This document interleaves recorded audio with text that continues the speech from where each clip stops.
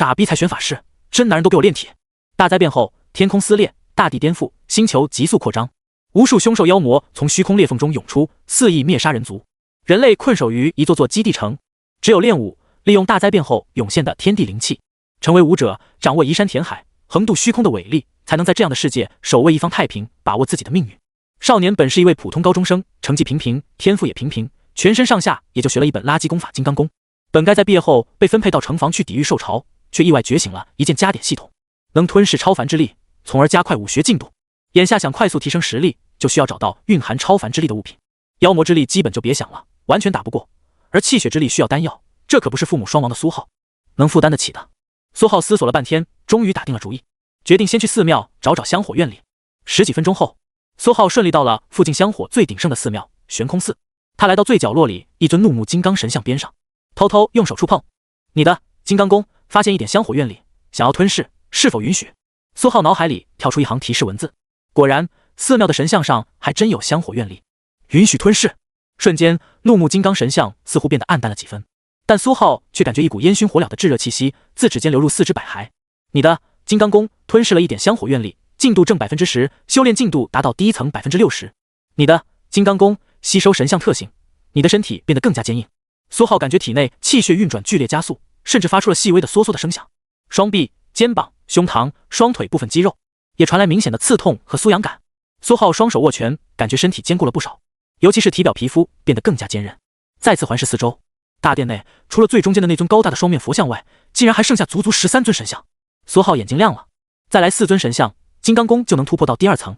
当即，苏浩不再犹豫，顺着寺庙内的人潮，用手从一尊尊神像上抚过。当抚到第4尊神像时，你的金刚功吞噬了一点香火愿力，进度正 10%， 修炼进度达到第1层 100%。 你的金刚功突破到了第2层。你的金刚功吸收神像特性，你的身体变得更加坚硬，你获得特性初级铜皮。苏浩只感觉浑身气血激荡，筋膜剧烈震颤，筋骨齐鸣，脑中种种修炼记忆出现，对金刚功的气血搬运、行进路线仿佛修炼了数年般熟悉。苏浩猛地睁开眼睛，双手握拳，一股强大的力量在身体内鼓荡，体表也变得更加坚固，气血运转之下，甚至隐隐有黄铜光泽，头顶甚至有白色蒸汽冒出。吞噬完接下来的几尊小佛像，金刚经第2层的进度已经来到 45%。 旋即，苏浩将目光投向不远处殿中央的巨大佛像，他故作淡定地走过来，乘着周围人多，伸手碰到了佛像的佛脚，一股烟熏火燎的热流立刻顺着手指流入四肢百骸，最后消失得无影无踪。无人注意的是，双面佛像低垂的双眸却在悄无声息间变得暗淡了几分。苏浩并没有选择当场突破，万一整出来个异象，可能就解释不清了。花了半小时回到家，来不及换鞋，苏浩就在心中一声低呼：系统，你的金刚功希望吸收香火愿力，是否允许？是。你的金刚功吞噬11点香火愿力，进度正 55%， 修炼进度达到第2层 100%。 你的金刚功突破到了第3层。你的金刚功吞噬4点香火愿力，进度正 8%， 修炼进度达到第3层 8%。 你的金刚功吸收双面佛像特性，你获得特性初级铁骨。刹那间，苏浩筋骨噼里啪啦一顿爆响，浑身力量大增，气血蒸腾之下，周身散发出淡淡的雾气环绕，又变强了。苏浩双手握拳，气血运转之下，体表淡淡的黄铜色光芒一闪即逝，骨骼也厚实了几分，隐隐有白铁光泽，浑身彪悍的气势简直不像一个炼体3层。明天要多跑几家寺庙，到了炼体3层，1点香火愿力只能提升2点进度，想突破到炼体4层还需要46点。苏浩换了鞋，走进房，坐在露着弹簧的沙发上，在心中暗自思量。至于学校，他不打算去了，直接旷课。时间飞逝，夜色渐浓，大环视空中渐渐回荡着粗粝的啼叫声，听着像一种乌鸦，但彪悍很多，不时还有凄厉的惨叫，伴随着湿沙袋从高处砸落在地上般的声音。苏浩充耳不闻，他正躲在被窝里，对着地图册确定明天要去的几个寺庙。没过多久，苏浩小区楼顶上也出现了武者与凶兽厮杀的声音。苏浩趴在床上，合上地图册，准备休息了。明天要去的地方有点多，刚闭上眼睛，突然，砰！窗外传来一声巨响，随后是万千碎片簌簌的溅射声。苏浩警觉，双眸如电，刹那间睁开，手臂肌肉用力，掀起被子猛地一甩。什么情况？凶兽袭击，武者窃贼！黑暗中，苏浩躲在床底，胸口略微起伏，微微皱眉，盯着窗户的方向。良久，一切平静。只见窗帘破碎，耷拉着，玻璃全部破裂，就连实心金属防盗窗也完全凹陷。一道巨大的黑影挂在上面，一动不动。黑影的部分肢体深入了屋子，点点类似硫酸滴落的声音砸落在下方的窗框上，滋滋作响。苏浩瞳孔一缩，这是凶兽。很快，透过破碎的窗户，楼顶天台传来声音：“二叔，我砍死了一只凶兽，但不小心砸到了别人家窗户。”听动静，家里好像没人。一道羞涩、有点不好意思的声音在夜空中响起，听音色似乎是个少年。没人那便无事了。一道略显沧桑的中年男子的声音缓缓响起，充斥着不以为意，随后更是直接道：“你刚才那刀，要是再干脆一点，直接就能砍死这头畜生，哪里还会纠斩这么长时间？引刀斩就是要果断，快如影，势如电，奔腾如雷。出手的时候，你要先微微抬肘。你看这凶兽上的刀痕，你这刀偏要直袭胸腹。”苏浩躲在床底，不敢动弹。楼顶天台上，略显沧桑的中年男子似乎正在指点刀法。没多久，楼板之上，两人纵身消失。苏浩依旧平躺在床底，呼吸绵长，若有若无。眼前一道半透明面板上，一行大字闪烁：“引刀斩，试图成为你的武功，是否允许？”苏浩眼中闪烁一道异色，盯着系统面板：“是，引刀斩经过允许，成为了你的武功，进度正1%，达到入门1%。顷刻间，一柄诡异的刀凭空出现在苏浩脑海，像是有人握着，微微一闪，便是两道黑影斩出，奇快无比。苏浩躺在床底，浑身气血凝聚，体表隐隐浮现一股锐利之气，木质床板瞬间出现数不清的细小刀痕。与此同时，脑海中一股修炼刀法的记忆涌现，右臂肌肉都微微紧实了几分，就像是练了很久的刀法一般。这就会了。苏浩目光闪烁，果断从床底翻出武功引刀斩，入门进度1%。但现在最要紧的不是这门武功，而是……苏浩悄无声息走到窗边，贴近那头凶兽尸体，这才是要紧之物。他可没忘记，凶兽的气血之力也在他武功吞噬吸收范围之列。适才只是黑影，苏浩看不真切，现在一靠近，就感觉一股蛮荒的暴力之气涌荡。眼前是一只浑身长满锐利羽毛的怪物，通体人形，背后两只漆黑羽翼缺了半只，露出丝丝怪异的肉丝仍在扭动。两根尖锐的利爪逆向折了一只，另一只透过窗户直直穿进房间内。一道硕大的刀痕从爪子根节处延伸到胸腹，看样子正是毙命于此。凶兽关节处不断落下点点血滴，砸在窗框上滋滋作响，甚至将窗框腐蚀大半。苏浩伸出一只手触碰到那只爪子：“你的引刀斩发现10点气血之力，想要吞噬，是否允许？”苏浩没有犹豫：“不允，暂存。哪有不提功法先练刀的？”顿时一股蛮横炙热的力量顺着指尖灌入体内，眼前的凶兽尸体则一点点松弛下来，富有光泽的漆黑羽翼变得暗淡，活像一只垂垂老矣的凶兽的尸体。虚空中，半透明面板上一行小字扭曲浮现：“待吸收气血之力10点，阴身女妖。”虚空中一块面板闪烁，苏浩在黑暗中默默注视。宿主苏浩，境界炼体3重，武功无，金刚功第3层，进度8%，引刀斩入门进度1%，特性初级铜皮，初级铁骨，待吸收气血之力10点，阴身女妖。忽略那条不断闪烁着的引刀斩，希望吸收气血之力的消息。苏浩将意念挪移到金刚功上，刚想着让这门功法吞噬气血之力，一道新的消息弹出：“你的金刚功察觉气血之力，阴身女妖与自身不符，不愿吞噬。”啥情况？咋还挑食？苏浩顿时皱眉，但思量了片刻，紧皱的眉头便放松了。他大概知道了，每种功法都有自己的特性。金刚功炼体，增强体魄、力气，吸收庄严佛像的香火愿力，能增加自身强度。阴身女妖却是毒属性的凶兽，这就没有必要了。炼体境，炼体就够了。你的引刀斩发现10点气血之力，想要吞噬，是否允许？引刀斩急不可耐的样子都刷屏了。你的引刀斩急不可耐的吞噬10点气血之力，阴身女妖进度达到入门100%。你的引刀斩突破到熟练1%。你的引刀斩吸收阴身女妖特性，你的速度反应更快了。脑海发来提示，刹那间，苏浩脑子里再次浮现那柄熟悉的刀，只不过这次刀身出现了几道怪异的黑色纹路，透着几分凶厉，看起来有点像是一只凶悍的凶兽。随后刀微微一闪，3道黑影同时斩出，空中裂开3道刀痕，隐秘、悄然、迅捷。同时脑中传来了一股记忆，是他多年苦练刀法的画面。熟练1%，一刀3影吗？苏浩若有所思，随后右手凝掌，对着身侧耷拉的窗帘猛地一扫，手掌古铜色一闪即逝，内里骨骼银白色微微闪烁，3道掌影直劈空气，声音却只有一股，如预料中的一般，指尖的指甲划过，窗帘悄然裂开4段，其中3段几乎同时向下坠落。按照引刀斩主动成为自己的武功后带来的记忆，这门刀法大致可以分为入门、熟练、精通、大成、圆满5个层次。入门可同时斩出2刀，熟练则是3刀，精通一瞬5刀，甚至能凝聚出属于刀法的初级特性。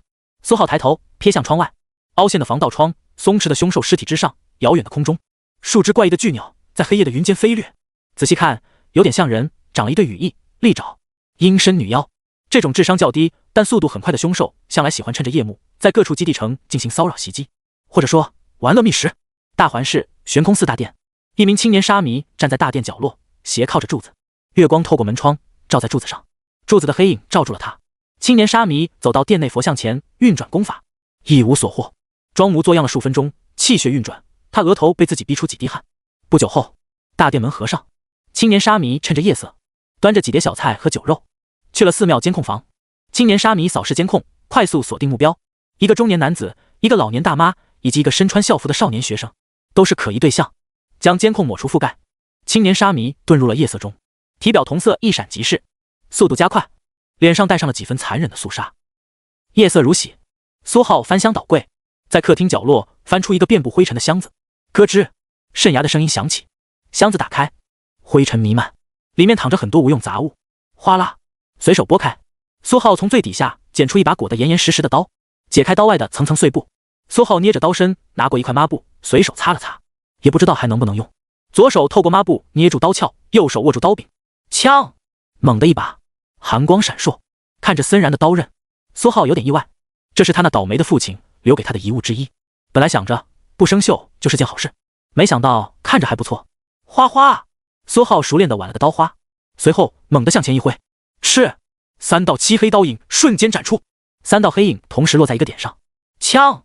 楼道上锁住通向楼顶天台门的锁链断裂，苏浩小心探出脑袋，楼顶上空无一人，先前那2人早已离去，而远处其他楼宇的顶上隐约能看见几个人影正在作战，甚至还能看见有人正踩着不同楼宇天台间彼此牢固钉着的钢绳在上面来回穿梭，看样子正是他们小区守备群的。果然，先前那2人不是我们小区的。苏浩四处瞥了瞥，只发现了3、4个人，整个小区的楼顶都没有中年男子和那少年的踪迹。苏浩向前走了几步，但没有太远离天台与楼道的大门，要是出现什么他对付不了的凶兽，离门近也能早点跑路。天台上夜风徐徐，苏浩微微仰头盯着漆黑天空，左手泛着瞳色捏着一块碎肉向上一抛，尚未下坠，右手持刀用力，刀背猛一拍，砰，血雾炸裂，血气弥漫，这是他从阴身女妖身上割下来的。这种嗜血的凶兽，就算是对自己同伴的尸体也趋之若鹜，毫无避讳。没多久，血气已经若有若无，一道微弱的破空声传来，一只阴身女妖似乎嗅到了什么，破开云层，快速向下飞掠。来了！苏浩目光如炬，右手捏紧刀柄。但对这种通体遍布漆黑羽翼的凶兽而言，黑夜是最好的掩护。对方有意隐藏，来回穿梭，他一时间甚至没有捕捉到阴身女妖的痕迹。尖锐的利爪距离苏浩越来越近，背后，苏浩察觉到寒意，体表瞳色闪烁，骨骼银白流转，手中钢刀瞬间向后一撩，赤，影刀斩，一条黑影划破夜空，风都被切断，近在咫尺。阴身女妖出现在背后空中，血红的眼珠闪烁着暴虐，体表散发蛮荒的凶戾之气，尖锐的利爪如钩，狠狠抓向钢刀，坚不可摧。他的利爪足以摧石毁铁，然后再捏碎眼前这个爬虫的脑袋，饱餐一顿。但刹那间，空中那条黑色刀影迸发，分出第2道刀影，避开尖锐利爪，如同黑色闪电在空中一划，直袭阴身女妖胸腹。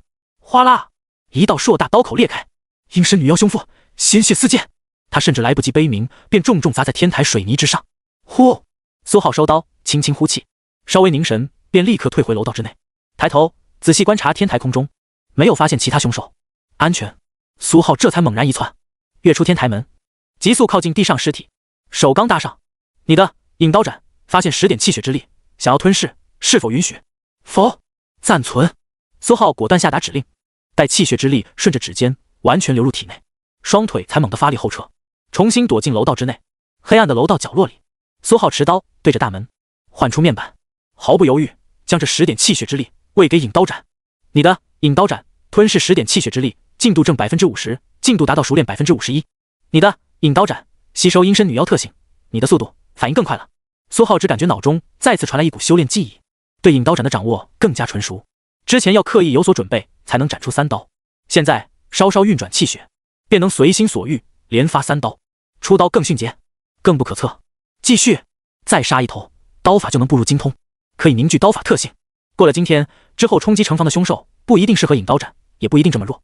阴身女妖算是刚好被他克制，弱点明显。苏浩双眸闪过寒光，果断再次越过大门，持刀准备下一次诱杀。嗖！苏浩猛地一跃，跳进楼道之内，双手一带，迅速合上天台钢铁大门。打！打！门外响起暴力的啼叫，随后是不耐烦的煽动羽翼的声音。呼！苏浩微微喘气，方才又杀了一头，但紧接着就有4头阴身女妖一同袭击，只要他一冒头，他们就会果断下扑，数次都是如此。打不过，还是暂避锋芒吧。用断裂的锁链系了个结，将门锁住。苏浩快步下楼，他的呼吸有点乱，额头浮出一层汗水，费了好大劲，来回试探好几次，才在4头凶兽的袭击下，将刚才新砍死的那头阴身女妖气血吸纳干净，着实有点累。返回家门前，苏浩检查了门把手上的头发丝，没有掉，稍稍安心，开门进入，握刀将家中仔细检查一遍，门窗紧锁，没有人，苏浩才算是初步放下戒心。刚才天台上那2个壁灯确实吓到他了，也算是给他提了个醒。身怀利器，杀心自起，这是危险的未来高武世界，不是那个打架都能上热搜的和平年代。有实力的人只要稍微动动恶念，就能阴死那些普通人。坐在沙发上，苏浩持刀默默饮水，眼睛却盯着虚空。一块面板浮现，引刀斩，熟练，进度 51%， 特性初级铁骨，初级铜皮，待吸收气血之力10点，阴身女妖。你的引刀斩。面板上消息闪烁，同意。苏浩心念一动，面板上消息跳出，字符扭曲变换。你的引刀斩吞噬10点气血之力，进度正 50%， 达到熟练 100%。 你的引刀斩突破到精通 1%。 你的引刀斩发生奇特变化，你获得了特性初级引斩。面板字符变化，一股记忆涌现。良久，黑暗中，苏浩睁开双眼，若有所思，从沙发缓缓站起，气血涌动，右手持刀轻挥，赤，刀身如同长出一对羽翼，速度奇快无比闪出。眨眼间，前方5个方位出现5道刀影。苏浩将刀收回到身侧，突然，嗤，空中5道刀影爆闪，寒意凛然。虽然隔了数米，但远处墙皮都隐隐被割开几道口子。不愧是超凡特性，锐利了很多，变化也多了很多。但是这招不能轻易使用，平时还是得靠刀。苏浩暗暗评估，凝聚这5道刀影，他体内气血陡然下降了2成半。不过现在天台那4头畜生应该挥刀可斩吧？苏浩心中喃喃，眼神闪烁寒光。方才他一瞬只能3刀，当然挡不住4头凶兽同时袭击。现在可不一样了。楼道口，天台门前，锁链被悄无声息解开，隔着门缝，苏浩持刀观察天台上那2具阴身女妖尸体，似乎刚刚被啃食干净，地上尚有血液缓缓侵蚀。至于方才袭击他的那4头凶兽，半点踪迹不见，显然已经飞走。苏浩想到了防盗窗上的尸体，或许可以再去割一块肉，引诱一波。嗖！破空声明显，一道黑影猛地出现在视野之内，从空中急速盘旋向下俯冲。随后只听砰的一声巨响，那道黑影似乎撞破了什么。苏浩只感觉脚下楼板都震颤了几下，谁运气这么不好，站在窗边被袭击了吗？苏浩心中下意识想到，但下一刻，那个方向，他脸色微变，似乎想到了什么。特么的，那尸体可还挂在窗边？那凶兽特么该不是冲我家里了吧？苏浩一个翻身，翻下楼梯，直奔自家房子。谁家这事也太倒霉了，凶兽都撞进去了。对面居民楼5层，一个少女穿着一件低胸背心，小心趴在单向玻璃的窗边，撩开一丝窗帘，望着对面6楼，一脸惊诧。对面6楼那户人家防盗窗出现一个硕大窟窿，窗户玻璃也被撞碎，完全不见，甚至窗沿下面的砖石都消失了很大一块，像被凶兽的利爪掀飞了般。谁家？你同学家呗？少女脑海突然响起一道慵懒的女声。少女并不觉得诧异，反而心中低语，疑惑问道：同学，你们班后排靠窗经常和你一班车，你还暗恋过的那个？慵懒的女生变得调笑起来。去死！我才没有。少女明白是谁，脸色微微发红，有点羞怒。也是一个炼体1层的废柴，你现在看不上很正常。少女无语，对这话没有回应，她双眸悠悠凝视对面窗户，默默在心中问道：前辈，你说这凶兽闯进去是不是很危险？怎么，身为班长的你，难道还想帮助同学打救元武者的电话不成？这钱你出了，可就买不起气血丹了。脑中慵懒的女人直接点破少女心思，并提醒道：3个月后高考，现在炼体3层，气血丹钱。少女，水清中学高3、2班班长林妙瞬间冷静下来。安啊，那小子实力平平，废成那个样子，没了就没了呗。你只要有实力，什么样的男人没有？再说凶兽都闯进去了，现在打救援电话也来不？那道女生先是不屑，然后劝慰，但话音未落，砰！对面6楼一道黑影以极快速度倒飞而出，像是被武装卡车全速撞飞。明显的气浪跟着黑影从残破窗户涌出，激起一阵激烈的风声。随后，那似乎是凶兽的黑影在空中划过曲线，重重的摔落在小区草地上，像是湿透的沙袋砸在地面，发出咚的一记闷声。看到这幅场景，林妙瞬间抬头，目光惊异盯着对面6楼窗户。夜色下，一个面容清冷的少年缓缓收腿，他站在残破的窗边，腰间按着钢刀，静静低头向下凝视。身上的白色校服外套拉链开着，正在微微的风中轻微鼓荡。林妙柔软双唇微微张开，显然十分诧异。他脑中那道声音也停滞了。说好的炼体1层的废柴呢？能一脚踹飞一只凶兽？嗖嗖嗖！林妙和他脑中声音还没回过神，空中穿梭出3道破空声，3只阴身女妖猛地扇动漆黑羽翼，双眼血红，狰狞向下猛扑，直直朝着对面6楼少年。我承认之前是我看走了眼，但这下这小子是真的要凉了。林妙脑子里的慵懒女声惋惜道。3只凶兽同时袭击，就算是炼体5层的武者也得凉。林妙脸色也变了，一双明眸阴了下去，死死盯着空中的阴身女妖。但面对这3只阴身女妖，窗边少年只是平静注视，右手拔刀，手腕拧转轻挥，嗤，3道刀影在空中划过，刹那间划破空气。噗噗噗，3只阴身女妖尚未飞近，胸腹处突然各自裂开一道硕大刀口，血液迸溅，他们血红的眼睛带着一抹茫然，羽翼无力，浑身发冷，重重坠落。前辈！林妙见状，阴下去的双眸瞬间懵了，下意识在心中低呼：拔刀瞬杀3只凶兽，这真是他同学？是那个自暴自弃，只有炼体1层，看起来很颓废，甚至白天早退的同学？学校精英班的学生都不一定有这种实力吧？林妙脑海中的慵懒女生则有点尴尬，又被打脸了，还这么快？面对林妙的疑问，他只好解释：确实是我又看走眼了，你这暗恋对象掌握了一门很强的刀法，至少练到了精通。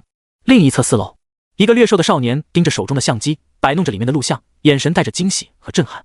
乖乖，我们水清中学居然有这种狠人，1刀3凶兽啊！他放大手中录像画面，夜色下，持刀少年穿着一身水清中学白色校服，脸庞略显模糊，但凶兽从天而降的嚣张，还有那一记潇洒无比的斩击，却拍得清清楚楚。很快，水清中学学校论坛上，一个带着视频的帖子发出：震惊！深夜少年与阴身女妖说不得的故事。步兵夜猫子显然不少，帖子下面瞬间就有回帖：膜拜大佬+1，拜魔老大+2，我纸都掏出来了，你就给我看这？怒！求个种子拜谢！我去，这刀真漂亮，这是精英班哪位大神？萌！经过本痴女鉴定，精英班没有这位帅逼，不然我肯定已经勾搭上了。好色！楼上的抠脚大汉别装了，上次你洗脚钱还没给呢。呕吐！厉害啊，这是哪位大佬？楼主，你以为你很火？其实这些回帖都是我一个人发的，不信你看楼下。楼主，你以为？没多久，帖子便被顶上学校论坛热门。在众多666和膜拜回帖里，不少精英班大神现身说法，表示查无此人。但这也激起了更多人的好奇，能杀凶兽还是1瞬3杀，至少也得炼体4层，稳进5大。这样的大佬前途光明，在学校不可能默默无名。视频越来越火，转发量惊人。夜渐深，窗帘被拉得严严实实，至少精通级别的武技啊！林妙一闭上眼，脑海中就不断回忆起那轻飘飘的一刀，十分难以相信。高中阶段，谁不是苦苦打熬体魄，增强气血？一门武技想要入门甚至熟练，至少得数年功夫。结果他平时不显山不漏水的同班同学，竟然将一门武技修炼到了精通，而精通武技没有足够的气血，根本施展不出来。也就是说，他这位深藏不露的同学的气血至少是炼体4层，一门精通武技，一身炼体4层气血，这样的实力何止能考上5大，就算那些重点高校都能去搏一搏。林妙儿思绪杂乱，情绪莫名，瘫在床上，无意识刷着手机，很快就刷到了这个帖子。看完视频，又扫了一遍评论区后，他微微蹙眉，犹豫了1、2，还是指尖轻敲，感觉和2班一个同学很像。没多久就有人回帖：2班最强的就是班长啊，才炼体3层，怎么可能是2班的？嫌弃。有没有可能楼上的说的其实是高2班或者高1、2班？水清中学教导主任休息室，一个中年男子捏着手机，仔细又看了一遍上面的视频，脸上露出惊叹。隔空刀影1瞬3杀，还藏着后手随时变化，这刀真漂亮。他双指放大屏幕，想看清到底是哪位同学，但手上老茧太厚，不是很流畅。他瞬间起身，打开电脑敲击键盘，又看了一遍视频，即使在电脑上放大了也看不清。在一片幽光中，中年男子利用后台权限查询到发帖人的信息，也不管是否深夜，一个电话就打了过去。住在太南路光华小区30号楼对面，中年男子挂断电话，打开地图和学校资料库，快速查询。高4、2班的宿号吗？数次测试都是炼体1层，吊车尾，开什么玩笑？这至少炼体4层啊！父母双亡还是意外？这特么鬼戏！哦，这就难怪藏得这么深了。中年男子觉得自己似乎明白了什么，眼中闪过金光。不行，得帮他遮掩一下。他果断利用自己是后台管理的身份，将视频分辨率调低，这下更看不清脸了。然后将所有可能泄露身份的帖子一条条删除屏蔽。您的回帖不存在。屏幕反光照在林妙精致的脸上，他点进自己的回帖，一脸懵逼。垃圾论坛又出 bug 了，他重新发了一条一模一样的。没多久，您的账号因涉嫌违规已被禁言。苏浩还不知道自己已经火了一把，视频也流传的越来越广，甚至还被好事者起了个外号三杀刀客。只不过暂时没什么人知道视频里的是他，因为视频实在太糊了，他也不关心这些。此时苏浩站在客厅角落，靠墙持刀，平静盯着虚空。一块面板之上字符闪烁，你的引刀斩吞噬45点气血之力，进度正 90%， 进度达到精通 91%。 你的引刀斩吸收阴身女妖特性，你的初级特性引斩更加结隐蔽。他刚下了烫楼，将尸体气血吸收了个干净，脑海中练刀的记忆再次涌出。他化作苦行刀客，森林沙漠夜以继日，寒暑不辍，只做一件事，斩击。到后面记忆中的他一刀斩出，刀影凝聚不散。足足3个呼吸后，隐藏的刀影才闪烁斩出，将一头路过的森林凶狼直接剖腹。苏浩睁开双眼，蓦然间似乎有刀光闪烁，显得格外锐利。只不过下一个刹那，他的眼神便恢复平静，心中喃喃：真不愧是引刀斩啊！刀影凝聚，藏于地面，几个呼吸后才爆发斩出。无论阴人还是正面对敌，都很强。只可惜气血不多，不能继续浪了。几番战斗下来，他的气血不足4层，精通级别的引刀斩发不出几刀，还是得稳字当头。苏浩摇了摇头，从冰箱翻出块过期的营养液，狠狠补充了一波能量，随后便靠坐在沙发上，将刀横在手边，闭眼开始休息。明天白天还得去寺庙薅一波香火愿力呢，毕竟金刚功才炼体3层，目前的实力全凭那2道来自神像的超凡特性。至于卧室，此时一片狼藉，肯定是睡不了了。床铺、柜子彻底散了架子，满地木屑，被子、床单全成了渣渣。今天只能在沙发将就，甚至还有很多凶兽血液侵蚀地面。好在2个守备群的武者远远看到了这边的动静，来过一趟，帮忙撒了防止凶兽血液继续侵蚀的粉末。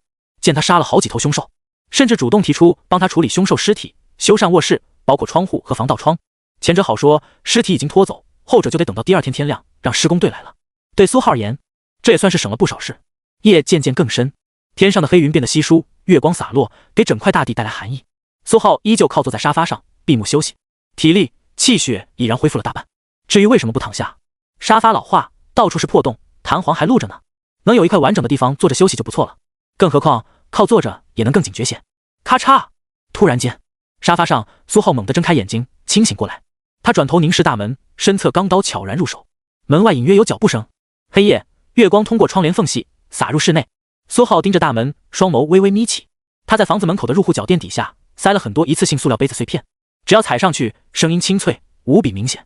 门口的人很明显没有注意，发出了声音。会是谁？苏浩心中快速思索，双脚已然从沙发滑落，轻轻踩在地板上。这个平行世界受会非凶兽威胁，楼层越高，房子越便宜，也越危险。他住的6层，只他一户，邻居早就搬走，白天都不会有任何陌生人出现，更何况大半夜。苏浩脑子里快速闪过很多念头，悄然警觉。就在这时，噗！一道轻微的声响，大门猫眼，一根尖锐的空心钢针轻轻穿透。苏浩微惊，下意识屏住呼吸，死死盯着大门。果然，就在下一刻，一股淡淡的白烟冒出。见状，苏浩眼底浮现一抹明显寒意，果然不是什么好东西，但实力肯定不怎么样，不然就直接打上门了，哪里还会用这种下三滥的手段？不知道是什么毒烟，先避一避。苏浩继续屏住呼吸，提着刀，脚下动作很轻微，一步步快速后退，很快就退入了卧室。没有关门，也关不上。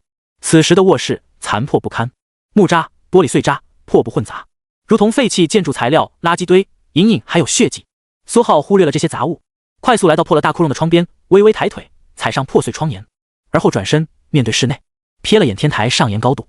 苏浩将刀柄咬在嘴里，双腿微曲，气血运转，用力猛地一跳，呼，身体腾空而起。苏浩双手稳稳扒住了天台上沿，顺势往上一拉，身体拧转，向右一摆，整个人便翻上了天台。落地动作很轻，几乎没有发出什么声音。苏浩第一时间右手持刀，抬头扫视夜空，没有引起凶兽注意，而后脚尖轻点，苏浩快速翻腾到天台与楼道大门前，熟练地用外套包着锁链，轻轻解开，然后果断躲进了黑暗的楼道之内。呼！苏浩目光悠悠，右手持刀，死死盯着楼道下方，心中快速计算，若那人没走，就肯定还在门前，等着毒烟扩散，实力不会很强，撑死炼体5层到炼体6层，炼体7层都能凝聚终极特性了。哪里还用顾忌他一个学生，还用毒烟这种手段？看看能不能凑近点，一刀劈死他！苏浩轻挪脚步，藏在黑暗中，一步一步小心下楼。很快，楼梯拐角处，苏浩悄然靠墙蹲下，手中钢刀藏在身后，避免刀身反光，双眼也微微眯起。随着视线下移，眼前楼梯下方尽头，一个身穿黑袍的人影正站在他家门前，手里捏着一根钢针，往里吹气。就瞥了一眼，苏浩便缓缓轻挪脚步，一点点回到楼道顶端。可惜再近可能被发现，但现在距离太远，刀影劈出去，杀伤全无。要是有门身法就好了，飞掠过去，一刀结束。不过也很好解决，等等就是了。苏浩站在楼道顶端，倚墙，双眸缓缓闭上，静静等了起来。10分钟后，咔嚓，楼下房子大门传来轻轻一声开锁的声响。唰，苏浩蓦然睁开双眼，看向天台大门，几乎与楼下同时，将门轻轻推开，瞥了眼天空，现在已经很晚，接近天亮，没有凶兽。几步走到天台边缘，斜坐上去。苏浩像是观赏楼下景色般，静静向下盯着。只有微微冷风过，吹皱了一身白色校服外套。正下方，楼下残破不堪的卧室，黑袍人静静站立，漆黑的衣袍上隐隐还能看见血迹。是跑了，还是被凶兽解决了？他扫视卧室，脸色似乎不是很好看，浑身气压低的可怕。他在地下市集上花了不少联邦币，才找到这3个人的信息，宰了俩，都不是。这第3个也是最可疑的那个，全不见了。那种悄无声息、没有痛苦、吸收香火愿力，还把香火之毒剔除得干干净净的手段，可能让他一步登天的手段，就这样没了。黑袍人眼睛低垂，眼底暴虐，但很快他就察觉到不对。地面血迹处隐隐撒了层驱兽粉，既能散发凶兽厌恶的味道，又能防止凶兽血液侵蚀建筑，而且并无人血和碎肉，说明那小子应该被武者救了。现在要么不在家，被安置走了，要么是发现了不对，从窗户跑了。黑袍人想到了门口的塑料碎片，眼神阴森起来，裹着一身黑袍，如同蝙蝠，几步走到窗边。其他窗门紧闭，要是真逃，也只可能从这里下去。黑袍人站在窗前，脑袋微微探出窗外，楼下防盗窗上看不出踩踏痕迹。那楼上，黑袍人微微侧头看向天台，是，噗，一道刀影悄无声息闪烁。黑袍人看见一具无头尸体，正缓缓向前栽倒。无头尸体裹着一身黑袍，是那么熟悉，又那么陌生。尸体之上的天台，一个穿着白色校服的少年，眼神平静，正缓缓收刀。这，黑袍人感觉整个大地急速上升，耳边风声呼啸，他似乎明白了什么，眼睛浮现出一抹恐惧。随后，咚的一声，眼前一黑，大地接住了他。几分钟后，苏浩站在窗边，将尸体随手丢出，又是熟悉的湿布袋落地的声音。不用毁尸灭迹，凶兽会解决的。尸体上没什么东西，只有一个录音笔。门外角落还找到了一个布袋，散开着，应该是这黑袍人带来的，避免妨碍行动，就丢那儿了。其实也没什么东西，只有几捆钱，大概5-6万联邦币，一个染血的玉牌，一面刻着5，另一面刻着大环，另外就是一根钢针，一盒毒烟散，一盒解药。现在东西都在客厅地上堆着。苏浩淡定地脱掉手套，换了一双，来到客厅，重新坐在了沙发上，手里捏着录音笔，稍微摆弄了会儿，里面似乎有一段已经录好的声音。播放，滋滋，录音笔声音缓缓响起。你打开了录音笔，那我果然死了。听到录音笔里的声音，苏浩眉头微皱，什么玩意？还提前录好了遗言？滋滋，录音笔里的声音不疾不徐地响起。许久后，苏浩面无表情，手指用力，咔嚓，录音笔重播的声音戛然而止。苏浩直接将其捏碎，真是个贱人，死了还不消停。他眼神阴了下去。苏浩没想到自己白天去悬空寺溜达了一圈，晚上寺庙的和尚就找上门来，死了还晓之以情，动之以理地威胁了他一把，让他3年之内杀死悬空寺一个所谓的恶贯满盈的戒律和尚，不然他白天在寺庙的监控录像就会被定时发送给那戒律和尚。当然不是没有好处，他能获得这黑袍和尚的遗产，包括对方修炼的功法舍利铜皮功，价值15万联邦币，还有一些钱和几颗香火愿力凝聚的舍利子。这些东西大部分都在一处银行保险柜，而保险柜钥匙和那所谓的舍利子就藏在毒烟的解药盒子里。苏浩手掌微翻，录音笔碎片簌簌洒落，还真是好手段，让自己2个仇人去对拼，死了哪个都是赚。以后要更小心点了。但这个世界的人都是怎么了？见缝插针，对资源、机缘的渴望这么重吗？发现一点可能就直接下手，毫不犹豫。我也只是摸了摸佛像，真是群疯子。苏浩起身，从厨房拿了一双筷子，眼睛盯着地上的解药盒子，咔，筷子轻轻一挑，盒子打开，在白色药粉中搅动了几下，很快，一把金属钥匙还有5颗圆滚滚的舍利子被夹了出来。隔着手套，苏浩拿过抹布擦了擦其中一颗舍利子，确定上面没有药粉，随后小心用手腕轻轻贴了一下。你的金刚功发现10点香火愿力，想要吞噬，是否允许？还真是香火愿力。苏浩心中低语，随后立刻做出选择，暂存。1分钟后，5颗舍利子原地碎成粉末。金刚功第3层进度 8%， 待吸收，香火愿力50点。金刚功又能突破了。苏浩盯着虚空中的数据面板，将50点香火愿力一次性丢给了金刚功。你的金刚功吞噬46点香火愿力，进度正 92%， 修炼进度达到第3层 100%。你的金刚功突破到了第4层。你的金刚功吞噬4点香火愿力，进度正 4%， 修炼进度达到第4层 4%。你的金刚功发生奇特变化，你获得了特性初级力量。呼！刹那间，苏浩浑身气血爆发，空气为之震颤，肌肉也剧烈抽搐，似乎在极快的重组变强。与此同时，脑海中凭空出现一尊佛像，眼睛低垂，体表却笼罩着一层血气，透着一股令人窒息的气势。在佛像出现的刹那，便是一股股修炼记忆涌出，让他对功法的掌握直接达到纯熟，境界也直接来到炼体4层。金刚功初级力量吗？苏浩缓缓睁眼，心中喃喃，双手握拳，微微用力，咯吱咯吱，力量增强数倍，浑身充满了力量，气血也猛增一大截。现在的他，光凭力量斩出的斩击都不逊色于先前引刀斩的刀影，战斗的持久度大幅度增强。那戒律和尚的实力在炼体7层上下，凝聚了特性终极铜皮，还会数种武技，不知道现在的我能不能斩了他。苏浩思索，初级力量、初级铁骨、初级铜皮，还有初级银斩。寻常炼体只有一种特性，它有4种，互相叠加之下，气血惊人。寻常的炼体6层都不一定有他的气血旺盛，但达到炼体7层，功法便能将初级特性提升至中级，实力再一次飙升。他现在胜过只有一种初级特性的炼体6层，肯定没有问题，甚至还很轻松。但是炼体7层就不一定了，还有3年呢。不着急，3年后说不定都真血了。苏浩看向地上刻了大环2字的玉佩，按照黑袍僧人录音所说，他有3个怀疑对象，其中2个被他弄死了。这块玉佩就是这2人其中之一的遗物，是大环武馆的信物，不记名，持有能获得加入大环武馆的资格，当然还需要进行考核。大环武馆和武道高校同级啊，甚至比普通的武道高校还好一点，不知道考核难不难。苏浩捡起玉佩在手中擦拭，心中颇为异动。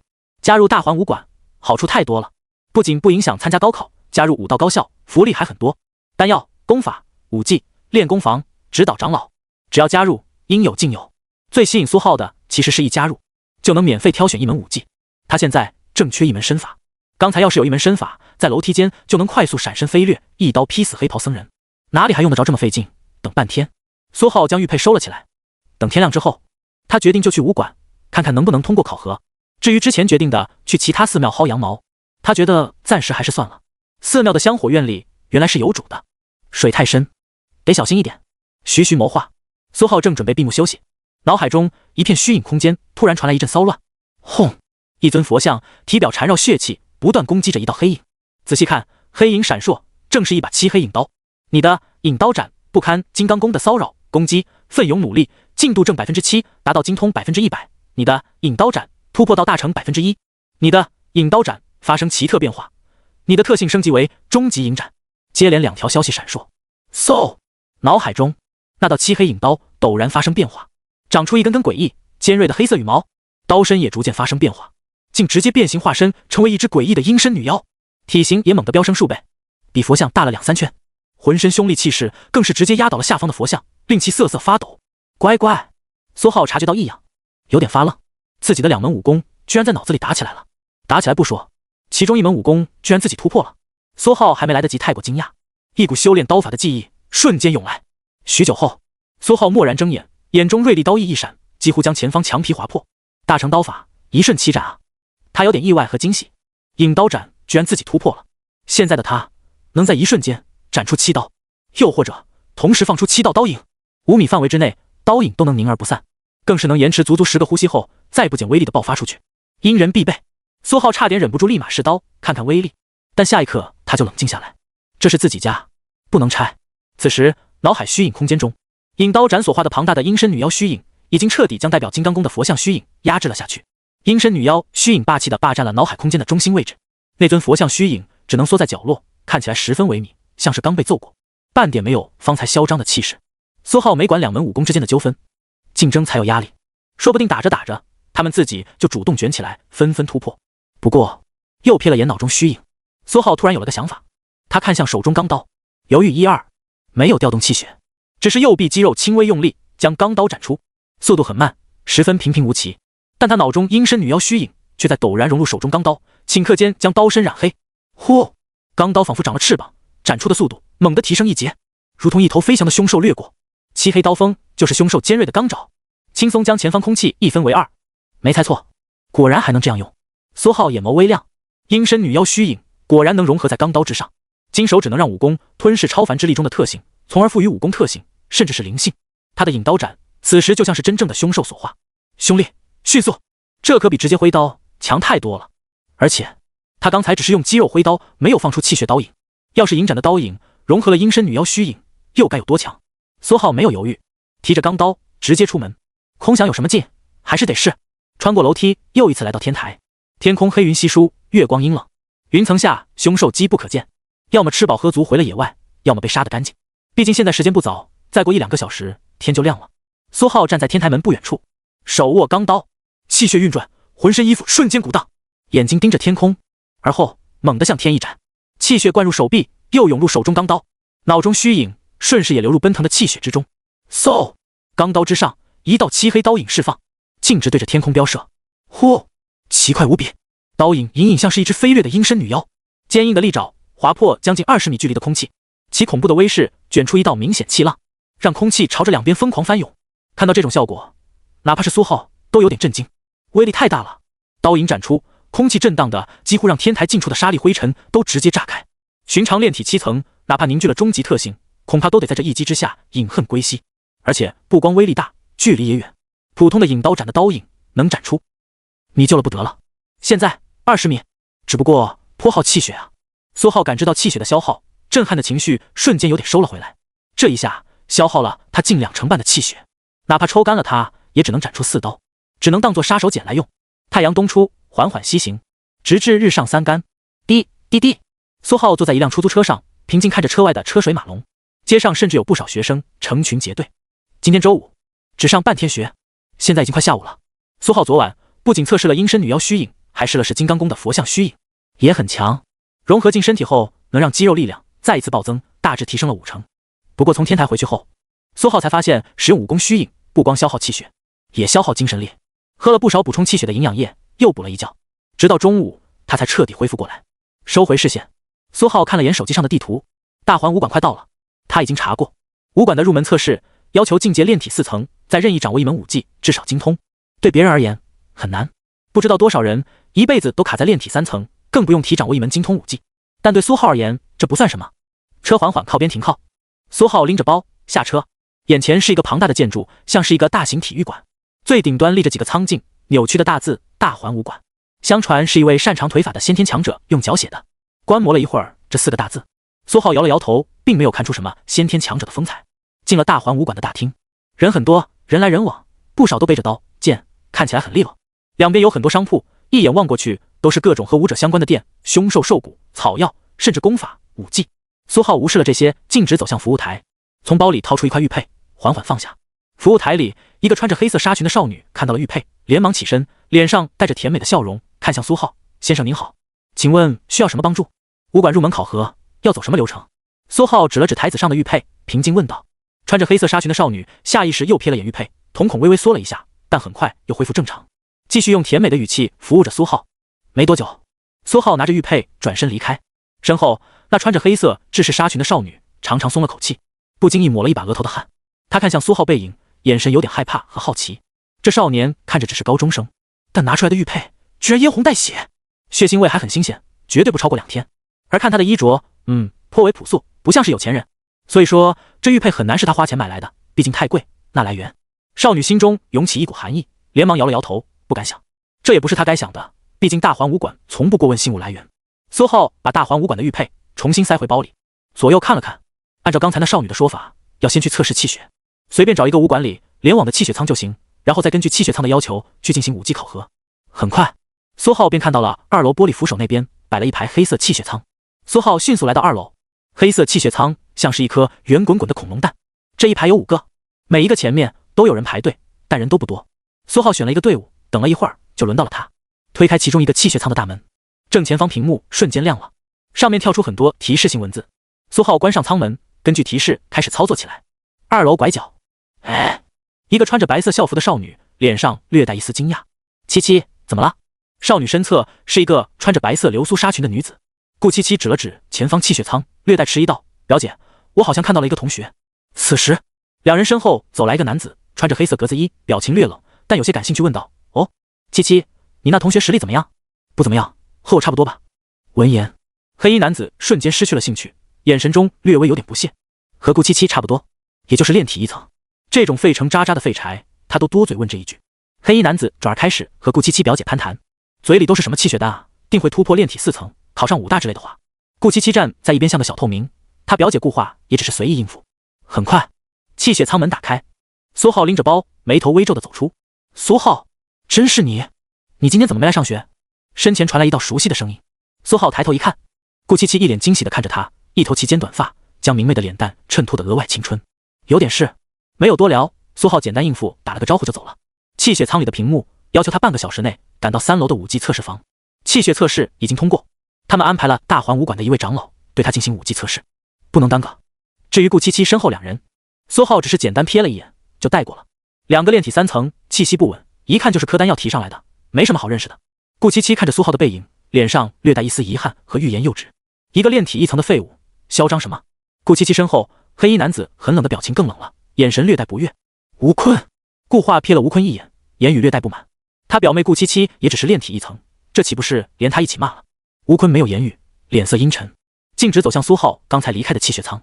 这一道刚好没人排队，他也要测试气血。他输在武馆有点关系，要是他的气血达标，今天就能成为大环武馆正式弟子的武童，这可是个好机会。但就是有点晦气，区区一个炼体1层也敢不把他放在眼里。要是在学校，他非得给那小子点颜色看看。舱门刚打开，里面的屏幕还没有按下去，几行大字正在屏幕上闪烁。吴坤下意识瞥了一眼，顿时整个人都懵了。苏浩，炼体5层初步测试通过，下一步请在半小时内前往3楼 S12室进行精通武技测试。注：引刀斩，刀法。炼体5层，精通武技测试，引刀斩。屏幕上的字消失得很快，只是眨眼的功夫，上面的字就没了。但吴坤依旧一副呆住的模样，眼睛死死盯着屏幕，看上去有点发愣。刚才那小子，那少年不，那大佬是炼体5层的强者，他是来参加大环武馆弟子考核的。我刚才是不是犯贱骂了他一句？吴坤整个人都傻了，额头流出汗水，他不会听到了吧？炼体4层之上，凝聚超凡特性，体魄惊人，堪比凶兽，更是耳聪目明，怎么可能没听到？吴坤彻底慌了。高3，炼体5层，疑似掌握精通武技，这哪里是他能得罪的？人家现在能一巴掌拍死他，以后能一巴掌拍死他全家。突然，爹！气血舱内传来刺耳声音，屏幕闪烁着一行字：请尽快选择测试内容，不要过多耽误时间。吴坤脸色一变，回过神来，快速点击屏幕，开始气血测试。半晌后，吴坤一脸难顶的表情走出气血舱。顾七七坐在一边玩手机，盯着手机的表情略有点奇怪。顾化看见吴坤脸色不对，起身好奇问道：怎么不顺利？吴坤抬头看了他一眼，没有说话，转过头对着一边的顾七七略带悲愤地问道：七七，你不是说你那同学修为和你一样？我刚才看见气血舱里显示他是炼体5层啊。哎，顾七七闻言也有点傻了，炼体5层？他第一时间就想反驳，自己3年的同桌是什么德行，他还不清楚吗？除了长得帅、特别帅、超级帅以外，其余简直一无是处，怎么可能有炼体5层的修为？但他又下意识瞥了眼手机上的屏幕，正是学校论坛上的一个视频，一个白衣少年一刀挥出，却斩出3道刀影，瞬杀3只凶兽。刚才就觉得有点眼熟，现在看，这好像就是苏浩啊！而且周围建筑也和他家那小区差不多。顾七七也有点不自信了，他递出手机，弱弱道：我也不知道，你们看看这个视频，上面这人和你们刚才看到的苏浩。没多久，看完视频，吴坤脸色更加灰白，一脸生无可恋。没错，就是他，一刀3影，甚至刀影飞出，这至少是精通层次的引刀斩。刚才那位大佬是来参加武馆入门考核的，武技考核的就是引刀斩啊！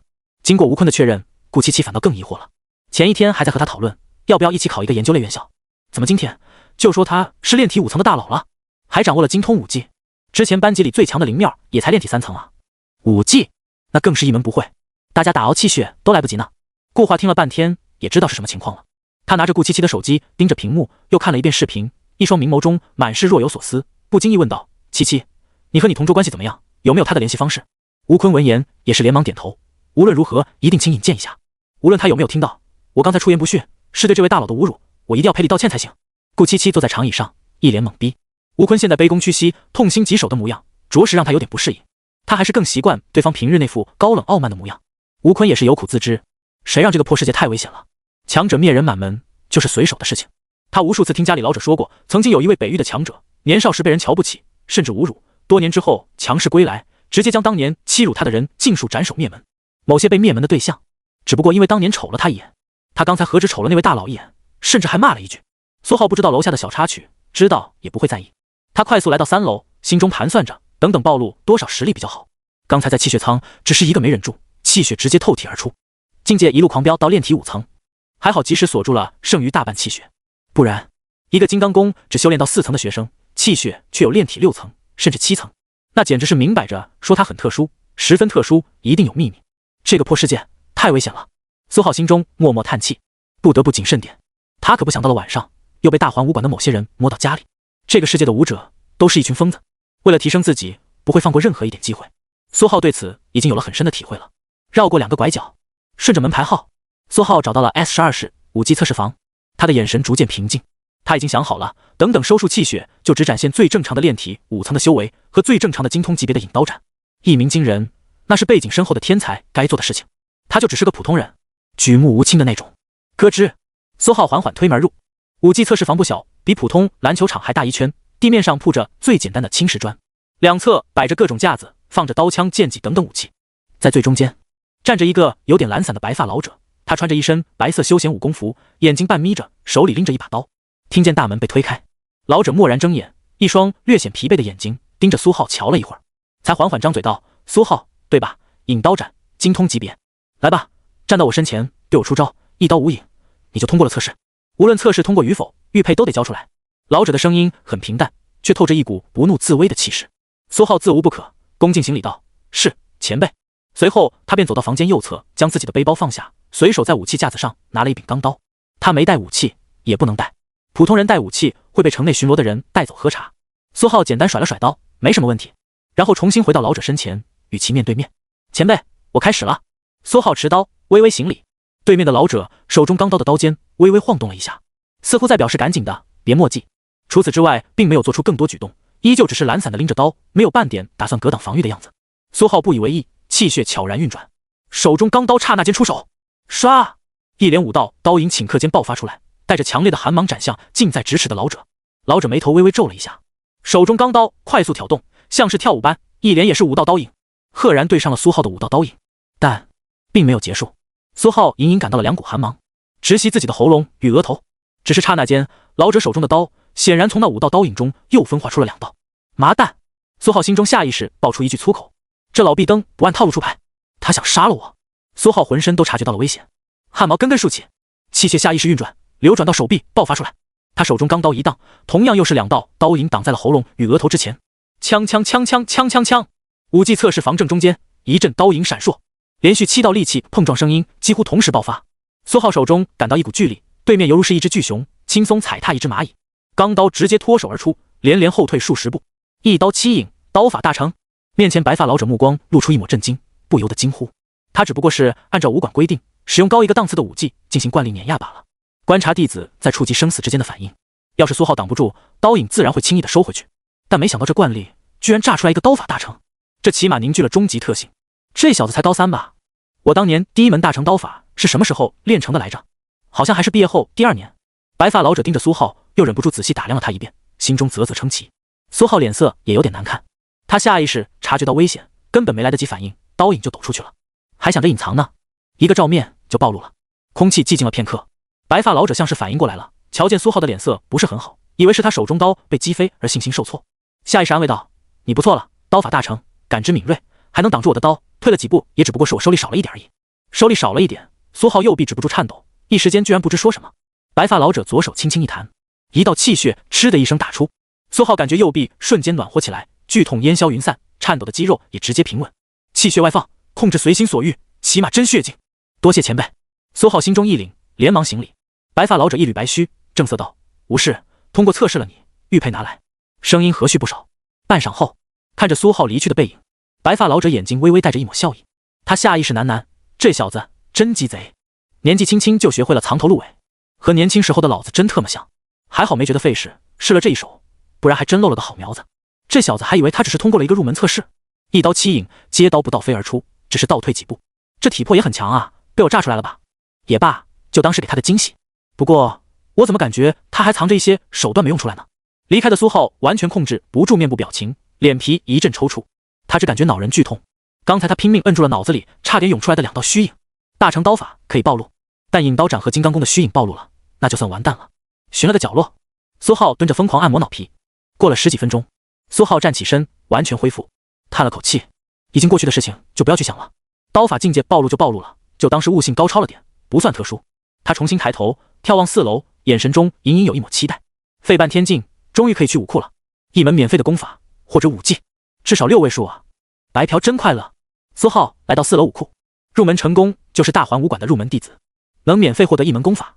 要不是为了这福利，他才不会没事干跑过来入个门。他早就想好了，选一门身法，或者说法。他现在只会站桩输出，面对能轻松秒杀的凶兽还好说，只要稍微棘手一点，恐怕就捉襟见肘了。不说逃跑，就算是偷袭，有一门身法也会更方便。推开武库大门，却是个小房间，只有一个长长的暗黑色柜台，后面躺着一个微胖的中年人，正自己摇着躺椅。他瞥了苏浩一眼，又瞥了一眼手里的平板，然后又瞥了苏浩一眼，这次眼神中带着一抹古怪。苏浩，对吧？中年男子悠悠道。苏浩照旧恭敬行礼，是前辈。这位身上气息内敛，也完全看不透，打不过还是礼貌点。你是来选功法的吧？我好像说了句废话。你是正式弟子，能任意挑选2门炼体境界的武技，多选一门10万联邦币，速选速归，不要太磨蹭。中年男子甩了甩手，边上的墙裂开了一道口子，一个圆形拱门出现。这一手让苏浩有点惊讶，刚想进去，但又有点犹豫，最终还是道：前辈，晚辈不是入门弟子，只能免费领取一门功法吗？中年男子打了个哈欠，把手上平板丢到一边道：苏浩，对吧？大成影刀斩凝聚终极特性就是正式弟子，想不通就别想了，选2门就完事了，进去，进去。苏浩突然感觉身后传来一股大力，整个人直接被丢进了圆形拱门。啪！中年微胖男子打了个响指，门户消失。他嘴角勾起，低声自语道：楚老头这是选了个好苗子啊，年纪轻轻将近炼体7层气血，大成刀法，影刀斩、霸刀斩、噬刀斩。楚老头的归元3刀斩，哦不，现在叫大环3刀斩，后继有人呀。苏浩一个踉跄，周遭环境完全变了。这是一间宽广的图书馆，摆满了书架。苏浩向身后看去，是一扇淡白色光门，看样子选好功法后要从这里回去。正式弟子2门功法，他在心中喃喃。大环武馆很简单，只分入门弟子、正式弟子、核心弟子。苏浩得到的玉佩能让他参加入门弟子考核，价值不菲。但天知道，他居然一步跨过入门，直接成为了正式弟子。这不是至少炼体7层之上，参加考核通过才能成为的吗？大成刀法凝聚终极特性就能成为正式弟子，还真是个意外之喜啊！苏浩又叹了口气。也罢，想不通就不想了，正式弟子就正式弟子吧，也只好先选个2门功法了。苏浩一副仿佛被坑了的表情，但片刻后就目光炯炯，直接闪身进入了一排排书架之中。武库里此时有不少人，同样也在挑选功法，不时脸上闪烁着纠结。苏浩看到了，一概躲开。身法一定要快，要有爆发力，最好还能方便吞噬气血提升，能不挑食最好。至于难不难学无所谓，反正功法能自己入门。很快苏浩便看到了一本7顺羚羊部。他没记错的话，大环市城外盛产凶兽黑血灵，这是一种闪烁极快的凶兽，要是升级起来肯定很方便，修炼难度也很高，领悟一瞬之意，气血运转，瞬间就能闪烁腾挪10数米，算是顶级的炼体境的步法了。步法就选它了。还有一门。过了足足半个小时，苏浩手里又捏着2本功法，有点犹豫。一门叫断玉白骨功，一门叫龙象拳。它身具初级铁骨、初级铜皮、初级力量3种特性。初级力量有金刚功这本功法，只要金刚功继续提升，初级力量迟早能变成终极力量。但铁骨和铜皮这2种特性，没有功法作为依托，连武功虚影都凝聚不出来，更不用说提升了。铜皮还好，他能修炼设立铜皮功，那黑袍和尚的功法现在就在银行保险柜，还没去拿。铁骨就麻烦了，现在有这门功法刚好。但是龙象拳也很重要，普通人在城内，尤其是白天不能携带武器，一旦被发现，护卫队、巡逻队的人就会来找麻烦，很麻烦。学一门拳法，以防万一很重要。大环市城外蛮象这种凶兽也很多，龙象拳刚猛无比，刚好合适。而且拳法迟早得学，要是只会刀法，哪天刀没了就危险了。但是选3门功法，可就得花钱自己买一门了，10万联邦币啊！苏浩有点肉疼，他背了个包，就是怕看到了心动的武功，要花钱买，里面正躺着6万联邦币，还带血呢。他卡里还有8万联邦币，是他不幸去世的父母留下的遗产，凑一凑也够。唉，算了，花钱就花钱吧。现在不花，以后也得花，大不了晚上去天台多晃悠晃悠，杀点凶兽卖钱，回回血。苏浩做好了决定，将三门功法拿好，打算快速回到那光门之前。再迟疑，他怕后悔，毕竟这可是10万联邦币，啥也不干，能够他吃吃喝喝好几年。大环武馆3楼一间练武房，一个白发老者快速批阅一张条子，就是这些东西，正式弟子该有的都得有。一个穿着一身灰衣少年端着一个长盘，上面放着一套黑色带银纹的黑袍，一个玉匣，一块玉牌。白发老者随手一弹，带有金色纹路的条子直接贴到了灰衣少年的衣襟上，这代表他在替长老做事，不得阻拦。好了，去吧，那小子在4楼武库。是。灰衣少年低头连忙称是，然后马上转身就跑。他一个炼体3层的武童，连入门弟子都不是，这些东西可是送给正式弟子的，要是耽搁了，惹得对方不快，轻易就得受罚，搞不好甚至会被开革出武馆。不过少年奔跑的时候，眼睛一直盯着盘子里的玉匣，不由得有点羡慕。这里面放着一颗高品气血丹，专供给正式弟子，要是给他，说不定就能直接成为炼体4层，不过也有可能承受不了药力，爆体而亡吧。少年连忙摇头，甩去这些不切实际的念头，直奔武库而去。苏浩从光门中穿过，在另一面却像是直接从墙面钻出来般。暗黑色柜台后面，中年微胖男子依旧躺在躺椅上，手里端着一个平板，看得津津有味。前辈，我选这3门功法。苏浩将3本册子拿出，正是龙象拳、断玉白骨功和七顺羚羊步。中年微胖男子头也不抬，懒洋洋道：多了一门，10万联邦币，现金还是刷卡？苏浩没有犹豫，从包里拿出6捆联邦币，放到柜台上，刚好6万。随后又掏出一张卡，但这次颇有些肉痛。没办法，卡里只有8万，现在一下子就要去掉一半。这还只是炼体境的武功，真血秘籍每一本都超过100万。不过也就是加入大环武馆了，没加入他连买武功的渠道都没有。武功交易向来被垄断的死死的。很快现金被收走，卡里也少了4万余额。苏浩手中的3本功法被对方用手轻轻扫过，变了一副模样，多了密密麻麻的字和图画。在武库中，这3本功法只有简略的介绍和大片空白。微微翻了一遍，龙象拳、断玉白骨功、七顺羚羊步，试图成为你的武功，是否允许？暂否。苏浩直接拒绝，修炼还是回家再说。他将武功收好，背着包向中年男子告辞后，便推开了武库大门。目的达到，是时候离开去银行了。银行保险柜里还藏着那黑袍和尚的遗产呢。但刚走出没多远，师兄，请稍等。一个灰袍少年急急忙忙端着一个托盘跑了过来。没多久，苏浩面无表情地将银丝黑袍、玉牌和玉匣塞进了包里。前2者是正式弟子身份证明，玉匣里则放着一颗圆滚滚的丹药。你的金刚功试图吞噬蛮象气血丹，是否允许？刚才只是打开玉匣看了一眼，就又是一条消息闪烁。暂否。没想到还能拿一枚气血丹，正式弟子福利果然不错。照例，苏浩选择暂居，无论提升武功还是修炼新的功法，最好是找个安静点的地方。苏浩不再逗留，快速下楼。武馆4楼，刚才那小子是不是换了3本功法？角落里2个穿着灰袍的彪悍壮汉靠着玻璃护栏，互相对视了一眼，眼神颇为异动。武库大门是玻璃，他们2个看得很清楚。不过刚才那武童好像给他送了一件黑袍啊，那他岂不是入门弟子？左边那个壮汉有点犹豫，但右边那个壮汉眼神则逐渐阴狠起来。力哥让我们在这里盯梢了1个多月，总得有点收获。再说力哥可是资深入门弟子，一个刚穿上黑袍的小子抢了也就抢了。阴狠壮汉眼睛里闪烁过一抹嫉妒，他都快30了，还是武童，一个乳臭未干的小子哪里来的资格穿黑袍？很快2人商定结束，快速电话通知了另一个入门弟子。只是可惜由于角度，这2人并没有看到黑袍上的银色丝线，但就算是他们看见了，也会以为是眼花了。入门弟子穿普通黑袍，正式弟子穿银丝黑袍，一个高中生，炼体7层，谁信？苏浩出了大环武馆，打了一辆车，没花多长时间就到了银行，很轻松从保险柜拿出了所有东西，一本舍利铜皮弓，还有3万多的联邦币，算是勉强回了一波血。然后便是重新打车回家。但刚上车，苏浩瞥了眼后视镜，眼底浮现了一抹冷色。没多久，车辆开到了小区楼下，苏浩背着包快速上楼，开门进入家中，枪直接抽出的沙发上的钢刀，而后转身，半点没有犹豫，重新出门。真不知道他们哪里来的胆子，2个炼体4层就敢来跟踪我。苏浩眼睛阴了下去，快速下楼梯。楼下另一辆车辆缓缓停下，2个壮汉颇为兴奋，打开车门准备下车。这小子警惕性真差，居然让他们跟到了家。但还没兴奋完，车门也没完全打开，嗖，2道漆黑刀影快速掠过，砰，尚未完全打开的车门突然往下一沉，直接坠落在了地上，断裂处笔直光滑，就像是光剑划过一般。什么情况？2个壮汉猛地一惊，下一刻便看到了一个少年握着一把钢刀缓缓逼近。2个壮汉看见苏浩，又瞥了眼断裂的车门，喉结下意识咕咚一下，脸色逐渐发白。他们哪里还不知道这是踢到铁板了。5米开外，刀影飞出，能切开车门，就连他们追随的资深黑袍弟子厉汉都做不到。不，应该说黑袍弟子里就没有能做到的，就是你们跟踪我。苏浩语气平静，却透着一股森寒。不，误会。副驾驶壮汉刚想狡辩，呼！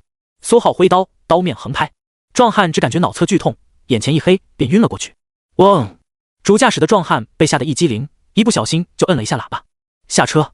苏浩盯着主驾驶壮汉，平静道。对方战战兢兢下了车，带着他跟我上楼。苏浩又道。主驾驶壮汉心脏一突，欲哭无泪。上去了，这还能活吗？这是要灭口啊！但他不敢拒绝，将晕倒的副驾驶壮汉背好，一步三颤的缓缓上楼。苏浩的刀尖就在后面指着。砰！房门关上。说吧，为什么跟踪我？一人依旧晕倒不醒，躺在地上，另一个壮汉蹲在角落里瑟瑟发抖，然后把前因后果一五一十讲了一遍。听完后，苏浩依旧面无表情，把他弄醒，指了指地上晕倒的壮汉。啪啪噗，几个耳刮子，再加上一碗凉水，地上那人缓缓醒了过来。呼！苏浩手中钢刀刀背再次横拍。砰！蹲在地上的壮汉脑侧遭到重击，眼前一黑，摔倒在地，也昏倒了过去。说说吧，为什么跟踪我？口供不一样会死人的。苏浩淡淡瞥了一眼刚醒过来的这个壮汉。没多久，苏浩钢刀再次挥出，啪的一声，声音清脆，好听就是好头。刚交代完口供的壮汉又一次沉沉睡了过去，甚至比之前睡得更沉。苏浩面无表情，这两人交代的内容差不多。一个叫厉汉的资深入门弟子想要收集功法，派了他的2个武童，也就是地上这俩，去武库门口盯梢。不长眼盯上了他，长得太嫩，就是容易受欺负啊。苏浩平静想到，最后瞥了眼地上晕倒的2人，他们得到的指示是能抢就抢，不能抢再通知厉汉。现在很显然是来不及通知了，不过他是乐于助人的，既然这2人来不及通知，那他来负责通知就好了，亲自上门的那种。苏浩眼中闪烁一抹寒光，不过还得等等。苏浩从包里掏出几本武功，随手一翻，七顺羚羊步、龙象拳、断玉白骨功、舍利铜皮功，试图成为你的武功，是否允许？是。唰！苏浩脑海中一门拳法一门步法的修炼记忆快速涌现。七顺羚羊步经过允许，成为了你的武功，进度正1%，达到入门1%。龙象拳经过允许，成为了你的武功，进度正1%，达到入门1%。断玉白骨功发现特性，初级铁骨，成功融合，进度正400%。你的断玉白骨功突破到了第4层，你的初级铁骨变更为初级玉骨。舍利铜皮功发现特性，初级铜皮，成功融合，进度正400%。你的舍利铜皮功突破到了第4层。与此同时，脑中虚影空间，一尊白玉骨骼虚影与一张铜皮虚影缓缓浮现。苏浩浑身气血瞬间雄厚不少，融合初级特性直接第4层了吗？倒是省下不少资源。接下来是气血丹了。刚打开玉匣，你的金刚功想要吞噬蛮象气血丹，是否允许？你的龙象拳想要吞噬蛮象气血丹，是否允许？一连2道消息闪烁。蛮象气血丹取自凶兽蛮象，这是一种刚猛力量狂暴的凶兽。金刚功的特性是力量，很适合这枚丹药，但龙象拳也适合。不过还是那句话，能提升功法，谁会去提升武技？本末颠倒。苏浩意念一动，便选择了让金刚功吞噬。呼！苏浩浑身气血再次炸裂，体表白雾弥漫，血气涌动。你的金刚功吞噬了蛮象气血丹，进度正50%，修炼进度达到第4层54%。你的金刚功吸收蛮象特性，你的金刚功进化为蛮象金刚功。脑海虚影空间中，那尊代表金刚功的佛像虚影剧烈震荡，随后缓缓变形，化作了一尊凶厉的蛮象佛像，浑身气势猛地提升了不止一筹。功法还能进化？苏浩睁开眼睛，略微有点惊异。金刚功运转路线变复杂不少，显然这门功法变得更加强悍了，就连虚影空间的虚影都发生了变化，明显变强不少。不过依旧避免不了挨揍。虚影空间中，蛮象佛像虚影联合舍利铜皮虚影、白玉骨骼虚影，想要镇压阴身女妖虚影。毕竟他们3个都是功法，还都是从寺庙佛像中获得的，同根同源，自然不服气一只凶兽虚影当老大。但阴身女妖虚影是终极特性，一瞬之间便能画出7道黑影，直接将3种功法虚影打得溃不成军。现在他们正缩在角落里瑟瑟发抖，真是又菜又爱玩。苏浩摇了摇头，没去管他们，他在思索丹药的事情。一枚蛮象气血丹居然让他功法进度提升了50%，要是再来一枚，岂不是能直接提升到第5层？苏浩有点异动，拿出手机快速查了一下，30万，真特么贵。苏浩瞬间不易动了，他现在就剩下7万多一点的联邦币，还得付5科高考的报名费2万联邦币，考上了以后还有学费，至少1万1年。唉，苏浩悠悠叹气，真特么穷。不过苏浩的视线突然重新落在了地上两个壮汉身上，他微微思索，他们俩再加上那个叫厉汉的，应该有不少联邦币吧。苏浩又重新异动了，现在事情都办完了，也是时候上门通知他们的老大了。不是要功法吗？他现在会的功法可不少，一门一门让他好好见识见识才对，毕竟都是大环武馆的好弟子，就得有爱。苏浩嘴角微微勾起，从包里掏出那件银丝黑袍，啪的一声轻轻抖了一下，然后直接套在了身上，黑色兜帽一戴，半张脸罩在了阴影里。特殊丝线编制，避温阻热，能防一定的切割，也能防止一些破人没事找他麻烦。他的脸确实太嫩了，一看就不强。踢了踢地上两人，把他们踹醒。走吧，带我去找那个叫厉汉的，都是大环武馆的弟子，他想要武功，我还能不给吗？地上两人一个哆嗦，连忙起身带路。他们低着脑袋，还有点昏昏沉沉，但不经意间瞥了一眼苏浩身上的袍子，浑身一颤，立刻清醒过来。银丝黑袍，你特么是炼体7层的正式弟子，我们俩武同，特么居然打劫到特么的正式弟子身上了。原本他们心中还有点嫉妒，这么年轻就是入门弟子，还这么强，甚至可能比厉汉还强一点。但现在他们才发现苏浩的实力完全超乎了他们的想象，这哪里是比厉汉强一点，是一点点。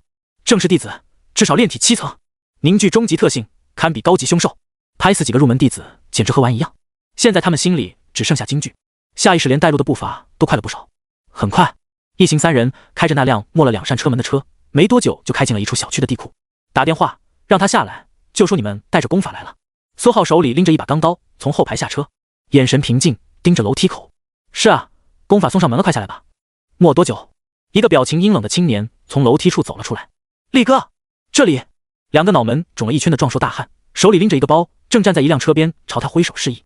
厉汉转头看了过去，立刻就注意到他们手里的包，眼底不由自主露出一抹兴奋，刚想迈步近前问问情况，砰一声闷响，厉汉只感觉后脑勺被重锤了一击。偷袭，陷阱。他脑子里闪过这个念头，眼底浮现出一抹不敢相信，随后眼前一黑，砰的一声倒了下去。苏浩收回右手，朝着侧面挪了一步，避免被砸到，还挺轻松。他的7顺羚羊步已经入门，气血微微运转，便能1步数米，而且脚步如同羚羊挂角，不着形迹，用来偷袭刚刚好。带上他上楼。苏浩瞥了眼不远处的2个壮汉，2人连忙上前搬运起地上的厉汉。他们此时已经彻底服了，让做什么就做什么，毕竟一个比你强的人还比你不要脸，你还能拿他怎么办？对付一个入门弟子还要偷袭？2个壮汉低着脑袋，不敢表达意见，快速搬运。不久后，一间2室1厅装修朴素的房子里，苏浩拎着刀站在门前，平静看着那俩壮汉在厉汉家里翻箱倒柜。很快，他的面前就堆起了20多万的联邦币现金，一些卡，还有3本武功秘籍。随手捡起功法看了看，一本金刚功，一本隔山拳，还有一本挪移镜。隔山拳、挪移镜，视图赞句。苏浩将功法收了起来，等等回去再学。本来他还想弄醒厉汉，拷问为什么要收集功法，说不定就是个机缘。现在是没那个兴趣了，因为那本挪移镜已经告诉他答案。挪移镜不是功法，也不是武技，而是一种运转气血的方式，讲究一个借力打力，硬算也能算是一种特殊的武技。仅仅入门之后，就能将敌人打过来的2成功力挪移掉，甚至直接反弹回去。只是想要入门，至少需要熟悉数种武技以及功法。由于擅长挪移气血劲力，除了拿来对敌，还能用来缓解功法突破时带来的气血压力，提高突破概率。苏浩平静瞥了眼地上的厉汉，炼体6层后期，真是想突破想疯了。跑到武库门口去打劫，没什么东西了，那走吧。那2个壮汉实在没有搜刮出更多东西，但又不敢停下来，将那些已经搜过的地方又重新翻了好几遍，就差没把墙给凿开。2个壮汉连忙点头，把地上的联邦币和功法包了起来，跟着苏浩离开。砰，门刚关上，地上的厉汉缓缓睁开眼睛，脸色极其难看。这2个该死的家伙居然背叛我！他的眼底浮现出一抹寒意。他早就醒了，眼睛只睁开了一刹，就吓得立刻闭上，强行装作昏迷的模样。没办法，他隐约看到了一件黑袍，缀着银丝，正是弟子。哪怕只是炼体7层，踩死他跟踩死蚂蚁没什么区别。难怪他都没有反应过来就被打晕了。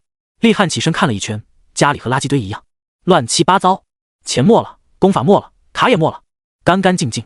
厉汉连忙拿出手机，将所有卡全部挂失。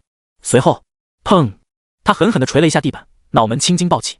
你们2个家伙，给我等着！要是那位正式弟子亲自搜他的钱，他也不能怎么样。但他让你们2个搜，你们还真敢搜得这么起劲，不会给我留点吗？车上，2个壮硕大汉下意识打了个寒战。没有车门，冷风呼呼往里灌。师兄，您接下来去哪里啊？主驾驶的壮汉战战兢兢道。去你们家。这2个壮汉是兄弟俩，一个叫庞大，一个叫庞二，住一起。不是很远。很快，一处略显破败的小区到了，三人快速上楼。又是两室一厅，装修依旧朴素。庞大和庞尔十分自觉地把家里现金都翻了出来，一共9万联邦币，甚至主动塞进了苏浩的包里。对武者而言，能存下联邦币是一件不可思议的事情。基本有钱都花了，买各种丹药、凶兽肉，提升实力。苏浩平静瞥了他们一眼，他们兄弟俩也眼巴巴地看着苏浩，表示没有了，真的没有了，所有现金都在这里了。至于功法，他们俩会的正是金刚功和格山拳，从厉汉那里已经得到了一份了。但苏浩并没有走的意思，反而走到沙发前坐了下去，随后掏出手机发了几个消息，给他们小区守备群的。家里一团糟，守备群那2人答应找人帮忙弄一下，钱从卖掉的阴身女妖尸体里扣，房门钥匙丢在门口垫子下面了。这2天苏浩不打算回去，让他们把房子弄好再说。然后就是回了回顾七七和班主任的消息。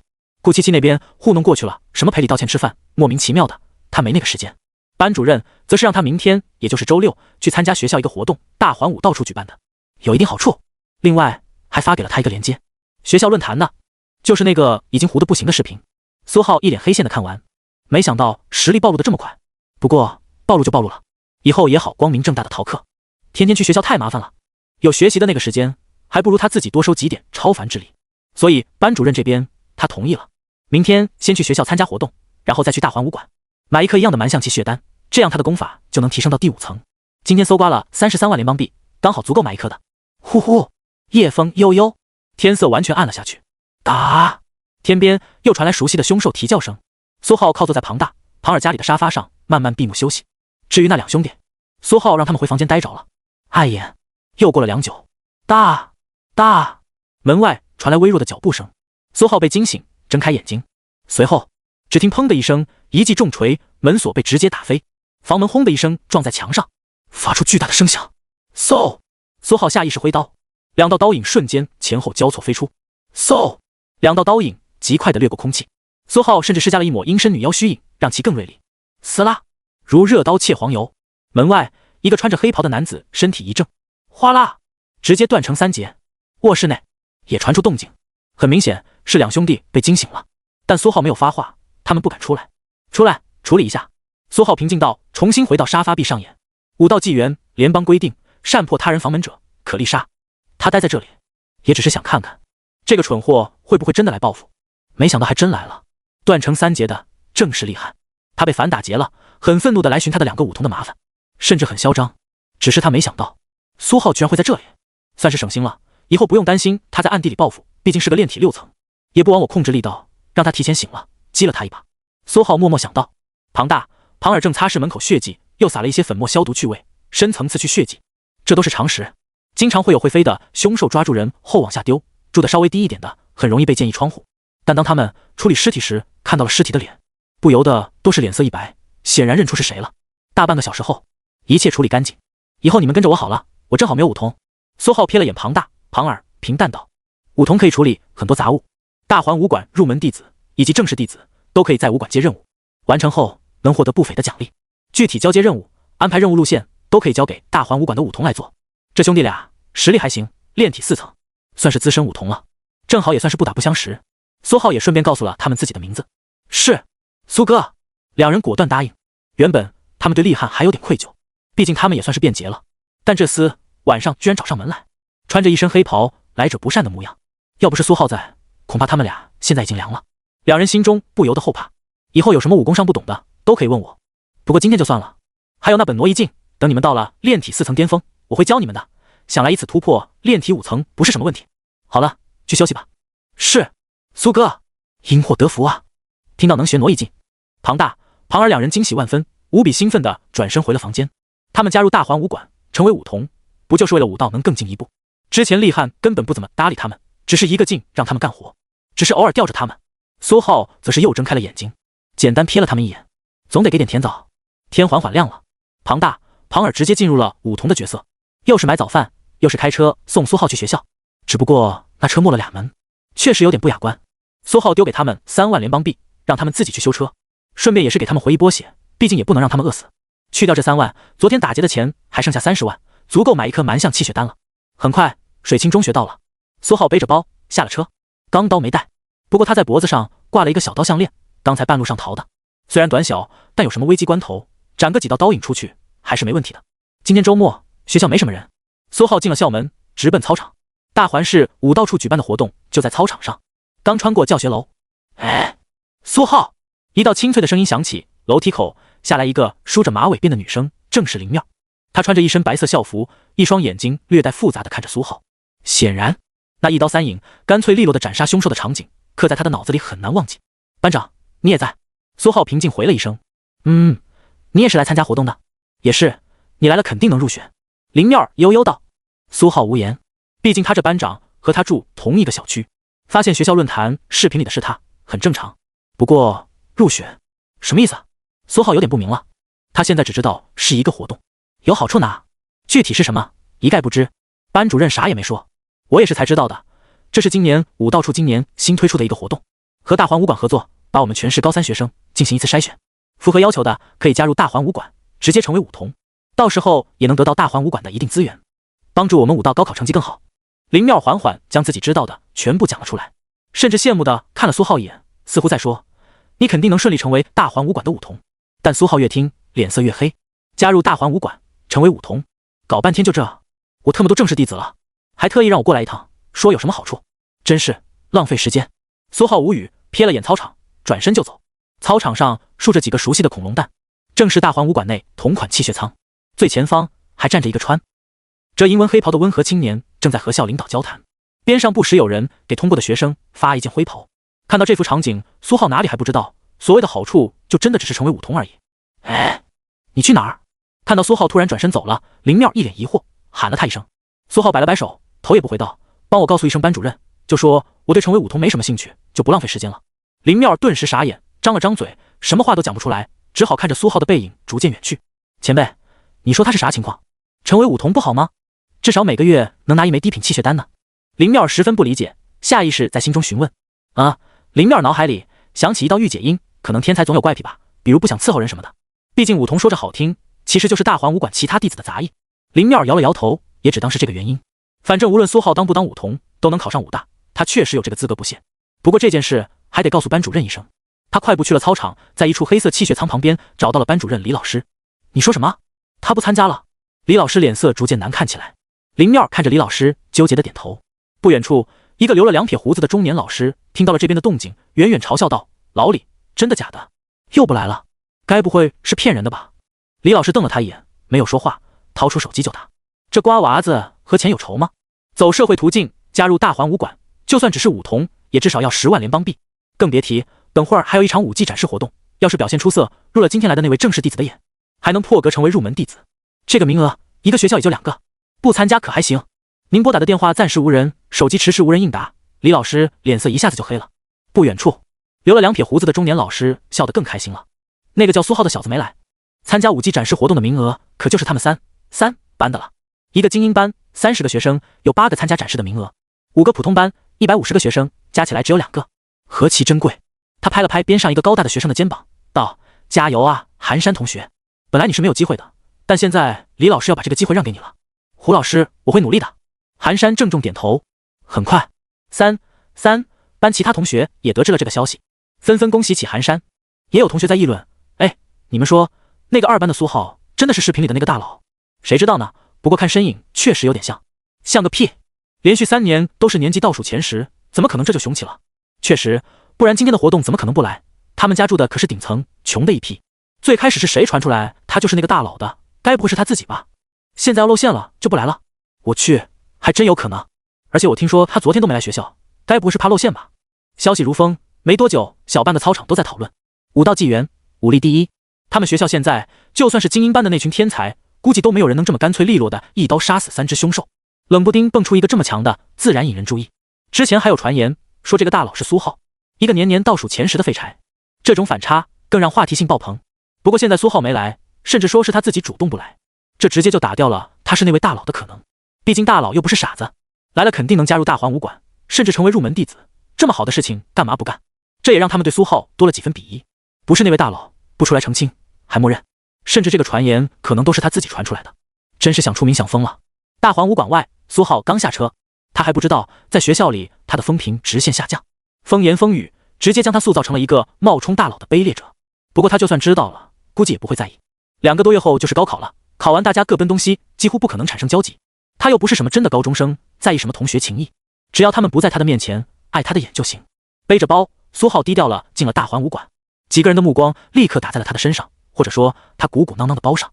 苏浩眼色微微冷了下去，直接找了个角落，从自己包里拽出来一件银纹黑色长袍，套了上去，兜帽也戴上了，半张脸立刻罩在了兜帽里面，让人看不清他的面貌。抖了抖黑袍，这下应该不会有人来找我麻烦了吧？苏浩心里喃喃，昨天换了3本武功都被人盯上，今天可是拿这么多的钱去换高品气血丹，武者都是一群疯子。要是他还是昨天那副高中小白脸的模样，说不定又会被跟踪，麻烦得很。苏浩缓缓迈步，直奔3楼，丹药兑换房在3楼角落。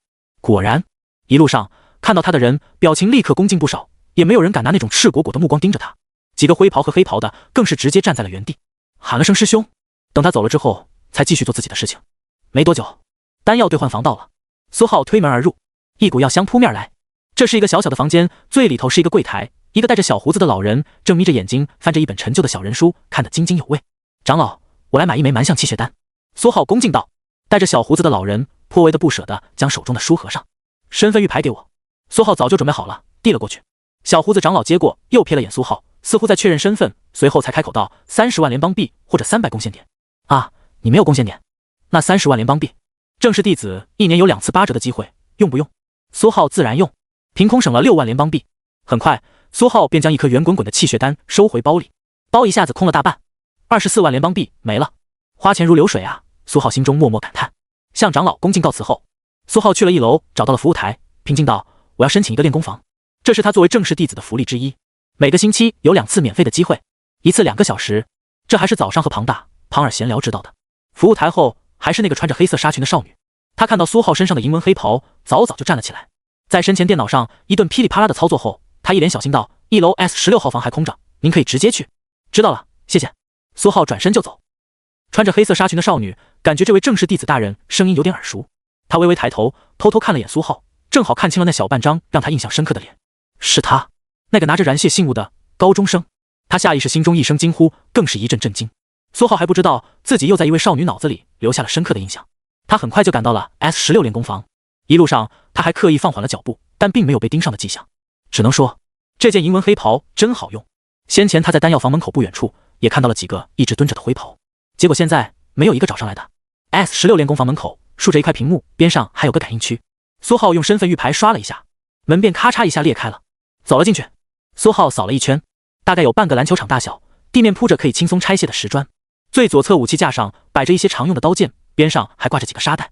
最右侧靠墙不远的地上放着一个蒲团，看着像是用来打作用的。最里面也是门正对的那面墙，则放着一块黑色石头，足足有书桌大小，上面刻着不少劈砍过的痕迹，都挺浅。这是用来测试破坏力的。苏浩先检查了下，练功房里没有摄像头，随后才从包里掏出丹药。你的蛮象金刚功，想要吞噬蛮象气血丹，是否允许？你的龙象拳，你的隔山拳，金刚功吞噬。苏浩果断下达指令。不久后，一道强烈的气血波动在练功房内鼓荡，甚至隐隐传出气血的轰鸣声。呼！苏浩睁开眼睛，长长吐出一口气，终于炼体5层了。系统，苏浩唤出系统面板。宿主苏浩，境界炼体5层。武功蛮象金刚功第5层，进度 4%。断玉白骨功第4层，进度 1%。舍利铜皮功第4层，进度 1%。引刀斩大成，进度 1%。七顺羚羊步入门 1%。龙象拳入门 1%。隔山拳入门 1%。挪移镜入门 1%。特性初级铜皮，初级玉骨，初级力量，中级银斩。苏浩瞥了眼面板，心中默默盘算，武道高考肯定是没问题了，就是不知道能考进什么学校。现在短板在身法，有机会得弄几头黑血灵，这好像和蛮象一样，都是炼体7层之上的高阶凶兽，要是能出城就好了。白骨功和铜皮功就不用着急了，先把资源集中交给金刚功，早一点突破到炼体7层，有多的资源再加强引刀斩和七顺羚羊步，最后提升挪移镜。苏浩盘算得很明白，加强优势，弥补劣势，不重要的一概不管，这样才能让实力以最快的速度狂飙。毕竟这种破世界确实危险了点，人类世界是个人就想着谋夺别人的机缘，城外又都是凶兽甚至妖魔，当然是越早成为强者越好。就是钱啊！苏浩微微皱眉，也没什么好的办法。他现在要是有钱买个几百颗气血丹，说不定直接就能成为真血，再一路飙升到先天。不知怎地，苏浩突然想到了悬空寺的戒律和尚，那个黑袍僧人和他有仇。让苏浩去弄死他，还给了他3年的时间。不知道这和尚有没有钱？苏浩思索，能让一个半夜打算夺人机缘的坏和尚，临死前都要设计阴一把的人物，怎么想也不可能是个好人。不是好人，掌握一定实力，那就意味着肯定有钱。苏浩依照经验做出推断，眼神逐渐闪烁寒光。有机会得去试一把，毕竟也算是个雷，早点爆掉早点算数。就是炼体7层的实力不好对付啊，要是能把实力再往上提一提就好了。炼体5层掉在半当中，不上不下的，做什么事情都没有底气。苏浩悠悠叹气，归根到底还是没钱，得想个办法搞钱了。大环武馆2楼任务厅，一群资深黑袍弟子人来人往，步履匆匆。那个任务不错呀，指点刀法，半小时3000联邦币。一个新的任务被挂在了墙上，几个黑袍弟子纷纷议论起来。是啊，钱虽然不多，但乐在轻松，金主满意，说不定还是长期。不过他要任意一门刀法精通啊。得，那我没戏了，我不会刀法。哈哈，我练的就是刀法。我去，快看，指点刀法，半小时3万联邦币。墙上又被挂上去一个新的任务。几个闲聊的黑袍直接懵逼，立刻看了过去。其他刚进入任务厅的人也被这个任务给吸引到了，钱多还轻松，半个小时完事。其他诛杀凶兽、守卫城防、捕捉黑武者的任务又累钱又少，还真是3万啊！我得辛苦半个月。别想了，人家要求至少刀法大成，除了那群内门的师兄，谁能做到？很快就有人泼凉水。正式弟子也被戏称内门弟子，算是大环武馆真正的自己人。他们这群刚刚入门的黑袍弟子待遇就差了不少，被戏称为外门弟子。还是看看那个3000的吧，只要求精通刀法，而且不限人数。话虽然是这样说，但那几个刚好会精通刀法，打算去报名的黑袍，心里还是酸溜溜的。差10倍啊！本来他们还觉得这个3000的不错了，3万的一出，甚至让他们产生了一种这3000不正也罢的错觉。人群中，一个灰袍端茶倒水，他也瞧见了墙上的任务，刀法精通3000联邦币。他长着一张和顾七七有几分相似的脸，正是顾华。凭借吴坤他叔的关系，他们2个用低品气血丹强行提升上来的半桶水，成功成为了灰袍5童。七七那个同桌貌似就会精通刀法来着，还听说他父母都没了，没什么钱。顾华在心里盘算着，或许可以把这个任务透露给他，好歹也算是卖个好。要是能借这个机会更深入认识一下就好了。想了想，顾华趁着空闲，立刻给顾七七发了消息：大环武馆练功房。苏浩刚准备走，结果看到了包里的手机呼吸灯在闪烁，有很多条未接电话提示。打开一看，基本全是班主任的，他甚至发了很多短信。苏浩扫了一遍，措辞颇为痛心疾首，指责他错失了天大的一个机会。他拿着手机叹了口气，李老师这也是用心良苦，确实走了也该和他讲一下的。苏浩拿出大环武馆的身份玉牌，拍了张照片给李老师发了过去，然后轻敲屏幕，稍稍解释了1、2。至于对方信不信，他就不管了。苏浩现在更感兴趣的是顾七七发来的一张照片，那是一面墙，最上面3个大字任务厅，下面是一行行小字，其中一行被红框圈了出来。任务厅指点刀法，要求刀法精通，半小时3000。那一天弄上10个小时，不就6万了？苏浩眼睛瞬间亮了。他本来打算等庞儿把车修好，再去任务厅逛逛，做任务也能方便点。没想到顾七七这边倒是先给了他一个惊喜，看来不用先等庞大他们了。苏浩二话不说，将东西塞到包里，裹好黑袍，直奔武馆的2楼。没多久，2楼任务厅，苏浩推门而入，略微扫视一圈，人很多，基本都穿着黑袍，并且行迹匆匆，只有少数聚在一起，三三两两的闲聊，但眼神无一不盯着任务墙，似乎在等合适的任务出现。但苏浩的出现让人员嘈杂的任务厅瞬间安静不少。一个个黑袍弟子看到他身上那件扎眼的银纹黑袍，眼神忌惮，不自觉将声音缩小了很多。几个刚刚交接完任务的黑袍更是下意识脸色微变，将什么东西塞到黑袍之内藏起来，连忙离去。大环武馆内部生态这么恶劣吗？苏浩心中无语，一个个见了他和见了强盗一样，没有管他们。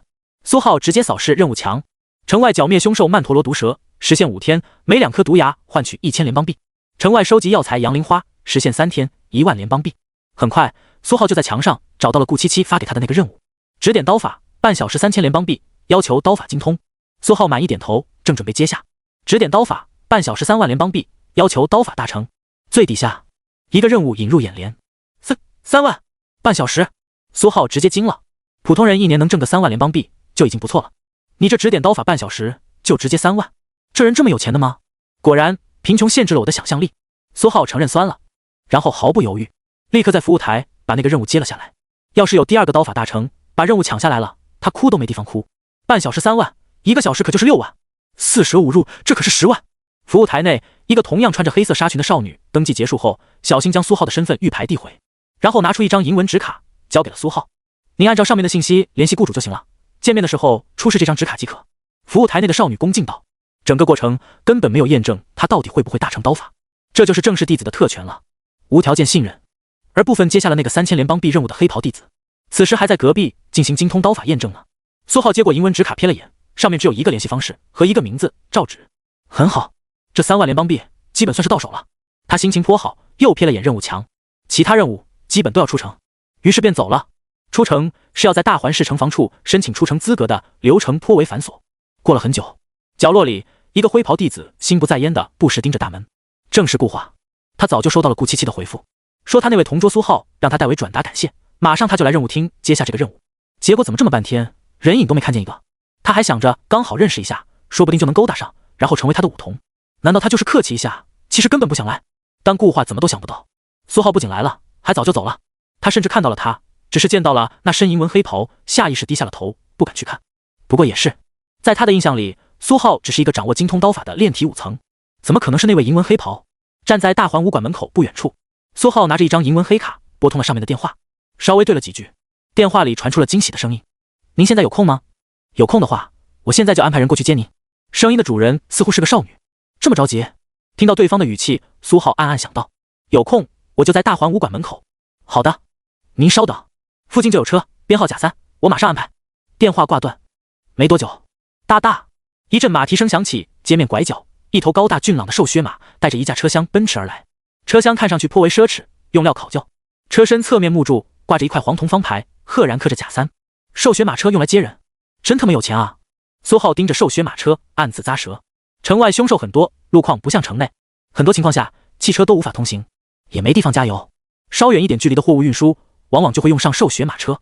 这种瘦血马带有凶兽血统，也算是凶兽的变种，只是性情温驯，实力不高，和炼体2、3层的武者差不多，价格死贵死贵，不是一般人养得起的。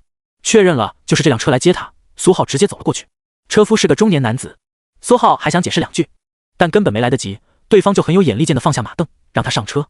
车厢内颇为奢华，坐垫都是凶兽皮做的，瘦血马的速度也很快，车厢窗户外的马路飞度倒退。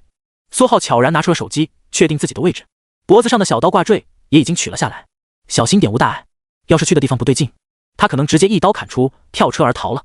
10几分钟后，马车缓缓在一家商会的偏门前面停了下来。苏浩瞥了眼地图，默默将小刀项链重新挂了回去。偏门不远处，此时正站着一个短发少女，她穿着一身白色练功服，身材修长挺拔，手里还拎着一把钢刀，一副翘首以盼的模样。苏浩透过车厢窗户瞥了一眼，短发少女容貌颇为俏丽，只是眉间隐隐有几分阴郁之色，破坏了几分美感。苏浩很快便下了瘦血马车，少女直接迎了过来。你好。苏浩拿出了那张银纹黑卡，递给了她，用来确认自己接了任务。你好，我是赵芷。赵芷看到卡片，立刻点头，而后转身邀请，我们先进去吧。两人走进偏门，里面是一间不大不小的演武厅，地面青砖铺成，四周摆了很多刀枪剑戟。赵芷站在演武厅中间停了下来，苏浩在路过武器架子时，随手拿了一把钢刀，掂了掂，重量和之前那把差不多，而后随手一挥，刷刷刷，连续7道刀影划破空气，寒芒四溢。赵芷下意识眨了下杏眼，刀锋凌冽，隔得很远，但依旧刮得他眼睛生疼。这就是大成刀法吗？他有点被惊到了，下意识喃喃，冷冷的刀锋甚至让他觉得他的刀根本不是其一合之敌。好了，别愣着了，愣着也算钱的，把你的刀法演示一遍我看看。苏浩懒得墨迹，任务很清楚，只点刀法半小时。好。赵芷握了握刀，感到了一丝压力。没多久，接连闪过数条消息。狂风快刀想要成为你的刀法，是否允许？你的狂风快刀在引刀斩的指点下，进度正110%，达到熟练10%。演武厅，眼前的少女依旧在施展一门刀法，刀光如风，极快无比，一刀接着一刀，连绵不绝，如同狂风呼啸一般。狂风快刀吗？也算是意外之喜。苏浩掌握了大成的引刀斩，和狂风快刀也有几分相似之处，那就是快，出刀都很快，所以这门刀法轻松就达到了熟练。不过毕竟是2门刀法，而且赵芷的刀法已经精通，他每一次出刀，刀锋都冒着一股刀光，他想要指点，那效果可能很有限，看来只能想办法让他自己触类旁通了。苏浩想到这里也不再墨迹，拎着刀直接一刀砍了过去。赵芷惊讶，有点猝不及防，但还是转换刀锋和苏浩对砍了起来。锵锵锵，一连数道金属碰撞声响起，赵芷顿时感到了沉重的压力。对练还在继续，每当赵芷累了想停下，苏浩就一道刀影打了过去，逼迫他进行防御。很快，在苏浩的大成引刀斩的压制下，赵芷的狂风快刀更加熟练了，刀光吞吐闪烁，变幻不定，有了显著长进。半个小时后，赵芷浑身都是汗珠，白色练功服几乎湿透，紧紧贴在身上，婀娜的身姿都隐隐可见。不过最惨的是他的右臂止不住的颤抖，他根本顶不住苏浩的刀。反观苏浩还是一副云淡风轻的模样。呼，赵芷深呼吸了好几口气，他看向苏浩的眼神有点复杂，敬佩、羡慕、感激，甚至可能有几分微弱的嫉妒。苏浩在对刀中，黑色兜帽早就被摘了下来，那是一张年轻到过分的脸，撑死高中生，真是变态啊！赵芷心中忍不住想，这么年轻，气血、武技怎么这么强？摇了摇头，赵芷甩去那些乱七八糟的想法，捋了捋因为汗水贴在脸颊的头发，他强撑着道：“今天多谢了，我大有收获，或许再来几次刀法就能突破了。您明天有空吗？”“有，休息好了通知我就是了。至于感谢就不必了。”苏浩平静道：“我收获也挺大的，更何况你还给钱。”赵芷自嘲笑了笑，并不当回事。他这刀法怎么可能给对方什么收获？虽然就差了一层境界，但苏浩今天打他就和打小孩子一样，几乎每一道随意的刀影，他都得全力连砍数道刀光才能勉强接下来。苏浩其实并没有骗人，他默默瞥了眼虚空中的提示：“你的狂风快刀经过长时间对练偷学，进度正 92%， 达到精通 2%。你的狂风快刀发生奇特变化，你获得了特性初级刀光。”他的引刀斩自然什么变化都没有，但是狂风快刀直接偷学到了精通，获得了一个新的刀法特性刀光。这也让他知道了自己的武功原来还能偷学别人的武功升级。要是赵芷的刀法真突破到了大成，指不定他的狂风快刀偷着偷着也偷成大成了。行了，那今天就先这样。好，我等会儿就让大环武馆那边进行任务结算。赵芷虽然疲惫，但也不墨迹，将刀丢到一边，然后朝着偏门外走去，边走边道：“我先去通知马车，让他们送您回去。”苏浩自无不可，跟在了后面。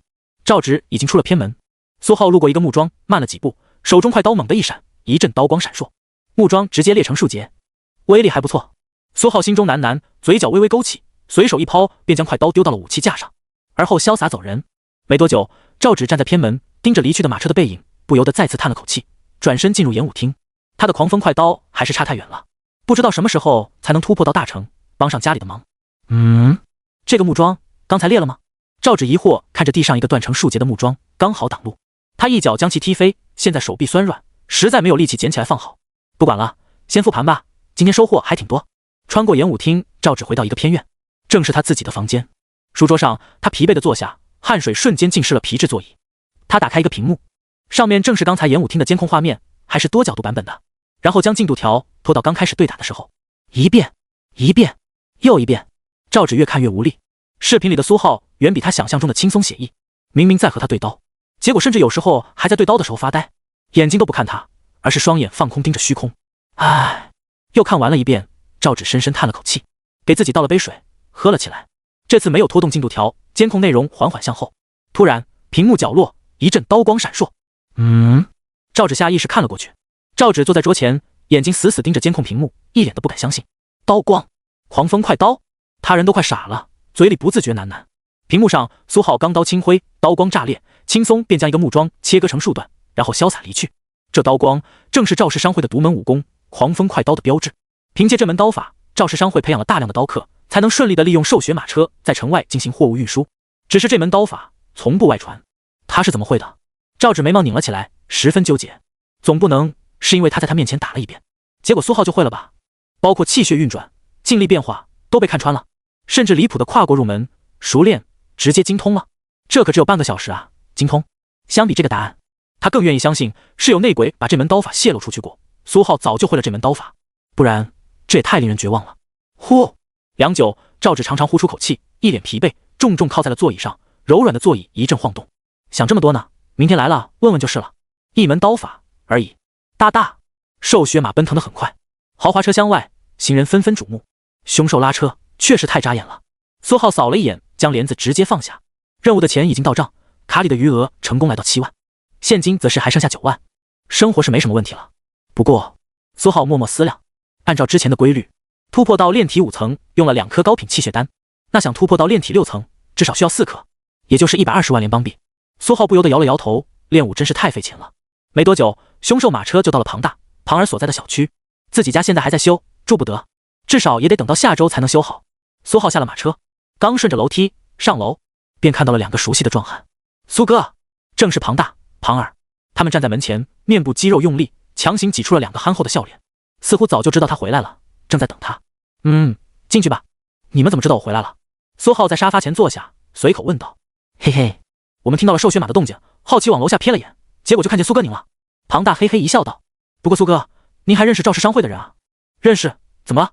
苏浩将黑袍兜帽放了下去。“没怎么，但您可得小心点，别被他们给忽悠了。”庞大似乎知道什么，但有点支支吾吾的。苏浩皱眉道：“有话直说。”庞尔瞥了眼他哥，接过话道：“我们也不知道什么，但是听说赵氏商会的生意出了点问题。”没多久，苏浩便了然了。赵氏家的商会主要做的就是往城外运送货物的生意，但是最近疑似被炼体7层之上的凶兽或者武者盯上了，往来的商队经常被袭击，那些没有炼体7层强者护送的队伍受损十分严重，数次被团灭，生意受到了很大的影响。他们商会炼体7层强者并不多，只有将近一小半的队伍能让炼体7层护航，剩下的大半就只有10几个炼体6层、5层组成护卫队，勉强护送货物，被炼体7层之上的敌人刻意针对，这就相当于几乎一半的生意受到了影响。如果不能及时解决，光签下订单的违约金就够他们吃一壶了。赵家老爷子没有出手吗？苏浩随口问道。赵家老爷子是炼体9层强者，一手狂风快刀几乎出神入化，实力很强。嘿嘿，这就是问题了。据说赵家老爷子暗中跟着护航了好几次，但是只要商队附近出现炼体7层之上的人，那个针对他们的强者就不出面了。现在赵氏商会正急得焦头烂额，这确实难办。要是搞不好，他们商会都能倒闭。苏浩心中默默道，这也难怪赵只要这么拼命，想要把刀法突破到大成了。一个炼体7层之上的敌人有奇特的探知能力，会刻意躲开同等级的对手，但若一个炼体6层巅峰掌握了大成刀法，凝聚了终极特性，还是能和对方碰上一碰的。运气好，说不定能趁着对方轻敌直接将其斩杀，但风险也很高，毕竟炼体6层催动大成刀法，气血很容易不够，不是所有人都像他一样变态，拥有3种初级特性，气血强到没边。懒得管赵氏商会的事情，又不给他钱，苏浩不再纠结这个问题，转而从包里掏出一本功法，挪一进，直接丢给庞大、庞尔，而后平静道：“这是答应你们的武功，先拿去自己练练，想入门还是有点难度的。”庞大、庞尔两人直接就呆住了，一脸的惊喜和意外。他们之前在厉汉那里磨了这么久，厉汉都不肯把这门武功透露出来，结果苏浩就这么简单的就交给他们了。苏浩淡淡瞥了他们眼，并没有给他们道谢的机会，挥了挥手，就把几乎欣喜若狂的两人赶进房了。这门武功修炼难度很高，至少也得见识过5、6种不同的武功，了解原理，才能勉强入门。这俩人想借助这门功法突破到炼体5层，讲句实话，说不定还不如自己修炼。苏浩摇了摇头。第二天早上，天刚亮，苏浩手里捏着一把钢刀，站在了楼顶，靠着墙闭目休息。你的龙象拳吸收了10点气血之力，进度正50%，进度达到熟练85%，还差一点，至少还得再杀一只才能突破到精通。不过或许也能去买点和龙象相关的凶兽肉。苏浩心中默默盘算着，昨天晚上他睡不着，便上了这边的天台，找机会引诱那些突破城防来劫掠的凶兽。阴身女妖没引到，但引来了2只亚龙怪鸟，一只大，一只小。这种凶兽的气血，其他武功都不喜欢，只有龙象拳很起劲。苏浩把钢刀握在左手，右臂按照龙象拳的发力，一拳打了出去。轰！一声气爆，黑袍猎猎作响，威力还行。苏浩默默评估，这拳法路数和隔山拳完全不一样。隔山拳讲究穿透劲，气血穿透到敌人内部造成伤害。龙象拳就是很直接、很刚猛，力量奇强无比的一门拳法，完全硬碰硬，一力降10会，无论是什么，不管内外，都直接砸烂。相比较而言，苏浩还是更喜欢这门拳法。他身具铜皮、玉骨、初级力量，这种硬碰硬的拳法很适合他，甚至能将其发挥出150%的威力。苏浩抖了抖身上的黑袍，在亚龙怪鸟的时候染了一身血，有点腻歪，不得劲。下楼，庞大、庞尔帮他准备好了干净的衣服，把脏衣服丢到洗衣机，简单冲洗，换了身衣服。苏浩头发还没擦干，便看到了手机上发来一条消息，是武馆任务厅的消息，说是昨天那个任务已经刷新，雇主指定他继续接下来，询问他是否愿意。苏浩自无不可，直接便同意了。没多久，楼下马车到了，还是那个沉默寡言的中年车夫。苏浩穿着一身简单的白色练功服，又一次上了这辆马车。小区里多了很多异样的目光，有的羡慕，有的惊讶，毕竟这只是普通居民小区，突然多了一辆凶兽豪车，自然吸引眼球。不过不少年长的老头老太太看到俊秀的苏浩上了马车，不由得指指点点，似乎在讲什么年纪轻轻就不检点，凭借一张脸自甘堕落之类的话题。这话被几个昨天晚上也在楼顶杀凶兽的人听到了，连忙吓得捂住了这几个老头老太太的嘴，脸差点都白了。他们心有余悸地瞥了眼逐渐开动的马车。苏浩昨天晚上当着他们几个的面，一刀就砍死了那头足有炼体6层实力的亚龙怪鸟。这样的强者要是发起威来，一个眼神就能蹬死这些气血衰败的老头老太太，可惹不得。苏浩自然没有听到这些乱七八糟的风言风语，车厢隔音还是很出色的。很快，熟悉的赵氏商会偏院门口，赵芷依旧站在门前不远处等他。进去吧。苏浩毫不客气，既然知道对方想要什么，那就没这么多客套的了，无非让他看到自己的刀法在他的帮助下有能突破的可能，然后就是源源不断的指导费。毕竟赵氏商行看着可就不行了，能好一点是一点。站在演武场中间，开始吧。苏浩从边上拿了一把钢刀，也不管赵芷有没有准备好，一刀就砍了过去。哎，赵芷猝不及防，只好提刀匆忙应对。本来他想问问狂风快刀的事情，都没来得及。锵锵锵，又是熟悉的打铁的声音。赵芷刀锋更加锐利敏锐，在苏浩刻意放水下，他的刀光甚至显得灵动了不少。又是半个小时后，赵芷的白色练功服又一次完全被汗水浸透，紧紧贴在了身上，汗珠甚至顺着锁骨往下淌，浑身都冒着一股热气。下，赵芷忍不住喘着粗气，勉强道：“不行，不行了。”苏浩收刀，他控制得很好，差不多半小时才让对方体力不支，刚好是一个结款周期，不浪费彼此时间。那今天就这样了。苏浩手中钢刀一甩，钢刀脱手而出，划破空气，直接穿进边上武器架上的一把空的刀鞘之中。等等，见到苏浩有要走的架势，赵芷连忙挽留道：“苏师兄要是无事，要不留下来吃顿饭？我下午应该就能恢复好，到时候再继续。”赵芷脸色有点不自然，他可比苏浩大，还大了2岁，结果不知道如何称呼，只好叫苏师兄了。不过从大环武馆论起来也没什么问题，他毕竟穿银纹黑袍，而自己只是个入门。苏浩平静瞥了赵芷一眼，思索了1、2。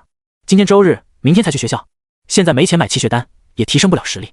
去大环武馆的任务厅接任务，基本又要出城。出城资格已经让庞大、庞尔帮忙弄了，估计还得等些天。现在确实没什么事情。想到这里，苏浩直接点头答应道：“确实没什么事情，那就下午再走吧。”听到苏浩答应，赵芷笑道：“那就多谢师兄赏脸了。”在苏浩的压力下，他感觉刀法进展得很快，说不定随时都能突破到大成，当然不肯随便就放他走了。两人朝着赵芷的偏院走了过去。这是一间4合院，颇为素雅，但一石一木看得出很考究，真是万恶的有钱人。苏浩心中默默道，他很不想承认自己酸了，但确实酸。他住的是破小区，结果人家住的是4合院，外面还有一座自己的演武厅。他还在为攒钱发愁，结果人家请自己过来，半个小时就得花3万，完全不能比。师兄可以随便逛逛，我先去稍微梳洗一下了，等会儿就安排人送餐过来。对了，师兄要去洗漱一下吗？我现在就安排。赵芷一身汗渍逐渐变干，衣服都贴在了身上，和紧身衣一样，倒是显得身材极为傲人。苏浩瞥了他一眼，道：“不用了，没出汗，你先去吧。”赵芷听了这话，不由得一滞，颇为无奈。他累个半死，觉得今天进步了，结果人家汗都没出，于是果断告辞跑路，洗漱去了。心累。偏院在外面，似乎是个雅致的花园。苏浩懒得在偏院里坐着，主要怕尴尬，人家水已经打开了，木质结构，隔音着实不怎么样。信步出了偏院，果然是个花园，其实俊木很多。苏浩在花园里随便找了个亭子，准备坐下。小花园的另一扇拱门，一头扎进来一个急匆匆的壮汉，浑身虬结的肌肉，脸上还有一道狰狞的伤疤，看着像是凶兽的爪痕。他发现走错，刚想退出去，结果看见了苏浩，瞅了一眼，毫不客气命令道：“哎，那小子，你们赵家的演武院在哪里？带我过去。”苏浩瞥了他一眼，炼体6层巅峰，气血还算旺盛，平静道：“不知道，没空。”听到苏浩平静的语气，刀疤壮汉眉毛顿时拧了起来，脸色直接阴了下去。但下一刻，他双眼仔细打量了下苏浩，眼中顿时带上了一丝忌惮。麻蛋，这个小白脸他看不透，难怪这么嚣张。不知道就不知道，神气什么？哼！刀疤壮汉丢下一句话，转身就走，小心围上，跑了再说。他活得久的秘籍之一就是跑得够快，及时退至众人身后。苏浩淡淡瞥了他一眼，内心毫无波澜。刀疤壮汉脚底抹油，朝着另一个方向溜了。运气很好，没多久就让他碰到了2个人，是2个马夫，正拎着筐夹杂了药草的草料，像是要去喂马。刀疤壮汉眯着眼睛打量了他们一眼，然后一把薅住他们2个的领子。演武院在哪儿？带我过去。2个马夫猝不及防，手一松，一筐价值不菲的草料撒了一地。在那边，我带你去就行。左边那个瘦小一点的马夫连忙道。另一个面容憨厚的马夫吓得脸都白了，瑟瑟发抖，还以为是偷草料被管事抓了。瘦小马夫给了另一个马夫一个眼神：“您这边请，演武院在更后面。”路上，刀疤壮汉不经意提了一嘴，问那瘦小马夫：“方才小花园那附近是什么地方？住着什么人？”瘦小马夫有点犹豫，但壮汉瞪了他一眼，颇为凶厉。他最终还是勉勉强强说了：“那是赵芷平时练武的院子，平时不让人靠近。”哦，赵家那个天才大小姐。刀疤壮汉很明显知道赵芷，然后他想到了什么，嘴角勾起一抹恶意：“我看到你们小姐院子附近有个鬼鬼祟祟的男的，感觉实力还不弱。”瘦小马夫顿时闭嘴，脸色有点黑了。这和他一个小小的马夫有什么关系？很快，2人在演武院前站立，里面传来一阵乒铃乓啷武器对撞的声音。刀疤壮汉咧着嘴拍了拍马夫的肩膀，意有所指道：“多谢了，我先参加你们赵氏商会的商队护卫选拔了，等下午见了赵会长，我会替你美言几句的。马夫脸色顿时更黑了。送走了刀疤壮汉，他在原地愣了半晌，恨恨瞪了眼刀疤壮汉离开的方向，还是一咬牙，一路小跑，就近找到了一位管事，把从壮汉那儿听到的消息进行了禀报。没多久，消息便传到了赵家三兄弟的耳朵里。赵氏商会最中间的一处院子侧边，一间书房里，3个中年男子正在翻阅一些文件，看上去脸色很差，颇为阴郁。大哥，不派人去侄儿那边去看看吗？赵家老二赵立不解问道。最中间的中年男子，赵氏商会的赵会长摇了摇头，那应该是侄儿请来的一个刀法师傅，据说是大环武馆的正式弟子，刀法大成。不过按照礼节，我们确实应该去见一见。二弟三弟，你们过去看看吧。赵立噌的一下站起，椅子猛地后退，龙行虎步般径直朝外走。行，大哥，我们先过去了。赵家老三赵丹揉了揉脑门，也把手里的文件放下跟了上去。很快，花园里，苏浩猛地抬头，花园侧门2个衣着光鲜的中年男子走了出来。赵丽盯着苏浩，眼睛下意识闪过一道异色，这小子好年轻，好强，他是炼体8层，都能在他身上感到了一丝受到威胁的气息。果然不愧是大环武馆的正式弟子吗？起初赵丹也只是平静地看着苏浩，但下一刻他的眼神就古怪起来，对着赵丽低声耳语了几句。赵丽脸色也微微变了，但很快就恢复了正常，脸上甚至挂上了热切，隔着老远就对苏浩热情道：你就是侄儿的朋友吧？我是他二叔，听说他找了个刀法大成的朋友来教他刀法，特意来看看，就是没想到居然这么年轻。苏浩早就站起身了，这2人气息深邃庞大，简直是他遇到过的最强者了，绝对在炼体7层之上。他甚至做好了一言不合就运转7顺羚羊不跑路的念头。过奖了。苏浩稍微拱手行了个5折礼，然后双方便有一句没一句的闲聊了起来，甚至互相商业吹捧。一会儿他们2人说苏浩英雄出少年，一会儿苏浩说赵氏商会真是深不可测，底蕴深厚。闲扯没太久，赵芷便洗漱完毕，换了一套黑色练功服找了过来。二叔、三叔，他进花园看见赵丽、赵丹，有点讶异。赵丹继续和苏浩商业互吹，赵丽挤步到了赵芷身边，低声和他聊了几句。之后没多久，2人就告辞了。花园里就剩下苏浩和赵芷2人。怎么？苏浩平静问道。赵芷一脸莫名其妙的表情，似乎有点疑惑。我二叔问我可不可以请你帮个忙。苏浩下意识就要拒绝，刚才这2人给他的印象不是很好，尤其是那一顿细节的变脸，他可看得真切得很。但他话到嘴边没说出来，便强忍了下去。毕竟赵氏商会财大气粗，看在钱的面子上，他愿意先听听。先说吧，什么忙？苏浩问道。赵芷看了苏浩一眼，便继续说了。我们家商会最近在招护卫，大概炼体6层，但这群人都是从社会上混来的，良莠不齐，有的甚至桀骜不驯。我二叔问我可不可以请你去打压一下他们的气焰，让他们知道人外有人，天外有天，也好收心好好干活。苏浩眉头微皱，做出犹豫的表情。其实他已经准备拒绝了，不为啥，就单纯觉得那2人不对劲，这事没这么简单。但赵芷又道，我二叔说请你出手，愿意出20万联邦币，是该死的大户人家。苏浩脸色平静，但心里却疯狂吐槽。好吧，他心动了。20万联邦币，足足大半颗气血丹。赵芷看出了苏浩拒绝的表情，毕竟高手也是有气度的，欺负一群炼体6层，你要是不愿意就什么时候？哎，苏浩心中叹气，要不是没钱，但很快他就恢复了心情，毕竟这可是20万联邦币，就对付几个炼体6层，几刀的事情而已，很划算，比指点赵芷刀法半个小时还轻松。管他们有什么打算，钱拿到手再说。更何况他还有脑子里的虚影，真爆发全力，赵芷这2位叔叔不一定够他砍的。没多久，午饭来了。苏浩和赵芷在院子里极为简单的对付了一顿。你的狂风快刀，吞噬5点气血，进度正10%，进度达到精通42%，吃下又一块封印凶兽的翅膀。苏浩狂风快刀的进度一路飙升。赵芷颇为震惊的看了眼苏浩，凶兽肉气血旺盛，常人吃几口就得运转功法，就算是他吃完一根翅膀也得缓缓，但苏浩就像是吃普通的烤肉一样，几口便没，丝毫不用停歇，就像是那些凶兽肉里不存在任何气血一样。他们家这是买到了假的凶兽肉，还是他长了一只饕餮的胃？苏浩脸色如常，每一口都味同嚼蜡，就像在吃木头。其实赵芷猜的没错，苏浩吃的每一口凶兽肉里面都不存在任何气血，都被武功提前吞噬了，着实难吃得很。很快简餐结束，苏浩的狂风快刀直接提升到了精通52%。脑中虚影空间，一只苍翠的风鹰凝聚，每一次穿梭都蕴藏着森寒的刀光，只不过一道刀影闪烁，直接将其打了一个趔趄。没多久，苍翠的风鹰变成了那只彪悍的阴身女妖的跟屁虫。休息了会儿，到了下午，赵芷自己的演武厅中，苏浩和他面对面站立。准备好了吗？苏浩平静道。准备。赵芷下意识回答。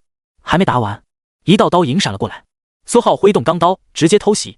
赵芷又一次猝不及防，勉强提刀，锵的一声，手臂剧痛。狂风暴雨般的半小时，苏浩毫不怜香惜玉，手中钢刀发出黑影，道道指向弱点，打得赵芷刀刃上的刀光一阵闪烁不定。呼哧呼哧，赵芷剧烈喘着粗气，浑身又一次湿透。黑色练功服浸透，紧贴在身上，倒是没有白色练功服那般暴露了。苏浩扫了几眼，确定他没力气了，便将刀收了回来，瞥了眼虚空，像是发呆。你的狂风快刀经过长时间偷学，进度正 43%， 进度达到精通 95%， 你感觉如何？苏浩平静问了声。他并不满意。狂风快刀偷学到了精通 95% 之后，进度就卡住了，就像是在赵芷身上学不到什么东西。他也发现了赵芷在后面10分钟根本没什么进步，或者说微乎其微。赵芷却十分满意，一张疲惫的俏脸上颇为高兴。很棒，他自己感觉就差最后一点点，他的狂风快刀就能突破到大成。棒就棒吧，苏浩默默想到。他越晚突破，自己能拿到的钱就越多。你二叔那边确定什么时候安排了吗？苏浩又问道。确定了，二叔说让你休息会儿，2个半小时后，就是1个小时后带人过来。你要觉得晚，也可以早点。赵芷从边上武器架子上拿过手机瞅了眼，很确定的道。那就早点吧。半个小时后，赵芷的演武厅出现了一群不速之客，一个凶厉的刀疤汉子，一个佝偻的老头子，一个阴质的青年，还有一个搔首弄姿穿着一身红色长袍的女人。哎呀，我还以为赵会长是找谁来挑战我们呢，原来是一个小孩子。穿着红色长袍的女人矫揉造作道。苏浩拎着钢刀，淡淡瞥了他一眼，有点姿色，但是不多；有点实力，但是也不多；有点深，有很多。不过苏浩对他并不感兴趣。又瞥了眼刀疤汉子，倒是碰到了个熟人，正是之前在花园里看到的那个。刀疤男子看到苏浩看他，脸色出现了一抹变化，悄悄往后退了退。阴质青年也有点不满，盯着苏浩冷冷道：听说你是大环武馆的高徒，但也没看出什么了不得的地方。苏浩不置可否。赵丽此时已经到了，他笑道：麻烦小友了。之后便退到了一边。赵丹和赵芷都在那边站着，密切关注着，尤其是赵丹，一双眼睛紧紧盯着。阴质青年一步上前：我先来，抢先要和苏浩交手。赵丽之前和他们说好了，谁赢了眼前这个小白脸，直接给20万联邦币。他们加入赵氏商会，不就是为了钱？要是被别人抢先就不好了。他忌惮地向身后扫了一眼，无论是刀疤大汉，还是这个佝偻的老人，都不弱。虽然只有炼体6层巅峰，但凭借某些特殊手段，都能勉强发挥炼体7层战力。可不能让他们抢先了。阴质青年拎着一把钢刀，正对苏浩一拱手道：冷风武器刀，请赐教。苏浩武器。苏浩同样还礼，但还没结束。嘿嘿。冷风嘴角咧开，手中钢刀猛地出手，一道锐利刀光直面袭来。偷袭！赵芷一声惊呼，身边的赵丹和赵丽则眼睛微微眯了起来。蠢货！刀疤壮汉死死盯着苏浩，默默又退后了一步。红袍女人打了个哈欠，看起来漫不经心，但眼神也密切关注。只有佝偻的老人拄着一根拐杖，左顾右盼的。苏浩感受到刀光，毫不意外，面无表情，手一抖，噌的一声，刀身横扫。吃，5道刀影同时出现。枪！冷风的刀光被一道刀影砍中，发出一道脆鸣，接着又是一道刀影，砍在了同样的位置，连续5道刀影密集的砍在了同一道刀光之上。冷风只感觉自己手臂传来一阵又一阵的剧力，一切发生在刹那之间，他甚至来不及反应。他的脸色变了，有点后悔，不该看面前这小白脸长得嫩就轻视他，但已经来不及后悔了。空中刀影又分出一道，锵的一声，冷风手中钢刀直接脱手而出，发出巨大的震动声，然后又是一道刀影，呼的一声横拍扇在了他的脸上。砰！他的身体直接倒飞出去，重重摔在地上，激起一阵灰尘。静！演武厅瞬间安静，落针可闻。刀疤壮汉瞳孔微微一缩，特么的，大成刀法！还好刚才没有惹事。他心里不由得闪过一抹侥幸，后背被吓得出了一层冷汗，下意识又后退了2步，彻底退至众人身后，几乎都要退出了演武厅。这刀法！红袍女人眼中浮现出一抹忌惮，这小白脸有点东西啊。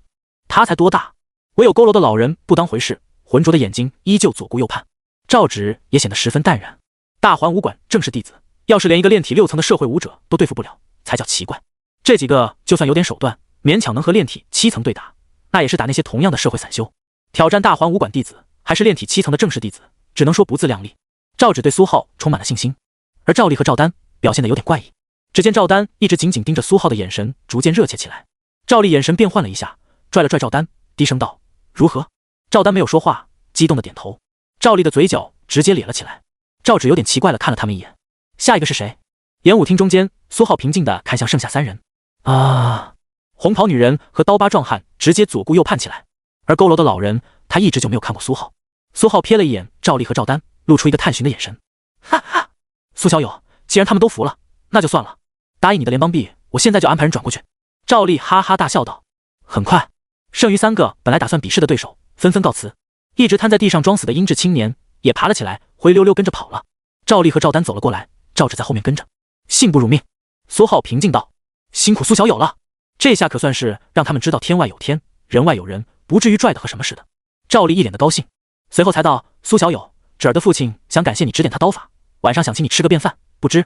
苏浩又一次下意识想拒绝，但中午和赵芷一起吃的那顿是真的香，要是再吃几口封印凶兽的翅膀，恐怕他的狂风快刀也能直接大成。想到这里，自然可以。苏浩毫不犹豫点头答应，能蹭一顿是一顿，其他的还是那句话，赵丽和赵丹未必够他一刀砍的。书房，赵家老大赵会长整理桌上的文件，赵丽和赵丹一脸兴奋。大哥，老三没感觉错的话，芷儿请来的这个刀法大成的师傅确实没有炼体7层，生命层次不到的话，他完全能避开那鬼东西的感知，而他的实力又肯定能把那东西缠住，然后我们再远远奔袭过去，直接就能将其斩杀。这可比找上一群所谓的能对付炼体7层的炼体6层高手靠谱多了。赵会长愣了愣，揉了揉紧皱的额头。既然如此，那就如此吧。听说他缺钱，先准备200万，下午好好和他谈谈。下午，赵家商会宴会厅，赵芷坐在末席，有点神思不属。苏浩坐在客席，毫不客气的大口吃肉，大口喝，大口吃肉。你的狂风快刀发现了3点气血，你的龙象拳发现了5点，你的蛮象金刚功发现了5点。一连串消息提示让他差点没反应过来。暂存暂存，苏浩一律全部暂存。龙象拳和狂风快刀就差一点就能突破了，那突破的意象太惊人了，还是存着再说。赵丽和赵丹阴阴笑着，不时喝上一杯。赵会长脸色则有点古怪，这就是这位苏小友境界不高，气血非凡的理由吗？能吃？苏浩一个人吃的量几乎是场上剩下的4人的总和还多，后厨还在源源不断的往上送。赵氏商会的管家站在出菜口，嘴角不住的抽抽，这顿饭少说吃了大6位数了，还估计打不住。又过了片刻，苏浩缓缓收回筷子，这次是真吃饱了，上菜太快，不吃简直就是不给面子。再加上苏浩感觉他们可能会在饭后谈一些让他感到为难的话题，要是搞不好，这就是他能薅到的最后一次羊毛了。果然，看他放下筷子，赵会长笑眯眯道：苏小友真是海量，难怪年纪轻轻就是大环武馆的高徒了。哪里哪里。苏浩客气了几句，等着他的后话。没多久，唉，赵会长便是长长叹气，一顿愁眉不展的模样。苏浩淡定看了他一眼，静静看他表演，丝毫没有搭下茬的意思。赵会长顿了顿，也不尴尬，但也不再磨磨唧唧，直接开门见山。苏小友可知道，我们赵氏商会最近遇到了一点麻烦。苏浩想到了昨天庞大、庞尔告诉他们的话，点了点头。知道，那想必苏小友也知道了。我们的商队被一只奇怪的凶兽盯上了，大概炼体7层修为，但那畜生感知能力很惊人，一旦发现我们商队里有同样炼体7层的气息，便立刻不再出现。我们的主力商队的护卫队却又基本上由一群炼体6层组成，等我们驰援过去，人家早就即将其屠戮一空。赵会长又叹了口气，所以啊，这让我们很为难。确实为难。苏浩点了点头。赵会长给自己倒了杯酒，突然正色道：所以啊，苏小友可愿帮我们一把？我三弟知道家中商队出现这种变故，苦心研究那畜生的感知方式，力图破解。今天他似乎感知到苏小友身上没有普通炼体7层的气息，这自然是因为苏小友底蕴深厚，实力高超，说不定能直接绕过那畜生的感知。到时候以苏小友的实力，自然是一刀毙命。当然，为了表示诚意，这是300万。管家掏出一张金卡放在苏浩桌子上，若是成，之后我们愿意再出500万。赵会长一脸殷切地看着苏浩，浑身闪烁着毫无人性的气息。尽管早有预料，苏浩还是心中一顿狂吼：你们也太他妈有钱了，动不动300万500万的。这个世界的联邦币购买力高到吓人，500万联邦币比前世1000万还值钱。毫不客气地说，苏浩又心动了，但同时他又警惕起来，花这么多钱才能解决的对手，炼体7层，讲句实在话，他不是很信啊。苏浩沉默，久久没有说话。他赚的钱是稳定提升实力的安全钱，不是刀口悬在脖子上的买命钱。出城对付一只不知道什么实力的凶兽，他只要活着，实力迟早能赶上来，并不急于一时。毕竟他又没有什么血海深仇，也没有什么3年之约急着上山暴打未婚妻，更不存在什么死线。尤其是一身武功大半没练成，干嘛拼命？800万而已，他按部就班，随便加入哪所武大，稍微展现一点天赋，就能获得不菲的资源回报。就算因为没钱，境界没在2个月内提升到炼体7层，达到炼体高品，暂时没能考入全联邦顶级名校，只能进一所区域重点武大，但他也有足够的自信， 4年内有他在的武大才是最顶级的武大。苏浩逐渐做了决定，将桌子上的金卡往前推了推。赵会长，我先考虑考虑。听了这话，赵会长脸上殷切的笑容逐渐凝固，赵丽和赵丹脸上也逐渐难看起来。赵直显得有点坐立不安，看了看苏浩，又看了看自家3位长辈，他心里是希望苏浩同意的。天知道他得知苏浩大概率还没有炼体7层是有多惊讶。他努力想把刀法提升到大成，也只是希望去搏一搏。如果苏浩答应，他自然就轻松了，800万而已。但问题是现在好像苏浩没答应。若无事，赵会长，2位，赵指，我就先回去考虑了。苏浩缓缓起身，平静道：“唉。”赵会长愣了愣，无奈叹气：“既然如此，那我就恭候苏小友的家训了。不过钱既然送出去了，哪里有往回拿的道理？而且苏小友实力非凡，就当是我们投资好了。毕竟要是商会不在了，这钱早晚也是要赔出去的。”赵会长一副无奈的模样，二话不说，让管家直接把钱打进了苏浩的账户，然后亲自送他上了寿险马车。良久，啪！赵丽一拍桌子，桌子上顿时印出一个深深的手印，脸色极度阴沉，厉凝而不散。他这一手气血控制，在炼体8层里也算是强悍的了。赵会长回到了宴会厅，没管其他几人，又给自己倒了一杯酒，悠悠叹气。赵丽抄起酒壶，吨了一壶酒，极为不满道：“大哥，为什么不让我拦住他？我把他绑了，塞到商队里，身上染上足够的草药的气息，到时候面对那头畜生，他不出手也得出手。更何况侄儿说他还会我们的狂风快刀，甚至修炼到了精通。我们说是他偷学的，到时候争到大环武馆那边也是我们有理，甚至连钱都不用付。大哥，你要是点个头，我今天晚上就把他绑回来。”赵丹也是点了点头。赵会长挥了挥手道：“侄儿，你先去休息。”等他离去后，赵会长脸上的温文尔雅尽数消失，颇为冷冽：“有理，就你最有理。你知道苏浩加入大环武馆谁考核的吗？你知道他的大成刀法叫什么吗？影刀斩，归元3刀斩。你个成事不足败事有余的家伙！”赵会长一把抄起一个酒壶，狠狠砸向赵丽：“你特么要是敢去，我打断你的3条腿，把你送悬空寺去伺候禅师！”赵会长的心也隐隐在滴血，他本来准备的是200万，临时觉得不够，又加了100万。本来以为10拿9稳，结果现在好像是打水漂了。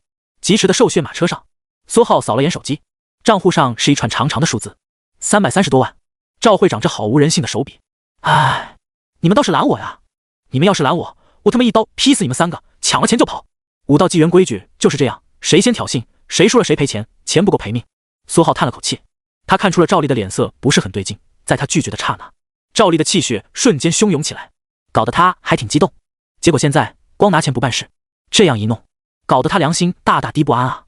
但下一刻，苏浩突然意识到一个问题：我特么有良心吗？没有，那没事了。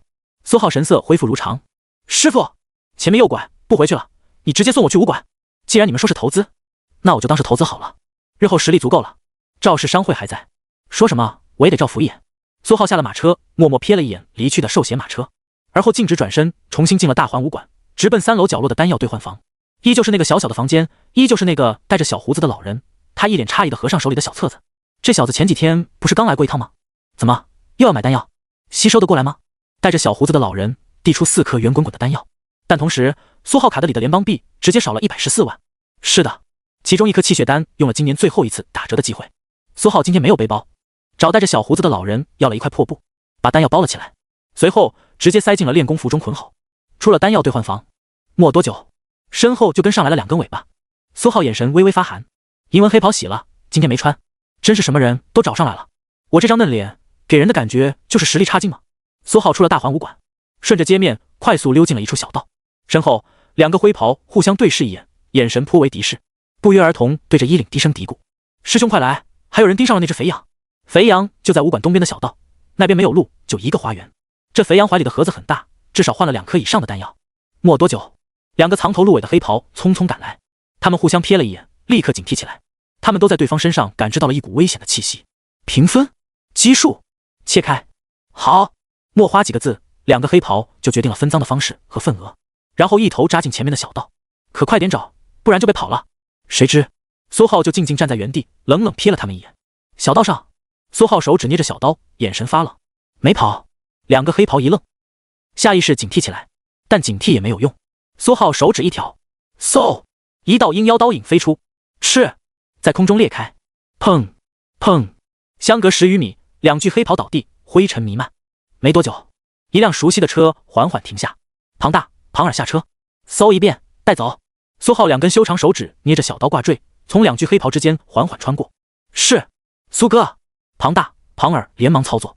很快，小车颇为沉重的发动。苏浩坐在后排靠椅，又多了2万现金。至于那2个通风报信的灰袍，早被打晕丢绿化带了。回到小区，庞大、庞尔拿了一些粗绳，匆匆下楼。他们要继续压榨那2个黑袍。苏浩平静靠坐在沙发上，浑身上下一股气血翻涌，衣袍猎猎作响，脑袋顶上蒸腾一股庞大水雾。你的蛮象金刚功，吞噬4颗蛮象气血丹，进度正100%，修炼进度达到第5层104%。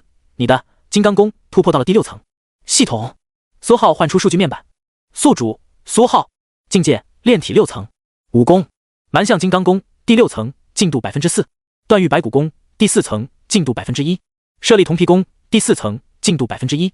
影刀斩大成，进度1%。狂风快刀精通，进度95%。七顺羚羊步入门，进度1%。龙象拳熟练，进度85%。隔山拳入门，进度1%。挪移镜入门，进度1%。特性：初级铜皮，初级玉骨，初级力量，初级刀光，中级影斩。待吸收气血之力9点，风鹰气血之力11点，蛮象气血之力10点，地龙兽气血之力10点，黑血灵。炼体6层了，但还能继续往上升，还有不少气血没吸收。苏浩看向面板最后一行，你的蛮象金刚功想要，你的龙象拳想要，你的狂风快刀。一连串消息放出，全是武功想要吞噬不同的气血之力。风鹰、地龙兽、黑血灵3种没什么好说的，都只对应一种武功。蛮象的气血之力既可以给金刚功，又可以给龙象拳。苏浩思索了1、2，象征性的给了龙象拳3点蛮象气血。毕竟一直吞噬和龙相关的气血之力，不吞噬象，那叫什么龙象拳？至于剩下的，当然全给功法提升境界了。你的龙象拳吞噬3点蛮象气血，进度正15%，达到熟练100%。你的龙象拳突破到精通1%。你的龙象拳发生奇特变化，你获得了特性初级龙象手。哗！苏浩浑身气血活跃，直接涌向双手。陡然间，双手小臂附上了一层气血，逐渐凸起变形，像是覆盖了一层血色鳞片般的钢爪。与此同时，脑海虚影空间中，一只凶厉的浑身覆盖鳞片的龙象虚影涌现，像身龙尾，像腿龙爪，长鼻对天，站在原地仰天咆哮。嗖！砰！但下一刻，龙象虚影便一只庞大的阴身女妖掀翻倒地。阴身女妖虚影站在龙象虚影身上，不屑地看着他，还挺有用。苏浩握了握拳，气血凝聚成了独特的鳞片，从小臂延伸到手掌，很是强硬。就连那些普通钢刀，苏浩也能直接用拳头给全部砸烂。这下，就算没有武器，也不用太慌了。剩下的气血之力没有再留着，光速分配给了那些对应的武功。蛮象金刚功第6层，进度6%。龙象拳精通，进度21%。七顺羚羊步熟练，进度1%。狂风快刀大成，进度7%。特性：初级刀光，中级刀光。苏浩双眸陡然闪烁一片连绵刀光，吞吐不定，额头上垂下来的一缕头发直接被刀光搅碎。脑中里的虚影空间，那只风鹰狰狞颤抖着，体型再一次增大，甚至隐隐比阴身女妖更庞大了一分。呜！风鹰兴奋的振翅，在虚影空间带起连绵的刀光。阴身女妖被刮得歪了一下，她发出愤怒的啼叫，化作7道黑影直接扑杀了过去。苏浩期待了一会，很可惜，他们并没有像上次一样因为彼此的争斗而自我进阶。苏浩瞥了眼自己的特性，特性：初级铜皮，初级玉骨，初级力量，初级龙象手，中级刀光，中级影斩。炼体的3种特性都有，刀法也有，拳法也有，现在就差身法没有凝聚特性了。不过金刚功第6层急需大量资源堆到第7层。苏浩默默盘算了下自己的资源，卡里还剩下219万，现金加上刚才那2个黑袍的2万，那就有11万，总共230万，能买7.6颗气血丹，还差10万联邦币才够8颗气血丹。那身法暂时不管了，优先攒资源把金刚功拉上去，境界才是永恒的。苏浩缓缓确定了目标，再搞10万，希望等会儿庞大、庞尔回来能带着10万联邦币。天色逐渐晚了下去，窗户外凶兽啼叫厮杀声在夜空中响起。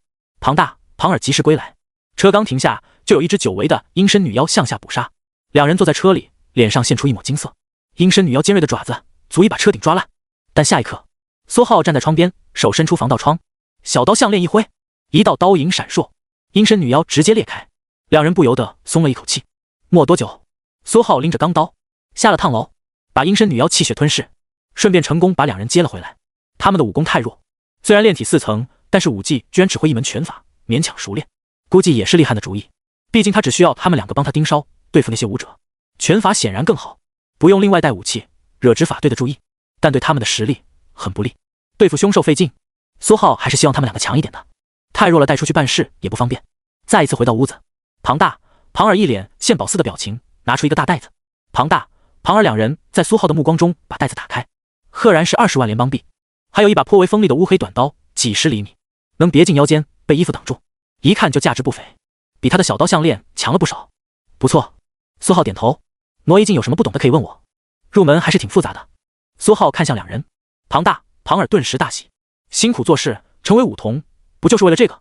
很快，两人便把自己对挪移境的疑惑问了出来。苏浩自己也只是刚入门，但是应付他们两个还是够了。听了一会儿，两人似懂非懂的点头，确认苏浩没有什么事要做后，连忙回房间修炼起来。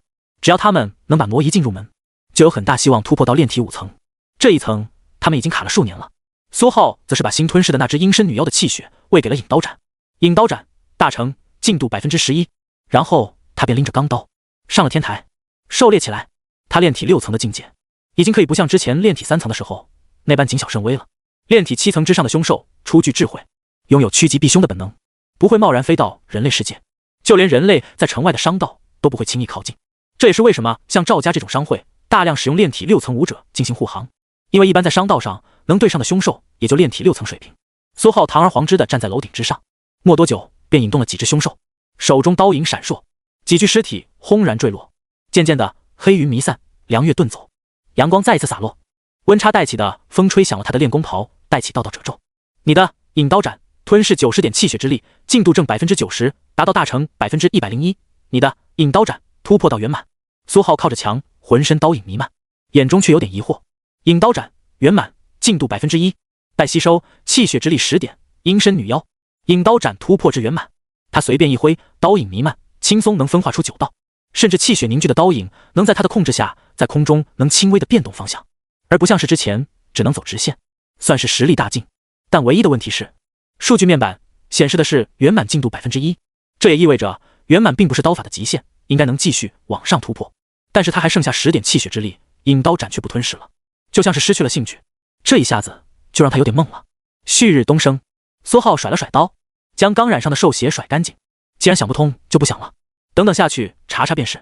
夜里已经试过，他现在一刀斩出9道刀影，能停留30个呼吸不爆发，爆发后能直接斩出10米。若是带上脑中阴身女妖虚影，刀影便能更加凝聚，可以直接掠出50米远，斩杀远处敌人，算得上十分强力了。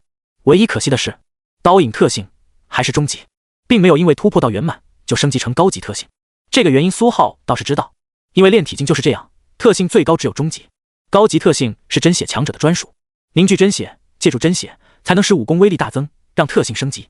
下了楼，苏浩回到房间，匆匆吃过早饭，而后便换了一身白色校服。今天周一，他得去学校报备一下了。学虽然不想上，但是学籍还是得要的，然后便是申请免读，自己在家修炼。以他现在的实力，学校不会拒绝的，因为留在学校确实没有什么好处，甚至是一种阻碍。不然还和上次一样，参加个活动，结果最高奖励是成为武童，那简直是在开玩笑了。坐在车上，苏浩拿着手机快速查询武功突破至圆满后该怎么修炼，但很可惜并没有相关消息。苏浩也只得暂时放下继续提升引刀斩的想法了。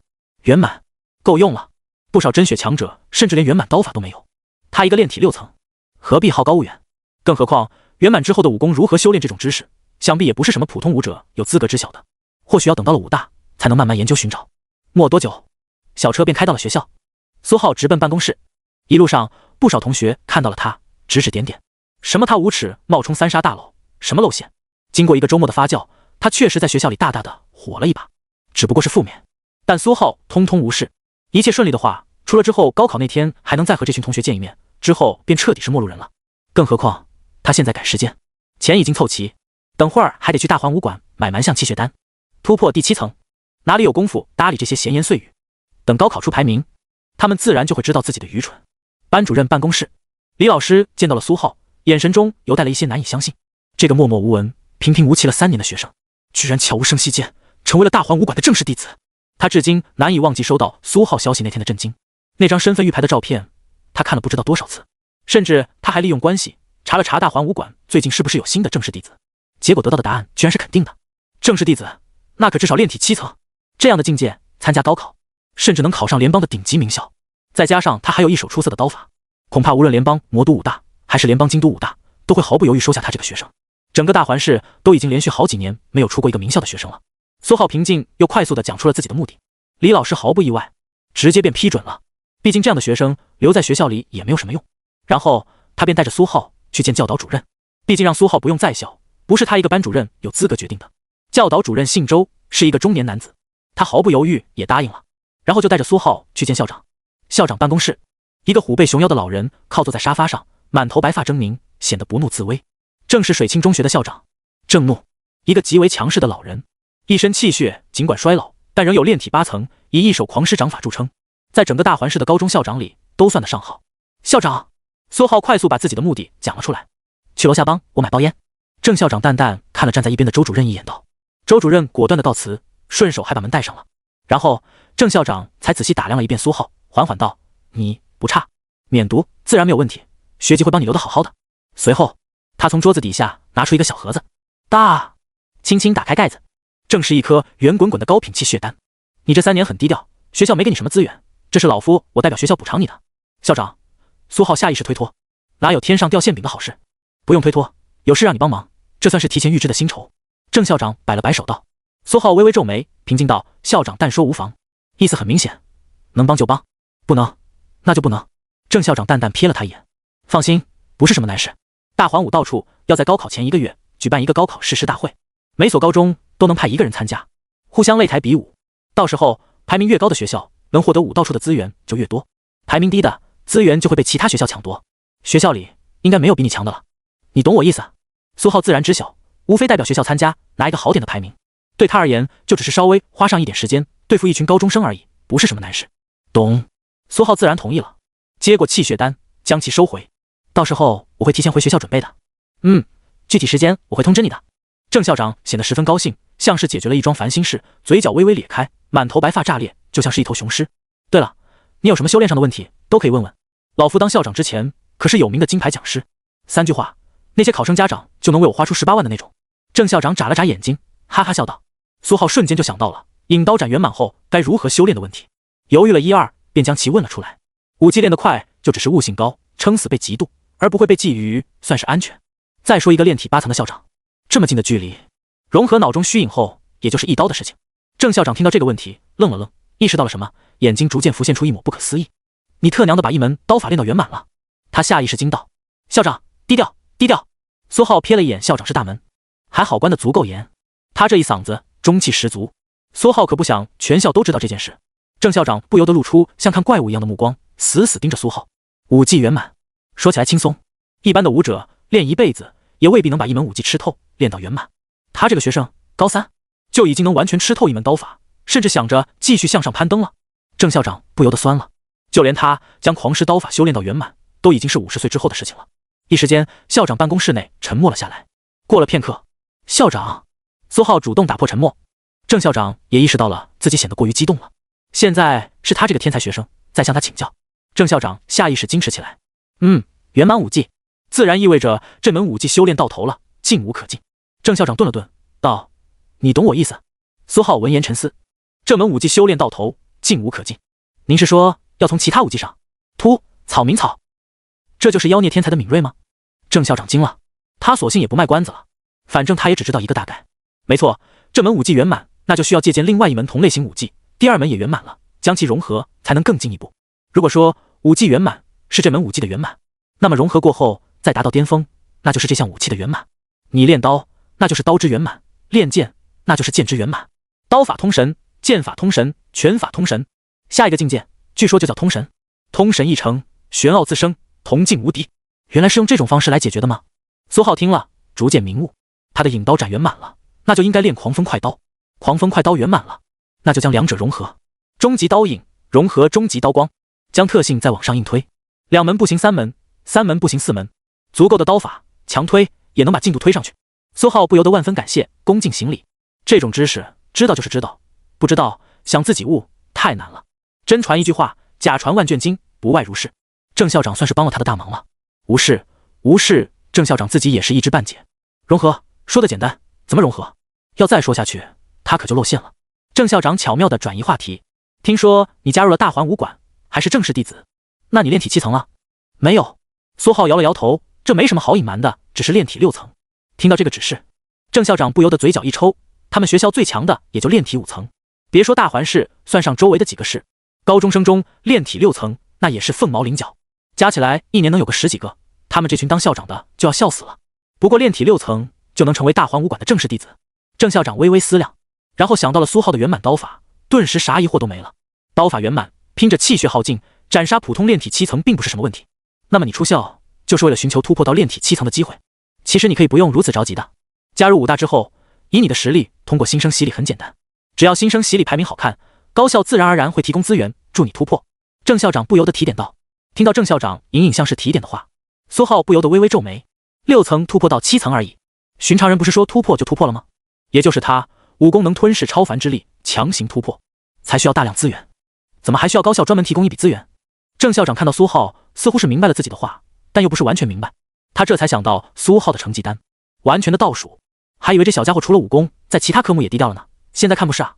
郑校长不由得嘴角微微抽搐，他也不再处处暗示，直接挑明了这一常识：炼体6层突破到炼体7层，武功特性会发生变化，直接提升一个档次。这种提升除了境界的增加，你自身的生命层次也会向前跃升一小步，这也是为了之后凝聚真血做准备。所以光靠平时吃饭那点能量是不够的，需要一些特殊资源推动自身气血跃升。这些资源能量必须极度高质，就算是那些炼体9层的凶兽也很难提供，但又需要足够温和，能被炼体6层吸收。所以这些玩意很贵，还有价无市。我是不推荐你自己去搞这些东西的。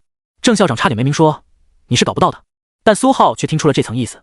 没多久，两人又是一顿闲扯。郑校长甚至向他推荐了一所武大区域重点。至于顶级武大，显然以他目前的武道境界考不进去，就算有圆满刀法也考不进去。顶级武大的报名线基础就是炼体7层，一年只招几百人，可以说囊括了整个联邦的天才。武道纪元，境界为本，境界强，修炼得快。我真血打你炼体，你刀法圆满了又如何？连破防都破不了。整个联邦的资源也不富裕，当然得优先提供给那些修炼上的天才，将更少的资源转化成更高的境界。到时候多一个先天，多一个宗师，多一个大宗师，总比多一个刀法圆满、剑法圆满、拳法圆满的真血强。苏浩自然也明白这个道理。很快，苏浩向校长告辞，出了学校便重新坐上了那辆小车。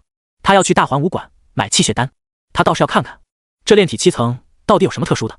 8颗高品气血丹，240万联邦币，还对不上去。小车走走停停，绕过一个街口，便在大环武馆门前马路停下。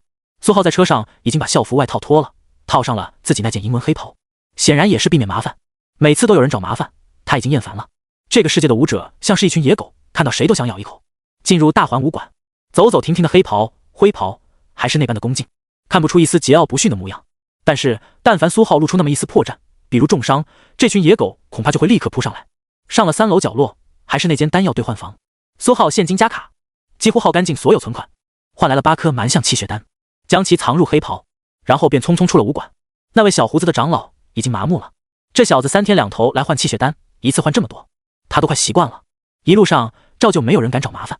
出门的时候，苏浩甚至运气很好的碰到了一群水清中学的学生，有的穿着灰袍，有的穿着黑袍。今天是他们这群优秀学生第一次到大环武馆课外实践，人群下意识站定，给苏浩让开了一条路。他们当然不知道，这个穿着银纹黑袍、戴着兜帽的，就是平日里被他们讽刺的苏浩。他们甚至无不露出恭敬和羡慕的目光，只能说到底是天真的学生，还会幻想羡慕。那些社会的成年人只剩下了畏惧、畏惧和畏惧。其中一个灰袍少女下意识转头瞥了眼苏浩的背影，别看了，那小子就是你的暗恋对象。苏浩那一身气血，啧，我当初怎么就没选他，选了你呢？凭借姐姐我的姿色，还不把他迷得5迷3道的，到时候我说什么是什么。灰袍少女面无表情，心中默默道：前辈您就别幻想了，谁会喜欢一个老女人？林面你！他脑中的声音瞬间破防炸裂。苏浩重新上车，小车缓缓发动，驶离。庞大、庞儿两兄弟确实是合格的武童，任劳任怨，甚至家都被占了，还欣喜若狂。也就幸亏他们没结婚没老婆。到了小区，行了，你们2个先在外面溜达溜达。两兄弟乖乖称是，等苏浩上楼之后，果断掏出了那本挪移镜的小册子，开始交流讨论起来，看上去兴致勃勃。上楼，进门。苏浩拉上窗帘，关好门窗，坐在沙发上。8颗气血丹依次化作齑粉。你的蛮象金刚功，吞噬8颗蛮象气血丹，进度正 93.01%， 修炼进度达到第6层 99.01%。轰！一股庞大的气血波动炸裂，地面上的地砖甚至隐隐出现裂纹。良久，苏浩消化了脑子里的修炼的记忆，缓缓睁眼，浑身气血勃发，气血总量已经不逊色于炼体8层了，但并没有突破，还是炼体6层。苏浩瞥向数据面板，眼色微微阴了下去。特么的，第一次见进度后面有小数点，你当你提病西西呢？还剩下一颗气血丹，校长给的，也是蛮象气血丹。苏浩打开盒子，照旧化作齑粉。你的蛮象金刚功，吞噬一颗蛮象气血丹，进度正 0.03%， 修炼进度达到第6层 99.04%。轰！苏浩浑身毛孔张开，整个人的气势迅速上升，整个人的生命层次确实若有若无的向上提升了那么一丝。特娘的，这是要疯啊！一颗高品气血丹 0.03% 的进度，这特么要30多颗高品气血丹，这不得1000万联邦币。苏浩瞥到了消息提示，整个人都惊了。难怪说要特殊资源，普通人吸收一颗高品气血丹至少个把星期，换他们突破，那就得同时吞下30多颗气血丹，早炸开了。不知道那所谓的帮助突破的高质能量贵不贵？苏浩心中低声嘀咕，算数还是去大环5院任务厅发个任务找找就是了，也能判断到底需要多少钱。要真是1000万才能突破一层，以后每层都如此，那这武他能不能不修？太他妈费钱了！说干就干，苏浩重新罩上银纹黑袍，直接给两兄弟打了电话。车上，苏浩认真搜索了一下，炼体6层到炼体7层之间到底有何不同。网页消息繁杂，但稍微经过总结，苏浩便大致知晓了。和郑校长讲的差不多，炼体7层需要高层次的能量对自身气血进行一次诱导，像是能量跃迁，才能顺利突破，不然就会卡在炼体6层巅峰，不得寸进。借助普通的资源是不可能做到的，必须比自身高上一个档次。难怪使用高品气血丹硬堆这么耗费资源，也就是我勉强能以量变到质变，强行升级。换做其他人，连用高品气血丹硬堆都不行。苏浩心中喃喃。网页上列出了很多资源，最常见的便是龙血草，一种长在真血凶兽尸体上的奇草，能量温和，能被炼体6层吸收，价值不菲，经常被武大垄断，很少流通到市面上。像是他见过的那些7层之上的武者，估计都是进入武大后向武大兑换的龙血草才能得以突破。但我应该不用这么麻烦。苏浩默默思量，本质上吸收这些能量的是他的武功，又不是他，他完全不用担心所谓的真血层次的气血无法吸收将他撑爆。所以原则上，我只要弄到真血层次的凶兽尸体就能直接突破，就是不知道要多大的量才能诱导成功，而且知道了估计也买不起。现在钱都花光了，就剩下10万。车在大环武馆门口停下，苏浩决定先去打探下消息，和真血凶兽有关的消息。而打听消息最好的地方当然是2楼的任务厅了，就是这身衣服。苏浩低头瞥了眼自己的银纹黑袍，好像有点扎眼。上次一进去，整个任务厅都差不多安静了。抬头，苏浩刚好看见一个黑袍急匆匆不知道去哪里。没多久，苏浩罩上一身普通黑袍，直接进入了武馆，而后一路直奔2楼任务厅。先是瞥了眼墙上的任务，随后便像那些普通黑袍一样，默默选了一个角落待着，静静听着周围的声音。哎，你听说没？东门城外据说溜出去了几个黑武者，城外小峡谷那边多了几只蛮象，要不要拉上几个人组团去碰碰运气？前几天接了指点刀法的任务的那几个黑袍，据说连人面都没见到，就直接给了3000让走了。听了良久，都是一些没用的消息。苏浩依旧脸色不改，默默听着，也没有任何人留意到他。但是角落里一个灰袍少女却是眼前一亮，她拎着扫帚，小心挪到苏浩边上。苏浩看到眼前的灰袍少女，眉头微皱，但下一刻他就想起了这人是谁，那天和顾七七站在一起的一个路人，之后还帮他留意过指点刀法的那个任务，让他挣了不少联邦币，似乎叫顾化，还是顾七七的表姐，成为武童后被分配到了任务厅打杂。苏浩心中一动，他天天待在这里，或许听说过和真血凶兽有关的消息呢。他主动开口：你好，上次那个任务多谢了。顾化踌躇的脚步立刻站稳，他看向苏浩，略有些惊喜道：大佬您还记得我？就叫我苏浩吧。苏浩戴着兜帽平静道：还是叫苏师兄吧。顾化明显有点高兴。自从上次那个任务苏浩没有出现，他本来已经不指望苏浩能出现在任务厅了，都快放弃勾搭他了。但要不是抱有了最后一丝希望，他过几天都说不定撤离任务厅，去个清闲一点的部门打杂了。没想到等到今天，居然真的等到了。随你。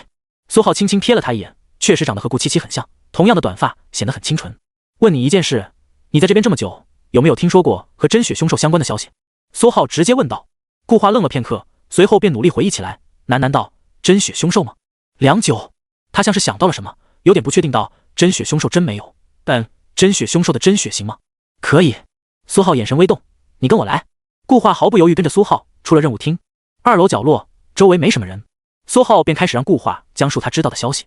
我这几天听到几个黑袍师兄幸灾乐祸，好像是城外有个流窜的黑武者组织，用真血级别的凶兽血液作为诱饵，引走了一批黑袍。现在那些黑袍全失踪了，闹得还挺凶。有一个失踪的黑袍，还是一个城防守备队队长的弟弟，据说他最近还在招人，要去把那个黑武者组织直接剿灭。任务还挂上了任务厅，但因为上次失踪的黑袍太多，没什么人接。这样吗？苏浩沉思，真血级别的凶兽血液确实算得上珍贵，往往出现没多久就会被抢购一空。能坑一批黑袍，估计是拿出了实物，还需要自己去验证一下。多谢了，最近可以的话，帮我多留意一下这方面的消息。过段时间，如果你愿意，可以直接转成我的舞童。苏浩给出了一个毫无诚意的回报，但顾化却显得有点意外和欣喜。成为黑袍弟子的舞童，待遇可比在任务厅打杂强多了，至少也能借助对方的身份，给自己接一点难度低一点的任务，换取资源。舞童自己是没有资格接任务的，而且这也算符合他的目的，勾搭上一个有天赋的武者。顾化一双杏眼直勾勾盯着苏浩，毫不犹豫点头：师兄，我一定会认真留意的。回去吧。苏浩匆匆离去，随便找了几个黑袍，在墙上强行询问了一遍，得到的回答果然差不多。不久前，有一个黑武者带着一小瓶真血凶兽的血，说自己发现了一头受伤的真血凶兽，拉人去一起解决，到时候平分。结果就这样坑了一批人。大环市城防守备队的某个队长的弟弟就在被坑的这群人中，他现在正召集人手去一起报复，也不知道怀的是什么心思，或许可以去浑水摸鱼看看。苏浩默默思量。没多久，苏浩也重新回了任务厅。那个守备队队长发布的任务虽然没有什么人接，但还在存档中，任务期限也就剩下了最后一天，显然是不想太耽搁时间。毕竟他弟弟失踪了，现在还没发现，再晚估计真凉了。虽然现在也可能早就凉了，不然他的任务可能就是救回他弟弟，而不是剿灭黑武者组织。苏浩很容易就从那个黑纱少女服务员的手里接下了这个任务。这个任务要求低了很多，炼体6层就行。任务奖励也很简单，5万联邦币。除此之外，全程收获自取，杀死多少黑武者，翻出多少东西就是多少，算是一个组团的劫掠任务了。只不过劫掠对象是城外的黑武者，合法合规，运气好的话确实能一波暴富。照例是一张银纹黑卡，上面印着对方的联系方式，见面之后出示黑卡就能确定苏浩大环武馆的身份。出了武馆，苏浩拨打电话：喂，吴队长吗？喂，你好。一通电话结束，对方很平静地通知苏浩明天聚集的地点和时间，另外通知他可以带武器。这个任务需要出城，时间周期1天到3天，还需要自备一些食物和水。听说苏浩在办理出城许可，对方表示临时出城证明，他可以帮忙搞定。苏浩又仔细查询了一遍这个所谓的黑武者团队的资料，历史资料中显示，最强的也就只是一个炼体7层，不足为惧。这次算是他们踢到了铁板，城防守备队的队长至少也是炼体7层。没多久，庞尔开车接他，但这次没有回他们的家。苏浩打算回自己家好好休息一个晚上。自己小区那边的守备群的武者今天早上给他发过消息，说房子已经弄完了，床、柜子什么的也顺便安排上了。那几只鹰女妖卖的钱还多了一点，放床头柜里了。明天出城，多少还是需要养精蓄锐一点。小车一路飞驰，路上还路过了悬空寺。苏浩远远瞥了一眼，香火一如既往的鼎盛，但想到了那天晚上那个黑袍光头，苏浩就总感觉这个地方透着一股诡异。不是什么善典，不过好歹也算是他的发家之地，第一笔超凡之力就是从这里获得的。等从城外回来，要是突破了，差不多就可以去弄死那个戒律和尚了，也算是把一个小小的隐患给消除掉。不过看在是他的发家之地的份上，到时候动静可以尽量闹得小一点。到了小区，苏浩在车里坐了坐，稍微指点了下庞尔的挪移镜，然后便让他们走了。他们的实力不够看，不然这次任务说不定就会带上他们2个。咔嚓，扭动房门钥匙，苏浩推门而入，屋内整洁如新，到处露着弹簧的沙发都被换了，原先乱成一团的卧室也被修复完全，窗户、防盗窗、窗帘、墙面一切都修复了。这个世界的建筑团队效率还是很高的，毕竟有时候房子修得不及时，丢的可就是雇主的命，自然也就没人给他们结账。苏浩检查了一遍，家里没有被安装上一些不好的监控设施，床头柜里确实也放了5000联邦币。随后便放心地坐在沙发，在手边横着一把钢刀，默默翻阅城外的一些资料。到底是第一次出城，还是需要小心一点，避免翻车。几个小时后，苏浩关上城外的地图，庞尔把物资给他送了过来，还算是齐全，然后就没什么好费心的了，专心养精蓄锐起来。这几天他都没怎么睡觉，虽然撑得住，但到底不好。第二天一早，天刚蒙蒙亮，苏浩照着一身普通黑袍，腰里别着一把钢刀，背着一个黑包，便出了小区，还碰上了急急忙忙赶车的林妙。他着急去上学，差点迟到。苏浩站在小区门口，瞥了他一眼，居然炼体4层了，气息略服，像是昨天晚上刚突破的。看来他这个班长考上5大那基本是板上钉钉了。车内的林妙却是浑身一冷，他脸色微变：前辈，是不是有谁盯上我了？放心，是苏浩，他刚才看了你一眼。啧，这么短的时间不见，人家疑似又变强了几分，看来你这暗恋。前辈，林妙恼羞成怒，心中大声吼道。没有思考过多，苏浩收回目光，很快就赶到了指定的地方集合。这是一处公共花园门口，距离大环市城防的大门很近，进出城防算是方便。苏浩到的时候已经有人了，是一个同样穿着大环武馆的黑袍的男子，也戴着兜帽，看不清脸。然后就是3个社会武者，30、40岁的都有，站在一起，像是认识。看气息不算是弱，至少也有炼体6层。没多久，一个熟悉的英质的青年人也赶来了，同样拎着一把钢刀，正是昨天在赵氏商会被他一刀拍飞，久久不愿意站起来那位。看这样子，他是不打算在赵氏商会里待着了，不然也不会轻易出来接私活。正经商会的成员是不允许加入其他组织进行城外探索的。最后才是一个穿着一身皮甲的青年出现，他居然驾着一辆兽血马车。马车缓缓停下，青年从马车上直接跳下。他看着年岁不大，面色却很不好，颇为阴郁。正是任务发起人吴队长。他挨个检查了所有人的身份，确定都是自己人，方才邀请大家上马车，先共同讨论一下任务。只不过在看到苏浩那张证明身份的银纹黑卡，吴队长明显有那么一丝惊讶，但很快就压回去了。吴队长，这不妥吧？英质的青年站在一边，拎着刀悠悠道：“你让我们和2个藏头露尾的家伙一起进入狭小的密闭空间，这让我们很没有安全感啊！”英质青年持刀瞥了瞥角落里那个黑袍人，又瞥了瞥苏浩。那3个社会武者也点头称是，他们早就看这俩黑袍人不爽了，一看衣服就知道是大环武馆的。但大环武馆了不起吗？马上就要一起行动了，还藏头露尾的。吴队长皱眉，正想讲话，苏浩站在角落，淡淡瞥了英质青年一眼，道：“真是哪里都有你。”声音不大不小，刚好传进周围所有人的耳朵里。所有人心中一动，这2人认识。英质青年的脸色却瞬间僵硬，这声音怎么这么耳熟？苏浩淡定地掀开兜帽，对面的英质青年脸色顿时像是猪肝一样难看，还真是这位大佬。那天他被一刀扇飞，自知丢脸，自己就离开赵氏商会了，转头接了个任务，鬼知道居然又碰到他了。惹不起，他也不敢再阴阳怪气，乖乖站在一边，低着脑袋不讲话。另外3个社会武者此时也都很有眼力见的闭嘴，不敢再起哄了。虽然这个小白脸看起来很弱，但能让风刀李七都这么乖乖低头，一看就不是什么好货色。英质青年在他们社会武者里还算颇有威名，虽然是炼体6层，但一手风刀甚至让那些7层都颇为忌惮。角落里另外一个黑袍见状也顺便把兜帽掀开，是一个脸色苍白的青年。吴队长平静的左右瞥了几眼，道：“现在行了，我们先上车吧。”7个人依次上了兽血马车。吴队长从车厢边上的小格子拿出一些资料，缓缓讲解起来。这是我们这次的目标，黑雾组织一个黑武者团伙，被我查到了驻扎地城外一处山壁上的一个山洞，颇为隐蔽，不需要什么章法，有陷阱我来解决。最厉害的，他们组织的老大那个炼体7层也是我来解决，剩下还有3个炼体6层的副手，稍微棘手一点，就交给你们几个了。我的目的很简单，灭了他们，期间有什么收获自取，你们看着分，我不拿。还有什么问题没？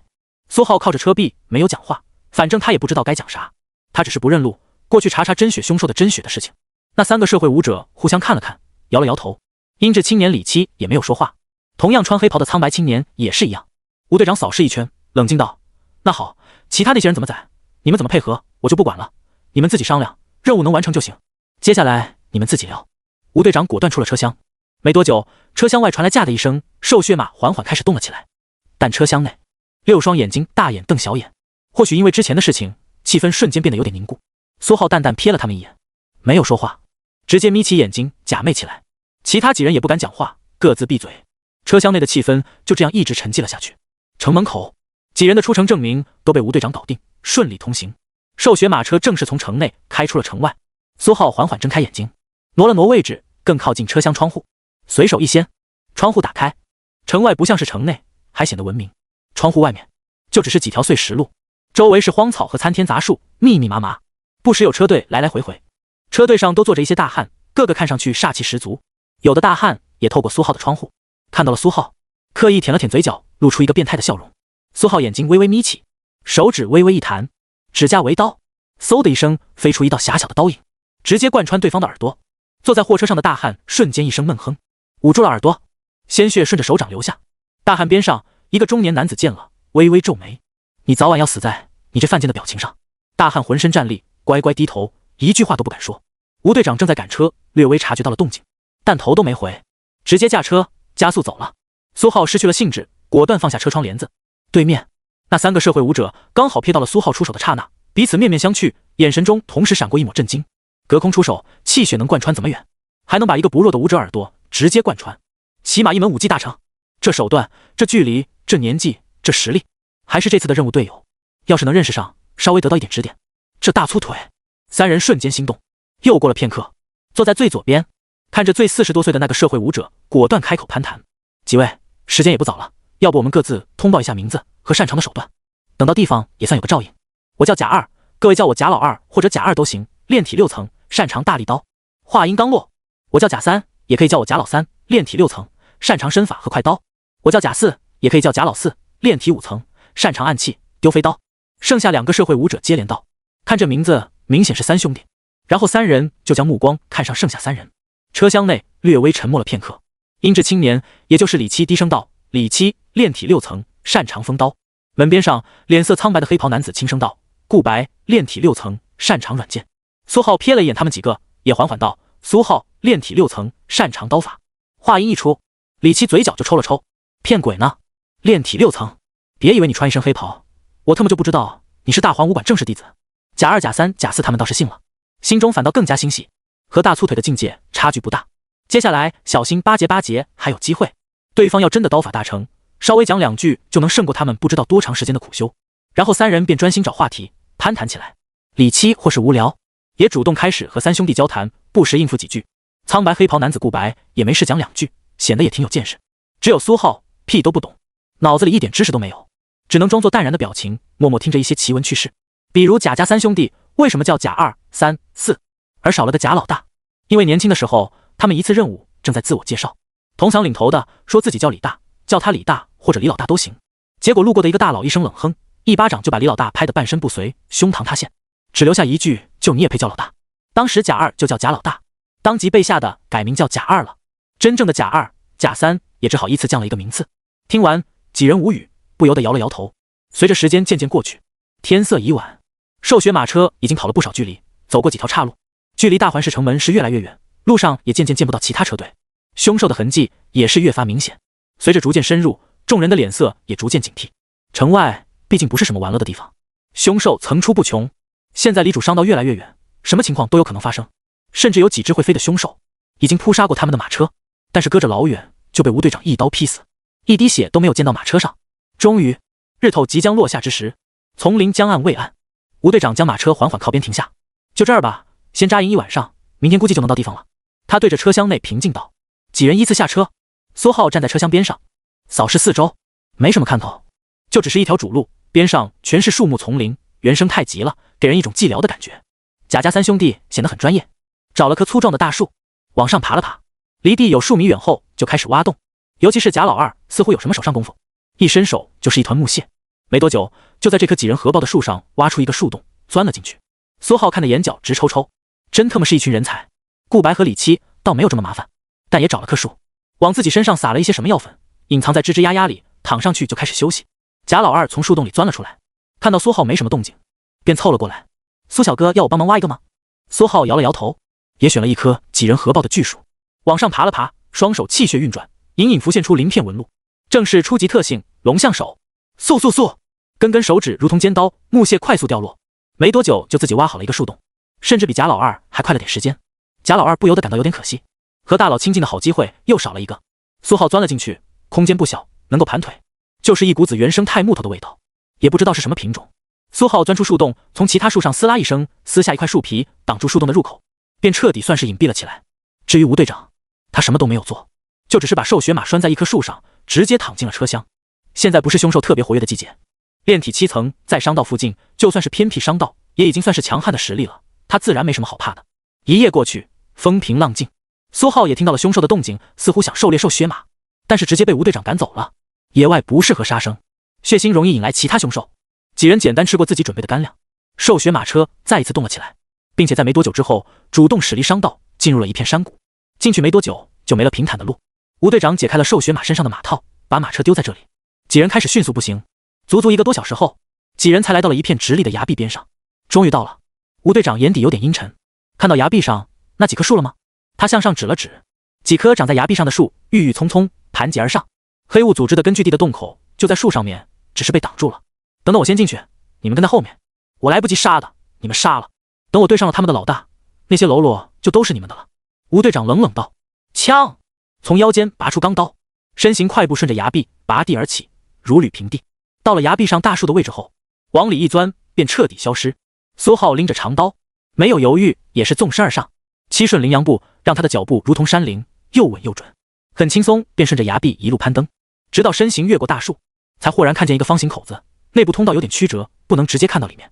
苏浩脚步一转，轻轻踩在树干上，几乎没有发出任何声音。等了片刻，崖壁上的方口传来几声惨叫，他这才不再犹豫，直接一头钻了进去。绕过一条曲折小路，苏浩直接来到了一片不小的平坦溶洞广场。吴队长手中长刀刀身淌血，地上躺着几具尸体，而角落里缩着几个眼神痴痴呆呆的女子，身上披着最简单的碎布。他们怔了怔，随后眼角开始淌泪。苏浩平静瞥了一眼，就收回了目光。身后快速传来几道脚步声，剩下的几人也上来了。吴队长拎着刀指了指溶洞广场最内侧，还有个黑漆漆的洞口，就是里面了。黑雾组织没多少人，现在听到动静不知道躲起来没。我先进去，你们跟在后面。说罢，吴队长毫不犹豫纵身进去，随后便立刻听到一阵金属碰撞声。苏浩也纵身前进，可不能让他一个人杀光了，他还得逼问那真血凶兽的事情，至少也得搞清楚他们这个黑雾组织手里的东西是从哪里来的。进去后是一片下降平台，很是倾斜，最下方又是一个小小的岩石广场，四周凿了很多黑漆漆的洞口，不知道通向哪里。此时那些黑漆漆洞口冒出十几个人，手里按着千奇百怪的武器，看上去颇为凶神恶煞。吴队长正拎着长刀在和一个青筋暴起的暴力男子交手，从气息看应该就是所谓的黑雾组织的老大了，炼气7层修为。苏浩瞥了一眼，两人打得还行，势均力敌。但两人身后那十几个凶神恶煞的恶棍看到了苏浩，毫不犹豫就拿着武器冲了上来。他们嘴角狞笑，老大和那个不知道谁正在厮杀，他们不敢插手，但这个小白脸还是行的。苏浩瞥了他们一眼，身后贾二等人也陆续进来了，看到冲过来的十几个人，毫不犹豫就对了上去。这次任务说的可是十分明确，谁杀的谁拿战利品，灭了一个黑武者组织能拿到的东西可不少。苏浩也没有客气，钢刀上刀光连连，没多久就砍死了好几个。突然这十几个恶棍的一个突然爆发，一刀砍中了贾三。苏浩瞥了他一眼，就猜到这应该是所谓的3位副手之一。那股炼体6层的气血太明显了，没想到居然会藏在一群喽啰里面。四哥的好样的！一众凶神恶煞的壮汉纷纷喧闹起来。与此同时，吴队长的战况却越来越好，一度占据了优势。两人越打越朝内。就在这时，一个被开凿的岩洞之内，嘶嘶，一颗硕大的脑袋伸了出来，充斥着暴虐的气息，而后毫不犹豫狠狠咬向吴队长，速度之快几乎让人无法反应。高品凶兽！贾二、贾三、李七等人下意识脸色一变。苏浩盯着那颗硕大的脑袋，眼底也悄然闪过一抹警惕。吴队长自然也看到了，但那凶兽速度太快，将将只能够偏转脚步避开了那狰狞巨口。虽然没被咬中，但依旧被狠狠撞飞出去。噗！吴队长胸膛骨骼几乎凹陷，喷出一口鲜血，狠狠砸在溶洞石壁上，几乎丧失了行动能力。莽大人好样的！那十几个凶厉的恶徒再次鼓噪起来，眼底带着残忍，又一次扑了上来，拼命砍杀。贾三本来就中了一刀，伤势不轻，招架费劲，现在吴队长重伤，对面炼体7层的黑雾老大毫发未损，还有一只高品凶兽，这还怎么打？他连忙喊住贾二、贾四，想跑，刚一回头，却发现身后已经被几个嘴角狞笑的恶徒堵住，而李七、顾白两人早就没影子了。围上来的正是原本交给他们对付的那几个敌人。特么的！三人不由得爆出一句粗口，那俩小子居然敢逃！现在这溶洞就剩下他们仨和苏浩，还被挡住了退路。贾二、贾三、贾四的表情瞬间难看起来。原本以为这次任务轻轻松松，谁他妈知道这吴队长居然和泥巴捏的一样，这么烂，一碰就没，队友还直接溜了，这下死定了！三人瞬间惴惴不安起来，拿着武器慌张的左顾右盼。至于苏浩，他们三个完全忽略了，刀法再厉害也就是一个炼体6层，对面光炼体6层的副手都特没有3个。浑身青筋暴起的暴力男子揉了揉通红的鼻子，眼底闪过一抹暴虐，狠狠瞥了眼石壁角落的吴队长，脸上浮现出一抹快意，而后手里拎着的斩马刀微微一挑，指向苏浩四人，阴狠道：“不要弄死，手脚废了。”是，老大。苏浩眼睛微微眯了眯，隐藏好了眼底了一抹寒光。那高品凶兽已经完全钻了出来，看样子是一头巨蟒，正盘旋在那暴力男子身后。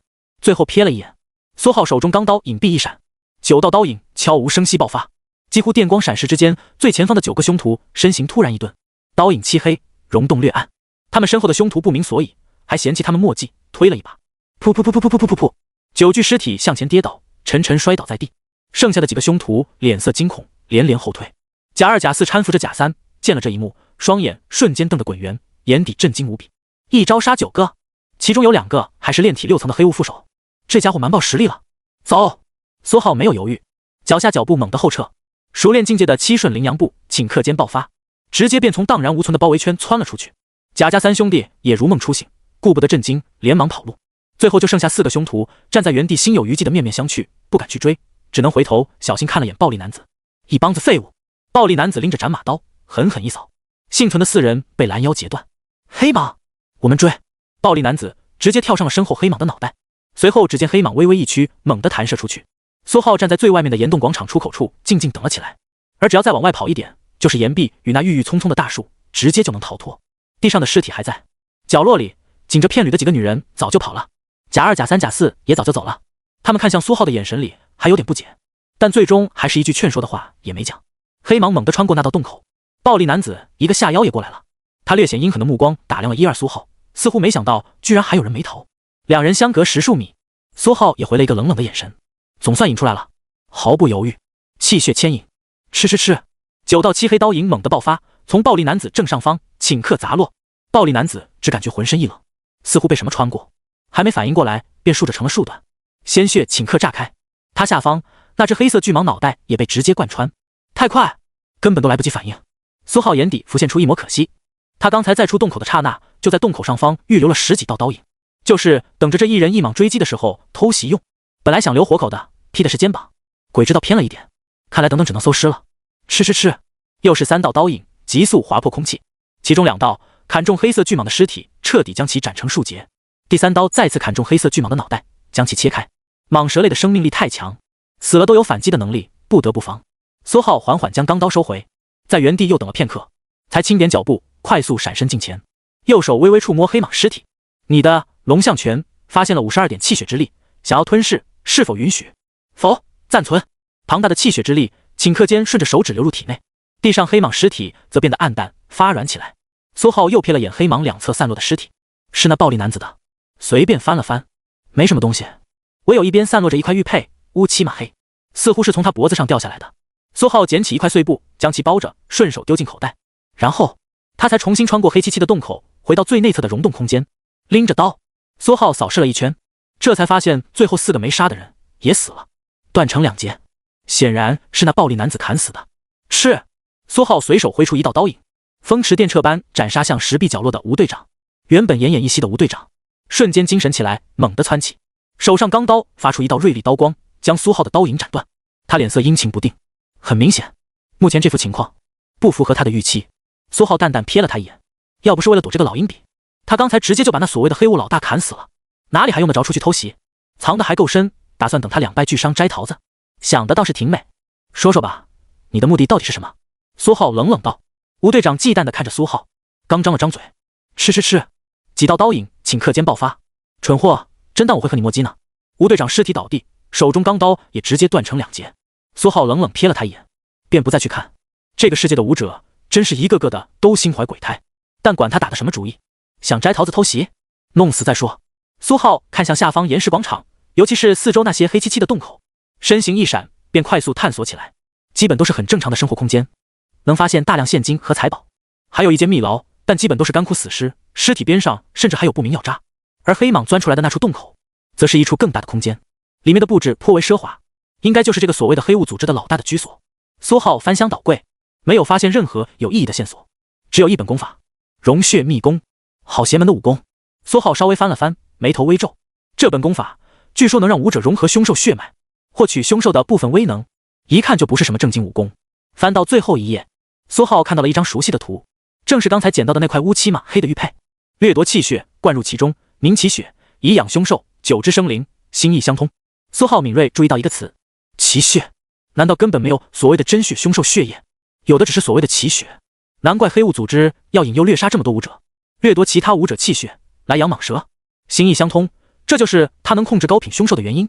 苏浩顿时默默无语，白忙活一场，无视了功法一直闪烁想要成为他的武功的提示。苏浩将手中功法收到怀里，然后就打算撤了。金银财宝不少，现金更多，加起来大概有个100来万，但想带走就没那么容易了。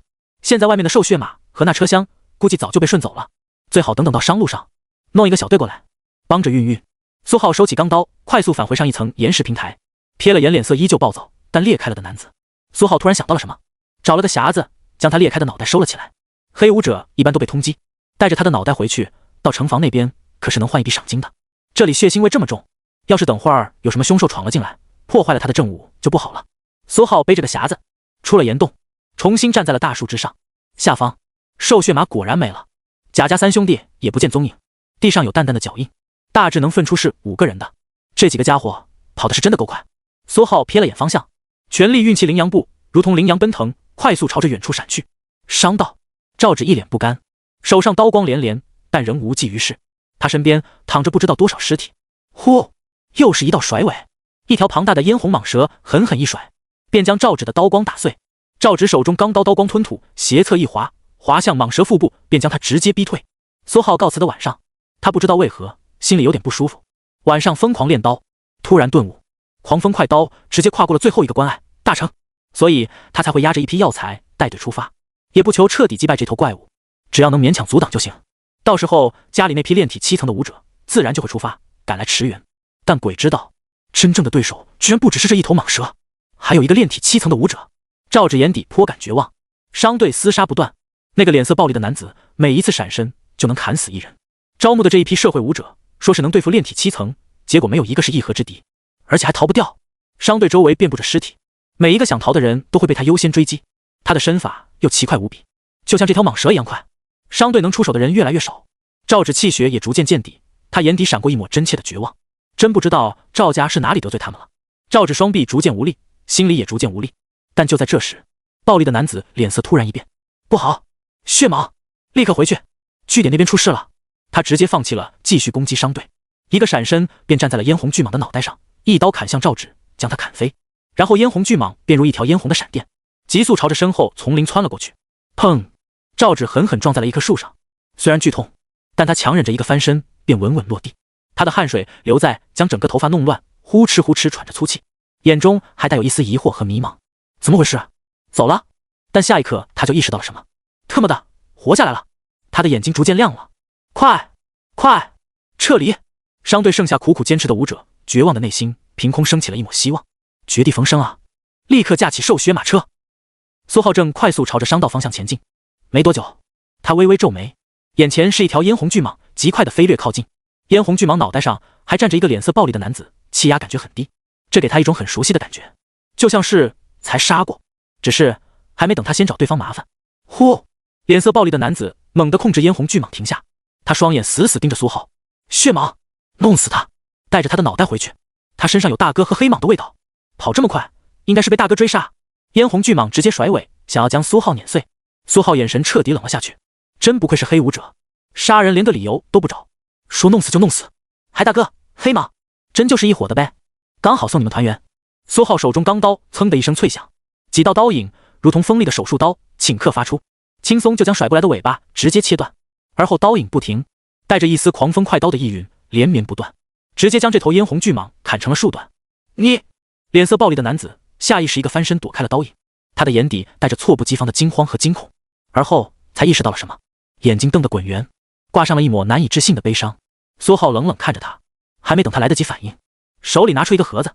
你说的追杀我的大哥是这个吗？苏浩单手托着木盒，刀背向上一磕，盒盖飞起，露出里面的东西后，猛地朝着暴戾男子一丢。盒子还在空中，但暴戾男子已经看到了盒子里装的是什么，一颗裂开的脑袋，正是他的大哥。他顿时如遭雷击，双目圆瞪，几乎裂开。不！暴戾男子喉咙里挤出一声难以置信的低吼，脸上表情扭曲无比。他下意识伸手去接盒子，生怕他大哥掉到地上，但是盒子下方紧贴着的一道刀影猛地加速，噗！直接贯穿暴戾男子的胸膛，鲜血飞溅，盒子顺势砸在他的身上。暴戾男子身体向后，重重摔倒在地，浑身无力，眼神涣散。吃！苏浩随手挥出数道刀影，嫣红蟹蟒和地上的男子都断成数截。又等了片刻，真的确定都死了之后，苏浩才将手贴在蟒蛇尸体之上。你的龙象拳发现了50点气血之力，想要吞噬，是否允许？否，暂存。苏浩心中低语，随后便快速的把地上的盒子捡了起来，裂开的脑袋也重新拼好，又把他弟的脑袋也塞到他边上，才算完事。还好盒子够大，至于尸体已经搜过了，没有任何有价值的东西。苏浩重新运起7顺羚羊步，快速朝着商道奔驰。没多久，苏浩重新看到了遍布碎石的商道，他远远感知到某一节商道存在大量的血腥气，避免麻烦，还重新绕了一下路。现在总算是到了商道，苏浩踩在商道上，全力运转气血，沿着回城的方向找了过去。很快，他便看到了前方有一趟商队，正赶着兽血马全速前进，尘土飞扬。总算找到了，苏浩有点欣喜，直接吼了出来：前面的商队停下！商队内，赵芷下意识一个哆嗦，赶马的车夫脸一白，手一抖，马鞭都抽空了。快，快，再快点！赵芷连忙下令，脸色慌乱，整个商队的猛地就往前窜了一截。苏浩立马就知道自己犯蠢了，这一副要打劫的腔调，怎么可能？你说停下就停下？他不再多言，直接运起步伐便狂飙了过去。七顺羚羊步，论赶路并不逊色瘦靴马，更何况这些瘦靴马还拉着车。苏浩很快就赶上了车队，一个纵跳落在了最后的一辆瘦靴马车的车顶之上，一巴掌把车夫扇飞。扯缰绳，停马！如此数次操作，整个车队便完全停在了商道上。5、6个武者拎着刀，脸色苍白地看着苏浩。管事的是谁？出来！苏浩挡在车队前方，冷冷道：“他虽然不是打劫，但要让他们返回去运东西，和打劫差不多，不能太客气。”赵芷坐在车里，右手指节用力，紧紧握着刀，看得出心情颇为不平静。听到外面的声音，呼，他长长呼出一口气，毅然决然地走出了马车。就算这人再强，也不一定是他的对手。他可是年纪轻轻就掌握了大成刀法的天才。他穿过仅存的6个武者，刚准备放几句狠话，然后开始对砍，但他看清苏浩淡漠的脸，顿时懵逼。苏师兄！赵芷发出一声不敢相信的声音。苏浩看着眼前这个熟悉的少女，嘴角微微一抽，这运气，打劫到自己认识的人身上了。但有什么办法？该打劫还得打劫。苏浩和赵芷一顿交流，车队立刻调转方向，绕了一点路。苏浩有意避开了斩杀血蟒的地方，血腥味太浓，可能引来了其他凶手，没有必要耽误事。没多久，车队在相同的地方将瘦靴马的缰绳解开。苏浩带着赵芷和6个武者，还有5个车夫，牵着瘦靴马急速前进，赶往那处岩壁上的天然溶洞的一路上很是顺利。几人站在岩壁之下，抬头向上看了一眼，确定了那颗盘结的巨树，没花什么功夫就全都爬了上去。穿过蜿蜒的岩道，几人站在了岩洞平台之内。赵芷连同他商队这些幸存者下意识一个哆嗦，他们看到了一条很是眼熟的巨蟒，只不过这头是黑色，已经死透了，但这依旧让他们一阵发寒，起了一身鸡皮疙瘩。毕竟先前的战斗实在太过惨烈，他们死的人太多了，要不是对方莫名其妙跑了，恐怕所有人都得死。其实他们商队所有人，包括赵芷，都不是很乐意来运什么所谓的东西，就是生怕又碰到了那条蟒蛇和那个神秘的武者。但是他们默默瞥了一眼眼前这个脸色冷漠的少年，然后又快速挪开了目光。就是里面了，快运吧。苏浩平静道。包括赵芷在内，赵氏商行的10几个人迅速搬运着一摞摞联邦币和金银财宝，然后顺着岩壁放下，最后捆在了5头瘦血马身上。原路返回，找到了商队的车架，重新将瘦血马套在了缰绳上。苏浩的那些东西也被堆进了车厢。5个车夫默默赶车，脸色有点发白。先前在岩洞见到的确实有点过于，全是尸体，裂开的奇形怪状。那6个武者更是一言不发，默默上车。原本他们已经很高估这个少年的实力了，但对方居然能以一己之力覆灭一个隐秘的组织据点，这实力已经超过他们的想象了，完全难以置信。难怪赵芷大小姐对他言听计从，终于能休息了。苏浩靠在车厢墙上，又是赶路，又是杀人，又是砍蛇，还顺便打劫了一个商队，这一天真是太他妈充实了。不过已经是回程，苏浩不用指路，完全交给了赵氏商队的车夫自己辨认方向，他自己则假寐起来。赵芷坐在苏浩对面，不时借着看窗外风景的动作偷偷看向苏浩的脸。他已经把那血色巨蟒还有那神秘的男子的事情告诉苏浩了。2个炼体高层可不容小觑，但苏浩好像完全不当回事。三叔说他还只有炼体6层呢，只是刀法出色，他自己也是刀法大成，但面对那一人一蟒也是极为无力。不过就算真的对上了，他们2个人加起来也勉强有一战之力吧。赵芷不由得默默想到。车队仍在急速前进，没多久，车夫们传来一阵惊恐的叫声：“大小姐，蟒蛇！”赵芷下意识一个机灵，脸色刹那间苍白起来。苏浩也猛地睁开了眼睛，他以为有第3条，挑开车厢窗户帘子一看，只是那头血色巨蟒而已。这条路最短，刚好路过，你去处理下，让他们赶紧出发。苏浩还以为又能收获50点气血呢，兴致缺缺地放下帘子，重新闭上双眼休息。赵芷透过窗户看到的也是尸体，顿时放松了一些。闻言，立刻下车。车队幸存的6个武者也下了车，正在检查尸体。车夫们躲在一边，远远眺望那血色巨蟒的尸体，脸色看上去惊魂不定。见赵芷也下车了，6个武者中的一个立刻过来，脸上带着一抹震惊和喜色，手指微微颤抖地指了指血色巨蟒不远处，那里赫然躺着一具无头尸体，身上被刀痕贯穿。这神秘人正是先前袭杀他们的那个，现在死在了这里，连同那头畜生。只是这伤势看上去眼熟极了。其他几个武者也过来了，互相交流了一下眼神，忌惮地瞥了一眼苏浩车厢的方向。无论血色巨蟒还是这地上的尸体，伤势简直与那溶洞里的尸体如出一辙，更不用提溶洞里也有一条差不多的巨蟒，这就不禁让他们浮想联翩。继续赶路吧，通知一下商会，说目标已经死了，暂时安全，让他们不用担心。赵芷勉强恢复镇定，重新回了车厢。其他几人立刻执行。车厢里，赵芷几次微微张嘴，想问问苏浩那神秘人和血色巨蟒是不是他杀的，但最终还是闭上了嘴，因为这就是废话。引刀斩的伤痕，他自然认识，而且他这时才想到，那已经死掉的神秘人走之前对那巨蟒似乎说了句什么，据点那边出事了。结合那神秘岩洞里无处不在的引刀斩刀痕，真相自然不言而喻。只是赵芷偷偷看向苏浩的目光里，除了震惊，还有浓浓的疑惑。引刀斩这么强吗？他狂风快刀大成，只能在巨蟒的攻击下勉强应付，甚至随时可能被一尾巴扫死。但苏浩却能一连斩杀一人一蟒2个炼体高层，他才高3啊！连赵芷自己都没有发现，他的内心在震撼和疑惑不解，让他的目光悄然从偷偷的慢慢变得不再掩饰，直勾勾盯着苏浩。苏浩平静睁开眼睛看了过去，赵芷心跳猛空了一拍，连忙将脑袋低了下去，双颊迅速染上了一抹羞红，看起来俏丽至极。沉默，车厢里持续沉默下去，甚至还有点尴尬。苏浩瞥了赵芷一眼，平静道：“马上就回大环城内了，有什么话想问就问。”赵芷有点意外，他抬头偷偷瞥了苏浩一眼，见他面色如常，紧扣地面的脚趾放松了1、2，随后还是疑惑地问了出来。苏浩自然简略地答了答。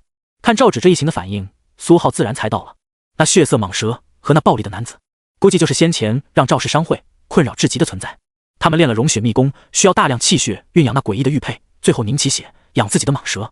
赵氏商会主要运送的就是药材，各种增强气血、辅助练武的药材。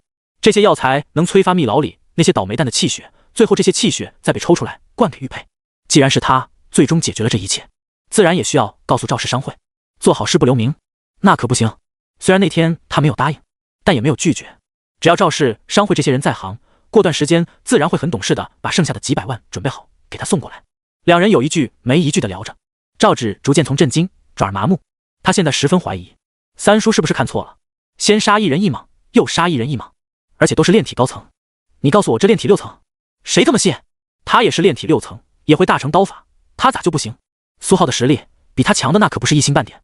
没多久，车队回了大环市，还遇到了赵氏商队的赵丽、赵丹，对方是来接赵芷的。他们看见苏浩，有点惊讶，完全没想到他居然会出现在车队。他们唯一知道的消息就是赵芷让他们不要慌，问题解决了，但仍有点疑问和不相信。直到赵芷拉着他们一顿窃窃私语，还拿出了什么东西。赵丽、赵丹脸色瞬间附上一层喜意，眉头的阴郁彻底化解。同时，他们看向苏浩的目光带上了一丝惊疑和震惊。商队缓缓前进，就近找了一所银行，联邦币全部存好，金银珠宝放入保险柜。苏浩便向赵芷等人道谢告辞。赵丽还想客套几句，苏浩也就和他客套了几句。随后双方告辞，苏浩打了辆车直接回家。赵丽和赵丹坐在兽血马车内，不住地翻看着什么。商队里的武者把尸体的照片拍了下来，尤其是那狰狞的刀口，不少刀口甚至直接嵌入地面，极为明显。越看他们越心惊。赵丽咽了下口水，对着身边赵丹疑惑问道：“老三，你真的确定那小子不到炼体7层？”赵丹此时也有点懵逼，那刀口，那破坏力，何止炼体7层，炼体8层都不一定能打出来。至少他确定他边上的二哥赵丽是打不出这种杀伤力的伤害。而且他这次见苏浩，除了在他身上感知到了强烈的血腥气，还察觉到了一丝微弱的生命蜕变的气息，就像是一个没控制住那气息自己跑出来的一样。他之前判断苏浩没有炼体7层，完全就是因为炼体7层的生命层次经过蜕变，那蜕变的气息常人可能感觉不到，但在他眼中却无比明显。先前他确实没有感知到，但这次，所以这次他也不确定了。或者说，难道苏浩那小子之前掌握了什么隐藏气息的手段，这次外出杀戮太盛，一个没留神泄露了那么一丝？赵丹自然猜不到真相，但赵丽看到赵丹这副表情，哪里还不知道是什么情况？他脸色一黑：“老三，你差点害死我！那嗨，苏小友要是炼体7层之上，他那刀法这么厉害，我哪里打得过他？我之前可真的差点要绕过大哥去绑这小子，要是真去了，结果你判断错实力，今天你看到的照片就是我了。”赵丽不由得心有余悸，他连苏浩住哪里都打听好了。赵丹那无言。而此时，苏浩推开家门，四处检查了一遍，没有人躲着打算阴他，然后他便重重坐在了沙发上，开始总结这一次的收获。苏浩从怀里拿出银行卡，丢在一边，存进去的现金112万，之前买气血丹还剩下10万，也就是122万。那些金银珠宝没算进去，具体也不知道值多少钱，不过大几十万肯定有的。如果不用在武道上，很长一段时间不用为钱担心了。苏浩随后又从怀里拿出来一本功法和一块乌漆嘛黑的玉佩，融血秘功，想要？否，拒绝。苏浩随手把功法也丢到一边，直接拒绝。这功法看着邪门，不是很对劲。他之后可是要参加高考，加入武大的，万一高考的时候被发现怎么办？这不得被当成黑武者，至少也得等到彻底加入武大，才能决定是否练这门功法。而且他有金手指，能吞噬万物，气血为己用，让武功直接获得特性。这功法颇为鸡肋，简单做出评价，苏浩便彻底将其置之不理。他低头看着手里最后一件东西，黑色玉佩，手指轻轻模式，很温润。这东西也给他一种诡异的感觉，乌漆嘛黑，通体圆形，上面刻着淡淡的兽纹，吞噬气血，凝聚奇血。还不知道奇血是个什么东西，居然能帮助培养凶兽。有功夫再灌点气血试试吧。苏浩把玉佩也放到一边，只能说这一趟收获是真的平平无奇，一点钱，一本没用的功法，一块不知道有什么用的玉佩。哦，差点忘记了。苏浩瞥了眼边上桌子上的木盒子，里面还有俩脑袋，应该也能换点黑武者通缉费，但那等到明天再说了。现在天已经慢慢暗了下去，那帮子办事的经常早退，估计早下班了。系统，苏浩转换出系统面板，先前那两只巨蟒的气血还存着没用。龙象拳精通，进度 21%， 待吸收，气血之力10点，阴身女妖气血之力102点。巨蟒，你的龙象拳想要吞噬？巨蟒为龙属，力道蛮横，刚猛无比，也很适合龙象拳，也只有龙象拳对巨蟒的气血之力感兴趣。苏浩没有犹豫，允许。你的龙象拳吞噬40点气血之力，进度正 80%， 达到精通 101%。你的龙象拳突破到大成 1%。你的龙象拳发生奇特变化，你的特性升级为终极龙象手。你的龙象拳吞噬62点气血之力，进度正 62%， 修炼进度达到大成 63%。砰！苏浩双臂一阵炽热，气血疯狂涌动，脑中更是传入一段段清晰的记忆。他化作拳客，四处挑战强敌，每一拳挥出都如同一只龙象震踏，无数被挑战者纷纷败于他的拳下。骨折吐血，随着记忆逐渐演变，苏浩双拳上气血越来越多，慢慢凝聚出一层层清晰可见的鳞片，手掌也厚实了几分，甚至指骨处凝成了几根短小尖锐的骨锥。脑海虚影空间，那头龙象虚影浑身鳞片变得红黑交杂，仰天长啸，体型更是猛然膨胀，一跃比风鹰的体型还上一圈，仅仅只在那只阴身女妖之下。好家伙！苏浩缓缓睁眼，手臂中感知到一股极为强大的力量，终极特性龙象手，只要运转气血，就能让他是双拳堪比金刚武器。苏浩捡起一边的钢刀，对准左臂，刚准备来一下，又犹豫了一下，转身到厨房，拿起菜刀，先是对着手臂的气血鳞片划拉了一下，呲的一声，发出渗牙的金属摩擦声，果然够硬。苏浩右手捏着菜刀，对准左手，先是轻轻一磕，嘣，一道脆响，菜刀刀刃磕飞了一小块。苏浩见状，左手直接顺着菜刀刀刃捏了下去，咯吱咯吱，刀刃的锐利在苏浩手掌气血鳞片挤压之下，直接扭曲弯折。没多久，整个菜刀就被捏成一团，而手掌半点划痕都没有。以后要是钢刀没了，就真的不用担心了。苏浩看着双手覆盖的狰狞鳞片，单靠着双手就能直接砸死那两条蟒蛇。而且，苏浩盯着双手，心念一动，双手上覆盖的气血鳞片瞬间消失，而后又猛地出现，又猛地消失，切换仅在眨眼间。用来阴人偷袭也很好用，足够出其不意。要是有人打算趁着兵器之力，大概率会被他一拳打碎刀剑，而后又一拳砸死。他现在一拳下去，堪比龙象震踏。苏浩走出厨房，重新回到客厅，瞥了眼面板，最后一行待吸收，还剩下10点阴身女妖的气血，因为引刀斩圆满，无法吸收，也没有其他武功感兴趣，空那里了。苏浩坐在沙发上，视线落在了边上的黑色玉佩上，不知道面板上的气血能不能给这玉佩用。苏浩微微思量，直接拿起玉佩，打算试试。心念一动，刚对着面板发出指令，待吸收的10点气血消失不见。待吸收无。紧接着，他猛感觉右手传出一道炙热热流，从体内深处凭空出现，而后直接灌入到手掌心躺着的玉佩之中。呼！手中玉佩猛闪了一下，是刺眼的血光，整个玉佩都从黑色变成嫣红的血色，随后血色逐渐凝聚，在玉佩最上方蹦出一丝细不可见的漆黑血液。嗡！漆黑血液出来的刹那，苏浩便感觉到了一股可怖的力量，蛮荒诡异，这个玉佩都仿佛变得沉重。苏浩双眼微微一凝，盯着那丝微不可见的漆黑血液，这玩意绝对不简单。脑中刚闪过这个念头，你的蛮象金刚功急不可耐的想要吞噬 0.1 点无元妖魔血，是否允许？你的引刀斩急不可耐的想要吞噬，你的龙象拳，你的狂风快刀，你的断玉白骨功，你的舍利铜皮功，你的隔山拳。苏浩还没反应过来，一连串的消息瞬间刷出，一门门武功仿佛疯了一般，疯狂的刷屏。苏浩看着疯狂的武功，略微有点懵逼，这东西这么恐怖的吗？所有武功都想吞噬无元妖魔血。苏浩注意到了眼前的提示，低头死死盯着重新恢复成黑色的玉佩，玉佩上方正微微悬浮着一丝几乎看不见的漆黑血液，就像是超导的抗磁一般。全部拒绝，暂存。为了避免这一丝血液凭空蒸腾消散，苏浩果断下令。呼，那滴漆黑鲜血仿佛受到什么力量的控制，猛地一闪，凭空消失。苏浩感觉掌心涌入一股如同滚烫岩浆般的力量，手掌肌肉疯狂抽搐起来，疼得冷汗刹那间冒了出来，但就像是幻觉，下一刻就全部风平浪静。待吸收 0.1 点妖魔之力，无缘。你的蛮象金刚功。随着这点妖魔之力出现在面板上，所有武功顷刻间又疯狂了，一遍遍刷屏想要吞噬的消息，甚至虚影空间中所有的武功虚影全部躁动起来，脾气炸裂的都开始打起来了。阴身女妖盘旋在空中，暴力的冲击下方狰狞的龙象虚影。蛮象金刚功的蛮象虚影以1敌2，和白玉骨骼虚影以及铜皮虚影打作一团，唯有风鹰虚影还算是安生，只是振翅在虚影空间荡出连片刀光。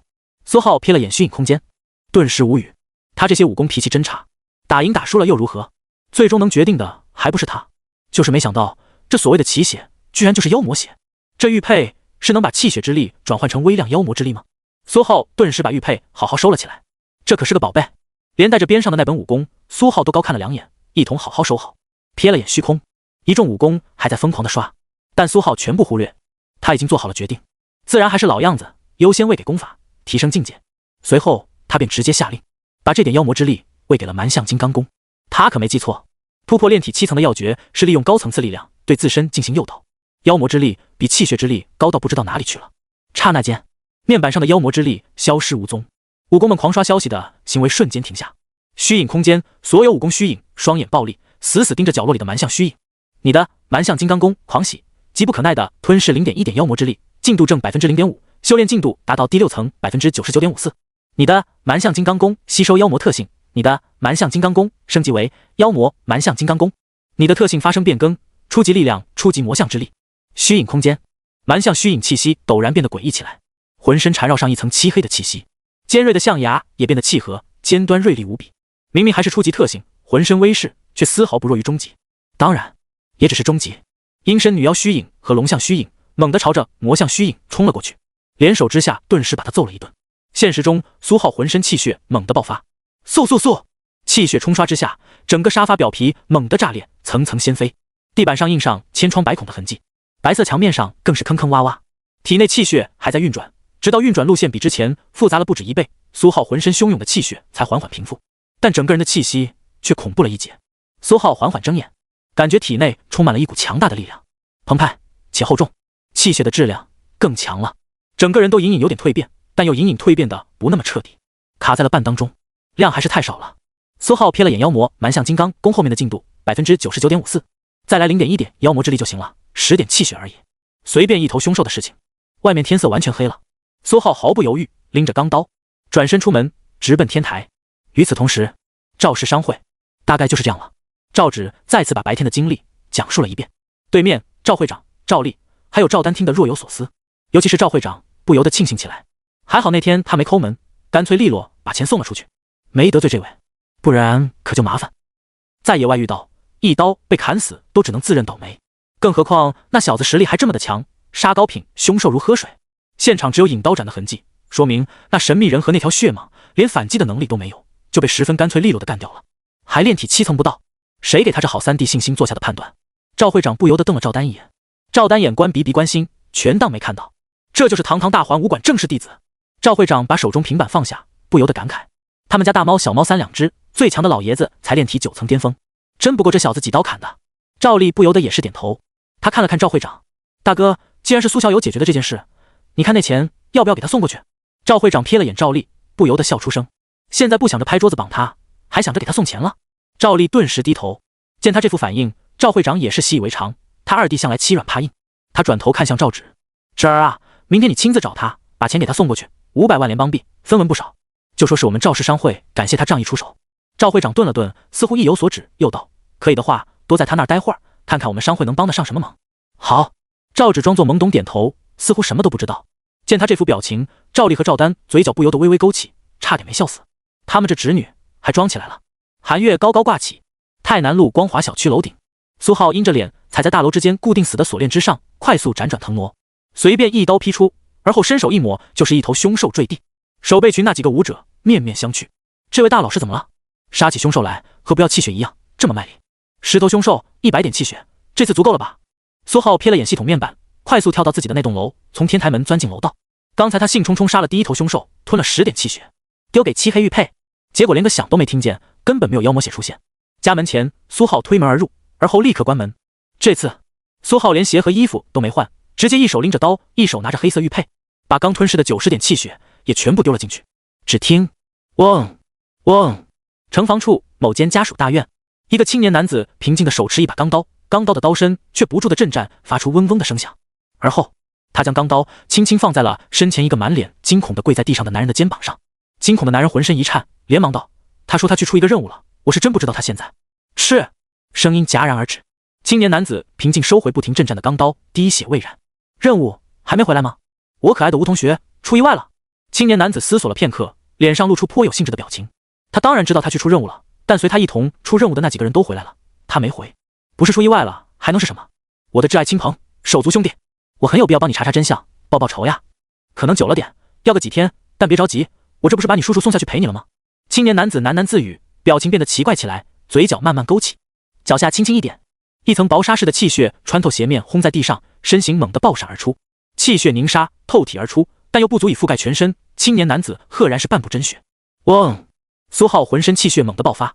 你的妖魔蛮象金刚功，急不可耐地吞噬 0.1 点妖魔之力，进度正 0.5%， 修炼进度达到第6层 100%。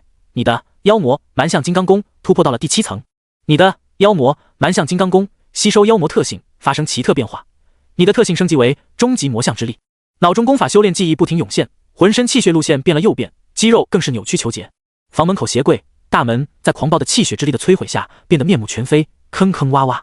苏浩无暇他顾，他浑身只感觉痛苦万分，气血反复冲刷身体，毛孔逐渐张开，丝丝污浊黑气猛地冒出，就像是一根根钢针刺出。脑中虚影空间魔象虚影变得更加庞大，甚至远超最强的阴身女妖虚影。魔象躯体更是缠绕着不断增加的诡异黑气，庞大的气势轰然扫向四周，又磅礴又诡异。其他武功虚影不由得都缩在了虚影空间角落，就连阴身女妖都显得有点忌惮。直到1个多小时后，脑中魔象虚影浑身缠绕的黑气猛地一缩，魔象虚影体型突然缩小，变得凝实了几分。苏浩的气血线路也彻底稳定，经脉和气血壮大了数倍不止，就连血液都似乎粘稠了。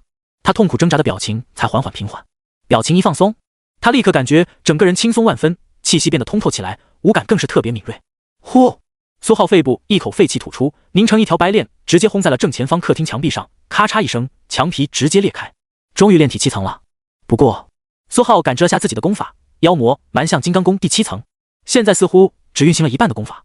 他感知到自己体内功法路线消失了一部分，和记忆中的不符。仔细翻阅记忆，原来如此，现在运行的是蛮象金刚功，只有融合脑中蛮象虚影，才是完整的妖魔蛮象金刚功。苏浩毫不犹豫，使用意念，瞬间将脑中魔象虚影融合到气血之中。咔咔咔！就在刹那之间，苏浩浑身气血流淌之处，逐渐冒出一层厚厚的黑色鳞甲，头发疯狂炸起，泛着黑金般的金属光泽在空中狂舞，手足变得粗壮有力，手指错节生长，狰狞的如同魔物利爪，双眸更是漆黑，五官犹如雕刻的雕塑，简直就是一头人形妖魔形态的法相。强大、凶厉、炸裂！苏浩向前走了几步，看着落地镜里的自己，直接懵逼。这鬼东西是谁？体内功法没错，是完整了，但咋还变成了这样？换皮肤了？他挥了挥自己的如同魔物爪子的手，强大，确实强大，一股强大的力量充满浑身。他感觉这个状态的自己能在一刹那之间爆掉100个之前的自己的脑袋。但苏浩蛋疼地看着镜子里的自己，这也太丑了，好好的当然不好吗？还没来得及吐槽更多，苏浩便感觉体内气血一空，一阵虚弱感袭来，魔象虚影重新出现在了脑海虚影空间，他的外表也恢复原样。苏浩脚一软，坐在了地上，脸色有点苍白。1分钟，他还有心思瞥了眼时钟，这个诡异的状态在1分钟内耗尽了浑身气血，似乎被坑了。这无缘妖魔血有点诡异啊！武功变成妖魔可以，我没事变什么妖魔？哪天被人类强者发现了，还不得被一巴掌拍死？苏浩瘫坐在地上，勉强恢复了一点力气，艰难爬起。他决定，要不是特殊情况，这个诡异的状态还是别用了。鬼知道那些人类强者对凶兽、妖魔是怎么看的。相比他自己融合妖魔形态的武功，苏浩更愿意让武功化身的虚影出现在现实世界。他已经发现，魔象虚影随着实力提升，已经变得更加凝实，说不定再突破1-2个层次，那些虚影就真的能化虚为实，出现在现实中。一只吞天魔象踏蹄碎大地，一只苍天霸鹰振翅裂苍穹。有事情武功帮他打，有敌人武功帮他杀，他自己嗑嗑瓜子喝喝茶多好。不过还都是梦啊。苏浩悠悠叹气，时间太短，消耗又太大，1分钟就能耗干气血，根本不现实。要是在野外，没有气血和找死没什么区别。就算现在是在城内，在家里，苏浩气血大空，都感觉很没有安全感。没有再多想，他直接扶墙走到冰箱前，疯狂喝起营养液。天缓缓亮了，苏浩脸色有点差，他昨天把家里所有能吃的都吃完了，结果气血也只恢复了3成。炼体7层的气血质量好像高太多了，不是普通的食物能提供的。他披上银纹黑袍，打算去大环武馆1楼商场看看。上次看到有卖凶兽肉的，多少搞点。来不及让他那俩武童来送他了，苏浩直接打车去了大环武馆。苏浩刚踏入大环武馆，便听到不远处楼梯口传来一阵威胁和委屈无奈的声音。随便瞥了一眼，是一个黑袍男子和一个灰袍少女。黑袍男子捏着一瓶丹药，半诱惑半威胁道：“你真的不考虑当我的武童？”灰袍少女缩在楼梯口，有点瑟瑟发抖，表情充满莫名的无奈。她弱弱道：“这位前辈，我真的有其他黑袍师兄要了。”黑袍男子脸色顿时沉了下去，浑身气血涌动。其他黑袍要你？我叔叔是分管武童的长老，我现在就站这里，哪个黑袍敢出？涌动的气血戛然而止，黑袍男子直接被拎了起来，喉咙里发出的声音，一股窒息感顿时传来。他拼命想挣扎，但眼睛一瞥，看到了掐着他脖子手腕上的黑袍，绣着银纹，正是弟子。他顿时放弃挣扎，眼神露出哀求之色。苏浩猛地一甩，黑袍男子直接被丢了出去，重重摔在地上。他本来不想管，但瞥了一眼，发现那灰袍少女居然就是顾化。这位师兄，多谢了。顾化瞥了一眼苏浩身上的银纹黑袍，连忙低下头道谢。还好运气好，碰到了一位好心的师兄。刚才过去好几个黑袍弟子都只是戏谑的看着他。苏浩转身瞥了他一眼，差点忘记了，上次见他穿的是普通黑袍。叫我苏浩，跟我走吧，先带你去登记一下，不然什么阿猫阿狗都敢来放肆了。苏浩平静道。苏浩。顾化下意识抬头，刚好看见了苏浩那张罩在兜帽里的脸，双眸瞬间闪过了一抹震惊。他瞠目结舌道：“您是正式弟子？”苏浩瞥了他一眼，没有回答，直接带着他到了服务台，掏出身份玉牌开始登记。没多久，顾化双手拿着刚更新过的身份名牌，僵硬的走在路上，还是一脸的不敢相信。原本他只是想抱一条大腿，稍微姣好也能带他，现在哪里是带啊，简直上天了。苏浩，他表妹顾七七的同桌，居然是炼体7层之上的银纹黑袍弟子，他居然还真和他勾扯上关系了。武童也分3、6、9等，最普通的是到处打杂的武童，然后是黑袍弟子的武童，更强的待遇最好的自然就是银纹黑袍的武童。大环武馆上千武童，他现在直接一跃成了那最顶尖的，只有区几十个之多的银纹黑袍的武童了。苏浩又瞥了眼一脸呆滞的顾化，这个女人好看是好看，但怎么感觉不是很聪明的样子。之后你就自己修炼吧，武馆这边的杂事你不用管了，2楼任务厅那边也不需要你去留意了。说罢，苏浩便直接离开。庞大、庞儿两兄弟实力还行，能帮他干点杂货。顾化炼体3层，还是吃丹药上去的，让他成为自己的武童，纯粹是为了感谢上次他提供的消息而已。虽然有点偏差，但至少让自己成功突破到了炼体7层。现在是半点用都没有了。哎，苏师兄！顾化如梦初醒，察觉到苏浩的话不大对劲，灰袍下一双玉腿快速迈开，连忙追了上去。大环武馆不远处，一辆车正在等红绿灯。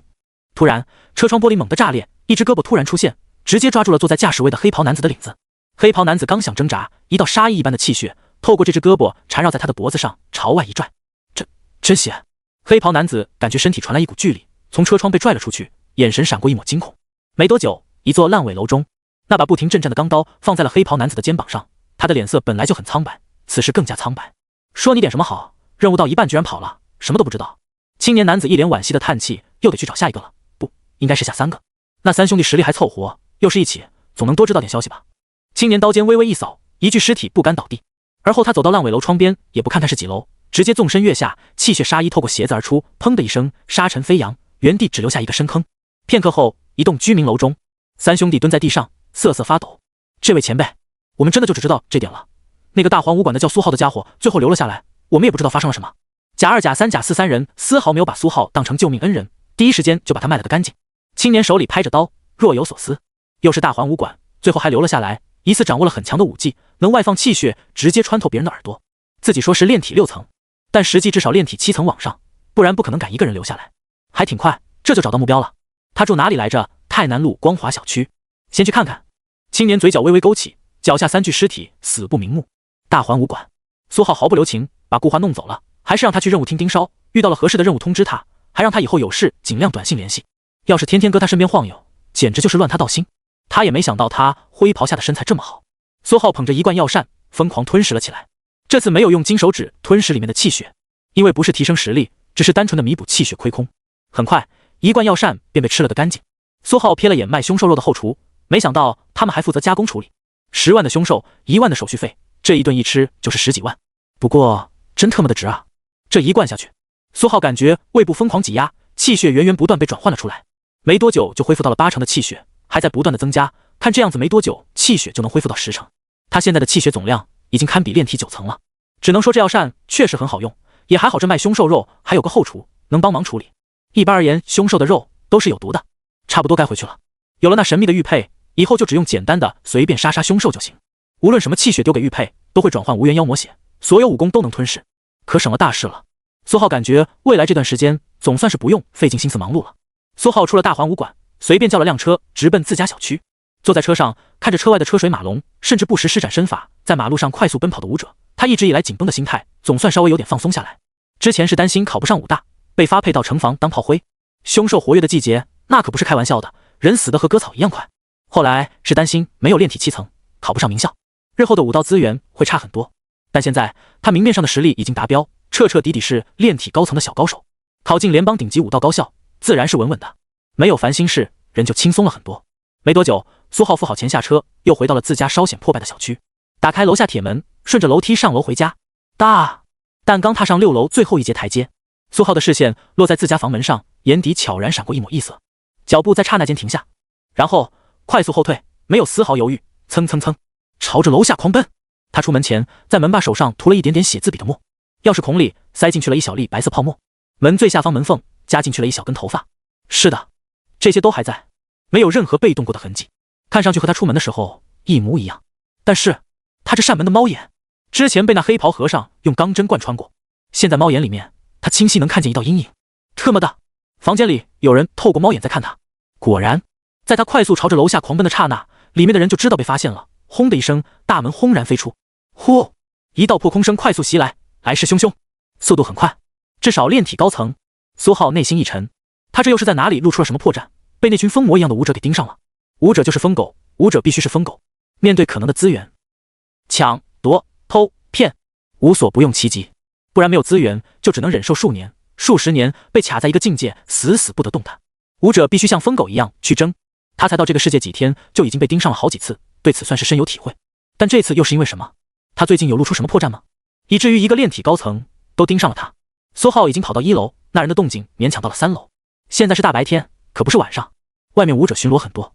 武道纪元虽然民风彪悍，但也不至于能放任武者在大街上厮杀，甚至被单方面劫掠。不管他是谁，他只要逃到大街上就能安全很多。苏浩刚推开1楼楼栋入户大门，砰，3楼窗户传来一声炸裂声，一道人影从天而降，稳稳落在了他的面前。是一个容貌普通的陌生青年男子，他穿着一身运动服，手里拎着一把不停震颤的钢刀。最令人震惊的是，他脚底缠绕着一层气血编织的薄纱，看起来就像是微微悬浮起来了一般。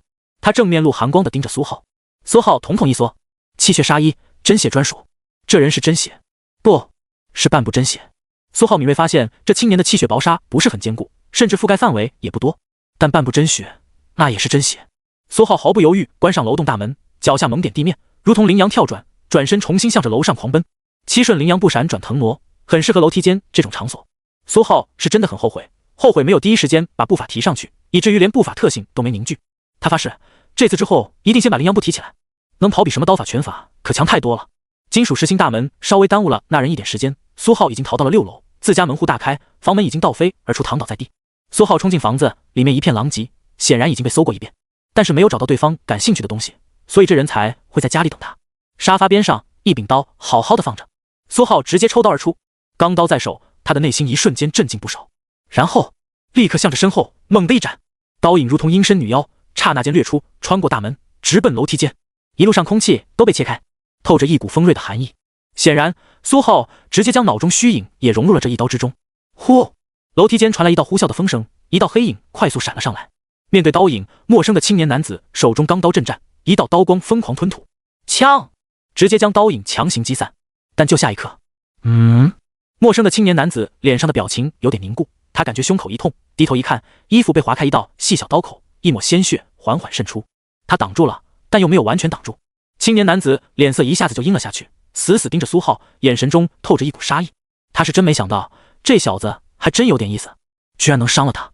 苏浩眼底闪过一抹可惜，他在到楼梯间的刹那，利用脖子上的小刀，一瞬间留下了9道细小的刀影，潜藏在墙面。等拿到了沙发上的钢刀，立刻抽刀而出，斩了出去，吸引对方的注意力。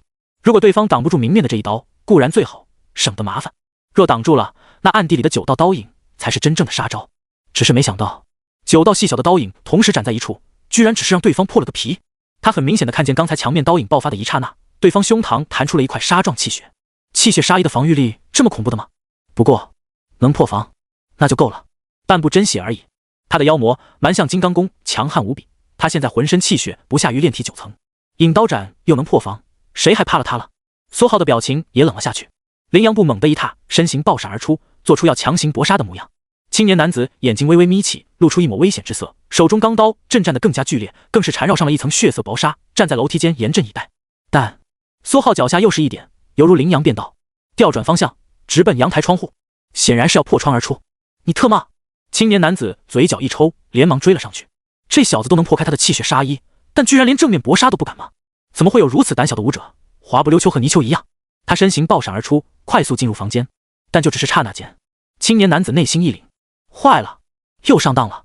吃，连续3道漆黑刀影从地上瞬间爆发，狠狠斩向他身体的3个不同部位，腿、腹、脖子。他都没看见这小子什么时候布置的这3道刀影，一时间居然大意了。果然，只见先前奔向窗户的苏浩脚下又一点，眼底闪过一抹寒意，手中钢刀猛挥，同时奋出9道刀影，狠狠砍向青年男子周身各个方位。所谓的逃，只是诱敌深入而已。青年男子感觉自己就像是一头被戏弄的蠢驴，他自己还不知道他自己就是这头驴。他脸色阴沉，手中钢刀震荡不停。突然，一层剧烈的荧光刹那间在房间里炸开，苏浩的9道刀影如同血入纯阳，直接消融，被对方尽数接住。只是那3道从地上爆发的刀影实在太近太快，他勉强挡住了2道，剩下1道直袭他的腹部，一层气血杀医早就挡在了腹部。枪！刀影与气血杀医碰撞，居然发出了金属的割裂声。青年男子只感觉腹部一痛，一道比之前更深的刀口出现，鲜血直接流了出来。操！这小子怎么这么阴？青年男子腹部肌肉用力，强行将刀口合住，手中震颤的钢刀第一时间挥了出去。苏浩眼神依旧很是冷，这个家伙的刀法也不差，甚至很强，至少大成。那气血杀医实在太变态了，对方的气血质量明显比他的强，居然能强行挡住他的引刀斩全力爆发出来的刀影，这可是融合了阴身女妖虚影。看来至少要2道才能完全破防，彻底将其击杀。接下来要想办法找个机会。苏浩手中钢刀挥舞，刀身闪烁刀光，正是狂风快刀，和对方拼杀起来。更是趁着拼杀空隙，不时放出1道刀影，强行偷袭。只是每次都被对方炸开的刀光挡住。一时间，整个客厅刀光闪闪，客厅墙壁都不时被溢出的刀光刮出一条条刀痕。青年男子手中长刀震战不停，脸色十分奇怪。这小子给他的压力简直不逊色于其他遇到的半步真血的强者。但他很确信，对方只是一个炼体高层而已。他手中钢刀都似乎握不住，已经节节败退，完全落入下风。但青年男子并没有着急，反倒内心狂喜。压力！他感受到了强悍的压力。呼！体内的功法疯狂运转，手中震战的钢刀疯狂炸裂出一团团刀光。他居然感觉到了一丝要突破的契机。枪！青年男子越打越落入下风，但一点都不慌张。苏浩也察觉到了一丝不对劲，但对方那嗡嗡震战的钢刀给他的威胁很重。他砍中对方1刀，对方只是出点血，至少要连续2刀斩在同一个位置才行。但对方只砍他1刀，他估计就得当场凉凉。他可没有气血杀医这种东西，防御脆得很。只能说很可惜，这青年武者使得钢刀震战十分诡异。苏浩必须让手中钢刀附着一层刀光，不然钢刀很容易被震断，甚至封印虚影已经悄然被苏浩用上，就是为了以防万一。但用上了终极刀光，苏浩就很难同时使用引刀斩、一刀九斩，特性不同，不能强融。除非像是之前老校长说的一样，他能将2门刀法彻底融合，才能同时使用2种特性。但如果2种刀法能同时用出来，恐怕真的早就将这厮斩杀了事了。苏浩眼睛微微发寒，还好这人刀法不强，只是偶尔能爆发一次。他的狂风快刀施展得很流畅，甚至已经完全占据上风，对方落败只是时间早晚的问题。房间内四处一片狼藉，苏浩右手挥刀狂砍，左手却在各个角落小心布置了一道道细小刀影，足有几10道之多。细小刀影气血不多，杀伤不够，但之前9道就能将其破皮，几10道足够将其贯穿了。枪！又是1刀。青年武者愣了片刻，机会！苏浩将他手中震荡的钢刀逼停，毫不犹豫，同时引爆所有潜藏的细小刀影。嗖！房间各个角落、地面、墙壁、天花板，几10道刀影同时砍向青年男子，刀上的刀光也随之一停，转而9道刀影凭空斩出，齐齐斩杀向青年男子。一时间他刹那间就被刀影淹没，但刀影如同水入江海，一点反应都没有。下一刻，轰！一股气浪袭来，庞大气血在一瞬间爆炸而出。青年男子全身都笼罩着一层气血凝聚的杀意，就像是真实存在的衣服一样，所以刀影砍在上面，甚至和没有砍一样。特么的，这次轮到苏浩爆粗口了，真血劲！搞半天，他当了半天的磨刀石，让这厮成功突破到了真血。哈哈哈哈哈！青年男子喜形于色，狂笑不止，一股强大的力量遍布周身，气血在刹那间变得更加粘稠，象征着真血劲的气血杀意彻底被他凝聚出来。本来只是想抢走他那吴兄弟觊觎的宝贝，没想到还有意外惊喜，居然临阵突破了，简直天命在我！他嘴角狞笑，死死盯着苏浩，随手一挥，枪！苏浩只感觉钢刀传来一股巨力，整个人站立不稳，差点倒飞而出。嗡！青年男子手中钢刀震荡不止，咔嚓咔嚓，苏浩的钢刀直接断裂，化作一节一节的碎片。青年男子嘴角勾起，嘲讽似的道：“还真是多谢你了。为了表示感谢，我送你下去的时候会很快，尽量让你感受不到痛苦。”苏浩脸色彻底沉了下去。刀没了，这厮还突破了真血。青年男子猛地一闪，挥刀而出，眼神充满轻松写意。突破了就不用再拖了，再晚点动静就闹得太大了。但下一刻，噗！青年男子身体猛地一滞，他感觉胸口剧痛，眼神茫然，低头一看，一只遍布鳞片的胳膊直接穿透了过去。你不是撇！青年男子嘴角流出一抹鲜血，嘴唇不停颤抖，脸色变得越来越灰白惨淡，微弱无力的语气中甚至透着一股不敢相信。他眼睛的倒影里站着一浑身遍布鳞片的人形狰狞魔物。莫等他话讲完，砰！这只遍布鳞片的胳膊猛地一拧一甩，青年男子胸膛直接炸裂，倒飞而出。他的眼神彻底灰暗定格。苏浩收回胳膊，一抖，血珠四溅，哗啦！浑身鳞甲如同波浪般快速翻回体内，两道虚影从残存的一丝气血中脱离而出，返回脑中虚影空间，正是一只魔像，一只龙像。苏浩的脸色此时也有点发白，右手甚至有点发抖，双腿更是发软，气血消耗太大了。他融合魔像虚影，以妖魔之力为驱动，猛地加速，配合终极龙象手，才趁其不备强行破开那气血杀衣，一击毙命。但这也直接抽干了他体内的气血。不过还好，终究算是解决了。苏浩瞥了一眼家里狼藉的惨状，眼神微微有点发冷，上次的装修白弄了，上前几步直接搜尸，损失能不能挽回就看这一把了。这刀不错，收了。他第一时间捡起青年男子的钢刀，透着一股森然寒气，比他之前用的钢刀强多了，只是他不会这人的刀法，震不起来。然后就没有然后了。苏浩脸色有点难看，这厮身上什么都没有，武功、现金、卡什么都没有，他差点又给他两脚。不过当苏浩低头重新看向男子的脑袋，眉头微皱，这脸怎么这么白，和脖子还有色差。他下意识觉得有问题，上前一抹一丝，一张完好无损的脸皮扯了下来，而人头下面是一张完全不同的人脸。苏浩瞥了一眼，这张脸也不认识。面具吗？他拎着人皮面具，若有所思，这也算是有点收获了，这玩意可不好做。没多久，楼道口传来一阵轻微的脚步声，几个穿着巡逻制服的青年拎着刀，眼神警惕地上楼，显然还是动静太大，被发现了。苏浩把人脸面具收到怀里，微微抬头看向了几人，冷冷道：“总算来了，登记下吧。”几分钟后，几个穿着巡逻制服的青年恭敬地把尸体运走。苏浩是房子的主人，按照联邦法律，能将任何擅闯的人直接击毙。更何况他身上那身银纹黑袍还没脱，大环武馆标志性黑袍，其他人可以不认识，他们这群巡逻执法的可都是经过培训的。楼下几人将尸体运回车厢，摸了摸额头的冷汗，长长出了口气，快速将车发动就跑路了。紧闭的车里只能隐隐听到几句太吓人了，气血波动好强，至少炼体8层。苏浩则在几人走后强行扶着墙，感觉一阵眩晕。他现在气血亏空，不表现的强势点，都怕这几人临时反噬。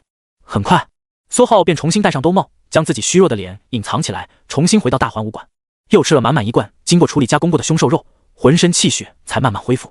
家里是不能住了，是个人都能找上门，至少得换个隐蔽一点的居所。也不知道这厮是从哪里来的。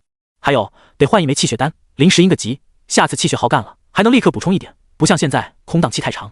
苏浩脸色恢复正常，心情也平复很多，在心中默默想到，这都是经验教训，他还是太嫩了。而此时，苏浩家小区楼下，赵芷一脸纠结地站在门洞前，徘徊不定。按照家里的吩咐，他应该主动点把钱送过去，然后多留一点时间和苏浩好好弄好关系。但他到底脸皮有点薄，只是在他没有留意间，送他过来的兽血马车悄然走了，车夫脸上露出一个莫名的笑容，显然赵家不打算给他留后悔的机会。几分钟后，赵芷才一脸呆住地看着空空如也的身后，哪里不知道是被家里给卖了。许久，他一咬牙，终于做好了心理准备。算了，想这么多呢，便顺着楼梯直奔6楼。站在6楼楼道，赵芷直接懵逼，眼前是一片狼藉，大门甚至飞出，此时就踩在他的脚底。屋内刀痕密布，地面地板处处裂纹，桌椅沙发散落一地，全是碎片，地上还有血迹，空中透着一股强大的气血波动，隐隐未散，让人心悸无比。苏师兄这是被人找上门打死了。赵芷手里捏着卡，眼神逐渐慌乱，双手颤抖地拿出手机，飞快地拨通商会的电话。电话那头也瞬间陷入沉默，显然没想到居然是这样。很快，苏浩换好了丹药，又出了大环武馆。家里没什么东西，仅有一些无用的杂物，有用珍贵的东西，比如那黑色玉佩，还有那本没学的功法，他都是随身携带，甚至连那把钢刀他都用黑袍裹住，藏在了腰间。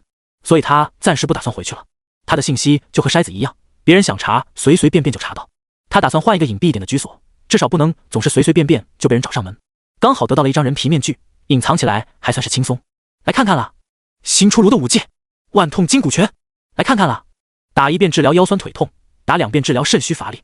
走在街道上，两侧武者人来人往，商铺里卖的都是和武者相关的物件，甚至不乏各种叫卖声。大环武馆附近是很繁华的商业街，平时人来人往，这里大部分商铺都是大环武馆的产业。但是地下就不是那么回事了。这条商业街地下是一条长长的甬道，充斥着各种临时的地下交易，武者一些见不得人的赃物大都在这里出手。大环武馆一般睁一只眼闭一只眼，因为这里最开始是武馆的一位真传弟子搞起来的，收益和孝敬也会分武馆一份。苏浩打算在这里的地下交易找一套房子。那青年男子随随便便就找上门，他现在都不知道因为啥，不换个地方住，怕不是源源不断的人都找了过来。苏浩正打算找个地方换一身衣服，然后把人皮面具戴上，眼神突然微微一变，身后有人在跟踪他。苏浩脸色平静，眼神隐隐闪过一抹寒意，但并没有做出任何举动。这里可不是他家，他家那小区破败地差得很，武者守备也不够，算是低端中的低端居民区。这里可是大环武馆附近的商业街，繁华场所，不管是谁盯上了他，只要他嚎一嗓子，武馆中的强者分分钟就能赶过来。更何况他还是银纹黑袍，光天化日，谁敢在大环武馆的地盘对他出手？苏浩堂而皇之的继续逛了起来，同时透过各种玻璃小心观察起身后的人。但苏浩眉头一皱，这是个熟人，而且分明就是之前接送他去赵氏商会的那个中年车夫。赵氏商会派人来盯着他干什么？苏浩拐进一个角落，中年车夫也连忙跟着过来。呼，一只骨节分明的手猛地探出，抓住了中年车夫的脖子。边上有人注意到了，眼神一垂，立刻加快脚步离开。惹不起，人家穿着银纹黑袍，就当看不见最好，没人打算行侠仗义，因为惹了人真的会死。中年车夫眼神慌乱，手脚挣扎。苏浩眼睛平静道：说吧，跟着我做什么？中年车夫脸上苦笑，他刚送完赵芷大小姐去见苏浩，然后听从商会三爷吩咐主动离开，结果回商会路上居然就看到了苏浩，搞半天原来不在家，然后果断就通知商会了，免得赵芷大小姐扑了个空。谁知道商会那边似乎有点意外，让他先跟着，已经送赵芷大小姐过来了。他喉咙沙哑地讲了一遍，苏浩不置可否，松开了他的脖子。不远处来了几个大环武馆执法队成员，这条商业街的安全向来由大环武馆直接负责。这位师兄可要帮助？执法队成员穿着一身黑袍，胸襟前绣着一把剑，象征着执法队。苏浩瞥了他们一眼，平静道：不用，已经解决了。这几个人果断告辞，半点也没有理会中年车夫贴在墙上捂着脖子瑟瑟发抖的模样。明明他才是受害者，却搞得好像是苏浩被欺负了。你最好没有骗我。苏浩悠悠道，然后便拎着中年车夫的领子到了周围隐蔽角落，静静等了起来。要是等一会儿赵芷来了，自然能证明他没有骗人，但要是没来，这人就是他找赵氏商会质询的工具，也不能怪他惊弓之鸟。没办法，这个世界给他的感觉就是这样，不小心就会死。谁知道赵氏商会打的什么主意？一个半步真血都能找上门，这就是最好的体现。他至今都不知道那人是为什么来找他麻烦。等了没多久，街面上果然开过来了一辆瘦雪马车，一个俏丽的女子快速从车上跳了下来，四处张望，看上去有点着急。苏浩心中一松，没被骗，他这辈子第一个投资商暂时没有做对不起他的事情。手也一松，中年车夫被苏浩放开。抱歉了，以后要是还有这种任务，你可以直接告诉我。不敢不敢，好好。中年车夫先是摆了摆手，然后连忙点头。随后苏浩才主动上前找上了站在街边的赵芷。听说你找我？隔开没多远，苏浩问道。赵芷瞬间转身，看到了一个戴着兜帽的熟悉身影，长长呼出了一口气，喜悦和放松之色溢于言表。商业街上不少人都看向了他们，毕竟旁边就放着一架张扬的瘦雪马车，还有个大环武馆银纹黑袍，自然很是吸睛。赵芷刚想讲话，苏浩便指了指马车，上车说吧。车厢内赵芷才恢复平静，刚才看到苏浩家里那一地的血，他是真的吓了一跳，只是没想到那血大概率不是他的。他掏出一张卡递给苏浩，师兄这里是500万，还请不要推辞，您解决的那个据点就是一直找我们商队麻烦的家伙。苏浩毫不客气，也没有推辞，直接收下。本来就打算拿钱，没必要搞3次3请那档子事。赵芷还想再聊，看在500万的面子上，苏浩陪他聊了几句。他这才知道，原来之前在野外闻到的充满血腥气的那节商道，就是他们商队遭到袭击的场所。也难怪之前他喊完那一嗓子，他们跑得这么快，是生怕那血蟒和那暴力的男子追上来。闲扯了一会儿，苏浩便果断主动告辞。赵芷坐得越来越近，不时还撩撩头发，脸色还越来越羞赧。孤男寡女的，要是真发生点什么，他还怎么心安理得的把赵氏商会当成提款机？一个商会怎么可能没点麻烦事儿？搞不好到时候都要他去处理，哪里有这个闲工夫？而且他的实力还不够强，有太多关系亲密的人，容易暴露秘密。之前稍微露出点端倪，就被悬空寺的和尚找上门。毕竟他的金手指太过直截了当，太过变态了，莫名其妙就变强，很难不引人觊觎。很快，苏浩的身影就彻底消失不见。赵芷坐在车厢里，低头看了看自己，有点懵逼和意外。苏浩重新走进商业街，随便买了身带兜帽的黑色长袍，然后便向商家要了个带镜子的换衣间。没多久，一个完全陌生的男子便戴着兜帽走了出来，也没什么人注意，毕竟穿着黑色长袍的舞者实在太多了。出了店，苏浩直奔街边一处角落，找到了一个垃圾桶，轻轻一推，看似什么都没有的墙面，墙面却裂开成了一扇门。苏浩毫不犹豫钻了进去，脸上的面具很好用，比他想象中好用很多。他刚才戴上，气血自然运转，结果他惊讶地发现，这张人皮面具居然能用他的气血进行控制，甚至可以随意变换成完全不一样的样貌。他直接就将自己变成了江左梅郎李逍遥。顺着长长的楼梯向下，苏浩很快就看到了一条幽暗的甬道，两侧缩着各种小小的店铺，看上去颇为阴森。不少人站在角落，有的罩在长袍里，裹得严严实实，有的甚至连衣服都没怎么穿，脸上带着怪异的充满恶意的笑。苏浩刚下楼梯，踏上甬道，就有不少目光打量了过来，颇为不怀好意。苏浩踏入甬道，兜帽下的表情瞬间冷酷起来，自顾自朝着甬道深处前进，浑身散布着一股生人勿近的气势。盯着他的视线很多，这也是地下暗街的传统，每一个新面孔都会受到他们这些前辈的洗礼，实力强的礼，实力弱的洗。此时角落里部分盯着他的目光悄然挪开，显然是觉得这个新人惹不起，是需要理的，转而寻找新的猎物。但前方角落里，一个穿着长袍的壮硕男子死死盯着苏浩，嘴角突然裂开，嘴角勾起一抹狰狞的笑，横行无忌般冲着苏浩撞了过来。显然他不觉得这个小白脸有什么值得忌惮的。甬道上好几个舞者直接让开了一条道，站在路边看了过来，脸上无不挂着一抹充满恶意的笑。不远处几个坐在小桌边上的舞者甚至悄然开了一盘，似乎在赌谁赢谁输。很快就有不少舞者丢了一捆捆联邦币在桌上，不知道压了谁。看热闹的人有点多呀。苏浩瞥了眼四周环境，平静想到，只是脚步不停，依旧径直向着甬道深处前进。没多久，两人越来越近，周围看热闹的人变得也就更多了。这个新人一看就很强，不是炼体高层，那也是炼体中层巅峰。而那个嘴角裂开，刀疤从嘴角一直蔓延到耳边的狰狞男子，却是实打实的炼体6层巅峰，也是地下暗街豹子堂的二爷，实力很强，心狠手辣。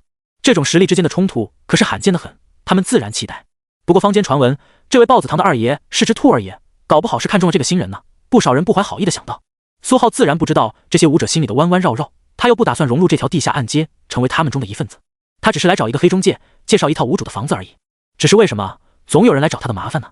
苏浩眼中闪过一抹冷意。两人越来越近，所有人期待的眼神看了过来，尤其是那几个压住了的舞者。但两人擦肩而过，苏浩继续前进，而那穿着长袍的男子身体却一滞，停在了原地。他的眼神中闪过一抹茫然，他只感觉膝盖无力，肩膀剧痛，低头一看，肩膀两侧和两个膝盖处的长袍被切开了一道口子，鲜血淋淋流下。砰！他这时才感觉到双腿无力支撑，重重倒了下去，胳膊也根本抬不起来，怪异的扭在地上。看热闹的人一下子就安静了，面面相觑，发生了什么？几个下注的人脸色一下子差了起来，但那个庄家却一脸的高兴模样，直接把桌子上所有联邦币全部拿走。苏浩继续前进，就像是完全不知道发生了什么一样。这时候所有人才意识到发生了什么，脸色不由得惊惧。一个照面悄无声息，炼体6层的鲍二爷就躺那儿了。几个蹲在角落里准备洗礼新人的舞者脸上不由得浮现出一抹侥幸，还好没冲动出手。他们瞅了眼地上的鲍二爷，这伤势可不轻啊，要恢复怎么也得1个多月吧。等苏浩的身影彻底消失在前方甬道拐角，几个豹子堂的人连忙上前把瘫在地上的二爷拖走。已经有舞者蠢蠢欲动，打算趁机洗劫一波这个鲍二爷了。见状不由得觉得有点惋惜，动手慢了。苏浩绕过2个拐角，没多长时间就走到了甬道尽头。最角落里是一间小小的店铺，阴暗得很，一个大大的黑色横柜挡住了店铺脏兮兮的门。柜子内侧坐着一个身材干瘦的中年人，脸上戴着一副老花镜。苏浩径直上前，兜帽下传来冷淡的声音：“我要一间房子，安静，有地下室最好。”身材干瘦的中年人手里拿着一本书，正低着头，兴致勃勃地看。听到声音，他头不动，眼皮却抬起看了苏浩一眼，随后便伸出一只手从柜子底下掏了掏，砰！一本厚厚的黑色书砖丢在了桌子上。自己翻，价格都有，选好付钱，现金刷卡都行。干瘦的中年人懒散道。苏浩毫不意外，手掌凌空几公分，放在书砖表面也不触碰，做出一个翻掌的动作。哗啦！厚厚的书砖便翻开了。苏浩快速扫视，没多久就选中了一套自己满意的房子，或者说不是房子，而是沿街商铺，小2层，地下带地下室，1个月2万联邦币。就这套了，先来3个月的。苏浩指了指，这个价格有点贵了，但这里是地下暗街，主打一个暗，所有交易不实名，没人知道谁是谁。尤其是这些房子，主人要么没了，要么失踪，安全没有隐忧。这条地下暗街相关的信息，有的是和庞大、庞儿2兄弟闲聊的时候得知的，有的是上次出任务从贾儿他们3人嘴里知道的，其中就包括这间店铺。不然苏浩也不会目的如此明确。没多久，苏浩付好钱，用的是赵直给他的不记名卡，然后他指的那页便被厚厚的黑笔涂满。干瘦的中年人丢给苏浩一把钥匙，便兴致盎然地继续看起自己的书。接下来这段时间，直到高考前，应该都不会有什么麻烦事了吧？毕竟都换了一个新住处了，还没人知道的那种。苏浩收起钥匙，心中暗暗想到，随后转身就走。没走出多远，边上一间店铺吸引了苏浩的注意。这间店铺有牌匾，黑底白字写着“妖魔书斋”。店铺内摆满了各种各样的书，材质各异。这名字妖魔，苏浩瞥了一眼，然后果断进店。万一能淘到有用的书呢？店面不小，比常见的书店还大了一圈，里面有人三三两两的都在找自己感兴趣的书。苏浩快速在一个个书架之间扫了过去，凶兽习性研究、燃烧气血爆发技巧大全，都是一些杂书，和妖魔书斋之名完全不符合，而且书页破脏，一看就是二手。苏浩皱眉，有点失望，但还是打算把书店全部扫一圈再说。一转头，只见最角落里摆着一个小小的书架，最上面挂着一小块摇摇欲坠的牌子，妖魔书籍专区。苏浩将目光落在了这架小小的书架上，快速扫了过去。妖魔与凶兽，妖魔之力对抗基础技巧。书名没什么问题，但苏浩眼神扫过书籍上的价钱，嘴角瞬间一抽。第一本100万联邦币，第二本300万联邦币，第三本50万联邦币。地下暗街干脆改名叫地下黑街好了，一些不知道真假的书敢卖这么贵。苏浩下意识就想拿过一本看看成色，到底什么玩意儿敢卖这么贵？嗨嗨，小伙子，本店图书一概先买后看。一个满脸褶子的老太太不知道什么时候站在边上，笑眯眯提醒。苏浩动作一停，手擦着书收回，然后却在空中愣了片刻，才缓缓收到身侧。老太太见提醒有效，十分满意，佝偻着腰，1步3颤走了。苏浩平静瞥了她一眼，随后才死死盯着书架上的一本书，《妖魔器基础百科》，50万联邦币。他刚才手不小心擦过这本书的刹那，脑子里跳出一条提示：你的格山泉发现0.1点阴毒之力，迫切想要吞噬，是否允许？这些书带着超凡之力。苏浩有点惊讶，那就得好好看看了。苏浩微微上前了几步，几乎贴着书架，手指快速在书架上一本本书上扫过，同时做出一副踌躇的表情，似乎在为选择什么书而纠结。满脸褶子的老太太的目光又扫了过来，刚准备想着说什么，却看见眼前这个冒失的年轻人直接把一本深灰色封皮的二手书抽了出来。老太太眉头直接皱了起来，但下一刻，你好，这本我要了，哪里刷卡？苏浩捏着书问道，心里却有点失望。所有书只有这一本《妖魔器基础百科》带了0.1点阴毒之力。老太太闻言，脸色一下子好了起来，眼神都亮了几分，带着苏浩到了服务台，光速达成交易，一副生怕他后悔的模样。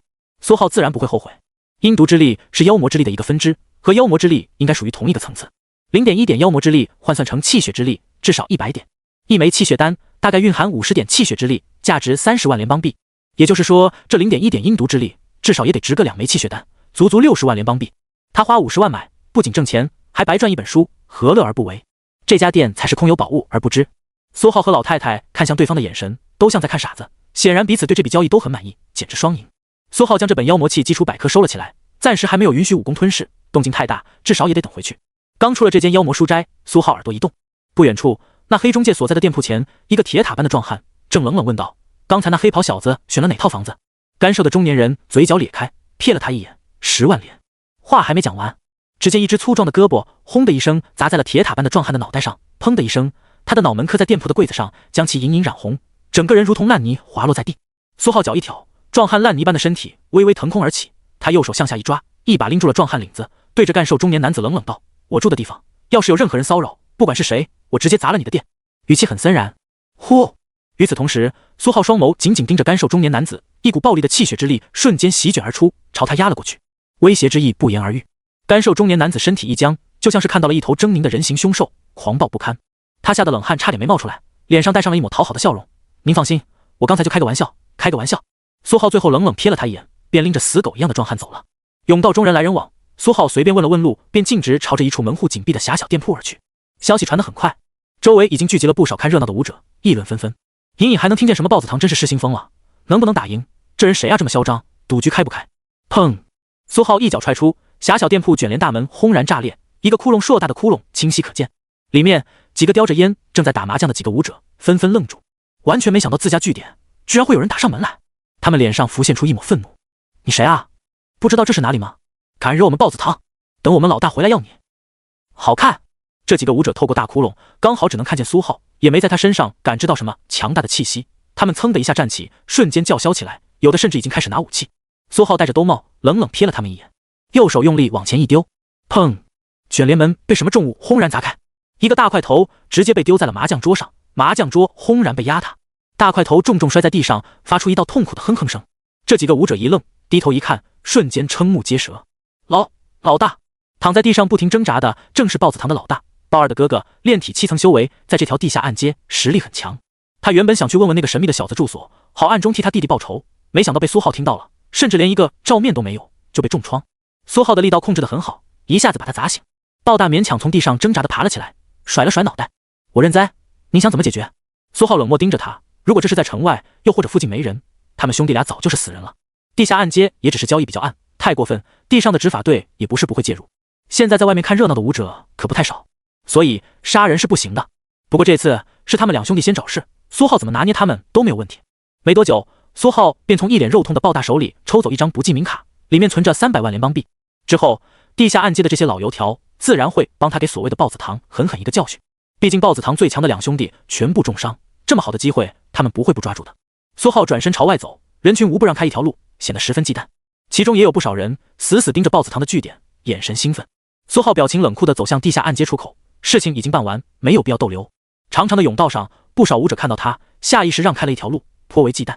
显然他挑了豹子堂的消息传得也很快，那可是存在炼体高层的组织，在整条地下暗街比较活跃的组织里也排得上前10了，不是他们这种普通武者能惹得起的。突然，苏浩的视线落在了前方一个黑袍人身上，但很快就挪开了。他察觉到了一股熟悉的气息，有点像他们班级的班长林妙。前方甬道侧面，一间卖古董的店铺柜台前，黑袍人在挑着什么。突然，他的身体一怔，脑子里传出一道御姐声线的惊呼声：“你暗恋对象居然炼体高层了！”什么？林妙下意识扶了一下脸上的面具，有点懵，暗自低声在心中问道：“苏浩，炼体7层了？我还在为你费尽心思想着怎么突破到炼体5层，结果人家一声不吭，自己就7层了。”御姐般的声音有点无奈和羡慕，要是当初我落在他身上该多好，我把他迷得死死的，到时候……哎，他还戴了一张人皮面具，这玩意在你们这里可不便宜吧？林妙脑中的声音有点惊讶。林妙左右看了看身前柜台上的东西，像是没找到感兴趣的，转身离开。一抬头，恰好看见了同样裹在黑袍里的苏浩。苏浩冷酷的眼神瞥了他一眼，然后两人擦肩而去。很明显，两人都不知道对方已经认出了自己，但就算都知道，估计也只会心照不宣的各自离开。林妙低着脑袋，继续前往下一个地点，心中则有点难以相信，甚至窒息。炼体7层。没多久，苏浩踏出了幽暗的甬道，沿着长长的楼梯重新回到了商业街。这一切都很顺利，总算没人来找他的麻烦。赵芷的兽血马车已经不见，显然早就离开了。周围偶尔还能听见有人谈论，见到了一辆罕见的豪华兽血马车，可惜没有拍照合影。苏浩则是直接打车，打算先去新家看看。一切顺利的话，还得好好规划下接下来的2个月该怎么发展。车子一路狂飙，司机是个光头大叔，看着就很彪悍，但沉默寡言。车里一直在循环一首歌。出来后我一切都好。苏浩坐在后排默默无语，还挺好听，就是有点悲情。几十分钟后，苏浩成功到了新家。这是一条很破败的街道，两侧有很多商铺，其中有一小半都是关门了的状态。苏浩的新家紧挨着马路路口，哗，厚厚的卷帘门被打开。惊人的是，没什么灰尘，只是有淡淡空气不流通产生的味道。里面看上去也不像是一个临街商铺，反倒像是一间会客厅，摆着沙发电视，甚至还有个开放式厨房。苏浩稍微思考了会儿，就明白是怎么回事了。估计也是有人和他一样，要隐藏身份，选了这套商铺，然后自己改造了1、2。苏浩兜帽也不摘，打开灯，走到了最里面，转身对着大门一挥黑袍，轰！一股劲风席卷，犹如大号风扇，快速将商铺内不好的味道和些许灰尘带走。又轰了好几下，苏浩抽了抽鼻子，察觉不到什么味道了，才缓缓收手，选择关上卷帘门。2层楼梯在最里面，苏浩快速上了2楼，空间和楼下差不多，但是从楼梯两侧开始分成了一间大、一间小2间房间。小房间靠内侧有一扇窗，往外看，外面像是一所废弃的学校。此外，房间里还摆着一张书桌。大房间就只有1张床，阳台窗户对接，采光挺好，但也只有采光挺好。苏浩简单扫了一遍，然后直接下楼。这间商铺还有间地下室，很快他就从楼梯下面找到了地下室入口，掀开盖子，顺着楼梯下去。地下室不大，只有1楼1半左右的面积，地上铺着软垫，侧边放着几个鲜血淋漓的残破沙袋，都是拳印。上一任租客很明显是把这里当做了习武室。然后苏浩十分仔细检查了一遍家里所有角落，甚至墙面、天花板、地面都用气血轰了一遍。反馈的结果是没有什么窃听偷拍的玩意。他这才稍稍放了点心，之后便是喊了家收废品的，把家里东西都卖了，自己另外添置了一些家具物件。忙活了大半天，都已经到傍晚了，才算是初步结束了整理工作。简单吃过晚饭，苏浩重新回到了地下室，以防万一，地上的软垫被他撬开丢掉了，地面是很普通的水泥地板，沙包也全都丢了，灯、插座都换了。以后地下室也是他修炼的场所，见不得光，必须小心一点。地下室角落里摆着一个架子，上面是一把寒光凛凛的钢刀，下面放着一件大环武馆黑袍，一件银纹黑袍，3张卡，一枚黑色玉佩，一枚应急的高品气血丹，还有一本功法和一本刚在暗街买的书。他最重要的就是这些东西了。苏浩上前捡起那本价值50万联邦币的妖魔器基础百科。你的隔山拳发现0.1点阴毒之力，迫切想要吞噬，是否允许？是。苏浩果断同意。轰！浑身气血疯狂朝着双臂涌去，练拳的记忆快速流淌，与自身融合。你的隔山拳吞噬0.1点阴毒之力，进度正 320%。你的隔山拳突破到大成 21%。你的隔山拳吸收阴毒特性，进化为隔山化骨毒拳。你的隔山化骨毒拳获得特性终极穿透镜。与此同时，脑海虚影空间，一条蜿蜒的漆黑毒蛇缓缓凝聚，浑身透着一股诡异阴毒的气质。其他武功虚影下意识就远离了他，但漆黑毒蛇虚影只是冷冰冰爬到虚影空间角落，默默蛰伏下去，不时吐着信子。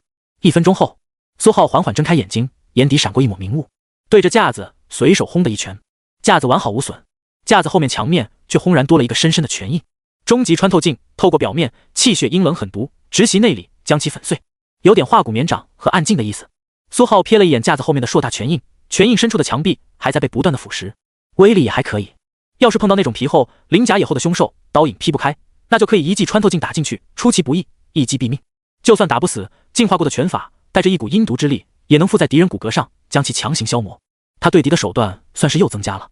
系统，苏浩心中默念，数据面板显现在眼前。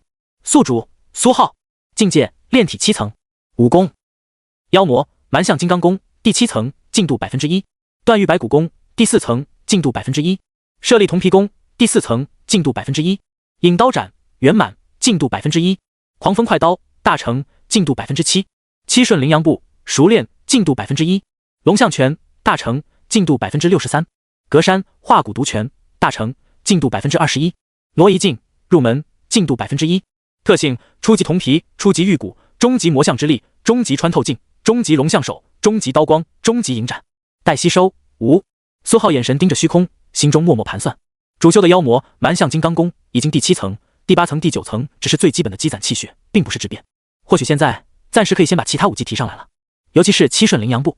苏浩认真想到，要是上次遇到那个半步真血的时候，七顺羚羊步是圆满或者大成，恐怕对方连追都追不上。再配合圆满的影刀斩，远距离斩出刀影，放风筝也能磨死他，根本不用冒险近战。苏浩眼神逐渐明确起来，那就先把七顺羚羊步提上来，弥补短处，再把狂风快刀推到圆满，看看能不能验证校长的说法，两门圆满刀法融合，让刀法更进一步。之后就不能分心，而是全力推境界了。七顺羚羊步搞一点黑血灵气血就行了，狂风快刀就需要封印，这个有点麻烦，封印抓起来向来费劲。苏浩正在思量，眼神突然落在了架子上的黑色玉佩上。他突然想到，自己2次凝聚出来的无缘妖魔血，貌似所有武功都抢着吞噬，而这块玉佩无论灌入什么气血，最后出来的都是无缘妖魔血。苏浩心中喃喃道，貌似找到了治疗这些武功挑食的办法。这玉佩果然是个宝贝，所以现在只要去随便弄点凶兽气血就行了。苏浩拎着钢刀，果断从地下室出来。天色已晚，外面逐渐又响彻起了凶兽叫嚣的声音，街头巷尾都是武者和凶兽厮杀的动静。这条偏僻街道距离社会武者集散中心不是特别远，也就隔了几条街。集散中心和大环武馆的任务厅类似，也会发布一些任务，不少实力不够的社会武者都会在这附近很大一片定居。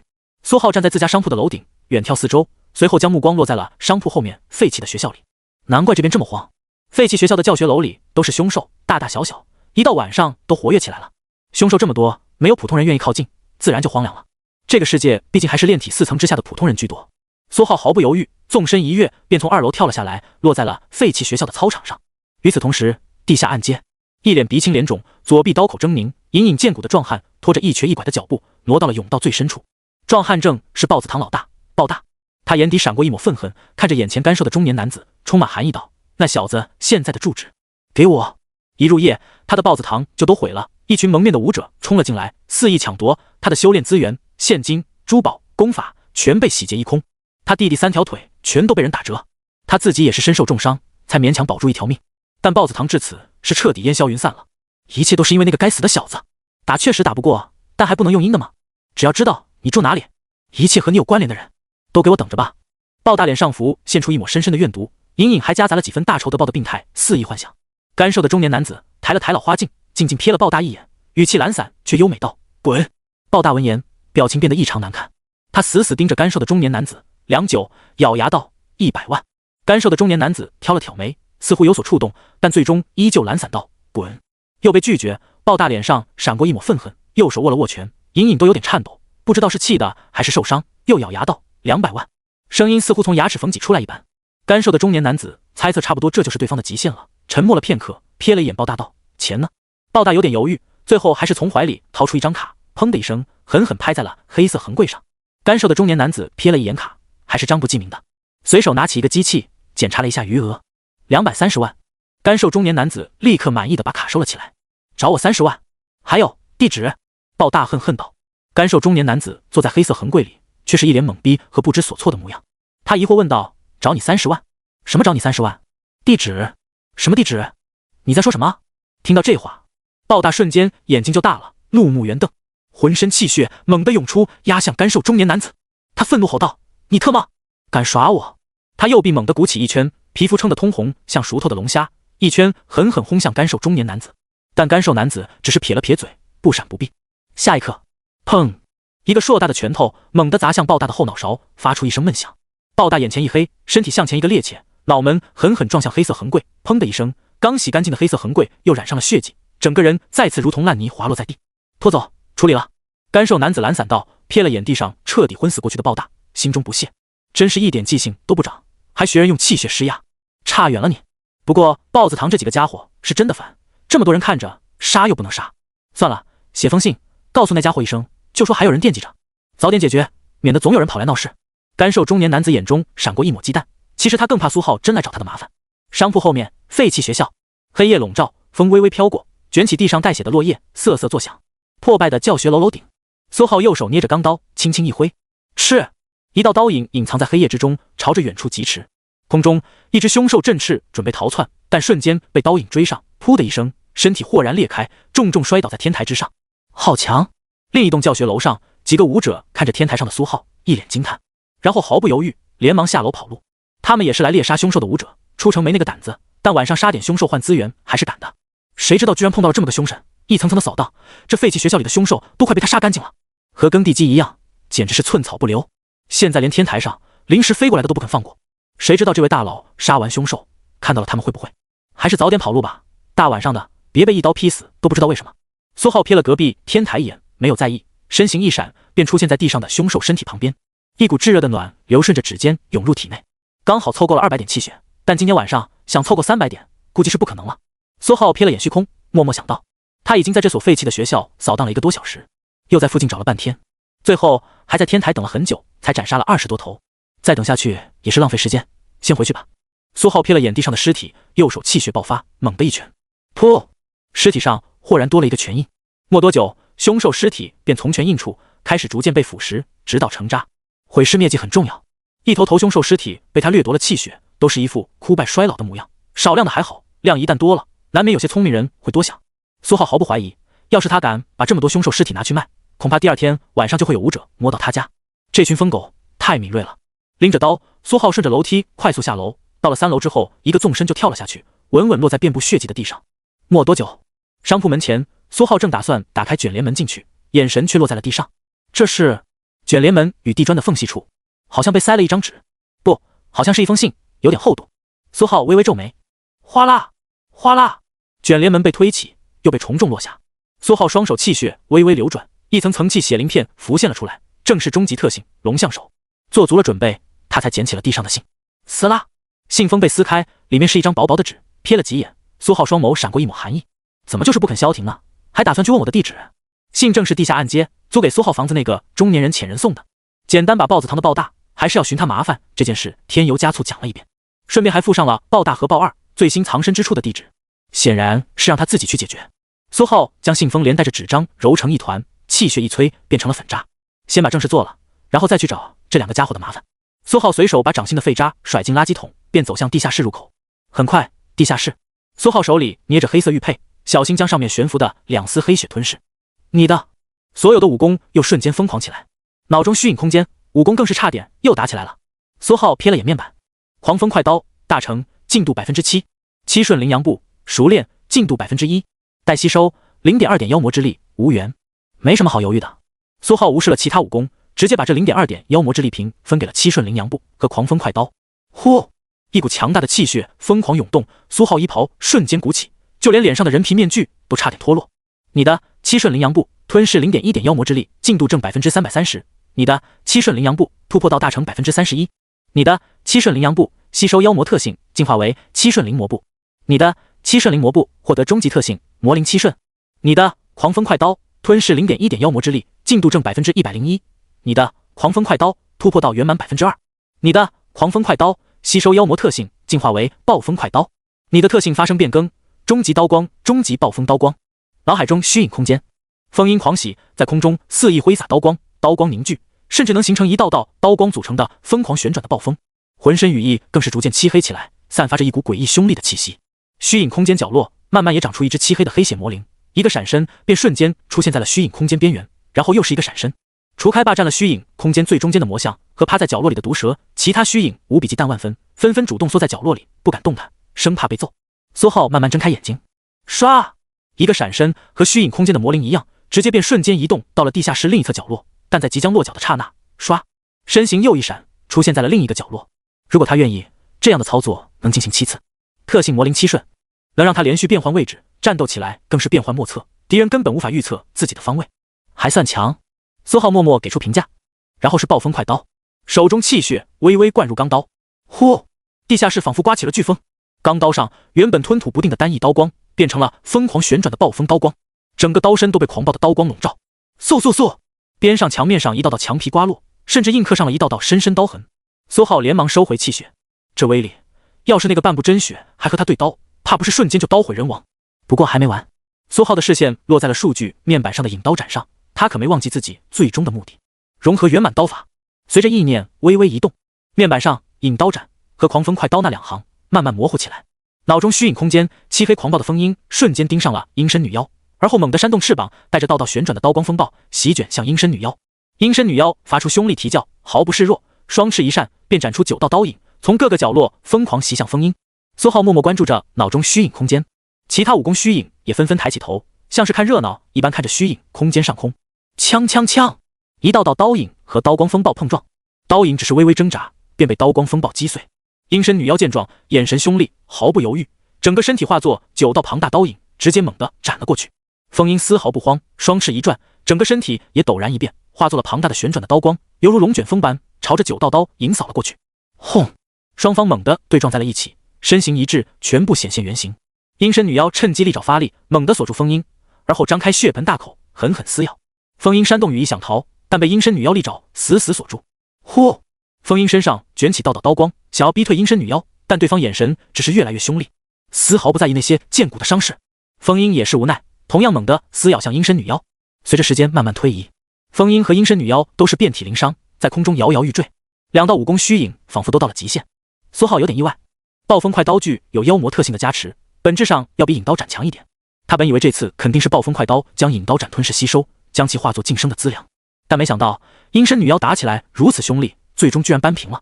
果然，没多久，你的引刀斩、暴风快刀谁也奈何不了谁，决定握爪言和。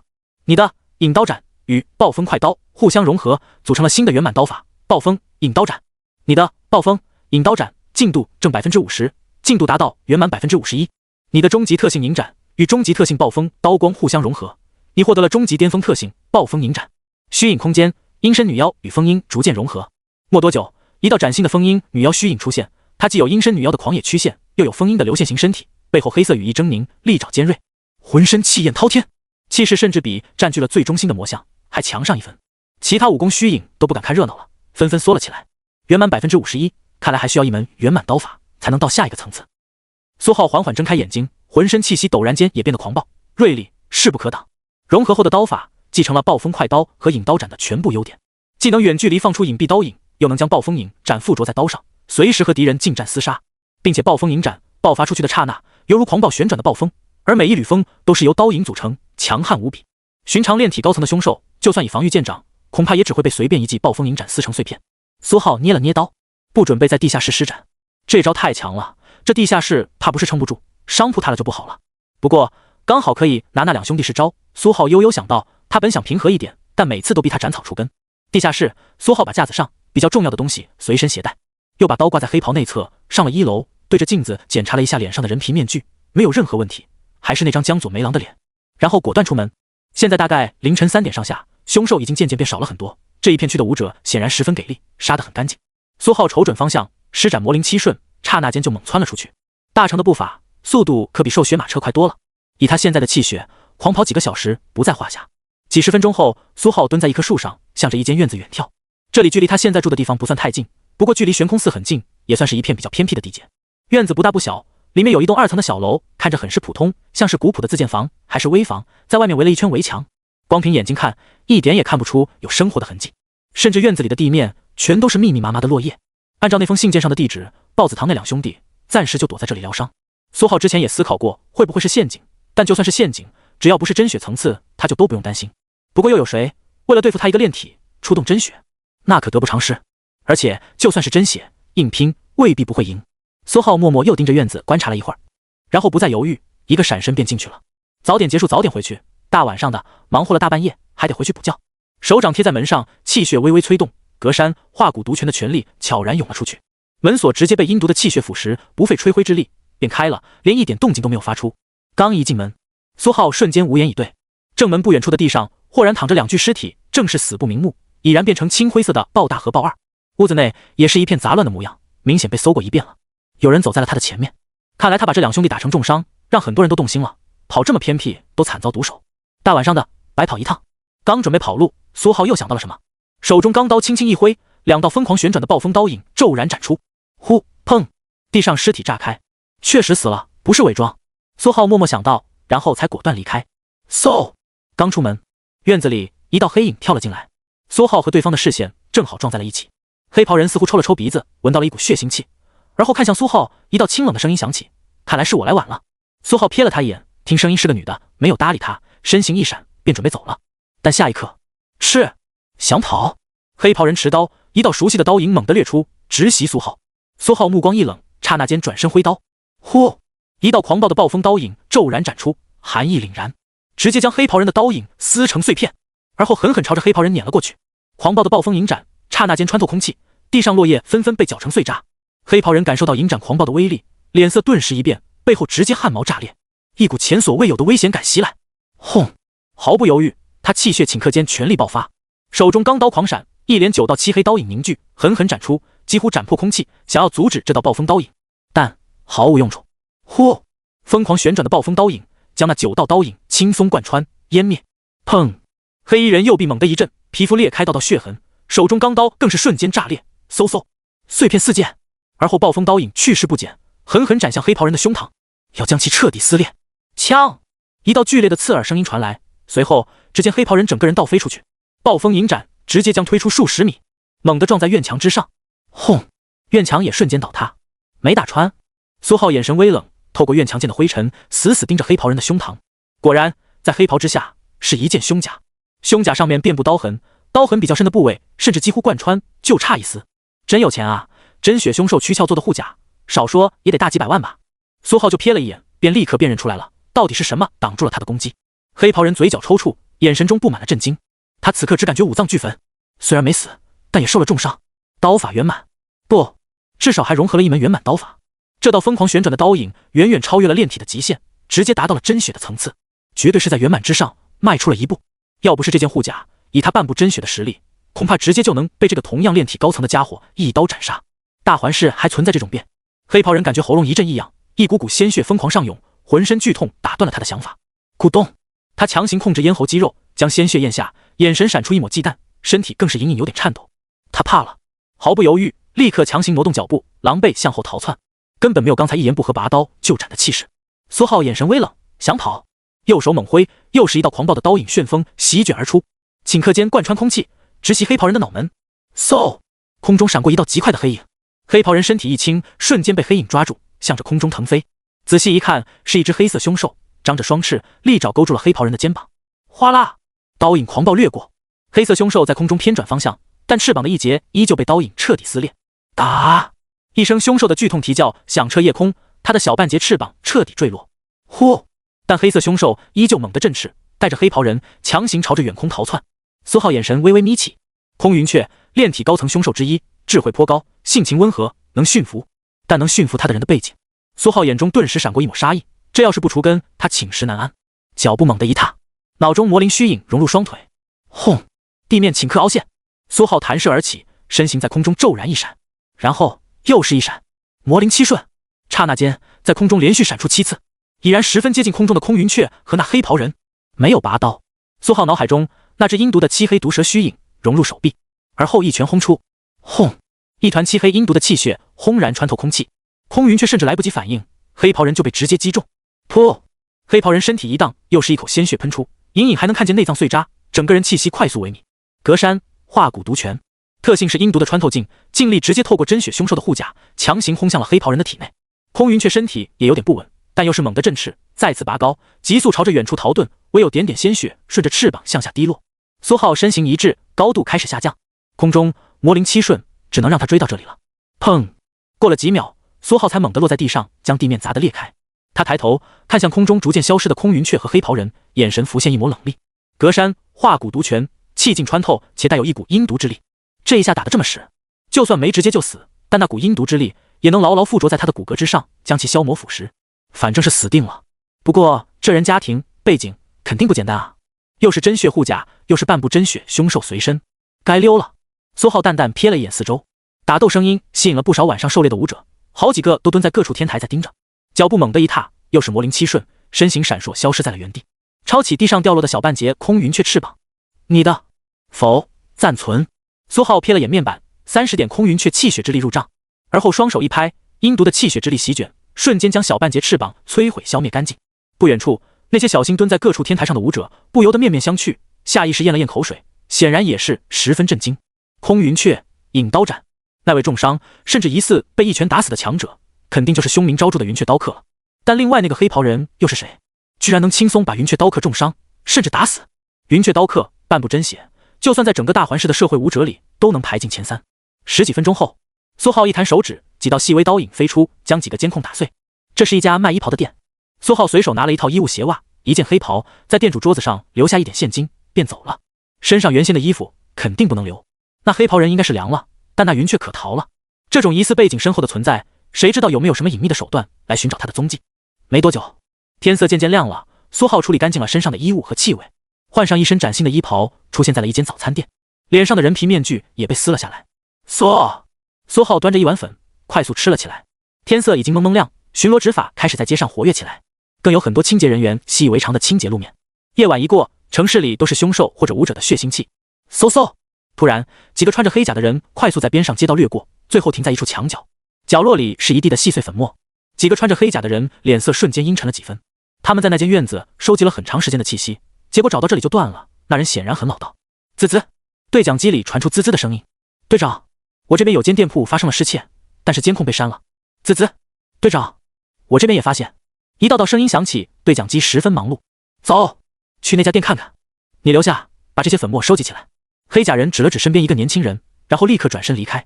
没多久，一间衣袍店里，老板一脸讪笑，2个黑甲人守在店门口，还有2个就站在衣袍店老板身前，死死盯着他的脸，开始问话。我在家听到警报就过来，结果就发现丢了几件衣服，监控也坏。老板磕磕绊绊道：“衣服是哪些款式？”老板连忙拿出进货单，2个黑甲人互相对视了一眼，没发现什么问题，然后就带着衣袍店的清单和监控存储走了。半晌后，店铺老板抹了一把冷汗，心中却不屑一笑：“还监控？还好我一开始看都没看，就把所有监控全部抹除覆盖。想给我找麻烦和风险，想得美。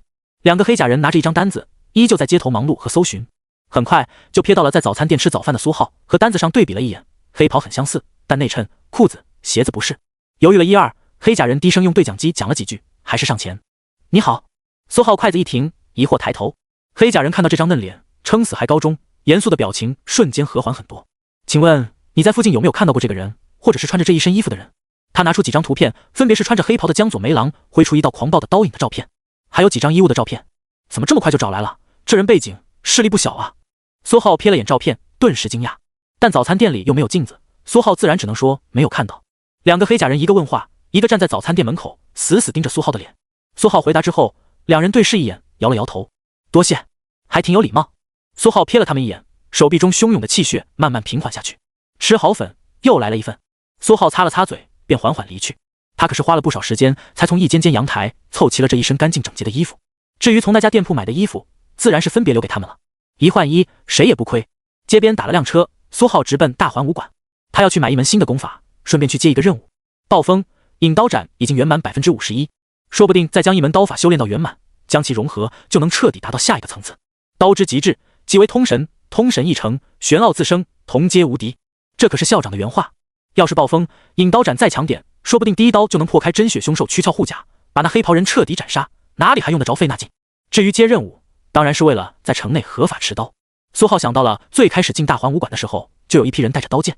城内是白天无故不得持有武器，但只要有故不就行了？接一个长期任务，被巡逻执法的查了，就说自己有事，准备出城做任务。虽然现在很早，但大环武馆不关门，甚至有人值夜班。苏浩直奔4楼武库，还是那个熟悉的地方，门前依旧蹲着几个睡意朦胧的灰袍。一看到苏浩进了武库，瞬间精神起来。他今天没穿银纹黑袍，很明显，这张嫩脸又给了某些人好欺负的印象。武库内暗黑色柜台后，依旧是那个微胖的中年人，他躺在躺椅上，手里拿着个平板，眼睛眯着，看得正高兴。见有人进来，他漫不经心地瞥了一眼，然后眼神瞬间凝固，嘴角甚至微微一抽，像是看见了什么怪物。苏浩对吧？中年男子眼神古怪地看着苏浩问道。是，前辈。苏浩恭敬行礼，这位气息依旧内敛深厚，只能看透一点点，常规状态大概率打不过，还是礼貌点。你来，选刀法。微胖的中年人问道，但语气似乎极为肯定。是。苏浩毫不犹豫点头。中年男人一挥手，边上依旧裂开。到圆形拱门，行，知道了，去吧。苏浩依旧恭敬行礼，然后果断踏了进去。微胖的中年人瞥了一眼合上的拱门，不由得啧啧称奇。那老家伙倒是收了一个好天才，刀法圆满，隐隐向上踏出了一步，一身锋利的刀意凛冽。但这实力怎么也提升得这么快？他哪里搞来的真血诱引突破的炼体7层？才高3，现在肯定被名校收走了。啧，楚老头那老家伙，竹篮打水一场空啊！中年男子摇了摇头，手指在平板上快速轻点。武库内，苏浩向后瞥了一眼，进来的位置依旧变成了一扇淡白色的光门，然后就不再犹豫，快速搜寻起自己感兴趣的刀法。引刀斩擅长隐藏，速度极快，能分成9道刀影。狂风快刀凝聚刀光，可以附着刀身，一刀接一刀接连斩出。引刀斩又吸收了阴身女妖部分特性，速度更快且凶厉。狂风快刀吸收了风阴的特点，席卷如狂风，刀光连绵。苏浩默默思索，按照校长的说法，融合不同的圆满刀法，以达到刀之极致。最好的自然是寻找互补的刀法。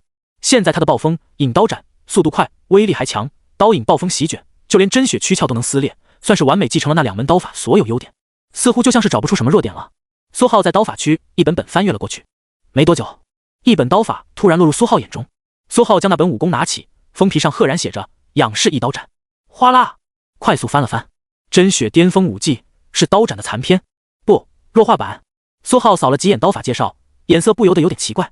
他总感觉是刀斩这个名字和他会的第一门刀法引刀斩有点相似，就差了一个字。但是刀斩是真血武技，还不是普通的真血武技。而这本仰视一刀斩是一个学习是刀斩这门真血武技失败的强者，根据是刀斩的特性研究出弱化版刀法，只不过和引刀斩一样，也是炼体境界武技。哗啦，苏浩又翻了一遍册子。原版的是刀斩是以神蓄势，以神养刀，养刀不出手，养的时间越长，刀势越强。甚至等一刀斩出时，秋水无痕，却又石破天惊，敌人没有丝毫外伤，心神却仿佛被一刀劈开，轻则痴呆，重则当场毙命，防不胜防。仰视一刀斩就没有这么悬了，那位强者卡在了以神仰视这一步，根本养不成，所以退而求其次，改成了以气血养刀，以一种很巧妙的方式将气血凝聚在刀身中。需要对敌时，一刀斩出，长时间酝养的气血之刀瞬间爆发，能施展出远超自身层次的斩击。册子里刀法的创造者甚至说，曾经有一个炼体6层的武者学了他的第一版仰视一刀斩，养刀半年，直接斩杀了一位炼体8层初期，也不知道真的假的。不过看着还行。苏浩思考了一会儿，又扫了几眼，没有其他中意的刀法，便决定就选择这门刀法了。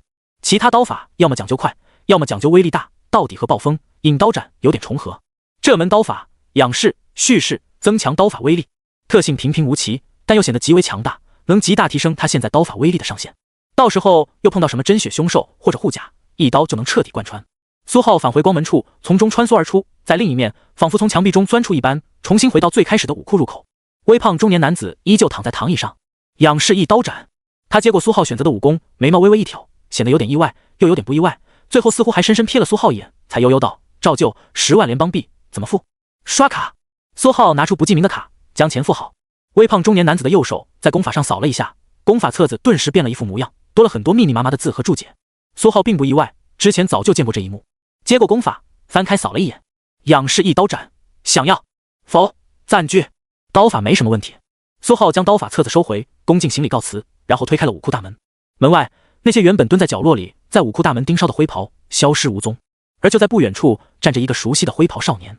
他看到了苏浩，果断行了一礼，同时道：“师兄，楚长老有请。”苏浩微微皱眉，瞥了一眼灰袍少年，有点眼熟，上次他的银纹灰袍还有气血丹就是他送过来的，而他的衣襟上也确实贴着一张代表长老的金色纹路的条子。知道找我什么事情吗？苏浩平静问道。没记错的话，楚长老应该就是那个刀法强悍的白发老者，他进入大环武馆还是他给测试的？灰袍少年依旧恭敬，也没有任何隐瞒，直接道：“似乎是听武库长老说您的刀法有所长进，楚长老有点惊讶，就命我来请师兄了。”苏浩瞥了眼武库的玻璃大门，微胖的中年男子躺倒在躺椅上，一副什么都不知道的模样。带路吧。苏浩心中微微叹气，轻声道。没多久，两人下楼，来到3层一间幽静的房间。咚咚，灰袍少年敲了敲不知道什么材质的门，发出清脆的声音：“长老，苏师兄到了。”进。一道不怒自威的声音响起，正是那位白发老者的声音。灰袍少年推开房门，很安静，没有发出任何声响，做了一个请的手势。进门。门内空间不大不小，没有很豪华的装饰，只有一块青砖铺就的练功场地，角落放着一张书桌，除此之外就是刀。房间里墙面、天花板都被挂上了密密麻麻的钢刀，一把紧挨着一把，透着一股森然寒意。长老。苏浩照例恭敬行礼。白发老者楚长老站在青砖练功场地边缘，正在擦拭墙角的刀墙。他转头看向苏浩，嘴角瞬间一抽，锋利透骨，刀法至少圆满，甚至往上踏出了一步，还有这身质变的气息，也炼体高层了。这小子哪里找来的真血右影？100%进名校的资质，看来要把他留在大环武馆是不可能了。楚长老瞥了眼自己书桌抽屉，不由得有点蛋疼。大环武馆和武道高校同级，甚至比普通的武道高校还强一点，几乎能比肩那些区域重点高校。高考考生符合条件，自然也是能考进来的。他当初面试完苏浩后，立刻就动心了。年纪轻轻，刀法大成，还是引刀斩，尤其体魄强大。这小子简直天生就是继承他的归元3刀斩的苗子。引刀斩炼体所向披靡，霸刀斩真血斩尽敌手，是刀斩真血极限，甚至先天也未尝一败。他连突破炼体7层的真血诱引都替他寻好了。到时候高考结束，这小子炼体6层修为考不进名校，大环武馆就是区域重点高校同级的存在。他又能突破到炼体7层的真血诱引，再加上3门一脉相承的刀法为诱，自然能让他不再考虑其他高校，彻底成为大环武馆的一份子。等他真血成为核心弟子，自然就能跟着他学习归元3刀斩中的霸刀斩、和式刀斩。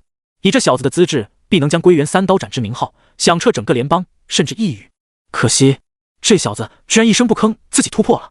高考前突破了炼体7层，就能够加入全联邦的名校，那可比区区一个相当于区域重点高校的大环武馆强多了。无论资源还是师资，或者武技，亦或是某些神秘的，所以不会有人放着可以加入名校的机会不去，反而加入一所区域重点武大的。楚长老心中悠悠叹气，就连他自己都不会。问题就出在这里了，非大环武馆核心弟子不得修炼核心真血功法，而成为了其他高校的学生，就算日后突破了真血，也无法成为大环武馆核心弟子。他们这些高校同级的机构，可都靠着这些宝贝学生互相竞争，分出高低胜负，进而确定排名，分配资源。要是这小子加入了其他高校，学习了其他高校的东西，又跑来学会了大环武馆的核心武技，那到时候他身上的积分到底分配给那所高校，还是分配给大环武馆，理不清，讲不明。所以潜规则从一开始就树立了，各自的核心资源各自保护好，免得到时候扯皮说这个学生是你培养的，真是可惜了。楚长老盯着苏浩，不由得心中又叹了口气，想这小子强，又不想这小子太强。现在他是肯定不会彻底加入大环武馆的了，毕竟他总不能偷偷废了这小子的境界。苏浩站在边上等了小半天，只看到楚长老脸色变幻不定，一会儿晴一会儿雨，就是不说找他干啥。懒得再等，苏浩依旧恭敬行礼，直接道：“长老找我，是有什么事情吩咐吗？”楚长老也终于回过神，张了张嘴，却又不知道说什么，还真没什么事情吩咐。他接到武库那家伙的传讯，直接就惊了，只想着找他过来自己瞅一眼，确定一下。情况太复杂，也不好明说。楚长老略微思考，才想到了什么借口，缓缓张嘴道：“我有个晚辈，引刀斩大成，距离圆满也就一步之遥，最近都在武馆闭关。听说你的刀法长进很大，所以请你过来问问，能不能指点指点他。”苏浩有点犹疑，心中微微思量，自知推脱不过，还是答应下来，自然没有问题。不知何时，就现在吧，你方便吗？楚长老按捺下那些心思，表情恢复了自然，简单问道：方便。听到苏浩的肯定回复，楚长老一挥手，一道气血扫出，桌子上一个按钮咔嗒一声轻轻按下，房门立刻打开，灰袍少年出现。去寻你大师姐，就说我这边找了个刀法不错的正式弟子，让他过来，彼此切磋一二，说不定能获得一点领悟。是，长老。大师姐吗？苏浩偶尔也听说过这人，炼体9层，实力强大，背景也是深厚，据说是大环市做凶兽买卖发家的楚家的人，加入武馆有很久了。不少大环武馆的弟子，无论男女，都幻想着能和他喜结连理，从此一步登天，少努力60年。不过姓楚，又是晚辈，所以和楚长老是一家子。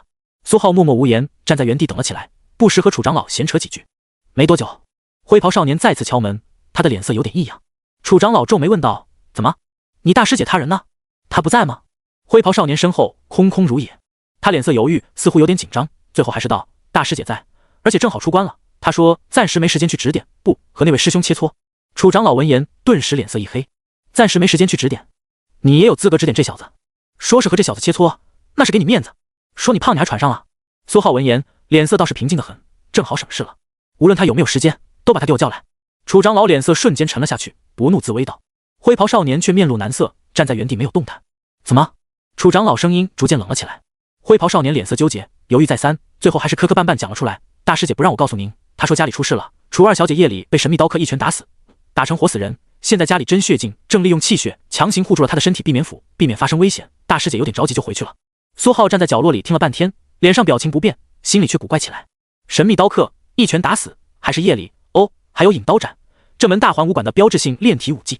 所以昨天被他打死，打成活死人的人，原来是楚家的二小姐，大环武馆大师姐的妹妹，这位楚长老的晚辈。果然，楚长老脸色一变，厉声道：你说什么？楚露那丫头怎么了？他浑身气血下意识波动起来，一股气浪以他为中心，在房间内瞬间炸开，那些悬挂的钢刀纷纷碰撞抖动，发出哗啦啦的金属碰撞声，还挺强，应该打不过。苏浩心中默默比较，微微退后了几步。灰袍少年一个踉跄，差点摔倒，他匆匆站定，只好把自己刚得知的消息全部讲了一遍。至于什么楚大师姐，不让他把这些事情告诉楚长老的命令，则完全被他忽略。毕竟他是隶属于这位长老的武童，而这位长老又向来眼睛里揉不得沙子，要是事后被他知道这件事没有告诉他，那他可就惨了。越说，灰袍少年心里就越轻松，那强挤出来的犹豫不定、紧张和纠结的脸色也慢慢消失，转而变成了战战兢兢，甚至他刻意还让腿轻轻颤抖了2下。来不及等到听完，楚长老按捺不住了，有点焦急道：苏小子，家里发生了点事，这事就搁置吧，我先走一步了。话音未落，灰袍少年身侧刮起一阵飓风，直接被刮倒在地。楚长老刹那间消失在了房间里。不光强，还快啊！苏浩心中默默感叹，不愧是真血强者。但这楚家还真有钱，不愧是做凶兽生意发家的，人都不行就差烂了，居然还能用气血维持身体生机。不过好歹知道了，他那张江左梅郎的脸到底是得罪哪个家族了？哦不，应该说总算知道哪个家族得罪他了。不过就算知道了是楚家的人，苏浩现在也拿他们没什么办法，总不能跑上门说他们家的晚辈对他无故出手，因此特来要个说法，怕不是直接被一巴掌拍死。苏浩摇了摇头，既然楚长老已经走了，他没有多留的理由，离开了这间满是钢刀的房间，径直去了2楼。现在该去任务厅找一个需要出城的长期任务了。苏浩默默思考，有了任务，这样在邪刀出现在城内的时候，遇到了巡逻执法的人员，他就能顺理成章地说自己正在做任务，很忙碌，马上就出城，需要带武器。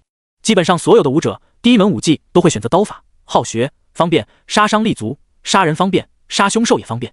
至于拳法或者掌法，学的人太少，杀伤力不够，不实用。所以对普通武者而言，携带武器和没有携武器完全是2种概念。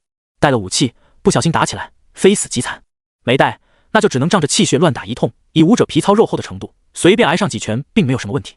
顺着楼梯向下，苏浩很快就重新进入了2楼的任务厅。此时还早，任务厅里没什么人，顾化也不在，少有的几个黑袍也都一身的血腥气，三三两两站在角落里，不知道之前是做什么去了。苏浩来到服务台，拿出身份玉牌放到台子上。服务台内，黑色纱裙少女睡意朦胧，但看到身份玉牌，瞬间精神起来，下意识露出甜美的笑容道：师兄您好，请问有什么需要帮助的？需要出城的，时限比较长的任务有没有？苏浩平静问道。黑色纱裙少女快速翻找，没多久就找到了一个。收集凶兽骨骼，40天内有多少？要多少？任务发布人楚家的，有点意思，就他了。苏浩快速登记，和之前一样，拿走了一张银纹黑卡，上面印着任务交头人的联系方式。任务厅角落里，原本几个盯着苏浩的黑袍武者，瞬间把眼神收了回来，颇为忌惮。银纹黑卡，正式弟子，惹不起。该回去了，练练新的刀法，看看能不能突破到圆满之上，再推推功法境界。接下来这段时间，直到高考还有2个多月，应该不会像最近这样有这么多事了。苏浩默默思考，缓缓出了大环武馆。街道上已经有了不少人开始活跃起来，或是背包上学，或是不慌不忙地赶着上班。因为全民练武的缘故，街面上所有人看着体态都很好。苏浩沿着街道走了一会儿，拒绝了2个找他搭讪的大姐姐，刚准备找个角落把人皮面具贴上，然后再回商铺。前方一个迎面走来的英质青年脸色一变，连忙转身就走。李琦，苏浩眉头一皱，这青年他也不陌生了，先是在赵氏商会遇到过一次，被他一刀砍飞，之后又一起出了一次任务，稍微有点危险就趁机溜了，运气很好的没有出事。不过应该说所有人运气都很好，除了那个吴队长心怀不轨被他弄死了，其他所有人虽然没什么收获，但貌似都活下来了。只是这个李琦怎么见了他就跑？苏浩下意识觉得有点奇怪，毫不犹豫，魔灵7瞬刹那间发动，嗖，身形瞬间消失在原地。呼，苏浩一把掐住了李琦的脖子，快速闪身将他带到了街边小道角落，手稍微一松，李琦便一下子软倒在地。不要杀我！李琦脸色苍白，嘴唇颤抖。我什么时候说要杀你了？苏浩看他害怕成这副模样，更是有点疑惑了，反问道：你见了我跑什么？在苏浩的逼问下，李琦战战兢兢但有点犹豫地讲了出来：死了，贾家3兄弟还有顾白都死了，回城后没多久被一个神秘人弄死了。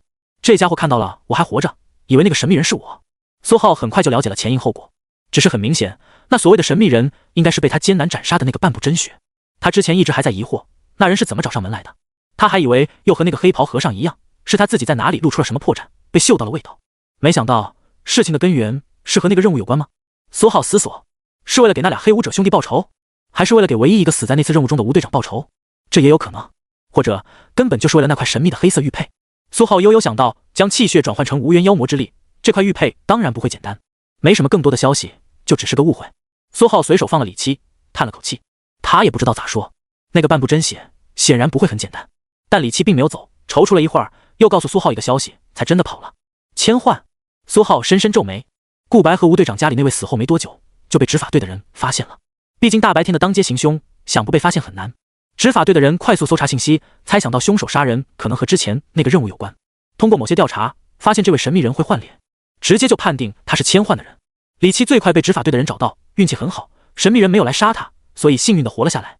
他通过旁敲侧击，才勉强得知了神秘人是千唤组织的一员。麻烦事又多起来了，那家伙居然有组织，我还在家里把他宰了，甚至让巡逻执法队的堂而皇之的把他的尸体带走了。他们组织的人要是消息稍微灵通一点，岂不是直接就知道是我宰的了？苏浩再一次悠悠叹气，也就是他换房子及时，要是还在原本的家里，恐怕早就被找上门来了。他原本还打算回家安心修炼，这一下怎么安心的下来？寻找了一处角落，苏浩快速贴上人皮面具，控制气血，换了一张江左梅郎的首席护卫的脸。江左梅郎的脸也不能用了，而后果断重新返回大环武馆不远处的商业街。他得去地下暗街查查这个组织的消息。还是商业街街边的一处角落，苏浩站在一个垃圾桶边上，轻轻推了推墙面，墙面瞬间裂开，露出一条长长的楼梯。苏浩顺着楼梯走了下去，很快就到了幽暗的甬道入口。照旧有不少熟悉的人盯梢，看看哪头进来的肥羊好宰，为他们进行洗礼。苏浩换了张脸，这些人不认识，或许是这张脸也挺嫩，不少衣着简陋的壮汉颇为异动。没多久，苏浩随手解决了俩，其他所有人顿时忌惮地收回了目光。这年头也不好混啊，先是一个女娃出手狠辣，然后是一个看着不咋强的黑袍人，直接让豹子堂没了。现在又来了一个，随手就秒了俩炼体6层的好手。就是不知道这次这俩炼体6层后面的组织会不会寻这人晦气，说不定又能发一笔。几个黑袍人缩在角落里，瞥了眼地上的炼体6层，脸上充满恶意的笑容。苏浩随便露了一手，总算消停很多。照旧绕过2个拐角，又去了长长的甬道尽头，还是那间小小的阴暗店铺。店铺黑色横柜内，那个身材干瘦的中年人依旧戴着老花镜，端着一本书，不知道在看着什么。苏浩径直上前，直接道：我要千唤组织的消息，多少钱？干瘦的中年人微微抬头，瞥了苏浩一眼，然后嘴角立刻露出一抹莫名的微笑，毫不犹豫就从那黑色横柜里拿出一本灰色的本子，轻放在了柜子上。10万联邦币，刷卡还是现金？苏浩还以为会很贵，光速刷卡，包起那本灰色的本子，转身就走。期间顺便去了一趟就在边上的妖魔书斋，可惜这次没有捡漏，那些书没有捕获，都很平平无奇。那满脸褶子的老太太也不在，换成了一个中年女人，一直死死盯住他，像是防贼一样。其他地方瞥了2眼，没有什么好逛的，苏浩直接离开，一路依旧风平浪静。显然之前随手解决的那俩炼体6层背后的组织不打算来寻他的麻烦，这次倒是挺好。没有浪费太多时间，也不用另外花时间，还得斩草除根什么的。苏浩出了甬道，默默想到，随后便在街上前后打了2辆车，又绕了一段路，才重新返回商铺。回到商铺，苏浩第一时间仔细检查了一下所有角落，确定自己留下的记号没有任何问题，也没有什么人躲在商铺暗处搞偷袭，他才稍稍安心，将钢刀收了回去。回到地下室，苏浩掏出灰色册子，又认真看了一遍，算是对所谓的组织千幻略有一点了解了。这是一个混迹在周围几个市的一个中型组织，有3个负责人，据说都是真血境界，具体几层未知，其中有一个至少3层，还有12千幻，至少都是炼体9层修为，最高半步真血，在下面就是一些所谓的办事员。他们组织专门替别人处理一些见不得光的事情，又或者净做一些偷鸡摸狗的活。比如哪天苏浩要是买哪儿了，没几天就能被他们给挖出来。这是一群仗着千幻面具为所欲为的货色，甚至有点臭名昭著，号称就算是一根被吃干净的骨头，也会被他们找出其他价值，狠狠压榨。而且这个组织里的人都是一群不见兔子不撒鹰，嗅觉极度敏锐的主，但凡发现一点可能的好处，只要在附近都会第一时间冲上去。要是没冲，那就得怀疑那是不是一个陷阱了。所以我宰掉的就是12千幻中的一个了。千幻面具，难怪这玩意能随着气血控制变化，还是个稀罕货，只有15面。苏浩合上灰色册子，丢在一边架子上，手上的气血鳞片也缓缓收了回去，消失不见。所以不出意外是要出意外了。苏浩心中缓缓喃喃，除了得小心楚家，还得小心这个千幻组织。而且麻烦的是，楚家其实盯上的是江左梅郎，和他没啥关系。但这个千幻组织100%盯上的是他苏浩，谁让他在家里把那人弄裂开了？看来很长一段时间最好都得戴着面具了。不过等他高考结束，远走高飞，到时候自然就没事了。到底是一个区域性的组织，手应该伸不了那么的远的吧？苏浩摇了摇头，最终还是老想法。想这么多呢？人类一切烦恼的根源就在于不够强大，所以不用想，提升实力就完事了。到时候管他楚家还是什么千幻，一脚踩平就完事了。还想来找他的麻烦？到时候他不反过去找他们麻烦，他们就得烧高香了。当然，去玄空寺烧没有用。苏浩果断掏出刚从大环武馆换的功法仰视一刀斩，决定先把刀法学了。等这门刀法也圆满，到时候暴风引刀斩说不定就能突破圆满，到达下一个层次。微微翻页，仰视一刀斩，迫切想要成为你的武功，是否允许？是，允许。你的仰视一刀斩在暴风引刀斩的指点下，进度正240%，达到精通40%。你的仰视一刀斩经过指点，觉醒特性初级仰视斩。刹那间，苏浩脑子里的虚影空间便出现了一把钢刀虚影，起初看上去没什么威力，但随着时间推移，这把钢刀虚影颜色越来越深，透着一股子凛冽寒芒。狂暴的风鹰女妖见猎欣喜，卷起狂风掠过，爪子直接抓住了钢刀虚影的刀柄，挥舞的虎虎生威，估计就算给他一池子猴子脑袋也不够他砍的。苏浩缓缓睁开眼睛，脑中一道道记忆闪烁，他手里捏着钢刀，和记忆中的一样，将气血在一刹那之间灌入刀身。随着时间推移，钢刀颜色变得越来越深，甚至逐渐透着一抹血色。半个小时后，刀身上更是出现了几道纹路，寒意瞬间暴涨，还挺强，都快比得上寻常大成刀法了。拎着刀，苏浩默默比较了1、2，不过就是没想到这门刀法还没圆满，就能和暴风引刀斩融合使用了。苏浩又掏出小刀项链，呼，一道暴风般的刀影透入其中，小刀顷刻间变成青色，然后颜色越来越深，还真是可以。或许以后可以多买点武器吊坠。商铺地下室，苏浩将完全变成深青色的小刀吊坠重新挂在了脖子上，现在里面全是暴风影斩，只待他激发就能立刻斩出，威力堪比他全力一击。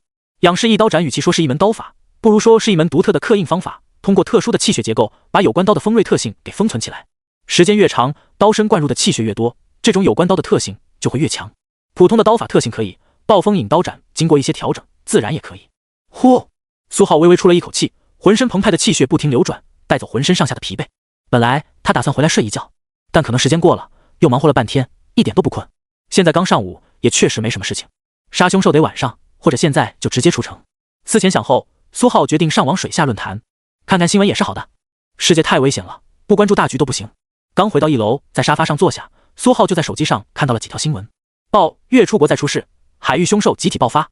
热：边防城失守，越出国紧急求援。热：海域有毒，寸国宗师拒绝救援。报：联邦沿海再受波及，魔都武道大学10大宗师强者横空，强势镇压。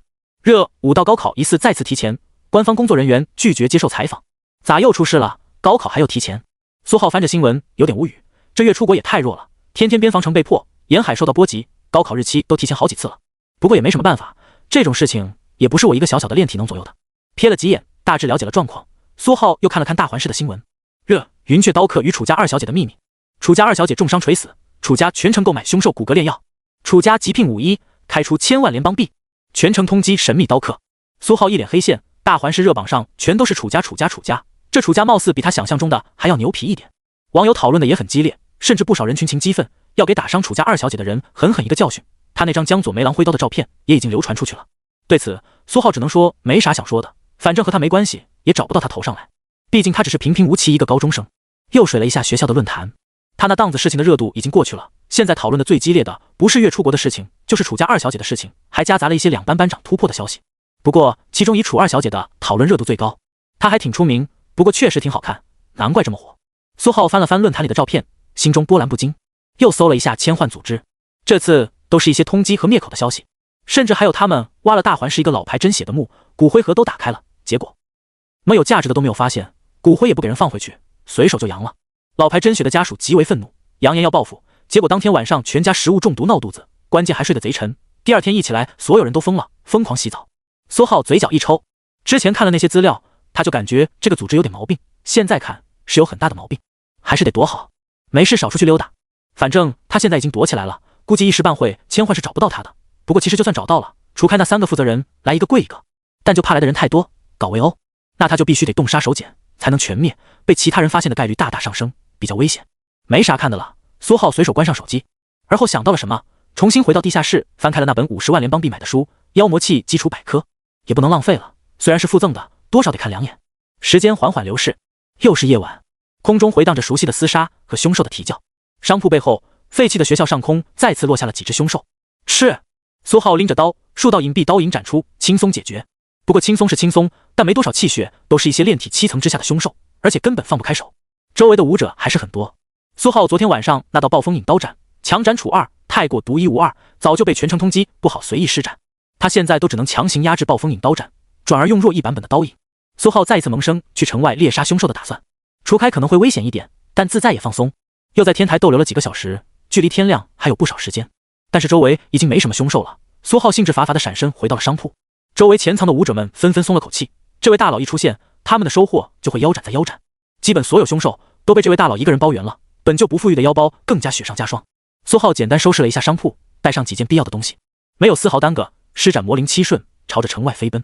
待在城内进步的太慢了，既然已经打算了，就不要犹豫。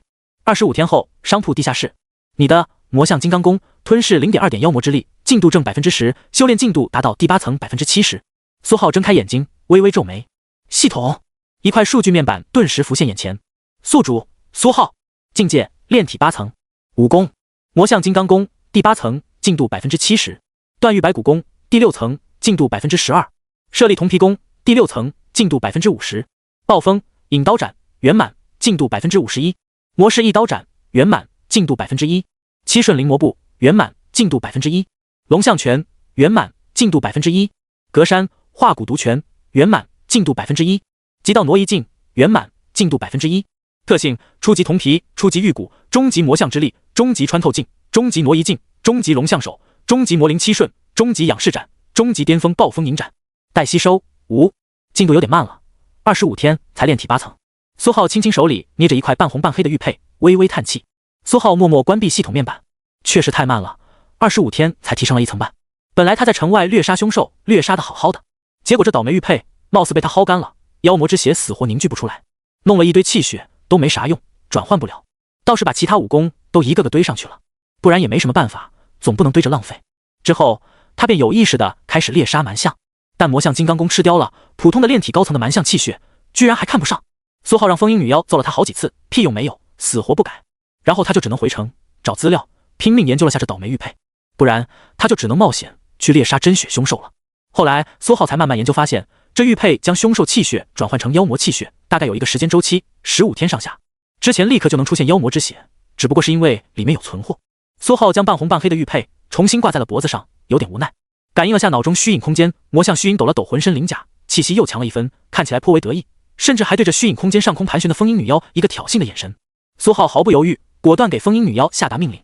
他嗷的一声就兴奋地冲了过去，利爪捏住一把钢刀，狂暴的刀影连连，强势暴揍起魔象虚影来。其他武功虚影纷纷熟练地缩在角落，给他们俩腾出空间，也避免殃及池鱼。不过与其说是给他们俩腾出空间，不如说是单方面给风鹰女妖腾出空间。魔象虚影完全不是对手，仰视一刀斩也已经圆满了，期间吸收了一点妖魔之力，进化成了魔式一刀斩，仰视过程更加魔性和暴力，杀伤力大增。只不过暂时还不能和暴风、引刀斩相互融合，会爆炸。暴风、引刀斩的特性已经终极巅峰，一融合就会升级成高级特性。没有真血的体魄和气血基础强行提升上去，他的身体承受不住，除非先获得有关体魄的高级特性。苏浩这2礼拜难得学习了一下，在大环武道图书馆查过很多资料，人类历史上也不是没有这种天才，炼体境界就试图凝聚高级武技特性，都死得很惨。高级特性和终极特性完全不是一个概念。苏浩怀疑，除非他冒险把魔像虚影拽到体内，暂时提升到真血层次，然后再融合2门刀法，说不定这是可以的，但风险太高，没的必要。虽然楚家和千幻组织都很想干掉他，但是完全找不到他。苏浩有时候真的很想对千幻组织说一句，你们的面具真好用。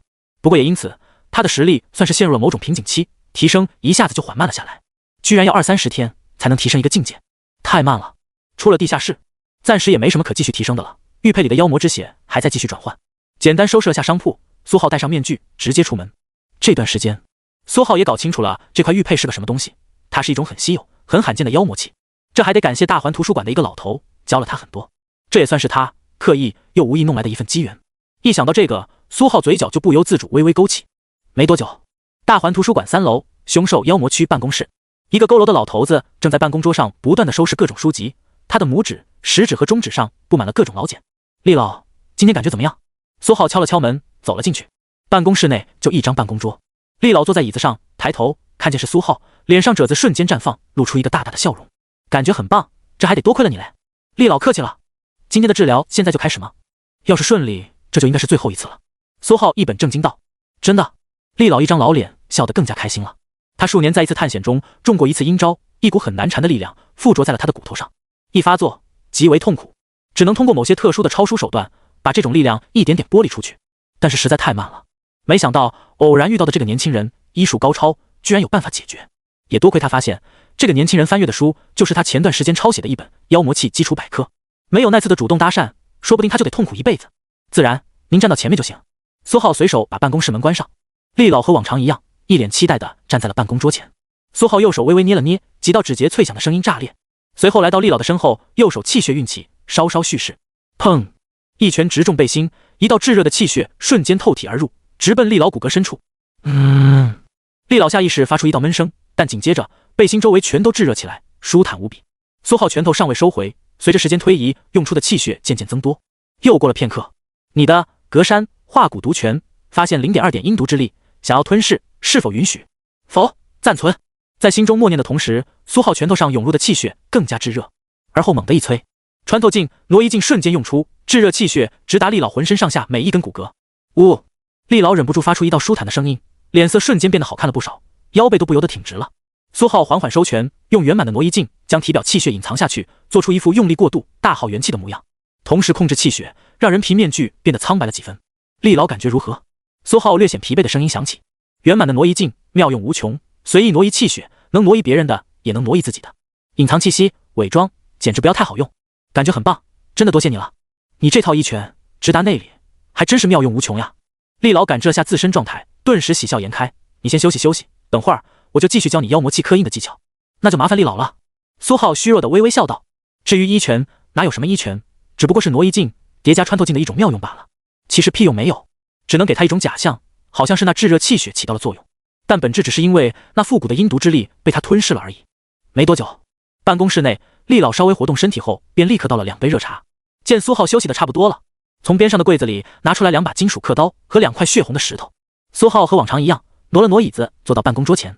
厉老这时候才戴上一副眼镜，略显严肃看着苏浩道：上次讲到妖魔气的基础纹路，你应该清楚，妖魔和凶兽之所以不同，就在于妖魔的血脉很强，天生就会种种神奇的神通，而这种神通经过我们人类科研人员的研究解析，慢慢发现其根本就是这些基础纹路。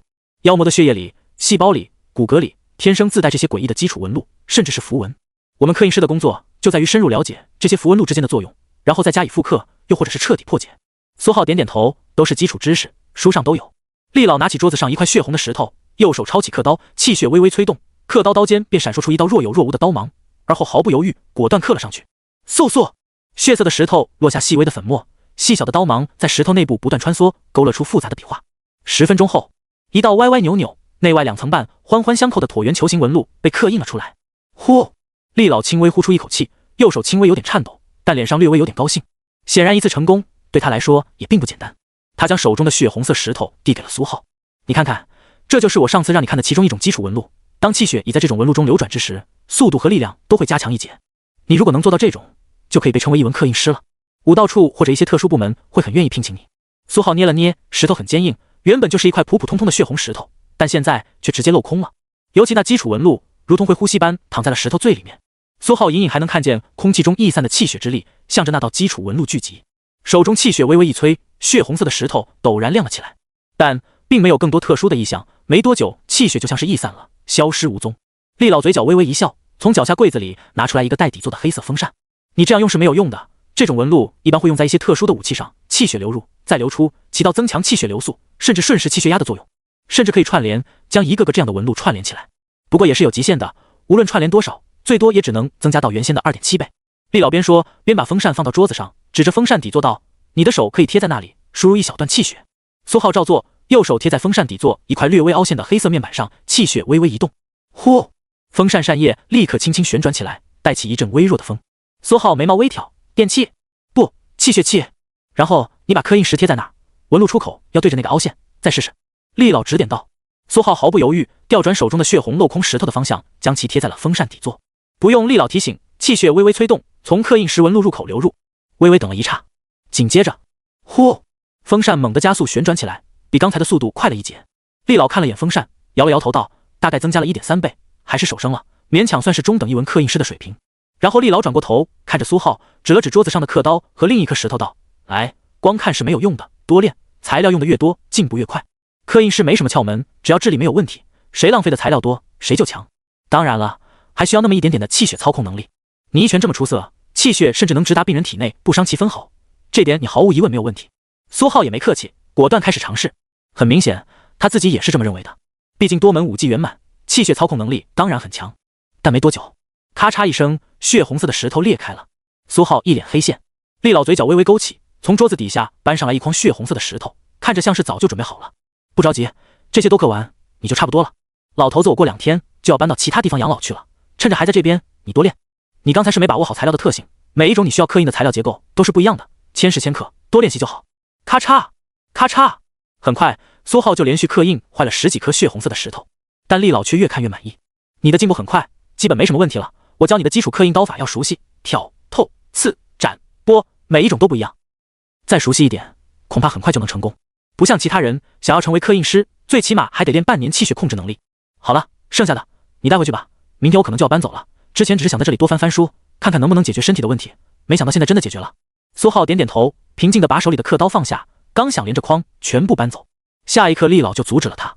别急别急。厉老从怀里掏出一块材质看起来像是凶兽皮毛的小小的破旧布袋，这个也是给你的，看看用我教你的妖魔基础纹路知识，能不能看出这是个什么。苏浩接过，下意识气血一动，嗖，布袋口传出一阵吸力，框内一块血色的石头直接就被吸了进去。我去，储物袋啊！苏浩顿时懵逼。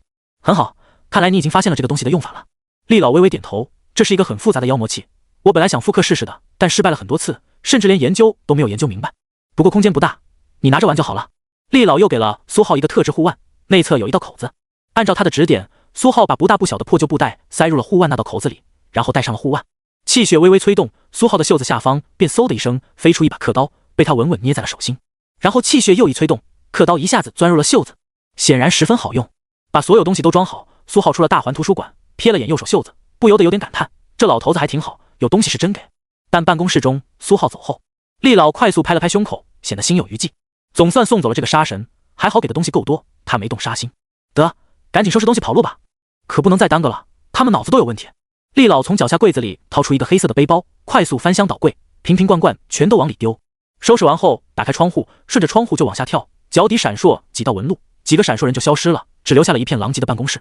但角落里突然冒出一道黑影，一把掐住厉老的脖子，将其拽入了一辆黑车。一个穿着一身黑色风衣青年男子，嘴里叼着烟头，语气幽深道：“厉老，这是要去哪里啊？”厉老靠在车座上，眼睛刚瞥到黑色风衣青年男子的脸，瞳孔立刻一缩，他的脸色瞬间冷静下来，甚至有点阴沉，无视了脖子上的手指，喉咙里挤出一道沧桑尖锐的声音：“你们签换就一定要斩尽杀绝吗？刻印术交也交了，东西都给你们了，我要走你们也同意了，还想怎么样？”黑色风衣青年男子闻言愣了愣，下意识皱眉，有点懵逼。东西？东西你什么时候还给我们了？刻印术，我们的人还在练气血控制呢，你能教谁？黑色风衣青年男子脸色逐渐不善起来，眼睛微微眯起，死死盯着厉老。这次轮到厉老懵逼了，他一直盯着风衣青年的脸，还以为他们就是不愿意放过他，结果怎么？脸上没有气血流动的痕迹，看他这表情也没说谎。那个戴着千幻面具、一脸戏的家伙，不是你们的人。除了你们，谁还能有千幻面具？这东西我一眼就能看出来。厉老拧着眉毛，厉声反问道。黑色风衣青年顿时不知道说什么了。他们刚死了一个千幻，一直没抓到凶手，所以现在还真有外人有。不久后，两人面面相觑，显然都意识到了什么。把这个老家伙按这儿，我去就回。黑色风衣青年脸上气血流转，一阵变幻，秒变黑色风衣中年，而后猛地拉开了车门，朝着厉老所指的方向一闪，便消失在了原地。苏浩站在街道口，皱着眉头看着前方的两个陌生黑甲人。您就是苏流吧？我们是楚家的，听说您擅长一拳，能够治疗武者体内顽疾。我们家二小姐受了点伤，还希望请您过去看看，无论是成与否，都有重谢。黑甲人的字眼听起来很恭敬，又是您，又是希望，又是请，但语气却很平静，给人一种他今天不得不去的感觉。才治了厉老几个疗程，就被他们楚家的人知道了。是该说这消息传真特么快，还是该说他们楚家情报是真特么广？不过这都20多天了，他们家二小姐怎么还没死？不是据说都快烂了吗？苏浩微微思索，脸上很快挂上了一抹不得已的无奈表情。行，去，现在吗？苏浩的视线落在了黑甲人的身后，那里停着一辆大巴车，人多眼杂，直接斩杀了这俩黑甲人也不是不行，但太冒失了，跟着去看看呗。他也好奇一滩烂肉是怎么维持生计的。黑甲人身后不远处，那辆大巴车缓缓开了过来，上面几乎坐满了，以中年老者人居多，不少都看着仙风道骨，但气血感应之下都比较弱，炼体6层都少。苏浩随便找了个位子混入其中，有些人正在假寐，听到动静睁开眼睛看了苏浩一眼，但很快就摇了摇头，重新闭上眼睛休息。没多久，大巴车驶离，街道旁边一栋小楼的楼顶，一个黑色风衣中年脸色微微沉了下去。楚家的车，他们家二小姐还没死，这家伙医术很好吗？居然被请走了，看来得跟上去看看了。等他出了楚家，第一时间解决。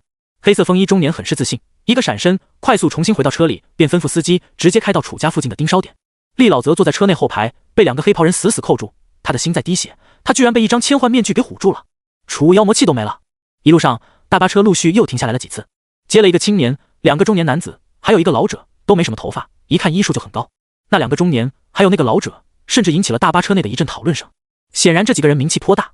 之后大巴车没有耽搁，一路直奔楚家，过了几十分钟，开进了一座庄园，在草坪外停了下来。草坪上已经坐了不少人，一个个都在排队等着被叫号。叫到号的就上前走到草坪最前方，那边摆着一张桌子，桌子后坐着一个满眼的壮汉，脸上挂满了疲倦。下一步就是由他亲自判断这位武医有没有资格进入下一环节。苏浩下了大巴车，又随便选了个位子，无聊的在心中默默思考刻印术的事情。他的刻印术不是武功，不能加点，所以这2天他很想做一个实验。如果他把刻印术整理一下，将其变成一门真正能杀敌的武功，不知道能不能将其加入到面板之中。如果可以，这样可就省事多了。时间缓缓流逝，天色已然不早了，苏浩已经在脑子里大致将这门刻印刀法的框架搭好了。叫号这时也叫到了苏浩，他走到满眼的壮汉面前，对方看了看资料，有点疑惑，一拳和万痛筋骨拳差不多的那种吗？差不多。苏浩啥也不知道，反正点头就完事了。满野壮汉站起身，平静道：那你应该是靠打拳治疗的吧？你打我一拳试试。苏浩毫不客气，挪移镜叠加穿透镜，一拳打出，炙热气血瞬间透入满野壮汉体内。满野壮汉感知了一会儿，沉默。好，你可以走了。啊！苏浩愣了片刻，但很快边上过来了一个侍者，手里拎着一个购物袋。您好先生，很抱歉让您白跑一趟，这是我们一点小小的礼物。同时这位侍者做了一个引导的手势，指引他出庄园。苏浩这时候才反应过来，搞半天他落选了。那好吧，既然人家看不上，那还有什么好说的？苏浩有点无奈，接过人家手里的礼物便走了。他还打算瞅瞅那位楚二小姐现在什么状况呢，搞半天根本没这个机会。满野壮汉则是重新坐下，等待下一个叫号。不过他的眼神似乎若有若无地瞥了一眼苏浩的背影，颇有些深意，直到见苏浩彻底走了，才缓缓松了口气，不经意地用右手敲了敲背。苏浩平静离开，站在了庄园大门口。礼物袋子他已经看过了，没啥东西，一些楚家的优惠卡被他收起来了，袋子直接丢了。至于回去，楚家也没不管，他们提供了2种选择，一种是落选的人攒齐了，一起坐大巴送他们回去，另外一种就是提供路费，他们自己打车。苏浩毫不犹豫就选了要路费，然后自己走路回去。现在天色也不早了，刚好回去的沿路还能杀凶手，攒点气血，顺便也能实验一下他用了小半个下午构思出来的刀法刻印刀法。苏浩刚过了半条街，天色就已经不早了，看样子马上天就黑了。风轻轻吹过，吹皱了一身的黑袍。苏浩稍微整理了下袖子，便走入了前方一条狭长小巷。刚走了没多远，吃，小巷入口处突然同时爆闪出9道暴风影斩，哗啦，一具黑衣人堆在地上。苏浩平静回头，袖口微微一动，咻，一柄钢刀从袖口储物妖魔器中飞出，一把被他握住。照旧，数道刀影斩出，将地上尸体斩断。离小巷不远处，一辆黑车上的人看到了巷口的尸体，瞬间懵逼。大人，没了。黑色风衣男子看到苏浩进入小巷，还想着直接上前试探一番，结果谁想得到，才踏入巷口，便被一阵狂暴的刀影瞬间斩杀。黑车司机毫不犹豫，猛踩油门，但下一刻，吃，数道狂暴的暴风刀影掠过，砰！黑车直接裂开成数截，金属板连带着里面的尸体瞬间散落一地。真是太弱了，仰视一刀斩养过的暴风影斩，这些人完全不是一合之敌。苏浩站在巷口，随手轻挥，吃，数道刀影斩出，确定将黑车彻底斩成渣渣，没有留下活口，才重新看向了地上的尸体。尸体的脸色他很熟悉，很白，和脖子等其他地方有明显色差。下意识随手一扯，一张脸皮被他拎在了手上，而地上的尸体则完全换了一张脸。千幻找过来了。苏浩有点意外，也有点不意外，毕竟大环图书馆那位厉老，按照之前在地下暗街得到的资料，就和千幻组织有些不清不楚的牵扯，就是不知道他现在跑了没。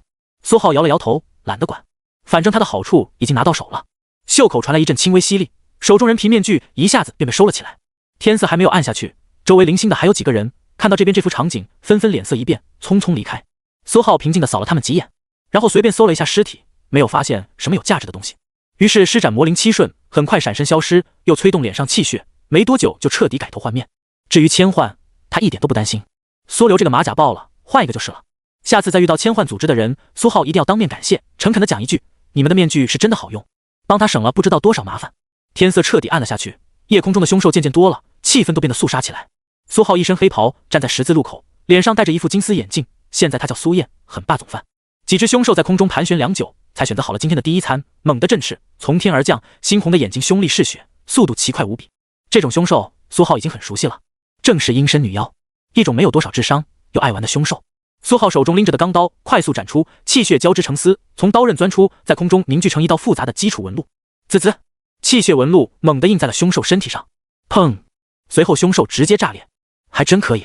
苏浩脚下轻轻一点，施展魔灵七瞬，躲开了箭射的凶兽块与另外两只朝他扑杀过来的凶兽。他刚才用的是妖魔基础纹路中的爆裂纹，能让气血变得不稳定，并且炸裂。书上说，尤其配合加速纹路有奇妙的作用，只是可惜他现在一刀只能斩出一道基础纹路。与此同时，一道消息提示出现，你创造了一套无名刀法，进度正1%，目前进度入门1%。数据面板上出现了一套崭新的刀法，无名刀法可环形更换成刻印刀法。苏浩心中默念，面板上的字符快速变换，刻印刀法入门进度1%。苏浩又等了片刻，但并没有传来暴风影斩和仰视一刀斩指点新刀法的消息，进度是一点都没有涨。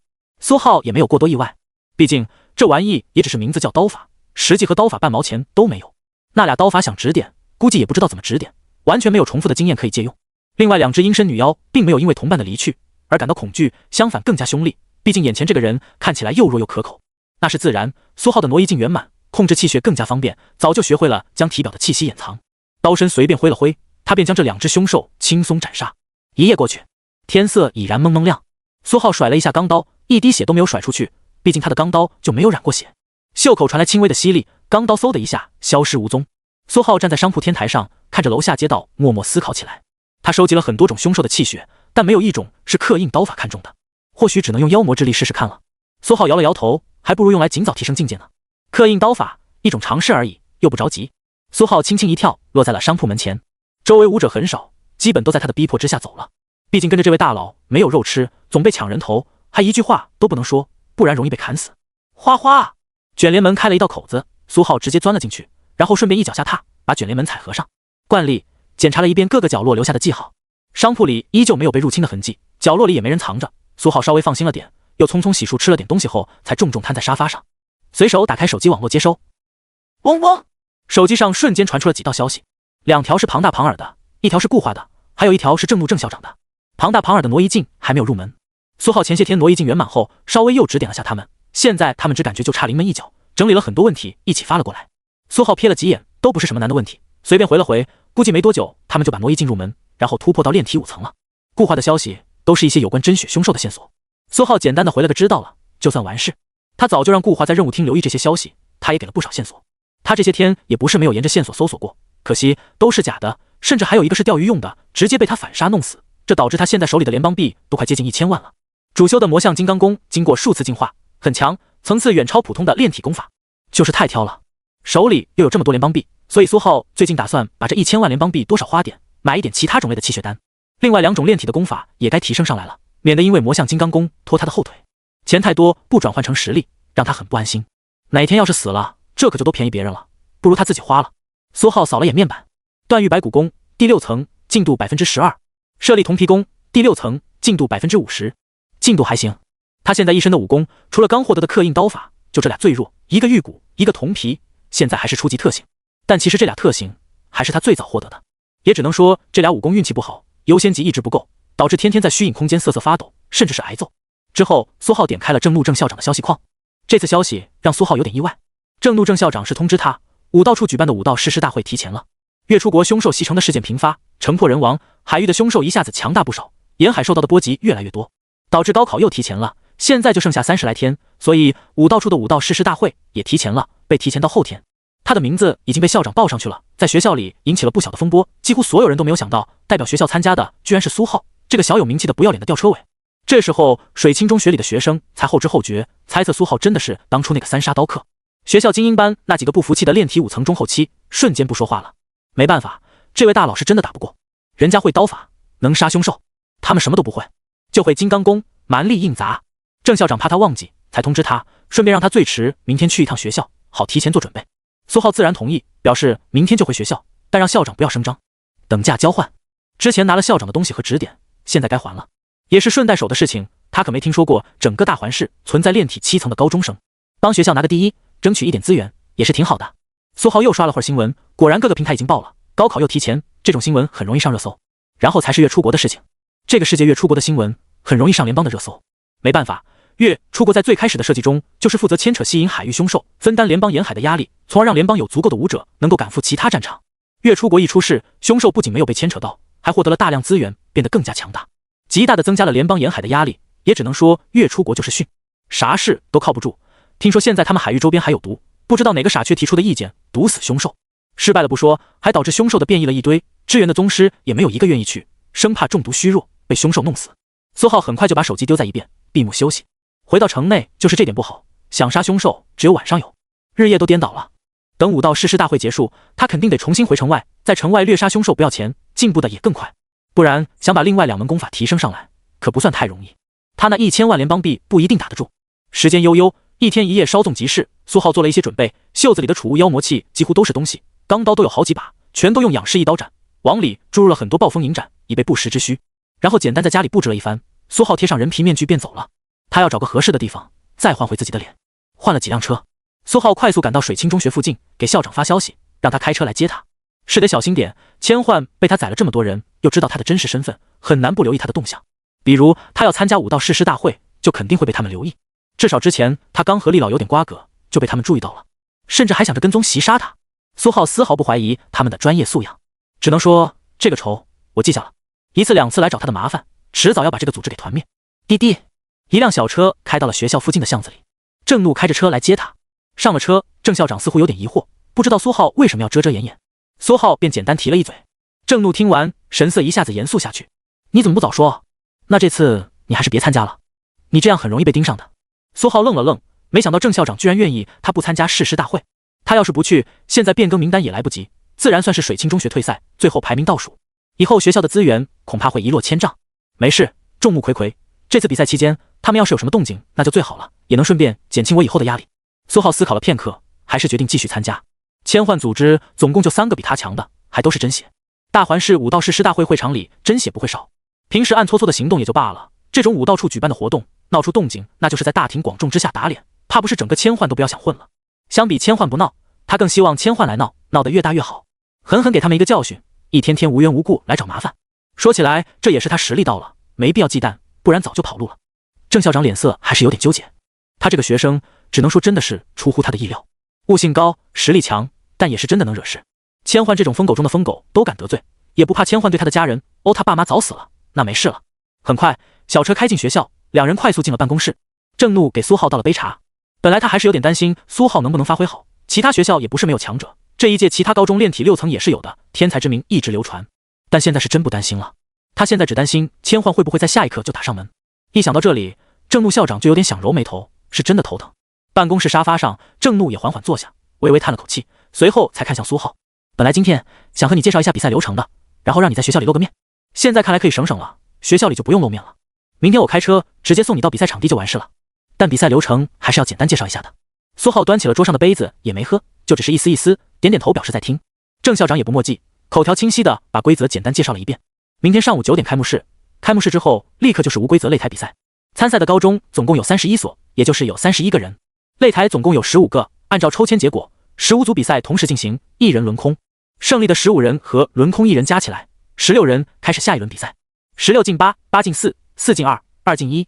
前一轮比赛结束之后，立刻抽奖进行下一轮。所有比赛包括颁奖都在明天结束。这赛制简单粗暴，也很符合舞者的常规表现，不搞花里胡哨，甚至1天就能结束。苏浩平静地点了点头。郑怒瞥了苏浩一眼，缓缓又道：比赛完之后，武道处会有一些奖励，第1名是3枚气血丹，还有1次免费的城际交通运送，其他名次奖励我就不说了，估计也没那个必要。其他学校的选手资料我也收集了一下，你要看看不？有炼体高层吗？苏浩好奇问道。没有。那不看了。郑怒这个时候才反应过来，他这个学生应该是真的突破到炼体高层了，不然也不可能和千幻组织有所交集。就是不知道他这是哪里搞来的真血诱引，总不能是打劫了千幻，反抢了他们的东西。郑怒想了片刻，便决定不想了，管他屁事。他就是一个平平无奇、真血无望的炼体高层，当好他的校长，明天不出问题就完事了。但凡他要是有点出息，也不至于窝在大环市这种内陆城市。你今天怎么打算？自己找个地方，还是就待在学校？说是说不想太多，郑怒还是忍不住揉了揉脑门。千幻，这个组织风评实在太差，我自己找个地方吧，明天也不用送了。比赛场地在哪里？我到时候自己去。也行，你自己行动也安全点。比赛就在大环体育馆，离大环武馆不远的那个。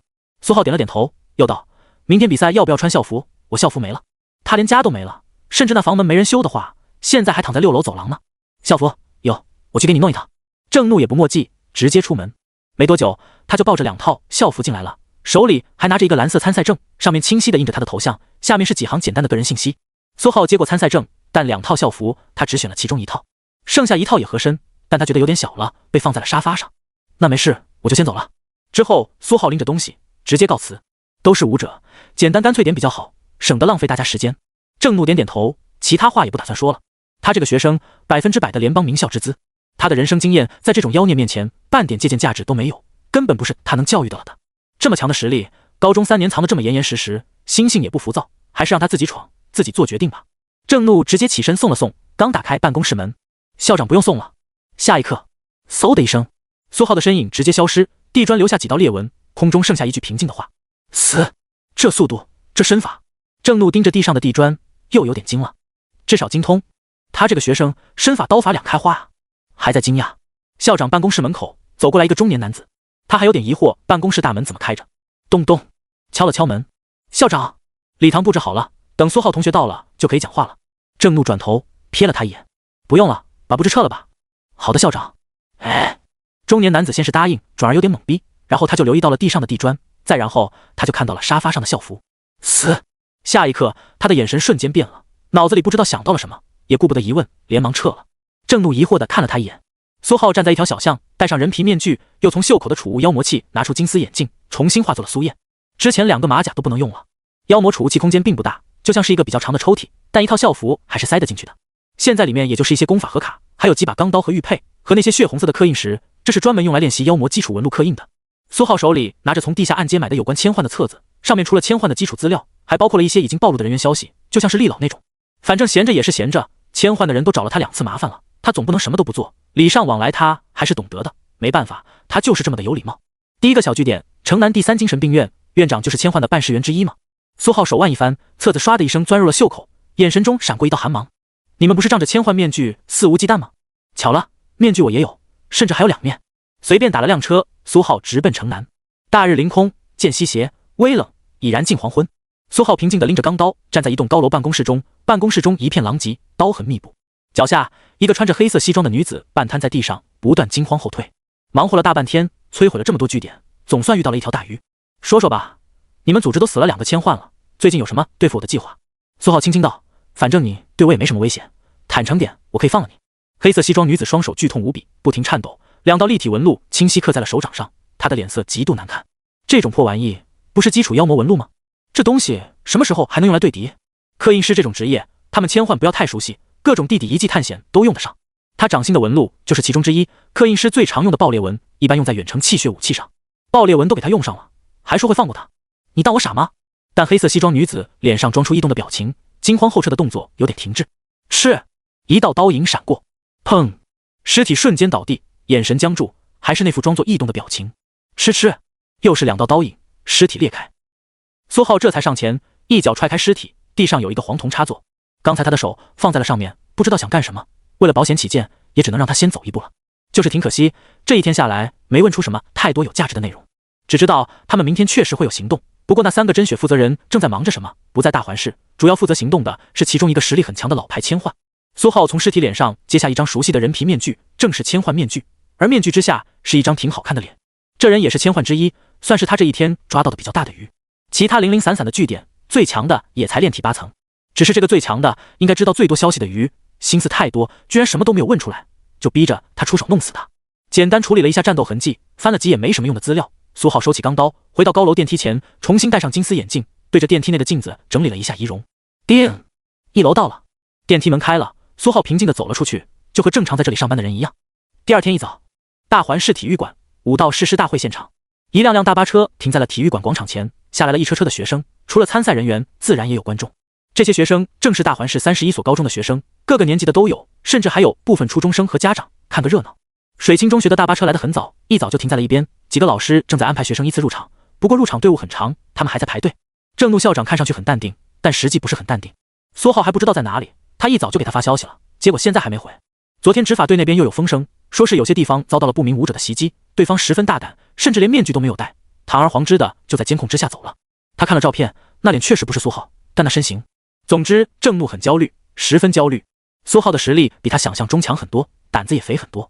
他现在就怕苏浩一不小心翻船，社会上那些武者阴招太多了，甚至只要是个武者就会很多阴招，连他都会，年轻的时候还没少用。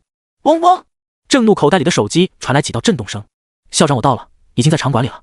一道消息在屏幕上闪烁，郑怒瞬间放心了，下意识呼出一口气。好，你抓紧安排进场，我先进去看看。郑校长拍了拍负责老师的肩膀，自己直接走了，着急找苏浩会合。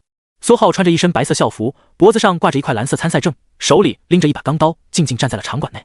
场馆最中间摆着15座圆形擂台，顶上还悬挂着很多块大屏幕，四处都有人在巡逻，看样子应该是巡逻执法的人被抽调到了这里。苏浩周围也有几个负责安全的工作人员，他们瞥了苏浩手里的钢刀几眼，但又看到了那块蓝色参赛证，便没有说什么。没多久，郑校长就在自己学校的座位区看到了苏浩。校长，走，我们不在这里，你是参赛选手，位置在最前排。郑怒指了指第1排的位置。苏浩看了过去，第1排每隔开几个位置就会坐着2个人，一个学生模样，另一个应该是各自学校的校长。2人穿过人群，直接坐在了最前排。哟，老郑，怎么才来啊？隔了几个位子，边上一个嬉皮笑脸的老者笑道，他左手边坐着一个表情很冷的少女，顺着老者的目光也看了过来。郑怒听到声音，转过头，狠狠瞪了他一眼，又略微扫了一眼那个少女，什么都没说。他现在没心情吵架。郑怒转头对苏浩低语道，等会儿武道处的王处长会进行开幕发言，在之后就是各校的校长抽号，抽完号立刻就是比赛，不会有丝毫耽搁。王处长是真血劲，大环武馆也派了一个真血长老，明处暗处都有不少武道处的人警戒。这期间千幻那个组织应该不会弄出什么幺蛾子，毕竟这么多人盯着。你要小心的，应该还是今天散场出场馆之后，那时候我们想办法和武道处的人一起走。不过放心，他们也未必会出手。郑怒校长越讲越没有底气，脸上挂上了一抹愁容。昨天的消息没错的话，他这个学生昨天可是挑了千幻组织不少据点，按千幻组织那帮子人那睚眦必报的习性，怎么可能今天会没有动作？苏浩平静的点头。根据昨天反复确定的消息，千幻组织的真血有事被牵扯了，不在大环市，对付他的只是某一个有点实力的老牌千幻。不过再老牌又能怎样？比修为，它有7种终极特性；比年龄，它有7种终极特性；比经验，它有7种终极特性。无论比什么，它就是有7种终极特性。这种实力，同境界要还是能被翻盘，干脆跳河好了，虽然也淹不死。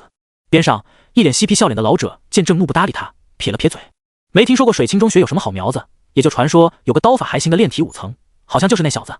本来还想试探一下的，但看郑怒这一脸苦大仇深、愁眉苦脸的模样，这小子就不可能是他们大环第3中学的小天才的对手。他们今年可是培养出了一个炼体6层。嬉皮笑脸的老者脸上浮现出一抹骄傲。他边上表情很冷的少女也收回了视线，校长都不挑衅了，他自然不用配合。场馆内人渐渐多了，一排一排的学生各自落座，也都嘈杂起来。水清中学有资格当观众的学生，甚至是老师，在进入场馆后，都下意识用目光在前排搜索了起来。没多久就看到了熟悉的郑怒校长以及坐在他边上的苏浩，所有人都轻轻松了口气。昨天学校礼堂苏浩没出席，就已经让他们有点慌了。今天再来的大巴车上，不少人还在窃窃私语的讨论苏浩怎么没来。没办法，要是苏浩不战而退，水清中学的资源立刻就会一泻千里，他们每一个人都会受到影响。现在也就希望郑怒校长不要看走眼。不少老师昨天甚至偷偷去了离学校最近的寺庙，一顿拜佛，希望苏浩今天有个好成绩。他们手里都捏着一串寺庙禅师开光了的佛珠，佛珠上刻着寺庙最著名的佛像，半张脸慈眉善目，半张脸狰狞无比，正是在悬空四求的。时间缓缓靠近9点，所谓的开幕式要开始了。几个负责人在工作人员的带领下，走向场馆内15个擂台中最中间的那个。武道处王处长是一个中年男子，国字脸，穿着一身黑色武道服。他摆摆手，拒绝了工作人员递过来的话筒，只是轻轻环视一圈。紧接着，轰！一股狂暴的气血从他身体内涌出，荡起一层血圈，疯狂扩大，肆无忌惮地扫过整座体育馆。体育馆内所有人仿佛被一头凶厉的真血凶兽盯上，下意识一凛，呼吸不由得放缓，甚至感到窒息。整个场馆瞬间安静下来。那股狂暴的气血转瞬即逝。王处长面无表情，再次扫视一圈，所有人的目光都看向了他。不少低年级的学生眼神中更是浮现出一抹羡慕、向往和震惊。不少学生，或者说几乎所有学生，都是第一次直面真血的狂暴，这让他们对真正强者的实力有了直观的体验。隔开这么远，都差点被震死。王处长依旧没什么表情，只是轻轻张口，气血从喉咙涌出，一道清晰的声音响彻整个大环体育馆。大环武道誓师大会开始了。声音很平淡，很冷静，但就像是在耳边响起。再然后，在所有人的目光中，他就走了，走下了擂台，在观众席前排坐下，十分干脆利落。开幕式发言结束，擂台上几个人搬运着一个透明箱子，里面是一个个黑色圆球。武道处副手之一，一个满头灰白色头发的中年男子，手里拿着话筒，平静道：“现在请各校校长上来抽签。”声音从四面八方的音响中传出。郑怒看了苏浩一眼，点点头，起身朝着擂台走去。31所高中的校长都依次上前开始抽签，所有观众都有点期待起来。不多时，郑怒手里便捏着一个黑色圆球，轻轻将其打开。15号，这意味着苏浩需要在15号擂台和另外一个15号选手一起对擂。一个穿着黑色袖标的工作人员快速过来指引苏浩前往指定的擂台，15号在比较边缘的位置。满头灰白色头发的中年男子已然从擂台上走了下来。苏浩刚从他身边路过，刺！只听广播中传来一道刺耳的声音。年轻点的学生们下意识捂住耳朵，稍微有点经验的舞者下意识警惕起来，扫视整个场馆。紧接着，快挡住他！满头灰白色头发的中年男子手中话筒裂开两半，他的胸口也裂开了一道口子，脸色更是惊慌失措。他的手指死死指着苏浩，脚步不断慌乱后退。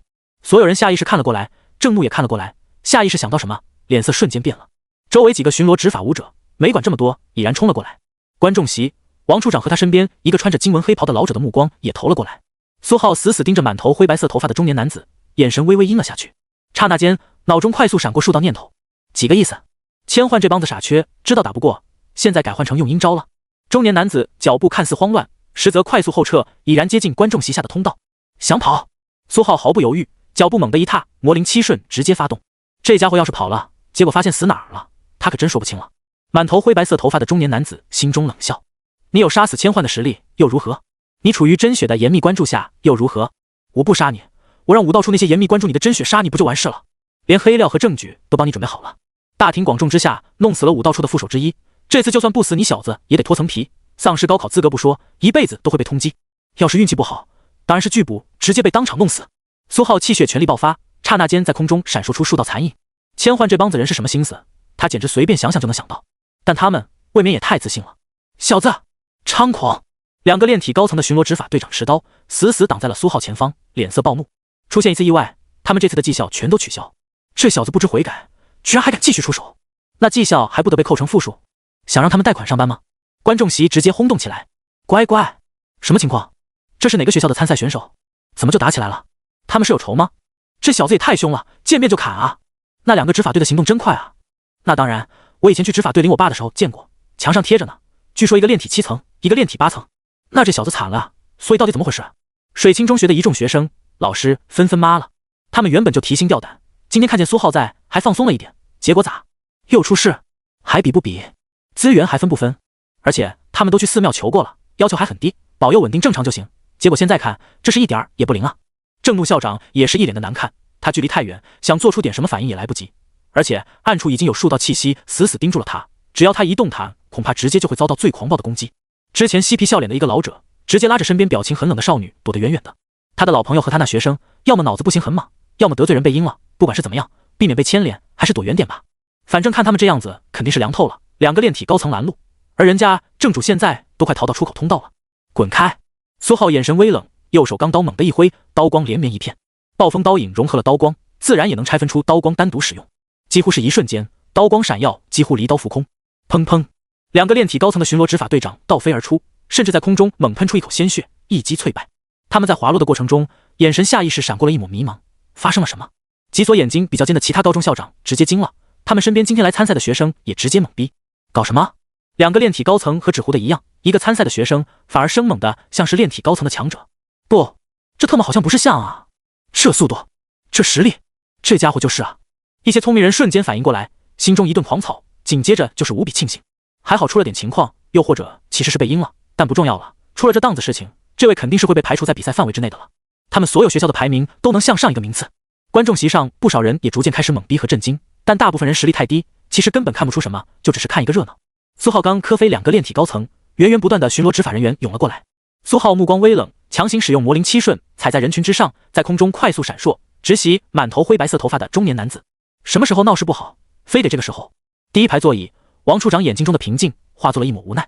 唰，他的身影直接消失在原地，右手凝爪，狠狠抓向苏浩的肩膀。苏浩感到后背传来一股惊人的寒意，毫不犹豫，袖口一震，向后一甩，飞出一道早就准备好的惊人的刀影，狠狠斩向身后。王处长感觉掌心一阵发冷，动作在空中微微停滞了一个刹那。仰视过的刀影，连他也得暂避锋芒。原本坐在王处长身边的金纹黑袍也是要出手的，但巧合是，这个叫苏浩的学生在大环武馆的档案还是他整理的，所以他选择留一手。不过苏浩借助这个机会倒飞出去，右手5根手指表面浮现出一抹淡淡的鳞片，终极融向手。尖锐的指尖快速冒出丝丝气血，一道道基础纹路在空中快速勾勒而出。咻！而后苏浩一记终极穿透镜，气血自肩倒肘，自肘到掌，连带着这些基础纹路穿透空气，狠狠印在了满头灰白色头发的中年男子后心。噗！他一口鲜血喷出，疯狂后撤的速度一下子缓慢下来，体内气血更是半点都不能调用。他的5脏6腑都被刻上了一层基础爆裂纹路，要是移动气血，引动纹路，怕不是直接炸裂。苏浩魔灵七瞬快速闪烁，右手趁机一把薅住了满头灰白色头发的中年男子的脖子，而后拎着他的身体迅速后挡。嗡！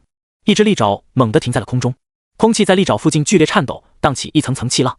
王处长眼神平静地将闪烁着嫣红气血的手轻轻收回，狂暴波动的力量一下子平息了下去。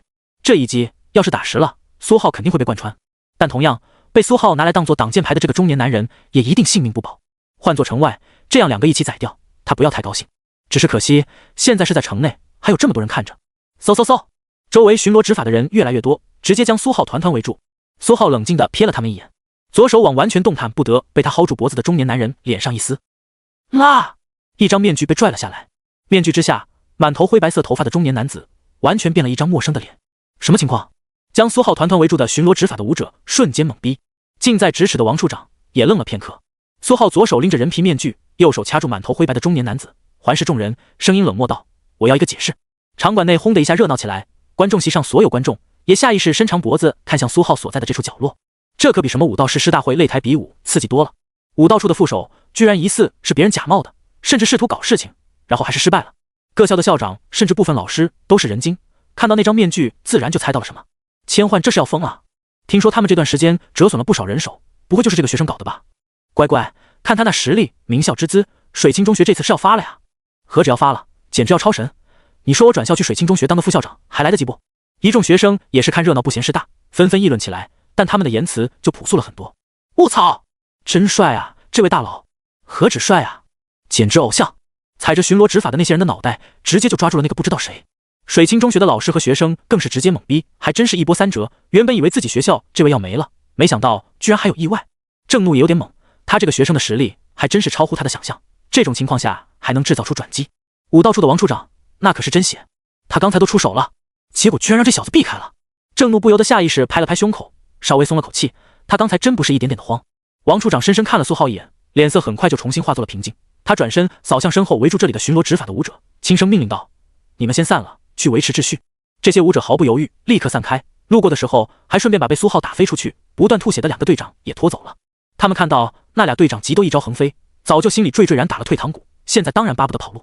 很快这里的通道前就剩下了苏浩和王处长，但场馆内还没有恢复安静，擂台比赛也没有开始，裁判和各校参赛的学生，包括观众们，都在盯着这处角落，尤其是将目光落在了苏浩和他手里的中年男子身上，一副十分好奇的模样。轰！突然，王处长黑色的武道符猛地鼓起，体内再从轰然散发出强大的气势，炙热的气血滔天，顷刻间横扫向着整座场馆。场馆内所有人，包括观众席的观众，纷纷心头一滞，就像是被淹没在炽热的海水里，难以呼吸，直接安静下来。苏浩后退了2步，脸色不变，但右手拎着的灰白头发的中年男子脸色却一白，嘴里吐出大口鲜血，眼前也越来越黑，甚至逐渐眩晕。王处长就像是什么都没看到，转身目光扫向所有人，喉咙发力，平静的声音再次响彻整个场馆。刚才轮空的是哪个学校？最开始坐在苏浩和郑怒边上嬉皮笑脸的校长脸色突然有点变了，他手里正捏着一个号码16的黑球。处长，是这里，大环第3中学。一个巡逻执法高高举手，大声道，他就站在大环第3中学校长和那个表情微冷的少女身后。他们的轮空资格取消。王处长声音再次响起，随后他转头瞥了苏浩，尤其是他的校服一眼，第1轮的轮空资格转交给大环水清中学。比赛现在继续。声音落下，场馆内持续安静，但大环第3中学校长表情一下子苦了下去。第1轮轮空是很大的优势，至少消耗的气血能少很多，没想到这就取消了。脸色微冷的少女的脸色也更冷了，完全是无妄之灾。工作人员和各处擂台的裁判纷纷开始正常工作，命令各处学校的学生开始上擂台比武。刚才发生的事情就像是没有发生一样。你跟我来。王处长看了苏浩一眼，走向不远处的退场通道。苏浩拎着已经昏死过去中年男子，毫不犹豫跟在了身后。退场通道中，王处长一张国字脸显得很正派，看上去像是个光明磊落的武者。他看向苏浩，轻叹了一口气，武道处混进去了这些杂七杂八的人，是我们的问题。王处长顿了片刻，又道，你手里这个人，我没记错的话，应该是一个叫做千幻组织的一个小头目。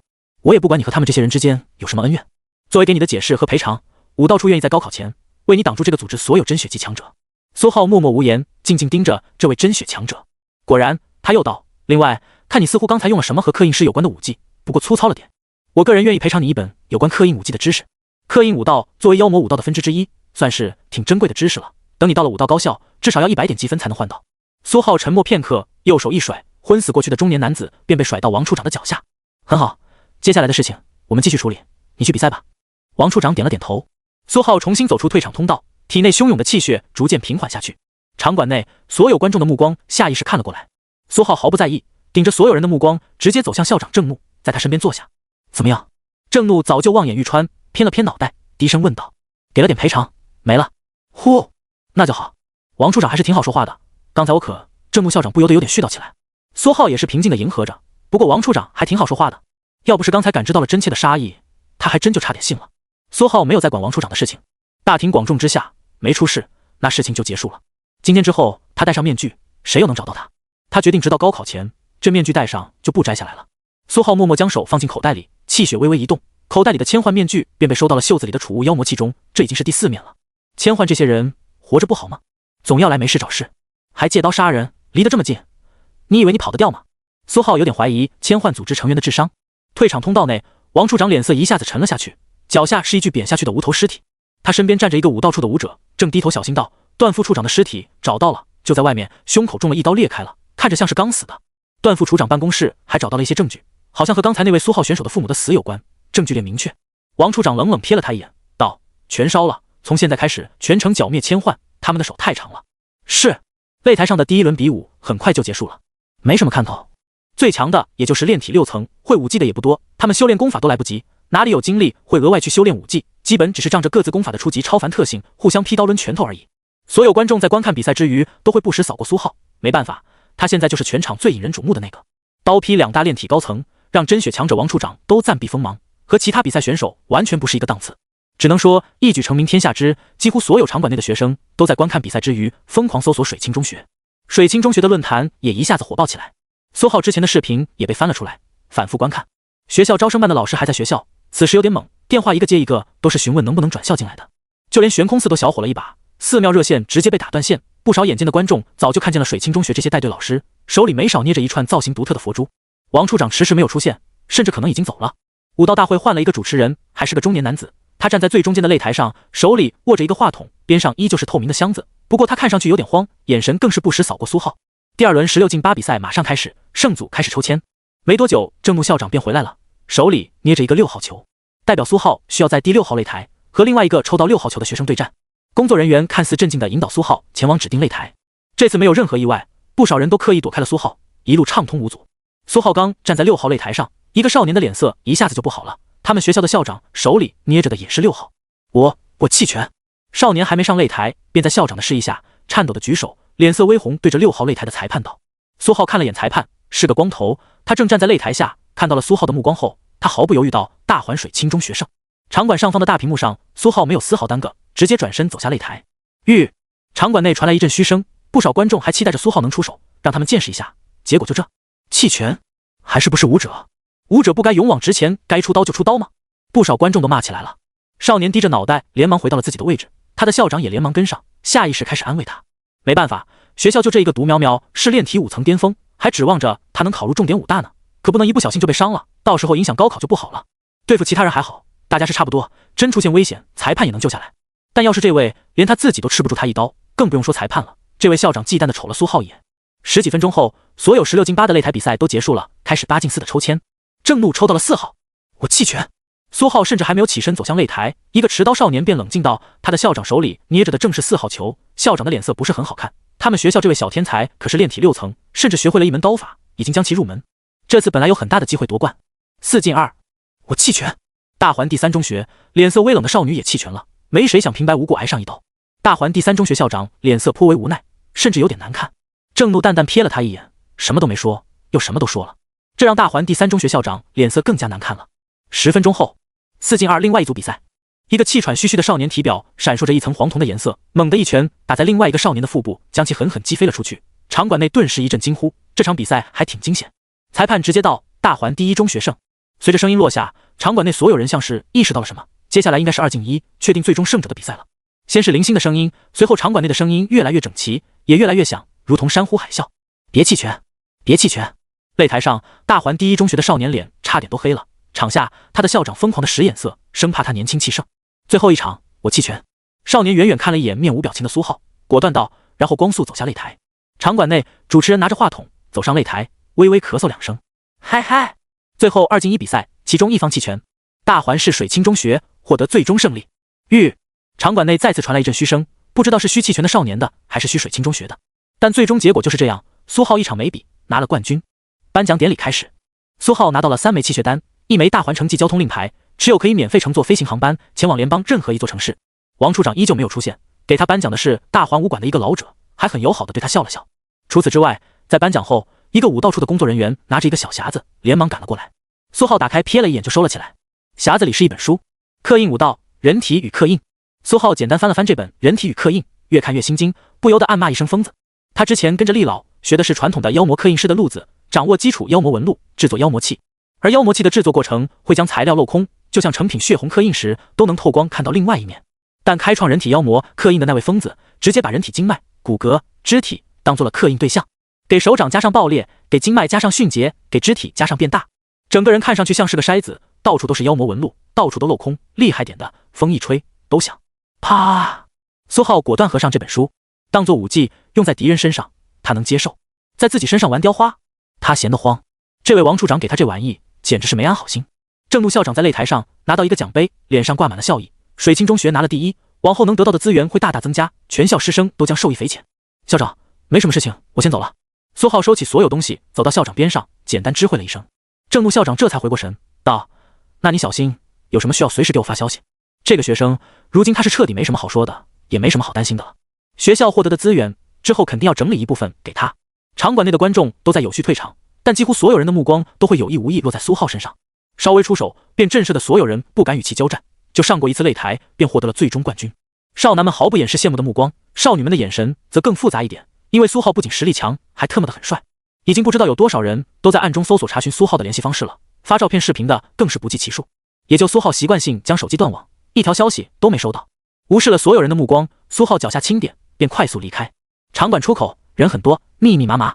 苏浩脚踩魔灵七顺，速度极快地寻了一间办公室，戴上了千幻面具，气血稍微一刺激，重新化作平平无奇的苏燕。出了办公室后，苏浩又陆陆续续变了几张脸，最后直接挤进陆续退场的人群中，随着人群逐渐排队出了场馆。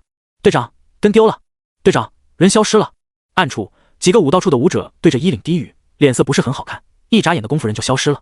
哎，我在水清中学的同学们说，苏浩大佬之前武道成绩一直吊车尾啊，今年突然就变得这么厉害，或许人家隐藏实力了嘞。你以为谁都像你一样爱现眼？苏浩大佬那个一刀三杀的视频，你们看。3中那个女生也很强哎，都进4强了，长得还好看。苏浩在人群中默默无言，人群中都是兴奋的讨论声，但大半讨论关注点都在他身上。今天的誓师大会确实有点一波三折，谁能想到千幻的疯子一开场就打算搞事情，直接吸引了所有人的目光。如果没这档子事情，他就算顺利获得最后冠军，关注度也不会这么的高。没多久，出了场馆，不少学生都选择不坐学校的大巴车，而选择自行回家。苏浩也是如此，随便挤进一辆满载的公交车，彻底摆脱了暗处不断搜索的眼睛。公交车过了几站，逐渐远离了大环体育馆，周围的人少了很多，交通也不那么拥堵。苏浩下了公交车，打了辆出租，直奔自己租住的小商铺。出租车上，司机看苏浩疑似是个学生，一脸兴奋地询问武道誓师大会的事情。大环市武道誓师大会上的消息传得很快，不说全城皆知，那也是差不多。一个高3学生拥有炼体高层的实力，基本稳进顶级名校。他们大环市多少年都出不了一个顶级名校的学生。之后，这位要是发展得好，说不定要不了10几年就能成为先天、宗师，甚至大宗师。这样的强者，稍微关照一下自己的老家，整座大环市都能受益。苏浩平铺直叙，简单把大会上的事情简略地描述了一遍。没什么新消息，基本和广播里放的一样，但司机依旧听得津津有味。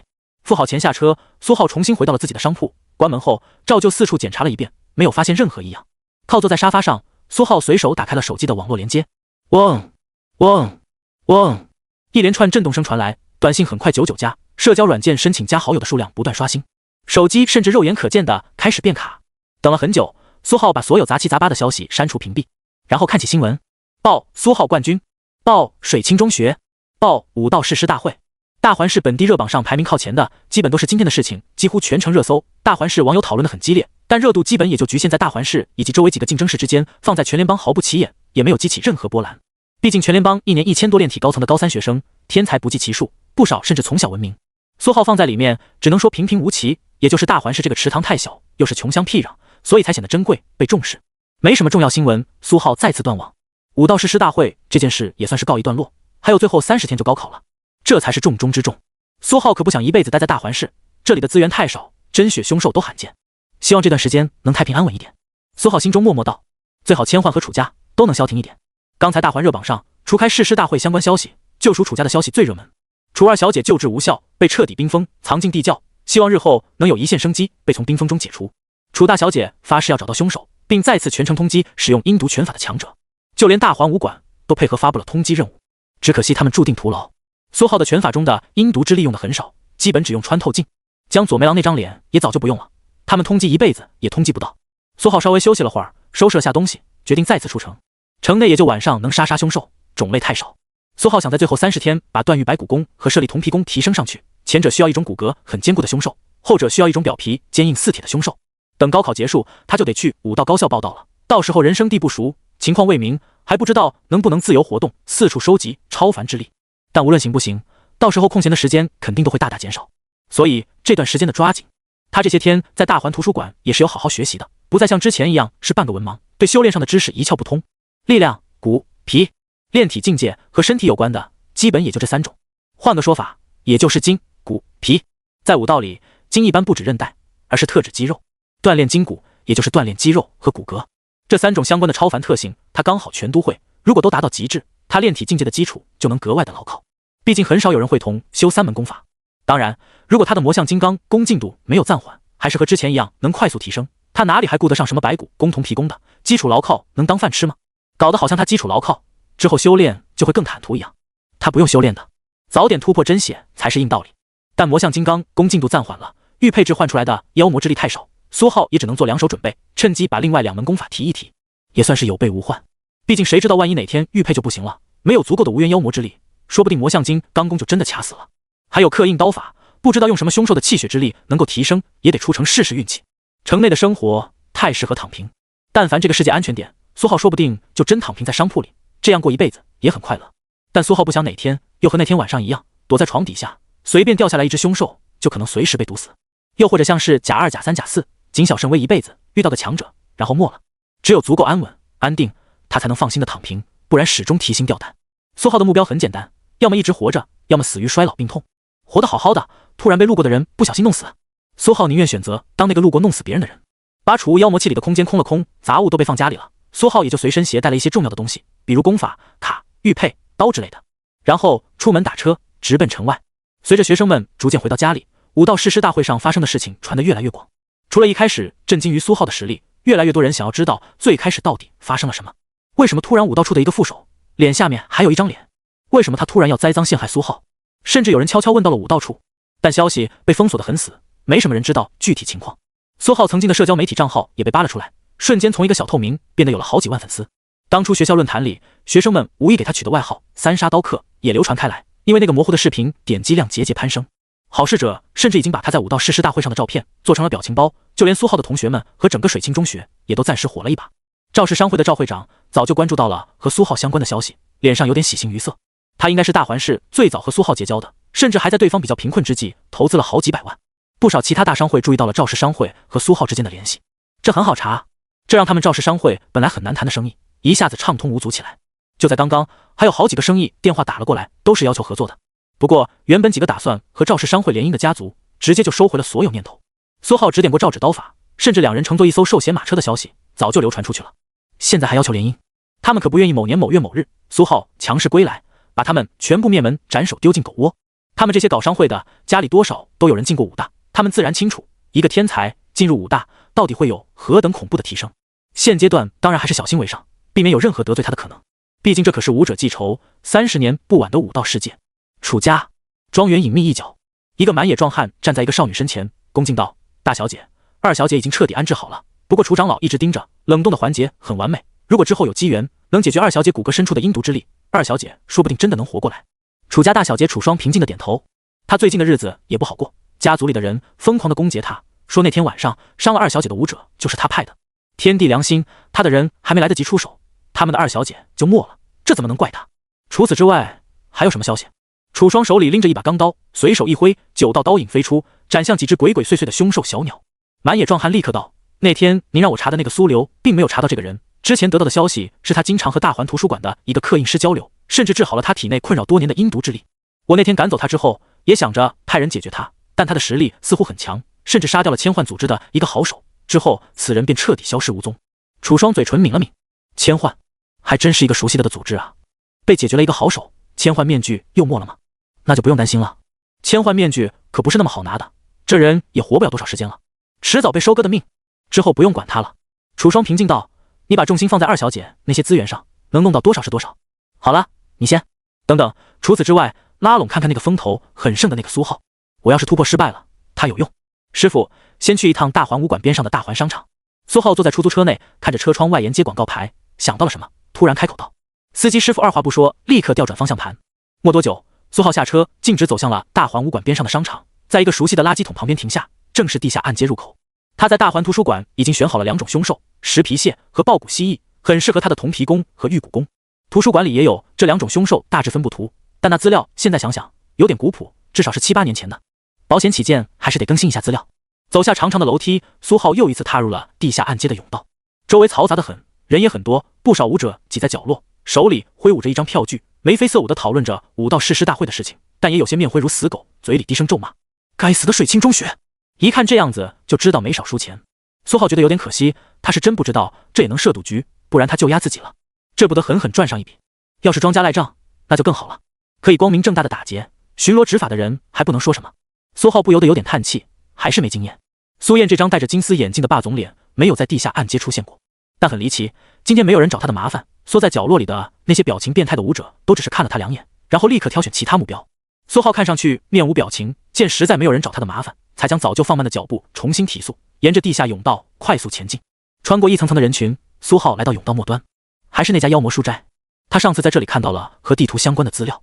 进门，站在柜台前，这次是个青年女子，头发很柔顺，很黑，皮肤也很好，唯独脸上到处缝着奇怪的丝线，层层叠叠，看上去有点狰狞。石皮蟹、豹骨蜥蜴这2种凶兽最新资料有没有？苏浩无视了对方的面貌，平静问道。青年女子冷漠地看了苏浩一眼，放下了手里的书，转身在身后黑色柜子上拿下来一本厚厚的册子。砰！他将厚厚的册子放在柜台上，缓缓翻开，稍微找了片刻，撕拉，2页纸被准确地撕下。上个月的最新消息，总共6万联邦币。他将2张纸放在柜台上，丝毫不给苏浩问价以及后悔的机会。苏浩瞥了2眼柜台上的纸，但一只修长干枯的手立刻按在了纸上，挡住了他的视线。刷卡，苏浩光速付钱，青年女子才把手收回。或许是他按压的比较用力，最上面那张纸粘在了他的手掌上，纸哗啦一声被带起了10几厘米，才缓缓脱落，飘在桌上。拿着纸，苏浩看了2眼纸上的信息，便随手将其捏成碎末。纸上画着地图，还有简略的文字信息，都没什么问题。这所谓的上个月的资料和大环图书馆7、8年前的资料很相近，只是地点稍微有点变动，但也就隔了几千米，还是那一块。边上，青年女人狠狠瞪着苏浩，书斋地面上全是细碎的纸张粉末。苏浩瞥了她一眼，挥了一下袖子，轰的一声，气浪翻涌，地上的碎末全被轰到了地下暗街的甬道上。几个路过的舞者猝不及防，瞬间灰头土脸，但瞥了一眼书斋内苏浩那张面无表情的脸，一句狠话都没有放便灰溜溜走了。苏浩转身走到最里面，在妖魔书籍专区搜索了一遍，又是毫无收获，没有任何超凡之力的提示。但妖魔书籍专区架子上的书，有全新没见过的，也有原先苏浩见到过，但现在已经不见的，估计是被买走了。大几10万一本，除了他这种傻子，原来还真有人买。苏浩在青年女人恶狠狠的目光中，缓缓把手从书架上收回，然后毫不留恋地转身出了书斋。甬道末端，苏浩瞥了一眼做过2次交易的黑中介，那个干瘦的中年人依旧在那长长的黑色柜台后面静静等待着生意。苏浩原先打算在他这里买个假身份也好活动，但仔细想想完全没有必要，用不到，于是直接走了。在甬道另外一端，苏浩买了个新手机和一张新卡，随后便光速出了地下暗街。要想身体好，早晚练肾宝。水清中学天才舞者专用肾宝拳，他好你也好。周围卖武技的店铺换了新的主打拳法，音响的声音特别大，甚至还蹭了个热度。苏浩路过，一脸黑线。店门口还安排了几个穿着清凉的小姐姐，不断的打拳招揽生意。店内生意看起来很好，很多情侣都在交钱买拳法课，女生那边看起来更积极，听导购讲的特别认真。苏浩摇了摇头，找了个路口重新打车。一路风驰电掣，这位出租车司机格外暴躁，开车十分凶猛，频繁变道超车，甚至狂按喇叭。没多久，苏浩便再次出了城，只不过这次就只有他一个人。城门外，苏浩踏上碎石路，周围来往的商队很多，不少跟着商队的舞者好奇地看着苏浩。城外对于普通舞者算是特别凶险，很少见到有舞者单独出城行动。苏浩无视了他们的目光，拿出一张简略的地图，判断了下方向后，运气魔灵7顺，砰！脚下碎石顷刻炸起，身形瞬间消失。周围商队里的人心中纷纷一凛，这速度，这爆发力，还真是一位大佬。还好刚才眼神比较和缓。但与此同时，楚家甚至大环市各个手眼通天的家族纷纷收到一条消息：水清中学的苏浩出城了。不少人纷纷心头微动，派出了自家中兼舞者也出城去了，不知道想做什么。其中楚家的动作尤为激烈，甚至千换组织也闻风而动，不少据点都重新活跃起来。苏浩对此一无所知，他重新换了张脸，衣物也换成了一套简单的黑色武道服，快速前往目的地。城外天色渐渐暗了下去，苏浩拎着钢刀穿梭在丛林中，随手劈出2刀，便将2只逃窜的阴身女妖劈开。他刚才不小心路过了一处茂密的树屋群，里面居住的阴身女妖瞬间活跃起来，疯狂扑向他，眼神很是狰狞，羽翼炸裂。看到他们这副痛苦的模样，苏浩没什么办法，只好友情地帮他们超度，并且只收取了一点点超度费。他在这方面向来是个不吝啬的专业人士，手法又快又准。苏浩吞噬掉气血，又使用阴毒之力将尸体完全腐蚀，消解血腥味。随后运气魔灵7顺，原路返回。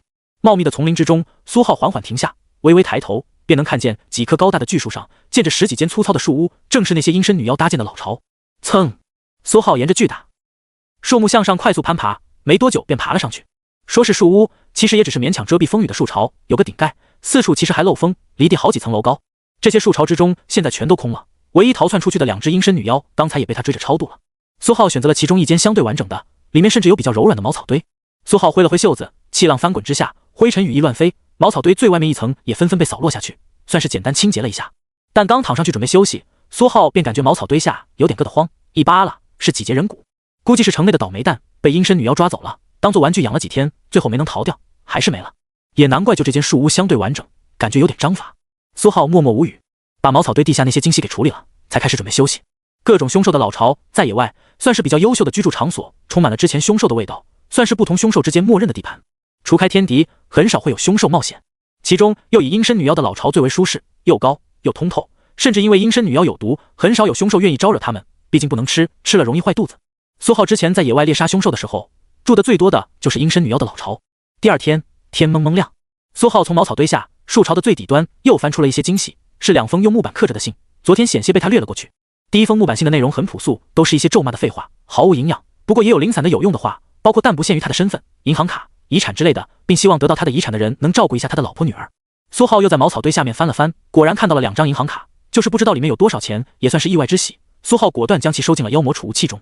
第二封木板信就有意思的多，都是一些忏悔的话，向她老公忏悔忏悔自己不该和司机晚上出门遭遇此等劫难，也留下了一些简单的身份信息和银行卡密码之类的东西。苏浩没什么好说的，指尖一弹，细小的刀影甩出，只把关键信息从木板上切割下来，其余的直接随手丢了。受到他们的影响，苏浩看向了其他树巢，纵身翻出，几个跳跃之间，其他树巢也都被翻了一遍，什么都没有。不是所有阴身女妖都有把猎物抓回家的习惯。天色渐渐亮了起来，苏浩站在高高的树屋上，观看大日从茂密波动的树海上空缓缓升起，这也算是一种比较新奇的体验。稍微看了一会儿，苏浩瞥了眼地图，翻身而下。今天再花上大半天时间，应该就能赶到目的地。大日当空，苏浩拎着钢刀出了密林，眼前是一条小河，蜿蜒向远处。按照资料，石皮蟹就在这附近，或者说就在这条小河的下游。苏浩沿着河道快速前进，两岸看到他的凶兽和没有看到一样，照常喝水，甚至凶兽之间也不怎么打闹，但一离开饮水点，那些凶兽便毫不客气的立刻开始厮杀，也不知道哪里来的默契。没过太久，苏浩隔着老远逐渐听到一阵瀑布的轰鸣，总算到地方了。苏浩掏出地图，再次确认了一下方位。按照最新的资料，瀑布下面就是石皮蟹目前的聚集地，而且量还不会太少。他的舍利铜皮弓这次应该能顺利提升上去了。苏浩走到悬崖边上，瀑布疯狂地向下砸，下方是一处深潭，两只灰白色巨大的蟹状生物正挥舞着自己尖锐强大的蟹螯，彼此打在了一起。他们甚至不时猛地将蟹螯合上，砰的一声发出巨大的声音，就像是什么炸开一般，试图将对方震死。左边那只体型稍微小了一点的，此时正处于下风阶段，但很明显，这只落入下风的比较聪明。他将蟹螯半放在了水面，猛地一合上，一道急促的水柱直袭另外一只石皮蟹，狠狠打中了他的蟹眼，咔嚓！随后他趁着对方眼睛剧痛，果断追击，一把夹断了另外一只的蟹螯，逆风翻盘，彻底赢得了胜利。这次战斗是他们分出哪个是老大的日子。那只胜利的石皮蟹在深潭角落仰天视，显得十分高兴，周围是一圈石皮蟹敲击蟹螯，发出有节奏的声音，在膜拜他们的新王。但这只胜利的石皮蟹猛地发现不对，天上似乎落下了一道极快的黑影，是一道漆黑狂暴的刀影从天而降。石皮蟹正处于放松松懈的状态，根本没有反应过来，便被狂暴的刀影瞬间撕裂。水潭中其他石皮蟹一下子就都傻掉了，小小的眼睛大大的疑惑。苏浩面无表情，袖口一翻，钢刀消失，而后从瀑布悬崖边上果断纵身跳下，扑通一声落在了水潭里。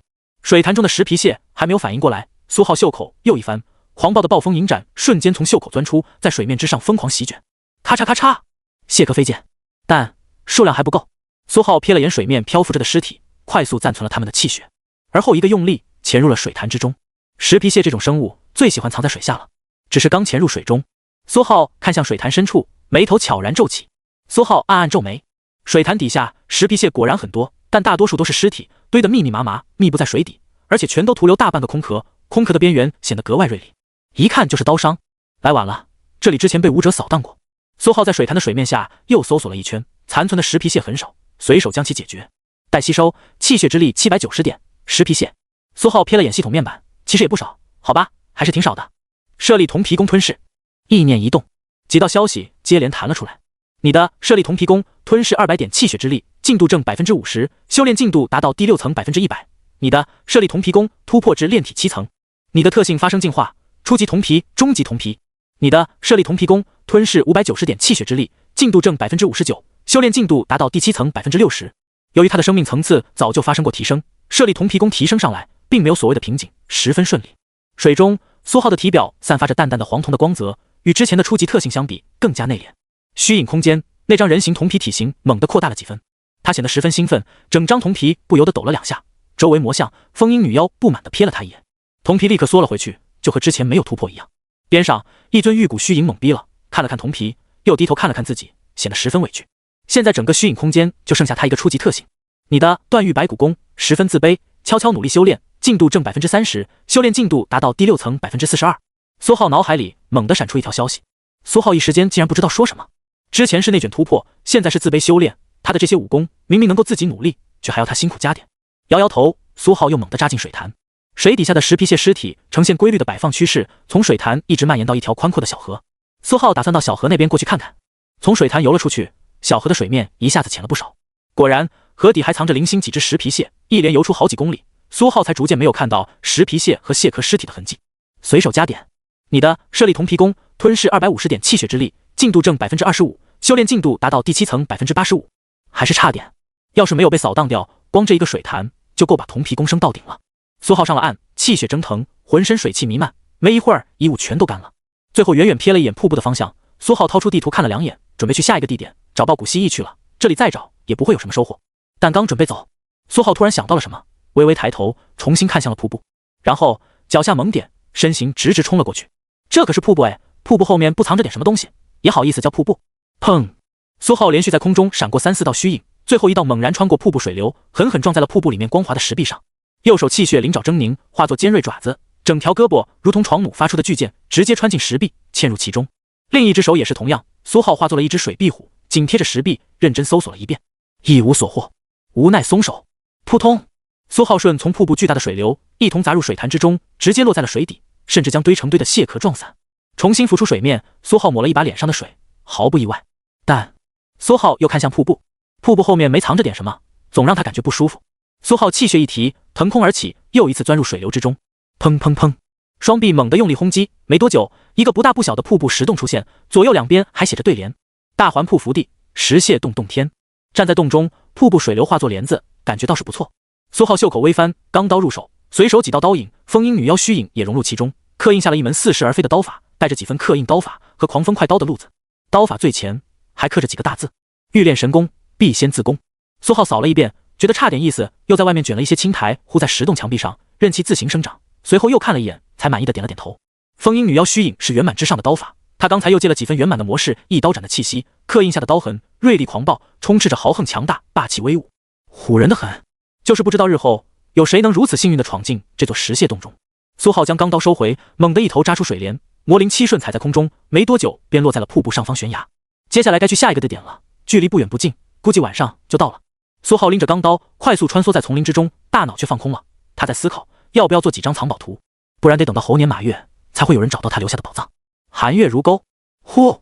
浓密的丛林上空穿梭过成群成群暴力的飞行凶兽，直直朝着大环市的方向而去。苏浩隐蔽在一座被掏空的巨树之中，眼睛死死盯着远处树巢。现在他距离石蟹洞足有半天多的脚程，前方是一片冒着热气的沼泽地，里面大大小小的豹骨蜥蜴陆续沉浮，正是他的断玉白骨功急需的资源。只是就在这片沼泽地不远处，几棵巨树上搭建着一片颇为完美的树巢，苏浩隐约能从里面感知到人类气血的气息。树巢之下的地上散落着很多人类制成的垃圾，不仅是有人，看样子甚至还生活了很长一段时间。没事住在野外还很长时间，基本只有一个身份，进不了城的黑武者。树巢内的人绝对不多，但树屋却有5、6间。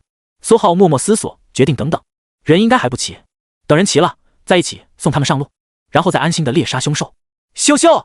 寒月当空，夜色渐浓，新鲜树木的味道不断往鼻子里钻。苏浩静静缩在巨树里，突然听到了几道破空声。前方树巢之下的树干上，几道黑影手脚并用，快速攀爬，腰间别着武器。蹭！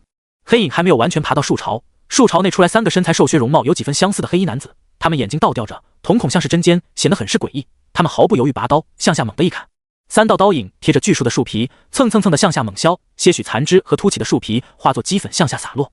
还在树干上的几道黑影快速腾挪，猛地一推，直接跳到了其他巨树之上，将躲开刀影。其中有一人稍微迟了一点，眼睛酸涩，齑粉似乎掉进去了一点，实力还不差，炼体6层巅峰的样子。这是2伙人打起来了吗？这破地方怎么这么多人？苏浩心里暗自捣鼓着，眼睛同时微微眯起，避免瞳孔反光被发现。要猎杀个凶兽还真是困难，要么被捷足先登，要么有黑武者驻扎在边上。要不是怕吞噬凶兽气血被发现端倪，他早就出去砍死他们这群碍事的了。蹭蹭蹭，几道黑影纷纷拔出腰间利刃，继续向上猛攻。没多久就成功和那3个树巢上的黑衣男子站在一起。枪！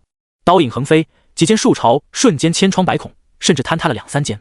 嘿嘿嘿，你们黑雾居然真的只留下了你们3个。自从那2个叛徒偷了东西跑了之后，你们看来是不行了呀。树巢上方4、5道黑影盘踞在树上，居高临下讽刺道。树巢残余的支架上，3个眼睛倒吊着的黑衣男子半靠在一起，身上全是狰狞的刀口，他们面皮一阵抽搐，脸色很是难看。黑雾，刚听到这个熟悉的名字，苏浩不由得有点懵逼。那个倒霉组织不是被他团灭了吗？叛徒偷了东西。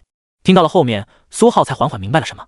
被他宰了的那俩兄弟，估计是这个黑雾的人偷了那本邪门的功法，还有那块诡异的黑色玉佩，自立门户了。所以那功法和黑色妖魔玉佩的来源，苏浩心中一动。他之前就很好奇，那玩意这么邪门，一看就知道很珍贵，现在居然找到了来源，来自原版的黑雾组织。这也难怪他们叫黑雾组织。根据资料，这片沼泽地有时候确实会飘起一片有毒的黑雾，对炼体7层之下都有一定影响。苏浩默默思考着，微微眯起的眼睛继续紧盯着战况。那4、5个黑影高兴得太早了，黑雾组织的人怎么可能没有修炼融血秘功？瞅一眼他们的瞳孔就知道了。其他人呢？还不出来吗？对付我们3个都还躲躲藏藏的。黑雾组织3个黑衣人语气森然道，同样也带上了几分嘲讽的意味。嘿嘿嘿，对付你们3个自然不用躲躲藏藏的。咻咻，暗处的树冠内又跳出来3道黑影，一共8道黑影，将黑雾组织3个黑衣人团团围住。但他们并没有急着出手，暗处的朋友还要躲到什么时候？其中一道黑影拎着钢刀，冷不丁道。苏浩躲在树洞里不为所动，他的挪移境圆满，气息内敛，这群炼体6层的弱鸡不可能发现他。良久，空气宁静。呵，你们还真是小。黑雾组织靠在一起的3人再次不屑嘲讽，话音未落，动手！3人一声暴喝，齐齐抽刀。蹭蹭蹭，3人体型猛地增长，浑身骨头悄然异变，体型猛地拔高10几公分，尾椎长出一条小小的尾巴，皮肤变得密布疙瘩和细密的鳞片，一双眼睛转变成森然的黑褐色树瞳，猛地朝着树冠上的黑影扑了过去。咻咻咻！与此同时，周围几棵巨树纷纷炸开，3条豹骨蜥蜴猛地钻出，狠狠撕咬向那8人。那8道黑影人眼神微微发冷，还好今天来的人多，你们变成了怪物又如何？8对6，优势在我。8道黑影纷纷持刀开战，刀影再次横飞。但下一刻，黑雾组织的3人浑身气血大振，空气一阵炽热，血雾从头顶冒出，气从炼体6层巅峰稳稳落在了炼体7层，而后嘴角狞笑，噗，速度猛地加快，3柄钢刀直接贯穿了3道黑影人的胸腔，微微一斩，3具尸体裂成6截跌落。炼体7层，剩下5个黑影人后背一寒，咻咻咻，连忙跑路。5对6，没有优势。他们剩下的5个虽然藏了2个炼体7层，但对面特么的有3个炼体7层，早知道就不为了这点东西跑一趟了。苏浩呼吸变得悠长，若有若无，静静看了起来。他的位置不算太近，再怎么打也波及不到他。溶血密功果然有点东西，效果都快赶得上他的虚影了。只不过这玩意似乎有副作用。黑雾的3人逐渐变成了3只蜥蜴，气息虽然看上去很强，但底子感觉有点虚，不像是真的炼体7层。而且看他们那样子，搞不好还是不可逆的血脉转换。苏浩本来还想着练练看，现在是彻底打消了这个念头。撕拉，5道黑影向外分开，疯狂逃窜，很快就被3人3蜥蜴追上，轻松撕裂。无论是豹骨蜥蜴还是黑雾组织的3人，速度都奇快无比。呼呼，黑雾组织的3人狠狠喘着粗气，体表的鳞甲渐渐消退，但尾椎那根小小的尾巴却收不回去了，脸型变得更像一只蜥蜴，气息也一下子衰弱下去，直接掉到了炼体4层。3只大小不一的豹骨蜥蜴则是静静趴在地上，帮助他们警戒。暗处的朋友还要躲到什么时候？黑雾组织的3人冷不丁也道。苏浩默默无言。现在的人都是怎么了？还能不能多一点信任？动不动就炸人。这个世界上哪里来的这么多躲在暗处的人？良久，黑雾组织的3人松了口气，互相扶着走到树巢低下，向下挖开一个包裹，像是一些治伤的瓶瓶罐罐。啪！苏浩猛地一巴掌拍开了树洞前的树皮，钻了出去。黑雾组织的3人吓得一激灵，背后汗毛直竖，下意识回头。特么的还真有人！拿来吧你！苏浩身形一闪，手中便多了一个包裹。同时6道刀影炸裂，地上3只豹骨蜥蜴直接被竖着切开成3截，死的不能再死。嘿嘿嘿，苏浩喉咙里挤出一道熟悉的黑影人的笑容，阴森的盯着黑雾组织的3人，随手一道穿透镜打出，黑雾组织的3人便萎靡的软跌在了地上。说吧，杀了我们这么多人，你们想怎么赔？3人脸皮不由自主抽搐，这个壁灯藏得这么深，不等到他们鱼死网破就不肯出来，而且实力特么的这么强，还要装成那伙黑影人，有必要吗？3人对视一眼，很快就面如死灰。要是现在只剩下一个人还好点，多少可以待价而沽，当个带路党，运气好说不定能活下来。但现在有仨，他们每个人都变得无关紧要起来，这还怎么谈价？嘿嘿，苏浩随手又是2道穿透镜，打晕了其中2人，向后退了2步，靠着一棵巨树藏住了大部分身形，对着剩下一个黑衣人怪笑道：有什么说什么，事后谁说的有用的最多，谁能活我说到做到，你小子第一个还算是运气好。黑衣人看了眼地上2人，张了张嘴，心里有点惋惜，你他妈怎么没把这2家伙直接就宰了？半晌后，噗的一声，地上多了3具尸体。苏浩这才有空把地上豹骨蜥蜴的气血吞掉。又是一道阴冷带腐蚀之力的穿透镜，地上的尸体化作残渣，保准让人看不出端倪。他们交代的还算齐全，他们仨在黑雾组织里不算最强，也就是中间，最强的是2个炼体8层的强者，还有3个炼体7层，算是一股不弱的黑武者团伙。这是他们的据点之一，其他人包括那5个炼体高层，现在都在一处地下遗迹拼命开拓。之前他们已经卓有成效，拿出来了一本有用的功法，还有一块诡异的黑色玉佩，导致他们组织的人实力大涨，一跃成为大环市附近最有希望的黑武者团队。城内不少人都和他们组织的人暗自接触过，希望成为合作伙伴。但是很可惜，黑色玉佩被2个炼体7层的叛徒偷走了。上次已经找到人了，组织首领可能是修炼融血秘法时间太长，凶兽血脉融合过深，影响到了智商，居然准备让他们再把黑色玉佩养一段时间，理由是收集气血之力挺费劲，也挺累的。结果过了一段时间，安插在那俩兄弟身边的人很长时间都没有传回消息，他们这才发现那俩兄弟已经死了，东西也被抢走了，抢走东西的人还在城内，他们一群黑武者根本进不去城内，除非等飞行凶兽培养成熟，而且进去了也不一定打得过。组织的老大顿时感觉自己像一头蠢驴，没有办法，他带着几乎所有人再次去了遗迹拼命，往更深处进发，试图再得到一些东西，只要变得更强，之后重新抢回他们的东西也更有把握一点。但是可惜被其他人盯上了一惊，甚至还打上门来。噌！苏浩猛地跳上了一棵巨树，向下俯视，眼前正是一片沼泽地，里面很多抱骨蜥蜴沉沉浮浮，咕噜咕噜冒泡。按照那兄弟仨的说法，所谓的地下遗迹就在沼泽深处。真不知道他们兄弟仨是心有灵犀编了的瞎话，还是确有其事。按照他们的说法，他们现在是让抱骨蜥蜴带路，才能顺利进入其中。一开始纯靠运气。苏浩默默沉思，如果那仨兄弟没有说谎，那这沼泽地下可藏着不少人，那还真有点麻烦。万一杀着凶兽，吞着气血，结果被发现了，都在沼泽地下，还都融合了抱骨蜥蜴的血脉，滑不溜秋，他得杀到什么时候才能把所有可能知道他秘密的人杀干净？还有就是疑似藏着黑色玉佩的遗迹。遗迹，一听这名字就很高大上，更别提里面还挖出来过黑色玉佩这种诡异的妖魔气，那自然说什么也不能错过。要是对普通人而言，想要潜入沼泽确实有点费劲，环境不明，还有凶兽嗷嗷待哺，说不定刚进去就喂了他们一口。但苏浩他表示他有挂，融血秘法融合抱骨蜥蜴血脉，然后再进入沼泽，这种做法逊爆了。他只要宰掉足够多的抱骨蜥蜴，让自己的断玉白骨功虚影发生那么一点点变化，再融合虚影，自然能带有抱骨蜥蜴的特性，简直是高配版融血秘法。说干就干，苏浩拎着钢刀猛地一跳，落在地上。刚才那三兄弟需要提前准备足够的食物和水，探索遗迹的其他团伙成员会3天左右出来取一次，上一次是昨天，那至少还有2天，时间不多不少，得抓紧了。咻！狂暴的刀影纷飞，沼泽地溅起道道碎泥，一具具抱骨蜥蜴裂开了。这些凶兽实力也就那样，主要都是炼体4层到6层，偶尔能看到几只炼体7层。虽然智商也低，但是比阴身女妖强多了。苏浩杀的太多，他们甚至都学会了害怕，纷纷往沼泽地里钻。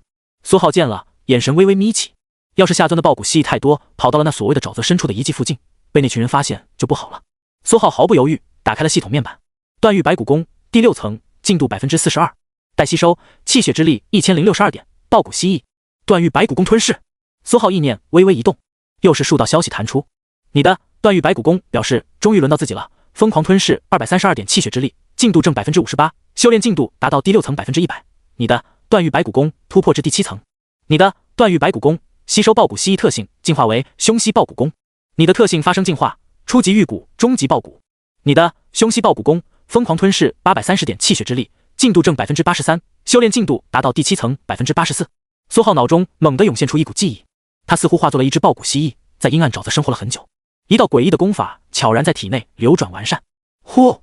体内气血刹那间加速流转，发出明显的声音。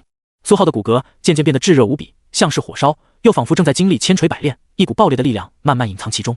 凶蜥抱骨功功法路线越来越复杂，但和之前的魔像金刚功一样，细节都被隐藏了一部分，和记忆中的诡异功法并不完全相似，估计是缺少了一部分器官，需要融合虚影才能完美的施展出来。脑中虚影空间角落里，那具白玉骨骼变得炙热猩红，表面更是长出密密麻麻的裂纹，从里面隐隐透出一道道火光，形态也发生了很大变化，从人骨变成了人形凶蜥骨，充满了粗犷狂暴的凶残意味。放在外界肯定很唬人，但在虚影空间只能算是平平无奇。周围其他虚影，尤其是魔像和风音女妖，淡定地瞥了他一眼，终于轮到这小子了。人形铜皮虚影则是羡慕地看着之前跟着他的小老弟，他突破的时候就没有进化。苏浩双眸闪出一抹火光，抱骨蜥蜴的骨骼在凶兽中都算是坚硬的那一批，更强的在于骨骼中会隐藏一股爆裂的火毒之力，他的运气显然不错，他的骨骼经过火毒淬炼变得更加坚固，甚至随着时间推移，那抹火毒还会炙烤骨骼，其中杂质都会被缓缓灼烧排出，最后由气血运转带出体内。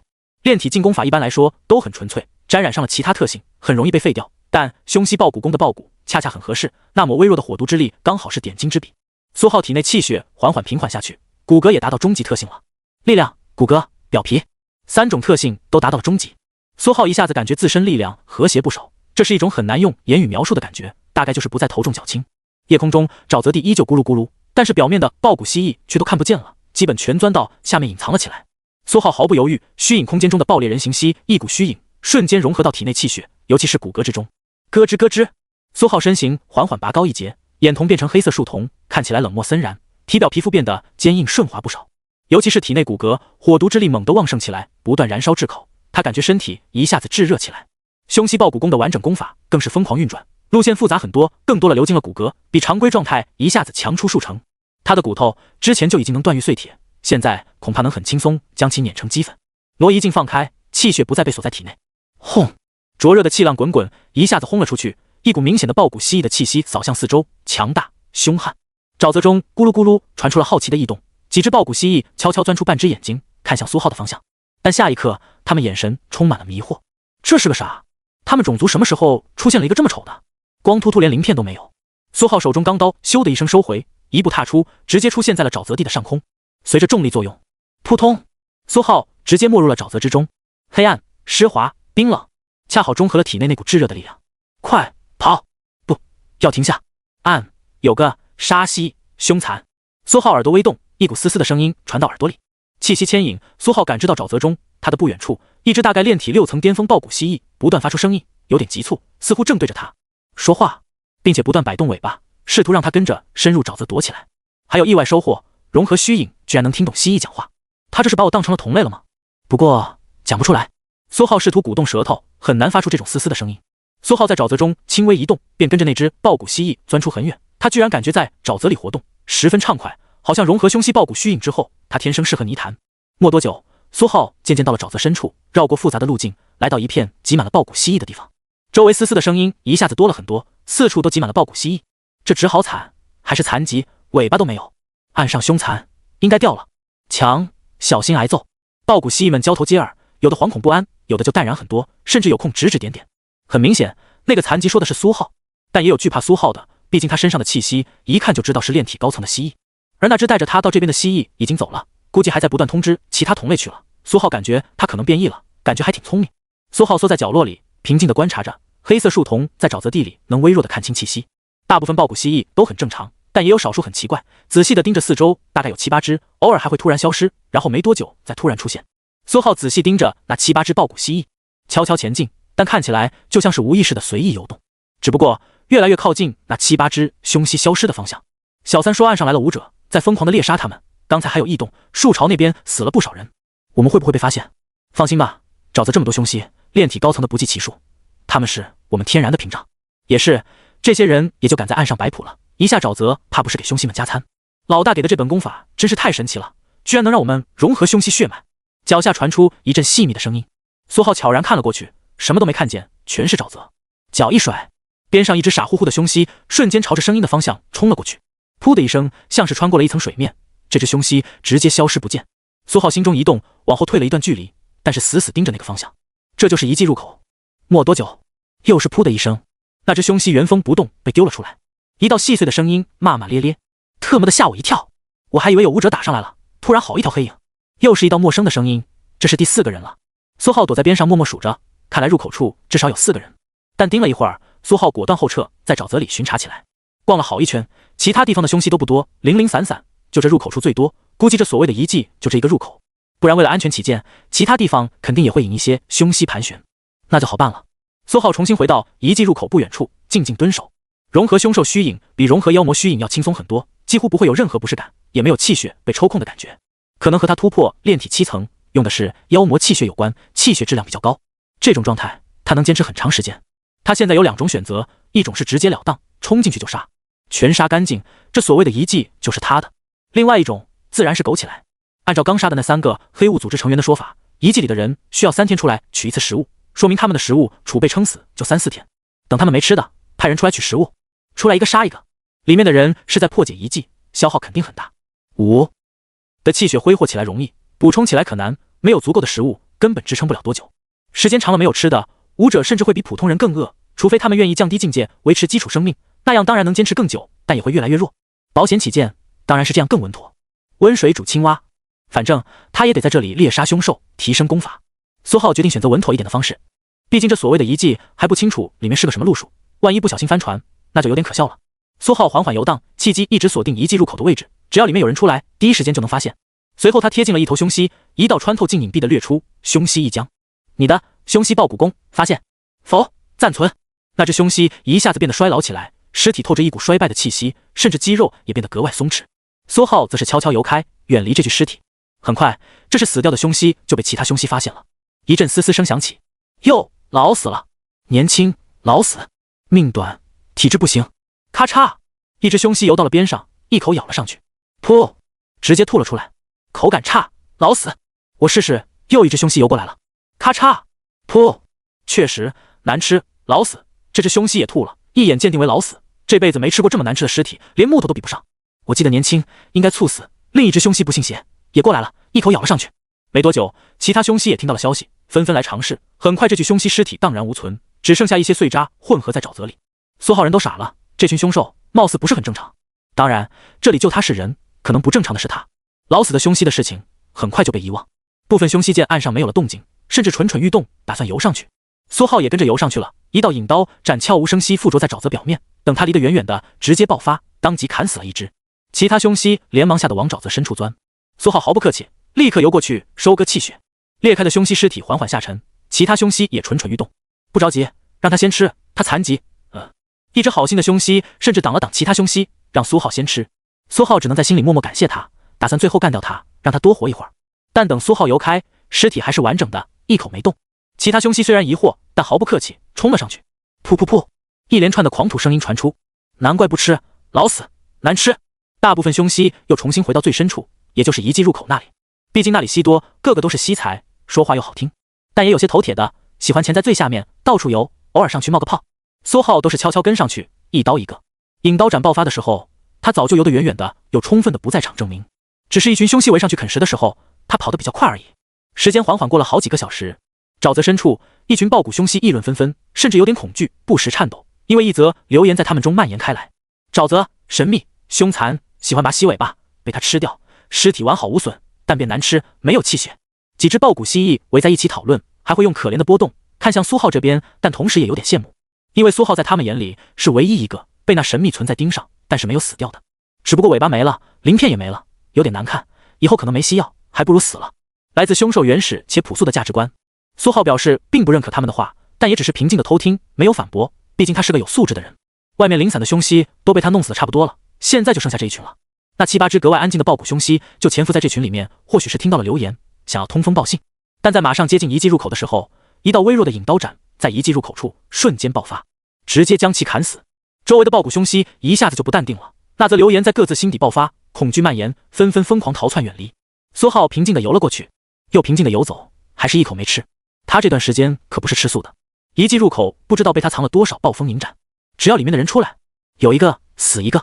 外面的凶蜥还想进去通风报信，他怎么可能答应？大日已然西沉，一夜一天过去了。苏浩在空荡荡的沼泽里随意游荡，寻找着漏网之鱼。整个沼泽地里几百条豹骨凶蜥都被他弄死了，一条没剩，所有气血也全被吞噬一空。他从来没打过这么富裕的仗。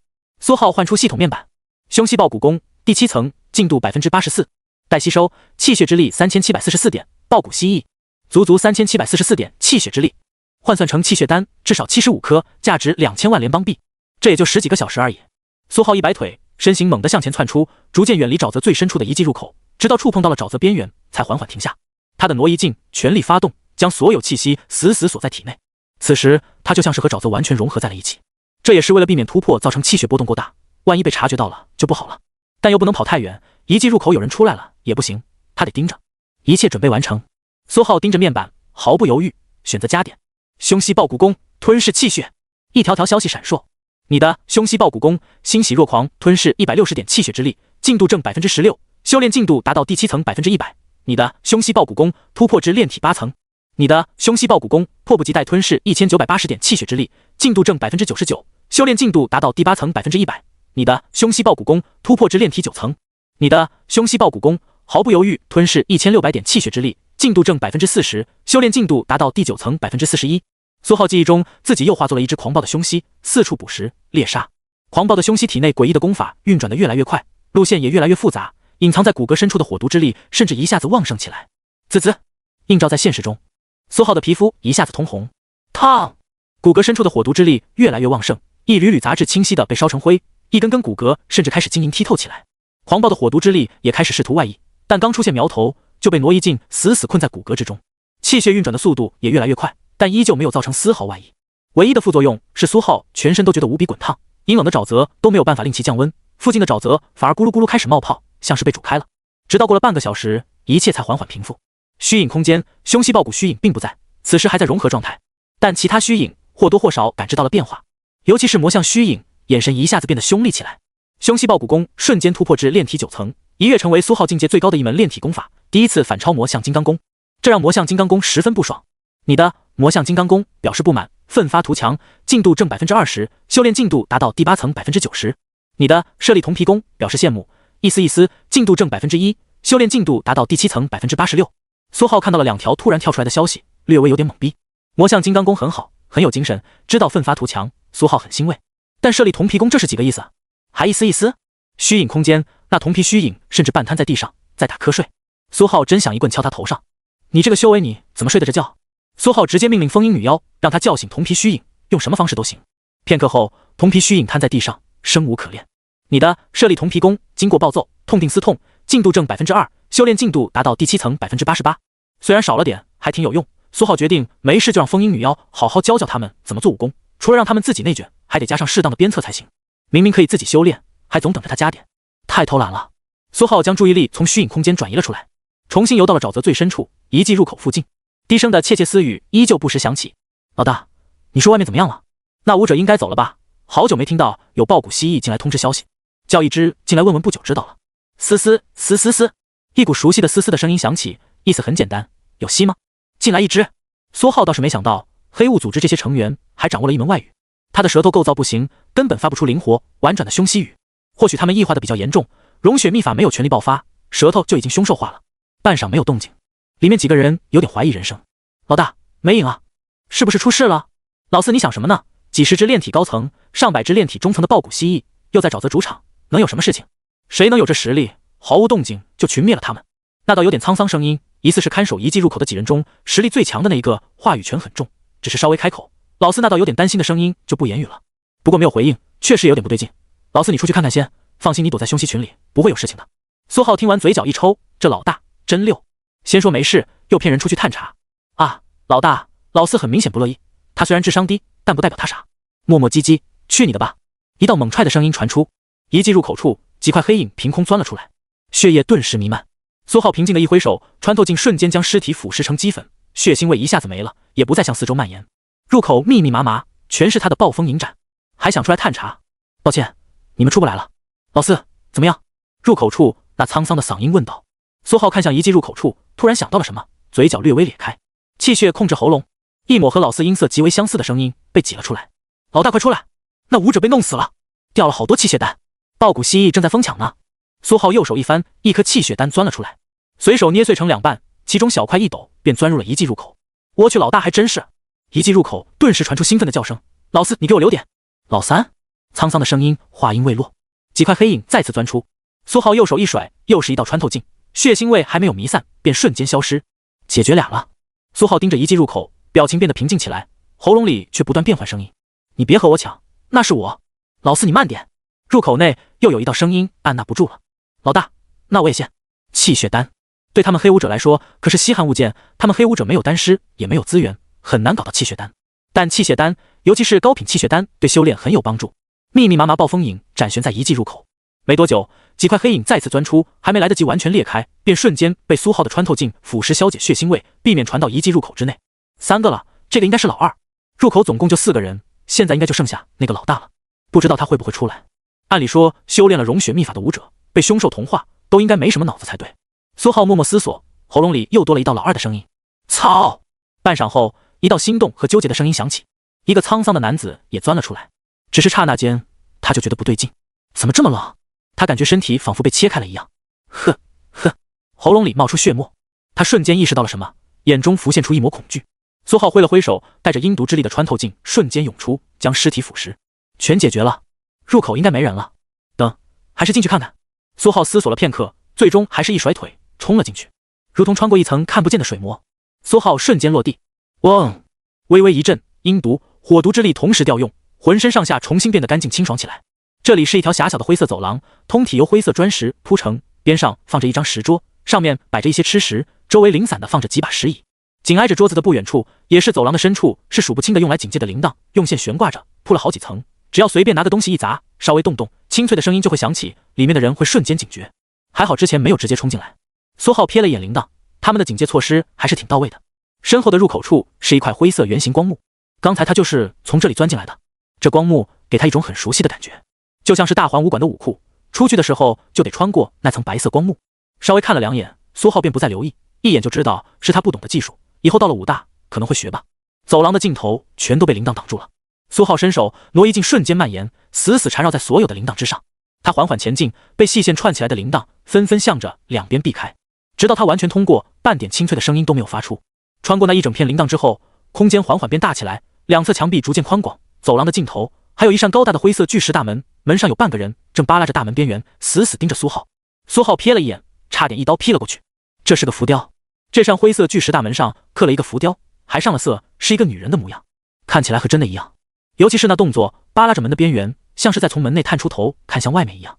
但大门关得好好的，没有被打开过的痕迹。门边上有一截灰色的墙壁，那墙壁被开了一道口子，黑漆漆。好好的门不走，在边上开口子，这既视感，这是遗迹还是古墓啊？搞半天黑雾组织所谓的破解遗迹，其实就是挖人家的墓。难怪门上还刻着一个人，盗墓的看到了不得，当场吓死。苏浩也不晓得说啥了，也真不知道他们是怎么发现的，藏在沼泽下面，明明还挺隐蔽一个地方。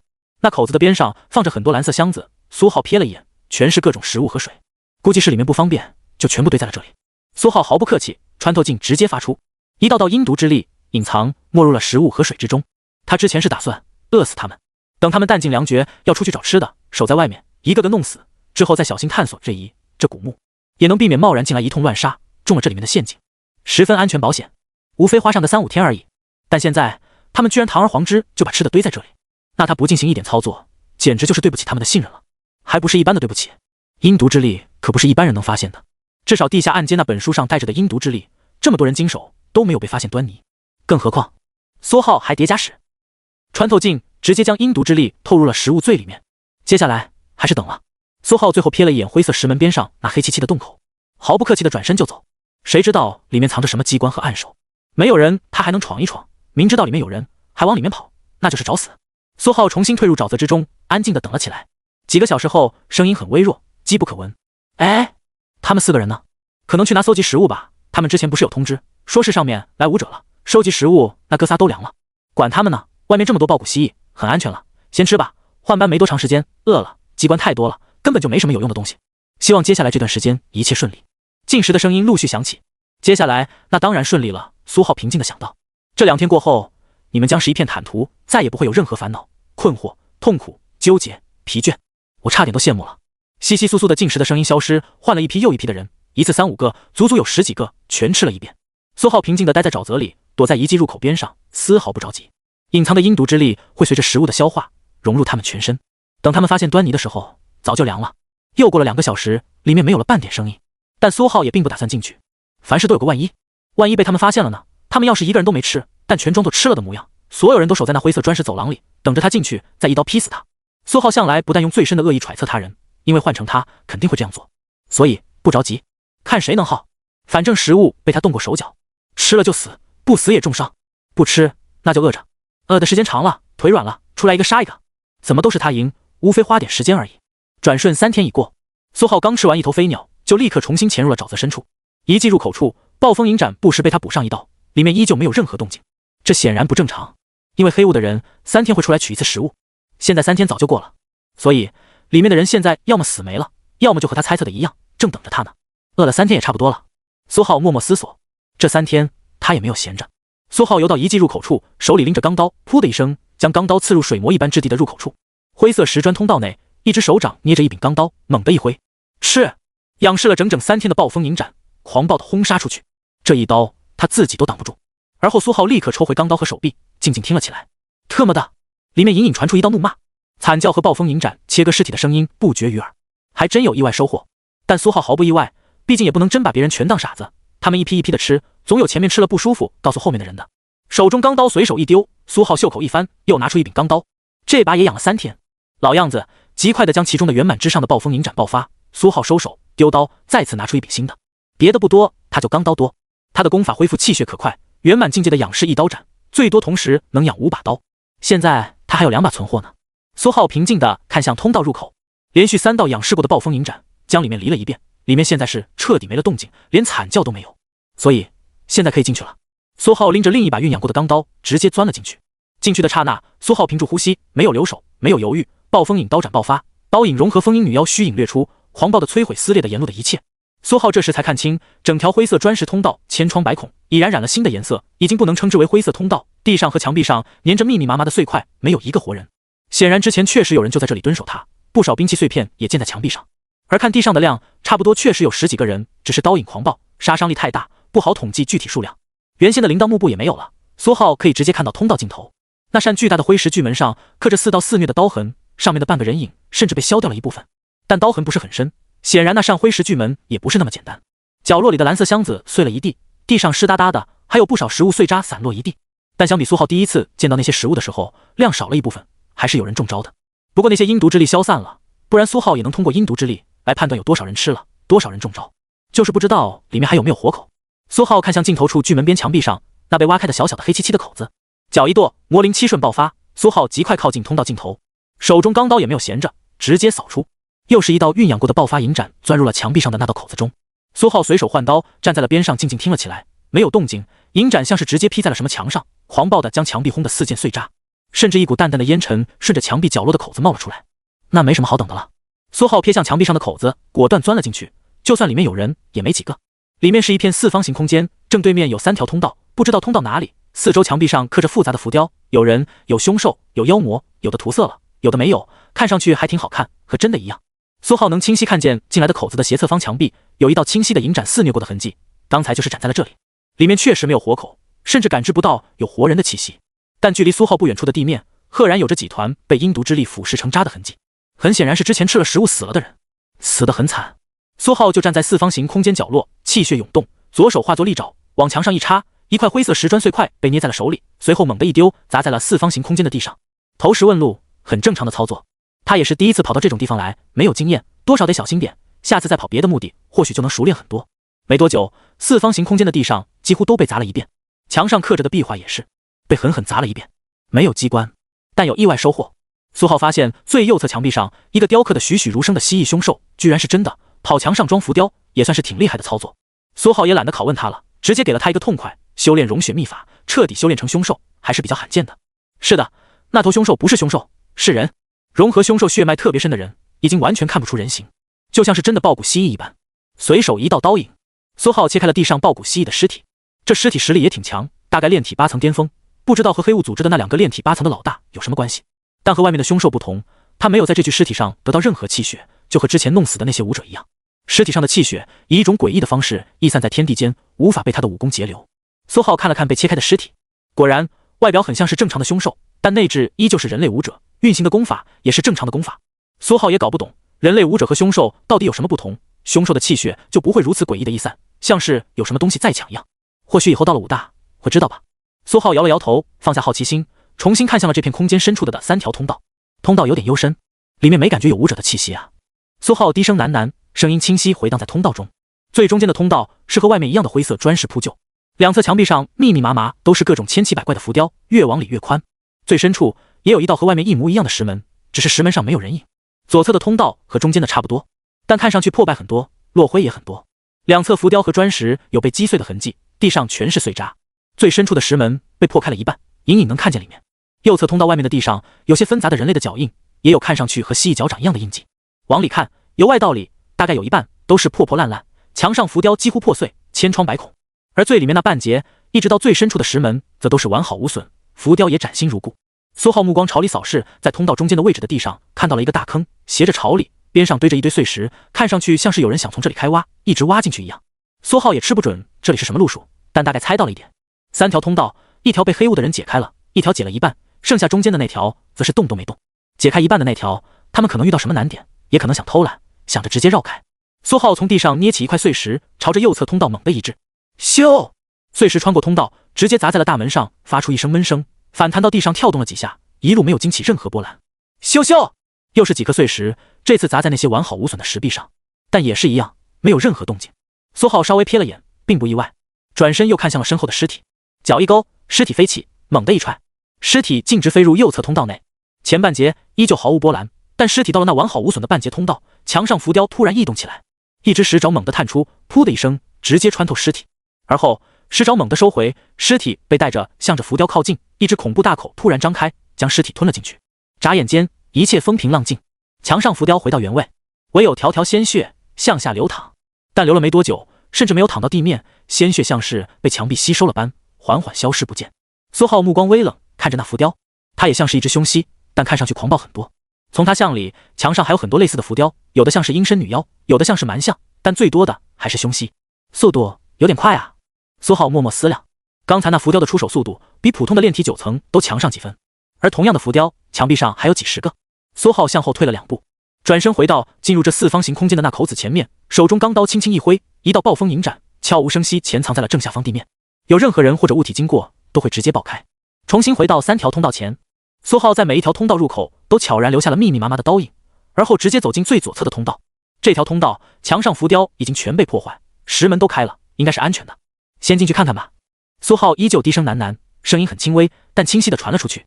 哒哒，朝着通道里走了不少距离，脚步声清脆。苏浩手中钢刀突然猛地一挥，一道狂暴的暴风影斩斜着肆虐出去，地上灰石涌动，本就千疮百孔的墙壁被刀影切割出道道口子。撕拉，3/4处的墙面传出一道破布撕裂般的声音，暴风影斩准确地斩了进去，墙面被直接撕开。那里有一道洞口，看上去也是被挖开的，只是外面做了一层伪装。刀影撞进去后，灰尘炸开。苏浩毫不意外，脚下轻点，向后退了好几步。一只凶蜥状的武者猛地在灰尘中钻了出来，浑身血气炸裂，张开了血盆大口，狠狠咬向他刚才站立的位置，眼神满是暴虐。只断了一条胳膊吗？苏浩瞥了他一眼，右臂掉了，左臂上全是刀痕，深可见骨。魔灵7瞬爆发，身形一闪，苏浩便出现在了凶蜥武者身后。钢刀轻轻一挥，刀影炸裂，地上多了一堆尸体。左手一挥，一道气血涌出，弥漫的灰尘轰的一下被轰出通道。墙壁上那处被挖开的洞口里，还躺着2具胸口被刀影穿过的尸体，人还不少。可能之前的声音让他们放松警惕了，全躲在这里准备偷袭，给我致命一击呢。苏浩心中无语，那股子凶兽混杂武者的味道，他又不是嗅觉失灵，怎么可能闻不到？随便这样讲讲，诱导一波而已。没想到这群傻子还真信，以为有可乘之机，居然全聚在一起。吃吃！通道外传出刀影炸裂的声音，又上钩了。苏浩身形猛地窜出，人还在空中，直接看向了最右侧的通道。地上尸体密布，足有4、5具，还有另外一道凶蜥般的武者，腹部被一道刀影穿透，猛地朝着外面掠出，速度还挺快啊！苏浩一闪，在空中留下一道残影，一脚踩在了这个武者蜥蜴一般的脑袋上，穿透劲顺着鞋底爆发，砰！凶蜥武者还没有反应过来，上半身直接消失，剩下的软瘫倒地，死得干脆利落，毫无遗憾。藏起来的还挺多，7、8个人呢，这次是真的全解决了吧？苏浩轻轻落在地上，看向3条通道，心中默默思量，无论哪条通道都没有察觉到活跃的气息了，估计这次是真都死绝了。随手把通道外的刀影补上，苏浩重新步入最左侧的通道，搜索了一圈，尤其是墙上那被挖开的洞口，刚好可以从中穿到最左侧的石门内。石门内是一片平平无奇的小空间，什么都没有，甚至浮雕都没有，唯有最中间摆着一具石棺，棺材盖已经打开，里面空无一物，棺材内壁2侧刻着一篇被销毁了大半的功法。苏浩瞥了2眼，便根据残余认出了是融血秘功，那本邪门的功法果然出自这里，那黑色玉佩估计也是从这里挖出来的了。苏浩总觉得这门功法不大对劲，联想到墙壁上那密密麻麻还会动的浮雕，苏浩甚至猜测这破地方是不是和他的大环瀑福地、石蟹洞洞天一样，也是某个前辈饱含恶意留下的陷阱。不然这么隐秘的地方，外面还有这么多的凶兽守护，怎么可能这么容易就被发现？而且融合凶兽血液虽然能变强，但看这些人简直就真的完全化作了凶兽一般，谁知道练到后面会发生什么？总不能练着练着就给了他们一个上墙的机会。苏浩想到了墙上的浮雕，得我功法，化我木灵。苏浩摇了摇头，反正他是冲着妖魔玉佩来的，功法什么的打死他都不会练。留下这门功法的前辈确实是个高人，但更可能是个乐子人，饱含恶意的乐子人。苏浩甚至怀疑外面那些抱骨蜥蜴都有可能是这些前赴后继的中招者留下的后代。毕竟根据记载，抱骨蜥蜴完全出现的时间可不是太久，之前一直活跃的可是另外一种类似的凶蜥。凶兽哪有进化的这么快的？而且墙上那千奇百怪的凶兽浮雕和外面正在活跃的凶兽多多少少都有点似是而非，像极了黑雾组织这些成员化作凶蜥之后给他的这种假凶兽的感觉。不过谁知道呢？苏浩只是瞎猜，并不关心真相。他要是没有外挂，说不定还会赌一赌，融合一种高等的凶兽血脉试试看，但他有挂。左侧通道没有什么看头，苏浩重新踏入右侧通道，地面被挖开的洞口向内只延伸出去了几米，便遇到了一块块巨石，里面的地上还有很多用来挖掘的工具，磨损得很厉害，估计就是他们遗留下来的。苏浩也不打算继续挖。浮雕上的凶兽对普通武者来说当然算是挺强的，但对苏浩而言也就是普通的炼体9层，只要没有真血他无所畏惧。苏浩出了地面洞口，向前几步直接踏入了剩下完好无损的通道。唰，墙上浮雕瞬间涌动，所有浮雕像是活了，一个个张开血盆大口，朝着苏浩猛地攻击了过来。赤，刀影炸裂，所有浮雕一僵，身体陡然裂开。赤，每一步向前都有部分浮雕猛地活过来。苏浩闲庭散步，钢刀清扫。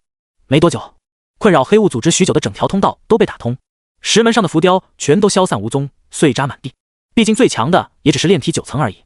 苏浩3种蜕变过的炼体功法叠加，气血雄厚的简直不像是炼体，刀法又几乎出神入化，对付他们不要太简单。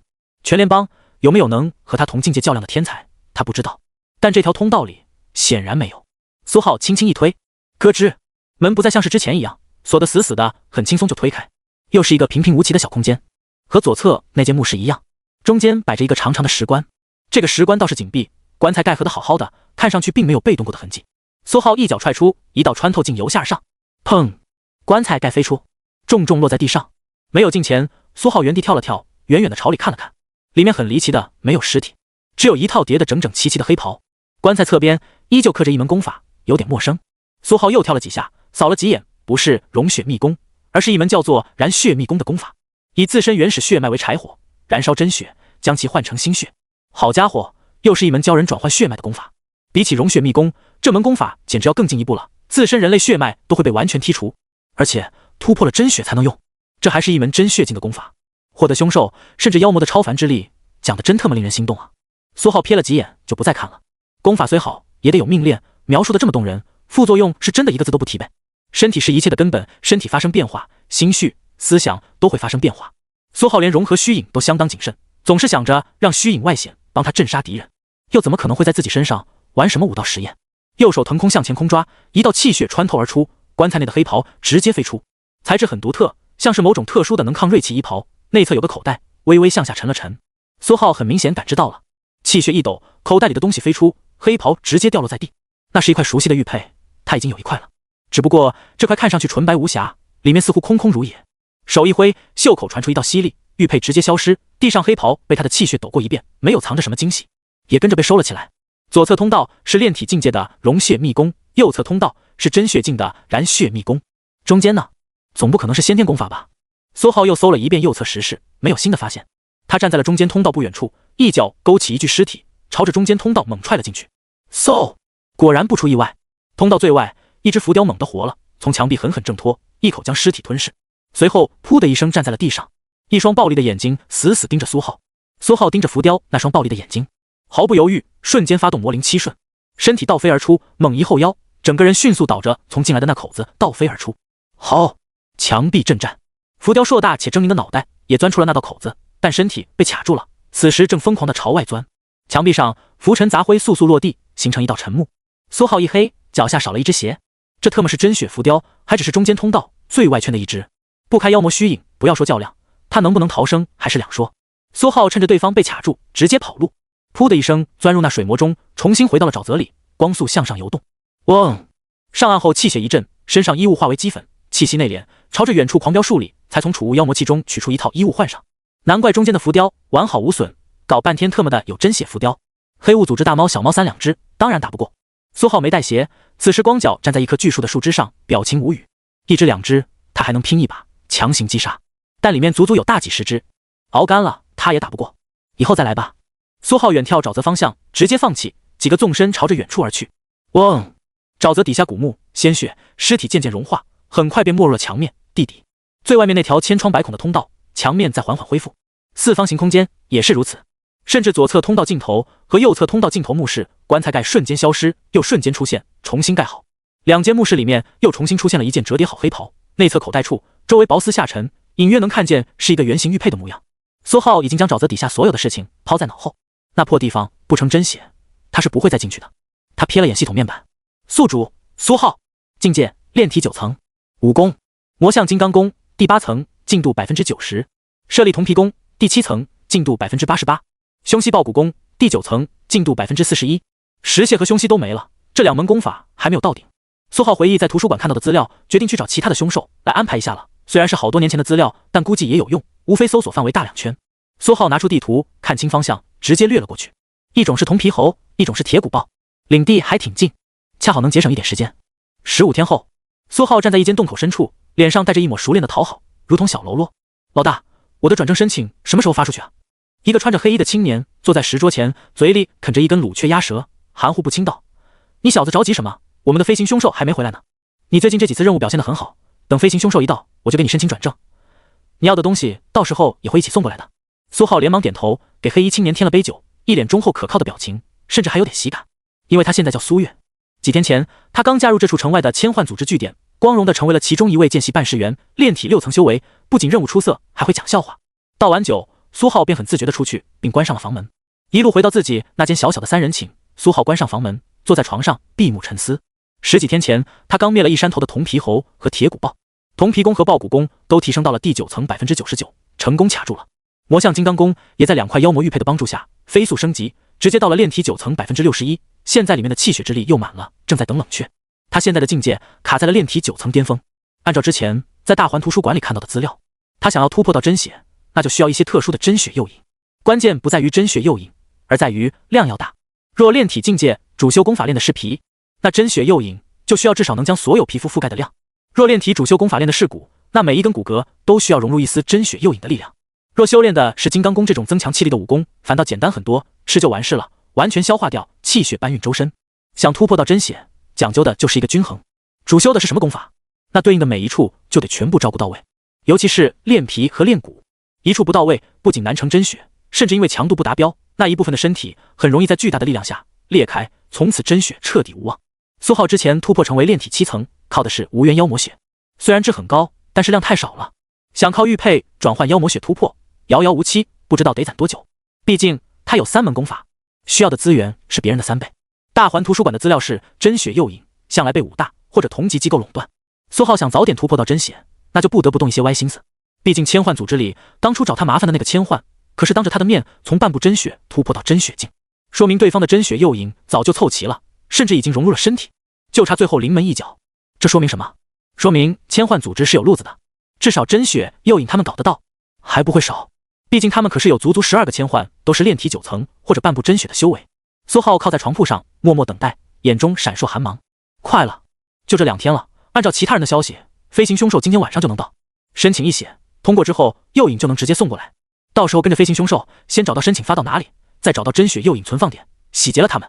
苏浩脸色平静，就算换做其他组织洗劫，他都不会有丝毫的犹豫，更别提现在这个组织是千幻，他手头的面具都有4面了。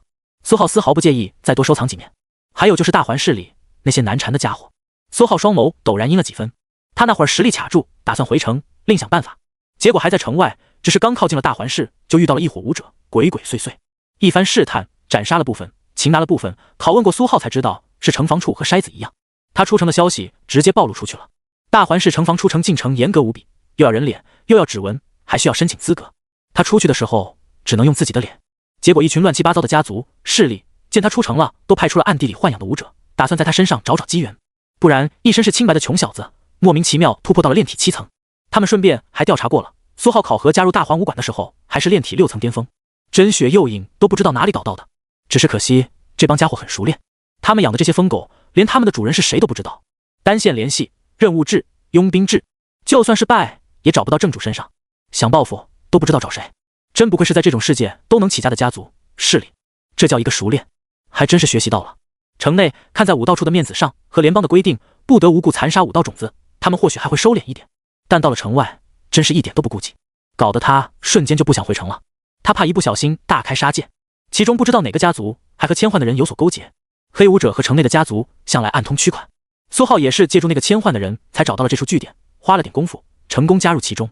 晚上天色渐渐暗了，山洞外的平台上空，几只风鹰朝着下方猛地沉了下去，早就在下面等好的几个武者熟练地拿着锁链绑在了这几只风鹰的腿上。阿月，飞行凶兽到了，申请表我写好了，接下来你慢慢等就好了，诱引和正式办事员的身份标志没几天都会一起送过来的，这几天你就不用出任务了，在这里慢慢等就行了。平台上，苏浩站在角落，一个黑衣青年拍了拍苏浩的肩膀。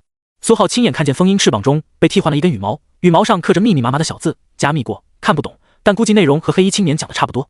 这批风鹰会趁着夜色赶赴到某个千幻手里，办事员这点小事向来是由某个千幻单独处理，他负责协调，统领所有城外的据点，并收集心血。洞口平台周围还站着几个黑衣武者，都是见习，他们一脸羡慕地看着苏浩，有几个甚至有点嫉妒，他们也想转正，获得真血诱引，突破到炼体7层，但这个资格让苏浩抢走了。没办法，苏浩立下的功劳太多太大，这么多武者临时据点，他们一通洗劫，直接完成了全年的任务目标。是的，苏浩把那些隐藏在暗处，等着他，打算因他的武者地址、据点一个个都泄露出去了，数量相当可观。这一番操作，在这个千幻据点里，成功造就了他嗅觉极度敏锐的形象。甚至在这位黑衣青年负责人眼中，苏浩简直天生就是千幻好苗子，生下来就是干他们这行的。终于，几只风鹰身上各自藏好了部分资源，这些都是要上交的。准备起飞。好了，大家都回去吧，这几天都好好休息，反正今年的任务目标已经完成了。黑衣青年显然显得有些高兴，一挥手，刚准备解开几只凶兽脚下的锁链。苏浩也感觉时候差不多了，手中悄然闪出一柄钢刀，赤刀影炸裂。平台上所有人回去的步伐一僵，黑衣青年微微转头，胸口剧痛，他不敢相信地看着苏浩，眼眶几乎炸裂。对不起老大，我是楚家的卧底。苏浩面无表情道。哗啦啦，所有尸体倒地。苏浩无视了黑衣青年衣袍暗处一个录音笔，直接转身走向身后几只还没有放飞的风鹰。千幻城外据点里没有网络设备，也不存在联网发消息，不然也不会用凶兽这种原始的手段传信。录音笔就真的只是录音笔，苏浩早就检查过了，于是毫无心理负担，也不担心影响后续计划，轻松平了他们。回到据点山洞内，随手拿了一些丹药、不记名银行卡，苏浩重新回到平台，渐渐靠近了那几只风鹰。这几只风鹰凶兽的眼中闪过一抹恐惧，他们又不是傻子，地上这么多人都是这个家伙杀的，现在他还不得杀兽灭口。他们下意识忘记了腿上还绑着锁链，振翅想逃。轰！苏浩浑身散发出一抹暴虐的气息，正是狂暴的风鹰女妖。风鹰女妖融合了鹰身女妖、风鹰，甚至还有妖魔血，层次很高，天然就是这几只风鹰的上位存在。果然，这几只风鹰凶兽眼神瞬间懵逼，有点惊恐。在他们眼中，苏浩突然就从人类变成了一只暴虐的凶兽，甚至还是至高无上的那种，至少要远远超过他们。这股气息天然带着一股让他们感到窒息，又有几分亲切的感觉，就像是同族，但要比他们强上太多太多。几只风鹰下意识匍匐在地上，浑身颤抖，喉咙里发出清脆啼叫，表示臣服，透着一股我很弱，请不要伤害我的意味。苏浩自然不会闲着没事砍死他们，还有用呢。他选择了一只一展数米的风鹰，直接趴了上去，右手一挥，几只风鹰脚下锁链崩断。走吧，去你们该去的地方。风鹰凶兽懵懵懂懂，但大概理解了苏浩的意思，拍打翅膀，扑棱棱一个个高飞起来。呼！苏浩死死抓着下方的凶兽，风声不断在耳边呼啸，这可比飙车刺激多了。我这是飙鹰。苏浩还有心情看向下方变得渺小的丛林。几十分钟后，几只风鹰正高高越过大环式城防，朝着一处苏浩有点熟悉的地方开始准备降落。黑夜，在几只风鹰凶兽降落之前，苏浩轻微控制了1、2，让其掠过一栋低矮的建筑。而后苏浩果断翻身，翻滚到那处板楼的楼顶。这里是大环市社会武者集散中心附近，没错，就是他租的商铺附近，但是在另外一个方向，距离他家还有数公里。这一片更加荒凉，甚至有一片很大的荒芜的公园。那几只风鹰在放下他之后，果断振翅，飞入了那片荒芜的公园。在这里吗？苏浩趴在板楼的楼顶，盯着夜空中掠出的几只风鹰，毫不犹豫，一个纵身跟了上去。夜空中活跃的凶兽不算很多，这一片人很少，武者更少，赶在晚上到城内来劫掠的凶兽，一般都喜欢热闹，这种荒凉的地界不是他们的目标。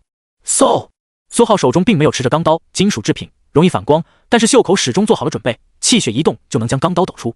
几个轻身提纵，苏浩便落在了荒凉的公园附近，躲在角落。苏浩亲眼看见那几只风鹰落在了公园人工湖泊中间一座小岛里，似乎是幻觉一般，这几只风鹰在落下的同时直接消失。苏浩眼神平淡，千幻组织成天偷鸡摸狗，到处挖坟掘墓，能掌握一点他不知道的技术很正常，要么是障眼法，要么和那沼泽地下的墓地入口一样。这几只风鹰其实穿过了一层屏障，进入了一处地底空间。苏浩毫不着急，默默等待了起来。半个小时后，夜风依旧凛冽，天空云层渐渐密布，遮挡了寒月。呼！几只熟悉的风鹰从那湖中小岛中间突然出现，猛地振翅，冲天而起，在空中几个盘旋之后，朝着城外飞了过去。苏浩立刻跟上，魔灵七瞬在空中悄无声息闪过几道残影。苏浩指尖悄然凝聚一缕风鹰女妖虚影的气息，轻微一弹，在空中划过一道丝线。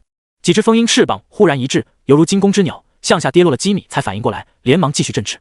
苏浩掠出的距离更远，但指尖总是不时迸发虚影气息，控制着风鹰的方向。渐渐的，距离那废弃的公园已然有了数公里远。苏浩悄然回到一处熟悉的废弃的学校教学楼楼顶，几只风鹰悄然下落，跟着苏浩从天台进入了楼梯间，又躲进了一间教室。苏浩这才在这几只风鹰凶兽身上摸索起来，他们身上绑着的资源都已经没了，那只羽翼上被别上了一根刻着小字的羽毛已然不见，取而代之的是一块令牌和一个玉瓶。令牌平平无奇，苏浩瞥了一眼就收起来了，这是千幻正式办事员的身份令牌，上面刻着他的名字苏月，还有他的简笔画形象，十分传神。有了这玩意，他也算是转正了，以后搞事情更加轻松。玉瓶一打开，苏浩的武功就激动起来。你的舍利铜皮功发现0.1点真血之力，试图吞噬，是否允许？你的魔象金刚功，你的凶膝抱骨功，否，暂存。一缕寒芒顺着玉瓶落入指尖，又散入四肢百骸，消失无踪。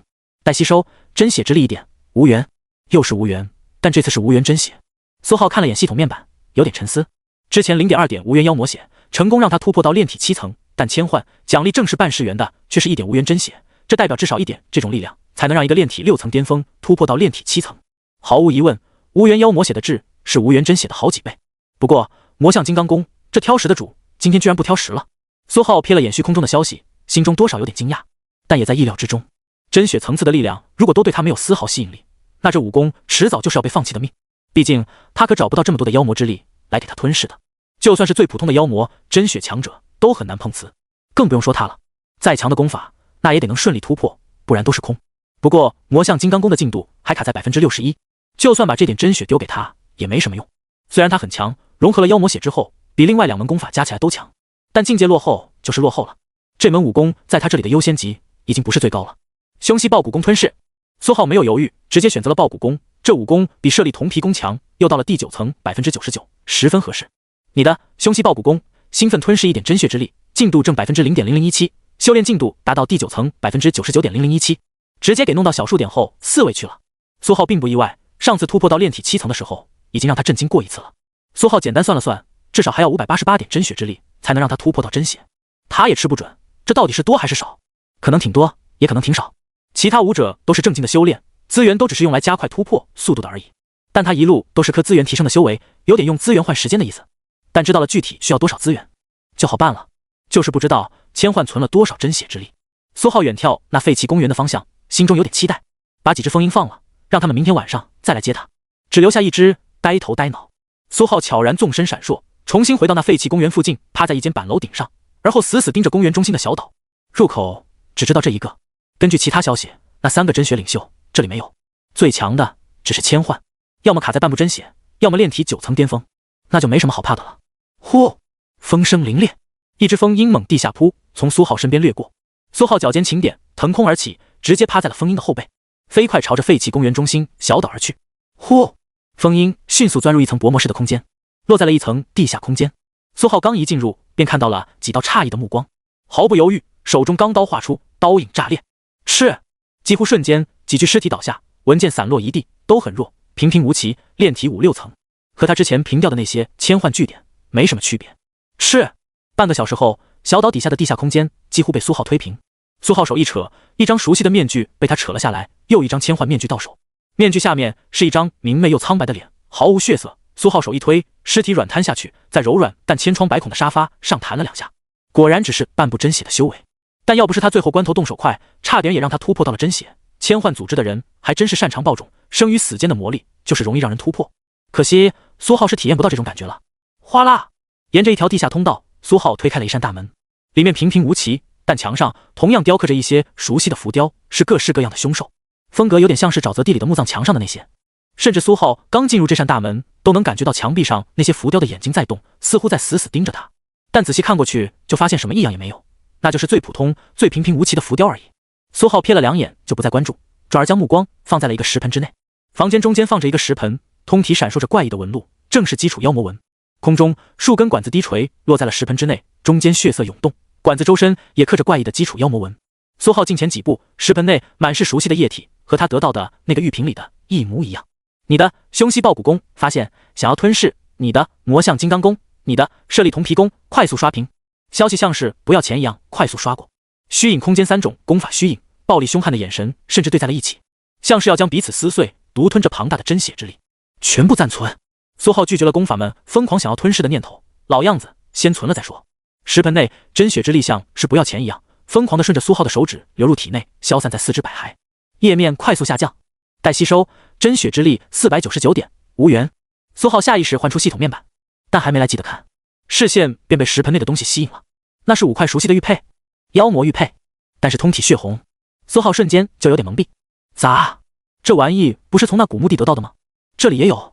苏浩瞥了眼四周的墙壁上的浮雕，瞬间似乎懂了什么，但又不完全懂。5块玉佩像是5边形的5个顶角，镶嵌在盆底，盆地也遍布着复杂的基础妖魔纹。苏浩猛地一扒拉，想连盆带玉佩一起弄走，但咔嚓一声脆响，苏浩手指捏住的那部分石盆边缘裂开了。苏浩也不知道说啥，但咔嚓咔嚓，碎裂如同冰裂，瞬间蔓延开来，整个石盆哗啦一声碎了一地，只剩下那5块熟悉的玉佩留在台面上。既然如此，苏浩也没什么好客气的了，袖口一扫，5块玉佩瞬间被他收了起来。苏浩原本以为那妖魔玉佩应该算是比较珍贵的东西，就算进了那古墓，苏浩也是这样想的。虽然不再是独一无二，只有一个，但一间墓室一个，3间墓室最多也就3个。但没想到在这里居然看到了5块，明明应该神秘有强大，但现在怎么感觉好像不是很值钱了，甚至还有点廉价。他都有7块了，比千幻面具收集的还快。简单搜索了2遍，没有什么其他有价值的东西了。苏浩果断跑路，又摸了一个千幻据点，又死了一个千幻，这个据点看起来还挺重要。苏浩可不确定那仨真血层次的千幻老大会不会暂时放弃他们的行动，转过头来追杀他，不然他们组织都快被他平了一半了。没有真血之力，千幻对那些黑武者的吸引力还剩下多少，真不好说。他加入城外那据点之后，便大概知道了千幻组织的架构。这是一个松散的组织，全靠着向黑武者提供能突破炼体7层的机会才发达起来。现在这个机会，也就是这些真血之力都被他弄没了。他们组织之后，苏浩只能说高考在即，小心为上。等过了高考，他才能彻底海阔天空。反正快了，没几天了，到时候他就去其他城市了。千幻放大环视还能抖一抖，放在整个联邦，那就是一个不入流的杂毛组织。他只要及时跑路，自然就不用担心那几个不知道真血几层的千幻老大了。又或者再稍微给他一点时间，等他突破真血，再突破先天，那当然也不用担心。随手毁尸灭迹，关键是灭迹。苏浩又重新回到最上层的地下空间，那只呆头呆脑的风鹰还在。苏浩本来已经做好牺牲掉他的打算，所以才会想着让其他风鹰过一天晚上来接他。现在看来是不用了。苏浩重新趴在了那只风鹰的后背上，稍微拍了拍，穿透镜涌出，气血控制对方的肌肉，用力振翅。这只风鹰虽然呆头呆脑了一点，但并不代表很傻，受到指令果断跑步。呼，又是风驰电掣，风鹰甚至飞到了云层之上，吹得苏浩脸都快变形了。有几只凶兽，尤其是阴身女妖，看到了风鹰后背上的苏浩，颇有些兴致，想要抢劫。在他们眼中，苏浩就是风鹰的猎物，不然也不会带着跑。苏浩果断出手，穿透镜穿过空气，几具尸体跌落，周围的凶兽顿时一空。苏浩控制风鹰掠过，在空中将气血之力吞噬干净，随手一拍，尸体腐蚀成渣。下面居民楼砸到花花草草，尤其是砸到别人家防盗窗上就不好了。风鹰朝着城外猛地飞去，有意避开了其他飞行凶兽，但依旧还是遇到了好几个小麻烦。势单力薄就是这样，之前很多只风鹰一起行动，就没有被其他凶兽打过主意。很快，风鹰重新落在了一片熟悉的石洞平台，另外几只风鹰正在这里休息。苏浩一跃而下，苏浩翻身而下，扫视整个千幻据点，地上尸体少了很多，地面零零散散散布着各种凶兽脚印。山洞内隐隐传来一股腥气，不时还有撕扯和厮杀的声音。几只风鹰都只是平平淡淡的在原地休整羽毛，似乎没有看见一般。苏浩拎着钢刀，一刀劈在了洞口外，风鹰女妖虚影彪悍的气息瞬间刻在了洞口，震慑其他凶兽。随后他直接进入了洞口，一进去绕过2个弯，便看到了几只形貌丑陋、满身鲜血的凶兽，此时一脸警惕地盯着他。吃！几道刀影，凶兽瞬间倒地。苏浩伸手平静地暂存了他们体内的气血，新拿了5块真血玉佩，还空着呢。出城除了把那几百点真血之力吸收吞噬，还要多攒一点凶兽的气血之力。高考之后就得跑路，不能浪费时间。大环市内那些瞎七八搭的家族让他感觉危险很大，但他总不能把一整座城的大家族全给灭了，实力还没有到那份上。而且他可不想成为四处乱窜的黑武者，进城市都只能靠偷渡。随手一道阴毒之力，苏浩湮灭掉几只凶兽尸体，重新回到自己当初潜伏到这处据点时分配的那间3人寝。半靠坐在床上，苏浩换出系统面板，待吸收真血之力499点，无缘。凶息爆骨功吞噬。苏浩平静下达指令。虚影空间，一只狂暴的人形凶息爆骨猛地兴奋起来。你的凶息爆骨功，兴奋吞噬499点真血之力，进度正 0.8483%， 修炼进度达到第9层 99.85%。呼！苏浩的凶息爆骨功运转速度一下子变得更快，体内气血朝着骨骼中猛钻，浑身上下一下子炙热起来，那股隐隐的蜕变感更明显，比之前从炼体6层突破到炼体7层强烈很多。良久，虚影空间的凶息爆骨变得更加暴力，骨骼裂纹之下，那火毒之力噌的一下冒了出来，将整具人形凶息爆骨笼罩在了火毒之中，彪悍凶厉无比。其他虚影纷纷远离了他。你的特性进化，终极凶息爆骨，终极巅峰凶息爆骨。一条提示弹了出来，这是他第2种终极巅峰特性了，上一种还是圆满之上的暴风引刀斩。苏浩睁开眼睛，只感觉双眸放光，里面隐隐有火焰在跳动。伸手按在了床铺，滋，床铺直接燃烧起来，一股火辣辣的烟气腾空而起。深藏在骨骼深处的火毒，强烈到不仅仅能用来炙烤自己的骨头，更能外显用来对敌。啪！一巴掌想把火焰扇灭，疼！火势越发凶猛，苏浩忘记把火毒之力压回去了，又点燃了一处床面。苏浩果断起身，避免被烤。啪！又是一巴掌，阴毒之力弥散，床铺瞬间化为齑粉，火焰烟消云散。苏浩换了个位置坐下，瞥向了床铺上火辣辣的黑灰，微微沉思，下意识调用挪移镜，挪移骨骼中的火毒之力，一甩手，配合穿透镜，火毒离体飙出，咻，直接打在了远处墙面上。滋滋，墙面直接被炙烤出一个碗大的窟窿，周围黑漆漆，全是漆黑的粉末洒在地上。威力还行，我这算不算自创了一门掌法，劈空火毒掌？不过已经有了阴毒之力，算是比较鸡肋。苏浩对这威力只能表示勉强还行，他现在并不缺这种阴人的武功，只能说算是意外之喜。不过要是和阴毒之力齐用呢？苏浩脑中萌生了一个想法，一个阴毒一个火毒，性质相反，佛怒火莲。苏浩果断进行尝试，推门而出，站在了据点洞口外，随便找了棵大树。苏浩左手火辣辣，右手阴凉凉，双掌齐发，使用穿透镜，两道力量同时打出，在即将碰到大树之际，火毒阴毒撞在了一起，轰！树干瞬间炸裂，上半截直接断裂，轰然倒下，但还在空中。蹭，左半边蹭的冒气火辣辣的火焰，右半边逐渐阴冷被腐蚀。等上半截巨树落在地上，连同枝叶已然是一团灰烬。苏浩眸中闪过一抹讶异，这威力惊人的还行。随便又找了2棵巨树，嗖嗖，2巴掌拍出，2棵树照例轰然倒塌，一颗火焰弥天，一颗阴毒蔓延，但是威力都比不上火毒阴毒相碰撞的那一招，有机会倒是可以用，这感觉都快不逊色暴风，引刀斩了。苏浩将外面施招的痕迹湮灭，重新把千幻据点打扫了一遍，确定扫除了所有自身痕迹，才带着洞口平台上的风鹰果断离去。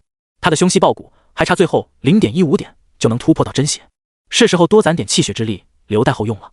距离高考就剩下最后10天，风鹰带着苏浩远飞，直到看见下方密林出现了一片熟悉的树屋，里面几只阴身女妖正在互相厮杀，拍打羽翼，边上的柔软的枝叶一阵乱颤，和周围平静的巨树形成明显对比。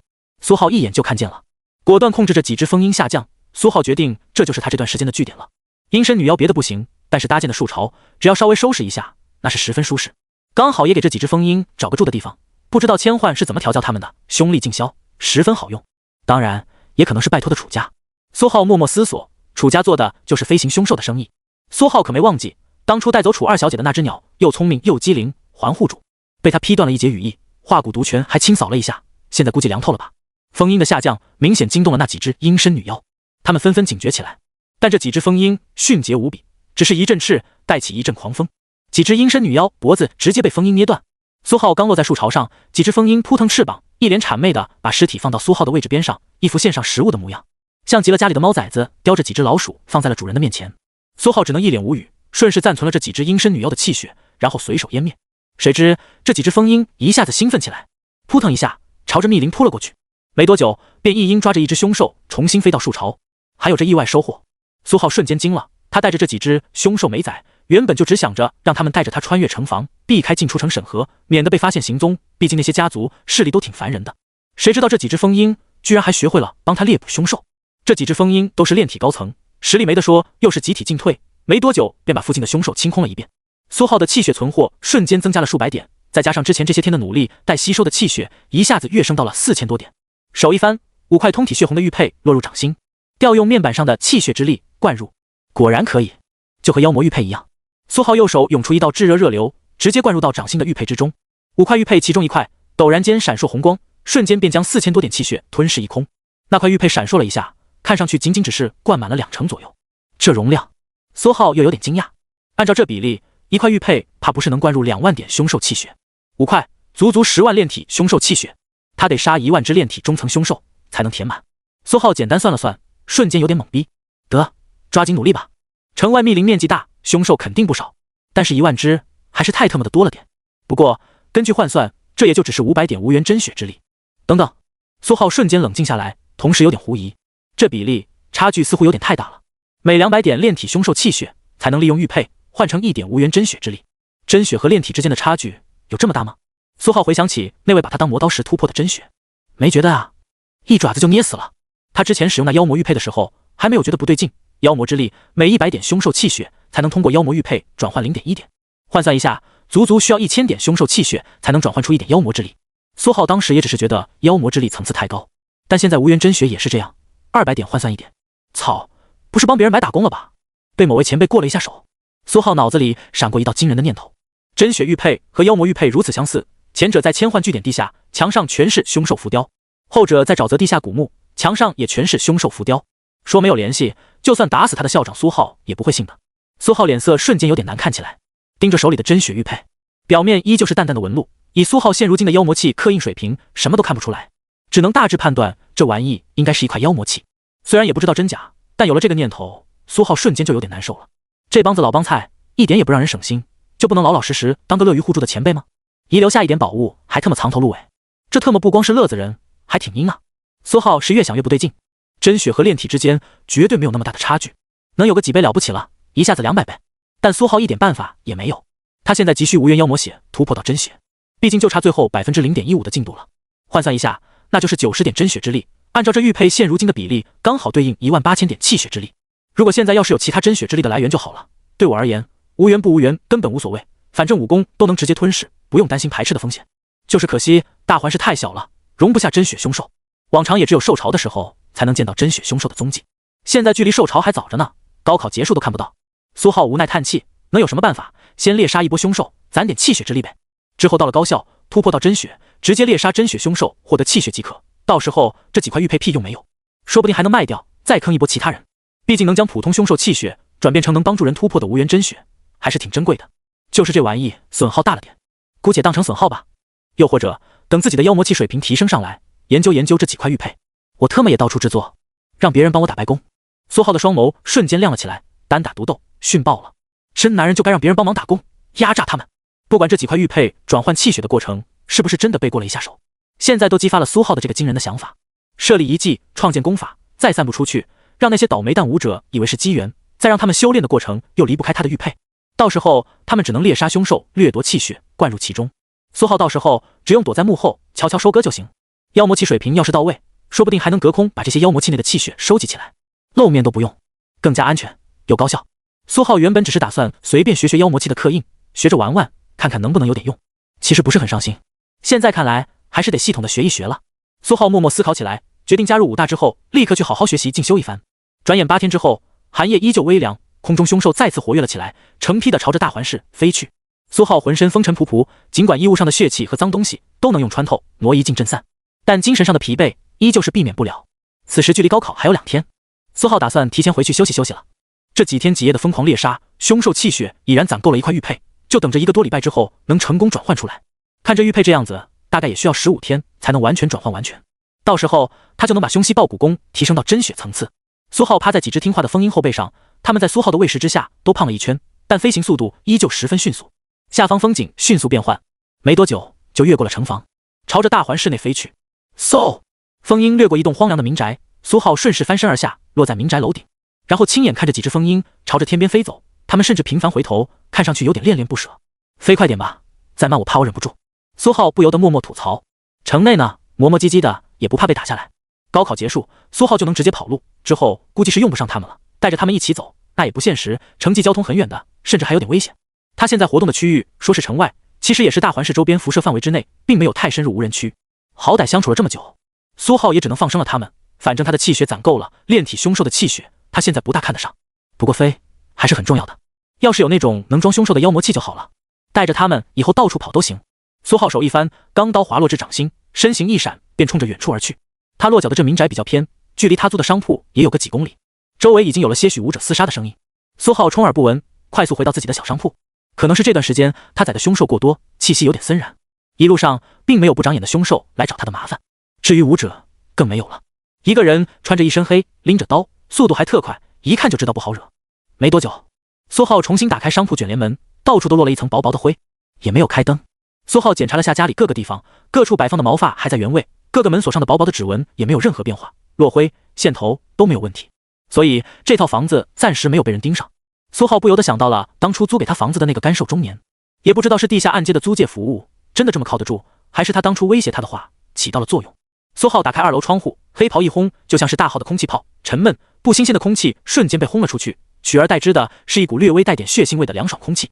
外面偶然路过厮杀的武者看到这个动静，纷纷脸色微变，连忙跑路，换了其他地方。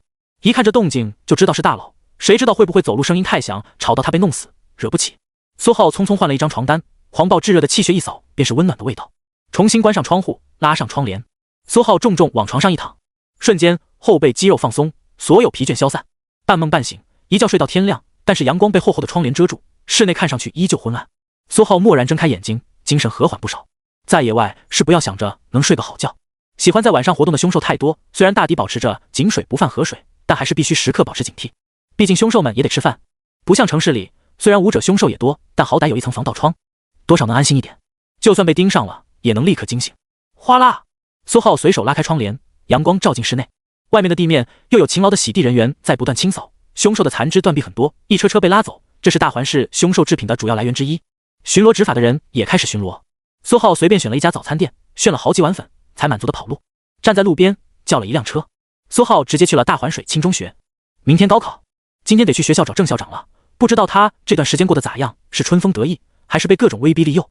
苏浩对此很淡然，谁也阻止不了他参加高考，然后跑路，这是联邦赋予他的权利。苏浩坐在出租车后排，前排座椅后面挂着一面小小的屏幕，正在不断滚动各种新闻和广告。这段时间最热门的当然就是高考，这也是大环市治安最好的几天，基本没什么人会在这几天闹事。妨碍武道高考是一门重罪，就算是大环市有头有脸的家族或者势力敢冒头惹事，那也是一个被高考巡查组当场镇杀的命。多少不长眼的所谓的庞大家族势力已经付出过血的代价。几十年前有一个先天强者囚禁一位高考考生，之后被巡查组发现这位考生应考未考，快速调查出了结果，根本没等这位先天强者狡辩，直接派出宗师强者当场镇杀，所有相关人员一概被拍成碎末。毕竟代表着联邦的轮才大典，为全联邦挑选有天赋的新血，谁都没这么大的脸敢惹事。就算惹事，也已经进化到了饲养黑武者或者单线联系的佣兵武者，让他们来搞事情。挤亲身下场，那得多想不开。只是大部分情况下不至于闹到这种地步，毕竟被巡查组的人盯上还是很难受的。苏浩依旧平静地看着座位后面的小屏幕，看着看着，他突然看到了一张熟悉的侧脸，上面印着2个血色大字：通缉。楚家持续通缉，新闻持续播报且滚动。照片正是他那天晚上持刀砍向楚二小姐的照片，还真锲而不舍。苏浩脸上划过几道黑线，都过去这么久了，还花钱通缉他，何苦呢？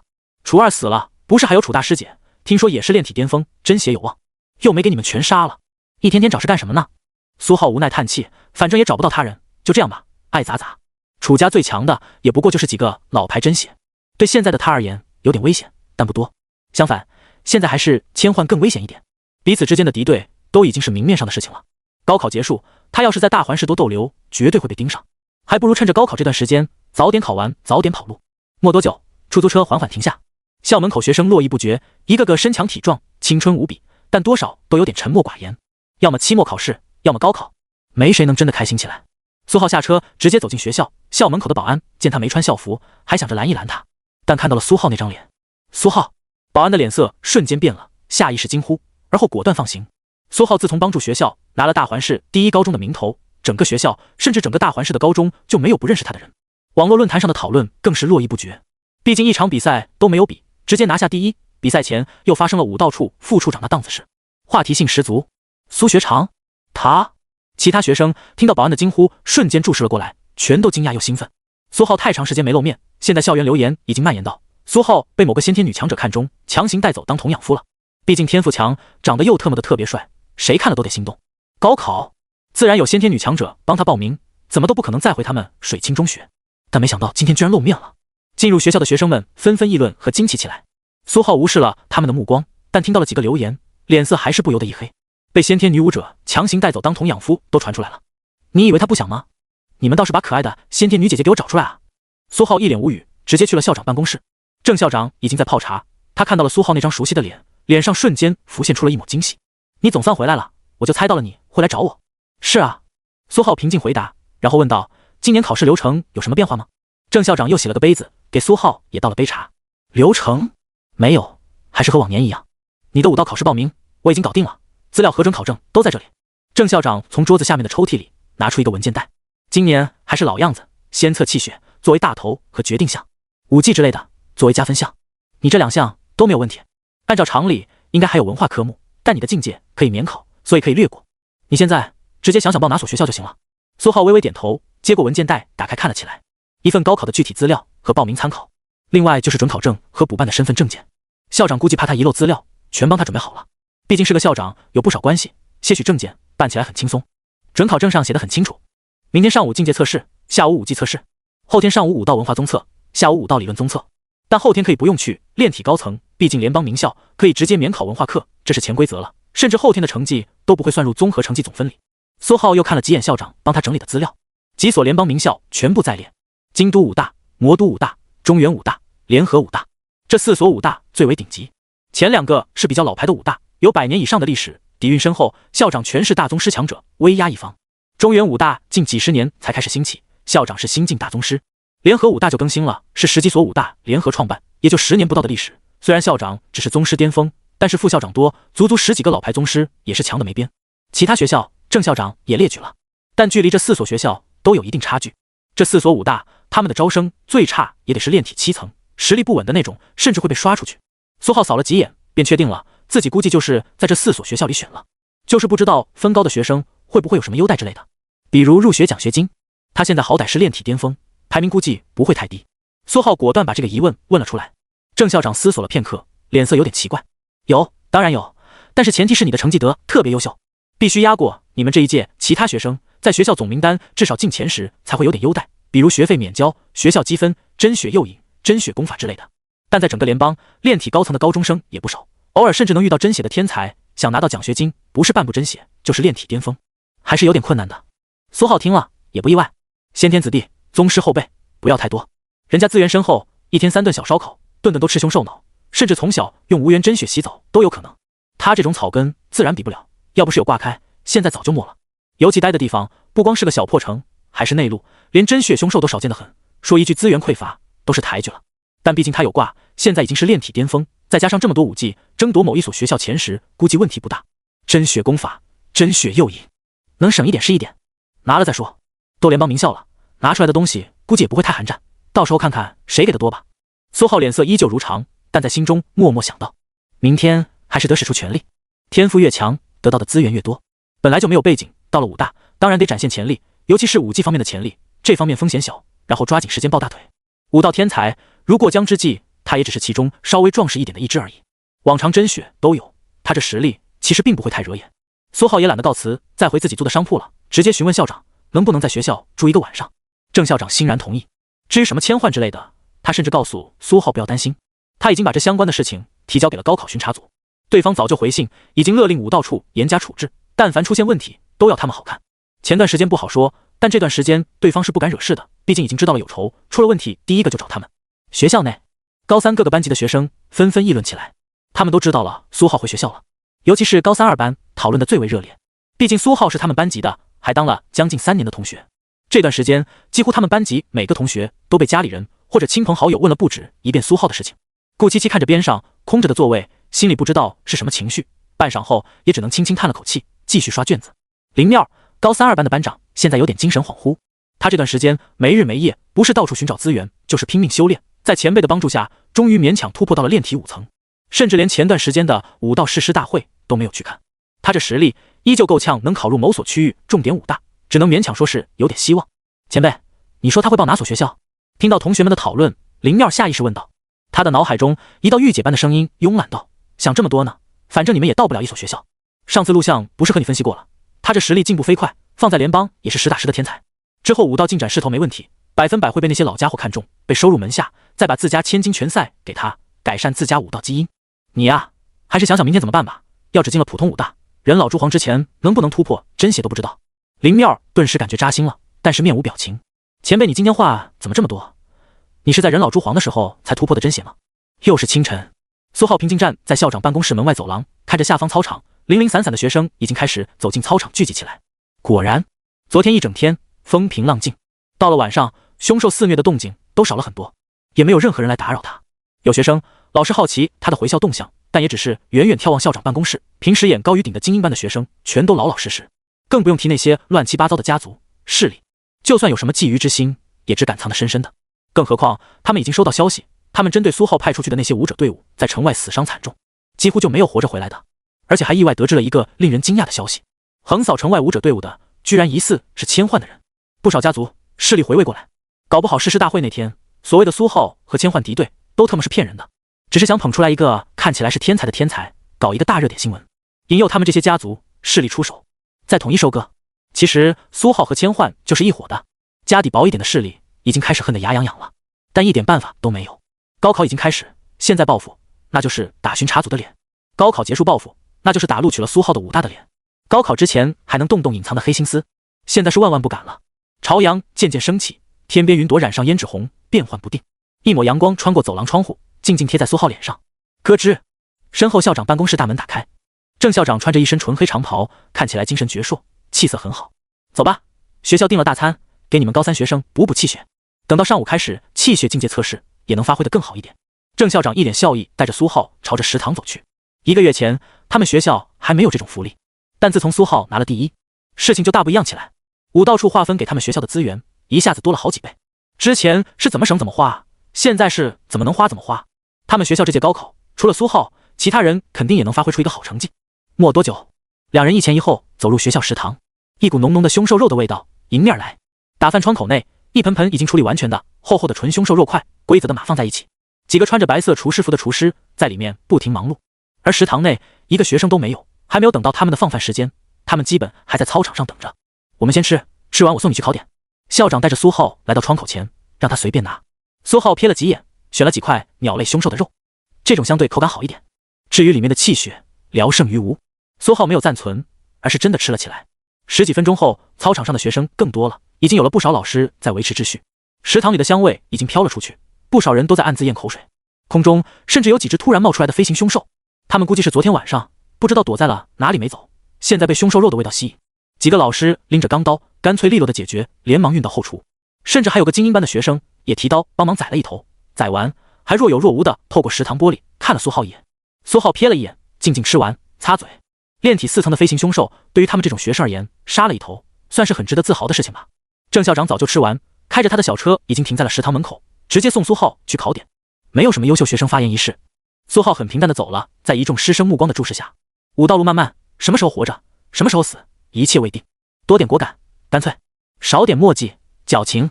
武者从不需要别人的激励，郑校长向来是这样认为的。小车一路开得飞快，路边巡逻执法的武者变得更多更密集。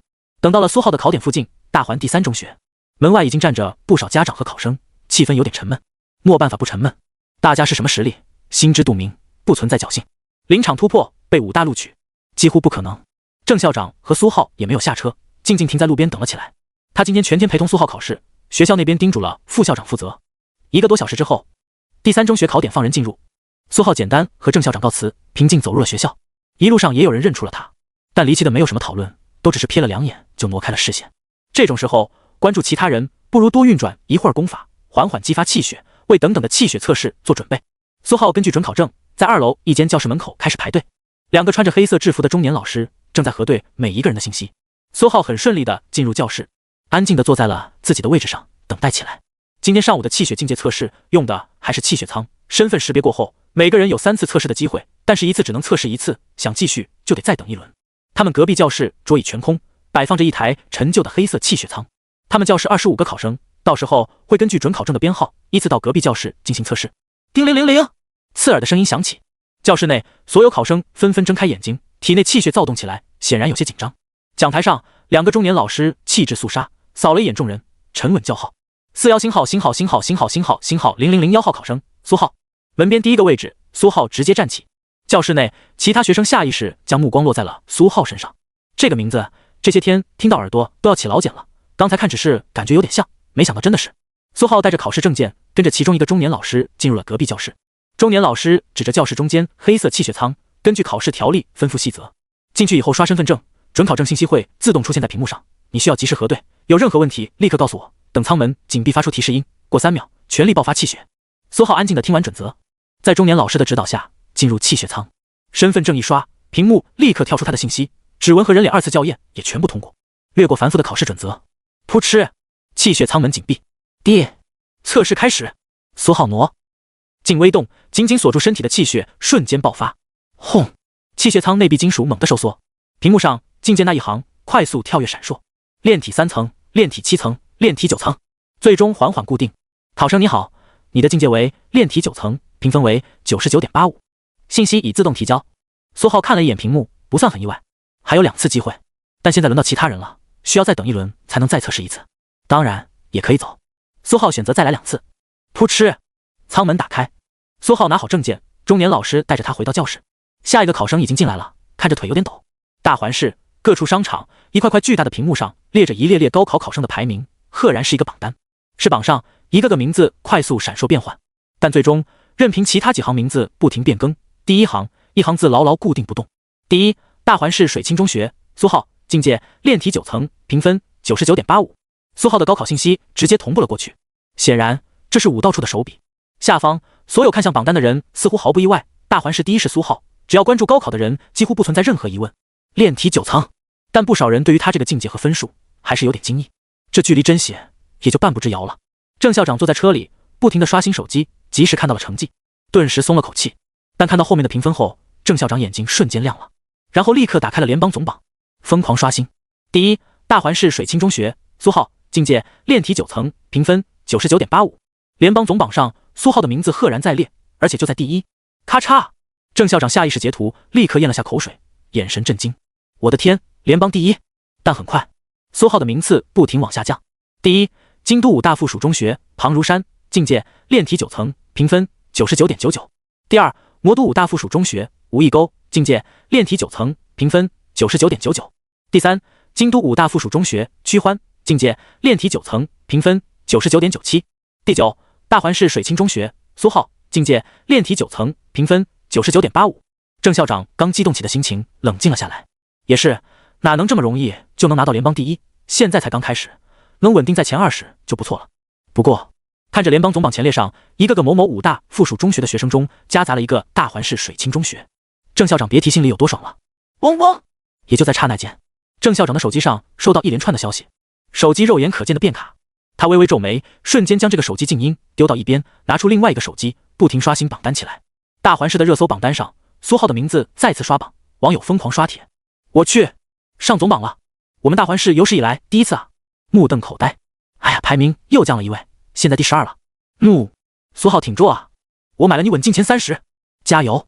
楼上大哥，我现在买还来得及不？震惊！苏浩与阴身女妖说不得的故事。步兵，楼上滚粗！别当我没看过。求种拜谢！大环市偏僻小城，资源匮乏，能有一个联邦总榜的学生，简直天方夜谭。毕竟总榜前50基本都是个所武大的附属中学的学生，哪个不是早就闻名于外的天才学生？不仅仅是大环市热搜榜单，就算是联邦热搜榜单上都出现了相关热搜。大环市是什么地方？瞬间，大环市本地热搜榜单的热搜热度直接直线飙升，涌进来了不知道多少外地的网友，纷纷都是吃瓜震惊的。但热度来得快，去得也快，没多久，苏浩的名字从总榜上刷下去了，一路滑落了前50。哈哈，没了！怒！哎，好可惜！大环市网友纷纷不由得扼腕叹息，但也没办法。原本排第一的京都武大附属中学的庞如山，现在也掉到了第10。第一，中原武大附属中学，陆巡写，境界半步真写，评分 99.999。第二，京都武大附属中学，江凤仙，境界半步真写，评分 99.999。第三，魔都武大附属中学，张平玉，境界半步真写，评分 99.997。前9全都是半步真写，更别提 99.85 和 99.99 之间的人数，简直猛增。准考证号41星号，请。苏浩依旧安静地坐在教室，静静听着教室里2个中年老师叫号。他对外界震惊和惋惜一无所知。刚才那个评分让他感觉有点奇怪，就像不是评判他体内的气血，而是单纯的评判功法。他现在进度最高的胸膝抱骨功进度正是 99.85%。苏浩等等决定不单单只是爆发气血，而要将几门功法全都调动起来。他的实际气血总量可是一点也不逊色寻常的半步真血。不过要是能调用功法虚影，苏浩心中这个念头刚一升起，就立刻按了下去。气血舱摄像头密密麻麻，他要是调用功法虚影，众目睽睽，变成了一头人形妖魔，还不得被巡查组当场格杀。要展现实力，但也不能什么都不管不顾，正常范畴内全力发挥就行。一个个考生走出教室又走了进来，看上去都很紧张，能保持平稳心态的几乎没有，偶尔还能听到楼上楼下考生的悲伤痛哭和惨叫的声音。很快第2轮到了，41星号00001号考生苏浩。随着叫号，苏浩迅速站起，跟着监考老师重新进入隔壁教室。那位中年老师一如既往将考试准则认真重复了一遍，苏浩也只是安静的听着。没多久，中年老师帮他拉开气血舱门，苏浩走入其中，将身份证刷了一下，又是人脸指纹之类的验证。走完流程，噗嗤，气血舱门再次抽气合上。第二轮测试开始，苏浩眼神微动，在挪移镜的辅助控制下，体内3门功法依次爆发：舍利铜皮功、淡定坚韧、魔象金刚功、狂暴邪性、凶犀爆骨功、炽热暴力。轰！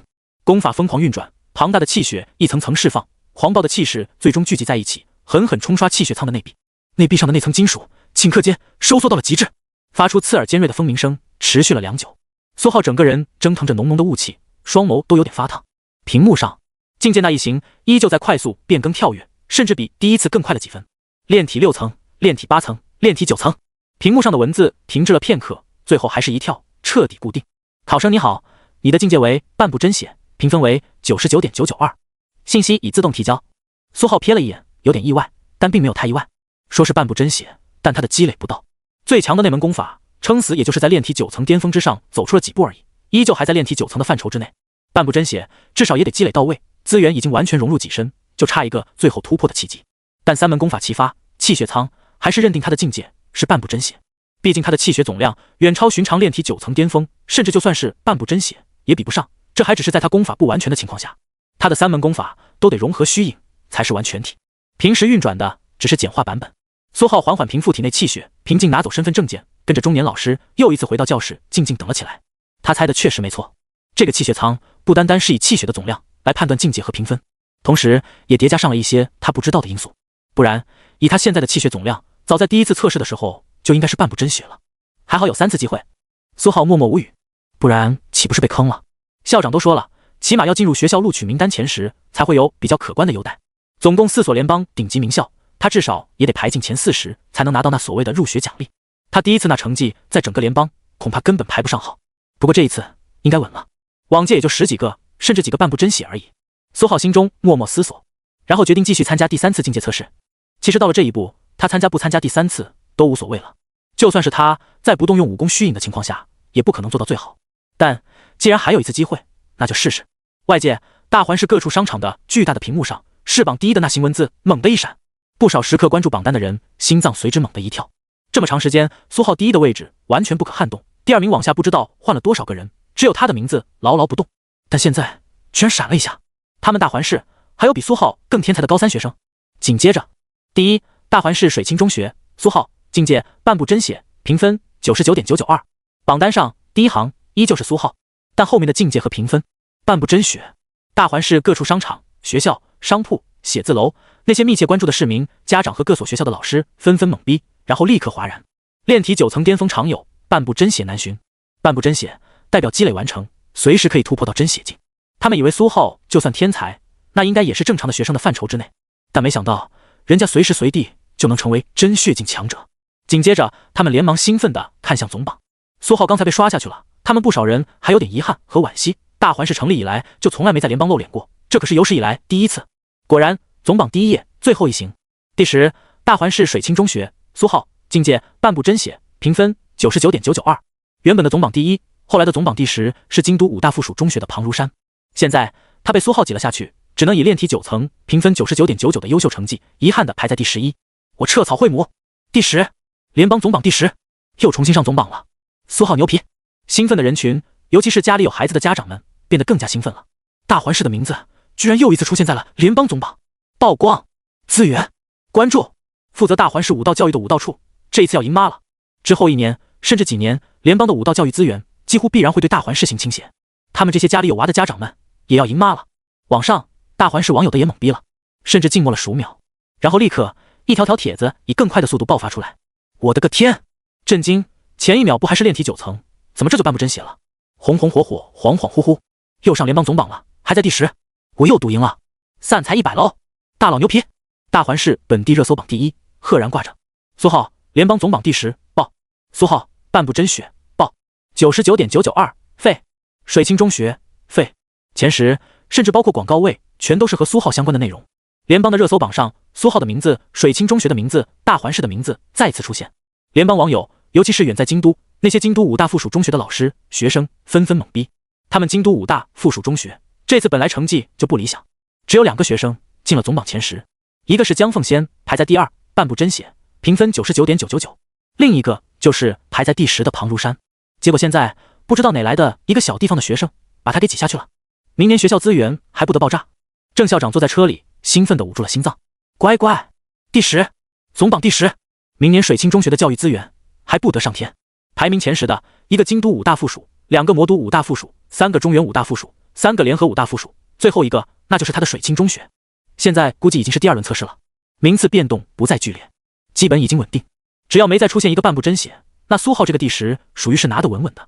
而且下午还有5级测试，他对苏浩的境界评分在今天之前其实并不抱有太大的期望，毕竟小地方资源有限，再强能强到哪里去？但苏浩的武技天赋可是实打实的顶级，仅仅高3，刀法圆满之上，这一届谁能匹敌？恐怕到了下午，苏浩的名次甚至还能往上升一升，基本前10稳稳的。他之前对苏浩不太有信心，甚至根本没想过他能进入总榜前10，因此没告诉他，联邦总榜前10甚至能直接获得联邦武道处嘉奖，再叠加武道大学的奖励，能凭空节省不知道多少时间。武道就是这样，一步快，步步快。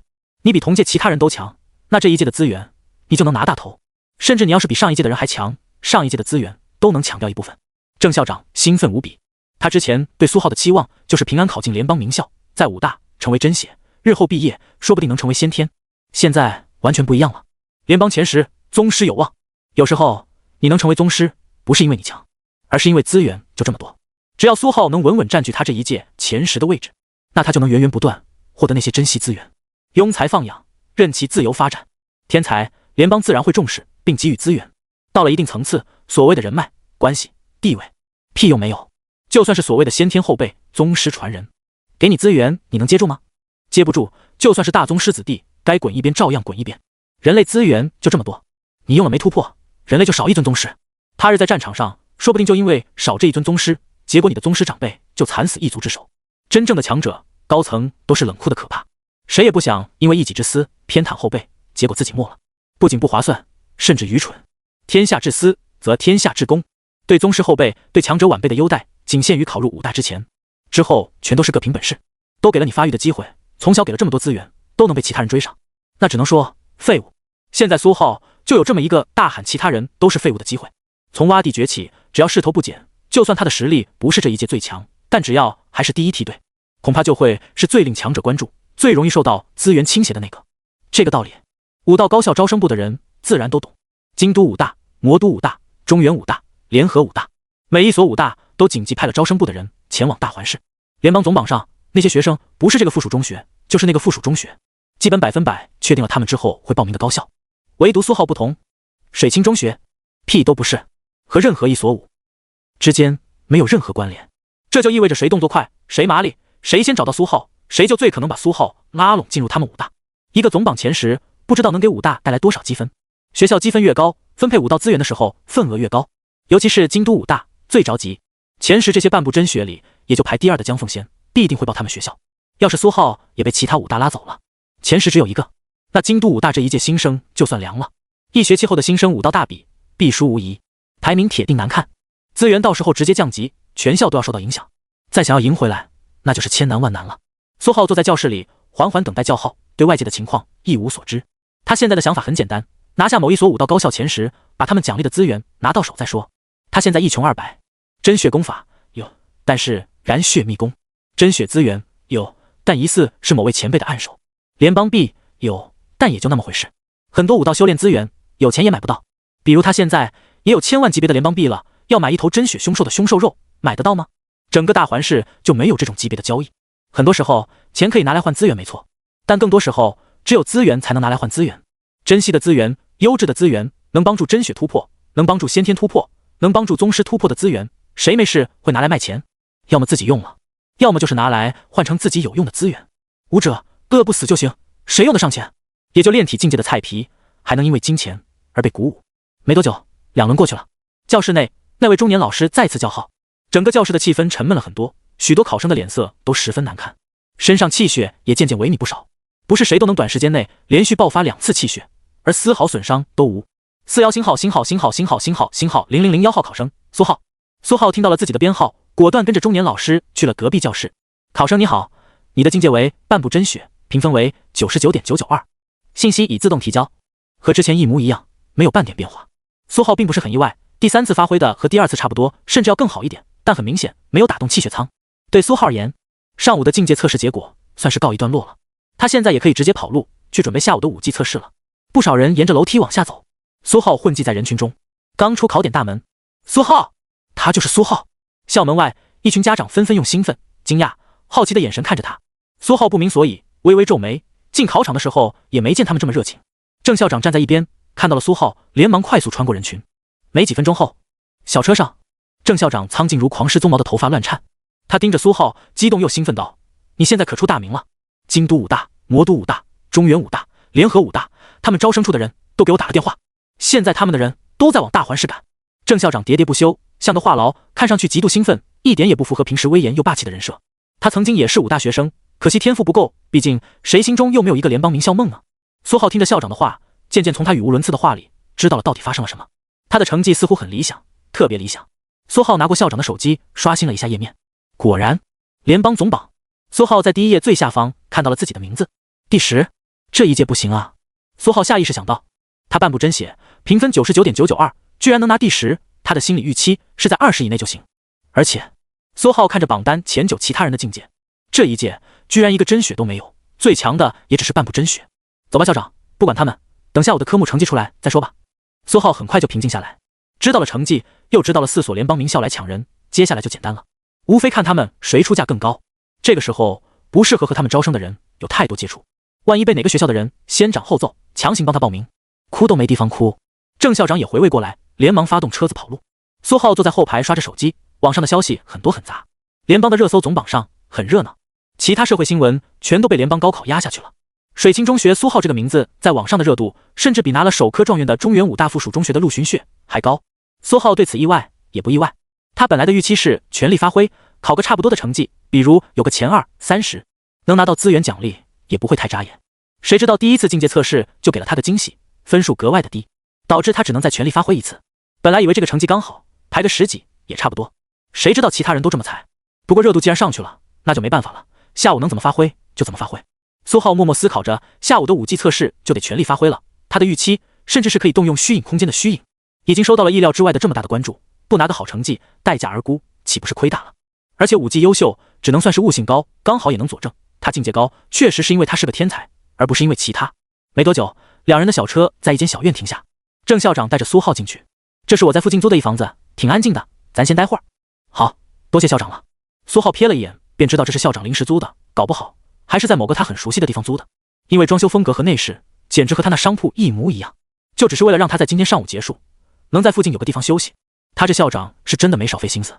中午，郑校长提前订了一顿大餐，让苏浩补充气血，下午能多砍几刀。吃完之后，郑校长便开始和他讲解下午考试的重点。武技测试相比进阶测试更简单一点，所有人统一攻击一块黑色武道石，依旧是系统自动评分，每个人3分钟，不管是刀法、剑法还是拳法，想怎么出手就怎么出手，谁破坏力大谁分数高，而且只评价破坏力，只计算最高那项，简单又粗暴。苏浩瞥了眼面板，暴风引刀斩圆满进度 51%， 魔式一刀斩圆满进度 1%， 魔灵七顺步圆满进度 1%， 龙象拳圆满进度 1%， 格山化骨毒拳圆满进度 1%， 极道挪移镜圆满进度 1%。 按照武技测试简单粗暴的准则，步法算是屁用没有的，两门拳法有用，但肯定没有刀法强。他现在破坏力最强的攻击手段就是圆满之上的暴风引刀斩，叠加圆满的模式一刀斩，再加上武功虚影，不知道这能让总排名上升多少。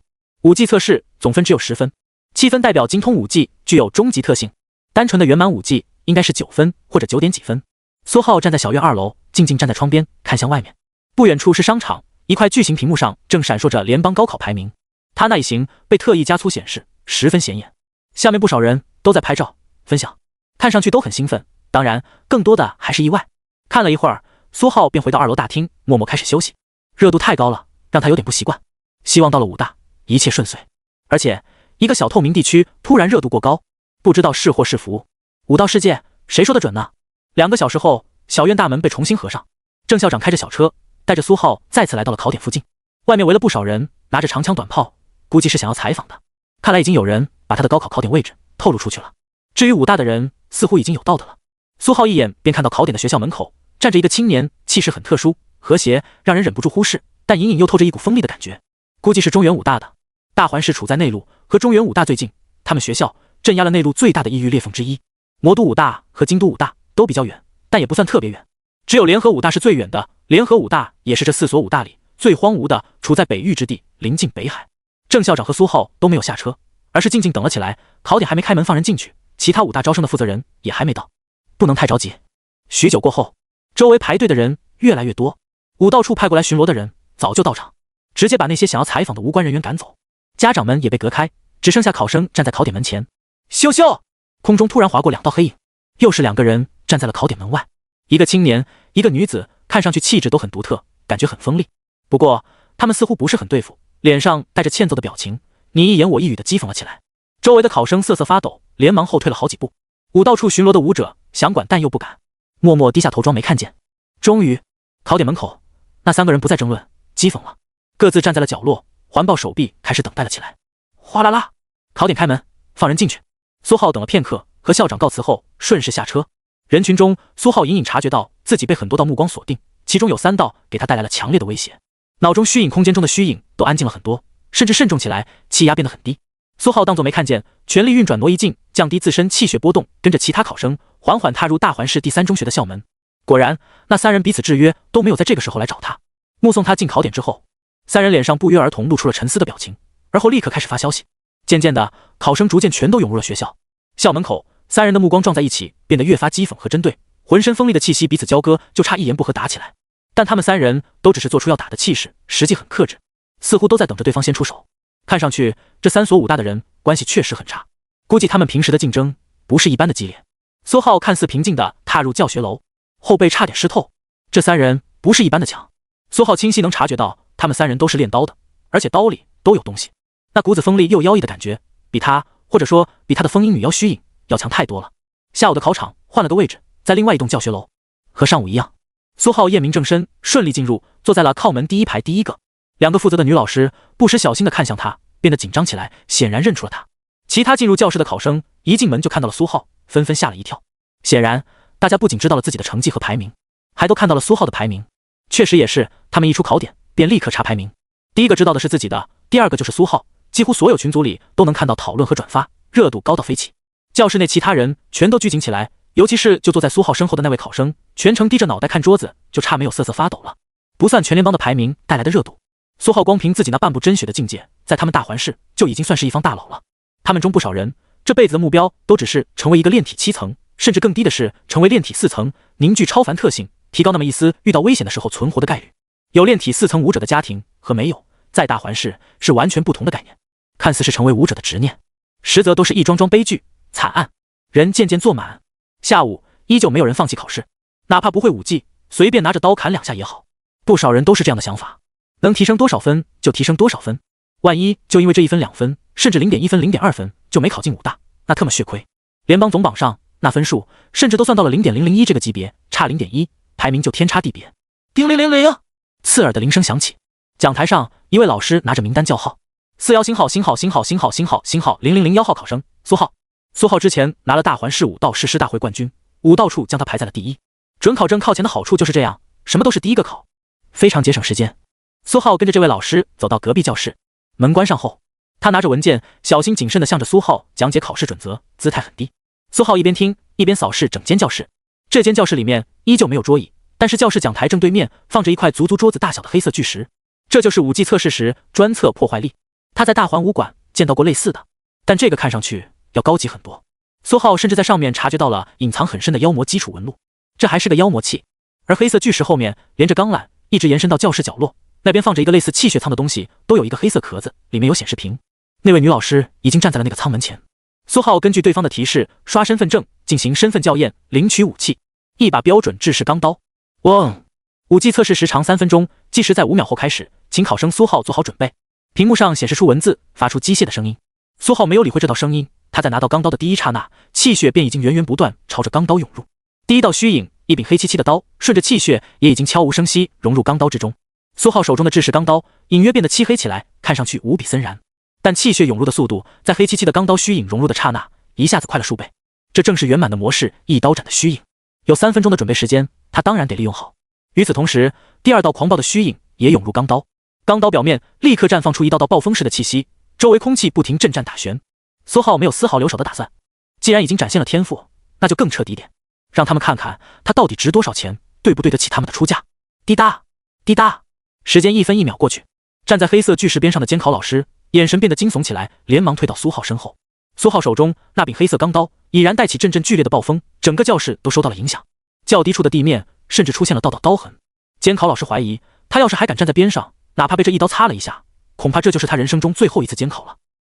苏浩不得已只能举着钢刀，直到时间将近，还剩下10秒左右，苏浩没有刻意压时间到最后1秒。是，狂暴的刀影刹那间绽放，整间教室似乎都黑了一刹那，剧烈的暴风席卷而出，整间教室的灰尘都被吸起，松动的墙皮直接脱落。教室中间，一柄黑色钢刀虚影，直直朝着黑色巨石斩去。考点外，那3个5大招生处的人身体一震，头顶全都冒出一柄各自不同的钢刀虚影。撕拉，空气在刹那间被撕裂，发出刺耳至极的声音。但下一个瞬间，虚影被收了回去。3人瞬间转头看向考点中的某一栋教学楼，眼神无不震惊。他们的刀察觉到了一道锐利至极的气息在疯狂地炸裂开来。兄弟，爆炸4亿！是，漆黑的刀影展出，黑色武技测试石上赫然出现一道硕大刀痕，几乎深入了1/3。狂暴的余波直接将地面切割得千疮百孔，但好在那附近的地面也被特殊处理过，楼板这才没有被直接贯穿。苏浩手中钢刀一抖，尽数成渣，掉落在地上。监考老师妈了，死死躲在苏浩背后，不敢动弹。武技测试时间结束，考生苏浩，你的武技测试分数为9.999分，信息已自动提交。角落被保护的好好的屏幕发出清脆的声音。苏浩瞥了一眼屏幕，便收回了视线。9.999还行，估计所谓的按照破坏力也不完全，其实也算上了刀法特性的评分才对。没有到高级特性，武技没有通神，就到不了满分10分。身后监考老师后背已经出了一身冷汗，他忌惮地看了眼黑色测试石附近千疮百孔的模样，还好躲得快。老师，结束了，那我先走了。苏浩看他像是还没有回过神一样，轻声提醒道。监考老师这才回过神。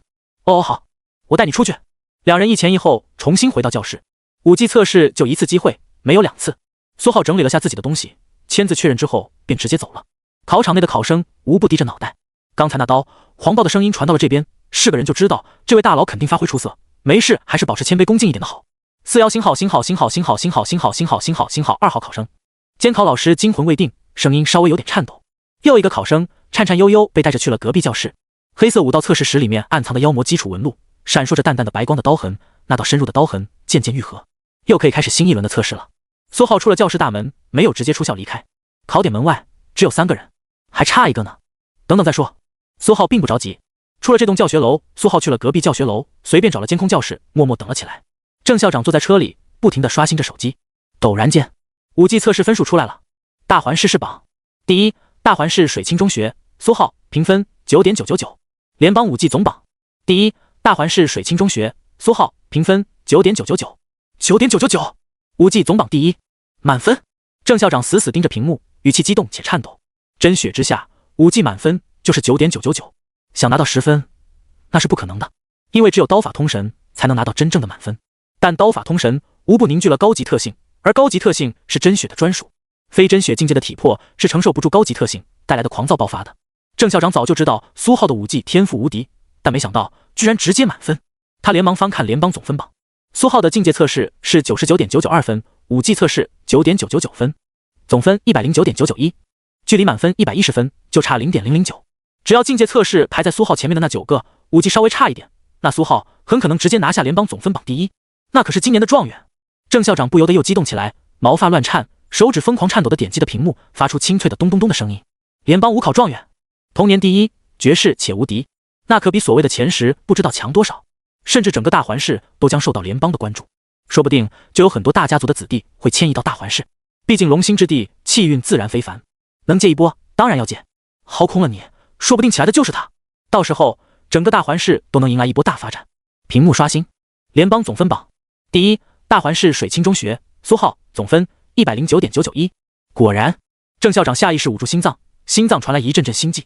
但接着往下看，郑校长立刻冷静了一点，数据还没有统一，从第2开始，上面的名字依旧在剧烈变换。之前排在苏浩前面的那9个人还没有武技成绩，估计还没有测完，鹿死谁手犹未可知。大环市其他人也在密切关注，尤其是站在各处考点外的家长们一次次刷新手机。苏浩的成绩出来了，人群中不知道谁吼了一声，然后所有人全都眼睛一亮，刷新的更加快了。我去，武技9.999，至少也是圆满啊！这特么开挂了吧？境界这么高，武技天赋还这么强。一个壮汉不由得爆出一句粗口，其他人不由得也是连连点头。境界这么强，居然还有闲工夫去磨练武技，还他妈至少圆满。他们这辈子能将一门刀法练到精通，就算是祖坟冒青烟了。网友苦等了好几个小时，看到这大写的第一，又一次躁动起来。尤其是大环市的网友纷纷扬眉吐气。大环市热度上来之后，不少联邦其他地区的人都涌入了大环市的本地网络，四处刷屏，甚至还有冷言嘲讽的，说什么小地方的人能把境界练好就不容易了，不像他们大家族的孩子，又得提升境界，又得从小锻炼武技。所以下午要是苏浩没发挥好，请大环市的网友对他宽容一点。大家族的学生这方面领先一点很正常的，一个个讲话十分阴阳怪气。结果呢 9.999 联邦武技榜第一，总分暂时也是第一。大环市的网友们纷纷自发在那些阴阳怪气的评论下面刷了起来，遥遥领先。但刚才那些阴阳怪气的没有一个回复。考点门口武大招生的3人已然听到了人群里的动静，自然知道了苏浩考完了，但迟迟不见人影。3人稍微对视了一眼，自然知道是什么情况，眼神平静得很，甚至不是很意外。换成他们估计也会这样做，或者说他们3个人曾经都这样做过。不过他们3个这才回过神来，原来刚才那道接近通神的斩击居然是苏浩发出来的。那要是等他踏入真血，刀法岂不是就能接近他们3个了？这还真是恐怖的天赋，都快赶得上他们高考的时候了。2男1女站在校门口，不由得摇了摇头。1个多小时后，又是一道黑影疾驰而来，一个浑身布满伤疤的壮汉近乎从天而降，重重坠落。郝玄在即将落地的刹那，脚面气血翻涌，死死停在了离地半米的空中，然后再砰的一声落在地上，像是大号实心秤砣，脚底下地砖碎裂，砸出一地碎渣。哟哈，你们到的还真挺早。壮汉淳朴笑道。其他3人都只是淡淡的瞥了他一眼，一言不发，甚至默默退后了2步，感觉上有点嫌弃。又是小半个小时过去，苏浩等的差不多了，随着人群走了出来。武技测试也接近尾声，差不多所有人都快测完了，没什么好等的了。校门口，4个武者各自占据了一个角落，彼此看似秋毫无犯。苏浩对着这4个气息似有似无的武者恭敬行了个武者礼，打不过甚至看不透，用上武功虚影都逃不掉的那种。不恭敬也得恭敬。但4人都没有说话，只是用奇怪的眼神盯着苏浩。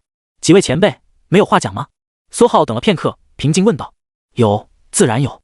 浑身伤疤的淳朴壮汉突然咧嘴，率先道：我来自北域联合武大，你可以叫我郑学长。你要先和我聊吗？我京都武大的，你可以叫我林师姐。边上一个穿着一身黑袍的女人果断插话：魔都武大，姓齐。一个冷漠的男子冷冷道：我是中原武大的，叫我武师兄就好了。另一个黑袍男子声音略显沙哑道。苏浩总感觉他们4个之间似乎有点针锋相对。上一个人话都没讲完，下一个人就立刻插话，生怕他听清一样。看来这几所武大之间的关系不怎么样。苏浩心中默默推测，不过这和他没什么关系，他对进哪所武大都无所谓，只要给的好处够多就行。几位前辈愿意一起聊吗？或者我先和我的校长讲一声，拜托他安排个地方，我们慢慢聊。苏浩指了指远处的郑校长，他早就站在了车门外，一脸的望眼欲穿，脸上满是兴奋和激动。说到底，苏浩现在甚至都不知道自己的成绩排名如何，在考点里不好随便开手机，这是前世的习惯。几人互相看了看，自然同意。没多久，4人身前各自来了一辆豪华兽血马车，缓缓跟在了郑校长的小车之后。苏浩在车里拿着校长的手机看起了总排名。第一，中原武大附属中学陆寻穴，总分 109.993。第二，京都武大附属中学江凤仙，总分 109.992。第三，大环市水清中学苏浩，总分 109.991。第四，魔都武大附属中学张平玉，总分 109.987。第五，联合武大附属中学林建天 109.986。只有第三吗？苏浩微微皱眉，其他人的武技天赋似乎也不差，至少也是圆满，武技威力都快能赶上他了。不过苏浩显然忽略了，他拿 9.999 是因为最高就只能拿 9.999， 或者说他想到了，但是懒得在意。天才果然还挺多，所以看来中原武大和京都武大可以排除了。顶上还有人，去了那2所学校估计也拿不到最好的奖励，只能当个老二。在魔都武大和联合武大里选一个可能比较划算，至少能当他们新生中的第一，资源肯定不缺，奖励也会相对丰厚很多。苏浩默默思索，辛苦这么久不就是为了这个？中原武大的武师兄和京都武大的林师姐也坐在马车里思索起来。优势不在我，南鼎，看来这一把是没什么戏了。他们都有点无奈，大家都不蠢，瞥一眼总榜名单就知道应该选什么。按照现在的排名，如果他们4人是苏浩，最佳选择自然就是魔都武大，去了就能当新生第一。不像精武和中武上面有人压着，魔武也不像联武一样地处偏远，更不像联武只有宗师撑场面，连个大宗师校长都没有。魔武资源还丰富，同时镇压海域和异域裂缝，在异域的主城也早就建立了不知道多少年。联合武大要啥没啥，远且穷。北域本来就严寒得很，北海也不如东海，异域裂缝范围也不如魔武的大。陆寻血，江凤仙，你要是分数再低，那么一点点该多好。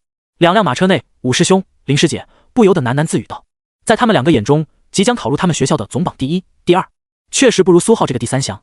他们未来的学弟学妹，他们又不是没见过，怎么感觉都没有苏浩强？也不知道他这是怎么考的。没多久，郑校长的小车再次停在了那处小院前，院门打开，几人陆续进入。几位喝茶。郑校长兴奋的劲头有点过去了，嘴唇略微发白，给几人倒茶之后，果断跑路。他可不想自己成为他们威胁甚至利诱苏浩做出选择的筹码。一个个来吧。精武的林师姐率先道，走，跟我上楼。其他三人要么坐在沙发上，要么坐在餐椅上，要么站在角落，一脸冷漠，都没什么反应。苏浩瞥了一眼林师姐，便跟着上了2楼。一上楼，进房，门关上，林师姐清冷的声音响起，我劝你不要去魔都武大，相比魔武，我觉得联合武大更适合你。苏浩有点懵逼，咋？大姐，你不是精武的吗？联合武大给你钱了？看见苏浩懵逼的表情，林师姐微微一笑，脸色变得柔和起来。别想了师弟，你选我们精武的可能性太低了，能去别的学校当老大，为什么要到我们京都和中武当老二？老大和老二的长期资源，不用我说，你也知道，那可是天差地别。现在师姐只是作为一个过来人，给你提点小小的建议罢了。这位林师姐表现得格外坦诚，苏浩还能说什么？只能装作好像是这么回事的点了点头。又稍稍过了那么几秒，苏浩直接问道，既然如此，不知道林师姐为什么不建议我去魔武呢？联合武大相比魔武，优势应该很不明显吧？苏浩对武大只知道一些只言片语，能有所谓的过来人的宝贵建议，当然选择多问问。林师姐则是毫不掩饰自己的真实目的，因为我是京都武大的，我们学校和魔都武大关系很差，特别差。相比魔都武大，我当然推荐你去联合武大。苏浩直接沉默，他还能说啥？这位林师姐真不是一般的坦诚。我问联合武大的优势，你答你们和魔都武大关系不好，你们关系好不好关我屁事。林师姐似乎感知到了苏浩的沉默的含义，也不再卖关子，而是直接解释道，除开恩怨不谈，我不推荐你去魔都武大的原因很简单，就因为他们叫魔都武大，字面意思，魔都是联邦中最群魔乱舞的城市，他们完全就是一群向往力量的疯子。别人研究妖魔纹路，化为己用，从而获得妖魔强大的天赋神通力量，而他们这帮子人直接种植妖魔血脉，看起来一个个人模人样的，实际血脉早就混杂无比。比如魔都武大附属中学，几乎每一个学生都或多或少从祖辈继承了部分妖魔血统。纯种人族血统在魔都武大受到的歧视是空前的，尤其是一届一届下来，这么多年过去，情况越发严重，魔都武大变得越来越魔，内部就势力庞大，圈子文化盛行。而你一个小城出身的纯种人族学生，没背景，没家世，还力压魔武同届所有人，你所受到的歧视和排斥自然也不会小。而联合武大就不一样了，联合武大虽然偏了点，看起来没有魔都武大强悍，但却是纯正的人族武大，而且身为联邦4名校之一，怎么都少不了你的资源。更别提联合武大是10几所武大合并创建的，几乎所有武道方向都有，包罗万象。还刚成为名校不久，处于初始状态，不会有所谓的旧势力。以你的身份，林师姐一顿长篇大论，自信满满的劝说，好像苏浩去了魔武就要被生吞活剥似的，而去了联合武大又会有何等光明的未来。苏浩表面上露出震惊和若有所思，好像被说服的表情，内心却疯狂心动。妖魔武大，妖魔呀，特么的，这可是妖魔啊！他现在最缺的就是妖魔之力。我的个天，魔都武大全是妖魔，什么资源不资源，排斥不排斥，什么能有妖魔之力重要？你们在妖魔，特么的能有我妖魔？要是去了魔武，这特么不得发大了。苏浩下意识没忍住，直接咽了下口水。林师姐瞥见了，以为苏浩被他成功吓到，内心不由得十分满意，但脸上依旧是那副诚恳的过来人的模样，不停劝说。好的，师姐，我会好好考虑的。苏浩郑重道，直接省去了姓氏，称呼更加亲切，像是被他从深渊拯救了出来，下意识产生了信任。他可没忘记，这位林师姐说他们精武和魔武关系不好，可不能让他知道。咯吱，门开，苏浩亲自送他下楼。既然如此，师弟，我没什么事就先走了，不用送了。林师姐摆了摆手，给了魔都武大那位师兄一个挑衅的眼神，潇洒离去。1楼还剩下3。苏浩刚挪过视线，坐在餐椅上的那位中原武大的武师兄直接起身抖了抖黑袍，他声音沙哑道，接下来我们聊吧。另外2人也没什么意见。苏浩跟着他又上了2楼，进了2楼一间房间，门刚关上，武师兄沙哑的声音响起，我劝你最好不要去魔都武大，相比魔武，我个人觉得联合武大更适合你。苏浩又懵逼了，咋？联合武大也给你钱了？还是魔武就真的这么不招人待见？一个两个都推荐联合武大。武师兄也很诚恳，说辞甚至差不多。中原武大和魔武关系也很不好，魔武的人太疯，势力盘根错节。但苏浩这次没忍住，问了问联合武大到底如何，最强的校长只不过宗师，为何能位列联邦4名校？武师兄闻言，脸上突然露出了一抹莫名的笑容，但他并没有多说。而是讲了一段苏浩根本听不懂的话。你只需要知道，联合武大的周校长是位奇人就行了，不仅3段大宗师之路可突破，而不突破，甚至以宗师之身逆斩大宗师。加入他们联合武大，你不会亏的。送他下楼，武师兄也告辞了。赵就也给了魔都武大那位齐师兄一个挑衅的眼神。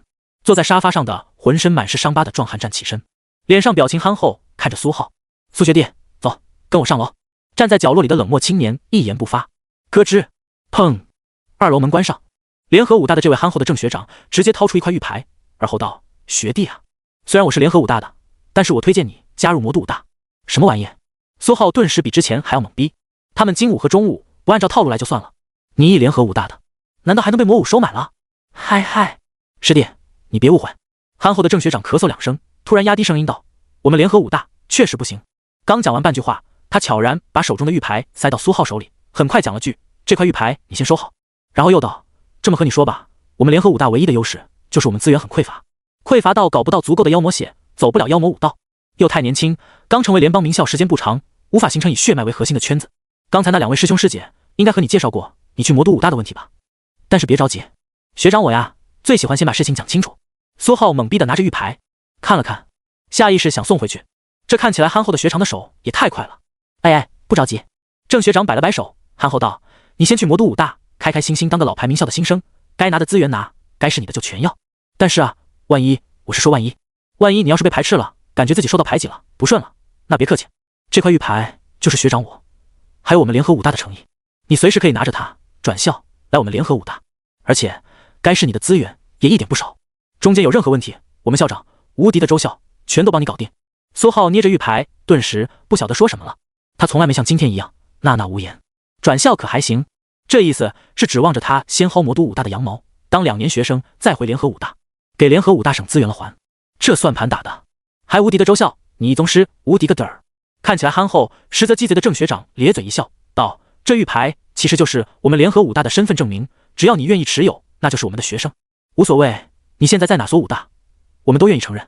而且你别看刚才下面那3个人一脸的针锋相对，甚至对我没个好脸色，但你以为他们就没有这玉？嗨嗨！”郑学长露出一个你懂的表情。苏浩只能说他不懂，这一个个的心眼比月出国的阿三还多，话都不敢讲，就露个表情可还行？随手把玉牌收起，反正等等还有个魔武的师兄没见，等等他也坦率一把就是了。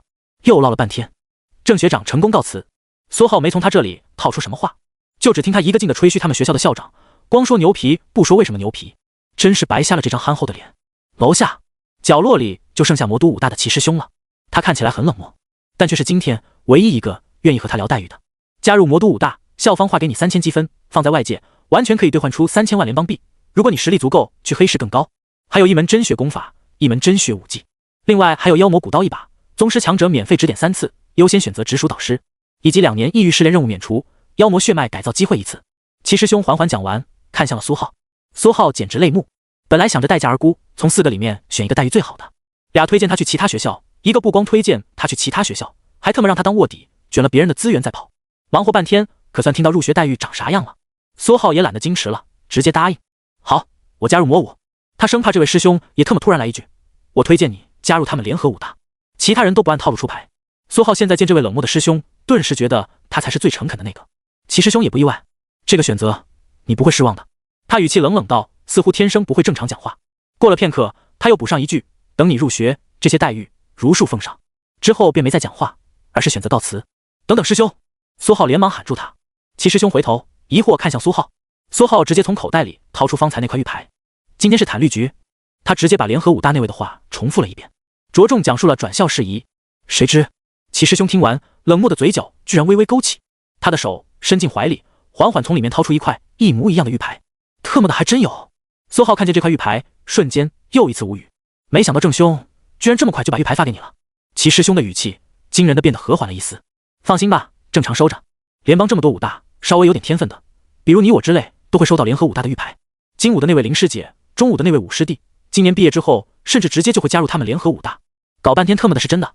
联合武大这学校，苏浩顿时不知道如何评价，也难怪一个个的推荐联合武大，搞半天看着是金武和中武人，实则是联合人，一个个的玩得真脏。苏浩感觉这位齐师兄好忽悠，拉着他就不放手，打算把自己一些乱七八糟的疑问问个遍。一边问，苏浩心中一边胡思乱想，4个人就魔武的这个这么坦诚，他们还是主修妖魔武道的，搞不好他们的脑子是不是也和黑雾组织一样？也不。齐师兄站在一边，老老实实回答苏浩的问题。这4所武大侧重，当然不一样。京都武大仰视巨势，以是威压天下；中原武大很传统，同修骨皮筋，霸体无双，实打实的体魄武道；联合武大走偏门，目前刻印武道天下第一。此外，霸丹武道、御兽武道也很强。我们魔都武大则是主修妖魔武道，蕴养神通。那联合武大周校长呢？苏浩又问道。听说他3段大宗师之路，还以宗师之身逆斩大宗师。齐师兄居然磕巴了一下，一直很冷的表情居然变得有点奇怪。那确实是位奇人。他下意识由衷道：奇人。又一次听到有人说联合武大的周校长是一位奇人，苏浩简直感兴趣到爆棚。这个学校到处发展卧底也就算了，校长一宗师还能斩大宗师，能突破大宗师而不突破，甚至主动斩断大宗师之路，何止是奇人，简直奇到飞起。齐师兄能否讲得明白一些？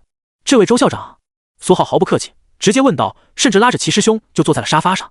齐师兄冷冷的表情，犹豫了一下，但看见苏浩一脸的诚恳和好奇，还是道：也不是什么秘密，不过知道的人也不算特别多，但你之后应该有机会知道的。所以看起来冷漠的齐师兄连续给自己打了好几个补丁，说服自己。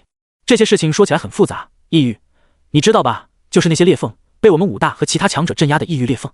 苏浩真想说自己不知道，因为他确实屁都不知道，但为了不打断他，还是强行点头。齐师兄点点头道：你知道就好说了，我还想解释一下的呢。苏浩顿时。齐师兄继续道：异域裂缝对面是和人类文明完全不同的世界，到处都是凶兽妖魔，真正的万族林立。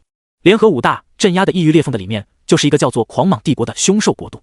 周校长年轻的时候实力就很强，天资也特别的棒，经常深入异域裂缝历练和寻找资源。当时狂蟒帝国想要更进一步，和另一个距离比较远的凶兽帝国联盟。当时的选择很简单，联姻，将狂蟒帝国的七公主，一位天资极佳的黄血吞天蟒，嫁给天蛇帝国的凶兽帝王天蛇大帝。按照其他前辈们的说法，命运的齿轮由此转动。也不知道周校长使了什么花招，竟然把那位七公主骗到手了，让她直接抛弃宋清队伍，跟着周校长跑到我们人类世界了。跟着周校长跑了？苏浩瞬间懵逼。齐师兄看见苏浩的表情，并不意外。是的，据说肚子都大了好几圈，生了好几条黄血吞天蟒，也是实在瞒不住了，才跟着跑的。在后面的事情你应该知道了，天蛇大帝的皇后没了，震怒；狂蟒帝国的公主没了，狂蟒大帝也震怒，从此对周校长展开了疯狂的追杀。不过周校长是人族天才，追杀行动直接被联邦镇压了下去。狂蟒帝国还好，和谁联姻不是联姻，我们联邦也不差。但是天蛇帝国的天蛇大帝不肯罢休。由于大宗师的特殊性，我们人族武者想要突破，必须在异域裂缝之内的世界才行。周校长每次试图突破，都会迎来天蛇大帝这位大宗师的疯狂狙击，而且无论他躲到哪里试图突破，都会被天蛇大帝及时找到，被打得像条狗。而突破这件事本来就很难，稍微干扰就会出现很大的问题，并且一旦一次突破失败，这条路就得换。所以周宗师已经连续3次被逼无奈，断了自己的大宗师之路，每一次都狼狈不堪地回到人类世界。苏浩瞬间无语，搞半天所谓的能突破而不突破，3段大宗师之路是指被打得像条丧家之犬，压根突破不了。你这话不要到外面讲。齐师兄瞬间提醒。好的师兄。苏浩及时刹车。那以宗师之身逆斩大宗师呢？齐师兄又磕巴了一下，看了看苏浩，还是道：周宗师的另外一半，那位黄血吞天蟒，我和你说过，天资极佳，到了我们人类世界没多少年，就突破到了大宗师之境。周校长天资也极佳，刻印武道强悍无比，霸丹武道强大无比，凶兽武道也强大无比。齐师兄也给了苏浩一个你懂的表情。苏浩确实懂了，还能有啥不懂的？凶兽武道强可还行，那是你强吗？他印象中那个铁骨铮铮、强悍无比、越阶而战、镇压当代的武者形象瞬间崩塌。难怪联合武大喜欢到处挖学生，搞半天你们校长的老婆都是从别人那儿半路接过来的。可你对周校长不要有这么深的误会，凶兽武道是借用凶兽的力量，本质还得靠自己来战斗的。周校长要是身体实力不够，自然也承受不住大宗师级别的力量。好的，师兄，我不会误会的。苏浩连忙点头，他能有啥误会的？另一半是凶兽，还是黄血吞天蟒，甚至还是大宗师修为。你一人族宗师身体不够，当然承受不住。这年头想当许仙，自然也得要几分硬实力。这一顿落下来，齐师兄冷漠的表情变得和缓了很多。苏浩也很满意，得知了很多有用的消息。联邦不排斥妖魔，也不排斥凶兽，他就算当场变身，也不会被什么人类大佬直接一巴掌拍死。毕竟都有人老婆都是凶兽，他这变个身有什么好奇怪的？就是这联合武大实在是。齐师兄走前变得谨慎了很多，连续嘱咐好几声，有些事情可不要在外面乱说，宗师的面子。苏浩连连点头道：师兄放心，我懂。齐师兄拍了拍苏浩的肩膀：那师兄我先走了，等你到了魔屋我请你吃饭。这齐师兄人还怪好的，什么都肯说，一点心也没有，也就是看起来冷了点。所以是不是平时看起来太冷，没什么人搭理他？苏浩目送齐师兄离开，肉眼可见齐师兄走的时候心情颇佳。郑校长没多久重新回到小院，怎么样，选了哪个学校？哦，你要是不方便说也无所谓，我听说有的学校也要求保密来着。苏浩看向校长，微微笑道，没什么保密的，我选了魔都武大。魔都武大，那可是个好地方。郑校长瞬间眼前一亮，是的。苏浩和校长又聊了会儿，校长看上去依旧残存了些许激动。咻，空气震颤，一道壮硕的身体从天而降，落在小院中间。与此同时，一道熟悉的憨厚的声音响起，学弟，我又回来了。苏浩瞬间看了过去，正是去而复返的联合武大的郑学长。他疑问道，学长您？郑校长瞥了眼苏浩，又瞥了眼这位，直接又一次跑路。找你有事吧，你们先聊。没多久，郑校长便退出了院子。郑学长咧开嘴笑道，听说师弟你得罪了个什么组织？他从怀里掏出来10张面具，直接丢给了苏浩。作为学长，没什么见面礼，我帮你处理了，不用谢我，以后到了联合武大请我吃饭就行。哦对了，那漆面差一点的面具里面的妖魔纹路有点意思，用的时间长了居然能吸收使用者的气血，然后被那3面强一点的面具控制，你当心点就行。不过那3面倒是没这个问题。走了，来也匆匆，去也匆匆。郑学长一踏地面，气浪涌动，瞬间消失在了远处。苏浩捏着手里的熟悉面具，懵逼。漆面和他之前得到的一模一样，3面明显材质优质很多，坚韧清凉，加上他手里的5面，总共15面，12面千换齐了，3面真血也齐了。千换这是被灭了呀？他才卧底进千换，有了个办事员的身份没多久嘞，还去了联合武大之后请你吃饭，我也没说我会转学去你们那儿。这学校从校长开始看着就不正经，不过这学长是真的能出，居然帮忙灭了千换。还有这面具吸收使用者的气血。苏浩从储物妖魔器中拿出自己的那5张面具，认真检查了一遍，什么都没有发现。或许是他的功法太强大，这面具根本吸不动，也可能是佩戴的时间太短，以后刻印武道还真是得多学学，不然得到了什么妖魔器都不敢用，往里藏点暗手，你以为是宝贝，结果……苏浩愣了愣，心中突然微微叹气，他突然想通了，那诡异的妖魔凶兽玉佩为什么居然会出现在大环市这种穷乡僻壤的附近？因为巨型城市资源丰富，那些武者为了避免得到妖魔器背阴，当然或多或少会主动学习点相关的知识，不像大环市这种地方，妖魔器那是啥？很多人连这个名字都没有听说过，看到有用，为了提升实力，当然就用了。没有资源的时候，想要修炼是没有太多选择的余地的。看来以后得和这些前辈们抢地盘了。苏浩默默无语，他这想要找点人帮他打工，还真是复杂。资源丰富的地方容易被揭穿，资源匮乏的地方都已经资源匮乏了，还能说啥？除非他的妖魔器刻印手段高超，让别人发现不了。想到这里，苏浩突然又想到了联合武大。齐师兄是不是说过联合武大刻印武道天下第一？该不会那乐子人前辈是出自联合武大吧？苏浩脑子闪过了这道不靠谱的想法，但很快便摇了摇头，没什么好乱猜的，不重要。郑校长再一次出现，这次两人没再多说什么。郑校长还得回学校处理校务，苏浩以优秀的成绩考入了魔都武大，其他人的成绩他现在还不知道呢。接下来还得组织研讨班分析，帮助那些成绩尚可的学生报名其他武大。苏浩拒绝了让校长送他走，而是自己打车直奔一处熟悉的小区。庞大、庞尔站在小区门口望眼欲穿，他们刚收到苏浩的消息，让他们俩在小区等着，简直差点没激动死他们。苏浩的成绩他们当然看到了，联邦第3，半步真血大高手，将大环市以一己之力带到了联邦顶流的位子。他们两个作为苏浩的武童，在大环武馆的待遇飙升，简直是一人得道，他俩升天。没想到苏浩居然还愿意联系他们。没多久，一辆出租车停下，苏浩刚准备付钱下车，司机连忙摆手拒绝：“不用了，不用了。不过我们合个影可以吗？”司机一脸激动和兴奋，显然是早就认出了苏浩。苏浩自无不可，今天他是当之无愧的联邦顶流，联邦高考总榜前50几乎一直都来自那些较大的城市。他穷乡僻壤出来的草根，野生天才，武技榜第1，总榜第3，必定的联邦名校新人王，话题度十足。不少武大的高层已经在期待苏浩到了武大，得到真正的修炼资源之后，该会爆发出怎样的天赋。苏哥，庞大、庞尔看到了苏浩，连忙迎了上来。走吧，先上楼。再次回到庞大、庞尔这熟悉的屋子，苏浩觉得人生真是奇妙。为了躲避所谓的可能存在的千幻的追杀，他像条狗一样躲来躲去。本来打算让这两兄弟帮他接任务，跑跑腿，在大环武馆挣资源，最后也不了了之。我马上就走了，你们修炼上还有什么问题，随便问。虽然没了千幻，按理说不用太着急。唯一得罪的楚家，到现在也还不知道砍死他们2小姐的是他。但苏浩在大环市待着也没什么事了，他决定明天就跑路，也就是现在不怎么早了，天色渐晚，甚至马上天黑。城际交通得明天一早才有，不然他今天就跑路了。现在也正好，回来看看他收的这俩小弟，顺便指点一下，以后要是有什么事情再回大环市，也能有俩熟门熟路的人。至少在苏浩心中，大环市他肯定是会再回来的。比如那沼泽底下的墓葬，还有一道通道没有打通呢。庞大、庞儿两兄弟欣喜若狂。平时修炼上的疑问，包括挪移境修炼上的不解，自己武功的缺陷，这些根本不能告诉其他人的事情，两兄弟毫无保留。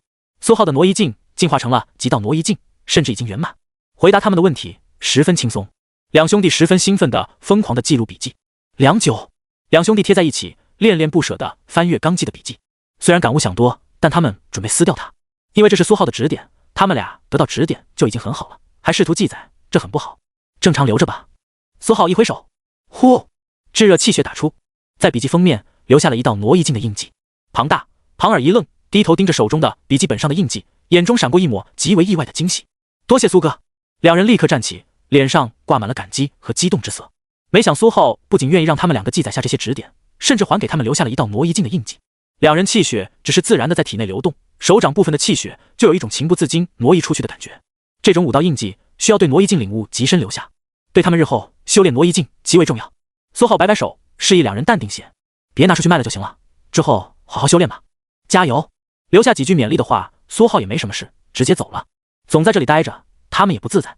出了门，天色完全暗了下去。夜空中凶兽依旧比平时少很多，零零散散的。大抵是因为明天还有2场高考，城防的人依旧在加班的缘故。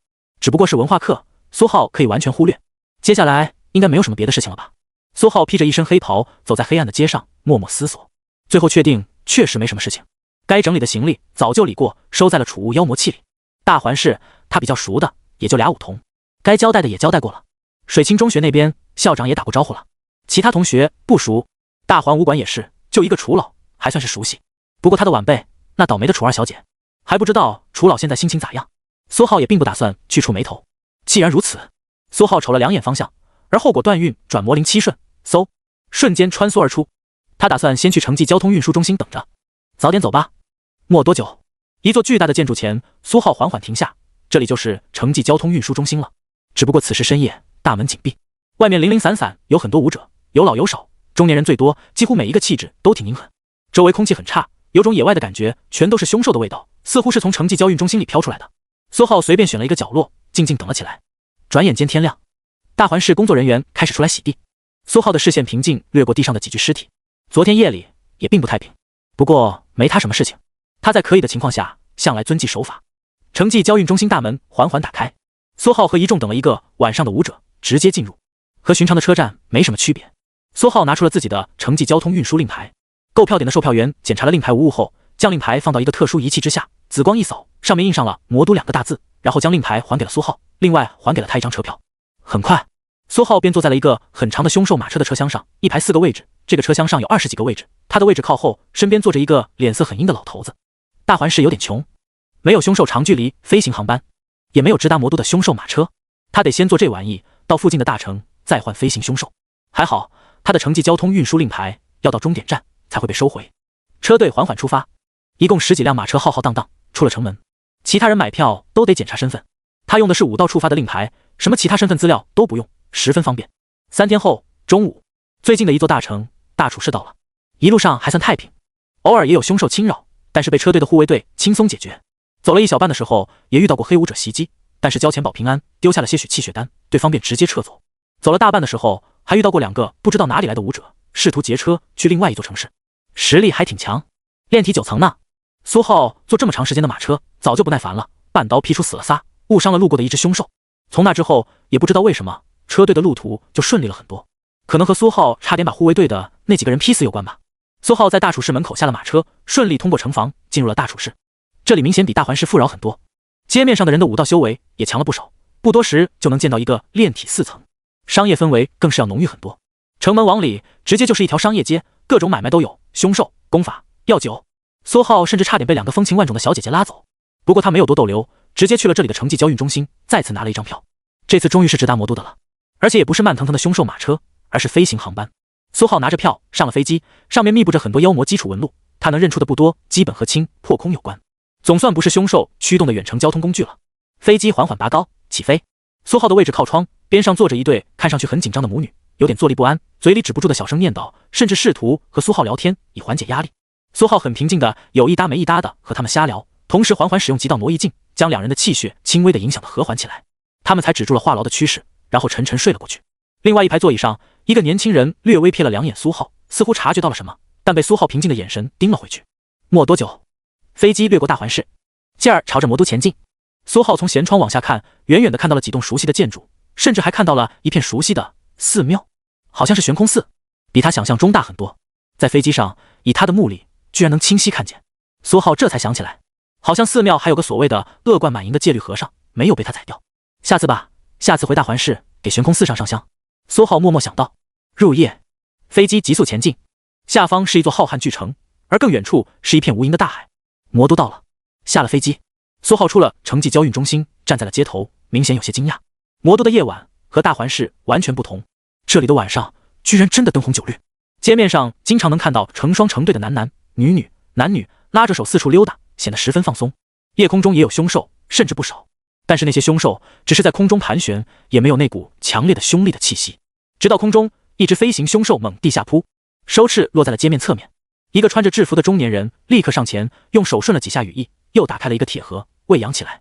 苏浩半晌无语，只能感叹有钱真好。这种大城用来巡逻的都是凶兽，还如此之多。人类控制凶兽，他之前只见过楚二小姐和千幻的人这样做过，但这里居然成了常态，差距太大了。街边打了辆车，苏浩直奔魔都武大。这也就是这种大城市了，还能打到车。他之前在大环市晚上向来打的是腿车，司机也是个话痨，以为苏浩是魔都武大的学生，和他唠今年高考的事情，然后询问苏浩作为魔武的学生如何看待今年新生居然出了个穷乡僻壤的第一。显然高考的热度还没有过去，他最后选择魔武的消息也早就流传出去了。苏浩对司机的话还能怎么说，只好说这个穷乡僻壤的新生肯定很天才，未来可期。司机嘿嘿一笑。半个多小时后，魔都武大到了。巨大的黑色武道石雕琢而成的校门上立着一个校徽，是一头不停变换形态的妖魔，边上刻着魔都武道大学这几个大字，那磅礴的气势震得苏浩心神一阵恍惚。虚影空间的武功虚影猝不及防，晃晃悠悠到了大半，但在恍惚中，苏浩似乎看到了一门拳法，一门指法，一门刀法，一门剑法，一门功法，一门秘法，正对应着这6个大字。但就像是真的错觉，苏浩并无所获。苏浩回过神，刚准备付钱下车，司机又是嘿嘿一笑，道：“不用了，我们的天才苏浩同学，嘿嘿，欢迎来到魔都。”搞半天早就被认出来了，甚至连合影都没有要一张。司机师傅潇洒离去，苏浩还能说啥？摇了摇头，转身走向魔都武大的大门。果不其然，被晚上执勤的保安拦住。新生现在能办入学吗？苏浩问道。保安看向苏浩的脸，隐隐似乎感觉有点熟悉，微微皱眉。但下一刻他像是想了起来，顿时眼神一亮，连连点头道：“能办，但是得等到明天白天。您现在可以入住魔都武大新生酒店公寓，学校每年都会为提前赶到武大的学生留房间，但是在校外就在前面不远处，具体入住学校得等开学前1周才行。”保安十分热情道：“多谢。”苏浩转身离去。现在距离开学还有1个月，他到的确实有点早，不过能办理入学就行。苏浩默默想到，能入学拿到学生身份，学校的各种免费资源都能开始用起来。苏浩也不是没做过功课，这几天在路上他可是把魔都武大好好的查了一遍，图书馆、修炼房、训练室、任务中心、武道研究室，太多了，而且全都免费，收费项目很少。虽然对他而言修炼、训练之类的都有点鸡肋，他根本不用修炼，但是图书馆和任务中心却是很重要的，前者能帮他多了解武道和这个世界的更详细的信息，后者攒积分资源不可或缺。而且到了魔都，他之前最担心的事情发生了，没凶受杀。城内太过于太平了，城外太远，一时半会儿没弄清楚这边的情况，也不好随随便便出城。所以接下来自然的去魔都武大的任务中心好好看看。除此之外，更重要的是能入学就能提前拿到之前和学校商量好的资源，3000积分、真血功法、真血武技、妖魔古刀、妖魔血脉改造，都很珍贵。他可是马上就能突破到真血了，真血玉佩里的无源真血马上就要转换完成。他的凶息爆骨功即将突破，之后的修炼还一头雾水。他对真血境十分陌生，大环市并没有太多这方面的资料。魔都武大新生酒店公寓，苏浩在前台拿出身份证，很快便申请了一间房，全部免费，还包3餐，可以一直住到正式开学，算是极为良心。靓丽的服务生前台甚至想要亲自带着苏浩上楼，但是苏浩感觉他有点过于热情，婉拒。关上房间门，这是一间平平无奇的公寓房，床、桌、打坐垫子、木刀、武技测试石，一应俱全。除此之外什么都没有。苏浩四处检查了下，没有在暗处发现什么奇奇怪怪的设备，于是直接倒在了床上。这几天虽然对他来说不算什么，但是精神还是颇为疲惫。第二天一早，阳光升起，风儿喧嚣。苏浩匆匆洗漱，便下楼，打算直奔魔都武大，先入学了再说。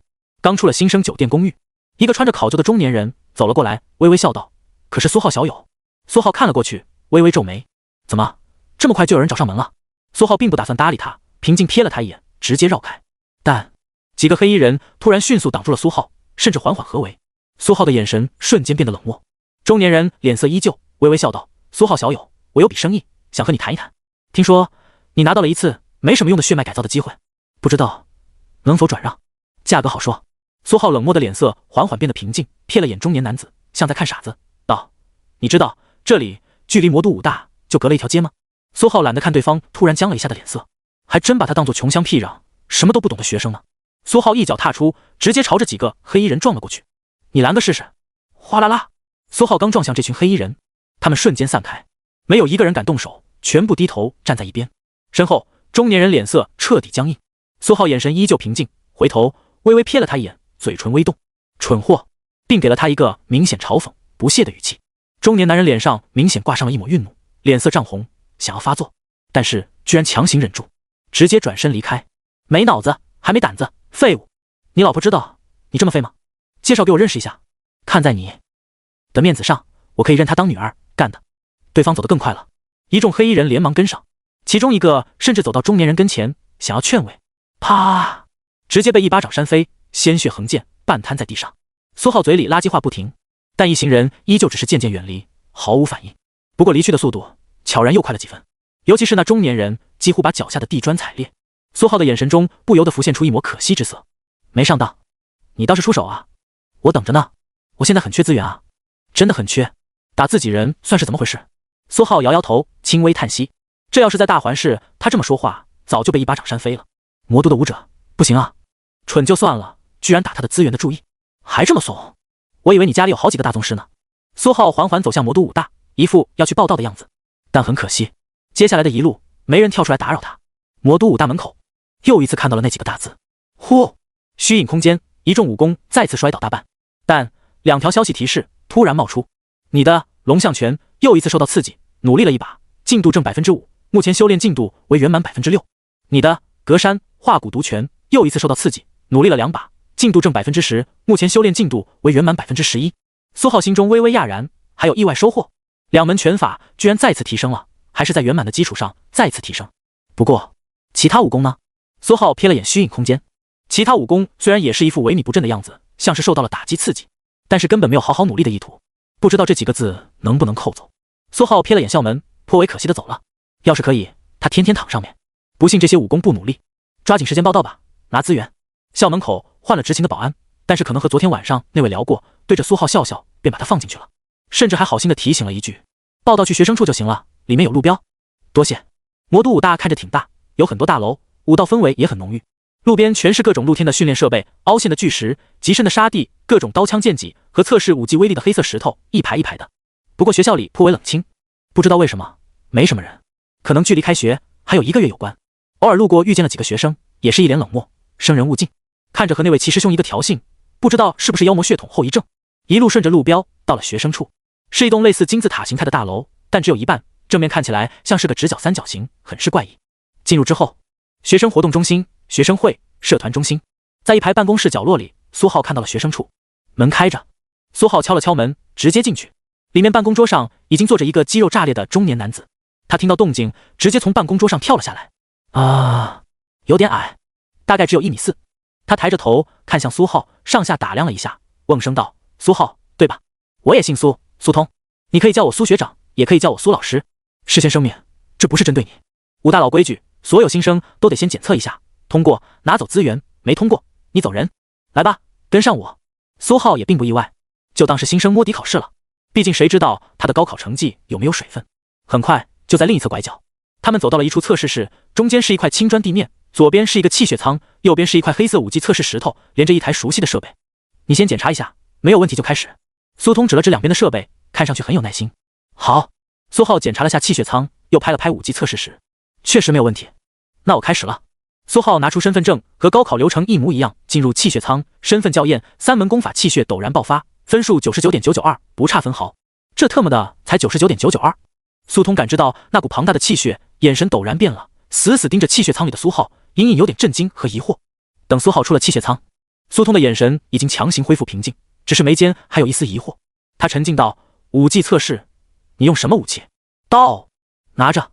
苏通立刻从边上柜子里抽出一柄高考同款钢刀。苏浩拿过身份证，在另一侧武技测试时连接的设备上进行身份识别和校验。依旧是3分钟。模式一刀斩，叠加暴风影刀斩，再叠加2种虚影。是。一柄虚幻黑刀携带狂暴的风暴直直斩出，空气激荡，狠狠砍向武技测试时，一刀硕大刀痕深入武技测试时近1/3的距离，周遭千疮百孔，满是暴风刀痕。这小子特么的凝聚武道真意了，1/3，真血镜伤害，这特么才高考第3，前2个作弊了吧？苏通站在苏浩身后，眼神又一次变了，头顶上差点没忍住冒出一柄钢刀虚影。苏老师。苏浩手中钢刀再次掉落成渣，转头看向苏通。苏通按耐住自己的疑问，深深看了苏浩一眼，缓缓道：“你没问题，通过了，成绩会自动上传。跟我走，来领你的东西吧。”没多久，苏浩拎着一把古刀，低头盯着，但眼神有点放空。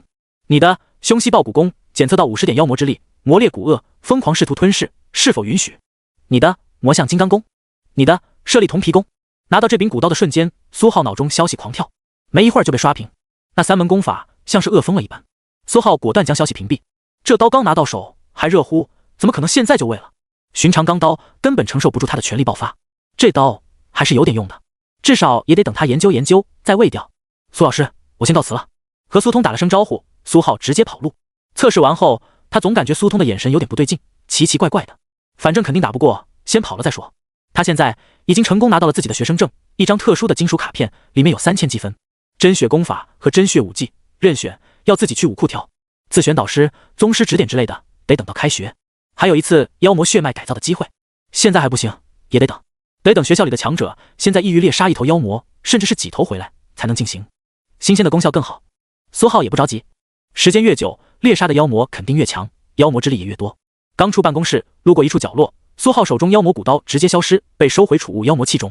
出了这座造型奇怪的大楼，苏浩直奔图书馆。不是他好学，而是还没开学，没有老师指点，他只能自学。真血境界，他还一头雾水呢。这几天他就要突破了，后面总不能愣着啥也不做。武考第4，那个叫张平玉的境界分数可比他高99.997%，实打实的半步真血，而且还是魔武附属中学的100%进魔武。搞不好开学的时候，人家也已经正式踏入真血，甚至更往前了几步。他高考说是半步真血，实际也就炼体9层巅峰，进度还差0.15%呢。别人的进度不一定比他慢。等正式开学不动用底牌的情况下，要是打不赢他，那可就尴尬了，资源还不得暴降。而且据说魔武附属中学的学生基本全部是天生自带妖魔血脉，还不知道打起来是个什么体验。图书馆是一座圆形建筑，在学校的西北角，边上还有一片湖，很宽广，里面隐隐有窥探的目光往外看，气血波动不小。苏浩以为是饲养的一些观赏鱼，直到他看到几个穿着白色厨师服的武者带着钢叉一头扎进湖里，从里面插出来一串凶兽鱼蟹，然后当场卖给了另外一个武大学生。原来都是饲养的食材。苏浩摇了摇头，拿着金属卡片刷卡进了湖边的图书馆。他刚才还想着跳进湖里宰几头，现在看来是不行了，要卖钱的。图书馆总共有5层楼，第5层不让进，那是武库。其他4层除开了几间阅读室，其他的全都是书架，密密麻麻，并且全部免费。图书馆里也有不少武者翻阅着一本本书，不知道在研究着什么。有气息强大的100%真血，也有气息较弱的才炼体境界，估计是大2的吧。1年了还没能突破到真血，不过也算是正常。就算是联邦名校，那些压线炼体7层考进来的，2-3年时间能突破到半步真血就不错了。武者和武者之间的差距远比武者和狗之间的差距大。这本还有这本，苏浩快速在书架上挑挑拣拣，拿着7、8本书同时带到了一张无人的桌子前。周围也有武大学生，但是没有任何一个人因为他的动静而抬头半分，大家都沉浸在自己的世界里。苏浩一本本翻开面前的几本书，真血的奥秘、血之道答案、真血特性研究笔记、真血功法衔接技巧。星斗偏转，夜色又一次降临。苏浩缓缓抬头，感觉神采奕奕，太奇特了。他之前只知道炼体之上是真血境，真血境需要凝聚真血，但现在才知道并不是那么简单。真血境并不是一开始就凝聚真血，而是以凝练真血为目标。真血1层到3层逐步凝聚血气，若主修功法是皮，那就以皮为起始，逐步强壮筋骨。其他的主修功法也是一样，三者和谐圆满，则为真血3层巅峰。第4层开始改造五脏，心、肝、脾、肺、肾，每改造成功一项，凝聚一项五脏血气，境界提升1层，一直到真血8层，五脏全部改造完成。第9层筋、骨、皮圆满，五脏圆满，才开始凝聚真血。这个时候，身体才承受得住真血的威力。然后便是漫长的养血、凝血的过程。等进无可进，便是真血圆满。之后便要考虑如何突破到先天。炼体境界还能越阶挑战一下，真血境界就很难了。每一层之间差距极大，除非武技实在逆天，绕过境界伤人。比如武技通神，可斩气血，也可斩神，一刀劈出，五道虚影掠出，强行将敌人斩成傻子。但这是伤人又伤己的做法。五道虚影也是武者的精神凝聚，受损很难恢复。不过苏浩默默思索，他的武功虚影貌似不用担心这种受损，甚至他还能斩着玩。精神损耗，那是什么？斩个几道虚影还消耗精神，完全没听说过。苏浩在看到这些资料的时候，瞬间不慌了。等他突破真血，第一件事就是把刀法提升上来，正式突破到通神境界，让武功虚影帮他战斗。他坐享其成，真血的气血质量估计已经能支撑虚影外放战斗了。出了图书馆，夜风微冷，苏浩出校回到魔武新生酒店公寓。真血功法和武技都不着急，还没突破呢。真血功法和炼体功法的衔接也很重要，有本书专门提到了武功象性，越高越好。苏浩打算突破后，让自己的武功虚影自己选择后续的真血功法，象性肯定高。刚进酒店大门，酒店大堂沙发上，一个平头年轻人从站起走向苏浩，他伸出右手，声音温和：“你好，我叫张平玉。”张平玉。苏浩看着面前这个伸出手的平头年轻人，微微有点意外。来看看能压下他的是何方神圣，还是……你好，我叫苏浩。伸手不打笑脸，苏浩同样伸手，并没有所谓的试探的环节，两人很快就各自收回了手。苏浩也不着急，平静看着对方。张平玉同样看向苏浩，脸上先是挂上了一抹歉意，随后直接讲出了来见苏浩的目的。苏兄，很抱歉冒昧提出这个请求，我们中学的学生和老师对于我这次高考失利十分不满，得知苏兄已经在魔武报道，特意要求我邀请苏兄于近期在我们中学进行友好的武道切磋较量，不知道苏兄可否？苏浩脸色依旧平静。友好的武道切磋较量，谁信？无非不服气呗。你让我去我就去。苏浩语气平淡道，你知道很冒昧，怎么还好意思提？张平玉没想到苏浩会这么回答，直接愣了，有点懵逼。但很快他的脸色就恢复正常。有报酬，你赢了1块妖魔脊骨，你输了2块。张平玉顿了顿，又补充道，全新的，无论输赢都给你，不是找你要。苏浩眼前顿时一亮，立刻道，我赢了2块，输了10块。全新的，是给我，不是给你。张平玉闻言，脸上不由得有点犹豫，咬牙道，苏兄可否容我2天？我们还没有准备好这么多。哦，这样啊。苏浩瞬间有点失望，还以为现在就能拿到手呢。那你们准备好了再来吧。苏浩摆了摆手，径直转身上楼，徒留张平玉愣在原地。刚进房门，苏浩不由得摇头，挺年轻一小伙子，怎么感觉这么模式化？脸上的表情、语气、动作充满了不自然的训练感。不过管他呢，我又不是他爹，能坑一笔是一笔。全新的妖魔脊骨，不知道藏了多少妖魔之力，管他藏了多少，白嫖的就是爽。另外没算错的话，明天真血玉佩就要转换出来了，到时候凶膝抱骨功就能正常突破了吧？苏浩不由得有点期待。正常武者吸收足够的真血诱引，还需要等待融合，因为功法能潜移默化对身体进行改造，直到彻底到达极限，才会轰的一下完全跃升生命层次。这个时间有人很长，甚至持续数十年，也有人很短，几个月搞定。这期间便是半步真血，这个不上不下的境界。但苏浩并不是很担心，武功要是突破，自然是完全突破。毕竟吸收真血之力的不是他，而是他的武功，不可能存在什么等待期。恐怕到时候直接就会越过所谓的半步真血，突破到真血1层，然后就能正常修炼了。苏浩心中默念，他的刀法卡在圆满50%上下已经很久了，要不是怕刀法太强把自己弄死，他早就将刀法融合突破到圆满之上，并正式凝聚刀法虚影了。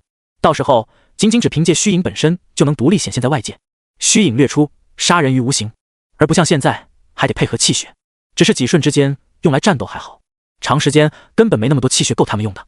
安稳的一夜过去，天光大亮，苏浩拿出那块真血玉佩，里面的真血已经转换完成，脑子里再次跳出很多提示音。你的魔象金刚功，全是躁动的武功。昨天是想着要他把妖魔骨刀给废了，吞噬妖魔之力，今天是抢着要吸收真血之力，没有一次不是争争抢抢，和这个世界的那些疯狗武者一样，一点也不知道讲究个退让，不像他这么的温良恭俭让，和这个世界那些疯狗一样的武者格格不入。苏浩扫了眼自己现在住的酒店房间，果断收起玉佩，突破的去闭关房，可不能在这种地方突破，弄得千疮百孔，他可赔不起。这里毕竟不是大环市，房价太贵。下楼在餐厅随便吃了点免费的自助，苏浩直接回了魔都武大。闭关场所学校也是免费提供，等正式开学分配宿舍，到时候更近更方便。闭关大楼是一整栋大楼，足10几层，矗立在距离图书馆不远的位置。苏浩进了大门，前台是一个平平无奇的青年，正在看着不知道什么小人书，说是书，其实只有一页，密密麻麻画着各种剑招。你好，申请闭关房。苏浩按照台面上贴着的指示，掏出了自己的金属卡片。平平无奇的青年把自己的小人书往里放了放，避免被看到。随后拿过苏浩的金属卡片，操作了一下，0311。平平无奇的青年十分公事公办地报出了一个数字。多谢。苏浩接回金属卡片，立刻就走，并且越走越快，直到他完全消失在尽头拐角，才缓缓松了口气。一字电剑，想要成为你的武功，是否允许？苏浩微微凝视虚空，看着这条闪烁不定的消息，心中有点意外，但又不是很意外，就是瞥了一眼，居然多了一门武功。很快，苏浩在3楼找到了0311房间，一刷金属卡片，门直接打开。这是一间十分正常的闭关房，墙壁四周都用特殊的材料制作，隔音恒温，还很抗造。苏浩合上大门，手掌贴着墙壁地面和每一个角落，用穿透镜细细扫了一遍，确定没有任何问题。一字电剑，想要成为你的武功，是否允许？消息依旧在闪烁。是，允许。苏浩盘坐在闭关房地面上的坐垫上，心中默默允许。你都这么努力，想要成为我的武功了，我不要岂不是有点不礼貌？一字电剑经过允许，成为了你的武功，进度正1%，达到入门1%。一字电剑为真血武技，你的境界不足，进度负2%，达到未入门。一连跳出2条消息，苏浩差点以为自己看错了，仔细扫了好几次，才确认不是自己眼花。第一次见进度还带减少的，甚至还是从入门到未入门，还有这种奇葩武功。得，不管他了。苏浩无力吐槽，直接拿出自己的真血玉佩。你的凶膝爆骨功发现100点真血之力，想要吞噬，是否允许？否，暂存。真血玉佩上血气陡然蒸腾冒出，又如沉香，缓缓落在掌心，渐渐消失无踪。待吸收，真血之力100点，无缘。凶膝爆骨功90点。苏浩意念一动，待吸收的真血之力便只剩下了10点，能省一点是一点。你的凶膝爆骨功吞噬90点真血之力，进度正0.15%，修炼进度达到第9层100%。你的凶膝爆骨功突破至真血境，你的特性发生进化，终极巅峰凶膝爆骨，高级凶膝爆骨。呼！陡然间，苏浩浑身骨骼滚烫，一层火热的力量从骨骼深处涌出。哗啦！突然，一道炽热的火光透体而出，黑袍甚至渐渐被炙烤的焦黑。我去！苏浩手一抖，储物妖魔器直接脱手而出。轰！火光陡然旺盛，火焰从苏浩身体处处毛孔钻出，完全变成了一个小火人。3个小时后，苏浩缓缓睁开双眼，地面全都是衣物灰烬。系统，一块白色面板浮现。宿主苏浩，境界真血1层，真血2层，真血3层。武功魔象金刚功，真血，进度0%。凶膝爆骨功，真血，进度0%。舍利铜皮功，真血，进度0%。暴风引刀斩，圆满，进度51%。魔式一刀斩，圆满，进度1%。魔灵七顺步，圆满，进度1%。龙象拳，圆满，进度6%。格山化骨毒拳，圆满，进度11%。极道挪移镜，圆满，进度1%。刻印刀法，入门，进度1%。真血一字电剑，入门，进度1%。特性：高级舍利铜皮，高级凶膝爆骨，高级魔象巨力，终极穿透镜，终极挪移镜，终极龙象手，终极魔灵七顺，终极仰视斩，终极巅峰暴风影斩。待吸收，真血之力10点。现在的面板变得格外奇怪。凶膝爆骨功突破，踏入真血，苏浩的生命层次瞬间爆裂般提升。另外2门武功没有了生命层次的压力，顺势努力了一把，直接突破到了真血。真血1层到3层，本来就是以一门功法为主，逐步凝聚血气，完善筋骨皮，一般都是这样一层层的来。但他3门炼体功法全部踏入真血，直接让面板错乱。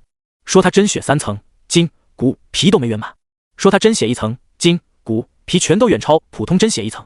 在系统面板上，他现在处于一种奇特的境界，同时是真血1层、2层、3层，修炼估计也是1层、2层、3层的进度同时提升。等别人1层圆满，迈向第2层，他估计都直接3层圆满，甚至可以着手试图突破到第4层，凝聚内脏血气了。苏浩也不知道他这种情况算不算正常。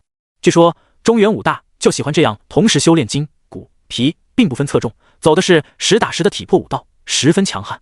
我这应该也没啥问题吧？苏浩也不是很自信，昨天在图书馆看书还是看少了，没想到另外2门武功居然加了把力，也跟着突破，一下子给他搞不会了。算术等等还是继续去查查资料吧，不然只能在学校里找个老师问问了。现在还没选导师，不知道人家乐不乐意免费回答。苏浩微微叹了口气，有时候功法太努力也不是件好事。苏浩很快便重新振作，在地上捡起刚才甩出去的储物妖魔器，从里面拿出来一套衣服换上，随后苏浩的视线又重新落在了面板之上。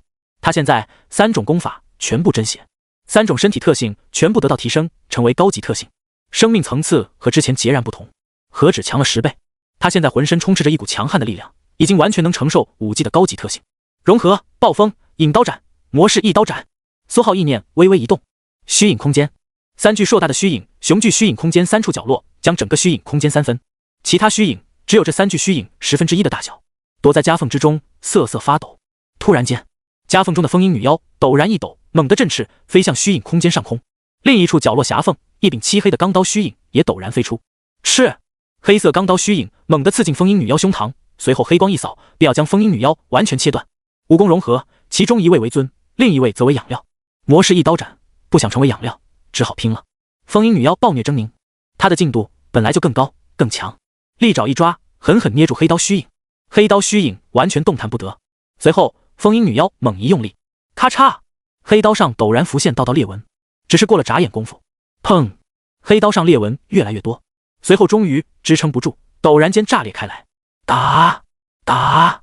风音女妖在空中快速穿梭，一边发出兴奋的啼叫，一边迅速啄食黑刀碎片。蹭蹭，风音女妖将所有碎片全部吞噬，身上羽翼渐渐变得奇怪起来，带着一抹别样的黑色，羽翼形态也缓缓发生变化，变得像极了一把微型黑刀，体型更是变大起来，缓缓扩展到了之前的10倍有余。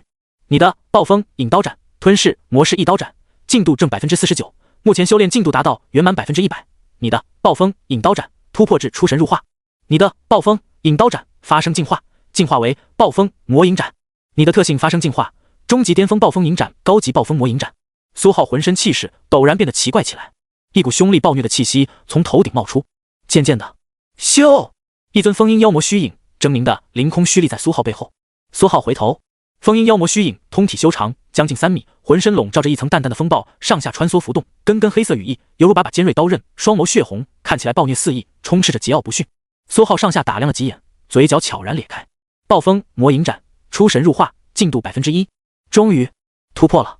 他的武功虚影终于能破体而出，而且不是普通的武功虚影，而是妖魔虚影。这是一尊风音妖魔，天然能控制暴风，他的体内遍布着密密麻麻的妖魔基础纹路，并且又是刀法真意，每一缕暴风都是一缕刀意，强到炸裂。若是融合气血，他就能控制气血，将其化作狂暴的刀意暴风，轻松切割撕碎敌人。但他也能直接以虚影状态冲杀攻击敌人之神识，湮灭敌人之灵魂。在真血境界，这是为数不多能跨越强大的境界壁垒、越级战斗的手段。风音妖魔虚影似乎有点压抑，没有苏浩的命令，他也不敢瞎动弹。闭关房层高虽然很高，但对他而言，稍微动一动就可能跑到其他房间。回来吧。苏浩强忍住适用的想法，将其召回虚影空间。但苏浩看向了闭关房角落那块桌子大小的黑色武技测试石，右手微微抬起，掌心几缕暴风陡然凝聚，咻！无声无息间，黑色武技测试石直接裂开成几瓣，哗啦几声碎落在地。威力还行。苏浩盯着黑色武技测试石，陡然间碎石堆上猛地一阵刀光从内部爆闪，蹭蹭蹭，近半被搅碎成了碎渣。那几缕暴风并没有被完全消耗掉，而是悄无声息潜藏在了碎石堆里。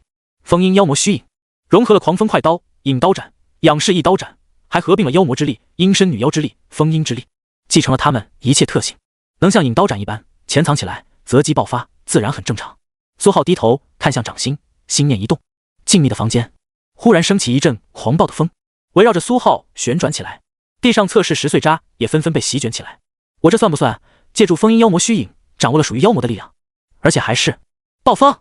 苏浩一挥手，所有灰尘、碎石渣砸向房间角落垃圾桶，直接将其堆满。随后又一步踏出，呼！狂风卷袭着苏浩，直接将其托起。凌空虚立，苏浩俯视练功房，头顶几乎接触到了天花板，心念又微微一动，狂风停止，瞬间坠落。而在即将落地的刹那，速度又猛地下降，像是有什么东西在缓冲。大！苏浩双脚毫无冲击的轻轻放在地上，能飞了，就是有点费血气，不大好用啊。话是这么说，但苏浩的嘴角再次裂开。魔都五大附属中学校长办公室，几箱妖魔脊椎骨正在被几个壮汉往里搬运。放这儿，放这儿。一个穿着武道制服的中年男人死死盯着那些壮汉，站在一边指挥。等10个箱子被堆在办公室角落，他才擦了擦额头上不存在的汗，走向坐在办公桌后的校长。校长，真的要给那小子这么多妖魔脊骨啊？是不是有点亏？校长一头白发，但是脸蛋看着却像个少年。他淡淡瞥了一眼，你懂什么？ 10根脊骨而已，换来的可是魔都5大新生第一的名头。中年男人不由得又擦了擦额头不存在的汗。校长这话真是毫无人性。不过中年男人又有点疑虑，道：万一那小子耍诈不肯打假赛怎么办？我们又被打了1次脸，还得赔出2根脊骨。魔武附属中学校长闻言，嘴角微微勾起。平玉这2天小有进展，发挥妖魔血统，能战真血。输？他拿什么说？就凭一个小城少年，就凭领先的那0点几分。过2天比赛，我让你邀请的魔武的教导主任，务必让他到场，到时候让他看看到底谁才是新生第一。入学典礼接受洗礼的时候，平玉必须站在第1排第1个。呵呵，小地方的小家伙目光短浅，几根脊骨就被收买了，以后连哭都不知道在哪里哭。魔武附属中学校长似乎将压抑许久的郁气一口气吐了出来，但又像是在为苏浩感到惋惜，甚至摇了几下头。呵，是啊，中年男人陪笑道，其实他根本不知道苏浩有什么好哭的。他的视线悄然盯住了那10个大箱子，心里满是不舍和贪婪。苏浩开心的下楼准备退房，虽然房间太小，完全施展不开。1楼大厅，那个平平无奇的青年依旧研究那些密密麻麻的剑招，甚至嘴里喃喃自语。苏浩成功突破，成功掌握暴风，四面八方的声音被风吹进他的耳朵，导致听力大涨。全是什么剑、什么电之类的，一听就知道青年的路子研究错了。一字电剑，重点在一字，而不是电，甚至也不是剑。他这样根本无法将一字电剑入门。不过和他没啥关系，苏浩就当作不知道，开心的退房离开，然后转身就去了图书馆。他现在得好好研究研究如何选择真血功法。按照常规，他只用选择1门和主修武功相性高的功法就行。但现在认真算，他有3门主修功法。之前在图书馆研究那些资料得到的经验，一下子就不管用了。进了图书馆，苏浩动作依旧，但声音很轻，风主动将他的声音湮灭。这次找了很久，苏浩才在一个和中原5大相关的书架翻到了几本书：霸体的真血之路、中原5大不传之秘的猜测与解析、论炼体同修3门不同功法的必要性。苏浩搬着厚厚一摞书，再次寻了个空位，认真翻阅起来。他是真没想到，有挂的他还得认真学习。许久，又一次夜幕降临，苏浩才缓缓合上手中的书。原来是这样，他的视线落在那本霸体的真血之路上。筋、骨、皮、炼体3要素。筋在武道中指的不是筋膜，而是肌肉，对应力量，比如魔象金刚功。翻翻字典就知道筋是肌肉的旧称。骨、皮自然不用多讲，他的3门炼体功法同时突破至真血，和寻常只修炼了1门的武者天然不同。寻常武者只有一种高级身体特性，以骨骼为主的武者为例，只要由于主修功法对应的骨骼类别的真血功法，就能继续修炼。他们的真血1层、2层、3层，虽然也是逐步圆满骨、筋、皮，但主要还是以骨骼为主。就算是真血3层，也只有一种和骨骼相关的高级身体特性，另外2者都是为了强大骨骼特性的手段。苏浩的情况特殊，他得找到1门真血功法，能同时继续提升筋、骨、皮，因为他的炼体功法上限已经到了，早就进无可进。现在就得借助真血功法才能继续突破，但这并不是一件简单的事情。一个个来，以筋、骨、皮其中一个为核心，很容易，但想齐头并进，要知道每个人身体情况都不一样，筋骨皮3者总有强弱之分，但凡控制不到位，其中一者强了，或者其中一者弱了，平衡瞬间打破，侧重也会自然而然的出现。寻常人侧重一者只有一种高级身体特性，而苏浩有3种，平衡差异出现，3种身体特性会在瞬间爆发冲突。由于功法不同，各自独立，较弱的那一方瞬间会被强势的一方抽空，将其化作养料，不然能做到这一步的武者，其体魄也不会称之为霸体。3种高级特性熔炼合一，互相成就，能发挥远超1+1+1的威力。看起来真复杂，真血境界功法得巧妙地继承融合那3门炼体功法，修炼的时候还得控制，必须同时同步变强，不然一招不慎，很容易导致特性冲突，气血碰撞，爆裂而亡。不愧是中原5大的不传之秘。苏浩默默皱眉思索，但很快就想到了办法。3门功法同时和真血功法融合起来费劲，那干脆提前让那3门功法变成1门功法就好了，只是让他的武功虚影互相谦让，融合一下而已。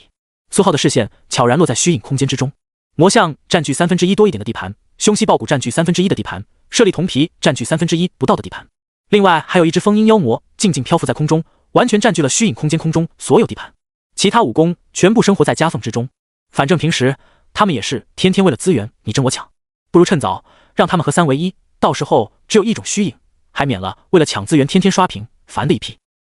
苏浩觉得大有可为，他的刀法虚影都融合好几次了，没道理武功虚影还天天摆烂。好好的虚影空间，难道不该是武功1家亲？现在一个个都快搁得成罢了。苏浩将所有书搬到还书台，出了图书柜，又重新赶往闭关大楼。1楼大厅还是那个平平无奇的青年，他快速帮苏浩找了间房间，4220房。多谢。苏浩收回金属卡片，径直走向楼梯。砰！4220房门关上，看你们自己了。苏浩将视线落在虚影空间，魔像、凶膝爆骨、舍利铜皮早就跃跃欲试。无论是凶膝爆骨还是舍利铜皮，哪个没有被魔像欺负过？而魔像也是极为不满，本来有资源，向来先给他，结果炼体后期的时候，资源全都被凶膝爆骨抢了。要不是突破的时候他努力，现在还是炼体9层巅峰。其他武功虚影全部缩在虚影空间边缘，就连封印妖魔都漂浮得更高了一些。大佬们打架，他们看热闹，功法虚影们一个个就差瓜子板凳。没多久，魔像虚影率先不耐烦了，一甩鼻子，猩红的眼睛狰狞，一对象牙闪烁着凛然寒光。他微微瞥了一眼虚影空间角落，看热闹的龙象虚影猛地一颤，不由自主飞向魔像虚影，然后被一张血盆大口狠狠吞了进去。你的魔像金刚功强势吞噬龙象拳，你的龙象拳进化为魔像金刚拳，你的魔像金刚拳成为魔像金刚功附属拳法，你的终极特性发生进化，终极龙象手，终极巅峰魔象手。好！魔像虚影仰天长啸，四只蹄子陡然变得粗壮了几分，覆盖上了一层极厚极其森然的鳞片，一对象牙表面也隐隐像是盖上了一层又一层的黑色尖锐鳞片，然后猛地朝着凶膝爆骨冲刺了过去。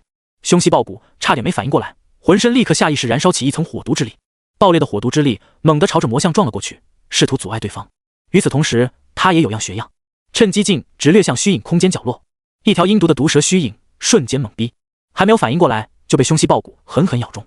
你的凶膝爆骨功偷袭成功，成功吞噬格山化骨毒拳，你的格山化骨毒拳进化为凶膝阴骨毒拳，你的凶膝阴骨毒拳成为凶膝爆骨功附属拳法，你的终极特性发生进化，终极穿透镜，终极巅峰凶膝阴毒穿透镜。魔像虚影鳞甲一颤，强势撞开火毒之力，狠狠踏向凶膝爆骨。但凶膝爆骨体表瞬间缠绕这一条阴毒的骨蛇，爆裂的火毒之力被凶膝爆骨喷涌而出，在空中划出一道火毒巨浪，砸向魔像。刹那间，阴毒的骨蛇也张开巨口，猛地也喷出一道阴毒巨浪。炙热的火毒，阴冷的阴毒，两者精准碰撞，几乎瞬间，轰！巨大的炸裂声音响起。舍利铜皮虚影站在一旁，直接傻了。你们特么的进化不带我！他连忙看向其他武功虚影，但其他武功虚影连忙疯狂跑路，不给他丝毫机会。轰！魔像虚影狠狠踏蹄，体表一阵抖动，长出一层又一层诡异黑色鳞片，但依旧被巨大的冲击打得连连后退，颇显狼狈。嘶嘶！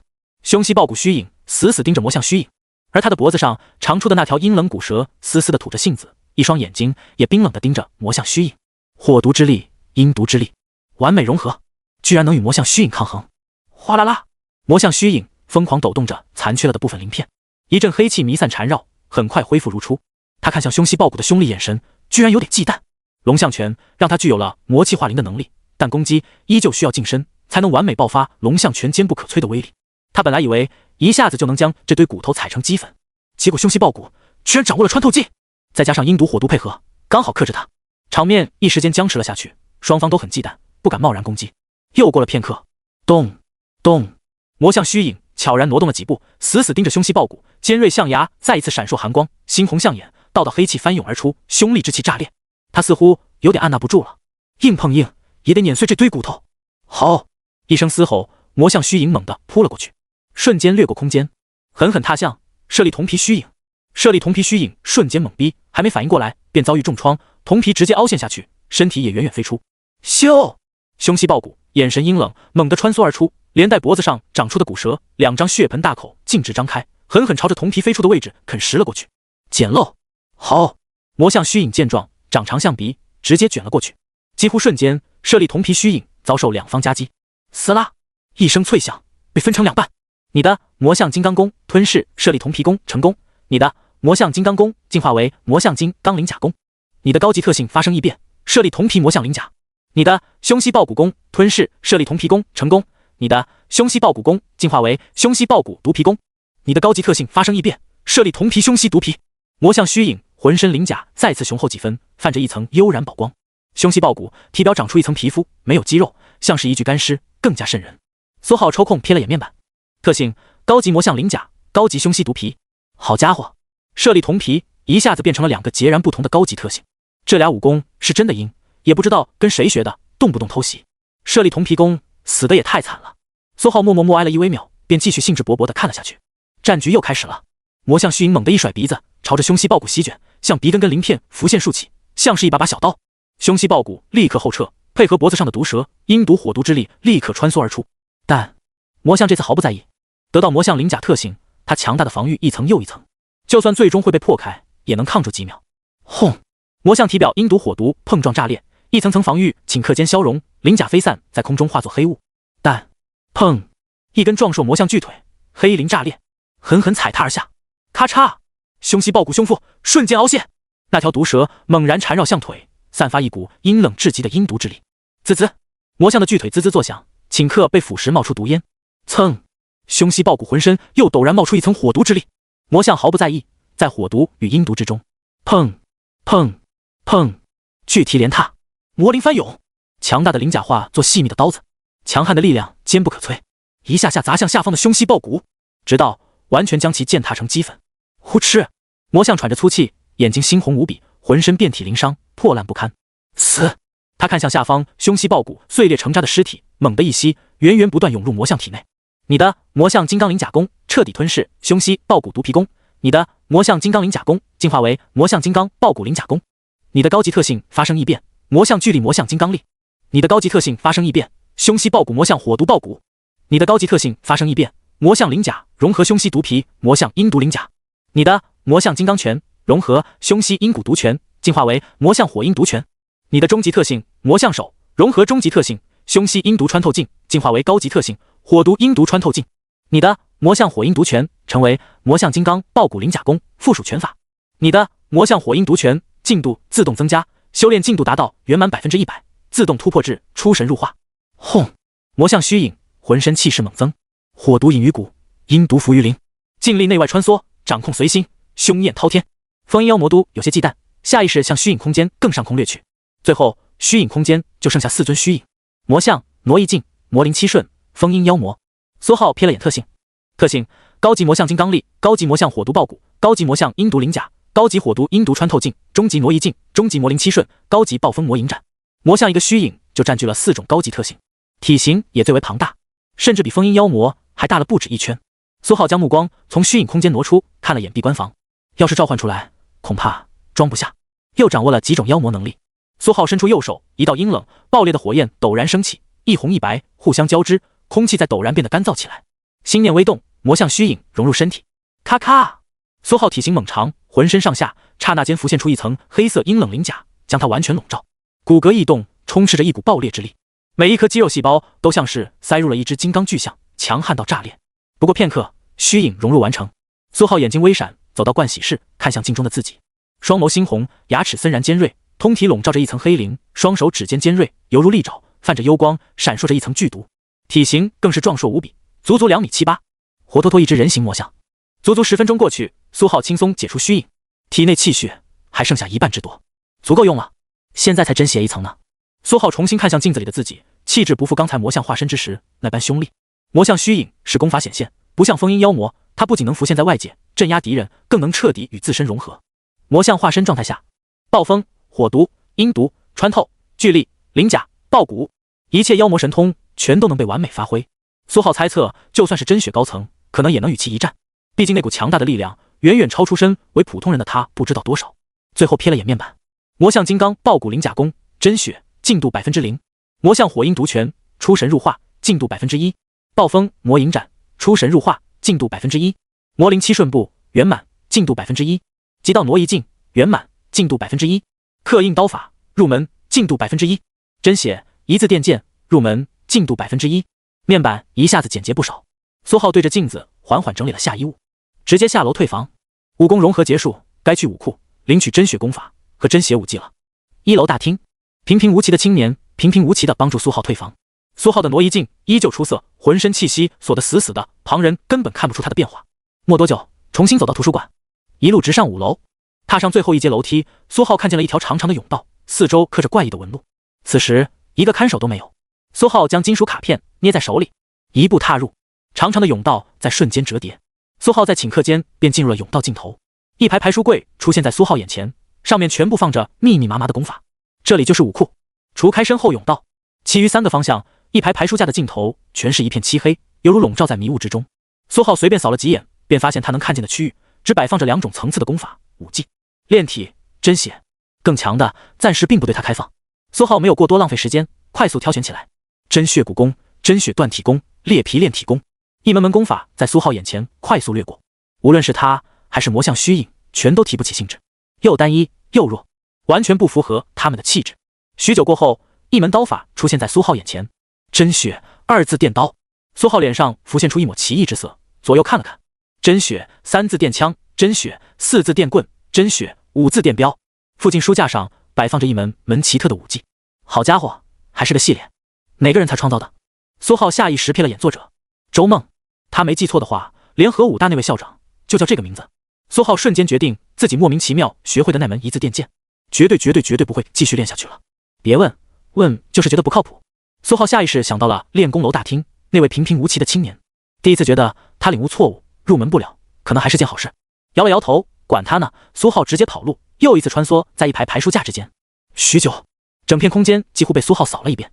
一条提示弹出：你的魔像金刚爆骨灵甲功突然异动，极度想要融合真血2仪断体功。苏浩瞬间停下，看向手里这本功法简介：控制体内阴阳之气，断体。难怪魔像最后选了这门，确实挺合适的。那就它了。苏浩将金属卡片贴在这本功法上，瞬间，本来一片空白的简介之后浮现出一页页文字：真血2仪断体功，想要成为你的武功，是否允许？赞否？然后就该选一门真血武技了。苏浩将手中完全显现的功法收入储物妖魔器，默默思索：刀法他有，拳法他有，步法也有，好像没什么缺的了。再选一门刀法好了，看看真血武技和炼体武技之间到底有什么区别。苏浩根据记忆快速回到最角落的一个书架前，拿起一本秘籍：真血双降咒语刀。没有别的意思，只是因为这本刀法简介写的，这门刀法极度难练，需要结合5脏气血才能完美发挥威力。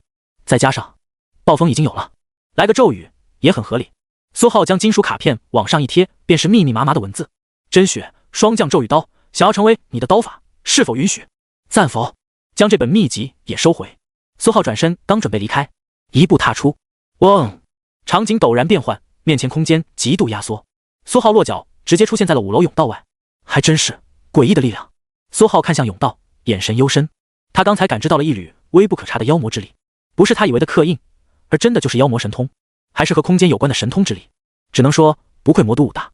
苏浩收回目光，再一次下楼，又双若去了闭关大楼。平平无奇的青年看向苏浩的眼神都不再那么的平平无奇。闭关大楼都3进3出了药，不知道的还以为住酒店呢。4220，多谢。苏浩离开的时间不长，这间闭关房依旧分配给了他。拿出2本武功，2条消息跳出：是，允许。真血2仪断体功欣喜的成为了你的武功，进度正1%，修炼进度达到真血1层1%。真血双降咒语刀兴奋的成为了你的武功，进度正1%，修炼进度达到入门1%。你的真血双降咒语刀得到暴风魔影斩指点，进度正300%，目前修炼进度达到入门301%。真血双降咒语刀突破至大成，你获得了终极特性双降咒语斩。你的魔像金刚爆骨灵甲功兴奋强势吞噬真血2仪断体功，你的魔像金刚爆骨灵甲功进化为魔像金刚爆骨灵甲2仪功，你的魔像金刚爆骨灵甲2仪功进度正1%，修炼进度达到真血1层、2层、3层1%。苏浩浑身气势陡然变得更加和缓起来，充满了松弛柔和感。终于能修炼了，但这名字越来越长了，以后就叫魔像2仪功好了。武功魔像2仪功，真血1层、2层、3层，进度1%。苏浩瞥了眼面板，十分满意。魔像2仪功解决了之前功法最后一点隐患，那就是火毒爆骨和阴毒灵甲相互有点冲突，全靠魔像金刚和穿透镜的强悍控制作为阻挡，但融入了真血2仪功之后，完全避免了这个问题。火毒、阴毒浑然一体，可以相互转换交融，也可以互相冲突炸裂。另外就是双降咒语斩，虚影空间多了一柄覆盖寒霜的羽刀，修炼到大成已经是极限，再想向上突破，必须成功练出5脏之中的渗水血气。苏浩抽出储物妖魔器中的妖魔骨刀，轻轻一挥，几缕血气凝聚成几滴双羽，骤然朝着角落的黑色武技石砸去。滴答答，互相碰撞，双羽碎裂。但下一个瞬间，咔咔咔，黑色武技石由内到外瞬间冻结成霜，冒着森然白气，甚至蔓延到地面和墙壁。难怪需要渗水血气，5脏血气层次比普通血气高出不止一阶，到时候威力自然更强。看来真血武技和普通武技区别就在这里了。真血武技是根据真血的特性设计的，完全利用到了五脏血气，威力可以发挥到极致。普通武技就只能用普通的血气，就算强行调用五脏血气，威力恐怕也不会太强。苏浩思索分析了一番，觉得并没有什么大不了的。他的刀法、拳法全部出神入化，能用武道真意强行碾过去，哪里还用在意什么五脏血气不血气的？你武技再强，挡得住我的封阴妖魔吗？就算挡得住，又能挡得住我的两仪魔象虚影吗？魔象虚影一旦外放，高达4米，近战刚猛无双，远战火毒阴毒穿透进阴狠毒辣，防御还有一身坚固的魔灵甲。苏浩真的很想知道他拿什么输。苏浩盯着镜子，再次整理了一下由于融合功法而有些紊乱的衣物，而后又一次满意的离开闭关房。这地方很不错，抗造，还不用担心破坏了赔钱。解决了功法的事情，接下来就是好好修炼了。一路趁着夜色出了校门，苏浩再次前往魔武新生临时公寓找点吃的，然后好好休息一晚。明天去武大的任务中心看看。魔都在晚上猎杀不了凶兽，可算憋死他了。刚到酒店不远处，苏兄，你可算回来了。张平玉站在酒店门口，连忙迎了上来，一副等了很久的模样。怎么凑齐了？苏浩有点意外，他提10块妖魔脊骨是不是太少了？这才多久就凑齐了？是啊，张平玉温和道。苏兄这2天可有空闲？明天没有，后天吧。苏浩道，到时候安排辆车来这接我就行，我人生地不熟的。另外，你们拟一份合约，到时候签字，免得不认账。那是自然。那我们切磋的时间就定在后天下午可好？没问题。苏浩摆摆手走进酒店，懒得和他多扯，太模式化了，看着膈应。张平玉脸上温和的表情顿时一僵，有点尴尬。回到酒店，苏浩直接去了餐厅。虽然是晚上，但依旧有人值班。听到苏浩要吃东西的要求，果断安排了一桌吃食，显得极为娴熟。餐厅零零散散，还有2、3个人坐在窗边埋头吃着东西，但显得有点孤傲，可能也是新生。看来陆陆续续都有人提前赶过来了。也对，毕竟谁也不知道半路上可能出现什么幺蛾子。卡点出发，万一半路上一耽搁，结果错过开学，没人会拿自己的武道生涯开玩笑。苏浩光速吃完一桌，气血渐渐恢复，直接上楼开始休息。夜色安稳又平静，魔都没有凶兽晚上砸窗的风险。苏浩每天晚上都睡得很香，不过今天晚上睡得格外的香，不是因为别的，而是卧房一只封阴妖魔虚影正蹲在墙角，眼神凶厉的守夜。哪个不长眼的敢进来骚扰他？一记暴风虚影斩，斩神灭时，直接送他上西天。尸体都是完好无损的那种，还不影响2次售卖。一夜无梦，神清气爽。收回虚影，拉开窗帘，苏浩感受着美好的骄阳。窗户外，魔都的街道已然车水马龙，凶兽马车、汽车，甚至是妖魔基础纹路飞车一应俱全。不过更多的还是自己用腿跑的武者，并且速度一点不慢。打开窗户，空气中并没有大环市那股每天早上都存在的浓郁的血腥气，一下子都让他有点不习惯了。明天就能坑了魔武附属中学10块妖魔脊骨，到时候搞不好又能突破一把。站在窗边，苏浩显得极为平静。魔武附属中学他们动的什么心思，苏浩还能不懂？无非把他的脸打回去，证明魔都附属中学还是那个天才学校，依旧能出第一。将他狠狠扫落下去之后，无论魔武后续的资源还是什么独属第一的特殊对待，也都全归张平玉。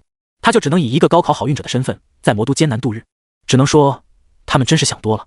先配合他们一把，打个假赛，等拿到东西我直接就回学校报告学生处，说我突破真血了，不想浪费时间，需要学校指导。你一半不真血，再强又如何？非要来挣一些不属于你的东西，老老实实当个第2不香吗？苏浩摇了摇头，他们还是太天真了，算计来算计去，没有实力都是一场空。苏浩洗漱完毕，阴毒之力在嘴里一扫，该死的全死，干净又卫生。而后直接下楼，又去了餐厅。饱餐一顿之后，苏浩便直奔魔武，准备前往任务中心。刚过魔武大门，苏浩突然觉得脚下有点不对劲。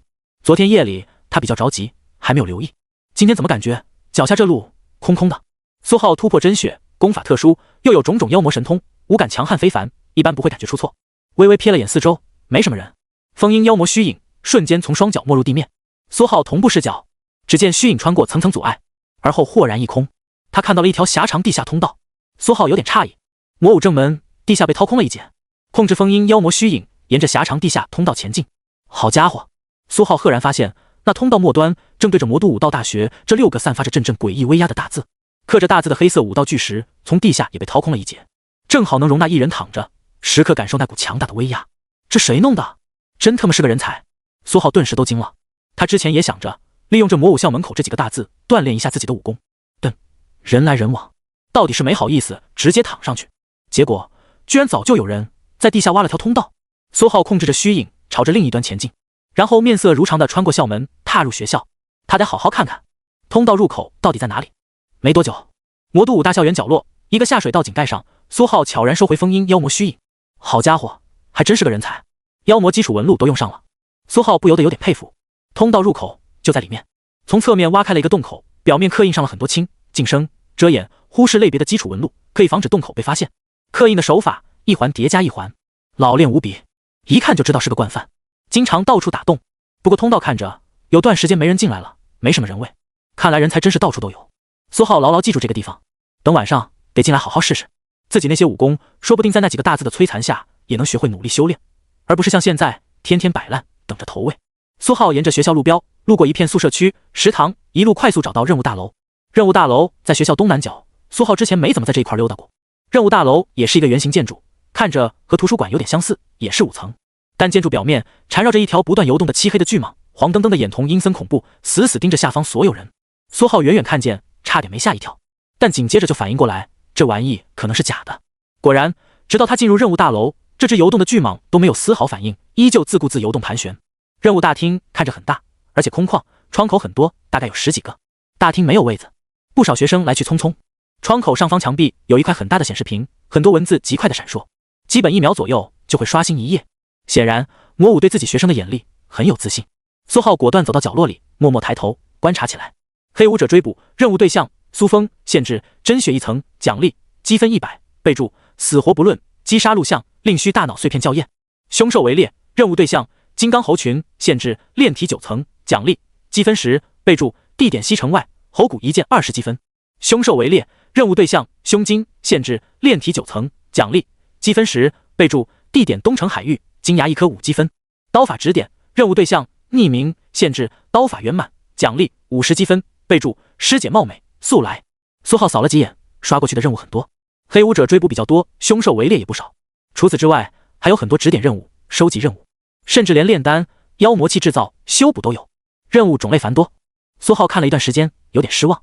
大部分任务奖励都是积分，他现在学生卡里还有3000积分，完全不缺。唯独那些凶兽围猎的任务，让他有了那么一点收获。不少任务不是城外，就是海域。那看来想要猎杀凶兽，还是得出城。苏浩默默思索，而后果断转身离开。现在距离正式开学还有20多天，不着急，等明天的妖魔脊骨拿到手再说。刚出任务大楼，一道声音吸引了苏浩的注意。嘿，大蟒，看我今天给你带什么了。一个黑袍青年右手举着一颗足有1米的巨蛋，轻轻向上一抛，呼，狂风呼啸，缠绕在任务大楼上的巨蟒陡然动了，蟒头一探，一口将巨蛋吞了进去。嘶嘶，随后猩红的蟒性意吐在黑袍青年身上扫过一遍，瞬间让他变得湿哒哒的。然后巨蟒立刻又恢复了平时那副僵硬的在大楼上盘旋游走的状态，老老实实充当建筑装饰。嘿嘿，多谢了。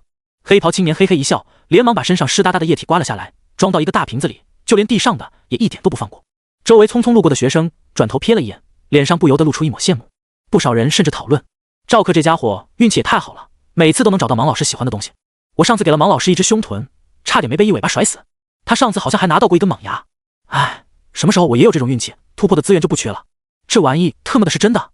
苏浩难以置信，立刻从任务大楼的大门处离开。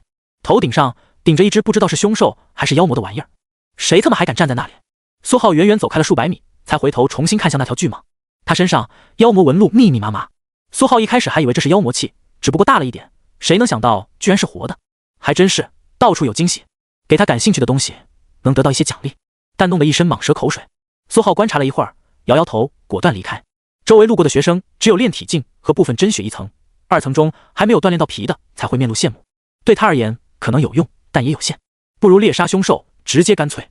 苏浩一路重新回到那处下水道井盖上，这里比较偏，是条小路，并没有什么学生路过。附近的监控设备苏浩仔细观察过，很奇妙，上面隐隐有一层淡淡的刻印符文，代表着扭曲。这位前辈真是干好事不留名，什么都想到了。苏浩感谢了大概半微秒，趁着没人，脚踩在井盖上一抬，将其吸起半抛在空中。苏浩趁机果断跳了下去，扒拉在下水道的铁梯上，手一抻，将下坠井盖接住，原封不动放好。苏浩沿着金属扶梯下去，直到半截才将目光盯向平平无奇的墙壁，伸手轻轻触摸了一下，入手滑腻冰冷，触感极为正常。呼，掌心一抹火毒之力陡然炸裂，滋滋，墙面一阵闪烁，道道繁复的刻印纹路崩溃，一处洞口顿时浮现，就是这里了。苏浩看向洞口，直接钻了进去，沿着狭长通道一路前进，一路平坦，没多久便到了尽头，只剩下一道向上的通道，而就在上方通道末端是熟悉的黑色武道石的材质，正是校门口。刻着魔都武道大学那6个大字的石头。武道石底部被钻开了一道口子，刚好能容纳一个人。就站在通道里，苏浩都能清晰感到一股磅礴的气势，震得经脉乱颤，感觉有点用啊。苏浩轻轻一跳，准确无误钻进武道石下方口子。刚一进去，虚影空间，轰！魔像虚影顿时爆发一股强大的气势，死死站在地面，火毒阴毒炸裂，缠绕在黑色鳞甲之上，双眸血红冒烟，充满了桀骜不驯。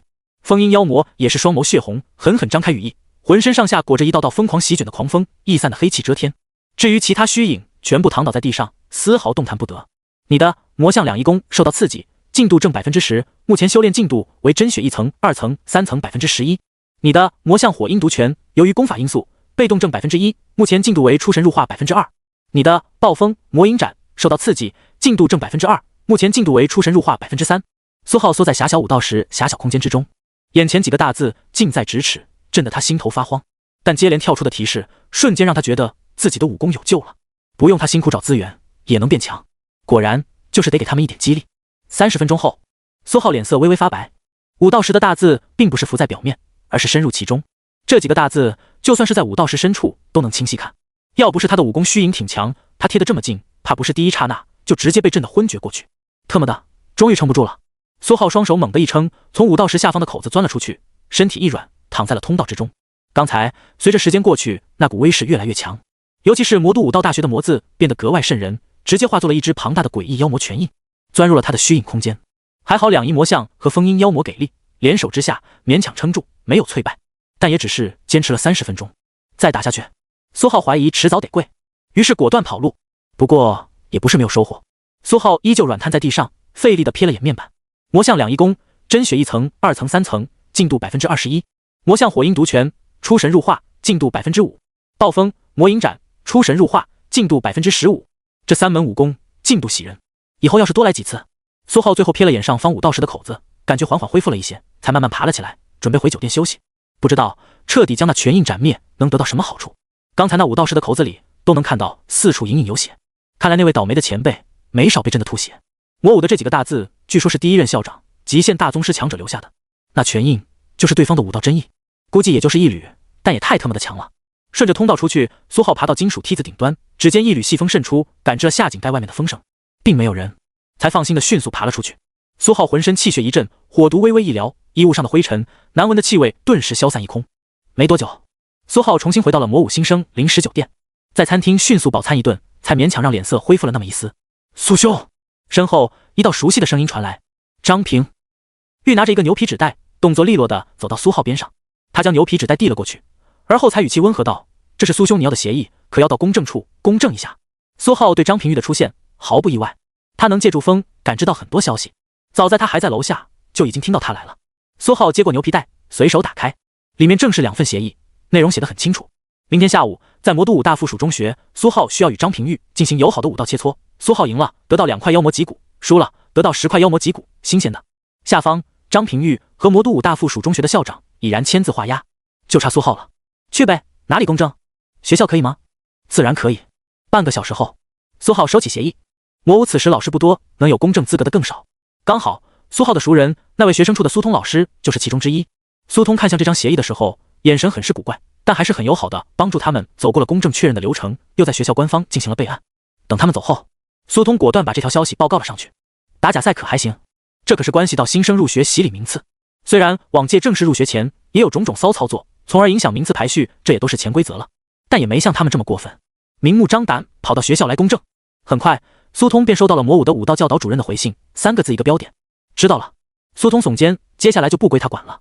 苏浩回到酒店，默默养精蓄睡，明天得输得好看一点，毕竟收钱了，得给面子。反正进行了公证了，协议白纸黑字，他的东西跑不了。这可是10根新鲜的妖魔脊骨，对别人而言这玩意有什么用他不知道，但对苏浩而言，这就意味着功法进度提升，搞不好这一波就能练出内脏血气，踏入真血中层。次日中午，苏浩平静地上了一辆大车，魔都附属中学的人来接他打假赛了。啪！张平玉帮他关上车门，从另一侧上车，开始友好的和苏浩闲扯。一路上，司机从车内后视镜看向2人的目光有点诡异，这不由得让苏浩下意识往外侧坐了坐。没多久，车子停在了一所庞大光鲜的中学里，一个穿着武道制服的中年男人早就在边上等着。苏浩同学，平玉。中年男人走了过来，一脸热情地迎接2人。曹老师，我们学校的教导主任。张平玉转头对着苏浩介绍道：“你好。”跟着曹老师一行三人直接先去了校长办公室。路上，苏浩觉得张平玉有那么点不自然，一向温和的他居然下意识和这位曹老师拉开了距离，并借助苏浩的身位隔开了他们，似乎有矛盾。看来这个学校的师生关系有那么一点点差。校长办公室，苏小友，这就是你要的东西了。一个白发童颜、嫩的看上去像是少年的老头指着办公室里的10个大箱子友善道。苏浩都想问问他是怎么保养的了。来，全部打开。他做了一个抬起的手势，对桌边上斟茶倒水的曹老师吩咐道：“咔咔咔！”曹老师出手很利落，眨眼间便将箱子全部打开，看上去修为不弱，速度都快出残影了。呼！校长办公室瞬间冷了下去。这10根妖魔脊骨像是活的一样，还能咆哮，一股诡异的冲击感袭来。魔都附属中学校长和曹老师脸色如常，但张平玉下意识后退了2步，脸色有点发白。苏浩在瞬间便跟上了张平玉的动作，并蹭蹭蹭连续后退了3步，挪移境运转，不仅脸色发白，甚至嘴唇都白了。真是好大的冲击力啊，都快赶上封印妖魔虚影了。苏浩心中默默比较。立刻，曹姓老师关闭了妖魔脊骨箱子的盖子。呵呵，苏小友可满意？白发童颜的校长温和笑道。自然满意。苏浩像是还没回过神，一副下意识点头道的模样。满意就好。校长像是没看到苏浩脸上苍白的脸色，呵呵笑道：“还有1个小时才是平玉和你的切磋比赛，到时候我们学校的师生都会观看，希望你不要介意。”这很正常，晚辈不会介意的。一番客套之后，苏浩被带到了隔壁休息室休息，期间还有几个穿着修身礼仪队服的高挑女学生给他送了点茶点，期间甚至偷偷瞥了苏浩几眼，看上去有点好奇。10几分钟后，哗！苏浩站在休息室窗边，看着络绎不绝的学生涌向远处学校内的体育场，不少气血磅礴的老师就站在路边，冷漠地维持秩序。每一个人看起来都不弱，最差的都有真血1层修为。不过那些学生就有些良莠不齐了，强的很强，炼体7层、8层，甚至9层；弱的很弱，炼体4、5层。苏浩甚至看见了几个戴着兽耳的学生，有男有女。只能说不愧是魔都5大附属中学，之前就听说这里的每个学生都多多少少带了些妖魔血统，现在看还真是如此。苏浩瞥了几眼，便收回了目光，转身坐在椅子上，静静等了起来。门外走廊已经有淡淡的脚步声响起，被风清晰地递到他的耳边了。10几秒后，咯吱，房门打开，一个礼仪队的女学生从门后探出脑袋，一双眼睛忽闪忽闪地看着苏浩，语气活泼道：“苏学长，切磋要开始了。”路上，礼仪队的这个女学生叽叽喳喳，感觉十分外向。苏浩随口和她闲聊，稍微感知了下她的气血，不弱，足足炼体7层，估计之后也会在魔都5大见到她，但到了那边估计也就是个吊车尾。即将到体育场门前，曹老师，他连忙对着门口一个老师恭敬道，看上去严肃了很多。你先走吧。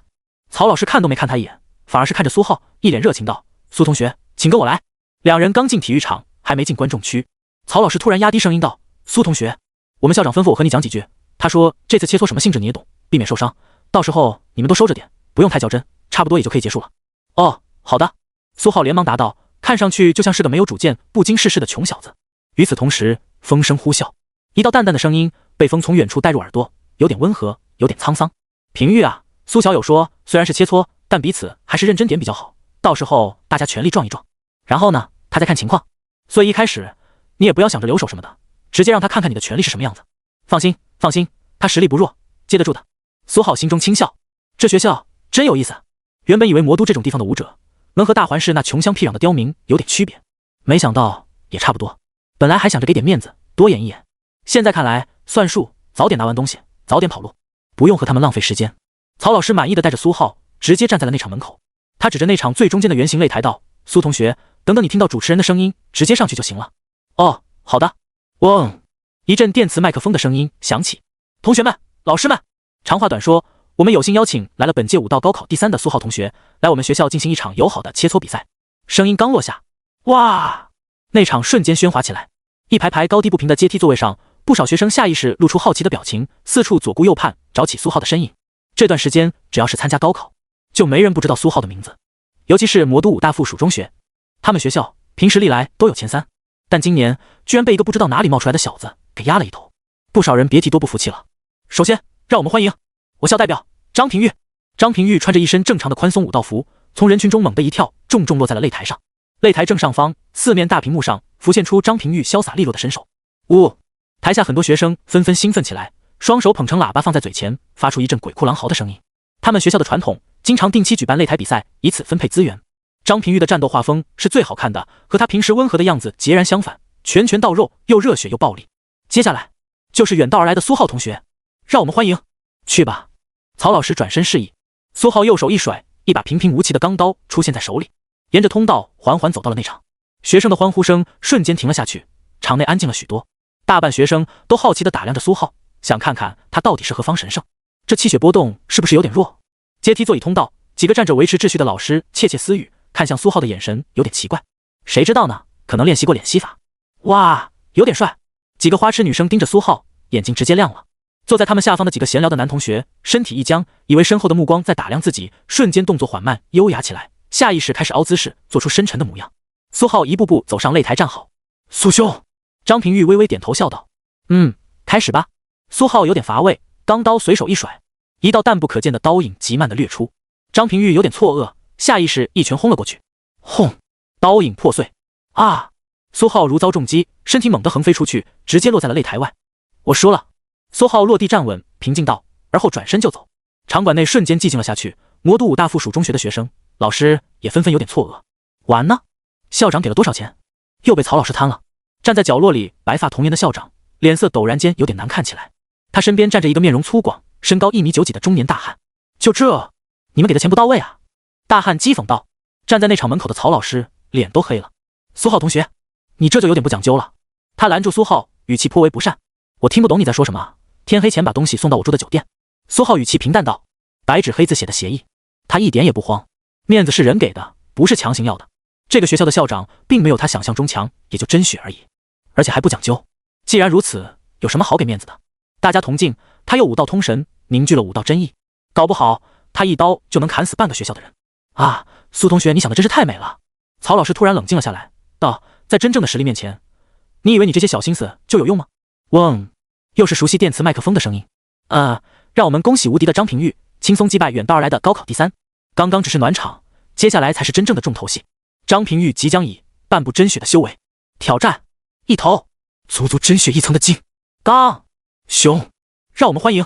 随着声音落下，擂台正上方4块显示大屏正中，一层黑色盖子突然打开。好！一只足足2米5、6的巨大凶熊轰然落在了地上，獠牙滋起，毛发炸裂，眼神凶厉，浑身彪悍，危险的气势让场馆内的学生纷纷惊呼，直接让他们忽略了刚才发生的切磋。平玉已经有了真血战力，新生入学的时候第一依旧是他的。让你过来表演2下，真把自己当盘菜了。曹老师语气不屑道。砰砰砰！擂台上，张平玉的双眼陡然猩红，浑身体型猛地拔高几10公分，肌肉虬结，一条泛着猩红花纹的长尾悄然从他的尾椎末端钻了出来。轰！张平玉浑身气势陡然上升了一个台阶，浑身气血直接转换成为了真血血气。苏浩看向擂台，这就是带有妖魔血统的战斗方式，就一条尾巴，有点弱呀。苏浩心中默默想到，而后兴致阑珊地转身就走。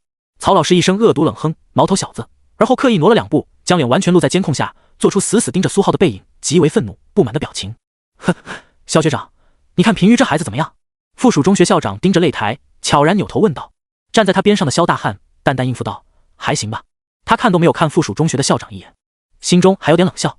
放往常，战力真血也算不错，顺位第1给就给了。结果刚才那小子那体魄真血了，武道还疑似通神，你一半不真血，打个弱到不行的金刚熊，还这么半天没搞定，还想抢人家的顺位，被耍了都不知道。那小子阴得很，估计转过头就报告学校自己突破了，可以重点培养，最好早点丢抑郁祸害其他人去。苏浩走到停车场，刚才接他的司机蹲在角落里抽烟。嘿，完事了，你们校长让你送我回去。哦，好的。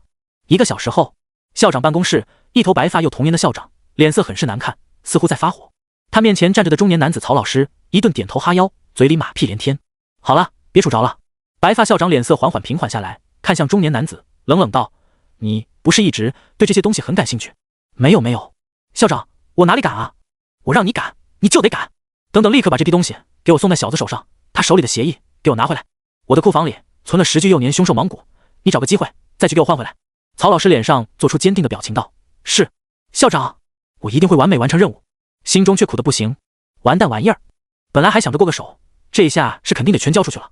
魔物附属中学校长脸上冷笑，穷乡僻壤的小子哪里分得清什么妖魔什么凶兽，身上带了幼年凶兽芒骨的气息，等你路过魔武任务大楼，看那位不抽死你。谁他妈让你送他回去的？曹姓中年男子站在魔武附属中学停车场，脸色极为不耐。司机一脸苦涩，张了张嘴想解释，但只是深深低下头，半句话没说。被骂2句总比捅一顿来得好。他表哥就这个德行。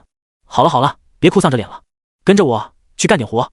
没多久，曹老师上了一辆货车，拉着10具妖魔脊骨，直接朝着魔武新生酒店而去。耍赖不给，他们是真不敢。协议在魔都5大公证过，敢打魔武的脸，怕不是找死。但只要协议完成了之后，那就没什么好说了。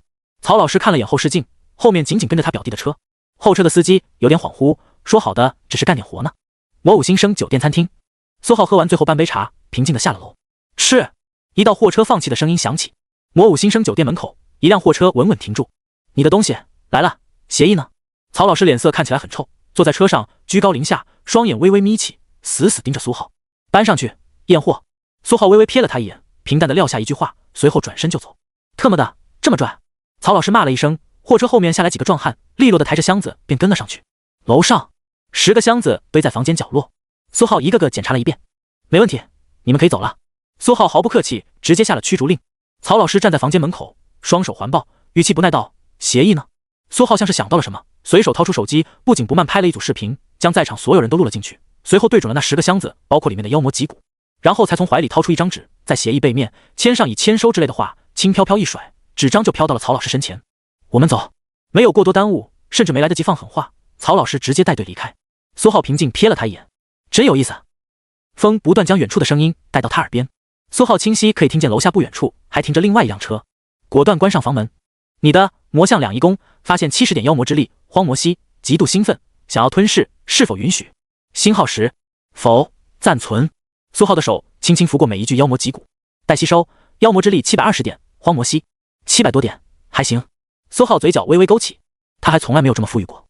10个箱子打开，10具骨骼干枯了很多，就差完全化为齑粉。苏浩手一甩，甩出一柄妖魔骨刀，赤风鹰妖魔虚影顷刻间附着在了骨刀之上，将其化作漆黑。苏浩右手微微一挥，10道带有一丝武道真意的暴风刀影瞬间飞出，准确地附着在面前10具妖魔骨骼之上。几乎瞬间，那10具干枯的骨骼变得重新富有光彩起来，依旧是那股彪悍的气势压向四面八方，还差点意思啊！荒魔系的骨骼。苏浩思索了片刻，收回骨刀，右手掌心飘出一缕爆裂的火毒，一股淡淡的爆骨凶息的味道渐渐飘了出来。苏浩不断调整，直到蜥蜴的味道越来越重，又加上了一缕无缘妖魔之力，就是这个味道。苏浩掌心一甩，10道细微的黑烟没入眼前的骨骼之中。呼，狰狞狂暴的气息瞬间涌出，一股诡异的冲击感随之袭来。苏浩满意点头，缓缓依次关上10个盒子。真是好人，知道我缺资源，还帮我提供2次送货服务。接下来就看你们的发挥了，希望动作快点。苏浩走到房门前，扭头瞥了眼这10个箱子，随后直接打开房门，一路慢悠悠重新溜达到餐厅，给他们留出机会。曹老师带着车离开，期间上了另外一辆小货车，坐在副驾驶上。司机下意识抖了一下，抖什么抖？他骂了一句，从手套箱拿出一个小小的布袋。要不是这破妖魔储物器空间太小，一次只能带6具骨骼，他哪里还用得上这辆车？又从怀里拿出一张人皮。曹老师浑身肌肉骨骼一阵变换，直接变成了一个正常少年的体型，将手中的人皮贴在脸上。曹老师瞬间化作了一个平平无奇的学生。魔都5大新生酒店，一个平平无奇的学生带着一堆行李，拿着身份证明，快速地办理了入住。苏浩给自己倒了杯饮料，刻意坐在了监控底下。这魔都怎么感觉也和筛子一样？对武者来说，想干点什么都这么简单。虚影空间，风音妖魔淡淡闪烁着，风声顺着楼道不断呼啸地传进苏浩的耳朵。以他目前的实力，几公里内的风声不要太明显。妖魔的神通之力就是这么变态。没花上太久，苏浩来到餐厅窗边，亲眼看见一个平平无奇的少年，十分淡定地拖着大包小包离开，里面装着满满的被他动过手脚的妖魔脊骨。这警惕性不行啊！苏浩居高临下，静静看着楼下车子发动走开，默默评价。咔！随手打开餐厅窗户，苏浩贴着窗户，上身往下一弯，随着重力，整个人直接从楼上翻身而下。淡淡的气血涌动，苏浩迅速调整姿态，落地的刹那，仿佛是有风拖住了他，轻柔无比。随后身形一闪，他便顷刻间消失无踪。10几分钟后，魔都5大附属中学，校长，我回来了。曹老师恢复了正常，一脸邀功的表情，把大包小包堆在了校长办公室空处。不错，动作还挺快。白发童颜的校长瞥了一眼包裹，不由得满意的点点头。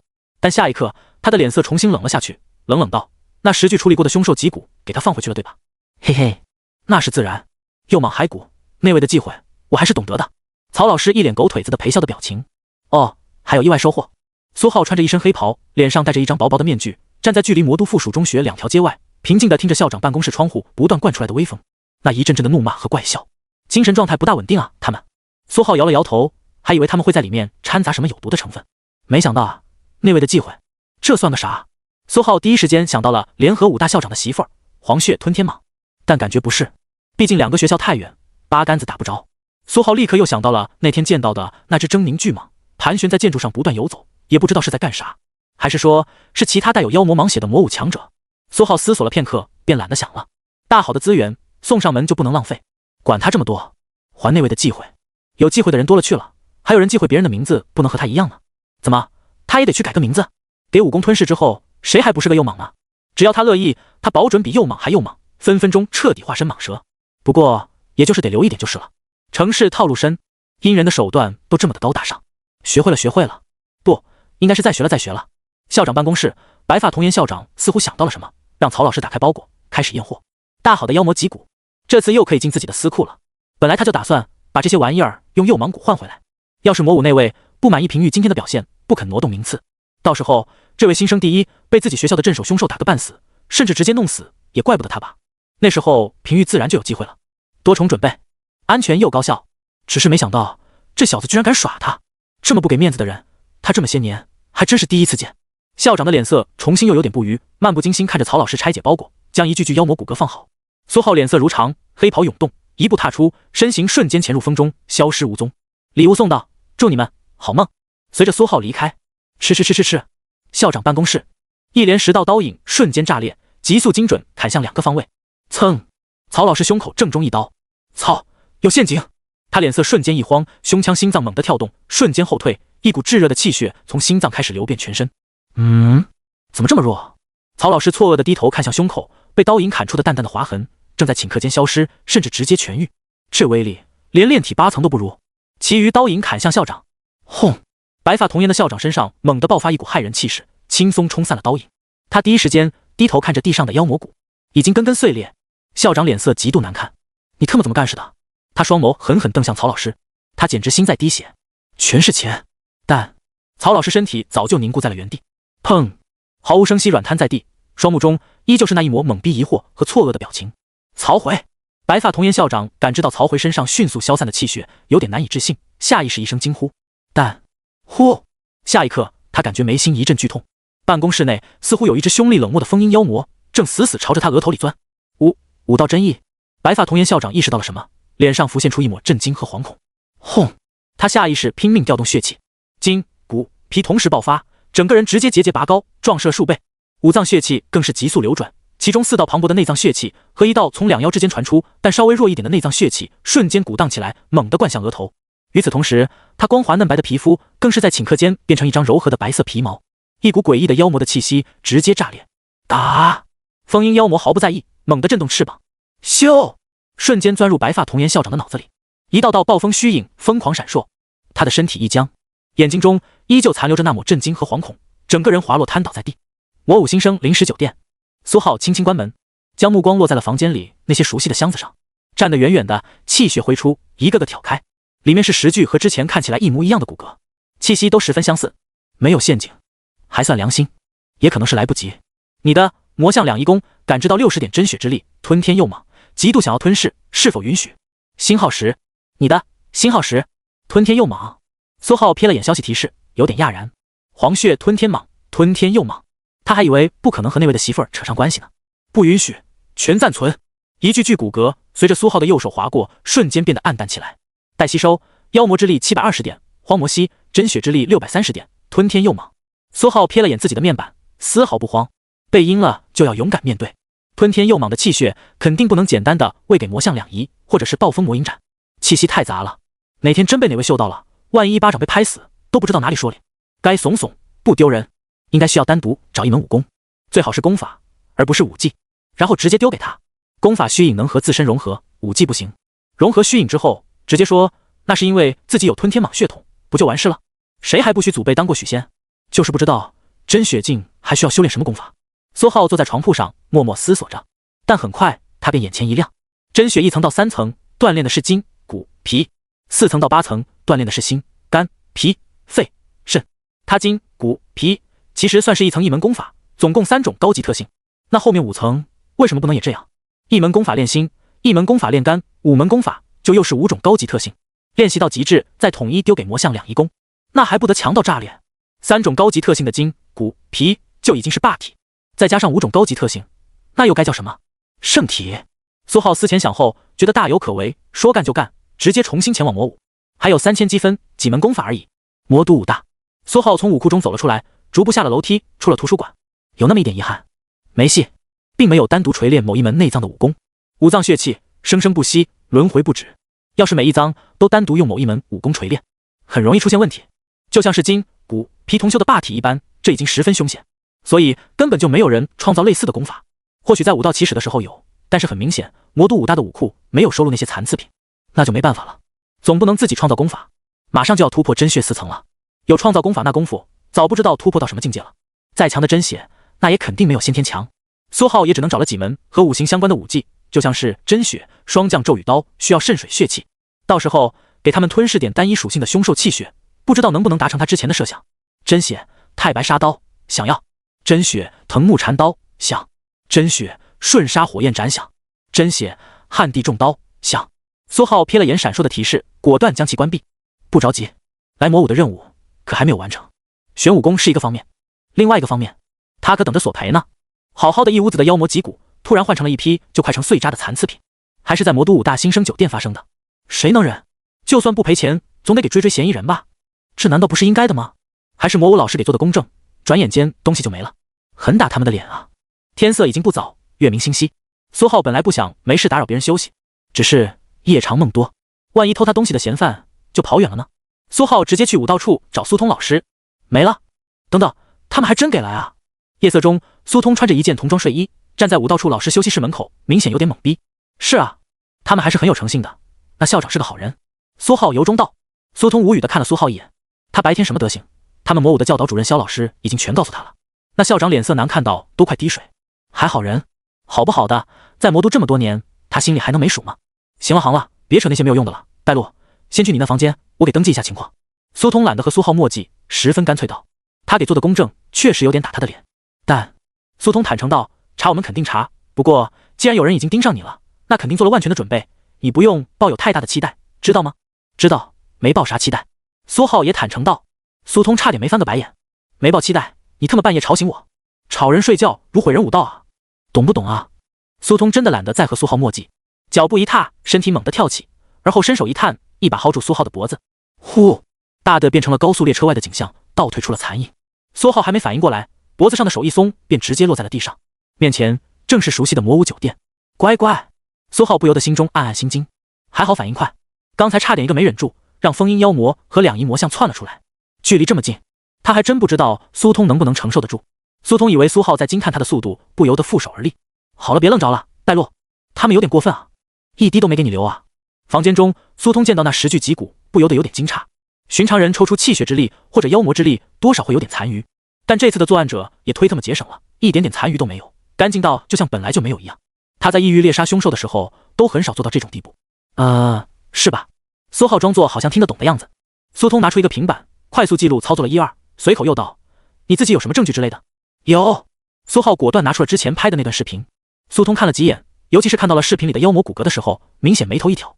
随后他又认真瞥了几眼苏浩房间箱子里都快碎裂成渣的骨骼，嘴角明显勾出一抹耐人寻味的微笑。他拍了拍苏浩的胳膊，语重心长道：“小伙子，以后任务大楼少去啊。”苏浩瞬间一脸懵逼，装作听不懂的样子：“老师，这有啥讲究？我昨天还去了任务大楼呢。”“昨天是昨天，今天是今天。”苏通摇了摇头：“反正你记住就行了，有些话我也不好讲得太清楚。”好了，别饿了，我帮你登记好了。苏通在平板上快速操作，魔武缉拿队的人会出手的，之后你老老实实等消息就行了。苏通随手关掉平板，往袖子里一丢，平板瞬间消失。没什么事情，我先走了，之后你等消息，以后记得白天找我。苏通没有给苏浩挽留的机会，打开房间窗户，直接跳了下去。苏浩也跟着到了窗边，看了半天也没看到人影，随手拉上窗帘。苏浩一挥手，淡淡的风涌起，10个箱子缓缓合上，真轻松，接下来就等着索赔了。苏浩猛地瘫在床上，掏出4门武功，随便翻了翻，4门刀法依次修炼完成。你的真血太白沙刀，得道指点突破至大成；你的真血藤木禅刀，突破至大成；你的真血瞬杀火焰斩，突破至大成；你的真血旱地重刀，突破至大成。苏浩眼中刀光刀影闪烁，锐不可当的太白沙刀，缠缠绵绵但又坚韧无比的藤木禅刀，炽热凶厉的火焰斩，还有厚重无比的重刀，像是被他修炼了数年一般。此时进阶大成，再加上双降咒语斩，武门需要利用五脏血气的刀法全凑齐了。虚影空间也多了4把新的刀影，然后就又该去闭关大楼了吧？苏浩深了，懒腰，浑身气势迅速内敛。趁着夜色，苏浩直接下楼，又进了魔武，去了闭关大楼。你的魔象两仪功，吞噬158点妖魔之力，荒魔息进度正79%，修炼进度达到真血1层、2层、3层100%。你的魔象两仪功突破至真血4层。你的魔象两仪功吸收荒魔息特性，你获得高级特性荒芜。闭关房内，哗啦啦，苏浩皮肤、骨骼、肌肉被一股股庞大的邪异的力量冲刷，直到彻底逐渐圆满，体魄的血气也一点点旺盛起来。时间缓缓过去，直到血气翻了数倍之后，苏浩体内的功法运转路线变得更加复杂起来。一道淡淡的透明星火猛地跳出胸膛，嗡！空气在瞬间变得炙热起来。苏浩缓缓张开双目，脑中多了许多修炼的记忆。心脏血气奇烈如火，心念微微一动，浑身血气迅速升温。右手一晃，一柄钢刀穿梭入手，赤！剧烈的血气在心脏中转，顺着奔腾的血液灌入右手，随后贯穿至钢刀之中。噌！钢刀轻鸣，一层无形火焰升腾而起，只有空气在剧烈高温之下不断扭曲。感觉还行。苏浩凝视钢刀，毫不客气，猛地一抽刀，咻！无形火焰斩瞬间破开空气。房间角落，黑色武道石直接一分为二，裂口处多了密密麻麻的细小孔隙，像是被高温炙烤蒸腾了部分一般。确实还行，真血4层了，这速度是不是有点太快？苏浩瞥了眼面板，待吸收妖魔之力562，荒魔息真血之力630，吞天佑猛。你的，又是3道提示闪过。苏浩唤出面板，宿主苏浩，境界真血5层，魔象两仪功真血5层，进度28%，特性高级荒芜，高级吞食。心脏刹那间圆满，强健的心肌缓慢但有力的跳动，每一蹦都让苏浩的血气变得强大了一丝。随后庞大的心脏血气流转到了脾脏，脾脏一下子厚实起来，血气流过，充满了厚重的气息。管它快不快，先突破了再说。不光妖魔之力，苏浩就连真血之力也全都喂给魔象两仪功了。虚影空间，那只魔象虚影的胸腔之内缓缓多了一枚黑色心脏，带着一抹星火，咚咚的跳动起来。脾脏部位也多了一道切实的脾脏影子。除了脾脏血气带来的独特攻击方式之外，又多了2种特性：荒芜、吞食。苏浩从闪烁不定的记忆中大概理解，荒芜能将借助大地的力量抽取万物生机，化为己用，这是荒魔系的拿手好戏，被他成功继承。吞食就是能吞食大量凶兽、妖魔，存储起来，极大的增加了续航，甚至很长时间不用吃任何东西，十分适合吞天蟒贪吃嗜睡的天性。但这对苏浩而言就不是那么有用了。哎，又消耗一空，才真血5层。苏浩瞥了眼面板，默默叹了口气。下一次想攒到这么多资源，那不知道是什么时候了。希望魔武缉拿队的人给力点，早点抓到犯案人，赔他10具妖魔脊骨，这样说不定就能再突破一层了。他这突破消耗的资源真是越来越多了。天色渐渐亮了，苏通正在武道处处理杂物，突然收到了缉拿队的消息，苏浩的东西找到了。你们这次办事效率还挺快啊。哎，你说什么？魔物附属中学校长没了？苏通一脸懵。等等，在他办公室发现了妖魔脊骨碎渣，苏浩的东西还真是他弄走的。你们猜测附属中学校长是纯粹倒霉，有不知名强者盯上了那批妖魔脊骨，完全抽空了妖魔脊骨的妖魔之力，最后顺便把附属中学校长还有他们学校教导主任给弄死了。凶手画像呢？真血8层之上，掌握武道真意。好的，我知道了。你们的具体判断呢？附属中学校长派人调包了苏浩的妖魔脊骨，凶手需要妖魔脊骨，先在苏浩那里扑空，顺手抽空了苏浩那里凶兽脊骨的气血，然后又顺藤摸瓜找到附属中学校长，在办公室弄死了他们2个，再顺手抽空了妖魔脊骨的妖魔之力。好的，我知道了。对方是个团队，估计有人掌握了一定的黑客技术。酒店监控被黑了对吧？因为全程没看到那位不知名强者的录像，或者还有一个可能。你的意思是要指控苏浩是凶手？哦，晓得了，可能性太小，大概率他就是被波及的。最后从那校长遗产剥离一部分赔偿给苏浩对吧？然后发布一个通缉令对吧？挂到任务厅悬赏1000积分。好，知道了。苏通挂掉电话，依旧有点懵逼。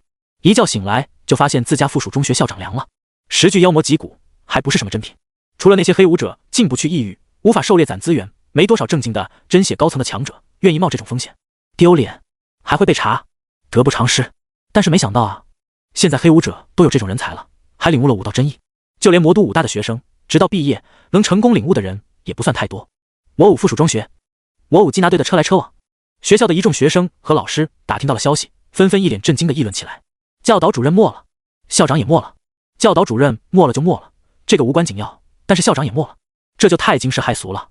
校长可是堂堂真血8层强者，怎么可能就这样无声无息就凉了？甚至一点声音都没有发出来。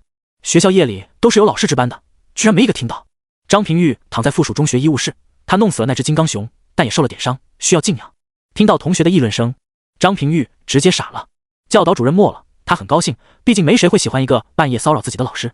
但是校长也没了，张平玉心情一下子复杂起来。唉，张平玉半躺在医务室病榻，悠然长叹。校长虽然总有私心，名声也不大好，但对他是真的没得说，不然当年那个夜晚他就惨了。曹主任变态不是一天两天了，这次也是，要不是为了帮他，哪里来的给苏浩妖魔击骨的事情，又哪里会被不知名强者盯上？只能说校长贪心的坏毛病，最后还是害了他。张平玉穿好衣服，从床榻爬起，强行提气，一步步迈步出门。他得送校长最后一程。如果有机会，那个杀人凶手的人头，他一定会亲自带到校长墓前的。对其他人而言，校长或许不是好人，但对他而言，那是救济恩人。也只能说张平玉太嫩。要是苏浩高低的怀疑一下，当年那位曹主任有没有可能是校长派过去的？不然哪有那么多巧合，还刚好被救？搞不好曹主任其实性取向正常，校长为了笼络人心，才强迫曹主任强人所难，估计平时还迫不得已得在学校不断营造人设，不然这种人早被开了，还当教导主任。苏浩闭关结束，苏通给他发了消息，说是查清了，妖魔脊骨是魔武附属中学校长弄走的，但是他很倒霉，有人看中了妖魔脊骨，他前脚刚弄回去，后脚就在办公室被人给做掉了。凶手很强，特别强，掌握了武道真意，先天之下为凝神，速度不够快，几乎没有人是其敌手。苏通言明，苏浩的损失学校会从附属中学校长遗产中扣除给他，问他是要妖魔脊骨还是折现。苏浩当然知道苏通什么意思，讲了一通，无非是告知他妖魔脊骨现在很危险，有人盯着，还很强，隐晦劝他折现。但我会怕，谁还没个武道真意？苏浩毫无畏惧，当即选择要妖魔脊骨。另外，苏浩顺便不经意间说自己突破真血了。苏通淡淡哦了一声，一点都不意外，只是让他稳固境界，之后选导师的时候，导师自然会安排他的。苏浩装逼失败，天色蒙蒙亮，苏浩漫步在魔武的校园里，无所事事。开学还有20多天，气血之力没了，妖魔之力没了，现在唯一的突破路径就是校门口的道，亲身感受魔武第一任校长留下的武道真意，借此磨练自己。除此之外，就是去任务大楼了，接任务，出城历练，杀凶手，攒点气血。魔都是第一前线，直面海域凶兽潮，不缺凶兽，缺点是武者也多，人多眼杂，真血不用说了，先天都不会少，隔三差五还能看到宗师。苏浩第一次有点后悔，没事选这个学校干啥？他其实就应该找一个小破学校苟起来，无非是攒资源的速度慢了点。不过苏浩又想到了突破时候那些特殊资源，别说突破真血，就算突破炼体7层，都费老大劲了。先天估计也得要什么特殊资源，小破学校在这方面应该会吃很大亏。苏浩也就淡然了。所以东城海域去不得，那就只能去西城外了。去图书馆买张地图先，还20多天，这么近，来回也来得及，不能浪费时间。开学还有个什么新生洗礼，不知道要不要打架，也不知道是和新生打还是和老生打。要是和老生打赢了，不知道有没有好处。苏浩一路走到图书馆，站在图书馆边上的宽广湖面，静静看了一会儿，就差没有把腿放进去。他感知到湖面下有阴冷的目光盯住了他，既然湖里的凶兽要卖钱，他不能下去捕杀。站在岸上，凶兽自己上岸攻击他，他迫不得已反击，总不能算是他的错吧。苏浩淡淡微笑，瞥了眼远处穿着白色厨师服正在捕捞准备卖钱的魔武厨师，脚底下一只风鹰妖魔虚影悄无声息钻入湖底，扑通，一只颇为惊恐的长条鱼类凶兽猛地钻出水面，直直朝着苏浩撞了过来，气息还不弱，足足炼体9层。啊，有鱼咬人！苏浩一脸惊魂未定，猛地后撤，右手一把钢刀瞬间一捅，一条凶兽鱼类被他的钢刀利落贯穿。哎，禁止捕捞！哎，算了吧，人家没捞，确实是那条鱼先动的手，我亲眼看见他跳上去的。远处几个穿着白色厨师服的武者有点惊诧，但最后还是对着苏浩摆了摆手，让他离远点。其中有个人刚想让苏浩把那条凶兽鱼留下，没付钱不能带走。苏浩钢刀一抽，便将这条凶兽猛鱼尸体甩进了湖里。汹涌的鱼类凶兽迫不及待将尸体啃食干净。待吸收，气血之力70点，猛鱼炼体没啥用，都没武功啃要。苏浩摇了摇头，这湖确实有真血，但都藏在湖底，不好赶。也就这些炼体的傻不拉几，天天在上面游啊游，要是能偷偷游进去就好了，可惜监控太多，而且人家圈养的也不容易。苏浩难得有点良心。没多久，苏浩花了10积分，在图书馆买了张西城外凶兽分布图。西城外也有魔武据点，城外也是一片山林，很庞大，经常有武者进去迷路，但因为距离魔都太近，被魔都各所武大的强者离了不知道多少遍，最强也不过真血凶兽，但凡有突破到先天的，都会第一时间被弄死。所以西城外成了魔都那些没有经验的学生第一次历练最好的地方，安全。社会舞者偶尔也会去，但是需要申请，而高校学生则不用，带着学生证就行。西城外山林几乎就是魔都所有高校学生的专属历练地，各个武大在这方面豪横得很。当然，你要是自己从其他城门出去，然后溜到那一片，也没人管，只要能应付不时巡逻的林间武者就行。苏浩在新生酒店餐厅静静吃着早饭，研究着地图。他打算等那10具赔偿的妖魔脊骨到手，再出城历练。苏浩吃好早饭，刚收回地图，准备回房间。大大，一道脚步声响起。你就是苏浩？一个穿着淡粉色衬衣的青年走了过来，脸色微微有点阴沉。你好，哪位？苏浩不紧不慢问道。魔都武大大二，曹去。曹去冷淡道。有事？我大哥死了，听说和你有关。曹去盯着苏浩的脸，双眼冰冷，语气很差。苏浩有点忙，不出意外的话，他在魔都总共就弄死了2个人，一个老头，一个中年。怎么？这位学长，你可能不知道，我才来魔都没2天。苏浩极为坦诚道。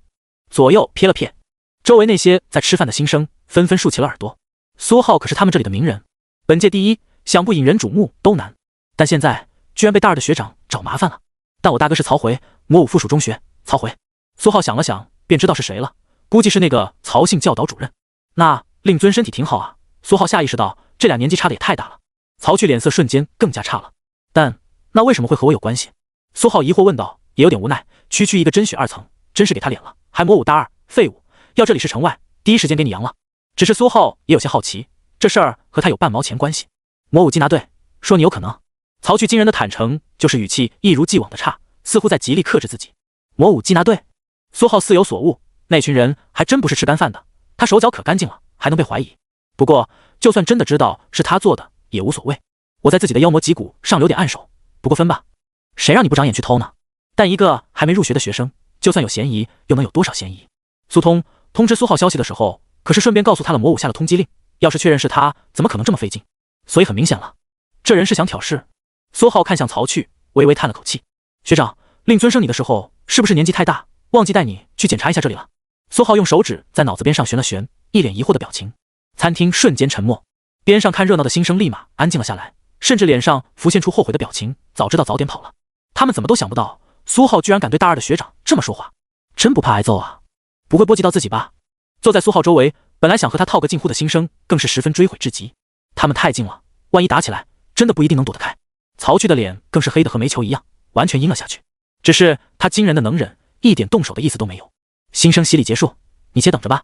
曹去冷冷瞪了苏浩一眼，冰冷的丢下一句狠话，转身就走。再讲下去，他真怕自己忍不住。新生酒店不能动武，这是常识。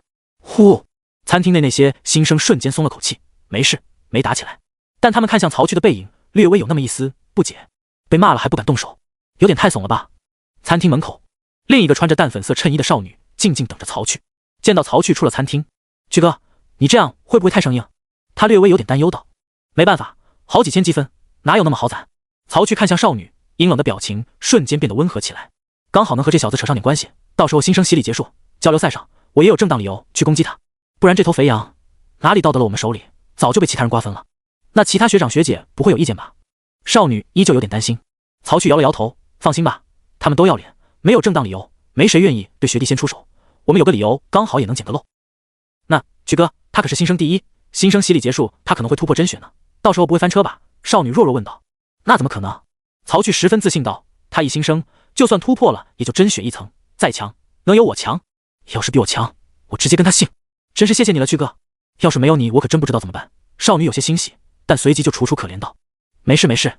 苏去脸上的表情一下子变得更加温和了，风声微动，声音不断钻入耳朵。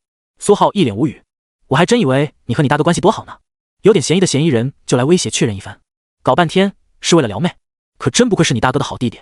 不过新生洗礼结束，还有个交流赛，还是新老生之间的，看样子他们这是能抢我啊！我这3000积分不会就是留着这时候用的吧？苏浩若有所思，魔都的东西也不好拿，但也挺好，缺资源的他就是喜欢这种场合，光明正大打劫还不违法，打劫的越多还更受重视。快乐，魔武学生大一入学前最强的也就刚刚真血上下，才学习了1年，再强能有多强？毕竟他的实力可是经过苏通老师的确认，武道真意一出，先天之下罕有敌手啊！只要不是先天，苏浩就无所畏惧。但是大二先天，1年9个小境界，一个大境界，想想就不可能。3天后，苏通一早就发消息说今天就能把他的10具妖魔脊骨给送过来了。附属中学校长的遗产被分割完成，让他准备接收。苏浩今天特意没有钻地洞，魔力武功虚影，而是安静的在餐厅等了起来。今天过后就能直接跑路去城外溜达溜达了。天天在城内当个温文尔雅的新生，刀都没有碰2下，可算憋死他了。哒哒，又是脚步声接近，又来了个人。张平玉伤势痊愈，表情温和不再，有点惊人的憔悴。他在苏浩边上坐下。苏兄，你的妖魔脊骨被抢了，肯定很不甘心吧？我们要不要联合一下，抓抓凶手？你是不知道，哎，校长可太惨了。张平玉一脸难过。苏浩，瞥了眼看上去很难过的张平玉，苏浩只能说这真的很难评。你找我来和你一起抓凶手，可还行？你知道凶手是谁吗你？苏浩缓缓道，可以倒是可以，但平玉啊，我听说那凶手有点强哎。张平玉微微摇头，语气依旧低沉答道，无事，也没指望立刻将其绳之以法，左右不过一个黑武者，不可能突破先天，以我们的天赋，迟早能弄死他。苏浩还能说什么？这孩子一点都不上道，答非所问。但苏浩也没什么办法，最后也只能同意了。谁让那凶手弄没了他的妖魔脊骨？而且要是让这小子一个人哼哧哼哧，还不知道最后查到谁头上去。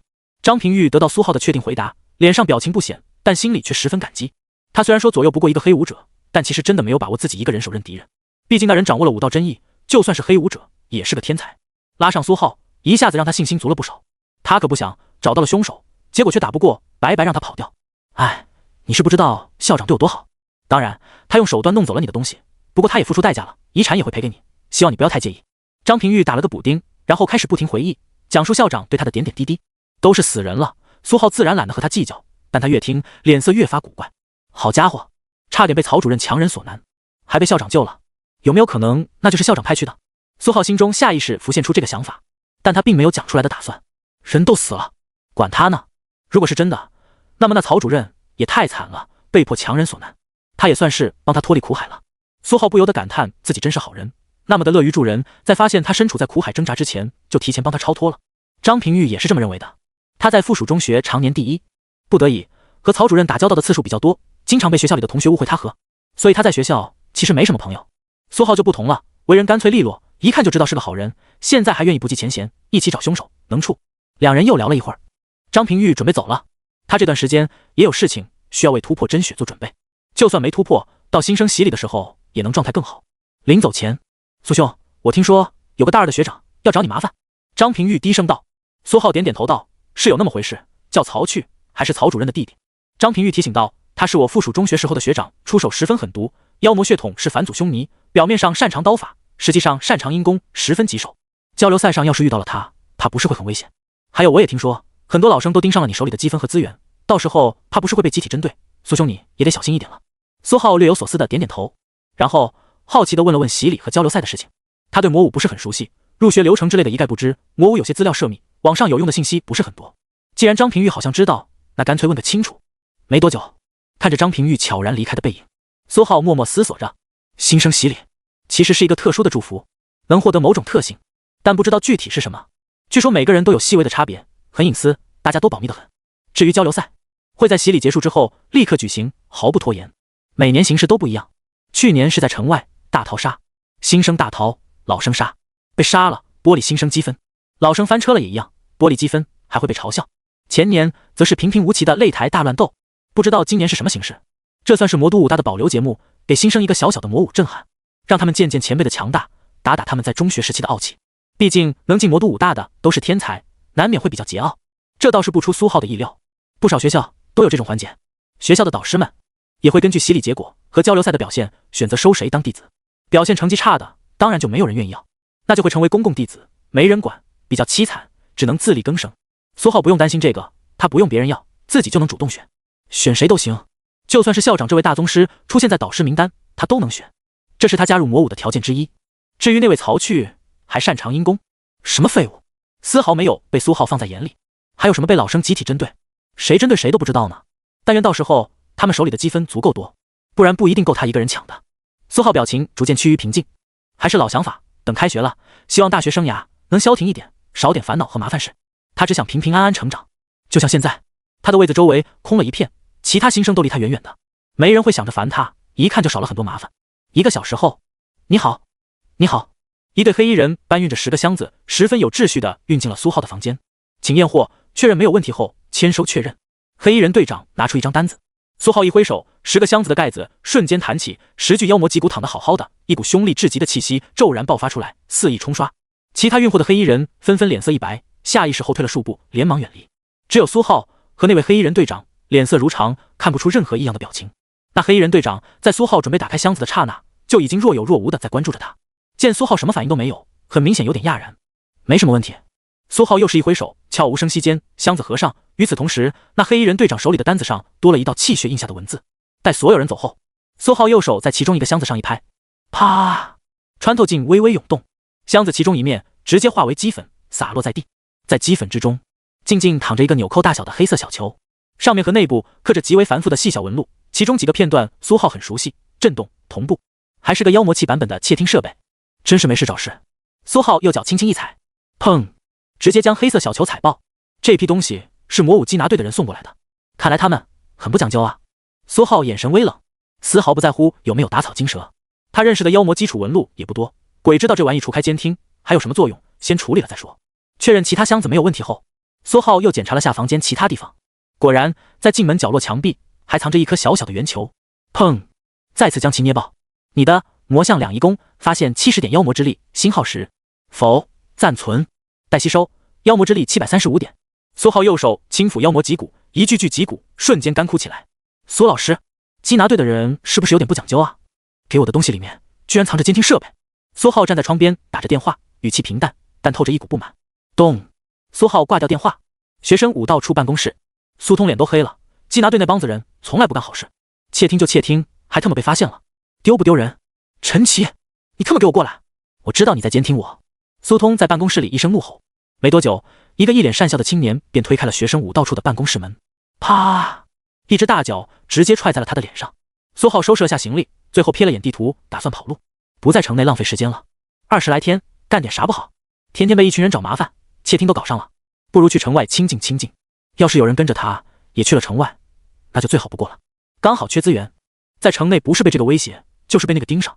大城市就是好，保护傻缺，小地方早删死了。苏浩将箱子里的干枯妖魔脊骨全都震成粉末，收进储物妖魔器，而后直接下楼。酒店门外，苏浩毫不掩饰行踪，上了一辆出租车，一路直奔西城外。新生酒店不少新生纷纷松了口气，这位总算走了。他们是真的天天提心吊胆，生怕苏浩被魔武学长敲门棍的时候连累他们。魔武机拿队办公室，陈奇一脸肿胀地坐在沙发上。老大，苏浩疑似要出城，要不要跟踪一下？要个屁，不管了，等他开学了看看能不能把他收进来，不能让给那几个家伙。这警惕性真强，害我被一顿胖揍，这小子特么的死！陈奇爆了句粗口，面部肌肉动弹的大了那么一丝，扯到痛处，当即倒吸一口凉气。魔都玄武集团，一个上身穿着考究的中年人一脚踹开脚下的秘书。那个小兔崽子要出城了？他捏着手机，语气阴冷地问道。是的，老板，目的地应该是西城外5大山林，估计是闲不住去历练了。手机另一头传出一道疲倦的声音。历练个屁，穷小子，没钱了想去打猎，卖点生活费吧。中年人嗤笑，而后道，给我盯住他，等出城了不要杀，但是打断腿，还有嘴也打断。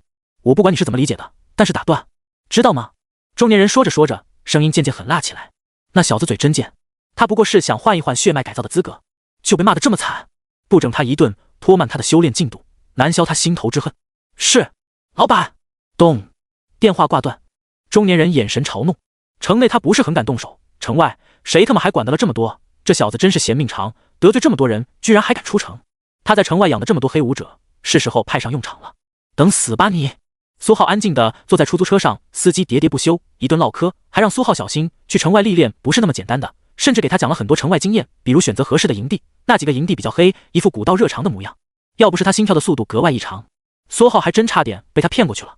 微风不断透过车窗飘进车内，苏浩有点莫名的无语，还真的有不少人跟踪上来了，有陌生的，有熟悉的。熟悉的很明显就是当初找他购买血脉改造，还试图威胁他的那个中年男子身边的那些黑衣人的气息。他们真是一点防备心都没有，生怕别人听不见，只是隔了几里路而已。你当我是聋子吗？就是不知道这个倒霉的司机是哪边的人。很重要的，小哥你说是吧？司机依旧在喋喋不休。是啊，苏浩随口应道，显得十分好说话。3个小时后，西城边缘一处彪悍广场，苏浩付钱下车，不远处便是一道高耸的城墙，上面城防的武者不停巡逻，周围车很多，基本都是在这里下车。摆摊的更多，全在兜售各种凶兽制品，人来人往，武者不少。苏浩要是心黑一点，完全可以轻轻拂过每一具凶兽制品，将里面气血吞噬一空，还不用付钱。可惜他对自己的定位是个好人，不能随便这样做，毕竟风险也高。出租车司机笑着走了，车子开出了不少距离。微弱的声音钻入了苏浩的耳朵：“嘿嘿，李哥，我送到了，你们没跟丢吧？那小子真蠢，我给他一通唠嗑，脑子洗了又洗，他出城肯定会去你们营地的。”苏浩摇了摇头，转身就走。出租车后排悄然贴着一道狭小的刀印：“我可没冤枉你啊！”拿着魔都武大的学生证，苏浩很顺利通过了城防的检查，成功到了西城外。果然是一片山林。苏浩站在城门口不远处，眺望远方，林深叶茂，身后还有身前，不知道多少隐秘的目光盯住了他。苏浩嘴角轻笑，大城市就是好啊。苏浩看着前方摇曳的山林，心中十分满意。盯着他的人实力都还行，真血都不少，不知道到时候能抢多少资源。快乐，沿着出城的通道，苏浩很慢地遁入了森林之中。嗦嗦，几道细微的枝叶磨噬声在身后轻轻响起，前方也有几道身影缓缓避开，等待苏浩深入丛林。城门口厮杀容易被发现，巡逻武者可不是吃干饭的。1个小时后，咻！苏浩踩在枝桠上，闲庭信步般慢悠悠窜出。他刻意绕开了地图上巡逻武者常巡逻的路线，也躲开了几处林间休息营地，逐渐朝着山林深处前进。这里距离城门已经有不少距离，凶兽也渐渐多了起来，偶尔能感知到凶兽的气息，还有一股明显的血腥味，十分蛮荒，但也十分亲切。前方有一个深潭，面积不小，苏浩轻轻落在了水。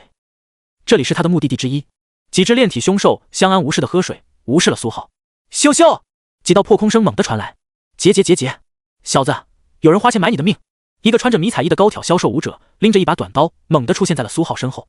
他的身边还站着5、6个同样不怀好意的武者，甚至其中还有2个女武者，手里攥着一把弯刀，眼神微勾，看着苏浩。咻咻！又是几道破空声。7、8个穿着黑袍的武者陡然出现，微微散开，隐隐将迷彩服一行人围住。各位，他的命我们要了。其中一个黑袍武者声音平静道。穿着迷彩衣的高挑武者转身，脸上浮现出一抹错愕，随后脸色便阴了下去。朋友，先来后到，懂不懂？你说要就要，有没有礼貌？他语气同样冰冷起来。黑袍武者淡淡瞥了他一眼，礼貌道：抱歉，各位，你们的命我们也要了。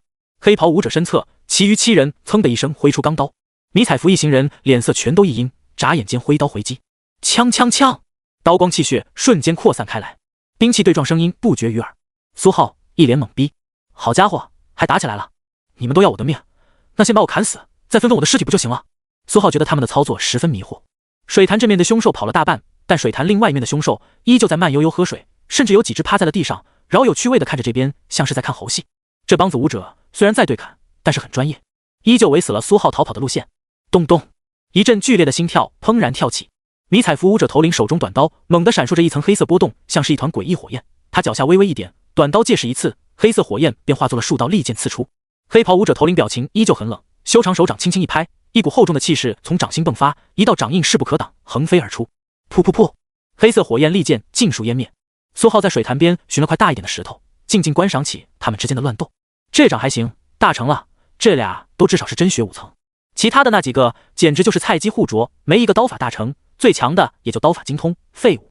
是黑袍武者首领一掌冒出炙热高温，逼退迷彩服武者，但对方毫不示弱，身法微妙，又一次近身短打，短刀黑焰肆虐，空气都在不断波动。但黑袍武者首领像是早就准备好了，手中陡然冒出一把钢刀。噗！迷彩服武者猝不及防，浑身一震，被直接贯穿。好家伙！苏浩一脸惊讶，死死盯住黑袍武者首领宽松的袖子。这人的手腕貌似也绑着一个储物妖魔器，刚才趁着对方近身，借着从储物妖魔器取出东西的速度，直接瞬间贯穿对方。这一手真他妈阴啊！他之前怎么就没有想到呢？学到了，学到了！砰！黑袍武者首领一脚踹出，迷彩服武者浑身冒血飞出，狠狠砸在远处大树上。只可惜他的骨骼太硬，直接把大树撞裂。蹭蹭蹭！黑袍武者首领手中钢刀连连挥出，几道烈焰刀光肆虐，其余几个迷彩服武者也全都命丧黄泉，就连那2个身材不错的小姐姐也全都化作死尸倒地。砰砰！特么的！其中一个身材短小的黑袍武者手臂颤抖流血，他狠狠地连踢了2脚脚边的尸体。刚才对战颇为不轻松，要不是老大结束战斗的快，他恐怕现在已经凉了。似乎没解恨，刚想又踢。哎，算了，我们要有礼貌，踢1、2脚就算了，万一尸体上藏着什么藏宝图呢？被你踹坏了就不好了。黑袍人首领擦了擦手中的钢刀，阻止了他，随后平静吩咐道：现在先把地上尸体处理下，那边树边上躺着的那个不要弄死了，等等问问他们的遗产藏在哪里，记得要友善，手段别太残忍，人家伤势重。老样子，萧牙，帮人家处理处理牙神经。苏浩听完下意识牙一疼，好家伙，这叫手段别太残忍。黑袍人首领一通话吩咐完后，转头看向了苏浩：“朋友，你得罪了人，有一伙人让我打断你的嘴，还有一伙人让我直接宰了你。你要是想知道是谁害你的，可以花钱，好商量。我尽量不让你做个糊涂鬼。”他语气听着竟然出奇的诚恳。他身边其余7个黑袍武者已经开始忙碌起来，丝毫没有把苏浩放在眼里。苏浩隔着脸颊揉了揉患痛的牙龈，但依旧坐在水潭边上的石头上。他轻轻抬头看向黑袍人领袖，语气也是十分诚恳道：“朋友，其实我不想知道是谁害我的，但我很想知道什么叫打断我的嘴，不如你先让我见识一下。”见到苏浩似乎一点都不慌，黑袍人领袖脸色依旧平淡，手中钢刀噌的一声冒出一层火焰，熟悉的心脏血气。好的，你准备好了吗？他轻声问道。第一次见这么拽的小子。我准备好了。你准备好了吗？苏浩咧嘴一笑。轰！一股凶残的气息陡然爆发，向着四面八方轰然肆虐而过，水潭荡起层层巨浪。呜！周围凶兽腿一软，纷纷直接软趴在地下，喉咙发出恐惧的低吟，鳞甲或者毛发瞬间被凉水打湿。苏浩身后，一道庞大的足足4-5米高的狰狞魔像虚影凌空虚立，他的身上缠绕着一层妖异的火焰，火焰之中道道诡异的阴气弥漫，浑身黑色鳞片狰狞无比。魔像心脏咚咚跳动，震耳欲聋，一双猩红的眼睛死死俯瞰黑袍人。咕咚！黑袍人喉结下意识涌动，后背根根汗毛直接疯狂炸裂，他的眼神中冒出一抹不可思议，手中钢刀末端止不住颤抖。特么的，武道真意！其余7个黑袍人更是直接软趴在地，一股窒息惊人的窒息感让他们完全无法呼吸，脸色逐渐发白。MMP 被坑了，说好的这小子只有半步真血呢。呵呵呵呵呵呵呵！一连串阴森的笑声响起，裂开的大树之下，穿着迷彩服的武者首领指着黑袍人呵呵狂笑。没想到吧？和我一起死吧！呵呵呵呵可可嗨！迷彩服的武者首领胸口飙血，狂笑几声之后便是一阵咳嗽，瞬间变得更虚弱了。苏浩随手一道炽热气血打出，将他胸口炙烤封死。可不能死了，还没逼问遗产呢。刹那间，黑袍人抓住机会想逃。呼！魔像虚影兴奋的猛地窜出，遍布鳞甲的长鼻轰然横扫。轰！黑袍人领袖脑子被长鼻虚影扫过，顿时如遭雷击，整个人猛地一僵，瞳孔扩散，身体软软倒下。回！苏浩瞬间收回魔像虚影，一步踏出，出现在了黑袍人领袖身侧。但这人身上的气血迅速溢散，显然凉了。苏浩有点失算，武功太强也不是什么好事，分寸把握不好，一不小心就弄死了敌人。苏浩的目光扫向地上趴着的瑟瑟发抖的几个武者，来，乖，不着急，一个个说你们都有什么遗产，我会帮助你们好好保留的。吃！几道刀影飞出，地上瞬间多了几具尸体。苏浩捏着一个手环，淡定地套在自己的左手上，里面装满了收获。呼！炽热的心脏血气喷涌而出，无形火焰摇曳，地上尸体瞬间化作飞灰。裂开的大树边上，苏浩俯视虚弱的迷彩服武者首领，看在我替你报仇的份上，说说谁让你们来买我的命的？苏浩平静问道。黑袍人不用怎么逼问，弄死了就弄死了，他们有人身上带着那个找他换妖魔血脉改造的中年人的人的味道，之后去找他的麻烦就是了。但这帮子穿迷彩服我武者就不知道了。按理说他到魔都时间不长，不应该得罪太多人才对。基于他身上的东西没问题，但花钱买他的命，这就很罕见了。呵呵，迷彩服武者嘴唇发白，虚弱冷笑。苏浩眼神悠悠，手一抖，一把钢刀瞬间出现。刚才那伙人说什么来着？把你的牙切开，好好帮你治疗一下牙疼。迷彩服武者脸色一黑，我说。他瞬间怂了，是魔都玄武集团的董事，他们的原话也是让我们打断你的嘴。我估计这伙黑袍人也是他们叫来的，说法都一模一样。苏浩有点无语，心跳没什么异常，感觉上没说谎。搞半天你们打了这么久，雇主是一个人，当然也有可能你们也是猎物，这帮黑袍人的猎物，魔都玄武集团的人把你们凑齐顺手解决而已。苏浩看向软瘫在树下的迷彩服武者，不由得摇了摇头。这伙人看上去不大聪明的样子。不过那个中年人是魔都玄武集团的人吗？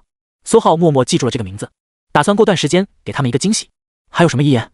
你没时间了。苏浩平静道。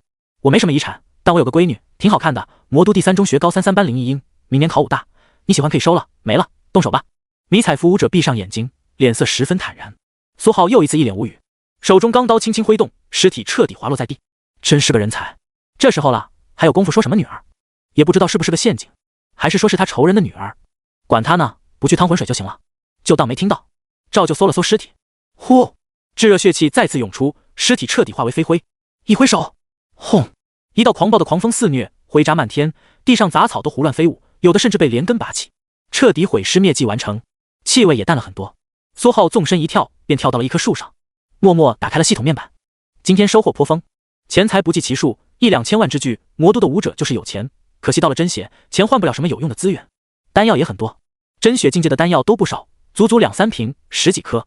除此之外，还获得了半张藏宝图。可惜苏浩对这玩意有阴影，稍微看了一眼，便直接将其烧毁。这年头还敢相信哪里有什么藏宝地，真是心大命也大。另外就是那件储物妖魔器了，空间有书架大小，它的随身存储空间暴增。待吸收，妖魔之力735点，真血之力450点，魔像2移宫，吸收。苏浩心中低语，一阵狂暴的气势涌动，苏浩的肺部猛地震颤起来，张嘴微微一吐，一道锐利的白烟猛地飞出，噌，远处的枝桠尽数被完全切断。魔像2移宫，真血6层，进度13%。虚影空间，狰狞的魔像又多了一个器官，经肺。魔像哼哧哼哧喘着白气，逐渐弥漫在白雾之中。风鹰妖魔见了，不由得有点羡慕，肺部血气也开始凝聚了，但也太费资源了，妖魔之力哗哗的掉。苏浩气血再一次暴增，但是轻微活动了2下便完全掌握。哎，快点！那位学弟被盯上了，再不快点，肯定就要给他收尸了。一道微弱的声音从远处森林中响起，紧接着就是咻咻的穿梭声。苏浩悄然将头转向声音传来的方向，眼神平静不变，但没有丝毫耽搁。脚下立刻轻轻一点，一道风暴瞬间缠绕裤腿之上，逐渐蔓延至全身。嗡！树枝被暴风波动扫过，震颤不休。与此同时，咻！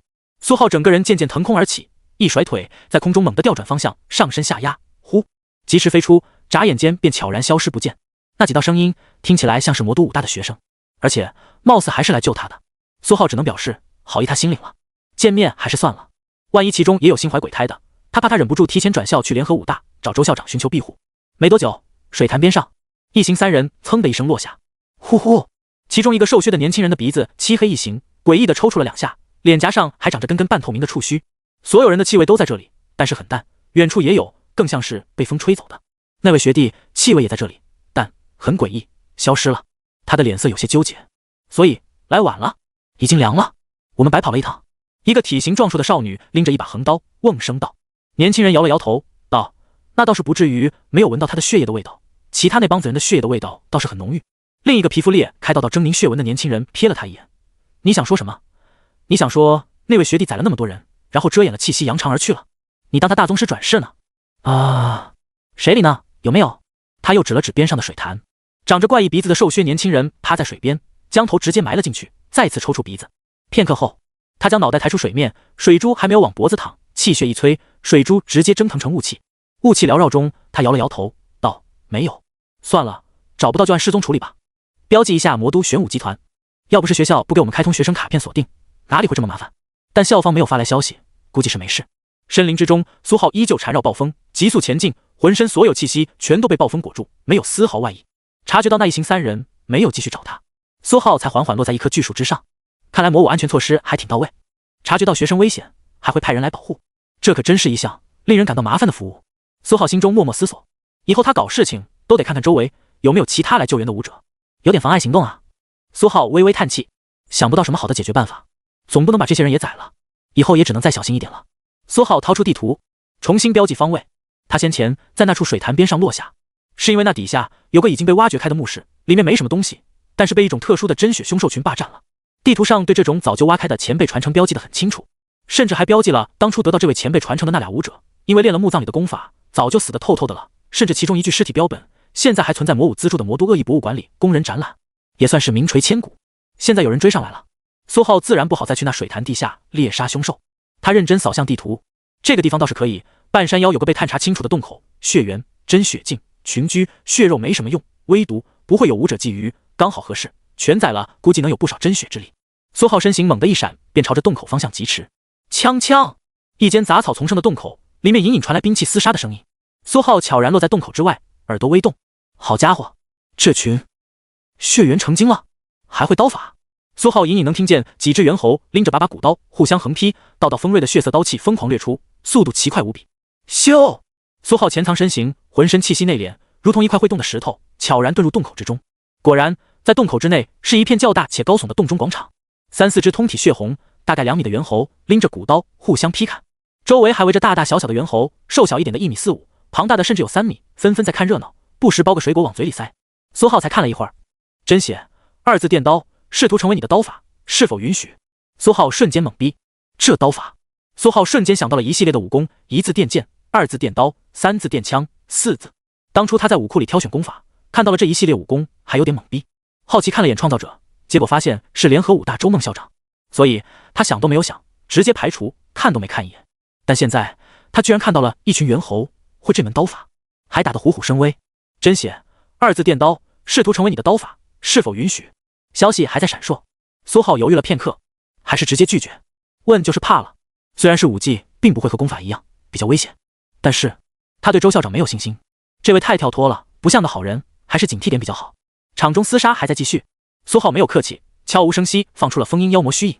呼，狂风瞬间呼啸而过，吱吱嬉闹的血缘直接猛逼，来不及恐惧，身体便纷纷一僵，随后又是一软，扑通扑通接连摔倒在地。几分钟后，呼，炽热的无形火焰燎出，一具具干枯的血缘尸体在高温下蒸腾消失。苏浩面无表情瞥了眼面板，待吸收，真血之力2350点，血缘。庞大的封印妖魔虚影站在苏浩身后，双翅震颤，猩红的眼睛左顾右盼，像是忠实的护卫。苏浩站在山洞内侧，静静看向面前的一块石壁，这是他在搜刮血缘遗产的时候偶然发现的，上面刻着很多简体图画，极为粗糙，像是那些血缘为了纪念什么刻意雕画的。苏浩稍微瞥了两眼，这群血缘还挺有艺术天赋。最中间一个皮肤似乎裂开的瘦瘦小小的简体人，捏着一把疑似是刀的武器，挥舞得极为用力，周围围绕着一群庞大的猿猴，好奇的观赏。图画不断往下，还有这个简体人施展刀法，强势斩杀巨蟒，拯救血缘族群。然后便是所有血缘膜拜，一点点学习刀法，刀法牵引气血，渐渐凝聚某种独特的一种血气。苏浩看到这里，眼神若有所思。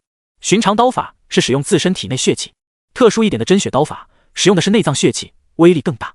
这门刀法练到极深之后，居然能凝聚一种独特的一种血气，施展出来的刀法威力会更加的强。苏浩本能觉得不对劲，气血微微一撩，便将墙上壁画摧毁殆尽。随后光速在脸上贴上了一张面具，直接变出了一张新脸，随后果断跑路。这特么一看就不正常，还是不要待太久。1个小时后，苏浩凌空横渡，在另一处山头找到了另一处群居凶兽群，他们是一群矮小灵活的猴子，一个个手里拎着木棍。真血，4字电棍，试图成为你的武功，是否允许？否。苏浩果断拒绝。又是一门武功闪烁，试图成为苏浩的武功。苏浩俯视下方这群活跃的猴群，神色有些怪异。这群猴子体内果然也有那种一种血气，这个周校长创建的这套武功似乎有那么一点点不简单啊。远处，浑身裂开道道狰狞血色纹路的年轻男子猛地停住了回去的步伐，他看向身边2个同伴，平静道：我有点事，你们先回据点吧。边上壮硕的少女和长着奇异鼻子的年轻人面面相觑。那你小心。年轻男子直接转身，脚下猛地一点，朝着一个山头疾驰而出，他的眼神闪过一抹阴霾之色。3个了，3个族群被灭了，被发现了。被谁发现了？真是找死。他的表情甚至渐渐扭曲起来，浑身冒着一股诡异独特的一种气血，速度猛地变得奇快无比。周围巨树杂草被一道飓风肆虐而过，瑟瑟发抖。好家伙，这么多，又是一处。这么多凶兽学会了这些奇葩武功，这人想干啥？苏浩站在一处山谷角落，盯着远处的一群巨象，有些巨象鼻子上缠绕着一把特殊的古刀，随便挥动便是一门精妙的刀法。无一例外，他们的体内也有那股诡异的活跃的一种气血。苏浩正打算动手，是，突然间，苏浩身后冒出一道肆虐的刀光，噌！苏浩猝不及防，气血下意识涌动，一层薄薄的鳞甲顷刻间浮现在后背之上，阴毒火毒隐藏在鳞甲之下，强行挡住这一刀。但尽管如此，苏浩整个人还是重重飞出，后背一阵生疼。呜！山谷巨象群被突然飞出的苏浩惊扰，纷纷撕蹄后退。没死。身后一个浑身裂开道道血色纹路的年轻人站在一棵巨树之后，眼神阴冷地盯着飞出的苏浩，有些意外。特么的！苏浩瞬间控制住身形，微风一动，整个人翻身而起。他直接拧头，眼神死死盯住森林树后这个突然冒出来的年轻人，脸色格外难看。自从封印妖魔出现之后，暴风就是他的眼睛，但这个人居然瞒过了他的眼睛。苏浩脸色难看之余，立刻就知道自己似乎有点太狂了。世间天才不计其数，他有隐藏气息的法门，别人自然也有。他能不被这些凶兽发现，自然就有人能不被他发现。他能偷袭别人，别人自然也能偷袭他。如果不能时时刻刻保持警惕，那就真的与找死无异。苏浩死死盯着这个浑身裂开血色裂纹的年轻人，眼神闪过一抹冷意，手中钢刀微微一紧。学习到了，那么接下来该交学费了。噌！突然间，苏浩后背再次冒出数道肆虐的刀光，原本不断撤退的巨象纷纷一僵，体内道道诡异的一种气血瞬间炸裂而出，凝成血色刀光，死死砍向苏浩的后背。浑身裂开血色纹路的年轻人声音随意平静：我在等刀光，你又是在等什么？咻！他脚下缠绕着明显的血气，一步踏在身侧巨树之上，轰！巨树直接断裂向后飞出，他的身形极快，右手持刀狠狠砍向苏浩，双面夹击。苏浩脚下暴风咻的一声爆发，整个人冲天起。特么的！苏浩凌空蓄力，脚底下风暴呼啸，他的脸色完全黑透了。他还没来得及反击，直接被偷袭2次。大城市的武者都特么这么不讲究吗？咻！苏浩毫不留手，后背一道狰狞的风鹰妖魔虚影瞬间透体而出，恐怖、血腥、暴力的气息瞬间鼓荡而出。山谷内一只只巨象在顷刻间软瘫在地，纷纷闭上眼睛装死。浑身裂开的年轻人身形猛地一滞，脸色也陡然一僵。他的脸上瞬间浮现出一抹讪笑，抬头看向苏浩，无比诚恳道：前辈，我说这是个误会，您会相信吗？相信您吗？苏浩踩踏虚空，极其有礼貌地回答。咻！风鹰妖魔虚影瞬间振翅，闪烁而出，尖锐的利爪狠狠抓向下方年轻人的脑壳。浑身裂开道道血色纹路的年轻人，浑身血气顷刻间炸裂，沿着裂开的纹路疯狂爆出。1/10秒之内，他整个人便完全被一股血色烟雾笼罩。咻！速度极快，朝着远处掠去，甚至原地还留着一股淡淡的血色烟雾。速度真快！苏浩眼神微冷，意念一动，风鹰妖魔虚影速度更快飞出，带起阵阵狂暴的刀影暴风，寒意凛然。呼！不过刹那，风鹰妖魔虚影便追上了疯狂远遁的年轻人，利爪狠狠探向他的脑壳。嗡！顷刻间，利爪穿透而过，一具浑身裂开的尸体带着极快的惯性，狠狠砸在远处巨树之上，巨树咔嚓一声轰然倒塌。但咻！刹那间，原先血色烟雾爆发的原地，那股淡淡的血色烟雾陡然浓郁起来，一道人形血色烟雾凝形而出，嘴角狞笑，陡然升空，狠狠朝着苏浩撞了过来。嘿，前辈，没了武道真意镇守识海，等死吧您！咻！人形血色烟雾嘴角充满嘲弄地冲向苏浩，眨眼间便一头钻入苏浩的脑子。嗡！苏浩脸色又是一黑，第3次了，短短片刻，他都被阴3次了。啊！瞬间，一声凄厉惨叫从虚影空间冒了出来，一只庞大的魔象死死踩住一道冒着血烟的人形生物，血腥凶厉的双眸闪烁着一抹疑惑，似乎在疑惑脚底下这个小家伙是个什么玩意儿。周围围绕着5把颜色各异的刀形虚影，有的厚重如土，有的炽热似火，有的完全由双鱼组成。它们悬浮在人形血色烟雾四周，刀锋悄然对准了他身上各个部位。边上还站着一只好奇的魔灵，和一团不停变换、有点蠢蠢欲动的挪移镜虚影。被死死踩住的人形生物盯着四周一道道虚影，浑身血烟瞬间就是一阵剧烈抖动。这特么都是武道真意？他有9种武道真意。血色烟雾脑袋勉强转动，看向四周，周围一道道狰狞和恐怖的气息将他完全淹没。他的脑子直接震惊到发懵，完全一片空白。苏浩的视线落在虚影空间之中，没有等人形血雾反应，弄死他。意念微微一动，吃，5把颜色各异的快刀早就做好了准备，纷纷乱斩。锐意、寒意、炽热、厚重、缠绕，一连5种特性直接轰了出去，直袭人形血雾。魔象也下意识用力，砰！人形血色烟雾来不及惨叫，便瞬间爆开，又在5道不同刀影的侵蚀横扫之下，残存的部分也彻底烟消云散。整个过程，魔灵和挪移镜虚影甚至根本没反应过来，只能一脸懵逼地看着其他武功。苏浩感觉额头一凉，一道淡淡的血色烟气顺着眉心排了出来。咻！风鹰妖魔虚影振翅返回，没等苏浩吩咐，好，张开血盆大口，一口将残存烟气吞噬殆尽。尘埃落定，苏浩黑成炭的脸色缓缓恢复正常。大缠绕在身上的暴风慢慢消失，苏浩轻轻落在地上。真不愧是大城市的武者，他的视线落在远处裂开的尸体上，手段就是多，还特么的这么阴，居然还想着冲进我的识海空间，差点被翻盘。苏浩心有余悸，这次今天差点砍破他后背的皮，甚至还使出了一种诡异的手段，要不是他的武功虚影多，说不定真的翻车了。一个箭步，苏浩掠到裂开的尸体边上，快速搜尸，身上什么都没有，但是撕拉，苏浩拎着一件残破的衣服，手微微一撕，便从衣服内衬撕下来一块帕子，上面刻写着密密麻麻的小字和图画。血气秘法。苏浩稍微瞥了2眼，心中有点数了，这厮不知道是从哪里学来的秘法，将1字电剑、2字电刀之类的武功教会了某些智慧颇高的凶兽。这些真血武功能够诡异地凝聚一种血气，而这厮又能通过这门秘法成功控制这些一种血气，之后无论是拿来吞噬突破，还是控制这些凶兽，都能起到很大的作用。苏浩眼中闪过一抹冷意，掌心烈焰一撩，帕子便飞灰烟灭。他可不信这种阴货心里能存着什么好，还他妈刻意留一门秘法在自己衣服上，多半不是错漏版，就是刻意被改过，100%有问题。现在练是不可能练的，烧了再说，以后有机会再磨出来阴其他人，反正也是阴人的，莫错也无所谓。苏浩掌心再次冒出一团烈焰，轻飘飘落在尸体上，便完全将其化为齑粉。处理完周围所有手脚之后，这破地方有点危险，跑路再说，换个地方先。苏浩眼神闪烁，随手换回之前一直藏在暗处警戒的风鹰妖魔，随后身形猛地掠出，朝着远处狂飞。刚才这厮看着年轻又强，还他妈这么诡异，化身人形亵物的时候，身上甚至有淡淡的妖魔的味道。现在回想，声音也有那么一点耳熟，不用看就知道，很有可能是他素未谋面的魔武好学长。先跑了再说，还没入学就疑似弄死了一个学长，要是被发现了，那还了得。苏浩掠在空中，浑身暴风缠绕，刻意和丛林巨树离开了一些距离，尽量做到不留痕迹。魔武给他的印象真是越来越奇葩了。武库里收藏了联合武大校长留下的武功，还疑似有坑，熔炼出来的一种血气，能被其他人用另外一种秘法控制，完全为他人做嫁衣。还有奇葩的学长意识到了这种坑之后，想到了用这种奇葩的特性教凶兽修炼，然后辅助自己修行。这脑洞也真是亏他想得出来。苏浩只能说大受震撼。半天后，天色渐晚，苏浩横贯到山林另外一侧，从好几个凶兽群上空掠过，都没有发现半点会武功的迹象，这才稍稍放心了一点。说实话，这位素不相识疑似是学长的武者给了他很大的启发。如果为了长期发展，他完全也可以模仿这位，教其他凶兽习武，熔炼一种气血，之后他只管定期收割，简直和那位弄出了不知道多少真血玉佩的前辈有的一拼。一个收割蒙昧无知的武者，另一个收割又单纯又傻的凶兽。只是很可惜，他现在还是太弱了。当务之急就是猎杀凶兽，吞噬气血，哪里来的时间辛苦培养凶兽？或许等他之后稍微变强了，还能这样操作一下，也算是多了一条新的路。唯一可惜的是，苏浩站在一棵巨树之上，仰头眺望上方一处岩壁。唯一可惜的就是这奇葩武功是联合武大校长研究出来的，100%有不知道的坑。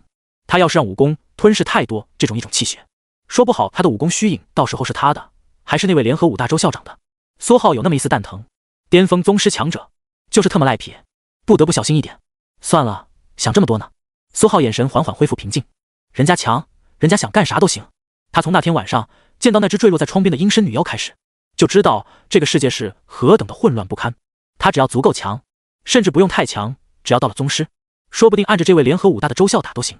当然，前提是他老婆不在。苏浩手中拔出一把妖魔古刀，身形一瞬便冲入了上方的岩壁之中。这里藏着一窝凶兽。20天后，苏浩略显疲惫，缓缓从一片山林中走了出来。魔象两仪功真血7层，进度 77%。瞬杀火焰斩圆满，进度 1%。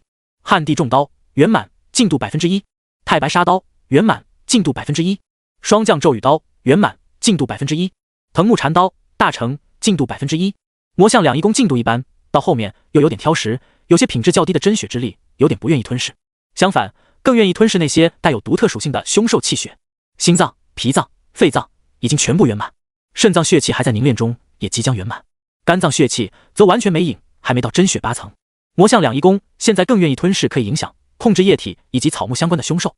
这段时间遇到了其他几种对应的真血凶兽，苏浩也就只好将其喂给了自己的几门刀法。虚影空间，风鹰妖魔虎视眈眈，看着那5把闪烁的快刀虚影垂涎欲滴，就等苏浩一声令下将其吞噬融合。但还不着急，还有一门刀法没有圆满，现在融合少点意思。苏浩本来打算再猎杀个一段时间，只是时间快到了，他得回去准备入学。而且如今整片山林的凶兽之间都流传着苏浩的赫赫凶名，搞得他们看见拎着刀的武者就跑，甚至不同种族的凶兽哪怕是敌对关系，看见拎着刀的武者一时躲不开，都愿意暂时联手。这段时间就已经有不少武者倒霉遭殃，他们以为看到了敌对的凶兽能鹬蚌相争，他们得利，结果还没反应过来，就发现这些敌对的凶兽齐齐调转方向，朝着他们拼命展开攻击。苏浩现在也越来越往山林深处猎杀，才能找到足够的凶兽，也越来越危险。只不过凶兽还算是单纯，没有那个浑身裂开的年轻人那么阴，还算是好对付。没多久，苏浩路过了一片明显像是据点的地方，一间间木屋林立，周围有一圈树篱围住，看着不小，地上还刻印着淡淡的妖魔基础纹路，像是警戒、预防偷袭之类的作用。这就是城外休息营地吗？苏浩远远瞥了两眼，据点大门处一棵巨树上刻着2个大字魔武。魔武城外据点，也能在里面接任务、递交任务，算是方便了在城外的这些武者。里面武者看着也不少，来来往往，不过大多都是一些炼体9层上下的武者，真血也有，但是少见。苏浩不缺钱，暂时也不缺积分，没打算进去做什么任务，远远的绕开了。林间小路上，2个脸色很差的武者和他擦肩而过，其中一个年轻人鼻子特殊，另外一个少女体型壮硕。羞羞！年轻人鼻子抽了抽，下意识转头看向了苏浩，但瞬间就收回了目光。怎么了？身边的少女瓮声道。年轻人摇了摇头，道：没什么，气息有点熟，好像是之前那个叫什么苏浩的新生，没想到真的没死。和我们没关系，先回去休息会儿吧，都找了20天了药。老大这是凉了，还是真到哪里闭关去了，一点影都没有。每次外出还连个学生证都不带，死哪里了都不知道在哪里帮他收尸。苏浩耳朵微微一动，像是没听到，继续脸色如常的朝着城门的方向前进，直到距离足够远，苏浩浑身瞬间笼罩着一层淡淡的微风，将所有味道气息收敛其中，身形一闪，便遥遥跟上了两人。那天那个浑身裂开的年轻人的声音，他可是提前听到过，说是来救他的。他的身边还有其他2道声音，就是这2道，恰巧他们也死了老大。反正时间还有2-3天，稍微耽搁一会儿也没什么，今天晚上之前回去就行了。苏浩眼神微动，躲在角落站好，风鹰妖魔虚影潜入地底，继续跟着两人缓缓前进。几分钟后，鼻子怪异的年轻人和那壮硕少女进入了魔武城外据点，推开了其中一间木屋，各自找了间房间开始休息。苏浩悄然控制风鹰妖魔虚影，躲开两人感知，四处搜查起来。只能说平平无奇。木屋其他房间里的东西像是被壮硕少女和年轻人一起搜刮了一般，一件有用的都没有。苏浩默默思索，除非现在把他们俩人宰了，算术宰了也没什么用，一点钱财什么的不缺。真血丹看这俩这么穷的模样，估计也没多少。反正他们也不知道他们的老大早就凉了，他们老大要是有什么好东西，估计也不会藏在这里，大概率还是藏在之前那群凶兽堆里，往地里一埋，谁都找不到。还是先跑路吧。苏浩心中有那么一丝遗憾，那也算是个天才，可惜他的遗产他估计是找不到了。嘿，听说了吗？那个之前修炼霸体但是失败的家伙已经失踪了10几天了。那是哪个？就是那个浑身裂开的，那可是真的丑。但我怎么听说他是要突破闭关去了？苏浩收回风鹰妖魔的时候，听到了不少杂乱无序的声音，不知道真假，索性统统抛在脑后。最后看了眼据点方向，记住了那间木屋的方位，苏浩才缓缓跑路。没多久，熟悉的城门口，苏浩的人皮面具早就撕了下来，捏着学生证轻松过了城防。城门刚进去，便是一片嘈杂的广场，卖野货的很多。苏浩在停车的地方随手叫了一辆车，坐在出租车上，苏浩平静地听着司机师傅的闲扯，不时还能听到一系列八卦趣闻。什么前天刚拉了一个男客人，刚下车就被一个彪悍女舞者带了一群人围住，理由是他勾引她老公，但司机却说其实是那个被勾引的男舞者不想付钱，故意找自己老婆来揍他，还讹了一笔。还有什么2-3个礼拜前有个司机载客，结果车子突然被一道刀影斩断，司机嗓子很好，叨叨了一路，一点都不见哑，估计练过金嗓子功。苏浩的暴风能力简直被开发到出神入化，2只耳朵内旋起小小的漩涡，将声音过滤。一路司机越讲越兴奋，苏浩几乎什么都听不见，只是趁着他停顿的空档随口捧个是吗这样啊之类的话。等苏浩下车，司机高兴地免掉了苏浩2成路费。魔武新生酒店公寓人气高了很多，年轻的舞者人来人往，不时还有家长拎着包跟着，脸上都是骄傲的表情。估计该到的都到了，毕竟还有2-3天就正式开学了。苏浩的名气并没有太多衰减，很多新生和家长都认出他了，看到他的刹那都纷纷一惊，然后瞬间眼前一亮。比较活泼的女生甚至已经在问他是否能合照，很是热情的想抱着他的胳膊让人帮忙开拍。苏浩礼貌的推开，表示没空。但人群是越围越多，1楼大厅越来越多的人从众的跟着其他人看了过来，一脸好奇的模样。苏浩也不能把他们都砍了，双脚灵活闪躲，避开人群，快速上楼回到自己的房间。大厅里不少学生和家长还有点感到可惜，强是真的强，帅是真的帅，高冷也是真的高冷，看样子不好勾搭。关上房门，苏浩只是瞥了一眼，便发现有人进来过，尤其是那些摆在墙角的箱子，都有轻微的被触动过的痕迹，看来还真的有人对他的妖魔脊骨感兴趣。苏浩内心毫无波澜，甚至渐渐习惯。简单检查了下整间房间，没有什么窃听监控设备或者有杀伤性的妖魔气之类的东西。苏浩瘫在软床上，想休息，但感觉差点意思。可能这段时间并没有像以前在大环市城外的时候那般痛苦，反而十分安稳。毕竟晚上休息的时候，他的武功虚影轮番站岗，有想偷袭他的凶兽等进入了山洞或者地洞，却发现角落蹲着一只凶厉的风鹰妖魔。强行休息了半个小时，咚咚传来敲门的声音。苏浩在不在？我是苏通，请进。苏浩甩出一道气血，轻松把门拧开。苏通穿着一双增高鞋，身上肌肉虬结，挺着正装，但还是1.4米，看上去有点滑稽。苏老师，啥事？苏浩早就起身迎接。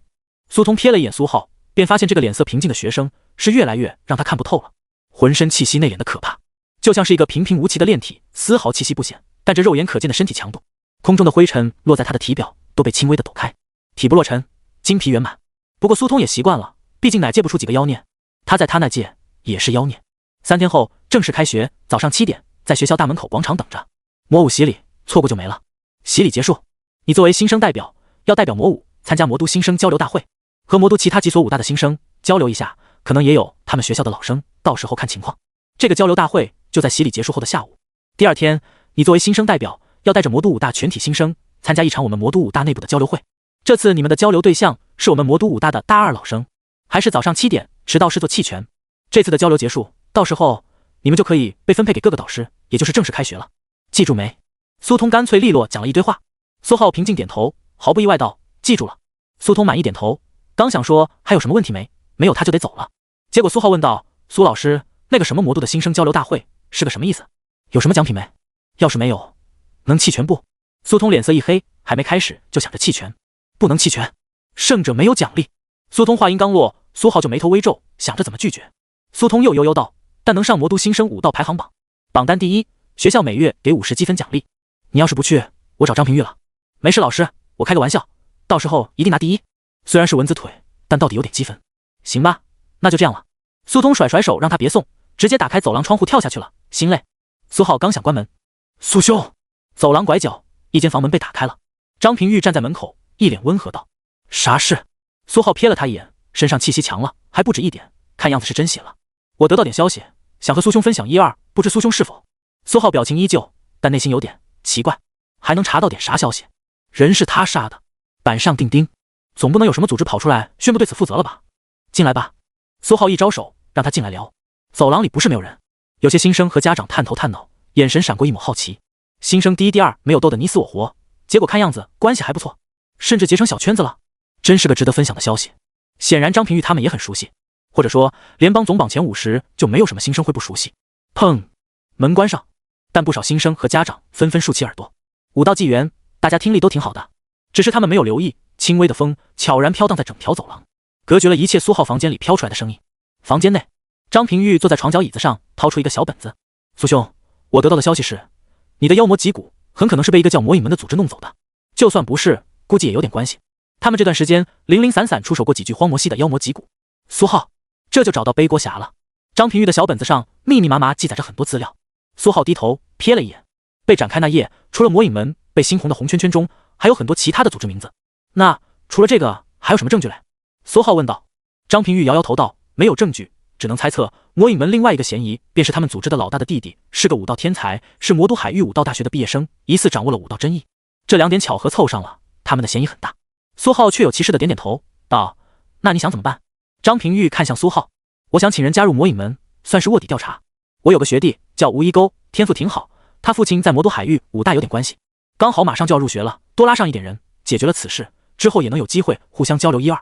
苏浩直接点头：没问题，你看着安排就行。闲扯了几句，聊了聊3天后开学的事情。张平玉直接告辞。咚，门轻轻合上。苏浩的表情逐渐变得平静，甚至有点奇怪。好家伙，还以为真是为了什么帮校长报仇，结果是为了自己建立小圈子，把我顺便拉进去。倒霉的魔影门，估计要成为他们这个所谓的小圈子的第一个练手和磨合的对象了。看着浓眉大眼的，心里不知道憋着什么想法。苏浩摇摇头，以他这复杂的心思，世界上确实没几个好人，但谁让这个世界本来就这么的崩坏，也没什么办法，莫名其妙成为某个小圈子的创始人之一，和他的这些同学互通有无一下也行。他的消息太过闭塞了，很多时候很多事情屁都不知道。下午的时候，吴一钩露了个面，张平玉带着魔影门的部分资料提前交给他看看，顺便带着吴一钩来拜访了一下苏浩。长相挺普通，穿着一身魔武黑色武道服，不知道哪里搞来的，但是人很客气，身上的气息也不简单，至少半部真血了。这20多天显然也没有白费，就是不知道哪里搞来的资源。吴一钩的名字在总榜上也是有的，估计不知道多少人愿意投资，区半部真血的资源肯定不缺。走廊里，不少新生和家长也看到了苏浩被其他人拜访，他们也蠢蠢欲动。苏浩嫌烦，顺便请他们2个吃饭，省得总有人敲门，敲个不停。新生酒店餐厅包间，苏浩血气一撩，一瓶寿血酒燃起熊熊烈焰，香气顿时弥散，随手给张平玉和吴一钩倒上。两人脸色如常，心中极为不平静，甚至有点震惊。血气，不是气血，这位无考探花特么的也真血了，藏得可真深啊。他们2个能有所进步，全靠校长没了。校长的遗产由于某些因素被充公了很大一部分，但是被魔都武大监督新任校长也吃不下，索性分配了一些给他们这些高考优异者，导致他们修为才能在短短20多天再上一个台阶，不然突破起来哪里能有这么简单。不过也是，张平玉和吴一钩对视了一眼，都想到了什么？那10具妖魔脊骨，那10具妖魔脊骨对强者而言不是什么稀罕物，但对苏浩这个半部真血而言也足够他突破的了。而且他不是消失了20天，估计就是出手妖魔脊骨然后突破去了。不过虽然苏浩突破了，但是张平玉依旧不慌，他有妖魔血脉，和寻常武者打起来占尽优势。现在大家都是真血，还都是真。一层，谁强谁弱，不言自明。苏浩虽然天才，但暂时还没有得到魔武全力培养呢。至少在大一第一个学期，甚至整个大一，他还是有自信能压过他的。只是之后，尤其是在苏浩也得到妖魔血脉之后，就有点不好说而已。魔武学生基本都会进行妖魔血脉改造，只不过整个改造流程颇为费资源，而且合适的血脉也不好挑选。三人各怀心思的吃完了这顿饭，苏浩展现了自己的实力，其他两人也展现了自己的诚意。大家都是聪明人，相处的十分融洽。苏浩顺便问了问，魔都新生交流大会是个什么意思？张平玉给自己倒了杯茶水，掌心血气也是一撩，温度有些降下去的茶水瞬间滚烫起来。只是可惜，整个流程和动作没有苏浩这般写意轻松，茶杯差点炸裂。他自己心里也明白，轻轻捏住杯子，避免裂开，缓缓道：魔都新生交流大会其实就是魔都其他那些大学挑战魔武的一个传统习惯。他们的新生洗礼从明天开始陆陆续续就要举办了，新生实力会有所增强，而我们魔都武大是最晚的，相比起来他们会比我们多适应1天到2天。之后他们的新生代表甚至是部分老生会和我们魔武推出去的新生还有老生比试，一般是他们车轮战我们魔武的选手，他们要是赢了，魔武新生的部分资源就会被他们抢走，他们要是输了，那自然维持现有比例不变。很简单的比试就分成2轮，大一新生比试和大2老生比试，要是你足够强，也能直接接下他们大2的老生的比试要求，这样一来他们的资源也能被我们抢掉一部分。但要是你接不下来，那就看我们学校大2老生的了，赢了照旧，输了掉资源。苏浩点点头，这交流大会简单又干脆，甚至对魔武有点不公平，只有他赢了别人学校的大2才能夺得资源，其他的情况最好的也是不变，稍微输掉或者平局都是魔武掉资源，但也正常，一个魔武就占据了魔都全部武大1半以上的武道资源，要是不够强，拿什么服众？3天后，天色蒙蒙亮，魔都武大校门口聚集了一群新生。苏浩站在黑色武道石雕琢而成的校门边上，魔都武道大学这几个字照着一层淡淡的光，似乎被什么暂时封住了。张平玉温和地站在苏浩边上，还有吴一沟和其他几个新生，都是总榜排名靠前的。魔都武大校门口广场密密麻麻挤着几百个学生，很多新生羡慕地看向苏浩这一行人。很明显，本届高考总榜排名靠前的这些同学，第3的苏浩，第4的张平玉，第6的海镇，第12的吴一沟，第14安山然，已经互相抱团成立了一个小圈子了。而且除了苏浩，其他都是附属中学的，也不是没有人试图过来凑热闹，但很有礼貌地被隔开了。也有些锲而不舍的，张平玉对着他们温和一笑，他们被吓得纷纷胆寒跑路。这部分学生绝大部分都是附属中学的，天色不是很好，乌云颇多，大半新生心里多少都有点紧张，期待了这么久，终于要入学了。忽然一道巨大的黑影笼罩了下方广场，苏浩早就发现了，平静抬头，乌云之中钻出一条巨大无比的漆黑蟒蛇，眼睛黄澄澄，在空中扭动身躯，不断向下。呜！人群中下意识响起惊呼。漆黑蟒蛇降落的过程中随风而长，足足数百米，随后轻飘飘悬浮在广场上空3米，在一众新生头顶上缓缓游走。它周身黑色的鳞片透着一股诡异的光泽，一股淡淡的腥甜弥散在空气之中，令人心跳下意识加快速度。与此同时，是一股窒息的凶戾气息，疯狂地压在所有人心头。新生无不忌惮又紧张的小心盯着头顶上近在咫尺的这条黑色蟒蛇，生怕它一个发飙把自己碾死。这是魔武的芒老师，据说是某位校友特意送给魔武的。张平玉站在边上，轻声对苏浩解释，看上去颇为淡然。苏浩点点头，芒老师，估计就是任务大楼外面那条吞天蟒，虽然大了点，但是样子大刺不差。苏浩平静看向黑色巨蟒头顶，苏通正静静站在上面，居高临下俯视下方。他看了苏浩等人一眼，淡然收回目光，随后随着黑色巨蟒游动的头颅朝着下方所有新生扫视。苏浩却感觉黑色巨蟒在转头的刹那，那双黄澄澄的树瞳似乎若有若无的冷冷瞥了他一眼。苏浩很确定自己没感觉错，他瞬间有点慌，只是等了片刻，苏通的声音轻微的传到每一个人的耳边：好了，安静，我是魔都武大学生武道处的苏通，你们可以叫我苏老师，接下来无论发生什么都不要惊慌，好吗？新生们基本都看到了站在巨蟒头顶的苏通，纷纷下意识点头，竟然没有人选择发出声音回应。苏通也不以为意，一步踏出，巨蟒头颅猛朝后一撤，苏通整个人瞬间悬空，如同轻飘飘的落叶，飘然落在人群中间，然后被人群挡住，个子太矮。好，空气剧烈震颤，游走在空中的黑色巨蟒猛地张开血盆大口，呼，上半身弓起，随后头颅急速向下一扫，一股巨大的吸力传来，广场上新生尚未反应过来，便瞬间被吞噬进肚。苏浩也感觉眼前一黑，随后便站在了一片软软的地上，四周血红一片，像是一个甬道，墙壁甚至轻微蠕动，像是肌肉在呼吸一般。人群果然没有惊慌，至少没有引起骚动，但大家脸上多少都有点惊惧，忍不住左右扫视。苏通的声音响起：好了，站稳。呼！众人只感觉传来一阵强烈的加速度，一个个下意识运起功法，双脚牢牢站在地面。去！一道淡淡的声音响起，苏通手中飞出道道血色，四周墙壁上一道道怪异的纹路凭空浮现，血色的墙壁一点点变得模糊起来，最后直到透明。喔！新生们又是一阵惊呼，大地急速下坠，云层渐渐飘渺在四周，地面的建筑缩小到和玩具一般，整个魔都大片成见，尽收眼底。一轮红日就在天边晃晃忽升起，苏浩小心将脚往里挪了挪，他的位置特别靠里，一股明显的腐蚀气息疯狂涌出，要是再往里点，苏浩毫不怀疑会不会被直接溶解。张平玉等人运气不好，也站在这里，纷纷憋得有点难受，气管一阵灼烧，但是没有办法，众人也只当是自己运气不好。只有苏浩心中肯定他们是被自己连累了，看来自己身上那又莽气息还是被坑到了。呼！十几分钟后，新生们渐渐从震惊的情绪中回缓过来，也飞出了城建区，来到了广袤的海域。遥远的天边，海域一片漆黑，透着一股子阴冷感，和近处的蓝色海域完全不同。苏浩等人也一点点挪到了比较外面的位置，不由得松了口气，那就是胸域外海了。吴一钩脸色复杂的遥望，海震拍了拍他的肩膀，没有说话。苏浩也瞥了眼他，但没听懂，他只知道外面是海，海里有凶兽，但什么外海内海的一概不知。但看他这样子，也不难猜出。来了，小心！苏通的声音再次响起。呼！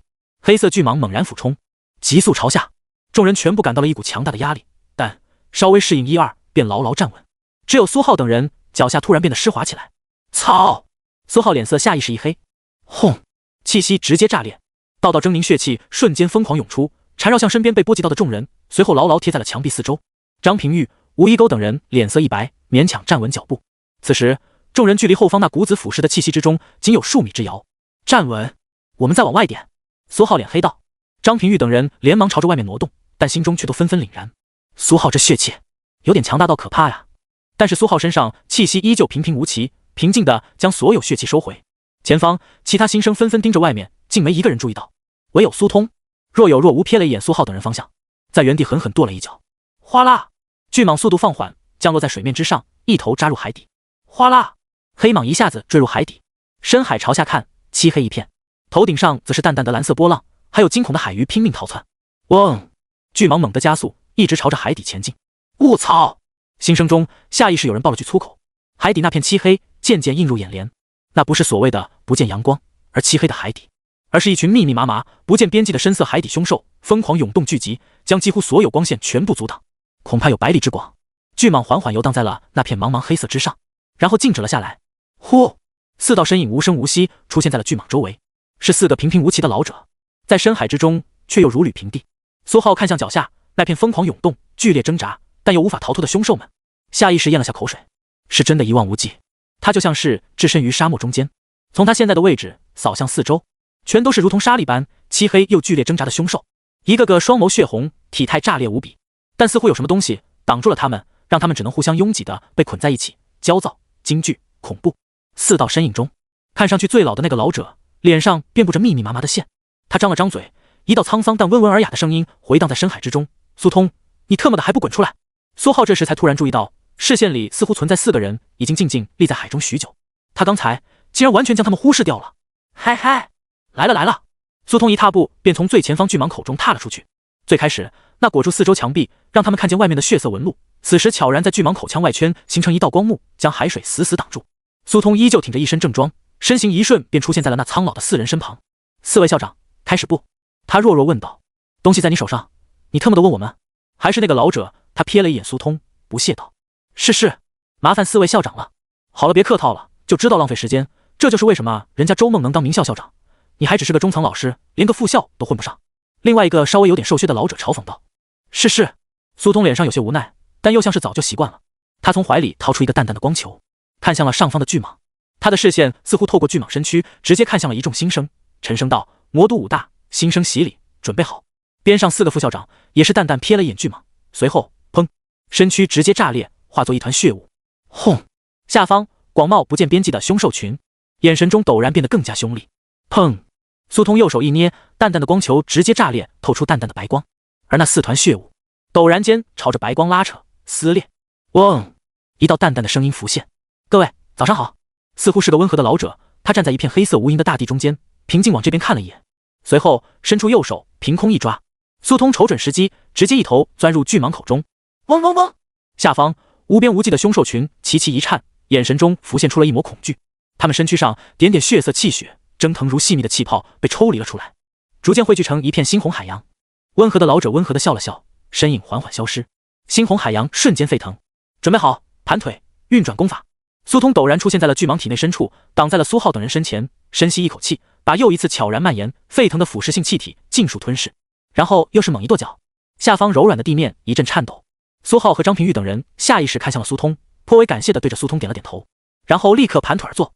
哗啦，血色海洋川流不息地灌入黑色巨蟒口中，束缚解除，那广袤无边不停挣扎的海域凶兽们一个个猛地朝着海域深处逃窜，卷起一阵又一阵的深海漩涡，只是一个个看着虚弱了不少，眼神中似乎充满了晦气。苏浩此时已经无暇顾及太多，他的体内涌入一道炽热的暖流，浑身骨骼、肌肉、皮肤、内脏似乎都完全被庞大的猩红海水淹没，一股前所未有的痛感袭来，根根青筋暴起，脸色通红，就像是每一处痛感神经都受到了前所未有的摧残。魔象两仪功下意识剧烈运转，嗡，虚影附体。苏浩体表悄然冒出一层层厚厚的鳞片，浑身透着一股凶厉、蛮狠又慌忙的气息，剧烈扭曲的脸才安稳了许多。苏通盯着近在咫尺的苏浩，双眼不自觉瞪大，脑门上全是问号。你特吗？什么情况？妖魔混进来的卧底吗？苏浩旁边，张平玉尾椎冒出一根猩红花纹的长尾，吴一钩右臂狰狞，长出一根跟森寒如钩的利爪。海震双眼虽然闭目，但依旧变得璀璨又阴寒。安山然根根黑色长发化作猩红火焰，皮肤从皎白变成深深的蓝色。在远处，其他新生，尤其是魔都本地的学生，多多少少也有些变换，只有一些修为平平无奇的外地考生，依旧是正常的人类模样，但脸上无疑不是万分痛苦的模样。苏通看向其他人，然后又看了眼苏浩，这才对啊，谁他妈妖魔血脉，整个人都变成了妖魔？你他妈是人类有妖魔血统，还是妖魔有人类血脉？苏浩浑然不知，体内功法依旧在剧烈运转。时间缓缓过去，你获得魔武校长的祝福，成功得到超凡特性海域呼吸、异域呼吸。你获得海域凶兽的祝福，成功得到超凡特性海域感知、海域传递。你获得魔武副校长的祝福，成功得到超凡特性极致控血。一连3道消息涌入苏浩脑海，苏浩这才缓缓睁开眼睛，下意识甩了甩有点发懵的脑袋，眼神刚好对上就站在不远处的苏通，他正一脸惊异的不停上下打量着他。苏浩下意识觉得有点奇怪，低头一看，一身黑甲，狰狞又酷炫。卧槽！苏浩一脸懵逼，哗啦，浑身黑甲如同波浪一般猛地翻回体内。苏通瞥了眼苏浩，脸色恢复了平静，一双眼睛毫无波澜，让人看不出情绪。洗礼结束，和我去进行反间谍审核测试。放心，不是针对你，迟早的事情。苏通悠悠道。苏浩一脸你猜我会信吗的表情，但无所谓，他是纯种人类，毫无畏惧。时间缓缓流逝过去，张平玉、海震等人渐渐苏醒过来，诡异的妖魔特征也被悄然收回体内，每个浑身气势都往上升了一截。唯有苏浩乖乖站在角落，似乎毫无变化。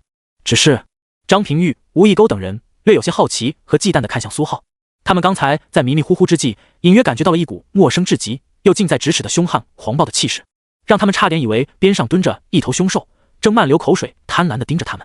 苏通是老师？不可能是他。其他人，大家彼此之间都是同学，什么水平心里都有数，那就只有苏浩。苏浩抬起头，无辜地看了他们一眼，就像是真的采集。没多久，所有人渐渐清醒了过来，一批新生脸上带着一股莫名的惊喜之色，但瞥了瞥其他人，便很快将惊喜的情绪按捺回去。回城有疑惑自己去图书馆查资料，或者等过几天选择导师之后问自己的导师。苏通的声音再次轻轻回荡在每个人的耳边。是。他一招手，黑蟒内壁附着的血色迅速回收。哗啦，一股汹涌的海水从黑蟒口腔灌了进来。卧槽！咕噜咕噜，新生们传来阵阵惊呼的声音，但很快所有人泡在海水里都有些懵逼，并无丝毫不适和窒息感。海水就像是空气一样。苏浩毫不意外地漂浮在角落，闭上双眸，瞥了眼自己的面板。特性：高级海域呼吸、高级异域呼吸、高级海域感知、高级海域传递、高级极致控血。这一波获得的祝福格外的多，不知道其他人会不会和他一样？估计没有。刚才那股子血色海浪就属他吞噬的最多。直到10几分钟后，哗啦，黑蟒内壁轻轻一动，猛地一喷，海水直接被吐了出去，大批新生瞬间跌落一地，堆叠在了一起，全部湿哒哒的。苏浩脚下轻轻一踩，便跳到了校门角落，躲开了被堆在一起的鳄鱼。啪！一只手掌立刻按在了他的肩膀上。跟我走吧。苏通平淡的声音响起。张平玉等人好不容易爬出来，想找苏浩聊聊，却发现他早就不见了。边上一个新生猛地一抖身体，大量海水四溅。他见张平玉等人似乎在找谁，找苏浩吗？苏通老师似乎找他有事情，已经走了。张平玉无意勾闻言，无不有些羡慕。这就是魔武第一的待遇吗？还能开小灶？魔武地下。苏通一脸懵逼地盯着一台深深钻入地下的仪器，纯人类，一点妖魔血脉都没有。他的脸上满是疑惑。苏浩站在一边，右手微抬，拍了拍苏通的肩膀：“老师啊，我这没什么问题吧？”苏通一把打掉了苏浩的手，很想说你问题大了，但苏通慢悠悠道：“是的，没有问题，但问题也很多。今天的事情，作为老师，我会上传封档并保密，但以后自己小心吧。”苏通拍了拍苏浩的胳膊肘，摇了摇头，带着他踏过一节长长的通道，上去了。魔武综合大楼一层大厅，去找你学长，大二老生古青云，上午11点，他会在校门口等你3分钟。接下来你该去参加全魔都的5大交流会了。你要是输掉了，你们这届的资源都会被分掉一部分给你的学校，反正你自己看着办。我忘记了，避免你被坑。古青云长得很拽，真血4层修为。与众不同的是，他的第一种内脏血气是肾脏。话音刚落，苏通便嗖的一声消失。没多久，苏通回到办公室，给自己倒了杯茶。真特么有意思，纯人类，特么的当着我的面变成了妖魔，还特么纯人类。苏通摇了摇头，管他呢，哪年不出几个有秘密的奇葩，区区真血，意志测试通过了就行。接下来是副校长们头疼的事情。校门口，张平玉等人烘干了身上的海水，相约着返回酒店。今天接下来就没有事情了，明天通过新老生交流会之后，才是正式入学。分配宿舍、积分楼开放、导师选择都是明天，然后就是紧张刺激的大学生涯，修炼、修炼、挑战、成名、修炼。大学4年是为数不多的能安心修炼的4年。4年结束，他们这些人照样会被联邦分配到不同的岗位，执行某些特殊的任务。苏浩瞥了眼时间，10点3刻，没多久了，该去找那位大二学长古青云了。他还以为苏通会刨根问底，他差点直接把武道真意喊出来了，没想到对方极为克制。校门口，潮湿的地面缓缓变得干净，新生基本全都跑路了。魔都武道大学这6个大字封印解除，又一次散发着那股强悍的压力，让每个路过的人都心头一颤。你就是苏浩？一个表情很冷、一头泡面头的少年冷冷对着苏浩道，他的后背上背着一把大刀，浑身气势极强。我是古青云，走吧，你太浪费时间了，早点解决他们，早点结束。他转身就走。苏浩一脸无语的站定不动，他算是知道苏通所说的为了避免他被坑是个什么意思了。这人也是真血4层修为，但很明显修炼的第一脏是心脏，那股子炽热的灼烧热浪，他闭上眼睛也能看见。和苏通介绍的古青云的第一种内脏血气是肾脏血气完全不同，要是跟他走了，不知道会被卖到哪里。怎么？自称是古青云的少年脸色陡然冷了下去，双眼微微眯起，盯着苏浩。我讲话你听不见吗？苏浩嘴角咧开，露出一个人畜无害的微笑，语调怪异道：不好意思，我是残疾人，听不见您在说什么。您是在和我讲话吗？要不您写在纸上。苏浩一脸的不好意思，显得十分谦逊温和。自称是古青云的少年顿时嘴角微微一扯，有些懵逼。他微微叹了口气，左右找了找，没找到纸笔，撕拉，把身上的衣服撕下来一截，点点炙热，气血扭曲缠绕，几行小字浮现，然后衣服布料托在手上，点了点，示意苏浩过来看。苏浩低头看了看，像是突然想到了什么，也一副懵逼的模样。他声调依旧怪异：我好像忘记了，我不识字啊。自称是古青云的少年又一次懵逼，但立刻反应了过来，他脸色陡然僵硬，冷冷道：你他妈耍我！您在说什么？苏浩看上去一脸不解，一脸真诚道：我只认识盲文，没学过正常的字啊。自称是古青云的少年看见苏浩那无比真诚的脸，又一次懵逼，甚至不由得脸上有些自我质疑，下意识喃喃：残疾人能看见不识字，听不见声音，学的是盲文，你在和他废话什么？校内缓缓走出来一个很拽的少年，同样背着一把大刀，一头的泡面卷发，看上去极为不羁。自称是古青云的少年瞬间反应过来，脸色又一次难看起来。特么的，你还是耍我？你是聋子又不是瞎子，你特么肯定识字。他冷冷瞪了眼苏浩，咻，转身就跑。苏浩，这年头出来骗人，不得找个脑子好点的吗？我是古青云，不多说了，走吧，你叫车。很拽的少年淡淡道。苏浩瞥了他一眼，一看腰子就特别发达，浑身充斥着一股肾脏血气的味道，应该是正品。去哪里嘞？我只知道参加什么交流会。古青云瞬间也有点懵逼。苏老师没告诉你地点？苏浩果断摇头。没多久，一辆出租车上，你们去哪里来？你们老师没告诉你们地点？司机开着车，一脸纠结地问道。不着急，再问呢，你先开。古青云拿着手机不停地拨打电话。许久后，手机那头才传来苏通懵逼的声音：忘记了，今年比赛在魔都海域武道大学，你们直接进去问问就行，反正你们没到他们不开赛的，不着急。司机听到声音，这才猛地发动车子，他不由得吐槽道：你们这是要去干啥呀？学校老师让你们去干活，地点都不说，感觉魔武的老师也不是很靠谱啊。是啊，一点都不靠谱。古青云瘫坐在后排，怀里抱着一把大刀，一脸的感慨。哎，学弟，你叫什么来着？苏浩。哦，等等你先比哈，速度快点，我晚上还有事情。好嘞。哎，你叫苏浩啊？就是高考第3那个。等等合个影啊，车费给你免了。司机听到谈话，瞬间精神了起来。魔都海域武道大学门口，司机拉着苏浩在校门口武道镇石边上拍了张自拍，背景是硕大的魔都海域武道大学。古青云重新把大刀背在后背上，又恢复了那副拽拽的表情。走吧，学弟。魔都海域武道大学体育馆，他们还没到吗？体育馆中间摆着一个大大的擂台，周遭是一排排的座椅。第一排座椅上，一个充满自信的少年对着边上一个中年老师问道：“到学校门口了。”中年老师眯起眼睛，淡淡道：“你有信心吗？打那个叫苏浩的学生？”“当然了，你们海武给我这么多资源，不就是为了这个？”“是啊。”中年老师悠悠叹气道：“往年魔都新生第一都是魔武附属中学的学生，身具妖魔血脉，半部真血都能发挥出真血的实力。今年就不一样了，只是一个平平无奇的穷小子，天赋可能比较出色，但是毕竟还没有经过大量资源的灌溉，而且最主要的是没有妖魔血脉，不具备用半部真血爆发真血战力的能力。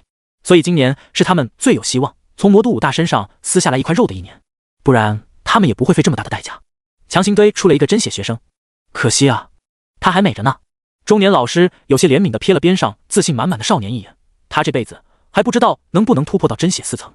第一排其他位置还坐着几个少年，身上穿着武大制服，勉强能看出有魔都丹药武道大学、魔都凶兽武道大学、魔都异域研究武道大学、魔都综合武道大学，加上魔都海域武大，总共5所。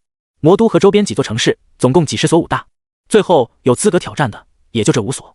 每一年总有些天资还行的学生会被忽悠进去不是名校的学校，梦想着当龙头老大，又或者他们从中学时代就开始被这些武大培养，签了协议只能加入他们，不然连这种所谓的比赛的机会都不会有，因为炼体7层之上的都会进那4所武大。没多久，哐当，古青云带着苏浩进了海武的体育馆。苏浩平静扫了一眼，规模不小，而且因为没什么人，显得很空旷，只有第一排坐着几个学生和老师，另外就是3个穿着裁判服的中年人。3个裁判走了过来，最中间的裁判直接道：“你们好，我们是魔都武道处裁判组的，我是本次交流会的裁判长赵盘。你们魔武的老师呢？又没来？”古青云点点头道：“苏老师说他没空，不墨迹了，直接开始吧。”我还赶时间。场边那几所武大的学生，尤其是新生，脸色陡然就有点不愉。体育馆内气氛陡然冷了下去，但古青云依旧是那张毫不在乎的脸。3个裁判彼此面面相觑，不由得轻微叹了口气。好的，那就开始吧。裁判长赵盘相是早就习惯了，魔武的学生确实有拽的资本，虽然这个格外的拽。那先跟我来做个身份认证吧。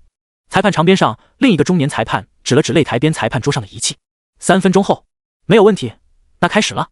赵盘让另一个裁判打开监控设备，对着苏浩询问道：“苏浩左右扫了一遍，这所谓的交流会是真的很像交流会，没有观众，只有5个学校的带队老师和各自2名学生，另外就是这仨裁判了。像他们魔武，甚至连带队老师都没有派来。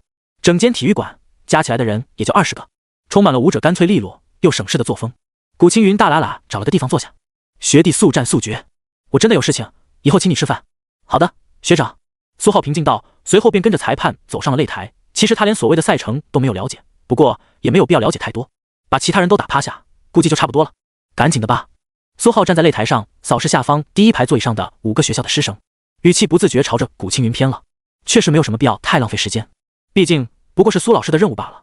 魔都海武的那个自信满满的新生，瞬间脸色又带着几分不愉。他堂堂真血1层，掌握一门大成巅峰刀法，这个半部真血的魔武第一，哪里来的这么大的口气？但先忍一手。他扫了几眼其他学校的老师和学生，让他们先去消耗他一波，然后才轮到他干脆利落的把这个新生击败，拿到魔武那庞大的资源。他边上那位中年老师也是这样想的，毕竟今年这个机会确实不好错过。反正他也已经打点过了，我们先吧。魔都凶兽武大的老师举了举手，他身边一个看着体型颇为瘦弱的少女利落的站了起来，提着一把钢刀，面无表情的走上擂台。魔都凶武新生林霜，请指教。魔都武大新生苏浩，请指教。苏浩很有礼貌的回了，然后看向裁判，可以开始了。开始。赵盘心累的甩了甩手，好好的一个严肃的交流会，涉及到联邦顶级名校新生资源分配，结果被他们搞成像是个草台班子上台唱戏一样。苏浩平静了瞥了眼站在他对面的林霜，刚想从储物妖魔器中把刀拿出来，转念一想，似乎有点太欺负小鹏了。林霜看出苏浩在愣神，毫不客气，刹那间拔刀斩了过来。咻，一道刀光极快的掠出，苏浩右手气血轻微流转，指甲连续一弹，便将刀光弹飞。砰！林霜直接跪下，左右下意识捂着有些剧痛的胸口，脸色一白，气息瞬间萎靡了很多。他的眼神有些惊疑不定。发生了什么？下一个，苏浩平静道。他的挪移镜比想象中好用很多，刀光被他2根指甲打散成气血，前后弹了出去，一道打在他的膝盖气血流转之处，一道打在胸膛心脏处，干脆利落的解决。哟，古青云陡然抬头，稍稍凝视了苏浩2眼。这个学弟手上的功夫很出色啊。裁判赵盘的脸色也稍稍一变，这个新生有点东西。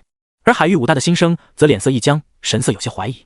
他堂堂真血一层，刚才似乎好像都没有看清魔武这个新生是怎么出手的。他有些不自信地看向自己的带队老师，但他身边海武的中年老师脸色也很僵硬。他当然看清了，那精妙的血气，惊人的控制，这魔都武大的新生特么的也是真血，特么的没想到啊。不过海武的中年老师想到了什么，稍稍放下心来。还好他们做了2手准备，他们学校的这个新生第一可不仅仅是普通真血。他低头对桌边上的新生道，放心，没问题，等等上台直接全力爆发，一波带走，不要什么试探啊之类的，懂吗？胜算还是挺大的。海武新生闻言重重点头，瞬间自信很多。带队老师都说没问题，那就肯定手拿把掐。坐在他身后，海武大2老生瞥了他一眼，这倒霉孩子真不怕死，就你这情况还全力爆发。擂台上林双被自己学校的带队老师拖了下去。接下来我们吧。魔都丹武的老师举了举手，一个穿着普通的少年立刻起身，提着一把剑缓缓上台。其他人神色稍稍一怔，刚才太快没看清，他们这次得好好看看这位魔武的新生到底是个什么情况。魔都丹武新生赵一山，请指教。魔武苏浩，请指教。苏浩看向裁判，比赛开始。赵一山刚想动弹，箭步踏出，咻！苏浩指甲一甩，2道淡淡的气血飞出，砰！赵一山直接跪在地上，右手利剑哐当一声摔在地上，胸膛一痛，额头冒出丝丝冷汗。下一个，苏浩都有点不好意思了。他堂堂真血7层，跑过来欺负一群半步真血，其他所有人稍稍有点沉默，这差距似乎有点大了。他们所有人都看出来魔武这位新生特么的真血了。我们弃权，我们也是。剩下的魔都综合武大还有魔都异域研究武大果断选择放弃，他们的新生最强的也就炼体9层，还是不放上来献丑了。万一人家一个没控制好力道，把自家新生打死了都没处说理。毕竟这破比赛还是他们上赶着舔着脸要求联邦举办的。你们呢？裁判赵盘看向随后一个还没反应的魔都海域武大，没感觉错的话，他们学校的新生貌似是真血，虽然气机有点服，上去吧，记住我的话。海武的老师脸色平淡，边上的新生腾的一下站起，自信满满。老师放心，看好我是怎么出刀的就行。擂台上，苏浩脸色有些奇怪，看好你是怎么出刀的可还行，其实还挺强的，真血1层，就是气息有点惊人的服啊，不知道能不能打赢没突破前的张平玉，估计不行，毕竟张平玉是真的有点东西。魔都丹武的老师连忙把一脸懵逼的赵一山拖下来，他是真的连反应都没反应过来就直接跪了，甚至人家2个学校弃权，一个学校都准备上台，他还能在擂台上跪着。海域武大新生趁机上了擂台，钢刀在手，嗡一抖发出清明，轻点地面，对着苏浩自信满满道：魔都海域武大罗三，请赐教。魔武苏浩，请赐教。呼！苏浩话音未落，罗三体型猛地暴起，肌肉虬结无比，体表炸气道狰狞鳞片，一股凶厉的气势瞬间炸裂在整座擂台，甚至向着下方不断蔓延。台下林双和赵一山本来就发白的脸色现在更加白了，他们暗暗心惊，这气势绝对是真血，他们这种学校居然能培养出真血新生，还有特殊血脉。但他们身边的带队老师脸色则都很微妙，包括静静地坐在他们身后的大2老生，看向台上的罗三，脸色都很奇怪。好家伙，这是变成鱼了。苏浩虽然有点讶异，但只瞥了一眼便没了兴趣。魔武学生变身，一个个都是妖魔，他这凶兽太低级了。是，古青云更是不由得嗤笑，在魔都有脑子的都会想办法搞到妖魔血脉，弄个凶兽血脉还是海鱼，真不知道咋想的，不想上岸了这辈子，脑子有问题。不过这位学弟是不是要有麻烦了？古青云瞥了眼苏浩，人家虽然潜力被榨干了，但是现在这实力确实不弱，寻常真血1层是绝对打不过的。裁判和其他学校老师悄然看向了苏浩，想看看他是如何应对，却发现苏浩一动不动，极为淡定。罗三似乎感受到了苏浩的不以为意，双眸像是死鱼眼，稍微有些阴冷，死死盯着苏浩，右手钢刀毫不客气挥出，运转新学的功法，他浑身气血刹那间尽数涌入钢刀。罗三的脸色陡然发白，浑身肌肉更是颤抖不休。呼！一阵刀光闪烁，一道足足3米长的巨大刀光，带着无数细密的小小锐利刀气，仿佛一只巨鹰带着一群凶悍小鹰，顷刻间穷凶极恶的倾巢而出。台下海武的中年老师嘴角稍稍勾起，这一刀完美激发潜力，真血1层的实力已经超水平达到真血一层巅峰。魔武者小家伙，估计是刚突破，还没有特殊血脉，绝对接不。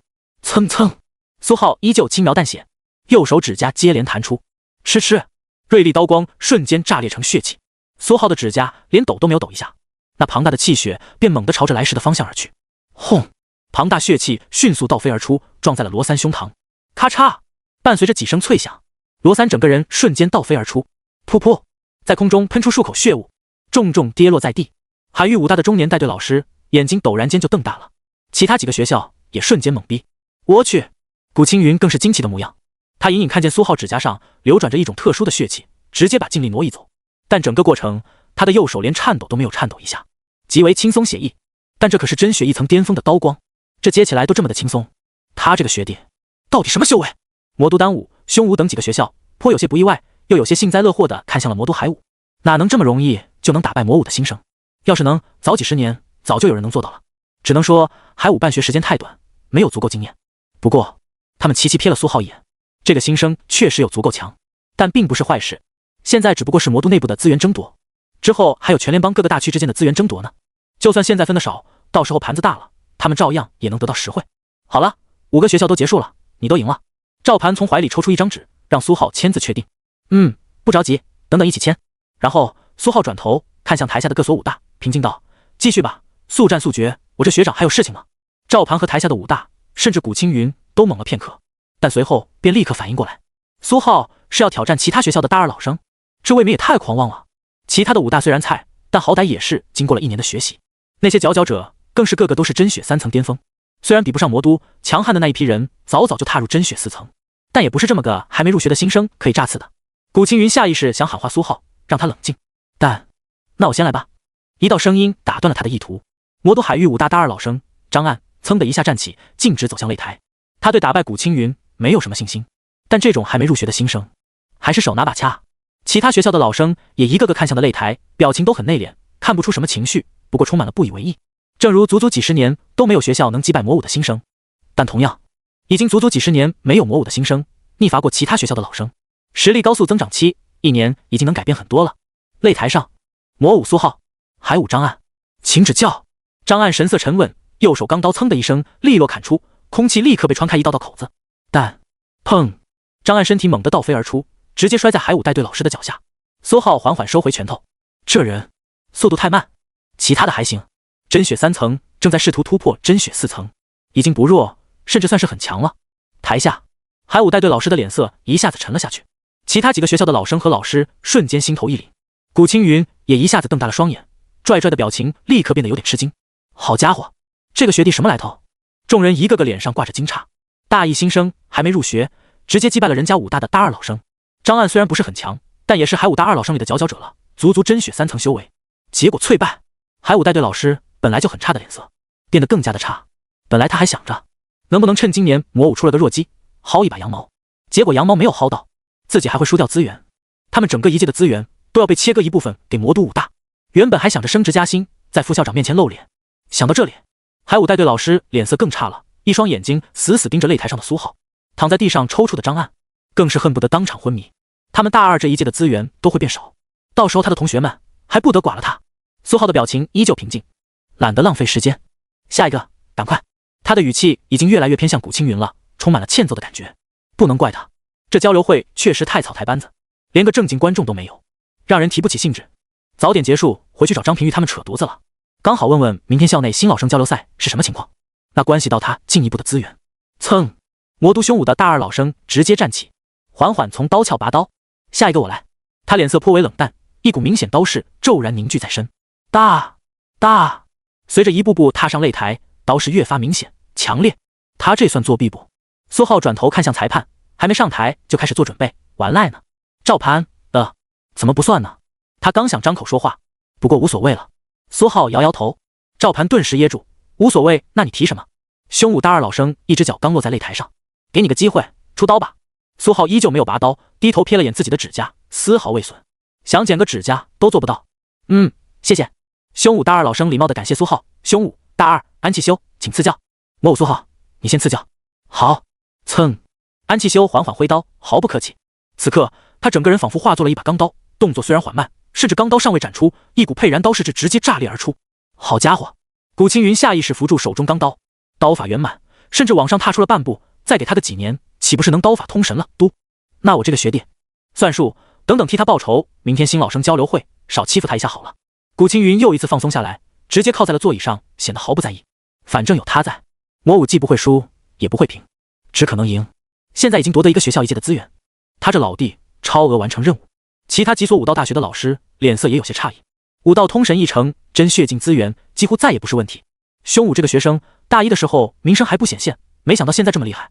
其他大二老生也不由得有些震惊，他们这5所学校的学生彼此之间也算是熟悉，平时多有碰撞。没想到安气修不声不响，刀法进展这么快。此时他们甚至都忽略了苏浩，只顾得上死死盯着安气修。尤其是不声不响爬起来的张岸，脸色更是很差的盯着安气修，心里不知道在想什么。不过那些新生，尤其是凌霜和赵一山，还有嘴角淌血看上去很是虚弱的罗三，却都死死盯着苏浩。其他人不知道，或者说没有太留意，但他们几个作为高考考生可没有忘记，苏浩这位高考第3的武技项目拿的可是满分，圆满起步，上不封顶。甚至他们新生中早就流传着种种小道消息，那就是这位疑似武道通神。之前还只是猜测，但现在他们败得这么干脆利落，大二都有一个老生淬败，就很难让他们不怀疑了。苏浩瞥了眼安气修展过来的刀势，依旧面不改色，甚至十分平淡，很粗糙的刀势也可以说很弱。伸出右手食指，指甲微微一弹，沛然澎湃的刀势骤然停滞。安气修的手中钢刀一震，感觉刀势猛地受阻，如同坠入无边大海，溅不起丝毫浪花。他的脸上出现了一抹惊诧，但还没来得及反应，咻！他自己那澎湃的刀势顺着对方的手指，顷刻间逆转方向，朝着他猛然斩杀过来。乖乖，我这学弟古青云当即眼睛一眯，安气修脸色一白，立刻感受到了一股森然的气势朝着他斩杀过来，额头冷汗当即冒出。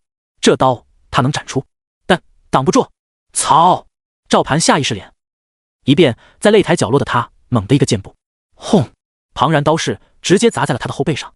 不过还好，一道明显的由不同颜色编织成的血气杀意透体而出，死死挡住了这一刀，皮都没破。赵盘面前，呼！多谢前辈。安气修感激地看了赵盘一眼，捏着钢刀的右手隐隐有些颤抖。不客气。赵盘看似平静地收回血气杀意。苏浩获胜，下一个谁来领教？赵盘一把将安气修推了下去，看向其他3所学校的学生。凌霜等3人脸色瞬间好看了不少。大二的都败俩了，他们输掉了也是正常。刚刚淬败半瘫在椅子上的张岸脸色也陡然间好看了不少，不是他一个人丢脸。魔都丹武、魔都综合武大还有魔都异域研究武大的3个大二老生脸色不由得一沉。弃权，他们是真的不敢。不战而降倒是没什么，武者就讲究一个能屈能伸，但是连打都没打，自己学校资源却都少了一截。这要是被自己学校的同学知道了，那是真的死定了，直接丧失剩下3年择偶权，甚至怕不是会受尽白眼，被疯狂针对。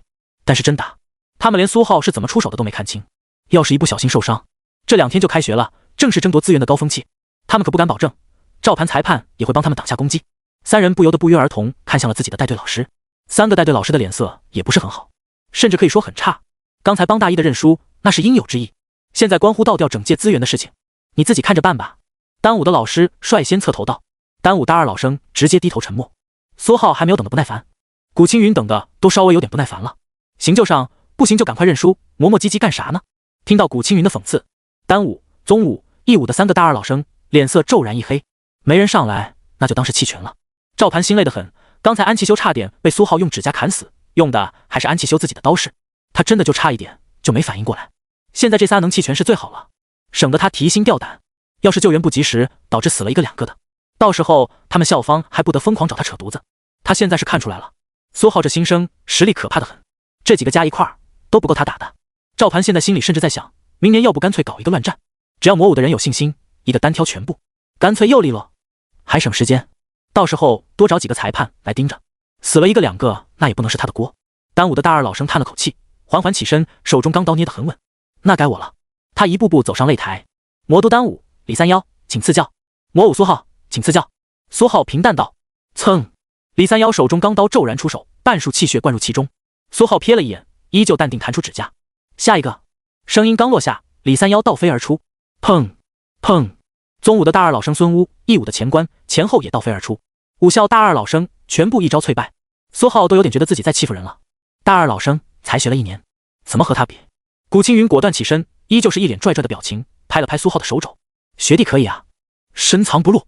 你们这届的资源可算是不缺了。明天交流赛结束，学长请你吃饭哈。好嘞，谢谢学长。那行，我真有事，先走了。明天见，明天见。古青云潇洒而去，心中却狂草不止。我弟乖乖，他这学弟也太猛了，赶紧回学校。学校那个地下暗桩可还没停止下注，明天的交流赛他要梭哈压缩好全赢，那赔率这一波恐怕就暴富了。真血5层资源一下子就不缺了要。古青云走路带风，等出了海武校门之后，双腿狂飙不止，直接抡出残影，脸上满是兴奋之色，活像是一只哈士奇。裁判长赵盘看向苏浩，掏出2张纸，道：两边你都赢了，没啥问题，签字吧。比赛录像要审核的，希望你不要介意。资源等等的问题，魔武会和他们这些学校自动对接。边上另外2个裁判已经开始收设备了。简朴的交流会，连个获胜发言都没有。苏浩简单瞥了2眼赵盘递过来的纸，利落签字结束。行，那我先走了。体育馆第一排，除了那俩弃权的新生，其他的几乎个个都捂着胸口，一副伤势惨重的模样。现在甚至一个个眼神幽怨地看着苏浩。苏浩表示他尽力了，基本用的都是指甲，加上挪移镜，别说拔刀，脖子上的吊坠小刀都没敢用，打的都是防守反击，就怕一个不小心力道用大，不小心打死了几个。他也很不容易的，只能说城内就是没有城外畅快。比个赛还得担心会不会不小心劈死对方，以后是不是得为了比赛专门学2门威力小一点的武功？苏浩摇了摇头，心累得很。苏浩走后，魔都海域武大的带队老师脸色依旧很难看地盯着大门。他这下算是玩完了，废了一个好苗子，魔武资源没搞到手，大2资源还丢了。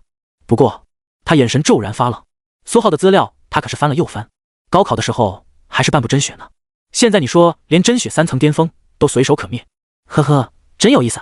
海域带队老师嘴角微微勾起，单武、宗武、义武甚至凶武的老师则像是什么都不知道一样，带着自家学生就走了。其中凶武的老师走出体育馆大门后，嘴角露出不屑的冷笑。他现在觉得海武这个学校很有问题，没有脑子。回去以后看来得向校长申请，减少和他们的交流了。魔都新生酒店，苏浩直接去了餐厅，匆匆吃过饭后便直接上楼。咚咚，苏浩敲了敲张平玉的房间，就在拐角处。咯吱，房门打开。哎，苏老师放你回来了。张平玉一脸的意外，现在都快1点了，苏浩这个时候不应该去参加交流会了。交流会今天下午几点开始啊？张平玉下意识问道。已经结束了。苏浩平淡道。啊，大家都赶时间，他们几个学校的学生动作也都挺利落的。苏浩如实评价。张平玉还是有点诧异，关系到一校资源的事情，结果大家都赶时间，然后匆匆结束。不多说了，没啥意思。我进来坐。张平玉关上房门。苏浩坐在床尾椅子上，开门见山道：明天新老生交流会的事情，你有什么消息没？有，苏老师说晚上会统一通知。苏浩等了片刻，道：然后嘞？没了。张平玉诚恳道：好，多谢。苏浩一脸无语，起身就走。开个玩笑，不要着急。张平玉随后又道：明天具体什么情况是真的不知道，每一届交流会都不一样，估计真的只有等今天晚上才能知道。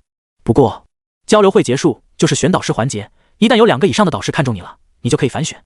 海镇弄来了魔武今年的导师资料，要不要一起去看看？苏浩眼睛一亮，这还真是他需要的。人生地不熟，莫名其妙多个导师，肯定得好好选选。看看他在哪里？就在我这间房的楼下，我叫他上来。苏浩走到了窗边，向下瞥了一眼。不用了，楼下窗户开着。苏浩推开张平玉房间窗户，猛地一跃便跳了下去。我操，这是8楼！张平玉连忙追到窗边，向下一看，发现苏浩已经钻入了楼下窗户。还没来得及震惊，他突然意识到一个问题。等等，他为什么这么熟练？我操！海镇趴在床上，被突然跳进来的人影吓了一大跳，下意识把手机屏幕翻转，跳起来一拳轰了过去。结果砰，整个人轻轻飞起，重重摔在床上。是我。苏浩平静道。是你大。海镇刚想惊叫，才看清来人是苏浩。苏兄。他惊诧道。找你有点事情。啊。海镇有点懵，刚想说你要真有事情找我，可以敲门，又或者找张平玉，让他给我发消息，用不着跳窗。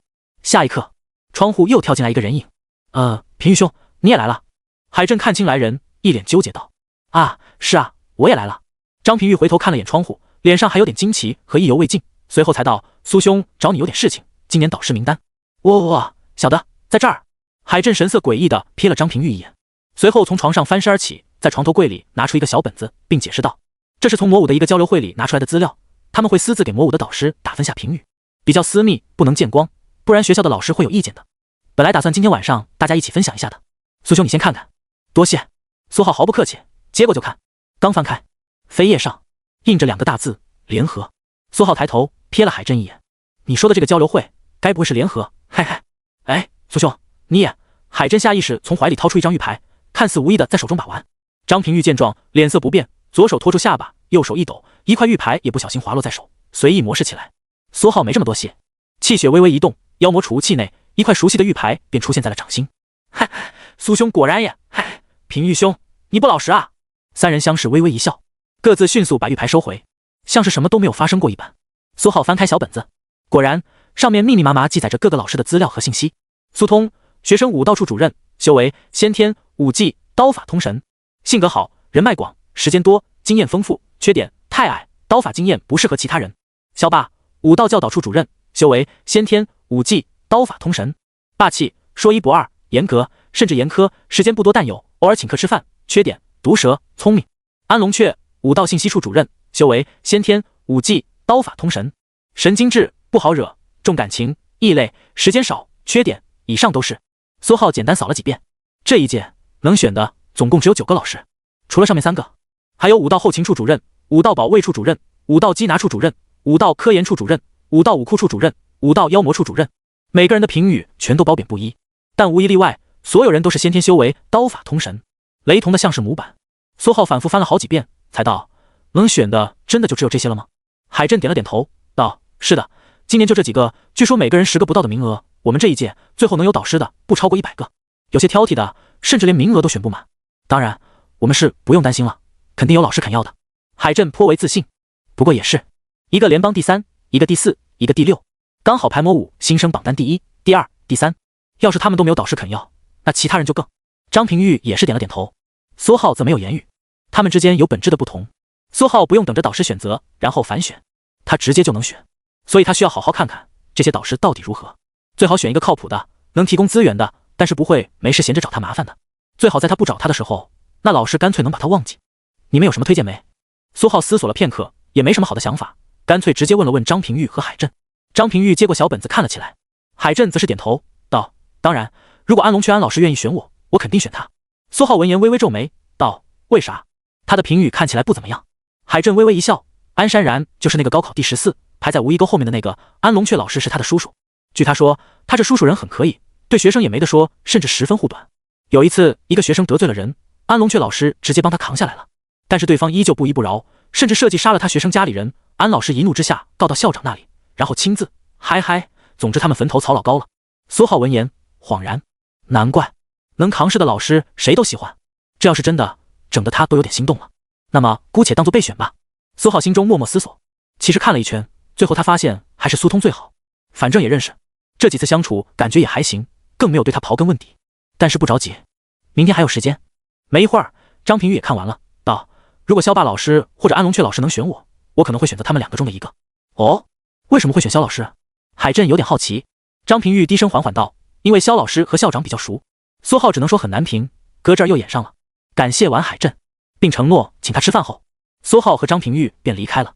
傍晚，魔都新生临时酒店餐厅，新生坐得满满当当。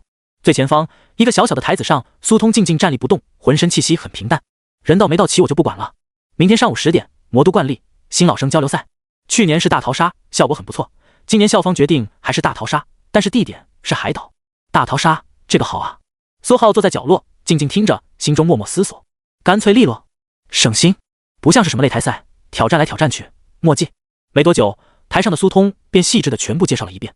海岛大逃杀持续24个小时可以出海岛，但范围不能超过海岛10公里。海域部分有凶鱼，海岛上也不太平，到处都有陷阱和凶兽，同时也会随机撒下一些积分。每个新生自己学生卡上的初始50点积分可以被任何人抢，甚至能被凶兽抢走。同样，老生的资源只要打得过也可以随便抢，完全没有任何规则。新生所有人全部参加，老生则是报名后筛选参加，能最终参赛的老生大概只有30-40个，这个名单则是早早就选出来了。往年也有不少新生直接组队把比较弱的老生给抢了，但很快就会被其他老生再给淘汰掉。不过对苏浩而言，这一切都不是什么问题。苏浩，台上苏通视线扫了过来，你作为新生第1，存活的时间越长，所有新生得到的奖励越多。前12个小时，你每存活1个小时，全体新生积分加10；后12个小时，你每存活1个小时，全体新生积分加20。当然，这些积分动态增加，老生随时随地都能把这些积分抢走。所以你们是否需要制定战略、战术，亦或者明天具体的行动方针，全都由你们自己决定。苏浩脸色倒是依旧平静，但是一众新生则瞬间把目光投了过来。财神爷啊！只要苏浩能坚持24个小时不被淘汰，那他们每个人都能获得360点积分。大概就这样了，明天早上9点，校门口集合。这次交流赛结束后，你们便能正式踏入魔武开始学习了。最后提醒一句，明天你们的表现很关键。苏通似有所指，说完，顺着身后玻璃窗户直接跳了下去，身体在空中微微一抖，一声剧烈的空爆炸裂开来，身形瞬间消失，丝毫没有耽搁。等了片刻，一众新生连忙兴奋地讨论起来，但大部分人频频将目光扫到苏浩这边的小桌子，毕竟只要是个人都知道，就算是所谓的指定明天的战术安排，那也应该是以苏浩为核心，毕竟他实在是太重要了，直接关系到每一个人的奖励。张平玉率先开口道：“苏兄，你是怎么打算的？”海震还有安山然也是一脸殷切地盯着苏浩。苏浩平静瞥了他们一眼，没什么打算，正常交流就行了吧，毕竟就算是大二的老生，那也是同学。其他人没太听懂，苏浩也懒得解释，总不能说他明天打算一个人把所有老生全给抢了吧，毕竟就算是魔武大二老生，最强的也就真血4层上下，还打算？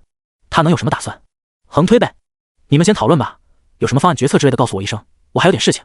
苏浩在其他人诧异的目光中直接出了餐厅，实在没有必要讨论太多，甚至对他而言，最佳情况是那些老生把新生都给抢了，他在最后关头把所有老生再给抢了，一波暴富。既然如此，何必讨论？你们指望我帮你们涨积分，我还指望你们养肥了让我宰一波呢。张平玉和海震面面相觑，似乎对苏浩的举动有点不解，但吴一钩却欲言又止。他爹在魔都海域武大有点关系，自然知道今天中午在海武发生了一场惨绝人寰的交流赛，其他学校真血3层甚至刀法已经踏入圆满之上的武者都被苏浩轻松击败，所以就算是魔武武大的大二老生，估计也根本不被苏浩放在眼里，所以才会直接跑路。只不过吴一钩扫了一眼酒店餐厅，人多眼杂，这种事情也不好随便乱讲。他拽了拽张平玉，示意他上楼回房间细聊。于是很快，张平玉等人也走了。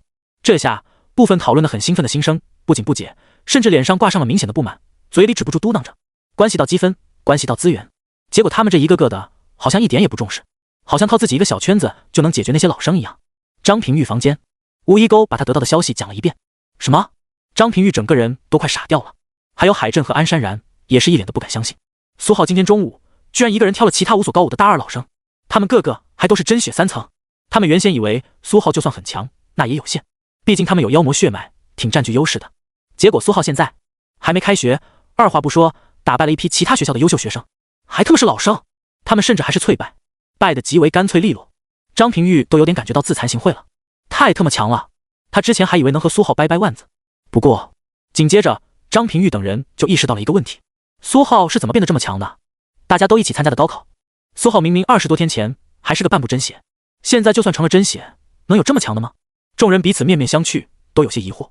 不过很快，吴一钩给出了一个猜想：武道真意。这一下，张平玉等人瞬间沉默。这东西就算是魔武的学生，4年内也没几个会的，是天才中的天才才能勉强掌握。苏浩平静躺在房间，他在思索明天什么时候动手比较好。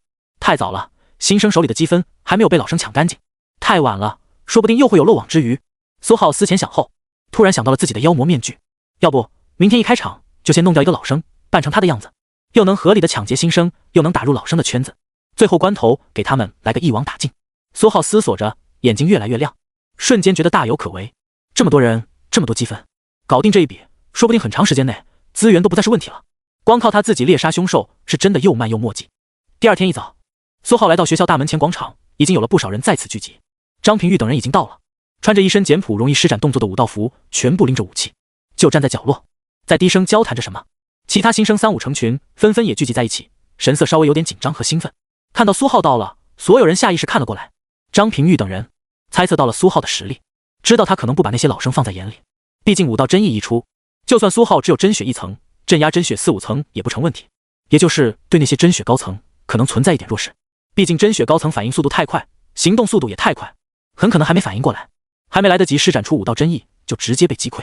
不过大二老生撑死也就真血4层上下的修为，按照他们猜测，以苏浩的实力，完全能把这群老生吃得死死的。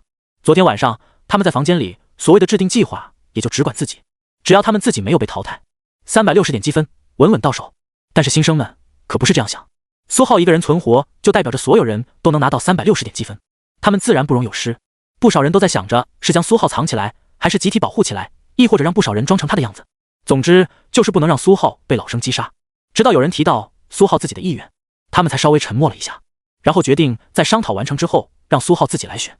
这算是很给他面子了。本来昨天晚上他们半夜就应该找到苏浩的，可惜房间里没找到人。三个很明显是领头的新生舞者互相对视了一眼，然后不约而同走了过来。苏兄您好。他们三人拦住苏浩。苏浩平静瞥了他们一眼。干啥？昨天苏通老师离开前不是让我们商量一下，昨天您有事离开的早，后来我们集体讨论了很久，有了几个方案来和您商量和确定一下。带头的新生舞者一头翠绿色的头发，眼瞳也是碧绿色，脸上带着标准的笑容。虽然说是商量，但语气和用词很有意思。先拿苏通老师威胁，又以新生集体施压，好像不听就要自绝于老师与群体。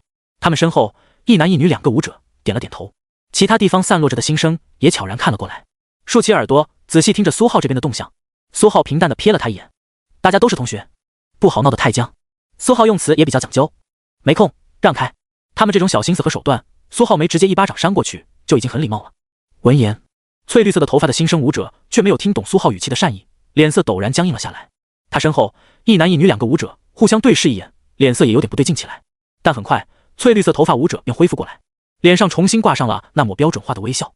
苏兄，您可能不清楚，昨天我们新生集体讨论了大半夜，方案是很完善的，您……轰！苏浩体表真血威压一闪即逝，蹭蹭蹭！翠绿色头发新生猝不及防，直接撞在身后一男一女身上，三人脸色陡然发白，一连后退数步才勉强稳住。苏浩平淡瞥了他们一眼，三个炼体9层，还这么拽？商量？商量个鬼！大家都不是一个层次，拿什么商量？他今天只是过来收割一下老生和新生的积分而已，要不然今天他完全可以不参加。什么导师观察，然后被挑，他自己就能挑导师。周围其他新生之间的氛围也一下子凝固起来，大家的脸色都不是很好看，其中不少人看向苏浩的眼神都有点不对了，下意识就带着一丝不满，有几个甚至有点忍不住想嘟囔起来。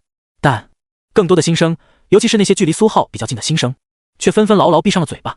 真血！他们心中多少都有点震惊和不敢相信，包括翠绿色头发的新生和他身后的一男一女。刚才那股一闪即逝的血气威压，远远超过炼体的极限，让他们下意识身体就开始发颤。这是生命层次的不同带来的威压感，就像是猿猴面对泰坦巨猿，这种随手就能被碾死的恐惧。之前在他们眼里，苏浩哪怕很强，就算经过了洗礼，估计也就是个半步真血巅峰。没想到他居然在这么短的时间里成为了真血。如果苏浩是半步真血，他们300-400号人为了几百积分威胁也就威胁了，但是真血，他们拿头威胁。苏浩无视了他们的目光和想法，直接走到了角落。这小家伙很拽啊，让我想到了古青云。远处魔都5大综合楼，楼顶上7、8个中年男子静静站在天台上，朝着校门口广场看了过去。苏通踮着脚扒拉着天台护栏，平静道：昨天交流赛他就是和古青云一起去的，估计跟他学的。哦，是吗？下次看到古青云那小家伙一定要揍他一顿，整个大二都被他带坏了，一个个眼高于顶的，一点都不谦虚，现在又要带坏大一的新生。一个穿着淡粉色长衫的男人甩了下长发，调侃道：那我干脆把他丢异域去算了。另一个看着很高大壮硕的大汉淡淡道：那也行啊，只要肖主任你舍得就行。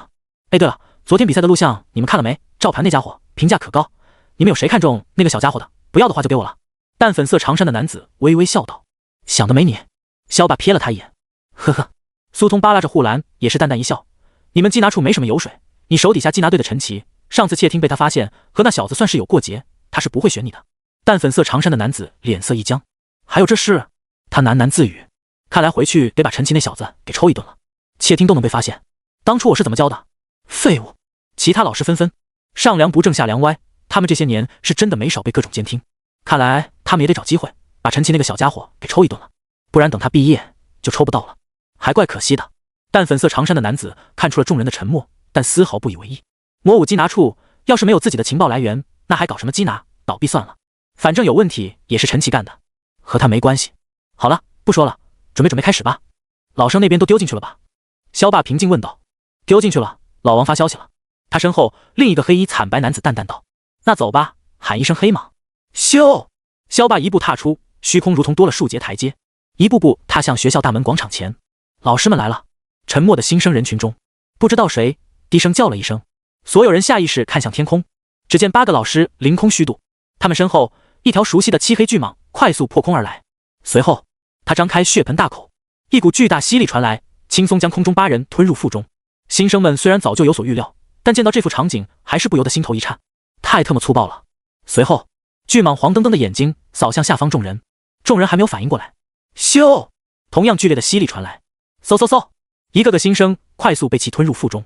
苏浩这次做好了准备，眼前瞬间一黑，脚下轻微的风儿喧嚣，身形一偏，便落在了人群中间，没有顺着这股吸力被丢到蟒腹最里面。而离他比较近的张平玉等人则是一如既往的倒霉，差点被甩到那股带着明显腐蚀气息的蟒腹深处。不过苏通早就做好了准备，静静站在那里等待了起来，轻而易举将几人截停。多谢苏老师。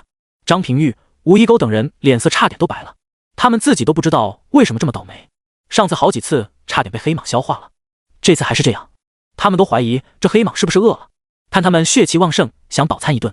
无事，往前走走吧。苏通不以为意，但眼神似乎似有似无的瞥了人群中的苏浩一眼，明显有点意外。呵呵，有点意思啊。淡粉色长衫的男子也走到苏通身边，了眼苏浩，微微笑道：好了，安静。只是等了片刻，萧爸看向新生人群，所有人瞬间安静。我是教导处萧爸，你们可以叫我萧老师。萧爸见众人安静下来，平静道：武道学生处，苏通，你们应该都认识了。苏通沉声道：我是缉拿处柳真，你们可以叫我甄老师。淡粉色长衫的男子潇洒地甩了一下长发。信息处，安龙雀。黑衣惨白男子安静道：张楠，后勤处的老师，叫我张老师吧。一个懒洋洋的黑发男子道，他的手里戴着10个黑漆漆的戒指。科研处，宋氏。微胖男子低着头在想着什么，漫不经心道：武库处，武藏。一个干练的壮汉扫了一遍众人，温柔道：妖魔处，李丰然。最角落一个双眸颇为猩红的老师极为平静道：所有老师依次报了一遍名字，算是简单的自我介绍。随后萧爸又扫视了一遍一众新生，还有保卫处的王天星王老师，他现在不在，等你们和老生的交流结束，可以选择我们几个当做导师。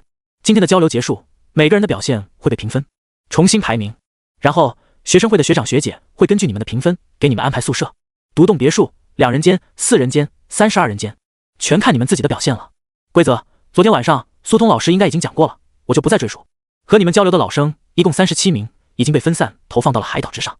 老生还有一些潜藏的规则限制着他们，你们可以自己发现，这就要看你们自己的观察了。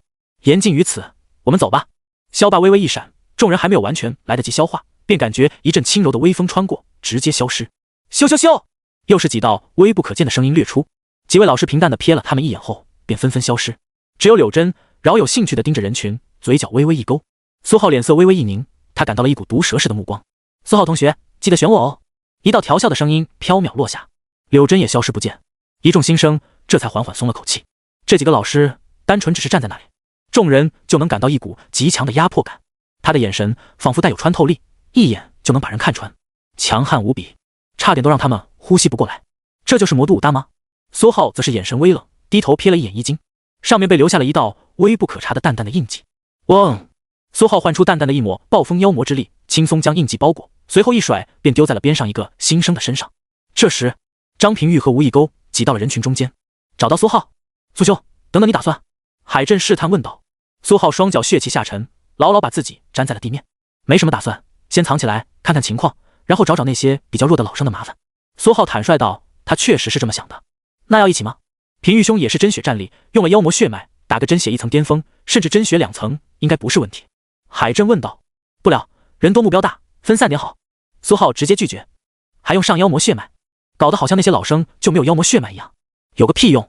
新生人群中，翠绿色的头发的新生武者依旧捂着胸口，觉得有点发闷。周围不少新生都围在他的周围。陈兄，那我们怎么办？一个新生低声问道。不用管了，召集多一点的新生，用我昨天教你们的武功一起对抗几个老生是没有问题的。翠绿色的头发的新生武者声音略微有点沙哑道。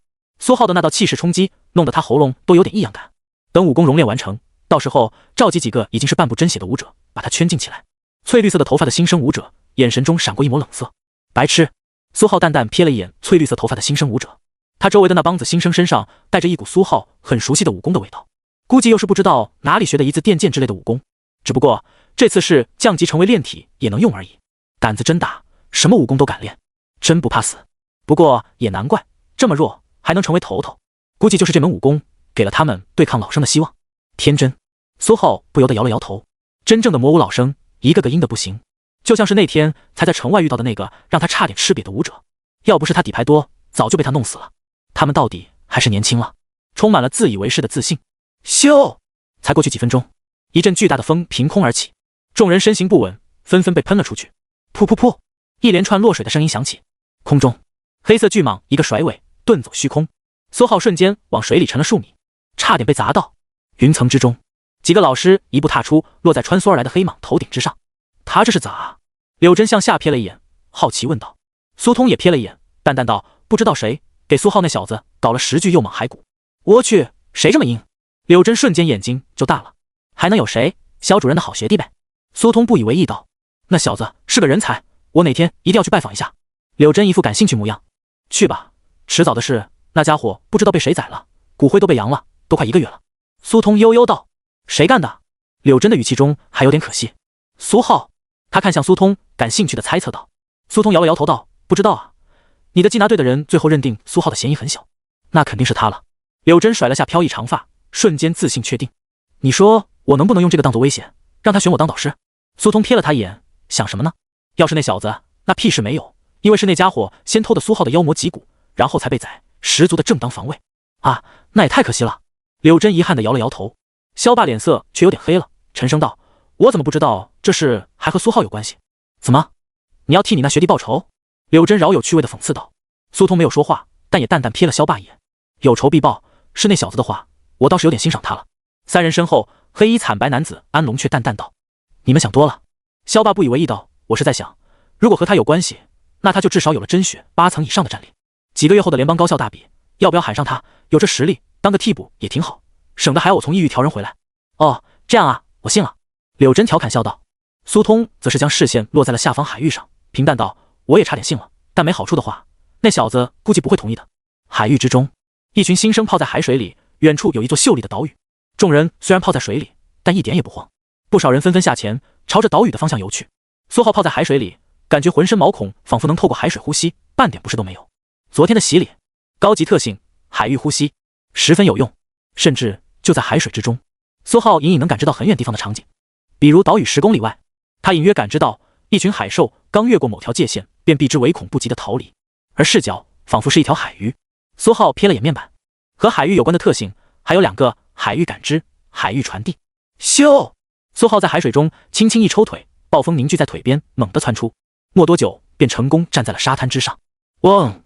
浑身气血一震，白雾顷刻间冒起，点点海水散发蒸腾。身后不少新生这才缓缓上岸，眼神中有点羡慕，这气血量奢侈。大逃杀正式开始，老生半小时后开始行动。一道恢宏的声音从天空响彻四方。苏浩往上瞥了一眼，云层之中隐约能看见一条游动的黑色巨蟒，只是瞥了一眼，苏浩便收回了目光。迟早宰了吃肉。苏浩默念，3番2次的倒针对，弄得他有点烦了。身后一众湿哒哒的新生也下意识看向天空。啪！苏浩走了过去，一掌拍出，呼，热气蒸腾而起。附近的几个新生浑身海水顷刻间蒸发无踪，顿时感觉身体一热。他们惊讶地看向苏浩，省点气血，尽快散了吧。苏浩平静道。没多久，便有不少的新生身上的海水被苏浩蒸发干净。一众新生本来以为苏浩也是那种眼高于顶的天才，不屑于和他们交流，没想到人还挺好的。确实有不少新生为了省点气血，打算不管身上的海水。众人纷纷感谢，然后离去。只是他们没发现自己身上全都贴上了苏浩留下的一道根本无法察觉的气息印记。极淡，除非掌握了5道真意，不然根本无法察觉知晓。也有警惕心较足的新生，第一时间就把苏浩拍过的部位的衣服裁了下来。可惜那是贴在身体上的，苏浩可不会犯那种把气息留在衣襟上的错误。差不多了，和张平玉等人打了个招呼，苏浩快速离开，直接潜入海岛之中。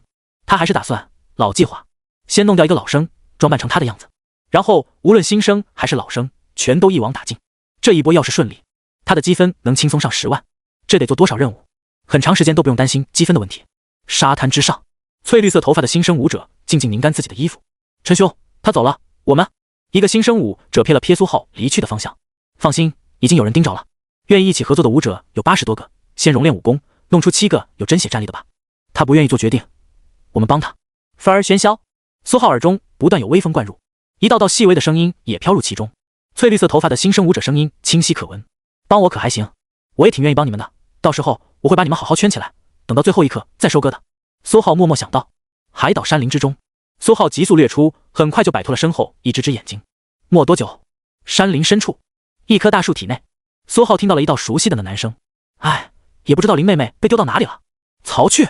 苏浩神色一动，嘴角微微勾起，苏浩透过层层山林瞥了眼远处的巨树，那里面正透着一股微弱的气血波动。居然能遇到熟人，也算是与我有缘了。既然如此，那就选你好了，让你曹去的名气在大二老生里面也扬一扬。苏浩嘴角勾起，悄然间右手血气密布，整只手上陡然裂出一片片狰狞的血气鳞片。咻！身形猛地一闪，咔嚓！遍布鳞片的右手猛地贯穿大树，准确掐中一个人的脖子。噌！谁？曹去藏在树内，脸色有些惊慌和猝不及防，下意识血气杀意透体而出，想将脖子上的冰冷利爪给逼退，但并没有任何作用。呼！黑灵利爪上猛地爆发出一股强横的血气，直冲大脑。曹去眼前一黑，直接昏死过去。咔嚓！苏浩右手一甩，大树轰然倒塌，一个穿着黑袍的人影被他拽了出来，正是附属中学曹主任的弟弟曹去。先前他还到新生酒店寻过他的麻烦。苏浩本来以为这是个极为在乎兄弟感情的武者，没想到就是只舔狗找他麻烦，全是了为舔那个什么林妹妹。拿出妖魔面具贴在脸上，血气微微一动，苏浩的脸便逐渐成为了曹去的模样，颜值一下子暴跌，动了动脸上肌肉，表情动作依旧细致，没有任何破绽。随手翻了翻地上昏死过去的曹去身上的东西，苏浩找到了一张金属卡片，血气微微一催，嗡，13，上面浮现出一个小小的数字，真特么穷。苏浩摇了摇头，这代表对方只有13点积分，穷到没边，还没他的零头多，难怪想来坑新生的积分。苏浩扒下曹去的黑袍，又在断裂的树干里找到了一把钢刀，正是他的武器。哎，接下来这人该咋整嘞？苏浩看向地上一动不动的人影，要是真在野外，随手劈了就完事了。但现在天上还有不少人看着呢。苏浩还没有嚣张到能当着一众老师的面直接弄死一个魔武学生。瞥了眼周围的巨树，苏浩微微思索，随后果断挖了一个树坑，将晕倒的曹去塞到里面，再将树洞封闭前，右手一甩，又在曹去脖子上补了一道血气，随后才将树洞封了个大概，尽量恢复原状。这下就不关我的事情了。苏浩看着面前几乎看不出破绽的树洞，满意的点了点头。穿上刚扒下的黑袍，胸口和背后印着云纹，看着像是这次大逃杀专门给大二老生们发的制服。这小子想干啥？云层之中，柳真好奇地盯着苏浩，管他呢，看他还不如看看其他苗子，反正你也选不了他。苏童随意道，说的也是。柳真点了点头，觉得很有道理，两只眼睛陡然一动，一只盯着下方的苏浩，另外一只四处巡视。嗡，风声依旧，丝丝声音灌入耳中。苏浩能感知到先前被他留下淡淡的印记的新生三五成群的在不同地方聚集和隐藏起来。不过新生存活的久，积分会越来越多，不着急收割，当务之急是先把另外那36名老生给一个个弄掉。苏浩心中默默思索，随后更是缓缓闭上双眸，暴风神通全力发动，周围的氛儿一下子喧嚣暴躁起来，一缕缕声音不停往他耳朵里钻。运气挺好，这群新生居然就藏在我们的眼皮子地下，就是不知道那个苏浩在哪里。希望其他蠢货不要太蠢，找到就给弄没了。按照今年的规则，找到新生，圈进新生，最后关头收割才是利益最大化的选择。你说呢，林妹妹？赵哥哥真棒，你分析的很有道理。两道低声呢喃钻入耳朵，苏浩陡然睁开双眼，脸色有些奇怪。那道女生有点耳熟，但林妹妹。苏浩瞥了眼刚封好的树坑，里面的曹去依旧昏迷着，随手在边上折下一根绿枝，右手一甩，噗，便将其钉在了巨树之上。绿枝刚好在曹去的脑袋上不停震颤摇曳。咻！苏浩身形一闪，朝着声音的方向掠去。山林不断向后，他只能说曹去这家伙真惨，他的好妹妹也是别人的好妹妹。哦不，肤浅，应该是别人的好妹妹也是他的好妹妹。这样一想，是不是舒服很多？苏浩摇了摇头，舒服个嘚儿，但和他没什么关系就是了。人家的好妹妹是他的好学姐，给他送积分的。先收割了再说。半小时已到，老生可以正常活动。2个小时后，岛屿最中心随机降下500积分。飘渺的声音回荡在整个岛屿上空，扑腾腾，惊起一群群山鸟。苏浩听罢，心中一动，抢不抢积分什么的并不重要，但到时候肯定有不少老生会在那边浑水摸鱼，这倒是个好消息。到时候去看看好了。这岛屿面积不小，30多个老生，不知道得抓多久。咻，赵哥哥，接下来我们怎么办呀？先在这群新生的身上留下一些特殊的印记喽，之后顺着印记再来弄掉他们。苏浩静静藏在一棵巨树之中，远处树枝上坐着一男一女，穿着一身熟悉的黑袍，正是那所谓的赵哥哥和所谓的林妹妹。他们下方有一间小小的山谷，按照苏浩的感应，正有不少新生就藏在山谷之中，这估计就是他们的目标了。苏浩意念微微一动，浑身缠绕上了一阵轻柔的风，朝着坐在巨树枝上的2人飘去，并且越来越近。突然，坐在左边的男子似乎察觉到了什么异样，微微皱眉，刚想回头，轰！苏浩眼睛平静，猛一加速，暴风顷刻间席卷，朝着两人急速冲了过去。与此同时，右手一甩，两道炙热血气轰然击向两人后脖。但噌一声清脆震颤音传来，坐在左边的男子胸前一枚圆形玉佩剧烈抖动，苏浩轰出的血气被死死挡住。有人偷袭！两人脸色一变，下意识提刀回头，刚好对上苏浩那张面无表情的脸。曹去！两人看见这张熟悉的脸，瞬间惊了。偷袭他们的居然是曹去！去哥，你……右边的少女脸色有点慌乱，但左边的男子低头瞥了一眼胸膛前的玉佩，随后抬头死死盯着苏浩，脸上闪过一抹明显的愤怒，几声暴喝：“你他妈一个真血2层，还敢搞偷袭，浪费了我的妖魔气！谁他妈给你的胆子？”嗖！他抽出钢刀，对着苏浩直接就是一刀，一道锐利刀光迎面来。苏浩脸色依旧十分平静，失算了，刚才生怕一不小心把这两人打死，收了99%的力道，结果没想到居然被挡住了。呼！苏浩右手一撑，愤怒男子手中钢刀连带着锐利刀光直接劈在了苏浩的掌心。枪！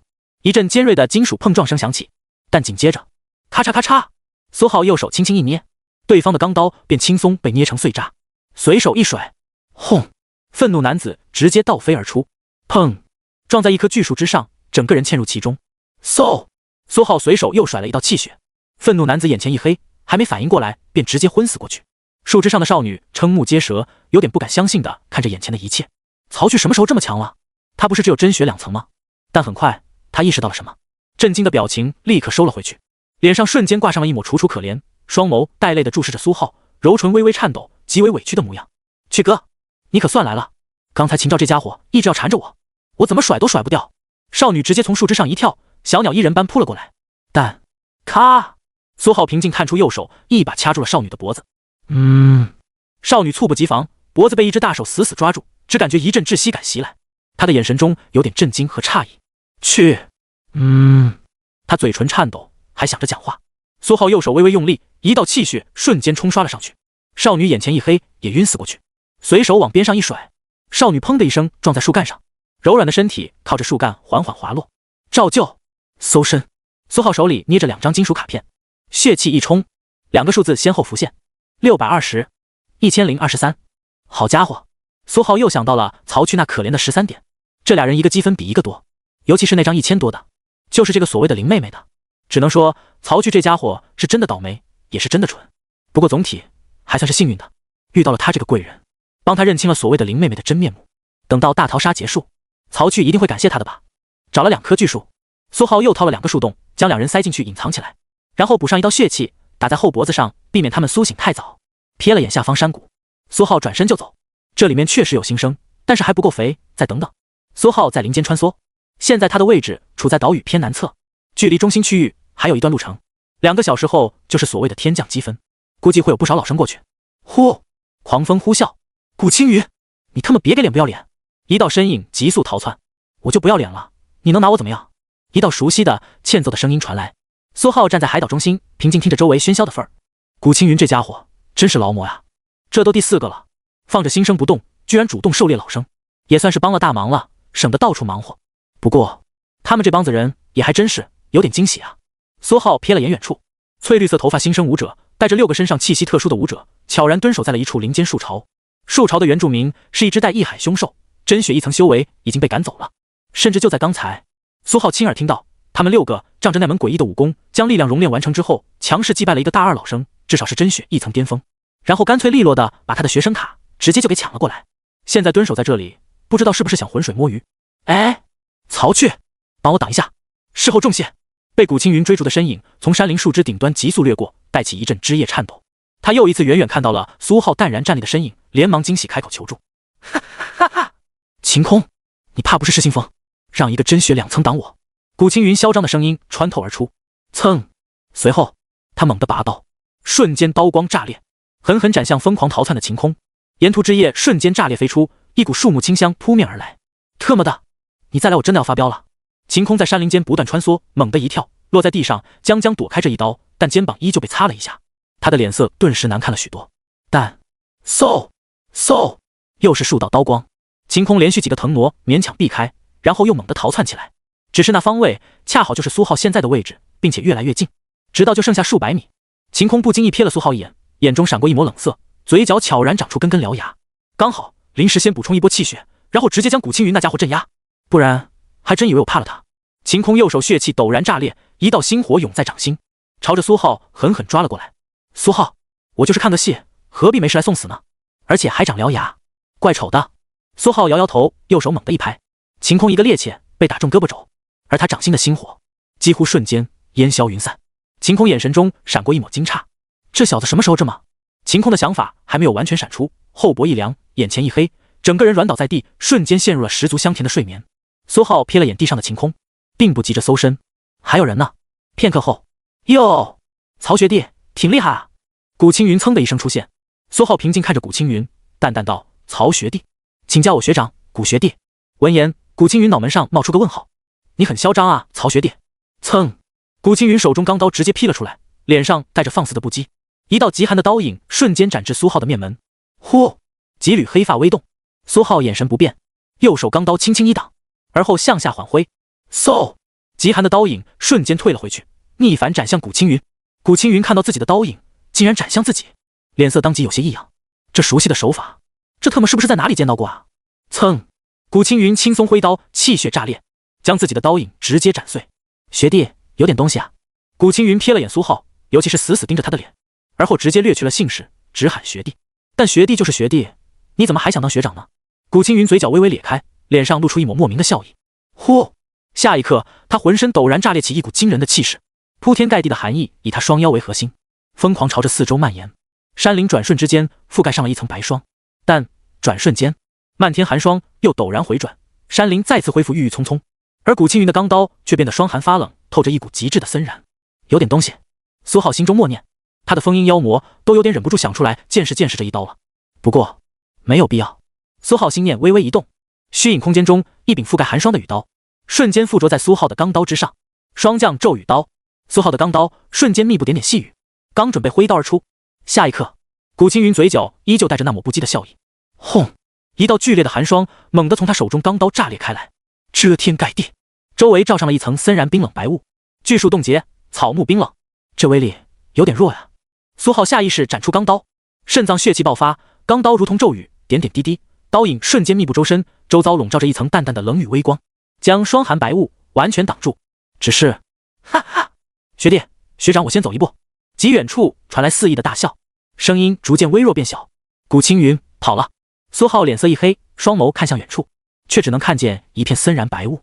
这玩意儿悬浮在空中排列很有意思，似乎有种能阻碍视线和妨碍感知的能力。跑得还挺快。苏浩猛地一跳，想要跳出白雾的范围。吃，白雾之内，道道细密的刀影悄无声息朝他刺来。轰！苏浩浑身冒出一股透明的星火，向外狠狠一撩，漫天白雾才缓缓退散。但古青云早就不见人影了。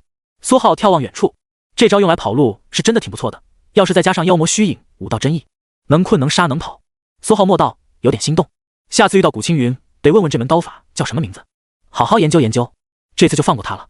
嗖嗖，远处丛林掠过来几道身影，显然这边的战斗的动静引来了不少人的注意。学姐就不要担心了，你哥哥这么强，不会有事情的，或许就只是去闭关修炼了呢。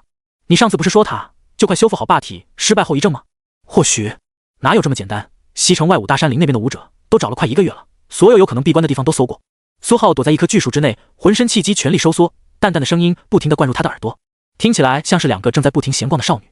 霸体失败，西城外武大山林失踪快1个月。随便听了听声音，苏浩表情有点古怪起来。这描述有点耳熟啊，讲的该不会是那个浑身裂开阴了他好几次的青年吧？居然还有个妹妹，身负重伤即将痊愈，还是霸体又有个妹妹，这模板还好死了。不过要是再找不到，我们可能要请半部宗师强者追根溯源了。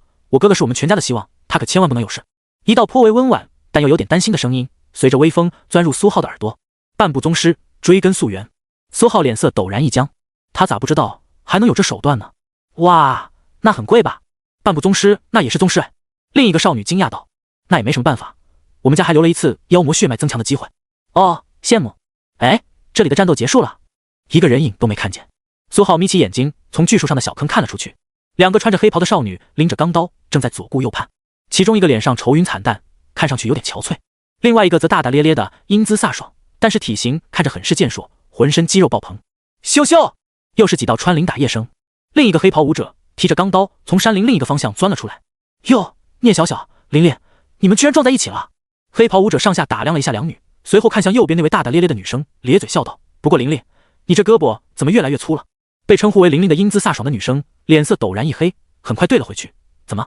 你现在看到比较粗的东西，很羡慕是吗？”聂小小本来脸色微冷，看向黑袍舞者，一听这话几乎秒懂，差点破功。你怎可凭空误人清白？黑袍舞者自然也是秒懂，脸色陡然变成猪肝，对着琳琳怒目而视。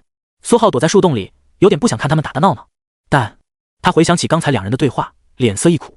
大概帅左边那个少女的哥哥，就是在城外被他宰掉的浑身裂开的年轻人，但鬼晓得死这么久了，还能被什么半步宗师强者追根溯源找凶手？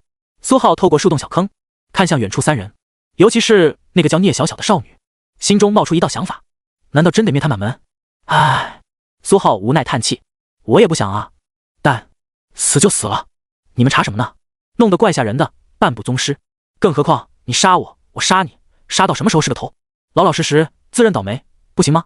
唉，苏浩又叹了一口气，而且其他的不好说，这个真不是他先动的手啊。无辜，外面的三人拎着钢刀互相对峙，但没多久，最后冒出来的黑袍舞者还是愤然离去，徒留下聂小小和琳琳。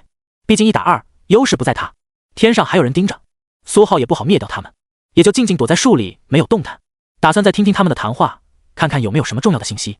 更何况刚才聂小小说他哥哥是他们全家的希望，也就是估计他们家里人还不少，先弄死了一个也没啥用，还打草惊蛇。只是可惜接下来都是一段闲扯，谈话内容空洞得很，什么有用的消息都没有。等两女走得近了，轰！苏浩一巴掌把身前巨树拍得裂开，一只黑爪直直朝着两女抓去。谁？两人听到了动静，脸色微微一变，但就喊出半个字。他们两个只感觉眼前一昏，软倒下去。他们脑子里最后一道念头闪过：有人偷袭，不讲武。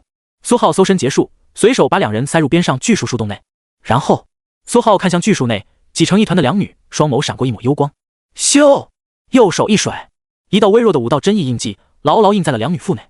腹内内脏庞多，气血环绕，气息驳杂，还私密，外人很难发现。交流会结束之后，他少不了要跟着这位聂学姐好好拜访一下他们家的其他家属。真不知道这所谓的追根溯源是个什么原理，不知道能不能避免，要不然以后宰2个武者还特么得担心有背景的报复，之后又得去图书馆查查资料了。苏浩将巨树坑洞填平，伪装成看不出的模样，直接转身离去。没走多远，咻！哎，曹去，积分卡交出来！一道阴恻恻但有点僵硬的声音冒出。苏浩瞥了一眼，正是先前和聂小小两人对峙的那位黑袍人。此时他面无表情，正死死盯着苏浩，不知道为什么又回转过来，懒得和他废话。苏浩一巴掌扇了出去，啪！速度太快，对方猝不及防，脑门一晕，眼前一黑，直接栽倒在地。随手搜身找到一张卡片，苏浩向着周围扫了几眼，正打算挑选一棵合适的巨树把它种进去。嘿嘿，有点东西。远处走来2个黑袍武者，一胖一瘦，脸上似哭似笑。但你就这样把我们的小弟放倒了，是不是多少有点不给我们面子？两人同时张口，声音重叠，音调高低不平，听起来颇为阴森。苏浩平静看向他们，淡然道：好像是的，那你们想怎么办？一胖一瘦2个武者互相对视一眼，脸上表情陡然对调，原先是似哭似笑，现在是似笑似哭。简单，帮我们放牧吧，我们圈进了一批新生，等着收割，到时候积分可以分你一点。还有之后遇到古青云，连手把他弄没，怎么样？两人音调幽深，两双眼睛既带着笑意，又带着悲伤，似乎随时就能笑出声，又或者随时就能哭出来。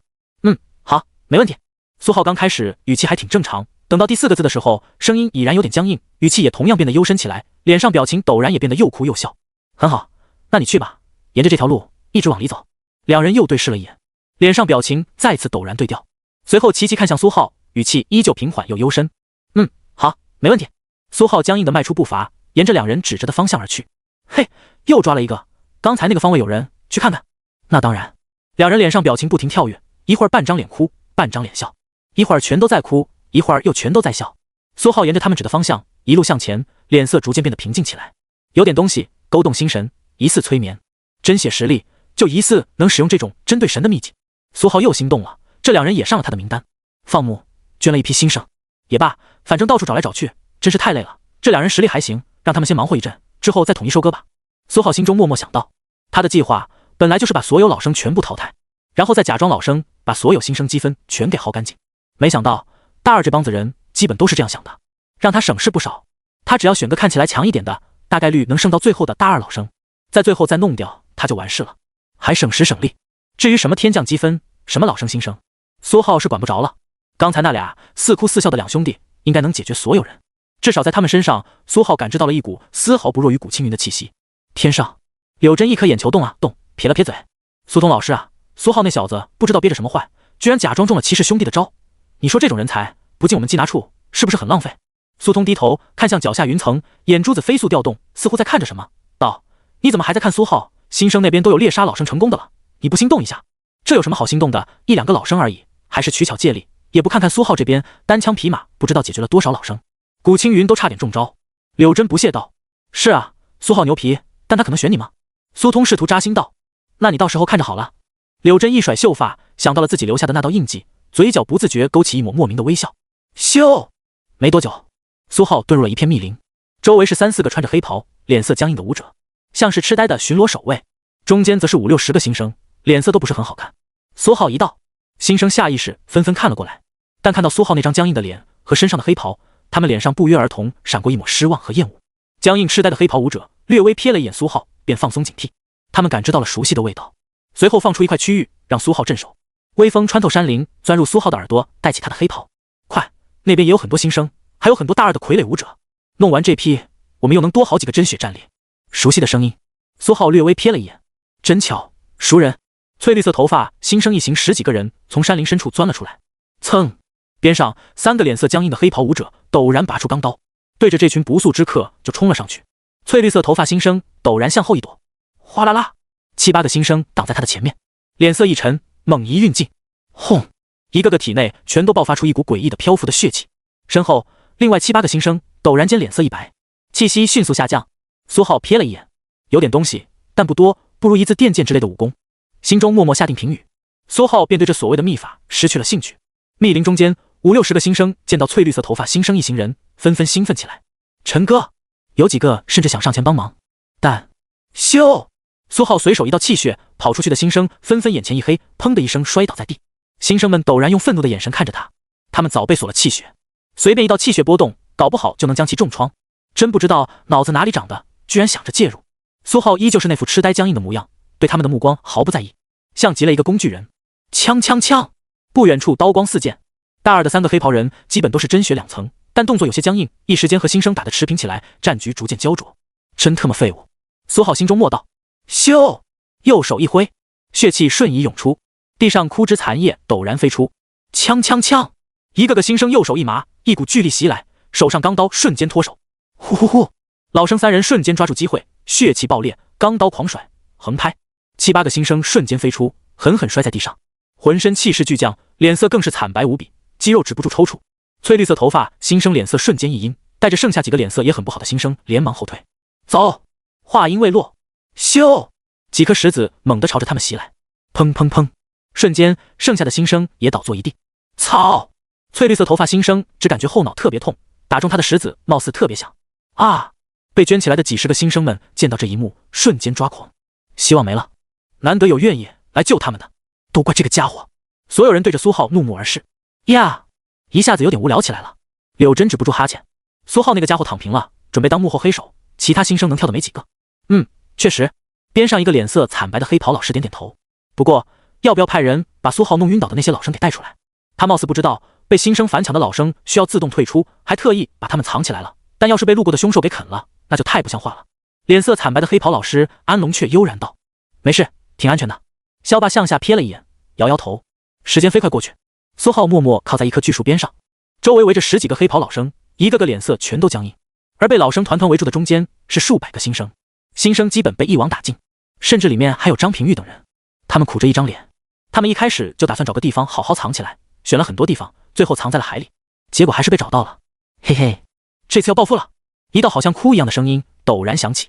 呜，是啊，要报复了！另一道大笑充满喜悦的声音附和着。一胖一瘦2个黑袍人静静站在人群中间，手里拿着一沓金属卡片，脸上的表情扭曲且怪异。一个个黑袍老生正排着队把手中的金属卡片递交上去，有他们自己的，也有被收上来的新生们的。咻！远处一道身影猛地出现，急速落在枝头上。古青云脸色有点难看，他可是把全副身家全都押给了苏浩，还帮他排除异己，结果看现在这个样子，苏浩人影都没见着。骑士兄弟是要赢了？这两个家伙不声不响，血脉之力觉醒之后都能影响神了，这特么？古青云表示有点难以接受。咻！他猛地拔出钢刀，掠出一道森然残影，狠狠朝着下方一胖一瘦两个黑袍人斩了过去，拦住他们。一胖一瘦两个黑袍人头都不抬，一道重叠诡异的声音平缓响起，咔咔！地上10几个黑袍武者齐齐调转脖子，僵硬地看向空中的古青云。呼！同时抽刀一斩，空气几乎被排空，血气铺天盖地斩向古青云。这刀不错。苏浩也在抽刀斩出的人群之中，心中默默评价。空中古青云斩出了一道双痕，空气几乎冻结，陡然下沉，朝着下方砸落。钢刀更是震战不休，众人的血气本就散乱，只是看着声势浩大，直接被这一刀震散。哟，有点东西！似哭似笑的声音响起，一胖一瘦两个黑袍人嘴角微微一裂，一张狰狞大口直到耳朵。呼！带起黑袍，两人猛地朝着空中古青云掠去。古青云却目光惊异，他在下面人群似乎看到了一张熟悉的脸，不是苏浩的脸，而是曹去。这家伙中招！不，武道真意在脑。所谓的针对神的寻常手段是起不到任何作用的，轻而易举便能斩散，就和他一样，丝毫不用在乎骑士兄弟的手段。古青云眼神诡异起来，好像懂了什么，也不躲避，刻意挥刀，猛地朝着一胖一瘦两兄的斩了过去。锵锵锵！刀影闪烁，血气阵阵，空气逐渐变得混乱起来，带着一股明显使人错乱的气场。下方几乎所有人都感觉有点眩晕，但不时一两道森然的寒气，却又使得众人稍稍有些清醒。古青云看上去有些吃力，脸色逐渐变得难看起来。一胖一瘦两兄弟嘴角裂开的更大的，甚至耳朵都裂开了，似哭似笑。古青云，放弃吧。声音悠然，带着一股影响心智的味道。古青云看上去神色越发恍惚，似乎不敌受到影响。只是他们并没有发现，在战斗中自己的后背距离苏浩越来越近。苏浩脸色也有些怪异，悄然瞥了古青云一眼。好家伙，这是被发现了，让我打个配合。苏浩瞥了眼越来越近的两兄弟，装作被血气震慑，站不大稳，悄然后退了2步。他可没这么闲得慌，你们打你们的，现在还早呢。操！古青云心中一声暗骂，我他妈帮你呢，看不出来吗？非得等我们两败俱伤。咻咻！一胖一瘦两兄弟出刀越发迅猛，嘴角陡然裂开的皮肤逐渐泛起了一抹黑色幽光，向外面喷着一股淡淡的黑雾。妖魔血脉，黑雾梦甚。古青云眼神颇为忌惮，钢刀在手，猛地一抖，一道森然寒意透体而出，皮肤上露出一层又一层森白鳞片，腰一吸动，气息陡然上升。好家伙，这俩果然都有妖魔血脉，还他妈很强，比张平玉可强多了。苏浩仔细打量了1、2，没认出来，这俩咋打起来了？天空之中，苏通陡然将视线挪了过来，有点纳闷。他刚才在搜寻其他残存的新生，没怎么留意这边的动静，还能为啥？为了钱呗。柳真不以为意道，古青云这小子昨天在5大黑市买了很大一笔，全押苏浩赢，不怕骑士兄弟弄下去，恐怕血本无归。咋你们都知道了？他被庄家发现了，参赛又下注，违反规则，本钱岂不是赔光光？这小子不行啊。苏通摇了摇头，并没有被发现。边上萧霸突然插嘴道，我也买了，顺便告诉了刘老师一声，他也买了。苏通陡然看向了两人，矮小的脑门上全是问号，不至于吧？你们发财不带我，零花钱而已。两人摆了摆手，其他几个老师一脸黑线，监考老师公然下注，还这么大声讨论，他们是不是该去举报一波？钱分我，不然举报。安龙却惨白的脸上面无表情，我也是，我也是。其他几个老师紧跟着也道，也不是看上这点小钱，但是能敲一波竹杠，那感觉就特别的爽。萧霸和柳真两人直接闭嘴。砰！古青云猛地倒飞而出，脸色有些惨白，两兄弟也横飞出去。哈哈哈哈！但充斥着肆意的大笑和痛哭。古青云浑身缠绕上了一抹黑色血气，显得有些不行了。单挑我们不行，群殴你不行。两兄弟语气怪异的嘲讽道：“他们两个拆开，不够强，每次都被古青云压下去，各种排行榜上都在他下面，但是合二为一，轻松就能将其镇压，确实有点东西。”苏浩默默想到，右手逐渐泛起一层层黑色鳞甲，这两兄弟居然能击败古青云。他看得很清楚，古青云真的用了全力，没有划水。他也真的很想赢，但依旧失败了。他脸上那放肆桀骜的表情都有点低沉下去。一胖一瘦两兄弟还在肆意狂哭狂笑，并互相搀扶着，一步步走到古青云身前。呼！苏浩的右手向前悄无声息一拍，画出2道掌印，手掌黑漆漆的鳞片上冒出黑漆漆的阴冷气息，在每一根指尖缠绕，而每一片鳞片缝隙却又透着一股暴力火毒的气息，阴毒火毒彼此交织缠绕，火毒阴毒穿透尽。两兄弟浑身陡然一僵，眼神下意识露出一抹疑惑和惊讶，甚至还有茫然。呼！但来不及反应，一股暴力炙热的火毒瞬间透入他们的骨骼深处，一股阴冷的阴毒强势附着在他们的体表。他们身体一软，直接跌倒在地，真是太不小心了。哒哒，苏浩一步一步走到两兄弟跟前，眼神平静。呵呵，赢了又怎样？中招了吧？古青云半瘫在地上，对着两兄弟不屑嘲讽道。啪！苏浩右手一甩，一道血气也直接拍在他的脑门上。古青云瞬间闭麦。地上一胖一瘦两兄弟艰难转头看向苏浩，看清他的脸后，眼神中逐渐带着一抹不敢相信。曹去，这个小老弟一直存在感弱得很，不仅弱，看起来还很蠢，总是被学校的绿茶好妹妹们骗得团团转。现在居然让他们两个翻船了。他们的脸上陡然浮现出一抹愤怒。嗡！漆黑的大嘴冒出一阵怪谲的烟雾，试图朝着远处弥散，但瞬间，缠绕在他们体内的火毒之力猛地窜出。呜！两人顿时感觉五脏俱焚，发出一声惨叫。那阵怪谲的烟雾也在火毒之力的炙烧之下彻底消散。老老实实的不好吗？非得找死！苏浩俯视两人，眼神平淡。呵呵。地上两人眼神充斥着一抹嘲弄，身后还有10几个被控制的老生呢。曹去这小家伙真以为自己稳操胜券了？你能控制我们的身体，但能控制我们的什么？这是交流赛，你又不能真的杀人，老师都盯着呢。既然不能，那到底还是我们赢。嗡！一胖一瘦两兄弟对视一眼，双眸陡然雾蒙蒙，散发出一抹独特的神韵。咔咔！身后僵硬的大二众人一个个将脑袋调转过来。苏浩淡淡瞥了一眼地上两人，想得真多。啪！一声脆响，右手轻轻打了个响指，吃，陡然一阵刀影炸裂，大二众人身上一道道纤细的血气刀影直接砍中体内各个血气节点。噗噗噗噗噗！僵硬的众人如同骤雨，纷纷砸落倒地。他都在这里待了这么久了，怎么可能一点后手都没有留下？地上一胖一瘦两兄弟见状，脸色陡然一僵，变得十分难看。他们转而看向苏浩，脸色阴冷得很，像是要将他的脸牢牢记住。啪！苏浩一个巴掌，血气炸裂飞出，直接将两兄弟拍晕。虽然脸不是他的脸，怎么盯都无所谓，但这眼神看着真欠揍。远处一众新生浑身气血被锁得死死的，但依旧蠢蠢欲动。毕竟这群老生互相厮杀，全倒下了，现在就剩下一个人，说不定试试就能跑掉。苏浩将视线缓缓转了回来，扫向一众新生。呼！众人只感觉心头一凉，像是被什么恐怖的存在盯上一般，顿时不敢动弹，给人一种试试就试试的错觉。新生人群中，所有人都把脑袋低了下去，尤其是张平玉和海震等人，更是把脑袋埋得特别低，比鸵鸟还像鸵鸟。其他人实力不到，感知不到这位大二老生的恐怖，但他们俩都是真血。这位大二老生随手的几道攻击，透着一股令人心悸的力量，简直毛骨悚然。尤其是地上三人，其实名气不小，古青云是他们这一届当之无愧的第一。其实兄弟也早就名声在外，至少在他们这一届，各个5大榜单全都名列前茅。他们3人却都轻而易举栽在了这位平平无奇的老生手下。唉，张平玉和海震对视了一眼，不知道苏浩对上这位能不能赢，毕竟他可是疑似掌握了5道真意。但这位大二老生感觉深不可测，一看就知道还藏着后手，搞不好苏浩也打不赢。要是苏浩能来救他们就好了。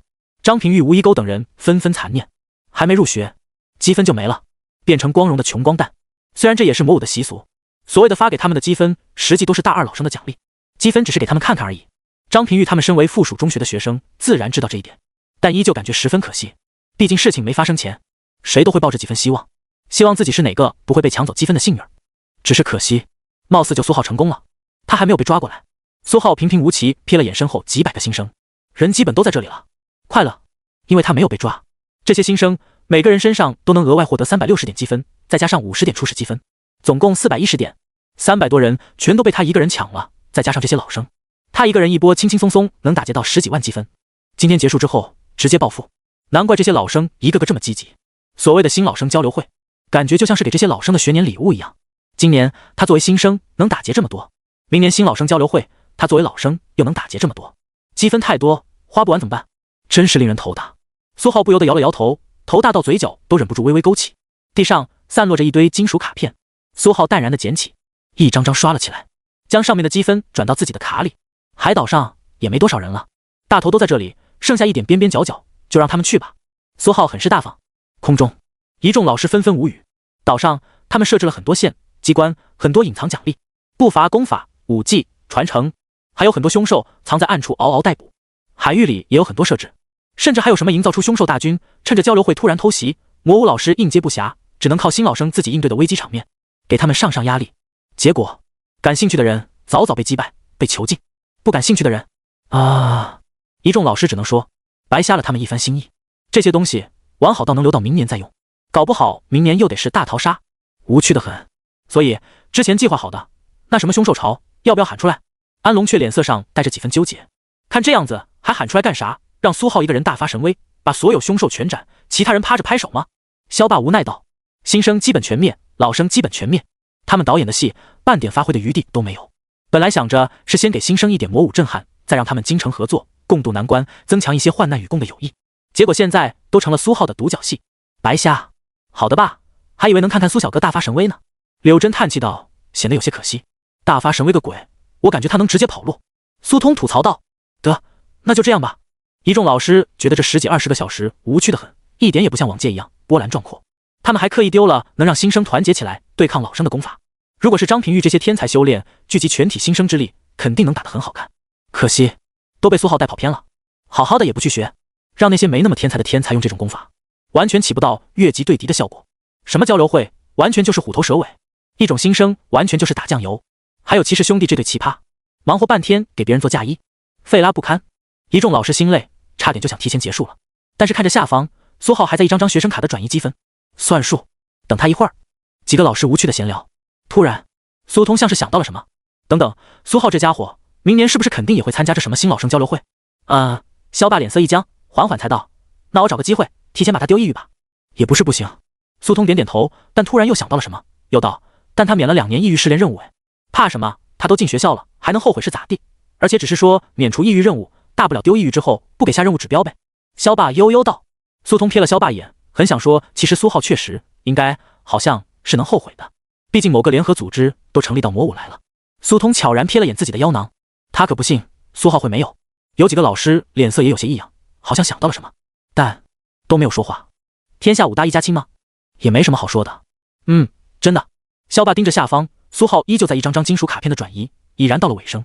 走吧，拉着他们回去了，把你们感兴趣的人名单自己在系统里提交一下，明天让他们忙活起来，准备开始教学任务。萧霸悠悠道，往年的戏码都是危机关头，新老生艰难同舟，最后他们这群老师力挽狂澜，今年一点参与感都没有，之后可不能让这小子闲着。他穿过云层，瞥了眼苏浩，脚掌轻轻一拍，游动在云间的巨蟒猛地向下一头扎去，轰啪，空中如同霹雳爆炸，黑蟒从天而降，目光森然，蟒尾直接抽爆虚空。提前结束，收拾一下，回去了。再接下去也是浪费时间。萧霸站在巨蟒头顶，兴致阑珊道，该走的流程全都省略了。今年是最无聊的一年，一点也不像去年巨兽行空，波澜壮阔，把一众新生老生唬得不要不要的。那我先走了。几个老师见状，身形一闪便消失了，都挺忙的。最后就剩下苏通和萧霸站在黑蟒头顶，默默无语。呼啦，黑蟒猛地张开巨口，轻松将地上一众新生老生吞噬入肚。苏浩脚下一点，主动钻入其中。这次黑蟒惊人的老实，没有动什么手脚。苏浩稳稳站在人群中间，周围新生老生穿过了一层薄薄的光膜，身上的异常状态，包括伤势，全都消失无踪，一个个都清醒精神起来。所有人几乎第一时间远离苏浩，眼神颇为忌惮。一胖一瘦的骑士兄弟站在远处，捂着脑袋，目光微微发冷地盯着苏浩。怎么，还想被揍一顿吗？苏浩瞥了一眼，右手悄然凝聚一抹森然血气。哼！两兄弟一声冷哼，直接把头扭了过去，却刚好对上了古青云戏谑嘲讽的眼神。看什么看？你不也一样吗？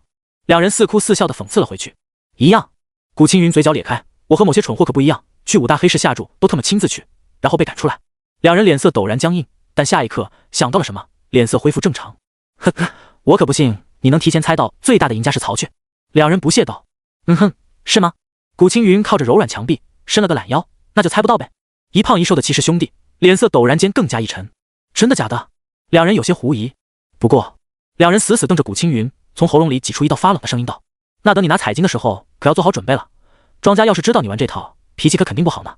古青云不置可否，鼻尖轻哼了一声，等的就是你这句话。我特么让萧霸和柳真老师帮忙下的注，你倒是告诉庄家来打劫啊，最好你们也跟着，我很期待哟。古青云嘴角咧开一道充满恶意的笑容，肆无忌惮地盯着一胖一瘦的骑士两兄弟。他莫名其妙提一句下注的事情，你当他是怄气装逼说漏嘴吗？其他先前精神恍惚被骑士兄弟控制的老生，时而用充满郁闷之气的眼神盯着骑士兄弟，时而用不敢相信的眼神盯着苏浩。他此时还是那张曹去的脸。显然新生只当是曹去这位老生很厉害，但在一众老生眼里，曹去这是牛皮大发了，力压所有人，独揽所有积分，强势碾压古青云和骑士兄弟。从平平无奇小透明纵身一跃成为他们这届顶级天才，简直令人不敢相信。这条著名舔狗居然特么的隐藏得这么深，居然这么强。这下积分这么多，血脉不缺，妹子也不缺。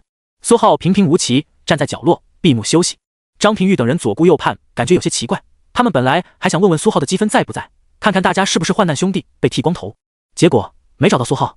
云层之上，黑蟒已然飞至学校。萧爸眉头一皱，突然像是想起了什么。糟糕，被苏浩塞到那些树里的学生，我给忘记了。苏通顿时有些无语，他也忘记了。算了，我再走一趟吧，反正我也去不了异域，闲着也是闲着。苏通悠悠道：“那辛苦了。”萧爸低头看向黑蟒，脚掌微微抬起拍了拍。黑蟒张嘴，黑蟒嘴角裂开一道细小缝隙，萧爸一闪便遁入其中。轰！一股血气漫天，黑蟒肚子里所有新生老生瞬间心神一凛，转头看向萧爸。萧爸冷漠扫了一眼众人道：“大一新生自己登录学校系统，你们的排名、宿舍今天晚上全会出来，然后明天下午之前把导师选了，自己去找自己的导师，他们会安排你们下一步的学习任务。没有被导师选中的学生，恭喜你们自由了。学校有很多公开课，想听自己去听，学校有任务大楼，想要资源自己去挣，学校有图书馆、武库，想学什么自己去看。魔都武大很自由，联邦没有免费的气血丹，学校不会平白无故给你们资源，学校只会提供平台，你们自己去争，自己去抢，抢不过别人，那是你们自己丢脸。至于大二老生，萧爸语气平淡道：“我对你们每一个人都感到很失望。”其他新生老生听到这句话，脸色顿时奇怪起来，然后纷纷下意识看向苏浩。这特么还失望？人家一个人打劫了所有人，这都不能让你满意。古青云当然知道萧爸为什么这么说，所有老生全输给一个新生，确实挺丢脸的。但他并不以为意，失望就失望呗，反正赌赢了，钱到手了，他并不比苏浩赚的少。这一波很久都不缺资源了。但萧爸语气冰冷道：“所以看来你们还缺乏历练，今年全给我进异域，不完成年度任务不准回来。”古青云不以为意的眼神陡然一愣，脸色瞬间发苦。异域那破地方，邪门的玩意儿一个比一个多，待久了人都要疯。又不是每个人都和联合武道校长一样这么变态，往常他们下异域隔三差五还能回来一趟，年度任务不完成不让回，那岂不是得待上至少1整年？其实兄弟脸色也微微发冷，以为是自己等人被曹去一个人包了饺子，显得太弱。但在异域待上1整年也罢，就当提前适应环境了。骑士两兄弟默然无语，其他老生脸色也全都不是很好看。苏浩瞥了几眼，觉得有些奇怪，他对异域还挺好奇的，毕竟在异域能找到老婆，一听也知道不是什么坏地方，怎么这些人一个个老生们的脸色都很难看？积分没了，人还得被发配，这特么的搞啥呢？好了，没事就滚吧。萧爸一挥手，呼啦，一阵暴虐狂风涌动，黑蟒张开巨嘴，所有人喷涌而出，空中萧爸也飞了出去，几乎凌空虚立，平淡看着下方一众新生老生。苏浩脚下轻轻一点，闪躲到萧爸和苏通身侧，避开黑蟒有意无意的甩尾。萧爸和苏通瞥了苏浩一眼：“两位老师告辞了。”苏浩咧嘴微微一笑，身体在空中下降，而后果断跑路。萧爸也不以为意，低头看了眼古青云，丢给了他一个眼神。古青云顿时会意，该分赃了，也不管其他人，拎着刀径直离开。齐家兄弟刚刚站稳，冷眼盯着古青云，不管古青云什么想法，他们可不会让他顺顺利利拿到黑市的钱。两人立刻跟了上去。张平玉和海镇等人勉强站稳后，也只能无奈地对视一眼，然后叹了口气。这破交流会，他们半点表现都没有，刚躲好没多久就被抓了。面对那对老生，一旦反抗的机会都无，几句话就神魂颠倒，乖乖跟着他们走了。之前还信誓旦旦，肯定能被老师看中，收入门下。现在看来，喂，酒店。苏浩换了一身装束，面具也直接摘下，然后便去了餐厅。今天晚上出导师名单和具体排名，选完导师，然后就得搬进魔武，免费的饭估计以后就没得了。苏兄，身后一道惊讶的声音响起。张平玉、海镇、吴一沟还有安山然全都惊讶地看着餐厅中这个熟悉的人影。你们也吃饭啊？苏浩抬头打了个招呼，几人走过来，抽出椅子坐下。一个侍者过来问其他几人要吃点什么。点好菜后，张平玉试探问道：“苏兄，这次战况如何？可还满意？”还行，积分不少。苏浩喝了口茶水。听到这话，几人瞬间脸色苦逼起来，看来苏浩没有被抢。吴一沟忍不住叹气：“唉，我们就不行了，直接被剃了光头，所有积分都被抢了。”哦，怎么会呢？苏浩看上去颇为迷惑，像是真的什么都不知道一样。海镇接过话茬，连连吐槽道：“我们本来打算藏在海域里，结果遇到了2个老生学长，他们似乎能控制，还是能和海域沟通，直接就被一锅端。早知道还不如藏在山林里。”安山然也显得有些无语，显然是决策失误。苏兄，你可能不知道，最后大二一位学长直接搞了我们几百个新生，老生被他搞的也有一堆，一个人几乎狂揽10几万积分。苏浩又喝了口茶，这几人用词不怎么考究啊。没多久，各自的菜都上了，几人边吃边聊。餐厅新生也渐渐多了起来，一个个分享吐槽自己被抓的轶事，然后就是吐槽和暗骂曹去，这厮不当人。尤其是翠绿色头发一行人，骂得尤其厉害。此时苏浩全被一众人忽略了，不少新生就算不满苏浩最开始不肯一起行动，都不知道如何埋怨。毕竟这位新生第一挺到位的，一直到最后都没有被抓。他们卡里的积分每过1个小时都会上涨，苏浩这算是完美完成任务。就是可惜他们自己，特么的最后关头卡被抢走了。早知道这样，还不如苏浩早早被抓。他们一开始就没有见过那些积分来得好，现在真的是太难受了。你们打算选哪个导师来？苏浩擦擦嘴问道。张平玉几人脸色又是一苦，表现这么的差，能有老师要就不错了，还选？如果累，还和之前想法一样。苏浩也不知道自己该选谁，反正看不出差别。除了柳真，小动作太多，那是肯定不选。萧爸也不选，太聪明，相处起来太累。估计最后还是苏通或者安龙雀里挑一个。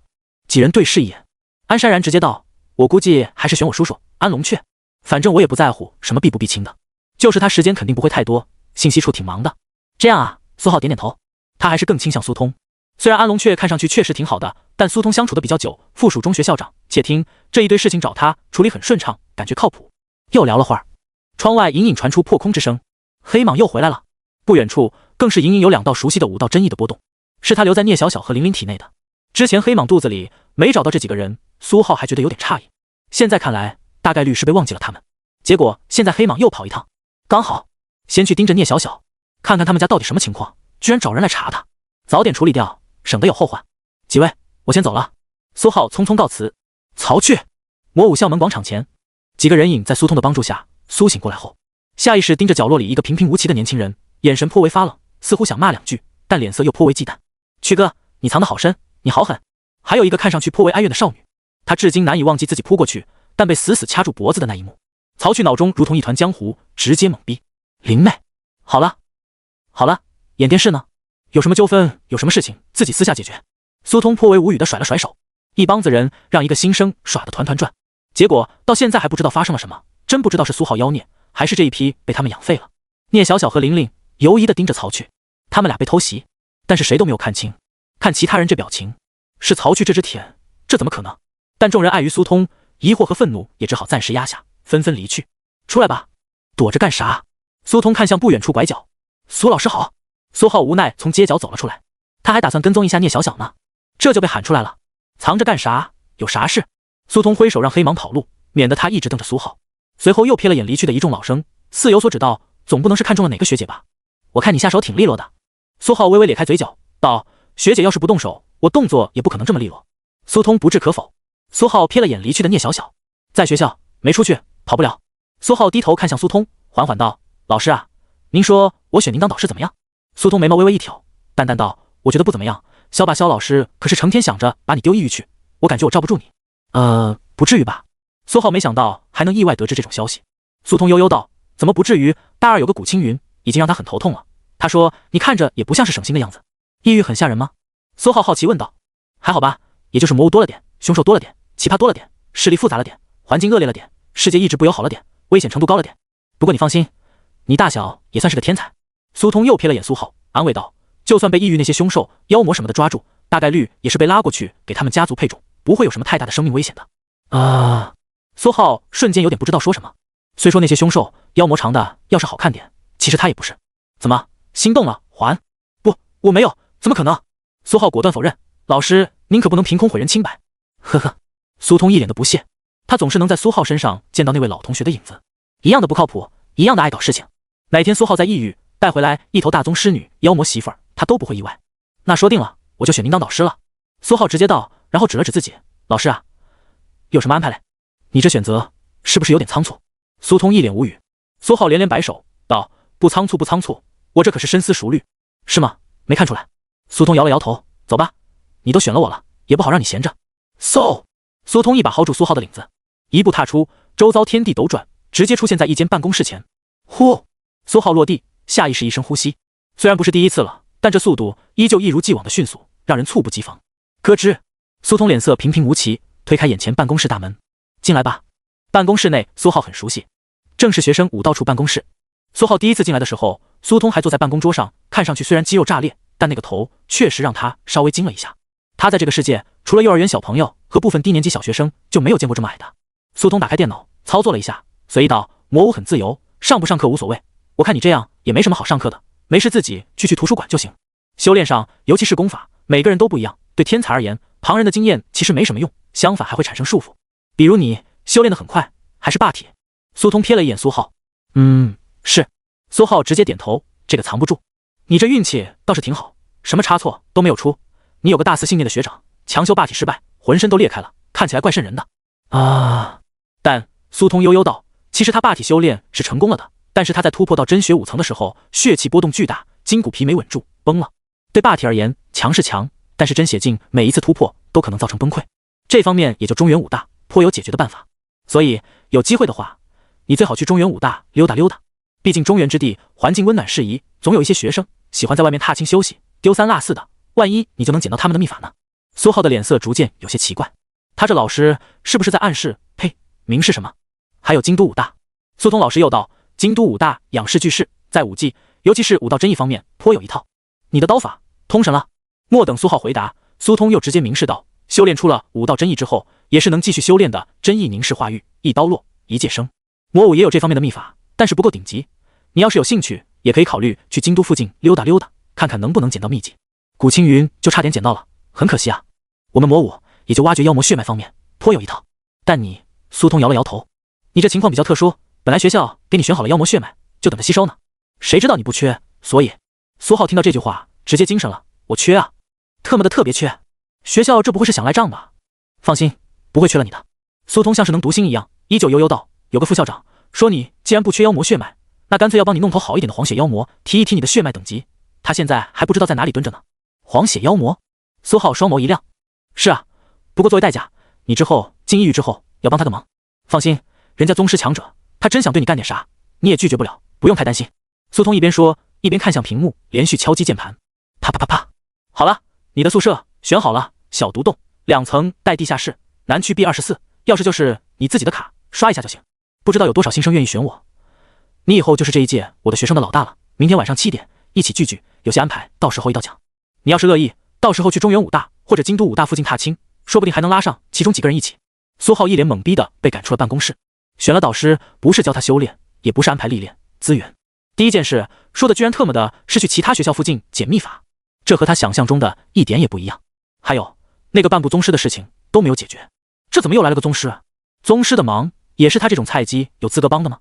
苏浩确实颇为懵逼，还以为选了导师之后就能踏入正轨了，该学习学习，该找资源找资源，结果没想到这魔武也给人一种不是很靠谱的感觉嘞。去其他学校附近踏青可还行？站在走廊上，苏浩摇了摇头，刚准备走，却又想到了一个问题：魔武的学生喜欢到其他学校附近踏青捡秘法，那其他学校的学生呢？岂不是到魔武附近抽学生的血脉？唉，苏浩叹了口气，如果是真的，希望他们能主动点，早点带着秘法来找他，省得他到时候跑来跑去的。至于他的血脉，这些人就可以不用想了，反正他是纯人类，给了也没什么用。血气倒是可以送个几道，就是要看看他们是要用脖子收还是用脑子收。沿着校内小路一直前行，苏浩直奔宿舍区，看看自己的小独栋2层带地下室长啥样，以后可是得住个4年整。宿舍区和任务大楼、食堂在一块儿，都在魔武的东南角。这一路上学生肉眼可见多了很多，但大多比较沉默寡言，默默赶路。苏浩刻意绕开了任务大楼，直奔宿舍。嘿，同学，这里不让进，这是女生宿舍区。哦，不好意思。苏浩连忙止住。他面前一个中年大妈坐在宿舍区大门边上置班房里，手里正支着一件衣服，随手用毛衣针一抖，一道血气拦路挡住了他。那阿姨，南区 B24 在哪里嘞？苏浩看上去不好意思地问道。前面路口左拐，男生宿舍区和女生宿舍区不共用一个大门的。中年大妈随口解释道。多谢多谢。苏浩直接跑路。周围路过的几个女生不由得看了他几眼，现在的学弟胆子真大，居然想混进女寝，也不怕被学姐偷偷打晕关起来。沿着小路向前，果然在拐角又能看到一座宿舍区大门，大门边上值班房里也有个大妈，嘴里叼着烟，招手让苏浩过去登记。不知道是不是听到了刚才的声音，他瞥了苏浩一眼，淡淡道：下次可别进错了，魔武的女学生生猛得很。还有，男生宿舍区不让带女生进来，女朋友别带回来。啊，阿姨放心，我没有女朋友。苏浩不由得解释。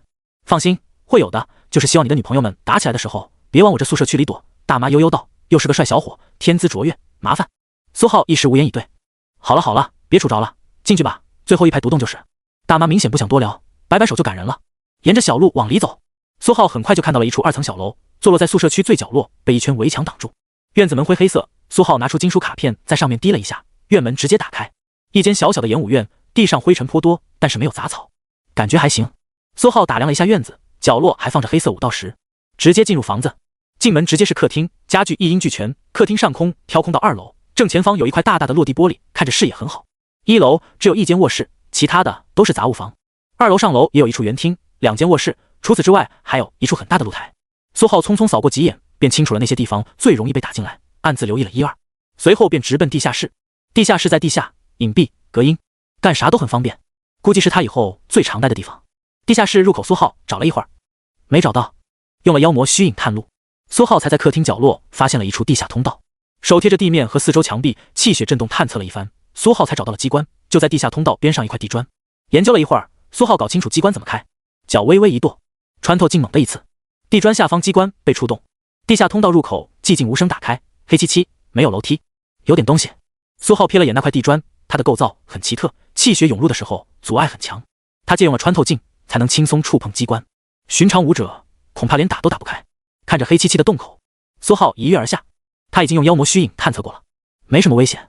头顶大门无声无息关闭，完全陷入黑暗，就算是他没有任何光线，也什么都看不见。呼！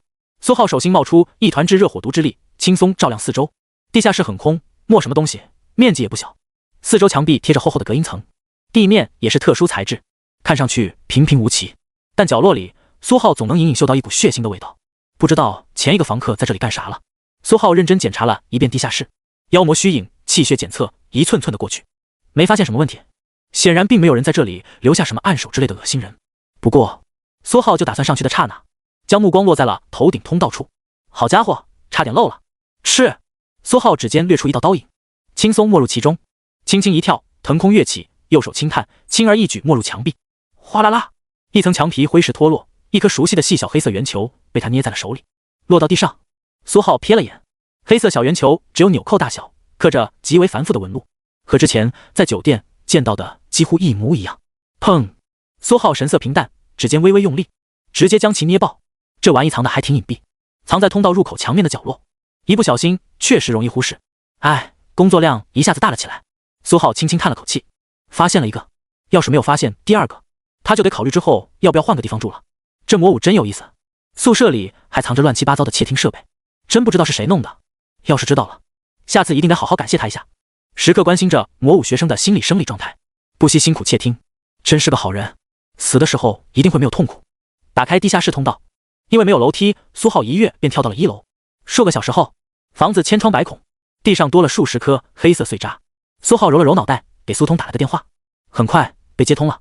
老师啊，咱魔武是有什么窃听学生的传统吗？啊！苏浩捏着手机，很明显感知到手机那头一时间有些沉默了起来。没多久，听筒里传出声音：我读书的时候肯定是没有这个传统的，不过自从柳真刘老师接手了缉拿处以后，魔武的缉拿破案率是大幅度增加了不少。苏通这话完全没有解释，但似乎又解释了。好的吧。苏浩无奈叹气，这个暂时打不过，你发现后全弄掉就行，这个不碍事。行嘞。电话挂断，苏浩也没什么办法，人家教职工才是真正魔武的人，他一心生人生地不熟，匆匆过客而已。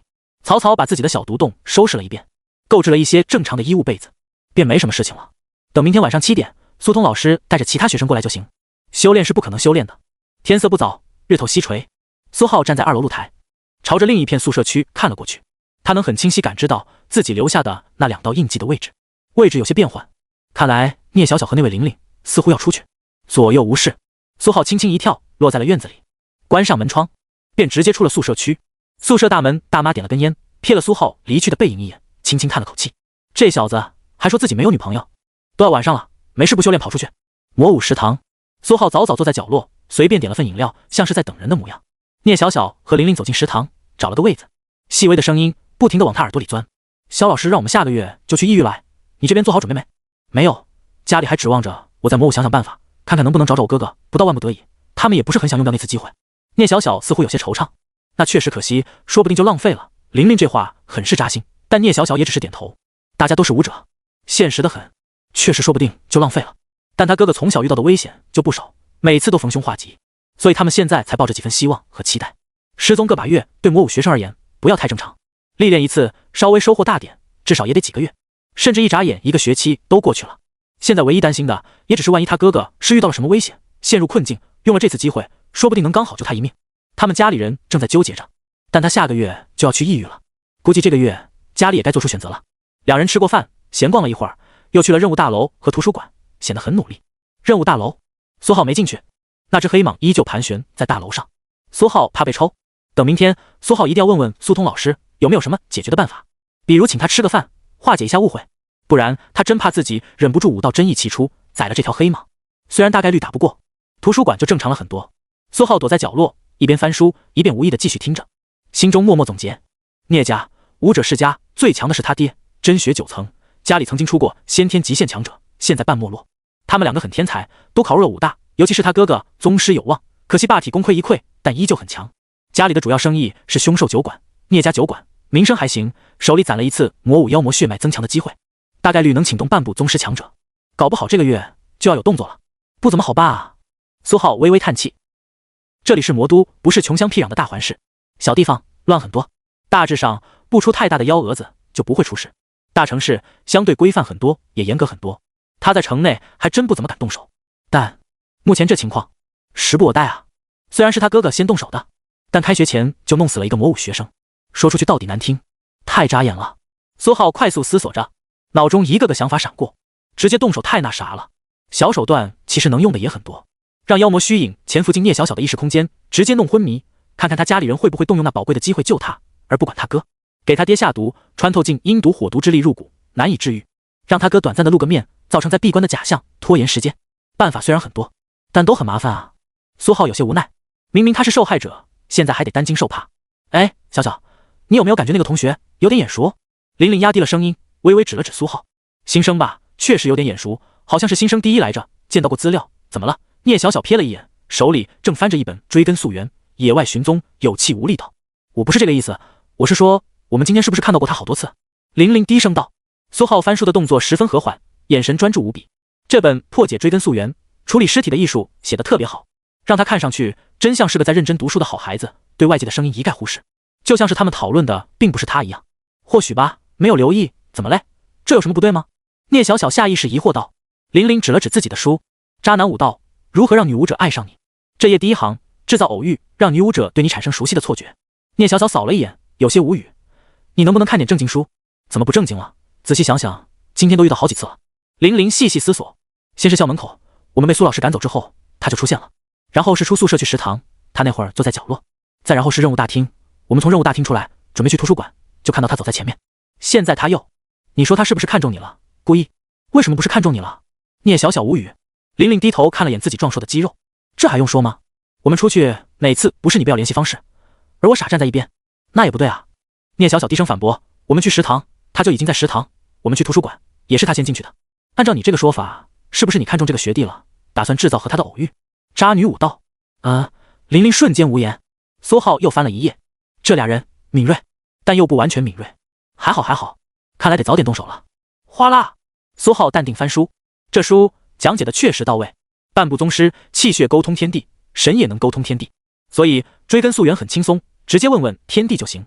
这种情况下，实力不够，处理尸体想要完全不着痕迹，难度颇高。可惜至少也得凝聚真血，也就是真血9层。苏浩瞥了眼这本《破解追根溯源：处理尸体的艺术》，书上记载得很清楚，想不被发现，必须用自身凝聚的真血，辅佐秘法，将尸体留下的血气波动完全污染破坏，让人无从追溯。血气不够剧烈，最起码都得是真血，然后再利用神扰乱那一片区域的万物之灵。讲得很玄乎，其实就是用武道真意或者神之类的秘法，将那一整片花花草草，甚至每一寸土壤全都理一遍。很多时候花花草草也长眼睛，半部宗师的神足够强大，自然能利用他们的眼睛，所以只要把这些见证你杀人的旁观者全都湮灭，就没事了。以后是真的连路过的苍蝇都不能放过了。啪！苏浩合上书，遮掩了下封面，选了个书架将其还掉。实力不到，没什么好说的。本来想着他现在能处理干净，不被发现的话，那就再去一趟城外，省得还得找聂家的麻烦，浪费时间。现在看来是不行了，所以他决定把自己的想法综合一下，先在聂小小识海种下妖魔虚影，再在他爹体内留下火毒阴毒。想救人吗？拿妖魔血脉增强的机会来换。不想救人，就想找失踪的那位聂学长。没事，趁机伪装，让他在城外短暂露面一下。不就是霸体，谁不是呢？留下点霸体的影子，让他们相信人没死，疑似闭关修复霸体比较紧急，就完事了。这个时候，谁还会放着眼前的家里人不去救，跑过去浪费一次机会呢？苏浩还书完毕，脸色平静地从聂小小和玲玲旁边走过，头也不回的直接出了图书馆。这学弟还挺酷。玲玲瞥了眼苏浩离开的背影，聂小小白了他一眼，道：怎么，你想修炼渣女武道？我看你比较合适，不然他刚才从你边上路过，你为什么抖了一下？玲玲侧头看着聂小小，嘴角微微勾起，露出一抹调侃。谁抖了一下？聂小小明眸微闪了一下，语气轻微提高，随后狠狠瞪了玲玲一眼。哦，你心虚了，看到好看的学弟忍不住心动了，一见钟情。聂小小一声冷哼，低头翻起面前的书，脸颊却隐隐泛起热意。他确实感觉有些奇怪。苏浩路过的刹那，他的心跳猛地顿了一下，都有几分天旋地转。心动了吗？一见钟情？怎么可能？认识都不认识，他哥哥还疑似出事了，这种时候他怎么能有这种心思？但这感觉又是怎么回事呢？聂小小心情很复杂。苏浩走出图书馆，有些无语，只不过是留了道虚影。他们这想象力真特么丰富。他要是有这种感觉，直接就会想是不是有刁民意图不轨，给他下了什么手段。一见钟情可还行，不过聂小小这边算是顺手处理了下，就等着到时候爆发了。然后是他爹，还有城外让聂小小他哥露面的事情，需要安排一下先后时间。唉，屁事真多。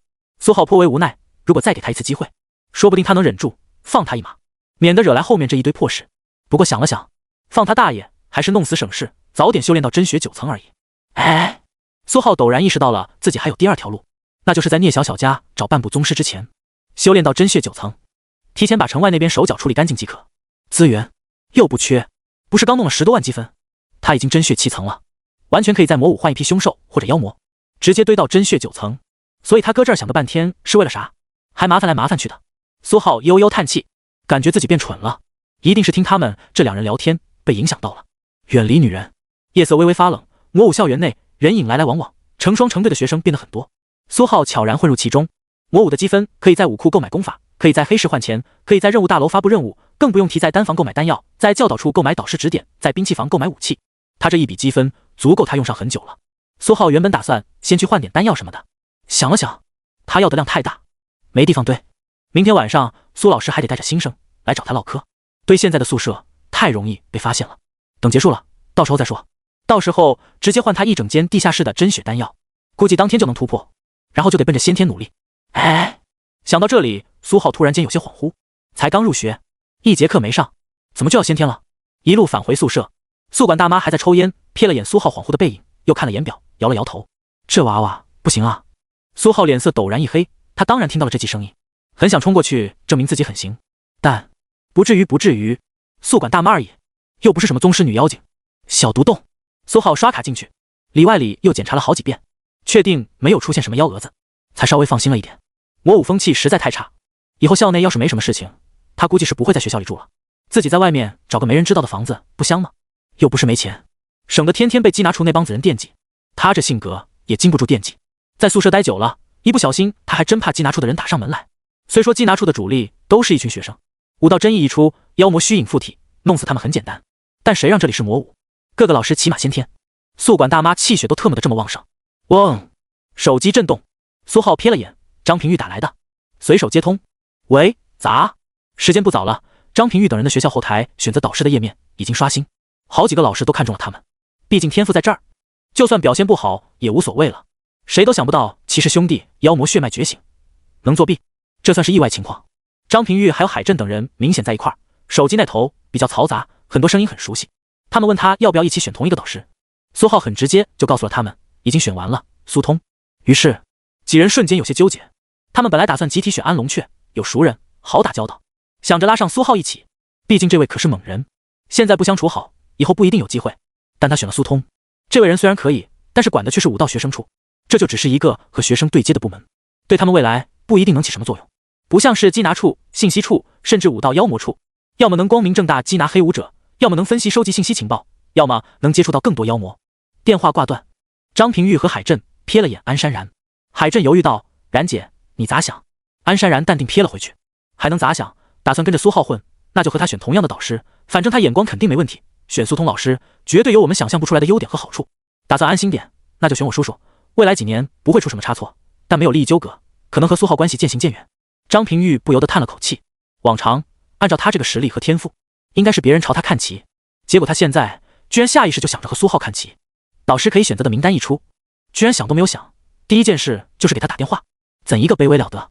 但谁让苏浩太强了，开学就能逆斩大二学长，疑似掌握武道真意，这样的天赋和实力，学校顶级资源肯定都是他的，只要不遇到瓶颈，突破和玩一样，说不定等他毕业都能直接先天，然后留校。现在不抱大腿，以后万一来不及，多个朋友多条路，多个大腿，那是多不知道多少好处和资源。尤其是苏浩出身平凡，没有自己的班底，他们现在跟着他混，又是同学，但凡互相感情好一点，利益就更深一点。张平玉几人互相对视了一眼，都心动得很。要不，第二天一早，苏浩被一道巨响吵醒，苏通拖着一头浑身披满黑鳞的巨熊凶兽死尸，随手一甩，直接将其丢在了苏浩的院子里。老师啊，这多不好意思啊，来就来，还带什么礼物？苏浩瞬间出现在了院子里，死死盯着院子里的巨兽，双眸放光，区区一头真血5、6层的小家伙，你都看得上？苏通瞥了苏浩一眼，放心老师，我不嫌弃，别做梦了，等等把他考了，其他选了我的学生，估计中午就来了，我晚上有点事情，提前了。苏通淡然道，随后他看向苏浩身后的这间小独洞，眼神不由得有些怀念。这房子的地下室，你进去了没？苏通问道。苏浩一愣，坦诚道，进去了。那地下室的地下室嘞？苏浩瞬间懵逼，这地方很久以前是我的宿舍。苏通很是直接道，除了第一间地下室，地下室下面还有一层地下室，开地下室的那块砖，你应该有印象吧？苏浩下意识点头，当然有，那砖石对气血的阻碍特别强，寻常人的血气根本透不进去。但苏通这也太直接了，是一点关子都不卖。所以你应该想到了，第二层地下室完全用那种特殊砖石搭建的，很难被发现。怎么进去？你自己想办法，我只能告诉你，好处颇多。苏通突然又开始卖关子了。行嘞，谢谢老师。苏浩算是知道苏通为什么要给他选这间宿舍了，搞半天还有意外收获，但他确实没有发现还有所谓的第二层地下室，就是会是什么陷阱吗？苏浩心中快速闪过这道念头，但苏通太光明正大了，看不出半点异样。有时候苏浩都得怀疑是不是自己太阴暗了。呼啦！苏通一掌轰出，一道金色火焰凭空升起，静静悬浮在半空。用气血牵引，用这玩意烤肉更快。我有点事情，先走了，中午再回来。苏通平淡的丢下2句话，咻的一声直接消失。苏浩瞥了眼空中火焰，又把目光落在院子里这只庞大的凶兽身上。气血牵引吗？他神色看上去颇为平静，但并没有动手的打算，而是直接给张平玉打了个电话。对面几乎秒接。喂，平玉兄啊，你们最后选谁当导师了啊？苏浩语气很是正常道。哦，也是苏老师啊。那他是不是让你们到宿舍南区 B24 集合？中午对吧？提前了，现在就过来。没多久，张平玉、海镇、吴一沟站在院子里，三脸懵逼看着苏浩，说好的提前了呢？只是拉壮丁，别愣着了，干活。苏老师让你们把这凶兽烤了。苏浩踢了脚院子里的庞大凶兽，随后又指了指半空中燃烧的金色火焰，看到那火没？用气血牵引，烤肉速度比较快。哎，安山然没选苏老师吗？苏浩瞥了眼他们3人，问道。选了，但是宿管阿姨不让进。张平玉指了指远处大门，那不管他了，等苏老师到了再说吧。开烤吧，我去给你们拿点水。苏浩又踢了下横躺着足足数米的庞然大物，转身朝着小独洞里面走去。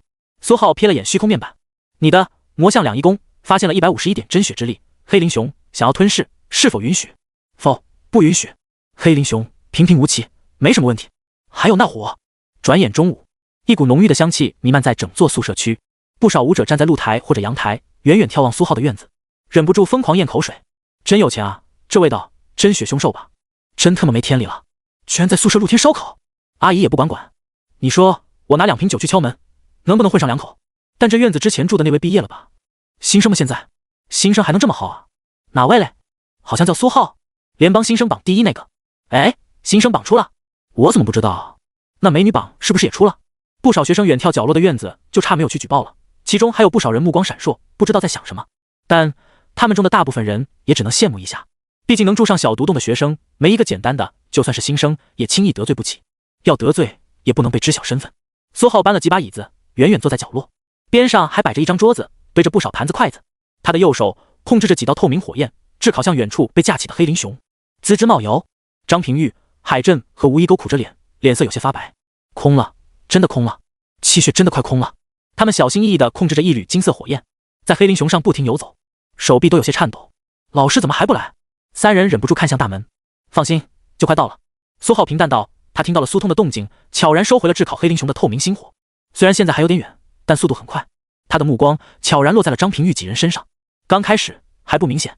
但随着时间过去，那金色火焰一丝一缕的悄然随着他们的气血运转，附着在体内。虽然很细微，但并不能瞒过苏浩的眼睛。没多久，放心，我会盯着他的。淡淡的声音在宿舍区门外响起，宿管大妈叼着烟，一脸的不满，但没什么办法，甩甩手就让几人进去了。谢谢老师。安山然跟着苏通快速进了男生宿舍区。偶尔有几个学生看到了靓丽的安山然，颇为诧异。远处也有几个想搭讪的，但下一刻就看到了他前面的苏通，于是瞬间低头。你们到了呀？苏通走进了苏浩的院子，瞥了眼张平玉等人。张平玉等人长长松了口气，擦了擦额头的汗。苏老师好。老师好啊。其他人嘞？苏浩从角落椅子上起身走了过来。没有其他人了，就你们5个。苏浩稍稍有点懵逼，不至于吧？几百个学生就选了他们5个？张平玉、安山然等人有些意外，但也不意外。如果可以，谁会选苏通呢？5道学生处，什么用都没有。要不是看在苏浩的面子上，他们早就选了安山然了。都别愣着了，边吃边聊。不过我不是让苏浩考吗？你们几个怎么考上了？看起来还考了很久。苏通一看就看出他们气血亏空，自己榨干了自己。海震等人直接眼神幽怨地看向苏浩，他们几个闲不住，过来帮忙了。哦，这样啊。苏通点了点头，右手轻轻一挥，空中狂风犹如刀割，将黑林熊身上的肉一片片刮下。不远处桌子上盘子微微悬浮摆好，黑林熊烤肉一片一片落在上面。苏浩瞥了一眼，这手法真不错，但他还想着等等只吃自己烤的那片肉呢。几人在桌子前坐下，吃吧，烤了这么久，黑林熊补气血还挺有用的。苏通夹起一片烤肉，毫不犹豫吃了下去。苏浩也随手夹起一片，香味还没有感知到，一条消息弹出：你的暴风魔影斩发现 0.001 点经验真意，想要吞噬，是否允许？好家伙！苏浩脸色平静，但心中却直接惊了，果然有问题啊！否，暂存。苏浩毫不犹豫暂存，口中烤肉瞬间变得味同嚼蜡。其他几人也吃了一片，脸上瞬间浮现出一抹惊艳之色。这味道，入口肉味浓香，疯狂炸裂着每一颗味蕾。苏通没看几人，甚至没有丝毫注意，而是一片又一片的吃着烤肉，直到吃光了一盘，才意犹未尽的擦了擦嘴，看向几人道：我们学校你们也知道，氛围主打一个轻松，可以不上课、不上学、不在学校都行，只要第1学期末的新生武道大比，学校能获得一个好成绩。新生武道大比，全联邦每个学校要出5个学生，我的运气很好，魔武新生前5都选了我，所以大概率就是你们5个了。不过不用紧张，有苏浩在，没什么问题。张平玉几人瞬间看向了苏浩。苏浩看向苏通，很想说点什么，但无话可说。只是一群新生，确实没什么问题。不过关键也在于有苏浩在，会没什么问题。苏通瞥了苏浩一眼，道：肖爸肖老师想让他参加联邦高校大比，到时候和联邦新生大比时间可能会有冲突。张平玉几人又看向苏浩，都有些惊了。高校大比分配高校总资源，得从整个学校里选出5个最强的。苏浩现在有这实力，刚入学就已经全魔武前5了。但下一刻，几人想到了他那5道真意，又有些不那么意外了。魔武现在最强的学生，刚刚从大3升到大4，据说已经半步先天。5道真意一出，只要自身反应力跟得上，不会被抢先打断。同阶无敌，可不是说着玩的。生死厮杀，说不好。毕竟仗着境界高，速度快，躲得远，反应灵敏，也能反杀。但擂台比武，地方就这么点大，还能提前准备，那简直是一刀一个。这玩意儿简直天生就是为了擂台比武去的。唯一的弊端就是对神消耗太大，伤人也伤己。联邦高校大比什么时候？苏浩盘子里的也吃完了，擦擦嘴，好奇问道：1、2个月后吧，时间还没有定下来。这么快啊？那为什么会和1学期后的新生大比起冲突？哎，不对啊，我参加了高1级的高校大比，又去参加新生大比，岂不是欺负人？你还在乎有没有欺负人？苏通淡淡瞥了他一眼，也是，那没事了。另外，联邦武道大比名次优秀的话，可以拿到突破先天的资源。新生大比差点意思，也就是一些突破境界的资源，辅助炼脏炼体。苏通没等苏浩问，主动把有什么好处讲清楚了。联邦武道大比除了必定的擂台，还有很多其他形式，每届也不一样，但总体就是那样，所以参赛周期很长，可能和新生大比有冲突。苏浩点点头，表示晓得了。新生大比没什么意思，联邦武道大比可以试试，有冲突也好，刚好省事，有理由不去。辅助炼体炼脏的资源，那3瓜2枣的，他现在不怎么看得上了。苏浩的安排就这么简单，第1学期跟队参加比赛就行，你们几个得好好准备准备，万一苏浩时间错不开，就得全靠你们自己了。名次太惨的话，你们自己也会很惨。我会给你们一些任务和资源上的便利，平时有什么问题也可以来问我。其他老师我商量过了，他们也很愿意在力所能及的范围给你们一点优待。另外，注意洁身自好。苏通悠悠道，学期末挑选名单的时候，盯着参赛位置的人可能不会太少。苏通老师讲了1个多小时，几乎给每个人都留下了一份表格，建议阅读书目，建议去听的课程，修炼上的一些细节，可以说很是详细。其他人先后告辞，最后他才看向苏浩，肖霸老师让你跟队学习，估计是他真的很想把你丢异域去。比赛的后半段几乎都要在异域进行，所以我建议你这2个月没什么事情的话，可以先去中原武大和京都武大附近溜达溜达，不然以后可能没什么机会了。好嘞，晓得。苏浩果断点头。中原武大他可以不去，没有必要。京都武大还是有必要的。武道真意修炼法，他的武道真意再往上提，估计没到先天就能有打伤先天的能力。还有就是快的话，你的黄血妖魔可能快了。副校长说目标已经选好了，现在等时机，也得等你人到异域。对了，苏通刚准备走，又想到了什么。联邦新生榜你排第1了，这个不是很重要，重要的是他们会陆续列出你之所以能成为第1的理由，比如你和其他学校交流赛逆斩他们的大2学生，又比如你在新老生交流赛上狂揽10几万积分。苏通平静又道，不过放心，现在只出了个排名，为了卖钱和流量，他们向来喜欢一点点往外放，不过也快了，所以你最近小心点吧。讲完，苏通跑路的速度很快。苏浩站在院子里，神色颇为平静，还以为能多瞒几天呢，不知道曹去这2天过得怎么样，想必过得挺万众瞩目吧。随后苏浩瞥了眼自己的面板，待吸收，经验真意 0.1 点，也不知道这苏老是什么意思，吸收又不敢，先存着吧。武道真意他还没有弄明白，一些脏东西可不敢乱吸收，不然谁知道吸收完后你的武道真意是你的还是别人的。不过管他什么意思，先去搞点真血境的丹药，把境界堆上去，然后去武库搞门秘法，再去城外把那边处理干净。聂家那边就算是结束了，不用再费事，反正不用上课，所以之后最好真的是去精武附近溜达一圈，再之后就着手突破先天。到时候大家都是先天，管你什么想法，一刀都能劈死。要真能顺利突破，那这样的话，什么联邦大比，什么新生大比，一概都可以不用参加了。那会儿都先天了，武大都可以不用待了，退学完事找地方苟着就行，基本不会出现什么性命之忧。苏浩思量着走出了宿舍。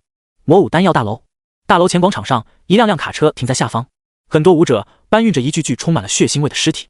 苏浩瞥了2眼便走了，可惜不能薅羊毛，容易被发现，不然积分都省下来了。大楼正厅没什么学生，偶尔有几个也只是匆匆拿出自己的金属卡片，在柜台刷一下，带着一盒不知道什么东西警惕地跑路。苏浩坐在一个柜台前，隔着一面玻璃对着麦道，你好，我要高品真血丹，200积分，刷卡还是现金？刷卡，另外一次最多能买多少颗？坐在柜台内的一个少女诧异地瞥了苏浩一眼，一般来说是不限量供应的。那好，先来400颗吧，8万积分对吧？多少？少女脸上浮现出一抹怀疑的神情。400颗。苏浩清晰地报出这个数字，然后把自己的金属卡片顺着玻璃下方的凹槽丢了进去。少女下意识捡起卡片，在屏幕上输入了个8万，随后卡片刷了一下，边上一颗绿灯亮起，说明苏浩的卡里确实有超过8万以上的积分。我得去请示一下。少女连忙离开位置，打开了柜台后一扇木门。没多久，少女匆匆跑了回来。先生您好，这个数量还是多了一点，我们负责人说您的丹药可能需要在库房签收。苏浩瞥了他一眼，说话大喘气干啥？他还以为不能卖呢。没什么问题，那走吧。好的。少女直接离开窗口，带着苏浩上了丹药大楼第7层。7楼库房外大厅，400个小盒子整整齐齐堆在了地上。同学，你下次要采购还可以找我。一个中年男子递出一张名片道。行，不过积分也刷了，我要验货，没有问题吧？没有。来，我帮您一个个打开。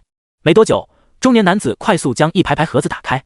苏浩瞥了眼，颗血气炸裂，确实没有什么问题。您好，可要我们安排送货服务？不用了。苏浩向前走了几步，稍微一挥手，所有丹药腾空而起，一颗颗灌入手中袖子。储物妖魔器。中年男子眼神中浮现出一抹恍然。等400颗高品真血丹全被苏浩收了起来后，中年男子立刻道：您好，这批货物价值较大，可要我们安排护送服务，价格从优。苏浩瞥了他一眼，真是不放过每一个赚钱的机会啊。不用了。从哪儿出去？这里。中年男子连忙做了个牵引的手势。不久后，他站在丹药大楼门前，眼神颇为羡慕，真是个有钱的小伙呀。可惜了，为什么不要护送服务呢？不然我们怎么知道你住哪里？苏浩返回宿舍，眼神平静。以他对这个世界的调性的了解，如果是他做丹药买卖，大概率会想着正反赚2笔钱，既挣了积分，又挣了货物。现在就是看看魔武甚至魔都的安全水平怎么样了。总不能他宰个把人提心吊胆，其他人就肆无忌惮吧？那岂不是欺负他没有后台？那他可要发飙了。一路很太平，没人盯梢，苏浩直接就回到了宿舍。这倒也是，毕竟现在还在魔武之内，要是这都能出现有人拦路抢劫，那他还有什么好说的？直接退学去当个黑武者呗，开心又自在。要资源抢就完事了。在客厅墙角，苏浩微微跺了跺脚，一道黑漆漆通道立刻浮现。苏浩跳进地下室，又仔细检查了一遍，没有发现有人进来过，也没有发现什么暗处的手脚，同样更没有发现苏通所说的地下室之下的地下室。哪怕用了妖魔虚影，钻入墙壁之中，苏浩也没找到。这倒是奇怪了，除非连妖魔虚影也能屏蔽。苏浩稍微有点疑惑，但很快他就将这抹疑虑的心思压了下去。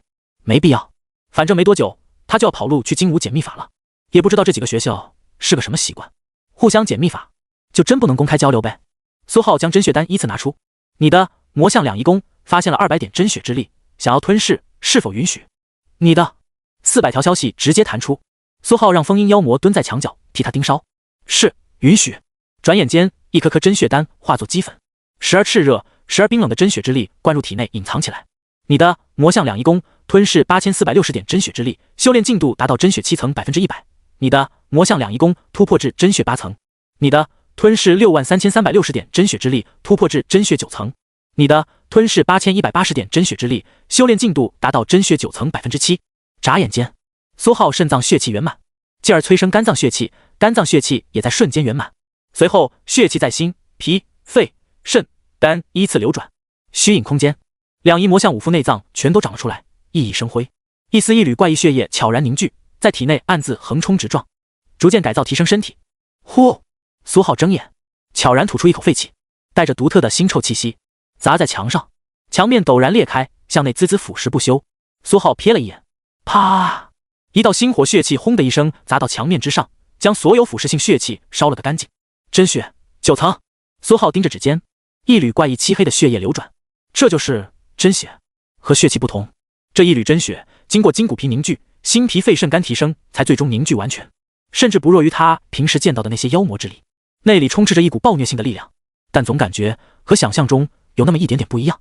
苏浩悠悠叹气，这股子邪性是怎么回事？苏浩按捺住心中的疑虑，总不能是他的问题吧？他修炼都没有修炼过，先去图书馆看看吧，找门秘法，然后再去城外把聂家的事情结束掉。希望没有幺蛾子，其他的事情暂时也顾不上了。苏浩用挪移镜收敛了身上的气息，第一次觉得有点力有不逮，勉勉强强才能把体内那股独特的真血的味道遮掩下去。挪移镜到底不是专业敛气用的，而且层次不高，从炼体境就跟着他了，也该加强一下了。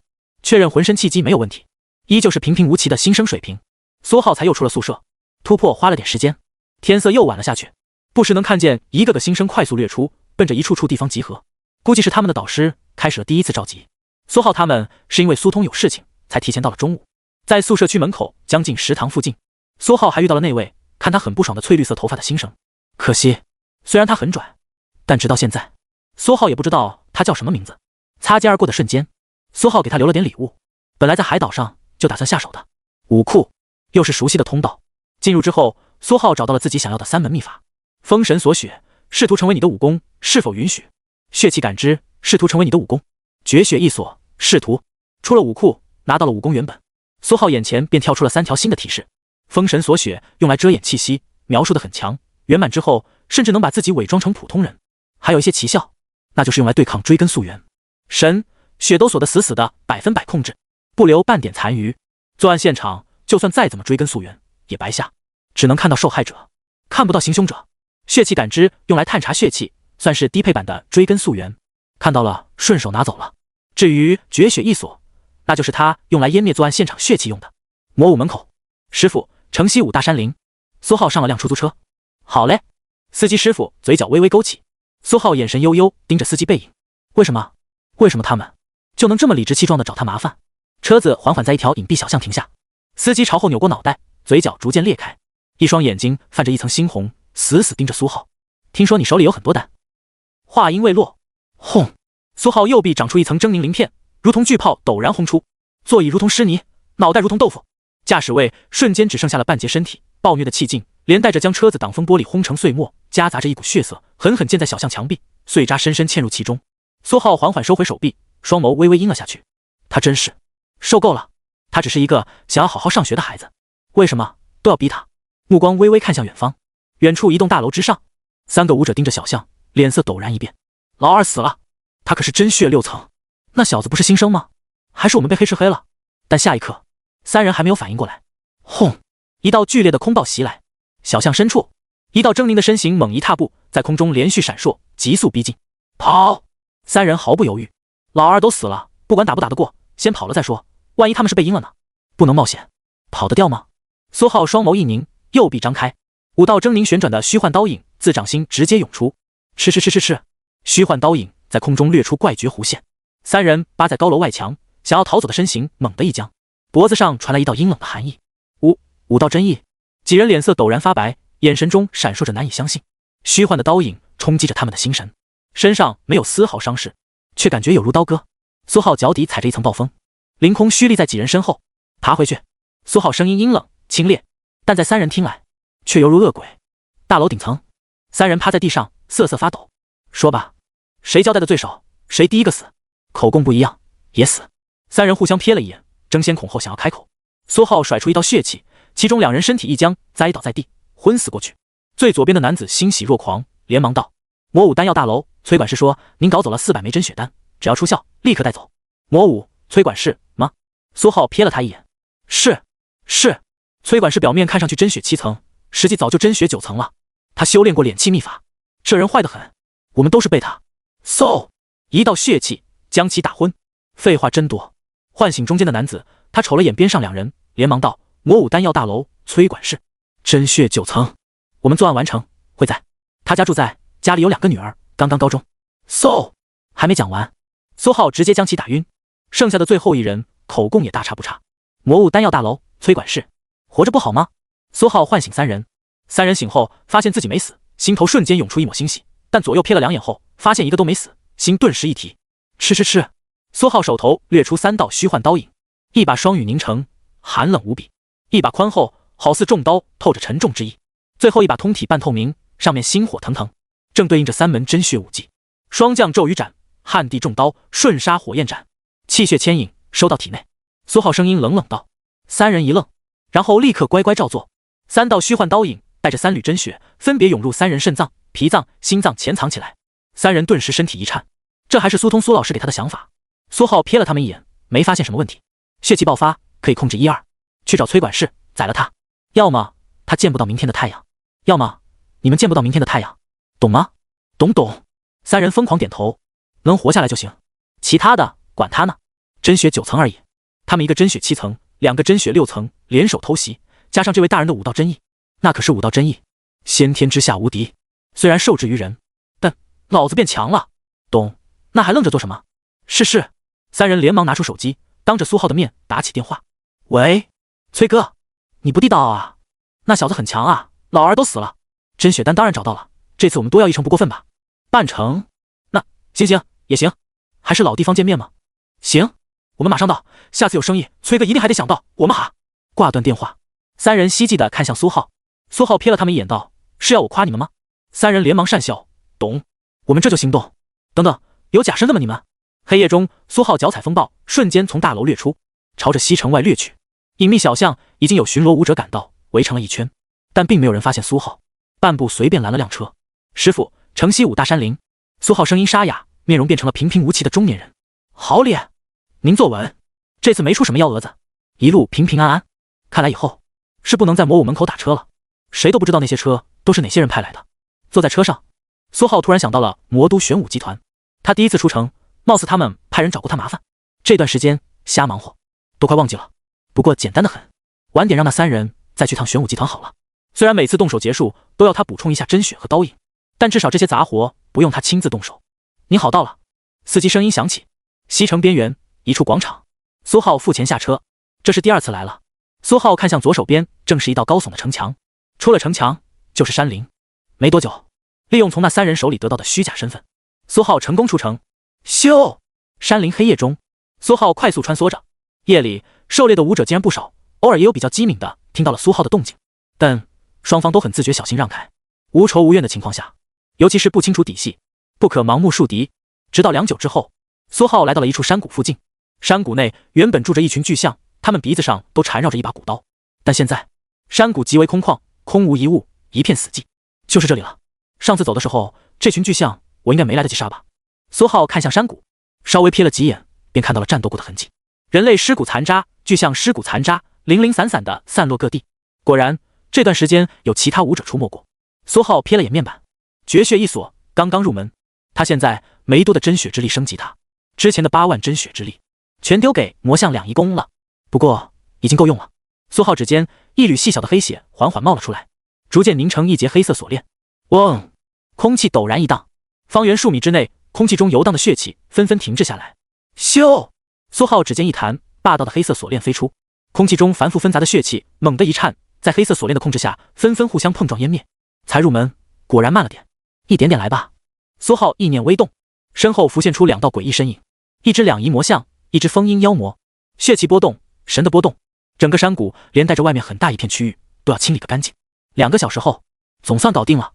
苏浩指尖黑色锁链收回，空气中夹杂着不知道多少武者、多少凶兽的血气，但此时方圆几公里之内一片死寂，纷杂的血气痕迹被一股霸道的真血击打成粉末，完全辨别不出。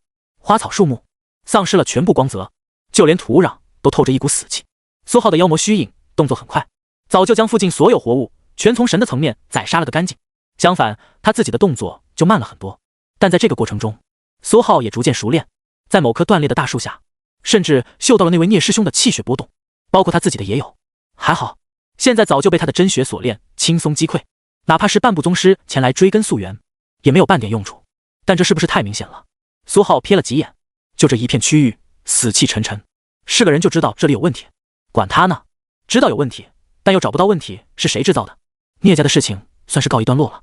刚好出来了，闲着也是闲着，换个地方宰点凶兽，把新得到的3门秘法升上去。风声微微一动，苏浩缓缓飘起，黑袍也在风中轻轻鼓荡着，随后双腿一摆，朝着另一个方向急速飞去。半路上路过了几处熟悉的地界，也多少发现了一些武者搜寻过的痕迹。这些地方基本都是那些会武技的凶兽群原先的领地，和那位聂师兄息息相关。看来聂家来人找过呀。苏浩脑子里刚冒出这个想法，是，身后涌出一道硕大刀影。终于等到你。一个中年男子目光狰狞，手中握着一把大刀。他的身后一棵棵巨树之内猛然窜出10几个冷漠武者，极快地围成一个包围圈，试图将他围起。苏浩眼神微微一隐，脚下微风一荡，瞬间侧身，刀影直接从他脑后掠了过去。呵，刚才忙活了这么久，现在居然还有力气。中年男子嘲讽道，手中大刀一荡，一层狰狞血气附着，然后双腿在地面狠狠一踏，地面轰的一声炸开，中年男子的身形猛地消失，下一刻便出现在了苏浩身前，长刀横扫，一股狰狞血气炸裂，想要将他拦腰截断，又被守株待兔了呢。听到中年男子的话，苏浩哪里还不知道发生了什么？聂家的人居然在这附近蹲守，甚至还看着他处理现场。苏浩修长手指微微一弹，一节黑色锁链轻松挡住了身前这一刀。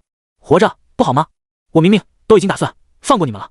苏浩看向近在咫尺的中年男子，目光悠悠。血气借给我。中年男子目光依旧狰狞，把苏浩的话完全当作耳旁风，他的眼睛死死盯着苏浩，充斥着杀意。轰！四周围住苏浩的10几个武者浑身陡然冒出一股特殊的血气，疯狂朝着中年男子涌去，正是熟悉的血气秘法。苏浩右手一挥，中年男子手中钢刀一震，荡开黑色锁链，立刻后撤，想要躲开苏浩这一掌。但是一柄古刀陡然从苏浩袖子钻了出来，狠狠刺向中年男子胸膛。这并不是一掌，而是一刀。储物妖魔气，偷袭。刀尖处狰狞刀影也在疯狂涌出，中年男子猝不及防，脸皮微抽，再次后撤，但刀尖依旧狠狠刺了上去。暴风刀影也顷刻间顺着刀尖涌出，只是枪，一股刺中坚硬物体的感觉传入苏浩手中。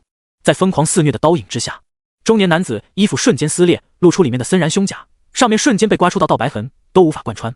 中年男子低头瞥了一眼，而后抬头，眼神微冷。偷袭有用吗？他脸色恢复正常，冷冷嘲讽。此时空中庞大的特殊血气直接涌入他的体内，蹭蹭蹭，浑身气势陡然剧增，川流不息的黑色真血几乎就要溢出。没有吗？苏浩拎着妖魔古刀，平淡地看着中年男子。你比你儿子可是差远了，他还能给我带来点麻烦。你……苏浩右手轻轻一挥，一只狰狞的风阴妖魔出现在了中年男子背后。轰！暴风顷刻间肆虐，大地以中年男子为中心裂开道道刀痕，四周树木断裂倒塌，围住他们2个的10几个武者纷纷脸色一白，下意识向后猛退。轰！那10几个武者气血亏空，后撤的速度太慢，狂暴的暴风刀影几乎瞬间将他们全都撕裂，化作一节一节堆在地上。呵，武道真意。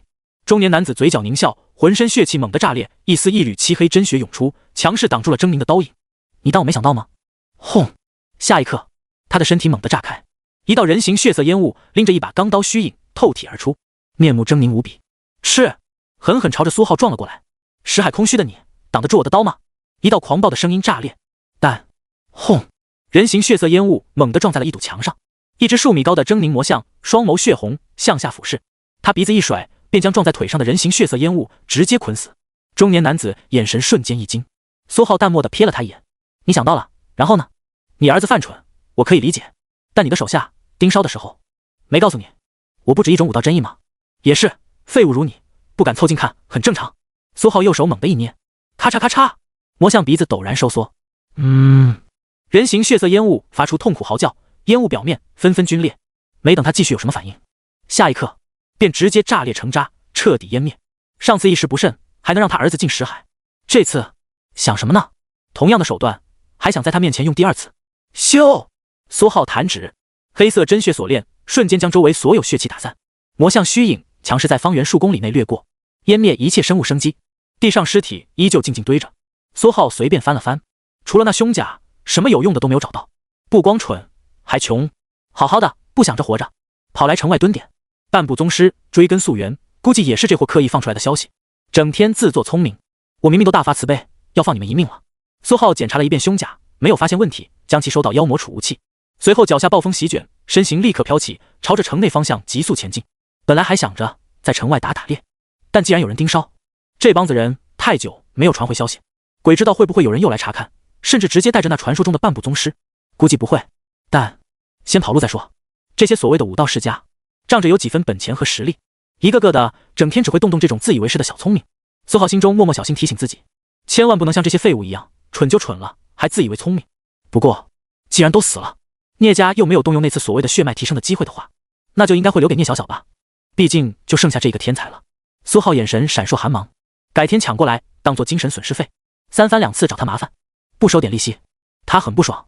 用假身份穿过城门，苏浩快速打了辆车，直奔城内。许久后，你好，到了。司机十分友善道。苏浩也友善地放下了放在他脖子上的刀。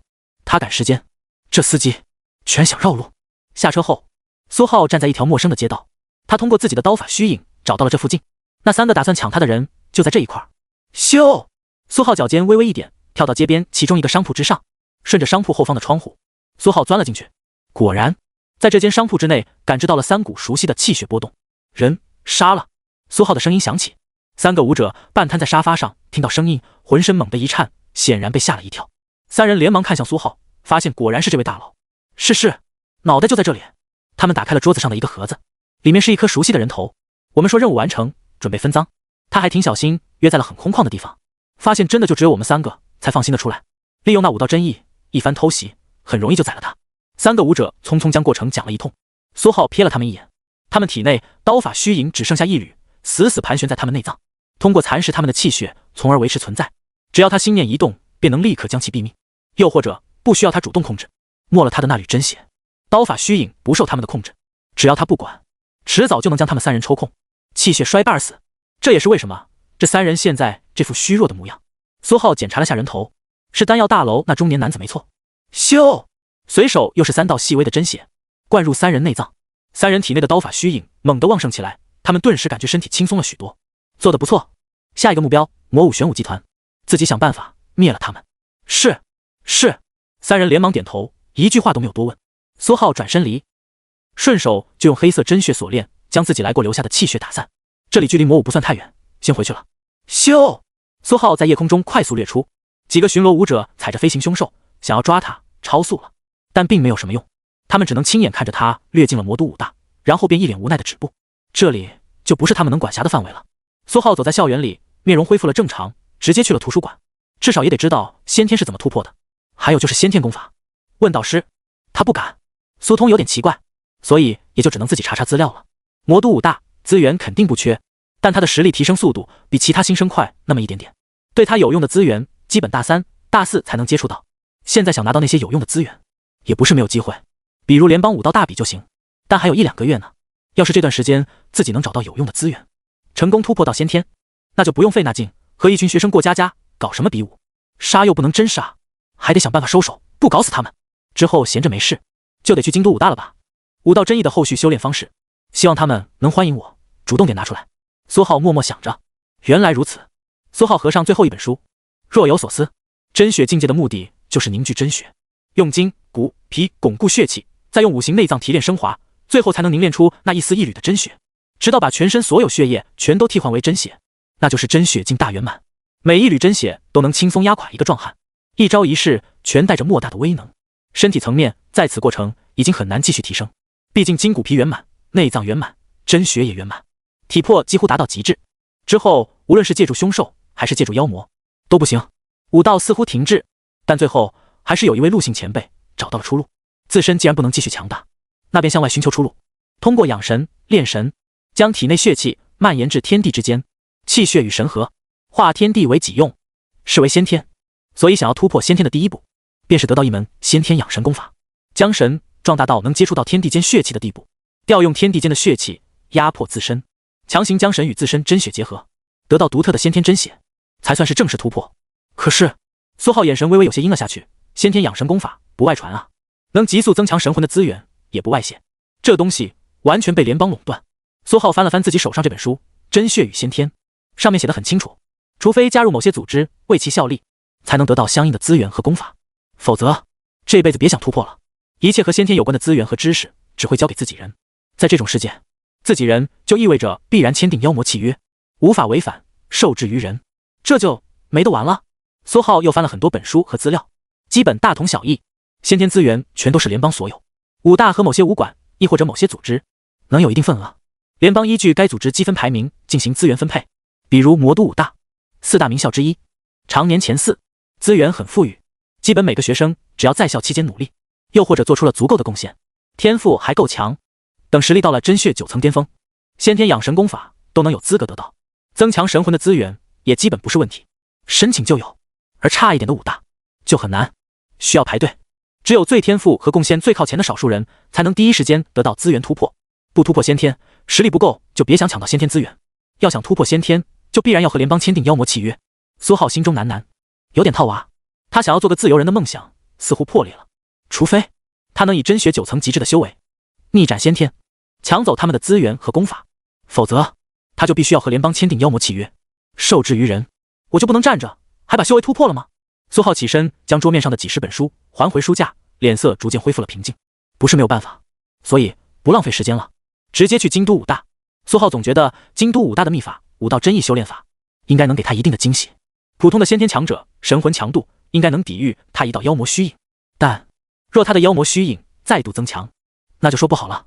这种秘法苏浩总觉得就应该是先天层次的才对，但不知道为何联邦4大名校居然允许各自的学生去捡各自的秘法，这就给了他捡漏的机会。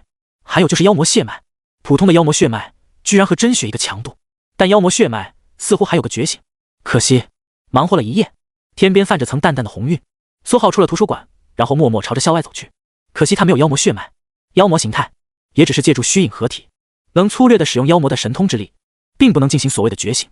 他的妖魔血脉还得等他去了异域，找到副校长才能给他安排一下。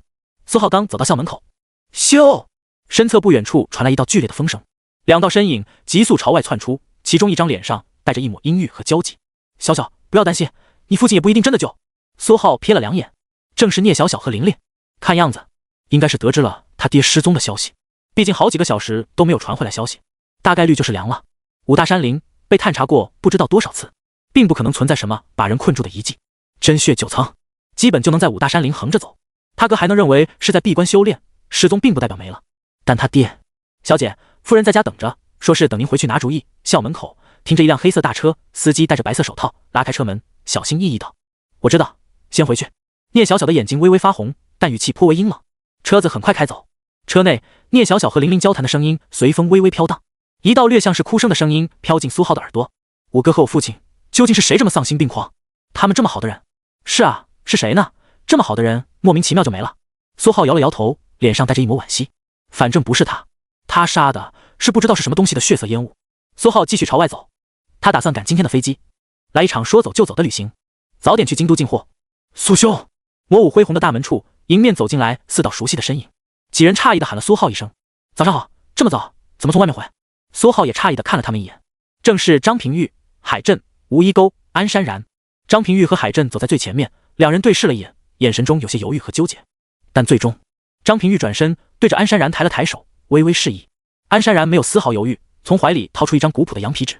4人左右瞥了瞥，拉着苏浩站在了校门边上角落，然后才把羊皮纸递了过去。苏浩有点疑惑，下意识接过。你的魔像两仪功发现了10点无源特种真血之力，想要吞噬，是否允许？否，不允许。苏浩瞥到这道提示，瞬间否决。无源特种真血之力，怎么感觉有点眼熟？苏浩顺势看向手中的羊皮纸，上面是密密麻麻的小字和简体图。下一刻，又是一道提示跳出：真血5字电标，试图成为你的武功，是否允许？好家伙，否！苏浩心中惊呼，下意识直接把羊皮纸塞回给了安山然，然后连忙擦了擦手，颇感晦气。张平玉瞥到苏浩的动作，心中升起一抹不妙。海震也察觉到了，直接低声问道：苏兄，有什么问题吗？其他3人也直接看向苏浩。问题？你们先说说，这玩意儿哪里弄来的？苏浩反问道。安山然捏着羊皮纸，一时间收回也不是，不收回也不是。他不由得解释道：这是我叔叔一个毕业的学生给的。他说这武功里面藏着一个秘密，在魔武某个小圈子里流传了很久，有人曾成功解开过，从此实力大进。不过他没有成功，颇为可惜，交给我叔叔。我叔叔看了几眼，也说确有其事，顺手就给我了。我们猜测了许久，最终发现武功招式之间互相连线，能隐约画出一张魔武的地图。不过也卡在这里了，想在地图上确认所谓的秘密，可能需要练到至少精通，甚至大成。秘密，实力大进。苏浩脸色有些奇怪，怎么感觉都像是有谁在唬着这些倒霉的魔武学生去练这个系列的武功。苏浩又想到了羊皮纸上的无源特种真血之力，这下不是感觉，而是确认了，肯定有人暗中引导。这诡异的武功，为了增强威力，需要让修炼者凝聚这种特殊的真血之力，但这种真血之力又能被某种秘法轻松控制，就像聂家的人一样，显然懂得其中奥秘，甚至已经开始在城外的凶兽身上进行试验。难怪这个系列的武功这么火，到处都能看见。苏浩瞥了眼几人，低声提示道：寻常武技都只是利用自身血气发挥其中威力，这个系列的武功威力确实尚可，但想要完美施展，却需要将自身血气凝聚成某种特殊的真血之力。修炼越深，自身的血气被转换的也就越多，并且每个人所转换出来的真血之力貌似都没什么区别。言尽于此，苏浩拍了拍张平玉的肩膀，转身离去。4人先是愣在原地，仔细思量着苏浩的话。渐渐的，张平玉回味过了什么，脸色瞬间有点惊悚。特么的！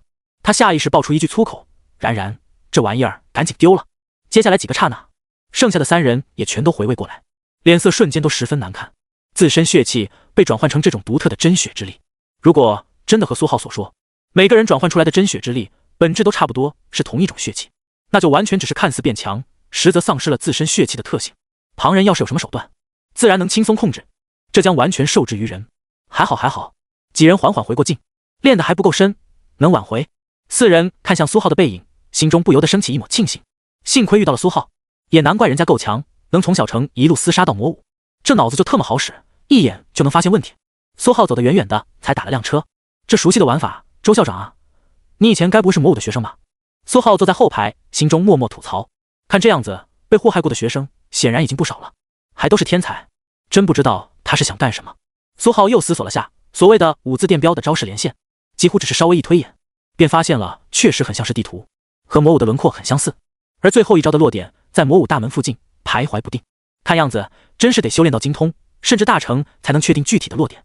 不过位置太过巧合，苏浩下意识便想到了校门口不远处隐蔽小道的那个井盖，爬进去之后能直通校门口魔都武道大学那6个大字，那6个大字每一个都疑似一门武功，透着一股子武道真意的味道。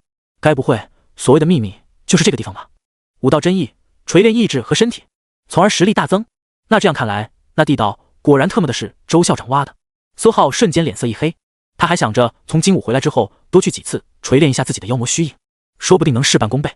但得知这个地方和周校有关系，他这特么的哪里还敢去？联合武大的周校长在苏浩的眼里完完全全就是一朵奇葩，所有和他相关的事物能有多远离最好就有多远离，不然说不定就被坑了。唉，苏浩低声叹息，魔武太坑，联合武大也坑，感觉武者就没有不坑的，这个世界就真的没有像他这种好人吗？少点套路，多点真诚，大家开开心心，共同进步，该有多好。没多久，苏浩便一脸感慨的到了城际交运中心，一天学没上，就特么要走了。这魔武对他而言是真的一点用没有。学生武道处办公室，小把推门而入，他冷冷瞥了眼蹲在办公桌上的苏通。苏浩呢？不知道，出去了吧？怎么了？你都教了他什么？他出城了。出城？去哪儿？京都。你知道？我当然知道，不过你既然知道，那为什么还要问我？苏通嘴角微微咧开，左眼中冒出一团金色火焰。萧爸神情一凝，死死盯着苏通的眼睛，不知道是反光还是什么，他的眼睛中间竟也跳跃着一团一模一样的金色火焰。半晌后，萧霸才缓缓道：“1个半月后，联邦武道大比魔武代表队要在学校接受挑战，记得让他及时赶回来。”城际交运中心，苏浩登上一架巨型飞机，坐在靠窗的位置，默默闭上眼睛等了起来。“您好，欢迎乘坐魔晶专列航班。”柔美的电子音从喇叭飞出，撞进每个人的耳廓。苏浩悄然动用暴风，一个小小的无形风团包裹住耳朵，隔音降噪，杂音顿时减少很多。飞机座位基本坐满，苏浩的边上是一个大妈，看着有点愁眉苦脸，嘴里止不住的念叨着什么，颇为絮叨，看样子像是被辞退了。苏浩很清晰的听到了聂家之类的词。飞机上还有很多和大妈差不多的中年人，有的愤愤不平，有的颇为抱怨，但也有的脸上充满了不舍。虽然没有刻意听，细碎的声音依旧若有若无的传进苏浩耳朵，基本都是聂家的。真巧，苏浩默默想到，但也正常。倒霉的聂家现任家主没了，未来的继承人也没了，就剩下聂小小一个人勉力支撑。第一时间缩减人员很正常，但说好的等聂小小回去再处理呢？苏浩摇了摇头，复杂。聂家一座典雅庄园，聂小小眼神颇为阴冷，脸色更是有点难看。您确定吗？凭证被我父亲带走了，现在没了。他面前站着一个美妇人，双手轻轻捧在腹前，指节互相用力捏着，看上去有些发白。听到聂小小的话，他声音轻微颤抖道：“你知道的，只要是你父亲外出，真烟甲就肯定会被他带走。凭证被缝在真烟甲里，这件事也只有我们知道，一定要快点把真烟甲找回来，不然我们家很快就……”聂小小深深看了一眼美妇人，内心颇为无力。他们家最值钱的、最有威慑力的，便是那次爷爷留下的妖魔血脉提升的机会，珍贵到能请动半部宗师。对于没有先天的他们家而言，这就是一种强大的威慑。旁人又或者竞争者，要是敢对他们家用些什么见不得光的手段，那简直就是找死。因为他们家具有鱼死网破的能力，但现在他们居然说没了，丢了，被他父亲带走了。我知道了，我会在魔武发布任务的，准备在武大黑市收点积分吧。但凭证丢了的事情，千万不能被其他美妇人连忙道。话音未落，便被聂小小打断。我知道，我只说家父行踪不明，悬赏下落，有消息即可。真烟甲作为下落凭证。半晌后，聂小小坐在家中，揉了揉眉心。你也别想太多，不会有事情的。再说，你们家不还是有那次机会？实在不行，请个琳琳不由得劝勉道：“我知道，多谢。”聂小小强行挤出一抹笑容。云层变幻不定，偶尔还能看到飞行的凶兽。飞机侧面透着一股诡异的血色纹路，轻微的在扭动着。飞行凶兽见到了，纷纷下意识躲开，有些甚至露出明显晦气的表情，就差没吐口口水。苏浩瞥了几眼窗外，便低头静静吃着自己的飞机餐。没多久便将主食吃完。小伙，这个你要不？边上大妈指了指自己的落日果，突然对着苏浩问道。苏浩瞥了一眼，直接摇头，不要，谢。话音未落，大妈突然出手，直接把苏浩的水果拿走。那我帮你收着了呀，省得浪费。不，我是说你的，我不要。苏浩转头，神色温和道，随后一把从大妈手中把自己的落日果抢了回来。哦，这样啊。大妈丝毫没有惭愧的表情，神情依旧自然。小伙，你这是去哪里啊？看你这年纪还到处跑，是没考上武大吗？我家侄女今年高考发挥的可是很不错，考上了京都武大呢。是吗？真厉害。小伙，你要呼。大妈歪着脑袋直接睡着了，血气入侵大脑，不睡也得睡。考上京都武大，京都的武大吧。苏浩摇了摇头，几口把落日果吃完，甜度尚可，随后顺手拿走了大妈小桌前的那份。路过的空姐惊诧地瞥了苏浩一眼，随后又给大妈补了一份。日头渐渐变正，云层稀疏起来，一路颇为太平。除了两个中年男子因为口角差点打起来，一个被京都缉拿处武者押解的逃犯试图撞窗逃跑之外，总体来说还算是安静。另外就是听力太好，有时候并不是一件好事。苏浩若有若无地瞥了两眼前排的一男一女，飞机高度渐渐下降，一座雄伟的大城出现在了眼前。京都总算到了，这算不算联邦中心？应该不算，没有魔都繁华，看着挺破。苏浩默默下了评语，这里战争的痕迹更加明显，整座大城充斥着一股伤损的状态，偶尔能见到明显的残垣断壁，武者也更加肃杀。飞机缓缓停靠，苏浩啃着第3颗落日果，静静等了起来。没多久，所有人依次下机，除了大妈依旧睡得很香，一众空姐无奈地摇起了她。京都城际交运中心，苏浩瞥了几眼方向，便朝外走，先去魔武驻京办。魔武在各大城市都有自己的驻地，负责自己的学生衣食住行，并提供一定的情报和任务支持。那儿就是他，空姐说就是他趁着我睡着偷走了我的落日果，那个很贵的，一棵树上就3颗，我都舍不得吃。一个大妈拉着一个少女喋喋不休，少女扶着额头颇为无奈，就一个水果，人家说明就是饿了。不行，你一个京都武大的学生，难道还能怕他连武大都没考上？不是京都武大，是京都的武大，我都说了多少次。哎，你给我站住！大妈直接无视了这句话，对着苏浩怒吼道。苏浩也颇为无奈，早知道不手贱了，但有一说一，确实挺好吃的。边上人来人往，不由得纷纷侧目。少女无奈的被拉扯到苏浩眼前，刚准备张嘴，下一刻看清苏浩的脸后，直接惊了。他一把推开大妈，兴奋道：“魔武苏浩，大佬，能合个影吗？”苏浩瞥了少女一眼，很陌生，并不认识，但想到她也是今年的新生，心中瞬间了然。他这个平民武者的名头，在整个联邦这一届的新生里，流传的算是比较广泛了。合吧。苏浩示意道，已经不是第一次被要求合影了，他很习惯。大妈则瞬间懵逼，愣在原地，右手无意识的左右指了指。你们认识？少女无视了大妈，直到合影结束，才兴奋道：“当然，我们这一届的探花郎，高考第3，魔都5大新生第1。哦，对了，现在还是全联邦新生榜第1，还没开学就镇压了其他5大的大二老生，在新生积分榜上一举压过了中原5大的陆巡雪和京都5大的江凤仙。”大妈听着听着直接懵了，虽然听不大懂，但感觉好像惹不起。他之前干活的聂家出了2个魔武学生，家里的老爷夫人就不知道炫耀成什么样子，走路带风。但眼前这个小偷，优秀的年轻人居然能在魔武这种地方排第1，大妈不仅有点懵，甚至有点慌，声音都不由得有些抖了起来。不，就是个误会。苏浩脸色逐渐平静，他这算不算仗势欺人了一把？虽然就2个落日果，但还真不习惯。少女好奇地看了苏浩一眼，继续兴奋道：“大佬，您很喜欢吃落日果吗？我们学校有培育哦，要不要加个联系方式，我给你寄2箱。”不久后，少女用遗憾的目光送走了苏浩，到底是没能勾搭上。小雅，我是不是坏事了？大妈手足无措地看着少女。哎，没有，人家来京都也不知道做什么，但肯定会去魔武驻京办的，之后再多偶遇几次嘛。走，我们先回去，我给你找了个工作。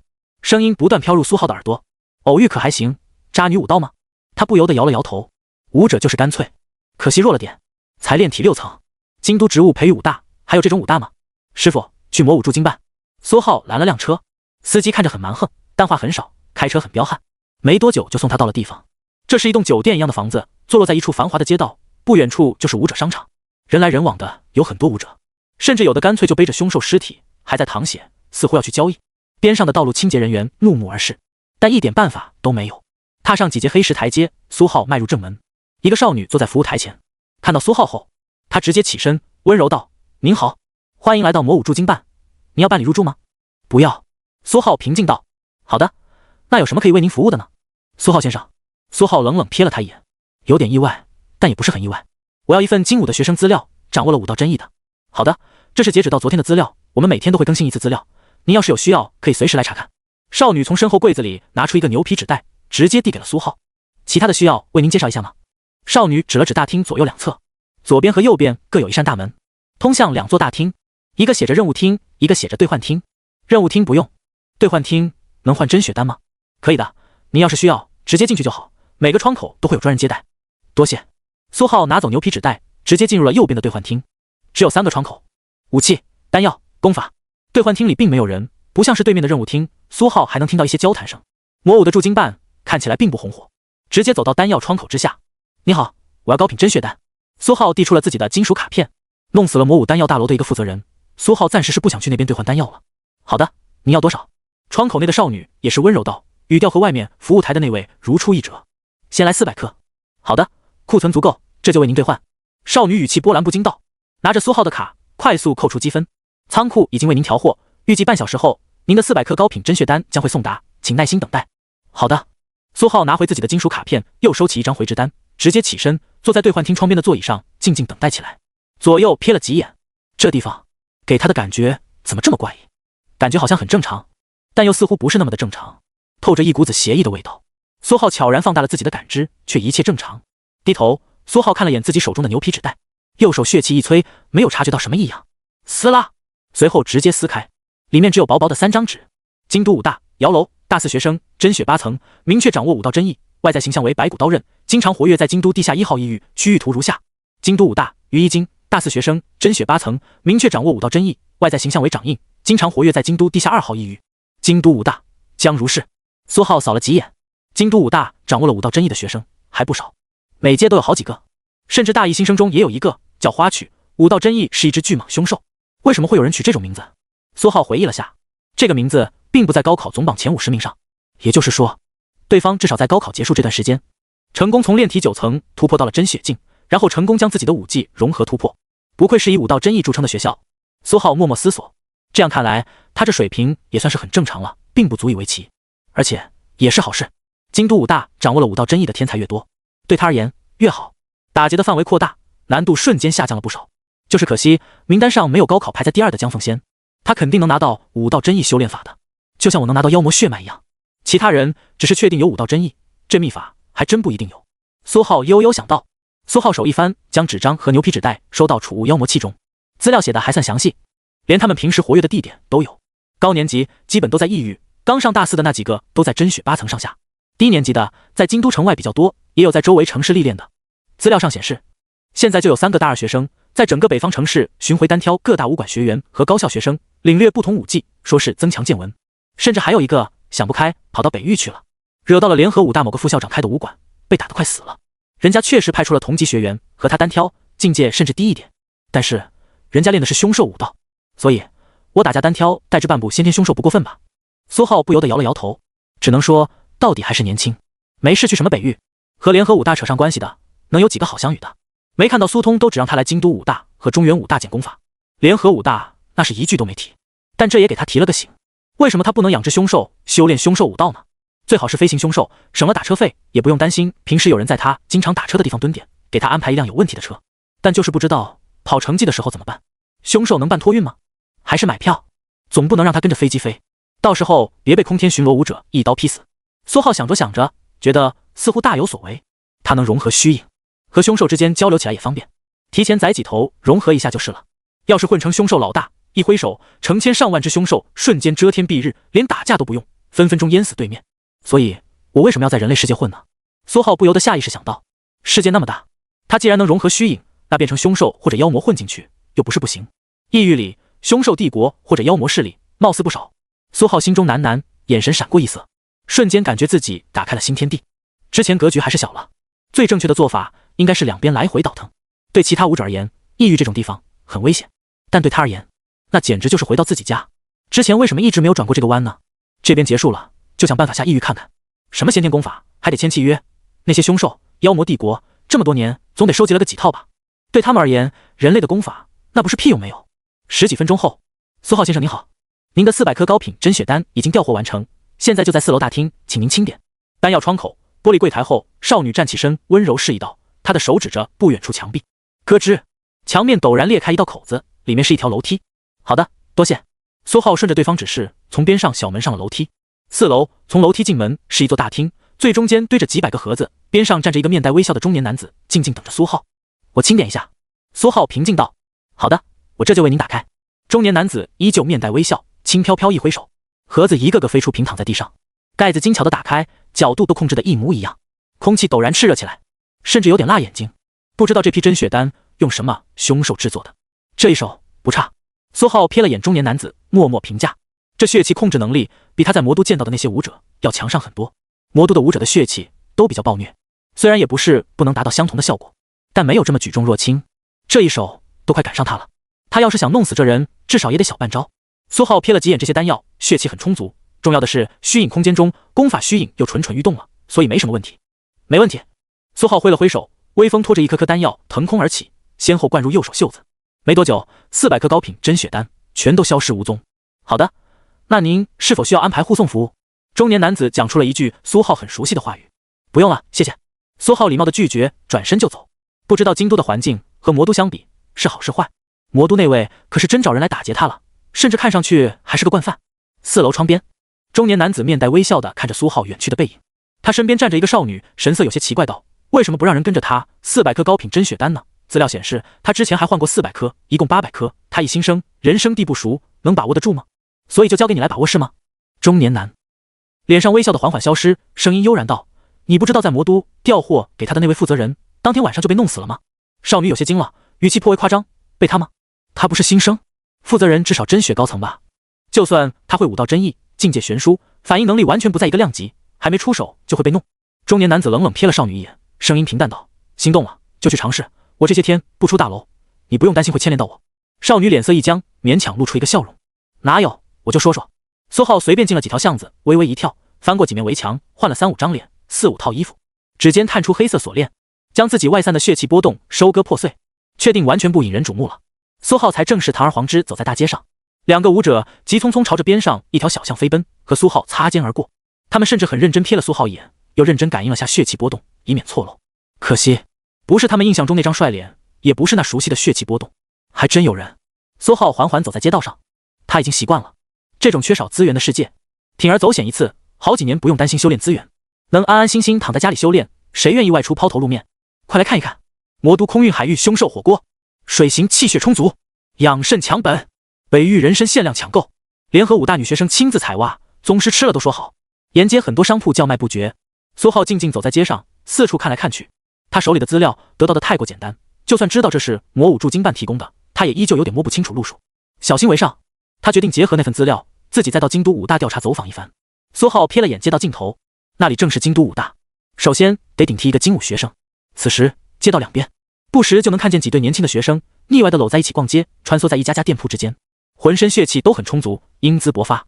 这个年纪，这种修为，一看就知道是精武的天之骄子。不过也有几对情侣，女生血气充足，男生腿软扶着腰，血气若有若无。这几对都默默来到了那家魔都空运海域凶兽火锅店前，左顾右盼，似乎在害怕有熟人看见。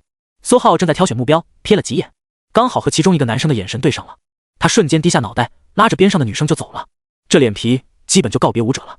苏浩默默想到，不过为什么都是成双成对的呢？苏浩有些无奈，要是只有一个人，说不定他就直接跟上去下手了。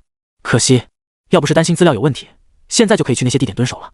苏浩自然地走进那家火锅店，里面食客颇多，明明很清淡的锅，一个个却吃得汗流浃背。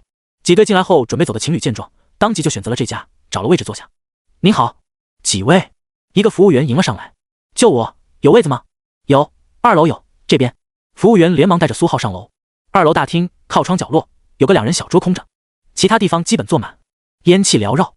您好，这是菜谱，我们店特色。苏浩随便选了几个菜，对着窗外看起了风景，一如既往的车水马龙和人员嘈杂，一时间竟然让他有种回到了前世的错觉。可惜，街面上不时出现的巡逻武者和各自狰狞的飞行凶兽，打破了他的回忆。这家店里学生颇多，尤其是京都5大的学生，这也是苏浩为什么直接走进这家店的原因。有的都是精武的，更多的是精武男学生带着其他5大的女学生，毕竟有些女生炼体7层都没有，不可能考进精武。苏浩一边等菜，一边光明正大听起他们聊天闲扯，一边暗中挑选目标，总得选个合适的，不能太强惹眼，也不能太弱，在学校容易被欺负，很容易招惹麻烦。最好是等等吃完饭就能单独行动的那种最好。哇，真的吗？师兄，你后天就要去城外猎杀凶兽了？那当然，学校的要求，实战中磨练，我们导师亲自安排了。哦，这样啊。火锅上来了，热气腾腾，似乎是怕苏浩后悔，一盘盘滑嫩的海域凶兽肉快速摆在桌上，一不小心点的比较多，有点对不下，服务员只好端走。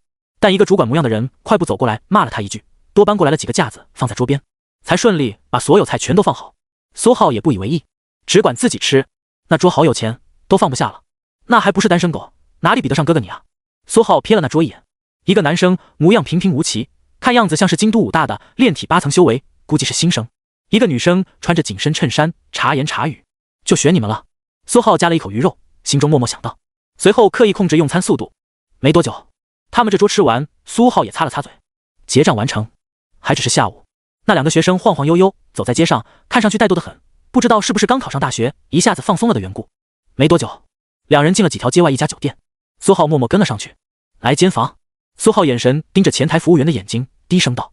前台服务员只感觉脑子一阵恍惚，下意识递出去了一张房卡，300112。苏浩瞥了自己的卡，悄然风声灌入自己的耳朵，楼上2人脚步声很轻，却很明显。苏浩快速跟上，而身后的服务员依旧看上去有些恍惚，神情颇为呆滞。一路上楼，苏浩面部肌肉快速变换，变成了前台服务员的模样，随后站在3009号房门口，咚咚，轻轻敲门。您好，刚才酒店有个减免，忘记给您录入了，退您20%的房费。苏浩看见猫眼处变得一暗，似乎有人在看，放门口就行。一道刻意低沉的声音从门后传了出来。好的。苏浩手里放下了什么东西，果断转身就走。还有这好事？一道细微的女声传来。谁知道呢？人走了。咯吱，门被打开了一道缝。苏浩贴着墙，右手一探，狠狠扒住房门边缘。呼，猛一用力，房门直接打开。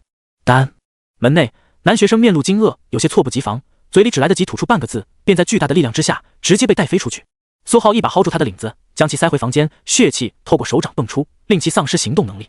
砰，顺手带上房门。噌，女生解开衬衫，刚穿着拖鞋从洗手间探出脑袋，便看见一个陌生男子站在门口处，右手快速伸向他。呼，苏浩一把掐住女学生的脖子，气血催出一丝，将其弄晕。几步走到酒店床前，一把将其甩到床上，随后才盯着另一只手上早已完全动弹不得的男学生。他浑身起了一层鸡皮疙瘩，脸色发白，看着苏浩的眼神透着异常的恐惧。放心，不会弄死你的。苏浩看着他，突然露出了一个友善的笑容，试图安慰。但这位精武的男学生脸色顿时变得更白，浑身更是战栗不休。来，说说叫什么名字？苏浩搜了个身，翻出一张学生卡，和魔武的一样，都只是一张金属卡片，上面没有任何信息。哦，对了，等等我也会问他的，信息要是对不上，你懂的。苏浩手里把玩着学生卡，指了指床上仍在昏迷的女学生，和善道。没多久，苏浩掀起床垫，将昏迷的两人塞到床底下。他留下的血气让这两人昏迷2、3天不是问题。脸上肌肉再次变换，苏浩完全变成了这位男学生的模样。嗨嗨，苏浩咳嗽了2声，声线悄然变换。老师你好，我叫杨坚。苏浩走到洗手间镜子前，踹飞脚下的衣裙，动了动脸上肌肉，对着镜子讲了几句话，听了听自己的声音，还算满意。这位杨坚同学来自京都周边一座偏僻小城大昌市，他父亲在大昌事务到处公干，因为他的天赋尚可，他父亲颇有功劳，给他申请了一批资源，才得以突破炼体7层，考入精武。到了京都，谁知道一下子乱花渐欲迷人眼了。至于边上这个小姑娘，除了好看了点，平平无没有平平，总之无奇，没什么好说的。苏浩将房间里闲散的衣物收了起来，又回到床前，瞥了眼床铺，没有什么破绽，床腿比较短，只要别人不趴下看，不可能察觉到异常。在门口选择勿打扰模式，不会有保洁上门。苏浩换了身衣服，拿着房卡和金属卡片学生证，顶着杨坚的脸，自然的出门下楼。前台服务员还没有缓过来，神色依旧有些迷茫。3009房，多加3天。好。前台服务员呆滞的帮苏浩完成操作手续，沿着人来人往的街道，苏浩淡然地走向京都武大。后天他们这帮子新生会被带去京都城外据点，基本就驻扎在那里了。这2天算是放假，时间安排很是充裕。校门口和魔武很是相似，一个很大的广场，停着不少车，后面是京都武道大学6个大字，也透着一股震人心魄的味道，估计也有哪位大宗师在这里印下了自己的武道真意。顺利进入，穿过大门走进学校，保安瞥了他一眼，没有拦。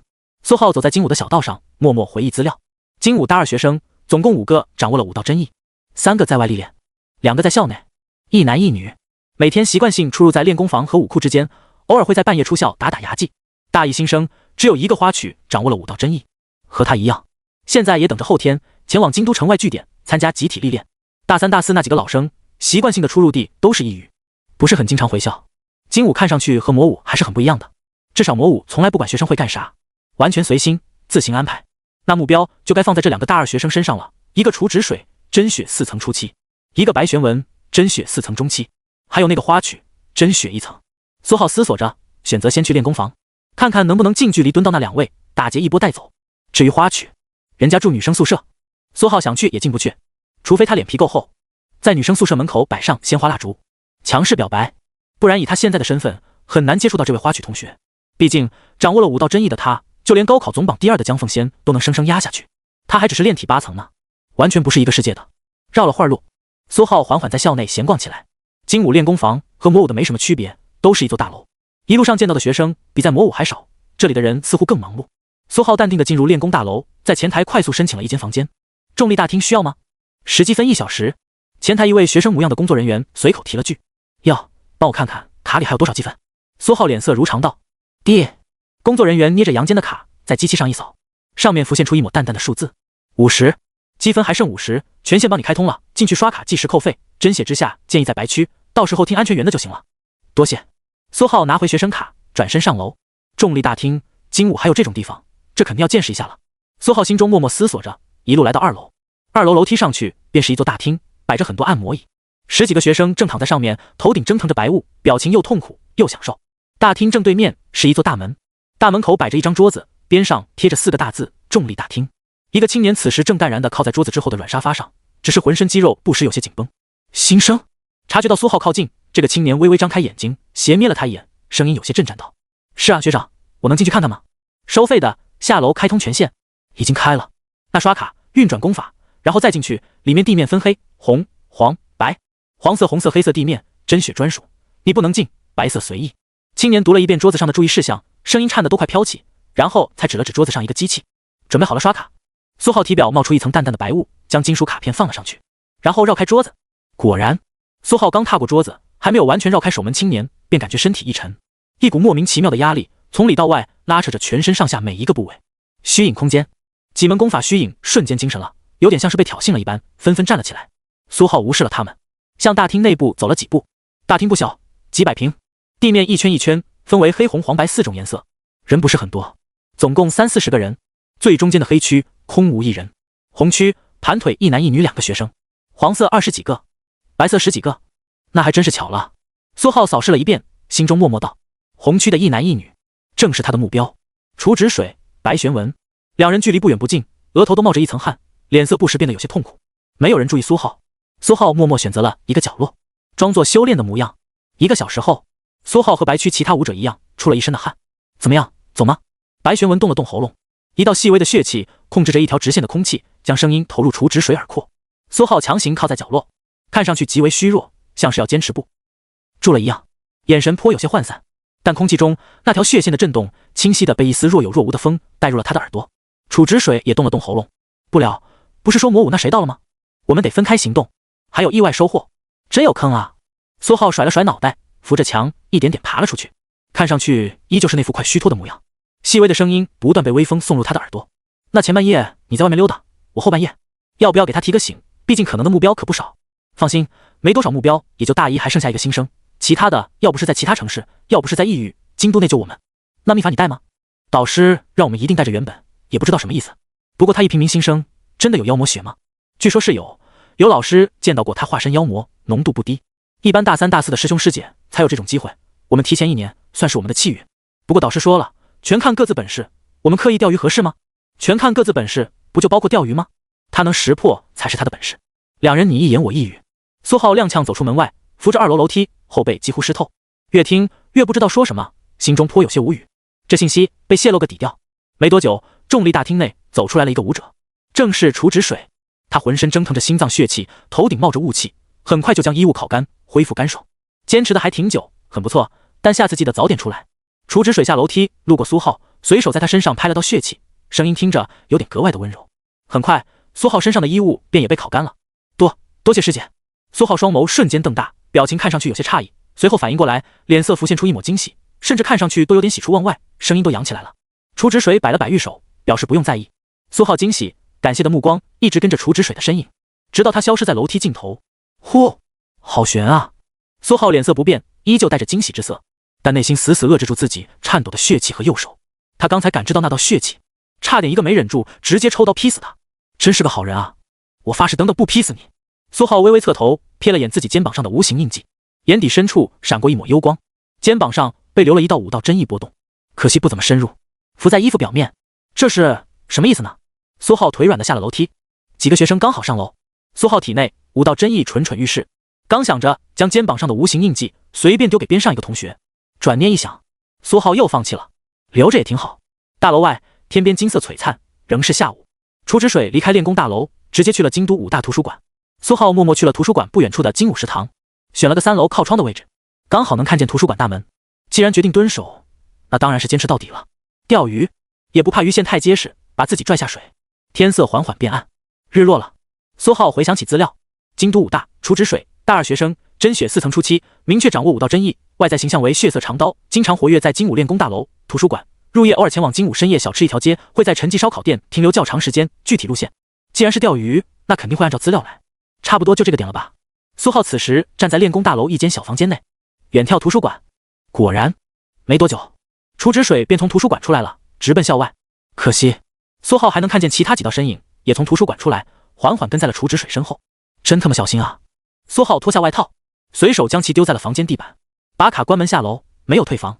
本来想着带着外套反向钓鱼，仔细想想没有必要，一波莽过去算数，只要动作够快就行。毕竟一个真血4层，身后跟着的暗手也不怎么强，差不多同境界，这么费劲干什么呢？计划越多，错漏越多，不如简简单单一波抓住搜身就跑。谁让他们这是完全低估了他的实力，真把他当成了只仗着5道真意不知天高地厚的新生了呢。钓鱼再多想法也得有实力实施。苏浩悠然下楼，跟着他们一路出了京都5大。天色微暗，街边灯火通明，精武深夜小吃一条街就在2条街外，此处已经有了不少烟火气，人员来来往往，甚至偶尔还有车辆往返停住，时而拥堵起来。苏浩瞥了几眼人群中的几个精武学生，他们正站在一家炸凶兽肉串店前。至于楚止水，已然坐在了陈记烧烤店门外散坐，点了几份吃的，给自己倒了一杯寿血酒。苏浩穿过人群，炸凶兽肉串店几个精武学生浑身一僵，顿时只感觉脑中涌入了一道锐利刀意，对身体失去了控制能力，只能呆呆站在原地。你在这里啊，吵个架，至于吗？怎么又合上了？苏浩拍了拍楚止水的肩膀，语气无奈又温和。好了好了，别生气了，回去再喝吧，老板打包。苏浩对着烧烤店老板喊了一声，右手十分自然地搭在楚止水的胳膊上。楚止水整个人直接僵住，眼珠子疯狂地响动，却又丝毫动弹不得。谁？老娘不认识他。人呢？他们人呢？我的人呢？老板别给他！别！他的内心狂吼，甚至有一丝恐慌。只是一根细小的黑色锁链锁在了他的腹部，血气完全不受控制，身体也丝毫不受控制。谢谢老板。苏浩接过打包袋，右手自然搂着楚止水。楚止水看上去脸上没什么表情，一言不发，却木木起身，一步一步跟着苏浩离去。他的内心疯狂活动，武道真意试图冲出识海，一刀劈死身边这个陌生人。但一只封印妖魔却淡然又轻松地抓住了他的血色长刀虚影。真调皮啊！苏浩微微侧头看着楚止水，眼神中尽是宠溺的微笑。封印妖魔虚影接到指示，双爪陡然用力，咯吱一声，几乎将血色长刀虚影捏裂。楚止水只感觉灵魂一颤，头痛欲裂，但脸上表情被苏浩血气控制，没有丝毫变动。烧烤店老板看着两人背影，有点摸不着头脑，这俩年轻人咋都换人了？苏浩的脚步一点也不慢，没多久便远离了人群。我操！那是大二的楚师姐，白玄文师兄被绿了啊！夜市小吃一条街，一个精武学生无意间瞥到了楚止水那张引人瞩目的脸，见他被一个陌生男性搂住，瞬间惊呆了。真的假的？哪里啊？可惜等他们再认真去看，却丝毫不见人影。你丫是不是骗人？楚女神的闲话你也敢传？边上几人扭头看向这位精武学生，纷纷怒目而视。街角，苏浩袖口弹出一张面具，瞬间糊在了楚止水脸上，血气微动，便让他变了一张脸，神似阳间的小女友。沿街拦了辆车，师傅，麻烦去魔都空运海域凶兽火锅前面那家武者酒店。一道温柔的女声响起，司机师傅有点诧异的瞥了眼车内后视镜，本来他还以为是什么武者强抢民女的戏码，毕竟被搂着的这位女生面无表情，呆滞的很，一看就像被下了药。结果要求去酒店的居然是这位看起来很呆滞的女生。好的吧，是他想太多，现在年轻人可能就喜欢这个调调。没多久，司机十分熟悉的开到酒店门口。多谢。两人紧挨着下车，看上去关系十分亲密。苏浩拿出了房卡甩了甩，前台服务员瞬间闭上了准备张开的嘴。3012房，推门而入。苏浩一把将楚止水甩到了地上，关门。楚止水浑身依旧丝毫动弹不得，看着这个陌生人，内心惊恐万分。你他妈别过来啊！精武校长不会放过你的。可惜他就连睫毛都无法动弹，苏浩自然也听不见任何声音。苏浩脸上的表情恢复平静，直接开始搜身。没多久，满地衣物中，苏浩翻出了一张经页，上面尽是复杂的文字：京都武道真意修炼法，试图成为你的武功，是否允许？瞬间，一道提示闪烁而出，这就到手了。苏浩瞥了眼提示，内心有点诧异，是不是有点太顺利了？他都有点怀疑自己了。但转念一想，没办法，肯定是自己太强了。一个真血4层的小菜鸡，他都如此小心，岂有不成功的道理？苏浩用武道真意瞬间在经页上刷了一遍，确定没有什么看不见的暗手，然后满意的将其收起来。咻！一丝霸道的真血之力瞬间刻在地上楚止水的眉心，若有若无的武道真意死死将其定在地上。这是限制他的，也是保护他的，不然这个时候他被人发现，然后杀了，精武岂不是要找他麻烦？互相减功法，估计是各大高校之间的默契，杀掉对方的天才学生，那性质可就不一样了。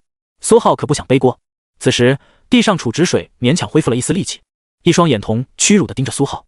师姐，别这样看我，我可没对你做什么，不过多谢师姐的馈赠，我会感谢你的。苏浩平淡道，右手一挑，血气飞出一掠，将他脸上面具收回，他身上的黑色锁链也直接消散，一丝一缕的血气重新被苏浩收纳回体内。照例在门口设置勿打扰，潇洒拔卡走人。砰！门直接关上，徒留一片黑暗中的楚止水一动不动躺在地上，他的眼睛死死盯着房门，好像要将苏浩的背影完全印在脑子里，而眼底竟是惊人的炽热杀意，甚至几乎将天花板融化。中原武大、魔都武大、联合武大，利用魔武那小子进京，趁着我们钓鱼反钓鱼吗？好得很啊，都给我等着！还有最好别让我发现，你他妈是谁？楚止水不知道脑补了什么，眼瞳杀意内敛，眼神瞬间冰冷起来。苏浩确实没对他做什么，但这屈辱也没什么区别了。小吃一条街上的几个精武暗手缓缓恢复行动能力，彼此互相对视了几眼，随后齐刷刷看向小吃一条街陈记烧烤店，眼神瞬间惊恐起来。楚师妹没了，快告诉白玄文师弟！白玄文缓缓从练功楼出来，心神稍有不安。往常这个时候，楚止水应该已经回来了才对，然后就轮到他去刻意钓鱼了。毕竟两个人同时出现，威慑力可能太强，万一魔武那小子不敢动手就不好了。但下一刻，手机响起，白玄文接通，听了几声，脸色瞬间铁青。止水被一个陌生男子搂着走了，他压低了声音，但一股森然寒意透体而出，空气几乎下沉坠落在地。头顶上几根绿油油的树枝本来缓缓随风摇曳，但此刻尽数被寒意冻结，凝固在他头顶。找，快去找！白玄文咬牙道。这条消息几乎瞬间传遍了京都五大，无数乐子人开始吃瓜。谁不知道白玄文这个大二第一向来苦苦追求楚止水，结果关系还没来得及破冰，就让一个陌生男人搂着带走了。楚止水还他妈完全没有反抗，他可是掌握了武道真意的天才啊！先天之下，谁能强迫他？消息传到了金武导师耳朵里，精武天骄不可辱，联邦潜规则，社会武者想仗着实力欺辱精武学生，真当精武的先天宗师、大宗师都是吃素的吗？但几个精武导师态度有点格外的耐人寻味，消息甚至小幅度登上了社会热搜板块，但很快就被强势压下。封号的封号，禁言的禁言。就在乐子人疯狂吃瓜的过程中，白玄文刚带队路过酒店，楚止水突然又出现了。他双眸微红，衣衫整齐地走出了一家酒店，除了断了一根腰带，被强行系成了一个蝴蝶结。白玄文盯着那根腰带，双眸陡然喷火。街边一辆倒霉的小车直接燃起熊熊火焰。我操！你他妈滚！深夜街道上，燃烧的小车的车主抱着一摞联邦币，又惊又喜。好嘞，滚！我这就滚。不过我家里还有一辆车，您看。滚！滚滚！白玄文就差没一巴掌扇过去了。楚止水瞥了一眼白玄文，脸色恢复清冷。我们大意了，被反钓鱼了。有人利用魔武那小子的动向，反向钓了我们，至少真血9层。楚止水回想起那丝炽热真血，冷静道：至于那人就是魔武那新生，这个想法他动都没动过。真血的波动，他还是认识的。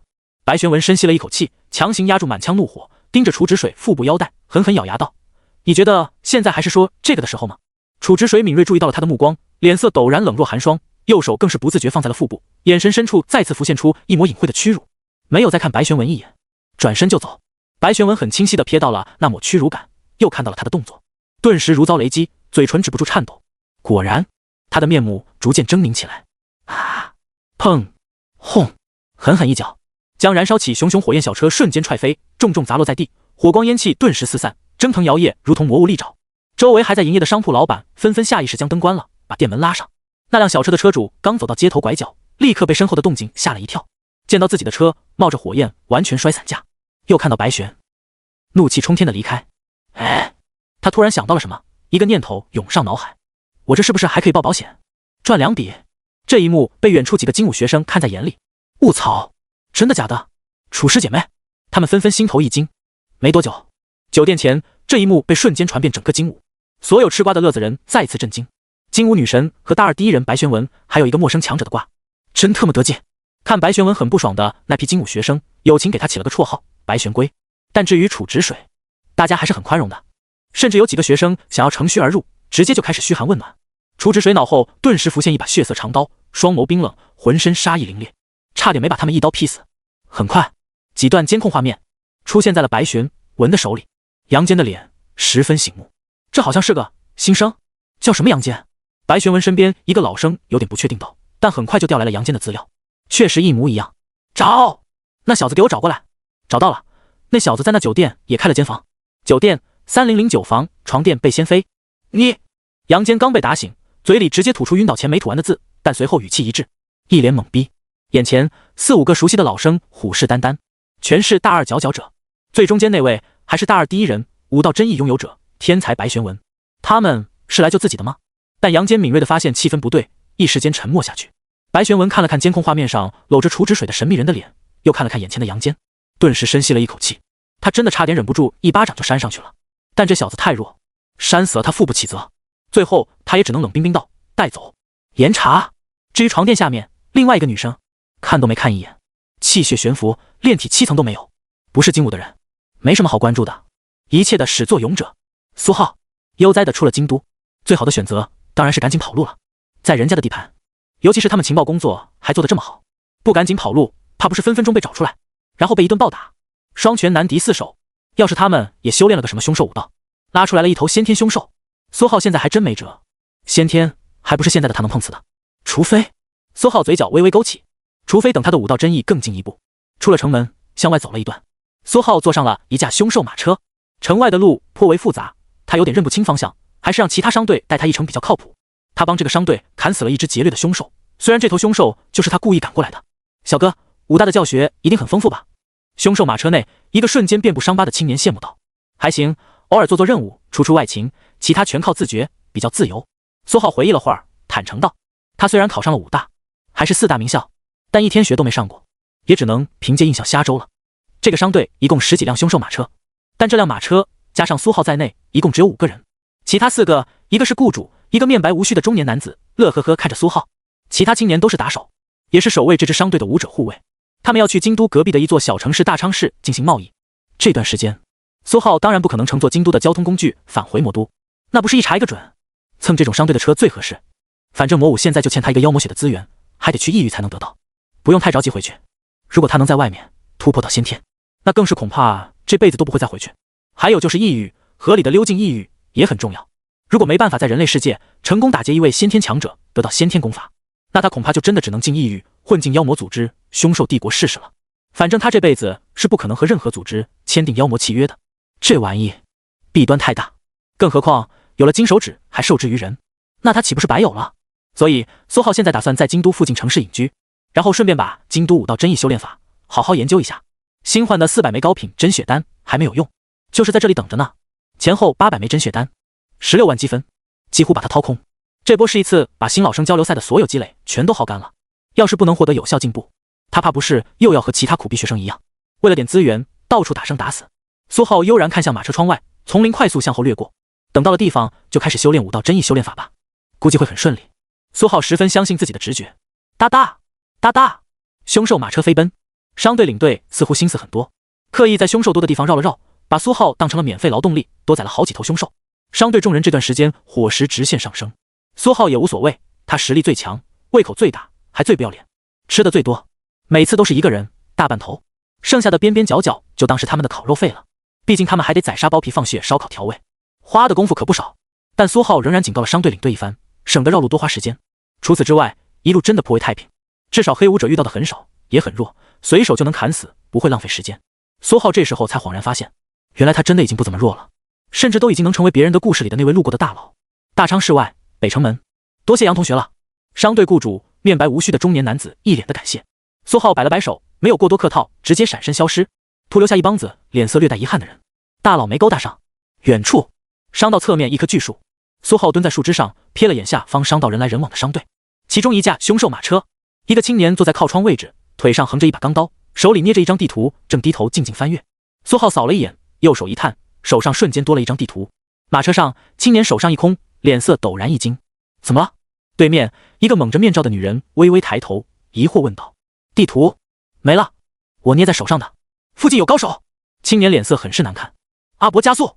女人闻言眼神一冷，不知道想到了什么，立刻对着车外命令道。苏浩将地图收起，脚没有用力，微风轻轻吹拂，整个人便消失在巨树之上。他丝毫不知道自己给别人的内心带来了多大的恐慌，但他真的很需要一张地图。哗啦哗啦，溪水川流不息。苏浩站在溪边一块青石之上，翻着这张地图。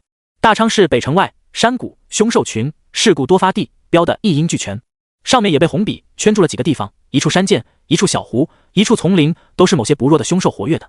这张地图的原主人似乎正是打算到这些地方去。苏浩当然不会信，这个世界的人都有毒，圈什么地方，恐怕正是不会去什么地方才对。不过他也没有兴趣，刚才马车上最强的也就半部真血，他们感兴趣的东西对他有用的可能性很低。不过这里居然还有瀑布。苏浩瞥了眼其中一个红圈边上，离他现在的位置并不算太远，那就去这个地方暂时隐居好了，刚好和之前一样，留下一些机缘做个测试。苏浩默默想到，右手轻轻一捏，地图化为齑粉，落在溪水表面，随水而去。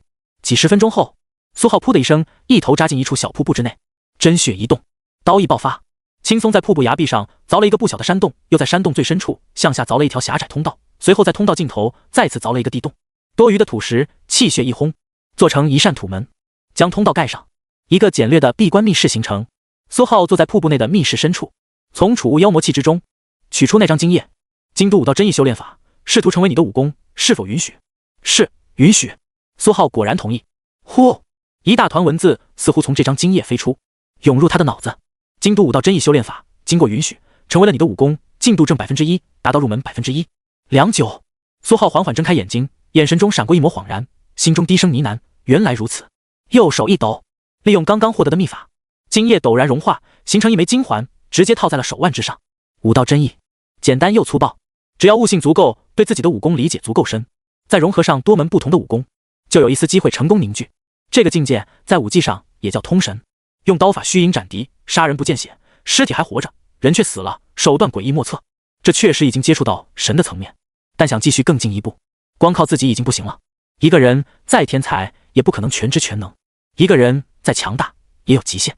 几乎所有武者凝聚武道真意之后，基本都会止步不前。凝聚的时候是多强，之后一般就一直是多强。这个时候想要突破，只能向外，利用别人的精神意志，利用别人的武道意志，刀法、剑法、棍法、拳法，无所谓是什么，去击败一个又一个对手，利用秘法将他们的精神意志存下来，作为燃料，提纯熬煮自己的武道真意，一点点使其更加完善。摧毁、击败别人的手段越惨烈，对别人的打击越重，溢散出来的精神意志就会更多，携带着别人对武道的理解，一个、两个、三个、100个、1000个，利用一个个天才对武道不同的理解，将自己的武道真意强行推上去，不断完善、极致、完美，化武道真意为武道真欲，一刀斩出，宝罗万象，万千武者之形之影，立于一人之刀。强虽然强，但精武这秘法听起来为什么总感觉怪怪的？苏浩悠悠叹气，这个世界的武道总感觉跑偏了一样，动不动就把别人化为资粮、燃料，魔性十足。不过难怪那几个大二的学生会跑去其他城市挑战其他人。苏浩想到了之前在魔武铸金办得到的资料，若有所思。他就知道无缘无故跑去挑战踢馆，还说是历练，历练个鬼，明摆着拿别人当养料呢。苏浩瞬间起身，无奈地瞥了眼刚凿好的密室，真是白费功夫，还想着隐居一段时间，结果这秘法一点也不正经，就没有能好好闭关修炼就能变强的办法吗？苏浩眼神缓缓平淡起来，右手一甩，将手腕上的金环收到妖魔储物器中。金液经过秘法转换，本身也是一件妖魔器，变幻万千，可以用来存储容纳那些武者的精神意志，是修炼精读武道真意修炼法的重要工具。这刚好也给他提供了便利，毕竟一个个武者挑战过去太费劲了，不如直接收割现成的。精武不是有几个正在外面历练的学生吗？希望他们足够努力。苏浩心中默默道，决定之后找他们聊聊。他自己真没这个闲工夫，也太高调，一座座城市挑战过去，这岂不是直接告诉别人精武的秘法是他捡的了？不如借用别人的，省事又安全。不过苏浩瞥了眼面板，武功精读武道真意修炼法，入门进度 1%， 待吸收真血之力8万点。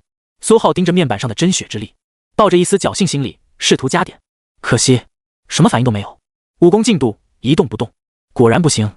苏浩颇为无奈，这功法写得很清楚，燃烧熔炼的精神意志越多，自然而然就会越熟练，进度也会增加。真血之力对其丝毫作用都没有。武功魔象两仪功，真血9层，进度 7%， 封神锁血入门，进度 1%， 血气感知入门，进度 1%， 绝血一锁入门，进度 1%， 暴风魔影斩出神入化，进度 1%。 苏浩默默瞥了眼其他几门武功，还有8万点真血之力没花，这8万点大概能将魔象两仪功的进度提升到 70% 上下。想将魔象两仪功提升到真血9层巅峰，还差36000点左右的真血之力。而真血武技秘法想要从入门1%提升至熟练，需要2000真血之力，在之后4000、8000直到圆满，总共需要3万点真血之力上下。没什么好纠结的，虽然不大够，但还是老样子，优先提升境界吧。这几门秘籍都不着急用，不过封神锁血还是需要的，之后找那几个学生借用一下精神意志，说不定得隐藏一下行迹。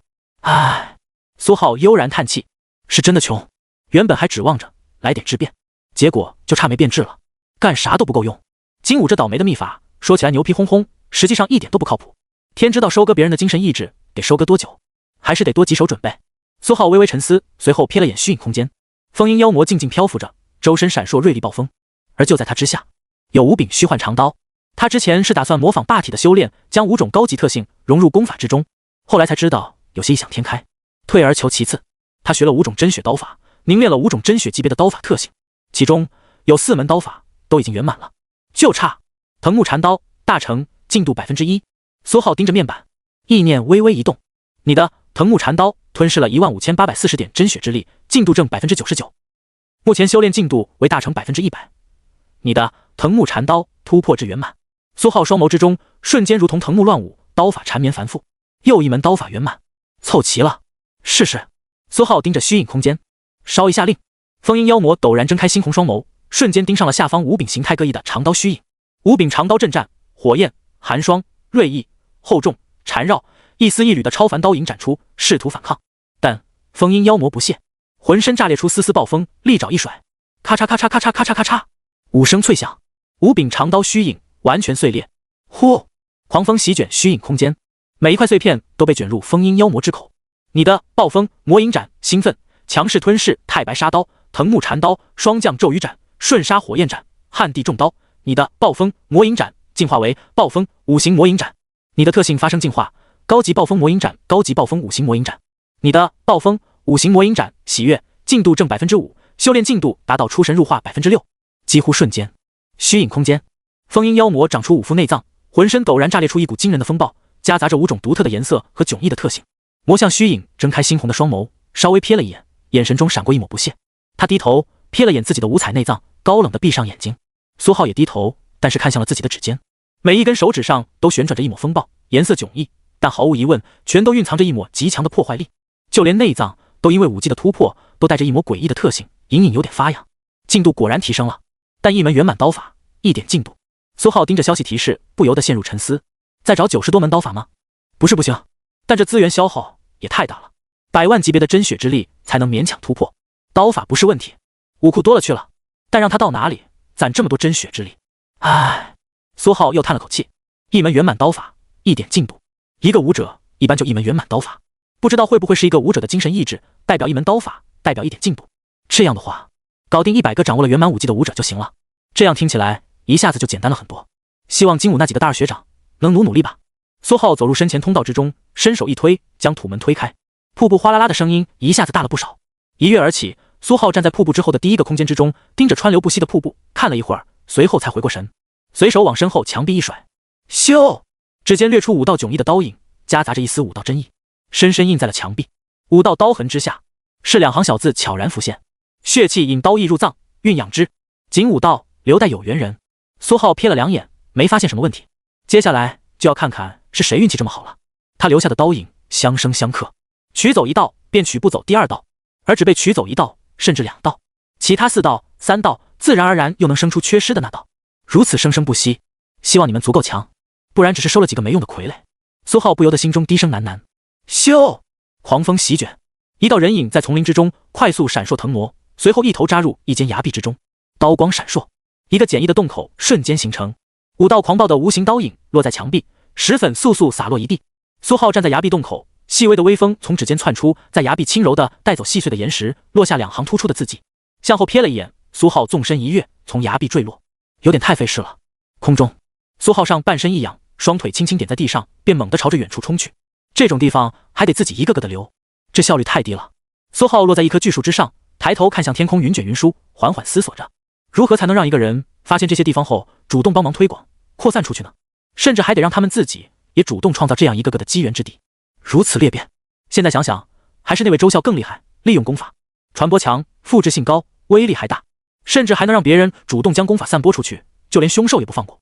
苏浩叹气，忙活大半天才弄好了10几个这样的地方，选址还得特别注意，不能一下被发现，又不能不被发现。他这还是太小打小闹了一点。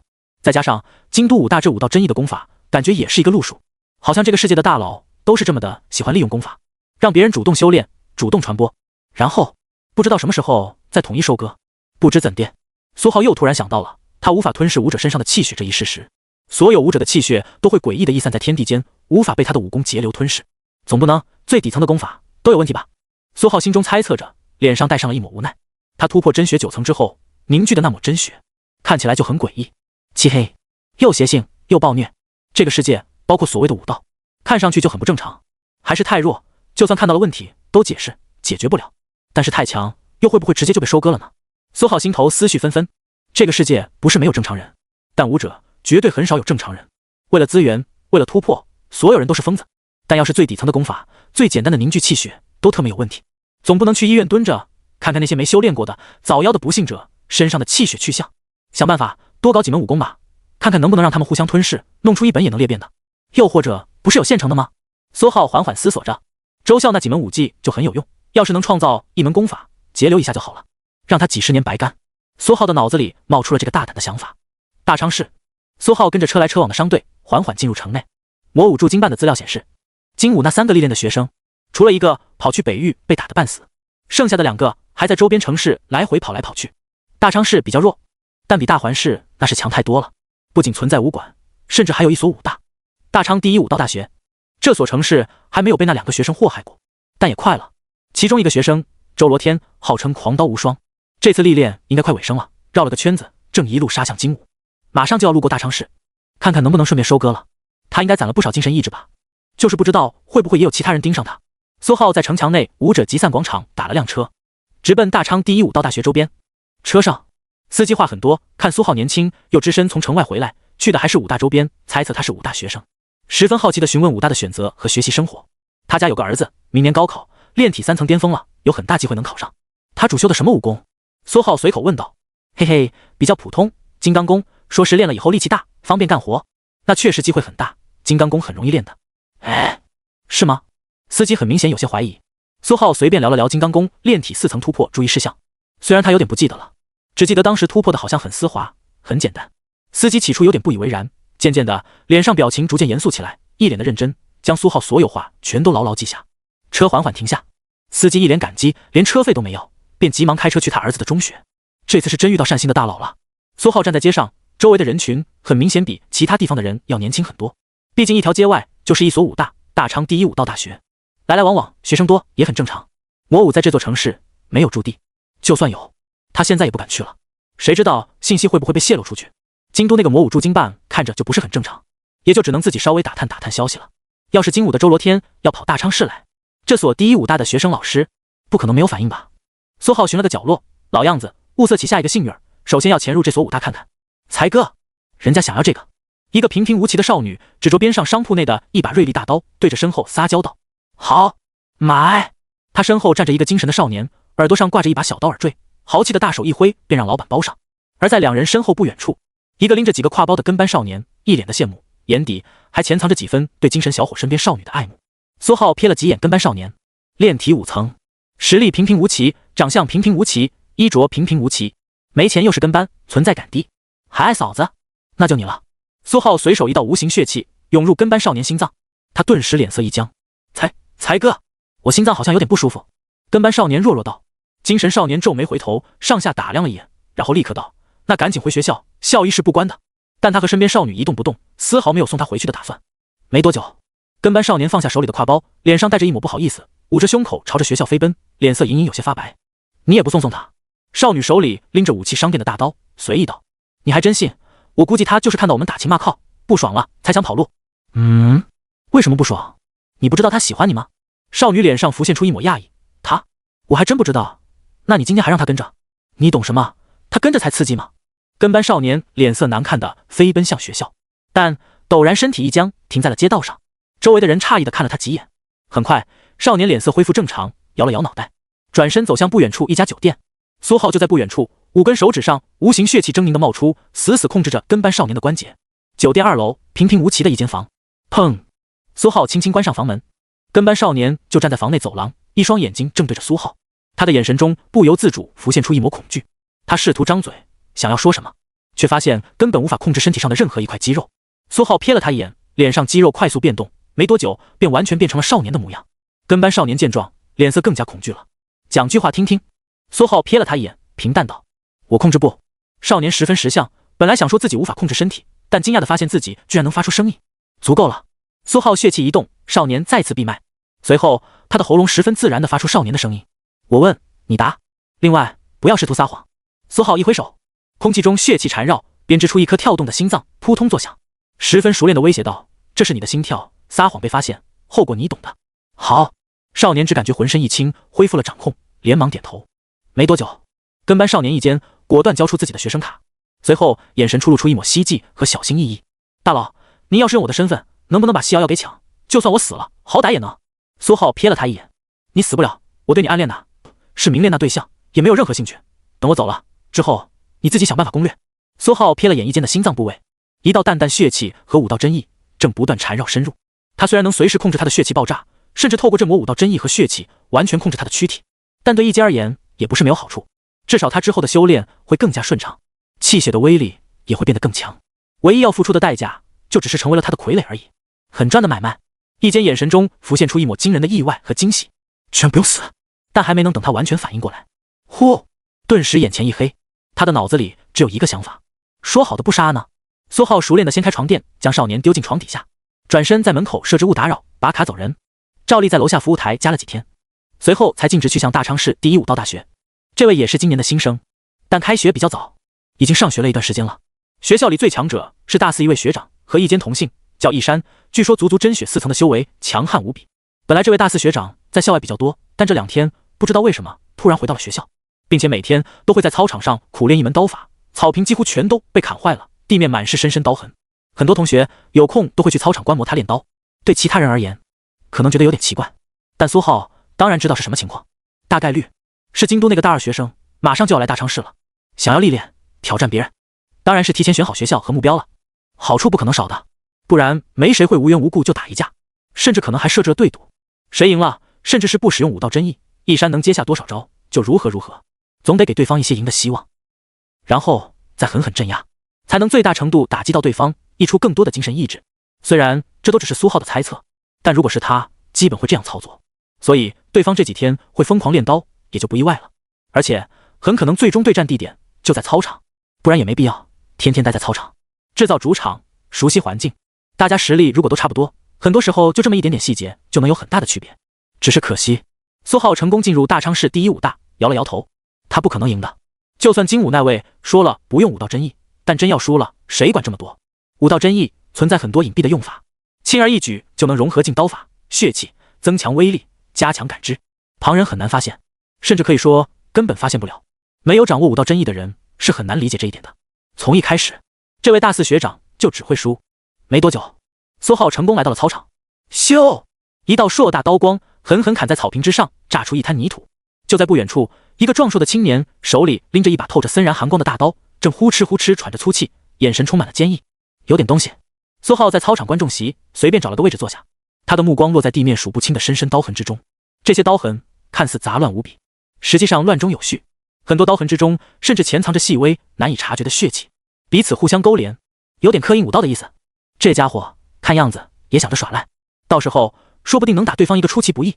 学到了，苏浩默默评价，只能说见多果然识广。无论是储物妖魔气偷袭法，还是这个借着练刀提前暗中布置暗手，都很有用啊。以后他要是被谁挑战，甚至挑战谁，这种作弊手段就能用上了。能赢就行，其他的管他呢。苏浩只在乎能不能赢。周围还有很多学生也都在默默看着一山练刀，不时发出惊呼，看样子对一山斩击的威力感到十分的震惊。一山开始休息，蹲了几瓶营养液。小山啊，对方什么时候到？操场边上，一个头发斑白、老师模样的年迈武者问道。大概还有1-2天。这样啊，那你可得抓紧了。虽然你们都是真血4层，但对方毕竟是金武掌握了武道真意的天才。到时候你用的时候啊，记得是用你的刀光去引爆，这样只是威力大，不会很突兀的，别人也发现不了你。最好刀光还能飘一点，同时引爆多个点位。年迈武者低声讲解着一些细节。苏浩坐在观众席，细微的风将声音带入他的耳朵，瞬间不由得点头感叹：老家伙就是老家伙，经验还是丰富，可惜就是弱了点。苏浩正对操场，余光瞥了几眼角落2人。一山将大刀插在地面，不时点头，认真听着年迈武者的所有建议。那年迈武者看起来也就真血9层上下的样子，这个学校的老师连先天都不是，不过也正常，最强的学生才真血4层，要什么先天老师？浪费。还1-2天，金武那位才到，那就不着急了，等到了再打。见。现在先去他们学校武库看看，看看能不能攒几门有用的。苏浩缓缓起身。大昌市第一武道大学图书馆1楼大厅。哎，一坚，一个熟悉的少女从背后喊了苏浩一声。有事？苏浩回头平淡道。身后是一个平平无奇但长相标致的少女，她手里捧着几本书，被一层黑布包住。没记错的话，这就是一坚那位好舍友的女朋友，叫什么西瑶瑶。西瑶瑶眨了眨眼睛，俏皮道：没事就不能叫你吗？他左右看了看，哎呀，放心，才哥不在，语气似乎在撒娇一样。听到这话，苏浩顿时无语。西瑶瑶并没有发现异样，从怀里掏出2张票，挥了挥，带着几分炫耀式的语气：他家里有点事情呢，把他喊回去了，至少明天中午才回学校呢。给了我2张票，你有空没？晚上一起看武道剧啊。苏浩平静瞥了眼西瑶瑶怀里的书，尽管被黑布遮得严严实，但苏浩依旧能透过那层黑布看到那下方若隐若现的几个大字：采补武道，从处男开始。没空。苏浩平静道：以后不用来骚扰我了。随后转身就走。哎，西瑶瑶瞬间一脸错愕，他说什么？不要骚扰，不是说他暗恋我吗？看着苏浩毫不留恋的背影，西瑶瑶瞪大了眼睛，脸色青一阵红一阵。你特么给我等着！他跺了跺脚，羞怒的转身出了图书馆。苏浩摇了摇头，上个学谈个女朋友，还可能遇到这种事情，这个破世界。易坚应该感谢他，他这运气真是太好了。不过，苏浩突然想到，易坚这家伙就算要死了，也想让他把西瑶瑶都当了他的傀儡了，自然不能如此堕落。要不之后再给他加上一道渗水真意，长在肾脏之上，时刻吸收肾脏血气，估计就很难有这些乱七八糟的想法了吧？比歌以咏志还志。另外就是贵圈真乱，微风徐徐吹，苏浩隐隐能感知到图书馆外的暗处藏着一道熟悉的身影，貌似就是那位所谓的已经被家里人喊走的好舍友。难怪第一次见他就感觉体内气血驳杂的很，互相踩来踩去可还行，都是天真的孩子，白给他人做嫁衣。没多久，苏浩进入武库，疯狂挑选起自己感兴趣的功法武技，真血级别普通点的都要100万1本。一间的学生卡里并不富裕，吃饭都勉强，还好苏浩在大环市还有魔都城外攒了不少钱，足足几千万，还都是无名的卡。虽然用来购买高端的修炼资源有点够呛，但用来给他充值一波买个几本功法还是绰绰有余的。半天后，天色再次暗了下去，苏浩盯着面板，上面多了4门武技。可惜他的武技至少精通，才能在虚影空间凝聚虚影，然后他才能控制着他们互相吞噬融合。但应该有用吧？苏浩将手里的书缓缓合上，气血共振与控制，应声重魔的刻印武道解析，武技与气血特性消磨与重组，书很多，对他的帮助也很大。只要抱着某一种特殊的目的，他就会发现这些平时看起来平平无奇的书籍，却总能互相关联起来，达到某种特殊的目的，然后就能指导他挑选武技。比如他挑选了4门音波血震刀，修炼音波内核，血气展出之后，可以借助音波内核，通过空气震荡控制血气。无形气血斩将自身气血特性完全消磨，气血威力大降，但也变得极为普通，极难被发现。展出更是如同空气，毫不起眼，偷袭专用。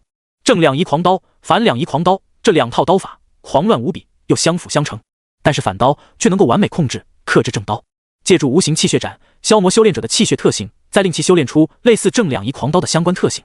这样去除了武者本身的气血特性，他们修炼出的武技血气将会是纯粹的，谁都能用特种血气，然后再使用反两仪狂刀的类似特性和音波内核进行无形的控制与克制。不知道能不能行？这些武技吞噬的气血最好和应声重魔有关，借一点他们的妖魔特性，再然后把这武技流传出去就行了。学习使用的人越多，能控制收割的特种血气就会越多。苏浩将这些书一本本还了回去，顺手抹除自己看过的痕迹。不过总感觉差点意思，要是不行，之后可能得回魔武的武库翻翻看。苏浩出了图书馆，缓缓微风吹，他的目光落在了远处，那是一小条校内河，河边椅子上坐着几个年轻人，正抽着烟。虽然隔了几百米，苏浩仍能清晰听见几道压低的声音。那小子出来了，记住，先灌酒，再丢上车，动作小心点，雇主要求不能毁容。苏浩径直朝着几人走了过去，表情平静得很，甚至内心毫无波动。如果对他有点威胁，他或许还会愤怒，但几个炼体，就算有什么针对他的事情，又能指望他表现出什么特别的情绪呢？哎，他过来了，被发现了，老大动手吗？几个年轻人连忙看向一个戴着兜帽的男子，纷纷压低声音道：“你们雇主给你们多少钱？”苏浩渐渐靠近，站定，对着几人平静道。几人面面相觑，领头的戴着兜帽的男子甚至有点犹豫，他试探着讲了句：“怎么？我们是有职业道德的，但你要是给我们双倍。”苏浩瞥了他一眼，做的什么美梦？你误会了，我只是问问，好抢劫，没有给你钱的打算。苏浩解释道。这几个年轻人脸色瞬间就沉了下去。你是来消遣我们的吗？给我捆上！戴着兜帽的男子有些愤怒，猛一挥手，一个炼体5层的小子，哪里来的这么大的脸，还想抢劫他们？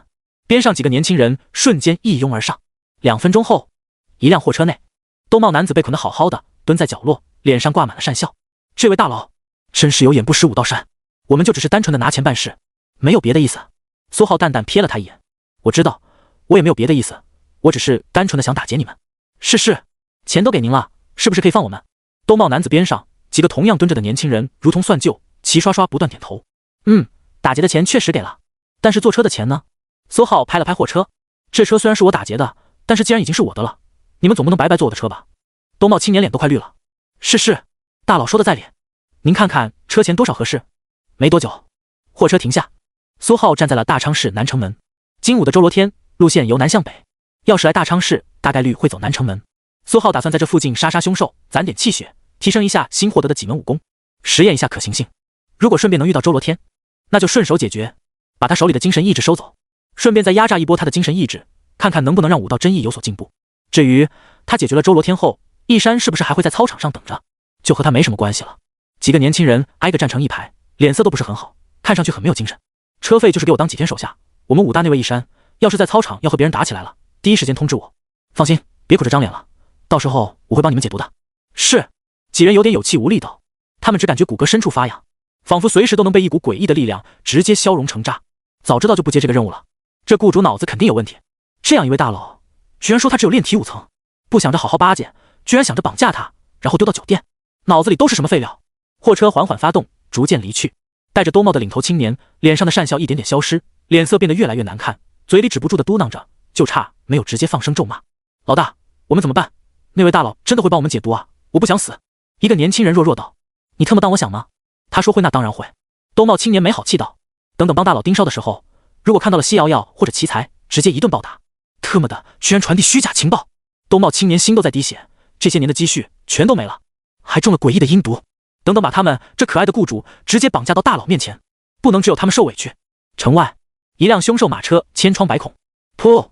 一个中年男子脸色阴狠，将钢刀从一个青年腹部抽出，咕噜咕噜，青年男子嘴里冒出血泡，他死死盯着中年男子，眼神充满了不敢相信。你们，我也不想，谁让居然真的发现了机缘之地。一个蒙着面罩的女人手指轻轻一甩，一道森然如同双羽的刀影骤然斩出，轻松将青年冻结，他的浑身上下都爬满了寒霜。阿伯，走吧。蒙着面罩的女人心情看上去很好，她是真的没想到，这张所谓的家传地图居然是真的。虽然记载的地点有一点点偏差，但在一处瀑布之后，真的找到了隐秘的传承之地。血气引刀意入脏，景武道，他这运气是真的太好了，不枉他虚与委蛇这么长时间才成功得到信任，这下实力直接大进，真血有望。枪！蒙着面罩的女人手中钢刀轻震，挡住了身后的快刀。阿伯，你这是什么意思呢？解药交出来，不然一起死。中年男子缓缓收回快刀，脸色依旧很阴狠。以前我是没希望，只能跟着你，现在……中年男子手中钢刀陡然冒出一层无形火焰，炽热异常。我现在能靠自己。他冷冷道。蒙着面罩的女人双眸微微闪烁寒芒，手中钢刀捏了捏，又松了松。这么快就有人发现了？苏浩瞥了眼远处，他能感知到有2道刀影被触动了，希望他们能坚持的时间久一点。苏浩心中默道，融合内脏之后，这缕武道真意会逐渐吞噬对方血气，等到合适的时机，他挥挥手，这缕武道真意就能带着对方的血气成功破体而出，被他控制。唯一的缺点便是如果宿主太弱，修炼速度也不够快，这缕武道真意就会成为极强的负担，反而导致对方修为不进，甚至倒退，又或者直接导致对方饿死。但还好，就算对方没了，也能自动寻找下一个宿主，用不着他操心。翌日，天边染出一层红霞，大昌市南城门几个真血凶兽捕猎队的武者脸色都不是很好看，又扑空了。千仪也不可能这么快吧？一只都没找到，真是奇了怪了。他们天没亮就打算去围猎凶兽，结果真血之上的一只都没找到。要是被人偷偷抢先了，他们还能好受一点。结果那些现场一丝一毫的气血之力都感知不到，无论是武者的还是凶兽的，就像是那片地界从来没有存在过真血凶兽一般。苏浩默默站在城门不远处武者集散广场，平静地听着他们闲扯抱怨，这一切仿佛真的和他没什么关系一样。良久，苏浩突然抬头，眼神瞬间精神起来，他看到了一股疯狂的刀意从城外缓缓赶来，不远不近，快一点的话应该可以抢完跑路。苏浩心中默默估算了1、2，悄然起身遁出城门。咻！谁？大昌市南城门几个守备武者噌的一下将刀拔出，看向城门之外。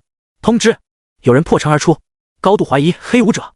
守备武者气血涌入喉咙，声音瞬间直冲云霄。谁啊？黑武者破城而出，好久没看到这么嚣张的了，公然打脸啊！武道处的人这不得炸毛。边上武者广场上的众人纷纷议论起来，脸上挂满了好奇和热闹。城门处也不由得有些骚乱。安静，安静！很快，一队守备武者便出来维持秩序，利刃寒芒闪闪。苏浩脚下商道之上，来往凶兽马车络绎不绝。轰！不少武者猛一抬头，只能看见低空急速掠出一道白痕。商队某处马车顶上，周罗天盘腿坐，腰间别着2把洁白骨刀。他猛地抬头，只感觉一股气浪扑面而来，远处似乎有什么东西在急速靠近。他右手下意识握住刀柄，眼神微微眯起。砰！下一刻，他的胸膛猛地凹陷。噗！周罗天猝不及防喷出一口鲜血，脸上的表情都没来得及改变，身体便狠狠飞出，直直砸向远处。呼！一柄狂刀虚影下意识出现在虚空之中。打！一声尖锐啼叫，狂刀虚影猛地一颤，顷刻间消散无踪。周罗天脸色骤然一白，大脑犹如针扎。轰！直到这时，他才狠狠撞上伤道两侧巨树，强悍的冲击直接将巨树撞出一个人形窟窿，树皮枝叶震颤不休。有点东西，这都能反应过来。苏浩右手探出，一把薅住周罗天的脖子，掌心冒出一条黑色锁链，急速缠绕向他的脖子。而后，轰！狂风猛地卷起，苏浩踩着暴风瞬间远遁。商道上，一个中年商人看向了自己的马车车顶，脸色瞬间白了。金武的学生被妖魔抓走了。他声音震颤，望着低空白痕，表情恐慌。金武的学生坐他的马车，本来是很光荣的事情，但现在全完了。以后谁还敢给他生意？啪啪！商道上，其他商队武者眼神也是颇为忌惮，纷纷远离中年商人的商队，鞭子猛挥，加快跑路。万一被殃及了就不好了。轰！身后几个手背模样的武者迅速赶到，脸色纷纷一沉。这里发生了什么？其他商队事不关己，一言不发，依旧跑路不休。中年商人站在凶兽马车之侧，一脸的欲哭无泪。有什么东西劫走了金武一个学生？你说什么？这几个守备武者闻言，先是一愣，随后不由得双眸瞪大，脸色微微一变。金武，这可都是人族天才，麻烦大了。苏浩拎着周罗天，淡然地将他甩进一处山壁，快速搜身，很快便在他的脖子上找到了一条金色挂坠。你的京都武道真意修炼法，发现80点精神意志，极度想要吞噬，是否允许？刚一入手，苏浩眼前便跳出一条消息。暂否，不允许。苏浩手腕一抬，气血牵引，咻，轻松将金色挂坠收入手腕上的储物妖魔器之内。80点，不知道够不够用。苏浩思索着。周罗天瘫在地上，脸色很是难看，但此时他浑身气血调动不了丝毫，武道真意近乎碎裂，完全无法使用。他眼神极度难看地盯着苏浩。苏浩得到了自己想要的东西，低头瞥了眼周罗天，见他这副表情，平淡问道：怎么，有事吗？这么看我？可……周罗天嘴角冒出一抹鲜血，道：你麻烦大了，你是在拖延时间吗？苏浩平静的一语道破：放心，气血波动和神留下的波动都被我消除的一干二净，不会有人找上来的，哪怕是宗师。这位京都武大的大二天才，你打算用什么来换你的命？苏浩盯着周罗天，平静问道。嗨，咳。周罗天咳嗽的更厉害了，身体不由得弓起，丝丝鲜血似乎涌入了肺泡。你麻烦大了，他艰难道。苏浩冷冷瞥了他一眼，复读机吗？麻烦能有什么麻烦？杀他是真的不敢，也只是随便炸一炸。抢走精神意志这个指向太明确了，会这类武功的总共就没有几个，除非他之后永远不施展武道真意了，不然肯定会被怀疑上，那也只能先废物利用了。苏浩手腕悄然流出一抹金色液体，逐渐组成金色手环。轰！后背一只风鹰妖魔悄然凝形，猩红双眸狠狠盯着地上的周罗天。啪！猛一扇翅，一道无形狂风狠狠撞向周罗天大脑。他脸色痛苦，发出一声闷哼。咻！苏浩气血武道真意灌入手腕金色手环，空气中一抹无形刀法意志被风鹰妖魔从周罗天脑子里狠狠扇了出来。那是一抹无形的意念。风鹰妖魔刀意太强，周罗天就算不想，大脑也会下意识试图反抗，但只要这个念头一起，无形意念一动，他的刀法意志便会被苏浩扇出来。苏浩盯着空中，似乎是一把狂刀的影子，金色手环微微一牵引，狂刀影子便一丝一缕的被拉扯收纳。你的5点是否允许？否，不允许。地上，周罗天脸色更加惨白了，汗珠如汞，一滴滴往地上砸落，几乎将地面崩出一个个小坑。1大7小。周罗天脸色泛白，盯着苏浩，喉咙里强行挤出一抹声音：你大4还不敢去异域？废物！苏浩看他似乎是误会了什么，但也并没有辩解的打算，伸手一挥，空气中细微的无意识散不出去的气血一丝一缕的涌入他的掌心，逐渐被一根黑色锁链吞噬。该跑路了。大昌市第一武大操场，一山握着长刀，一脸懵逼。你说什么？被陌生武者袭击？来不了了。婉儿呢？他看了看操场，四处都潜藏着他好不容易留下的细微刀痕，演了这么长时间，结果全都白忙。年迈老者也是一脸的无奈，人还没找到，也不知道发生了什么，估计是得罪人了。他这一路挑战过来，不知道击碎了多少武者的天才梦，还重伤了好几个。有人找人弄他也正常，时也命也，赢不了周罗天，拿不到精神意志，无法获得武道真意，这次的机缘注定和你无关了。随着年迈老者话音缓缓落下，一山脸上浮现出一抹不甘。明年他就毕业了，这是最后一次机会。京都武大周罗天被神秘武者袭击的事情瞬间传到了京都。按照常理，京都的老师多少会过问一二，但一个个老师的态度依旧很是微妙，就如同储止水被抢劫一般。见此，京都的学生瞬间懂了什么，估计是其他3大名校的学生干的，不可能是被社会武者报复，不然以京都护犊子的习惯，要是社会武者，早就大张旗鼓派人强势镇杀了。精武天才不可辱，除了其他3名校，毕竟被其他3所名校的欺负，那是你没本事，怨不得旁人。有本事自己修炼，然后把脸面找回来。名校天才学生的战力都差不多，大家都会武道真意，都是先天之下基本无敌。但没听说最近其他3所名校有哪个天才学生靠近京都了呀？天才的动向基本都很明确，随便问问就能知道大概在哪一块活跃。毕竟不少普通学生就指望着蹭天才们历练时候的机缘，当然关注得很。还是说其他3名校又有哪个老营比隐藏实力上瘾，到现在才暴露？金武知道了消息，联合武大和中原武大的学生自然都知道，不少学生蠢蠢欲动，他们也有到其他学校捡功法的习惯。没想到今年这么快就有人捡到了，甚至还顺手把功法的后续修炼资源给捡到了。消息传到魔武，苏通的脸色有些奇怪，那小子进步速度这么快吗？总不能已经进过地下室的地下了吧？那可得小心点，不能翻船。他不由得暗自嘀咕。咚咚，苏通的办公室大门2声脆响，古青云推门而入，依旧是那副拽上天的表情。苏老师，我要再去一次精武，特来报备一下。苏通瞥了他一眼，平静道：知道了，小心点。苏浩也在。古青云瞬间眉梢一挑，咧开嘴，似乎想到了什么开心的事情。知道了，苏老师，我遇到了会照顾好他的。苏通瞥了眼古青云潇洒离去的背影，不由得摇了摇头。傻孩子，我是让你小心点苏浩，当心被砍，谁让你照顾他了？现在的学生一届比一届蠢，是不是薅太多了？那娃娃也是一点也不省心，要不是肖老师打算让他参加联邦大赛，早丢异域祸害那群妖魔去了。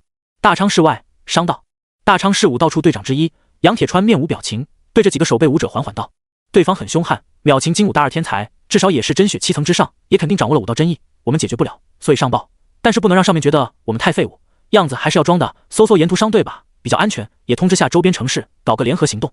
而苏浩用老办法，默默又混进了一个商队，战略转移，总不能被抓到。小哥，你从大昌市来，那看没看到那边到底什么情况？商队的头头是个青年人，做的是药材生意，看上去颇为机敏，但也很八卦。什么情况？苏浩靠在凶兽马车软垫之内，随意问道。嘿嘿，我听说有黑武者破城啊，还抢走了精武一个学生。现在有人说是那个精武学生叫什么周罗天，始乱终弃，人家修为上来了，开始找他麻烦。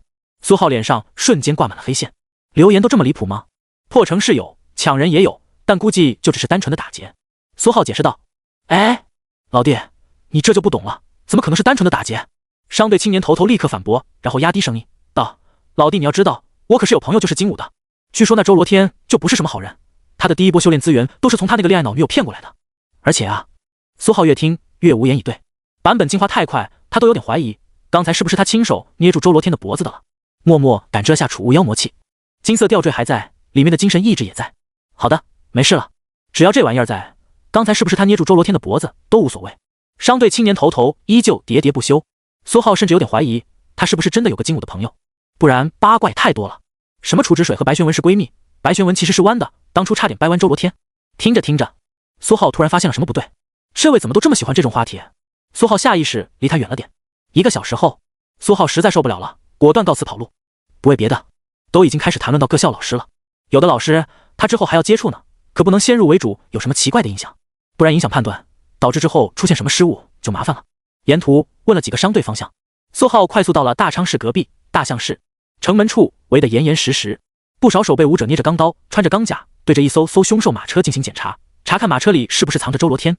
不知道怎么，这给苏浩一种好像他们很努力，但其实又好像十分应付式一样。苏浩孑然一身，走行人通道，没有任何刁难，轻松进入大象市，找个地方闭关修炼，然后找个先天试试刀。苏浩走到城门不远处的武者广场，随手打了辆车。只不过大象市的治安似乎和大环市很像，苏浩刚上车便感觉好像被盯上了。苏浩默默瞥了眼后视镜，几个5大3粗的武者不怀好意的快速逼近。苏浩瞥了眼后视镜，对着司机平静道：师傅，后面有人跟上来了。司机师傅一惊，下意识猛地一踩油门，车子瞬间窜了出去，发动机的轰鸣伴随着胎噪风噪。司机微微侧头，蛋疼道：小兄弟，你这在城外得罪人了呀。先说好啊，我和他们不是一伙的，我尽量快点把他们甩开，你等等自己找个地方跑路哈。广场上几个5大3粗的壮汉盯着窜出去的车愣了愣，怎么跑这么快啊？司机车牌记住没？记住了，那赶紧的查查，好不容易看到了个符合小姐审美的，早点带回去。老大，你说这小子能同意不？怎么就不能呢？小姐又好看又有钱，就是克夫了点，但他又不可能知道。苏浩坐在车后排，听着耳边细微的风，顿时有些无语。城门抓夫还行，我这气运本来就不强，全靠开挂，你还给我找个克夫的。苏浩不由得摇了摇头。没多久，车子拐入一条隐秘小巷。快溜快溜，这里没监控，我再出去引他们一阵。司机车子一停，连忙兴奋道：多谢。苏浩也懒得墨迹了，利落下车。这司机看着也不像是个正常人，让他玩吧，后面会发生什么就和他没有关系了。苏浩下车，小巷很破败，周遭隐隐能闻到熟悉的凶兽血液的味道。这还真是个和大环市很相似的城市，夜里估计也不安稳。但现在炼体凶兽对苏浩而言半点用处也无，找个地方修炼先。小地方就是好，强者少。苏浩默默感知了1、2，周遭都是菜鸡，真血都没有一个。他能查到的资料，大象是最强的，只有先天，但不多。有2个总负责人，更是刚突破先天没多久，是从其他5大调过来的，以前在地方5大当老师。先天功法什么的，他们手里肯定有。这也是苏浩会跑到大象市的原因之一。小地方方便打劫，安心又省事。沿着小巷快速向前走，两边是很多低矮的商铺，墙皮坑坑洼洼，透着一股肮脏的气息，地砖粉碎的厉害，间隙中不时能看到红的发黑的斑驳痕迹，没有清理干净。墙边角落更是能看到细密的小虫子，不时地爬上几块碎骨，杂乱地飞舞着。整条小巷都是如此，难怪没有监控。苏浩体表肌肉无意识地微微震颤，几只飞舞的黑色小虫子纷纷打滑，无法落脚，但智能较低，依旧乐此不疲，一次又一次冲向苏浩脖子、手臂，像是在玩滑滑梯。苏浩低头瞥了2眼，指尖轻轻一捻，一只黑色小虫子便被捏碎翅膀，6根肢节挣扎着随风衰落。而后苏浩气血微微一动，体表数米细密的虫子纷纷从空中落下，如同黑色雨滴，一只只砸在地面，将地面染成漆黑。这家似乎没人。苏浩每走一步，便有数不清的细密的虫子摔落在地，直到他走到小巷中间，眼神看向了其中一栋破败的明楼。这家细密的小虫子格外的多，从门缝飞出。和其他明楼不一样，其他明楼有的虽然没有人，但多少存在气血的痕迹。这一栋不仅空无一人，也没有任何气血的痕迹，看样子是很久没有人进出了。那就这里了，藏一段时间，先修炼再说。苏浩默默推门，遇到阻碍，气血一震，便将门锁震裂，咯吱，强行推门而出。进门是一股怪异的气息，像是空气发酵了，但出奇的干净，除了落灰什么都没有，甚至没有任何家具，显得很空旷。苏浩快速检查了一遍，明楼足足有4层，2楼到3楼的楼梯断裂了，露出水泥和钢筋，断裂面狰狞着，其中隐隐还能看到干涸的血迹，不知道以前发生了什么。其他地方都很空，就只剩一个房子架子。苏浩默默回到1楼，看向了1楼楼梯底下的地下室。有条件的，尤其是武者，几乎家家户户都会挖地下室，便于练武和运动。不然在家稍微动静大点，说不定房子就塌了。地下室不时有细密的小虫子飞出，苏浩感知了1、2，并没有察觉到任何异样，随手一甩，将封印妖魔虚影丢了进去，查看是否有异样。小巷之外，几个5大3粗的大汉一脸晦气的拎着一个司机。你他妈把那小子在这里放下去了？一个领头壮汉神色怪异的看向司机。对啊，怎么了？有什么问题？我之前有客人被盯上，都是从这里放下去的。司机弱弱道。特么的，难怪最近失踪的人这么多，你他妈不知道这里不让进了吗？武道处的人下个月就过来处理了，结果你嘎嘎往里送人。领头的壮汉晦气的一把将司机丢出去。走走，赶紧走，好不容易看到个合适的，你小子开车这么快干啥？又得去蹲点了。几个壮汉脸色又郁闷又难看。司机砰的一声撞在墙上滑落下来，神色有些迷茫和懵逼。他看着小巷，有什么问题吗？不过好像也是，我怎么感觉我忘了什么？司机缓缓从地上爬了起来，双手抓住头皮，神色更加茫然。苏浩没发现任何问题，就是虫子多了点。封印妖魔虚影震出刀意，成批成批的细微的虫子坠落。苏浩轻轻跳入地下室，脚下踩在原本坚硬但此时柔软的地面都有些砰砰作响，像是踩爆了什么一样。还行，就这儿吧，没人就行。苏浩瞥了一眼，轻轻一挥手，淡淡的微风刮出。地下室不小的空间中，细密的虫子尸体夹杂着难闻的气息和细微的灰尘，化作一道细小龙卷风，急速旋转着朝着地下室入口而去。但数十秒后，虫子尸体还没有消失完全，依旧似乎源源不断融合在细小龙卷风朝外而去。苏浩皱眉，肉眼扫过地下室，地下室角落一道细微的裂缝，咯吱咯吱，细密的虫子尸体不断涌出。咻！谁？就在这时，苏浩猛然回头看向地下室入口，阴暗中，苏浩隐约能看见一团黑影趴在地上，悄悄朝着里面偷看。苏浩目光微冷，眼神阴了下去。那团黑影是一道人形，还很眼熟。司机，刚才送他过来司机，此时双眸透着一股茫然，趴在地上，干枯的手指扒拉在地下室入口边缘，指节弯曲，几乎断裂，很是用力。忘记了什么？司机双眼怔怔地看向地下室，嘴里止不住的喃喃。他的眼神掠过了苏浩，死死盯着地下室尽头深处的那道裂缝。此时，无尽的细小的虫子依旧源源不断被卷进苏浩的细小龙卷风中。苏浩眼中闪过一抹寒芒，什么时候进来的？还有，他身上这股气息，虫子难怪没发现，气息相互融合了。忘记了什么？司机的脸色陡然间有些痛苦，双手抓住头发，狠狠拽着头皮，疯狂地刺激自己，极度想要回忆起来。但下一刻，他的皮肤一丝一缕地皱了起来，表情猛地一变，眼神有些发愣，甚至有些恍然。好像，我想起来了。咯吱，他轻轻侧头看向身体，咻，衣物瞬间腐朽，血肉逐渐干枯。司机的眼中闪过一抹恐惧，但很快表情变得冷漠平静起来。低头，他瞥了眼苏浩，神色悠悠，声音也悠悠。原来我忘记，我死了。你呢？你忘记了什么？恶毒又悠悠的声音飘入苏浩耳中。苏浩神色一凛，眼睛眯起，闪过一抹危险。忘记，忘宁马。手掌张开，随后猛地一握，一把森然古刀入手。呼！下一刻，司机身体猛地鼓起，如同迅速充气的人形气球。轰！随后在顷刻间炸裂，血肉、骨骼碎块溅射飞出，化作了一只只拳头大小的诡异黑色虫子，在空中曲线飞动，狰狞地朝着苏浩啃食而来。苏浩气血微微涌动，右手猛挥，十几道刀影瞬息间涌出。吃！地下室刀影一阵闪烁，几十只虫子全都断裂成数节，无力坠落在地，带有顽强生命力的残破碎片只能勉强扭曲挣扎，但很快便被依旧在地下室不停旋转的细小龙卷暴风尽数吞噬。苏浩冷冷瞥了眼地下室深处，那裂缝幽深，完全感知不到，就连封印妖魔虚影都会直接将其忽略，唯有肉眼还得刻意观察才勉强能见到，就像是在神的层面完全屏蔽了。想找个地方安安生生的都这么费劲，又特么要重新换个地方了。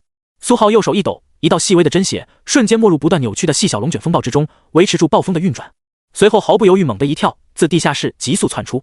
这破地方绝对有问题，原先只是以为哪里不干净，惹了些许正常的虫子，谁他妈知道这个司机之前就特么已经死了，谁又让他忘记了他死了，结果导致他还活着。苏浩眼神微寒，不管怎么样，这超出了他的理解范畴，跑路再说，选择来大象市绝对是他做的最错误的决定。苏浩破门而出，身形猛地穿梭在破败小巷之中。咯吱咯吱，一栋栋明楼原本破旧看似无人的门窗齐刷刷打开，发出瘆人的声音。一个个面无表情的人躲在门窗之后，挡住半张脸，悄然窥视着苏浩。咔咔，所有人随着苏浩远去的身影僵硬的调转脖子，一不小心露出另外半张脸，一样的僵硬青灰。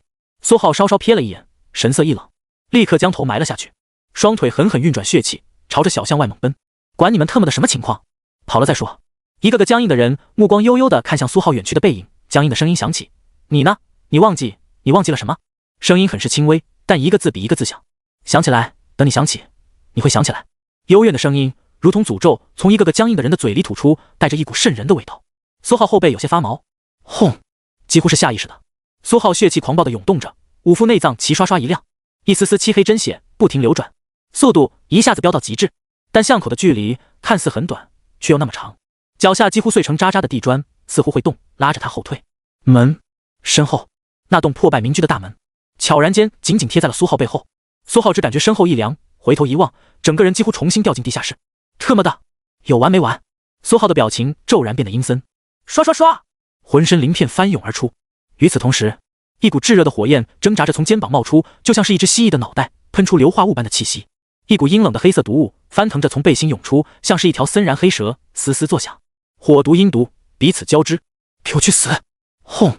苏浩浑身妖魔之力炸裂，火毒阴毒瞬间朝着四面八方喷涌而出，遮天蔽日，狂暴的气势几乎笼罩了整条小巷，而后狠狠朝着地下室入口轰去。咻！就在这时，苏浩的速度一下子猛地提了上去，狂暴的暴风吹拂着他的身体，脚下碎砖似乎在反向移动，整条小巷都在拽着他。呼！不过瞬间，甚至还没有反应过来，苏浩便一步踏在了小巷之外。狂暴的火毒阴毒之力失去了根源，在小巷之内快速消散无踪。苏浩瞥了眼依旧看似平平无奇的小巷，眼神有些阴晴不定，但没有耽误思考过多，苏浩直接转身就跑。特么的，这个鬼地方再也不来了。大象市城门，森严的守备武者依旧在认真工作，检查着来往的商队，以配合京都、大昌市的联合行动。下一刻，轰！一道白痕急速穿过城门，带着极大的破空之声朝着城外远遁。一股巨大的震动顷刻间袭来，一切都剧烈震颤着。雾草！商队商人纷纷下意识捂住耳朵，只感觉耳膜剧痛，胸口极度发闷。城门守备脸色也纷纷一变。黑武者！特么的，又有黑武者闯城门！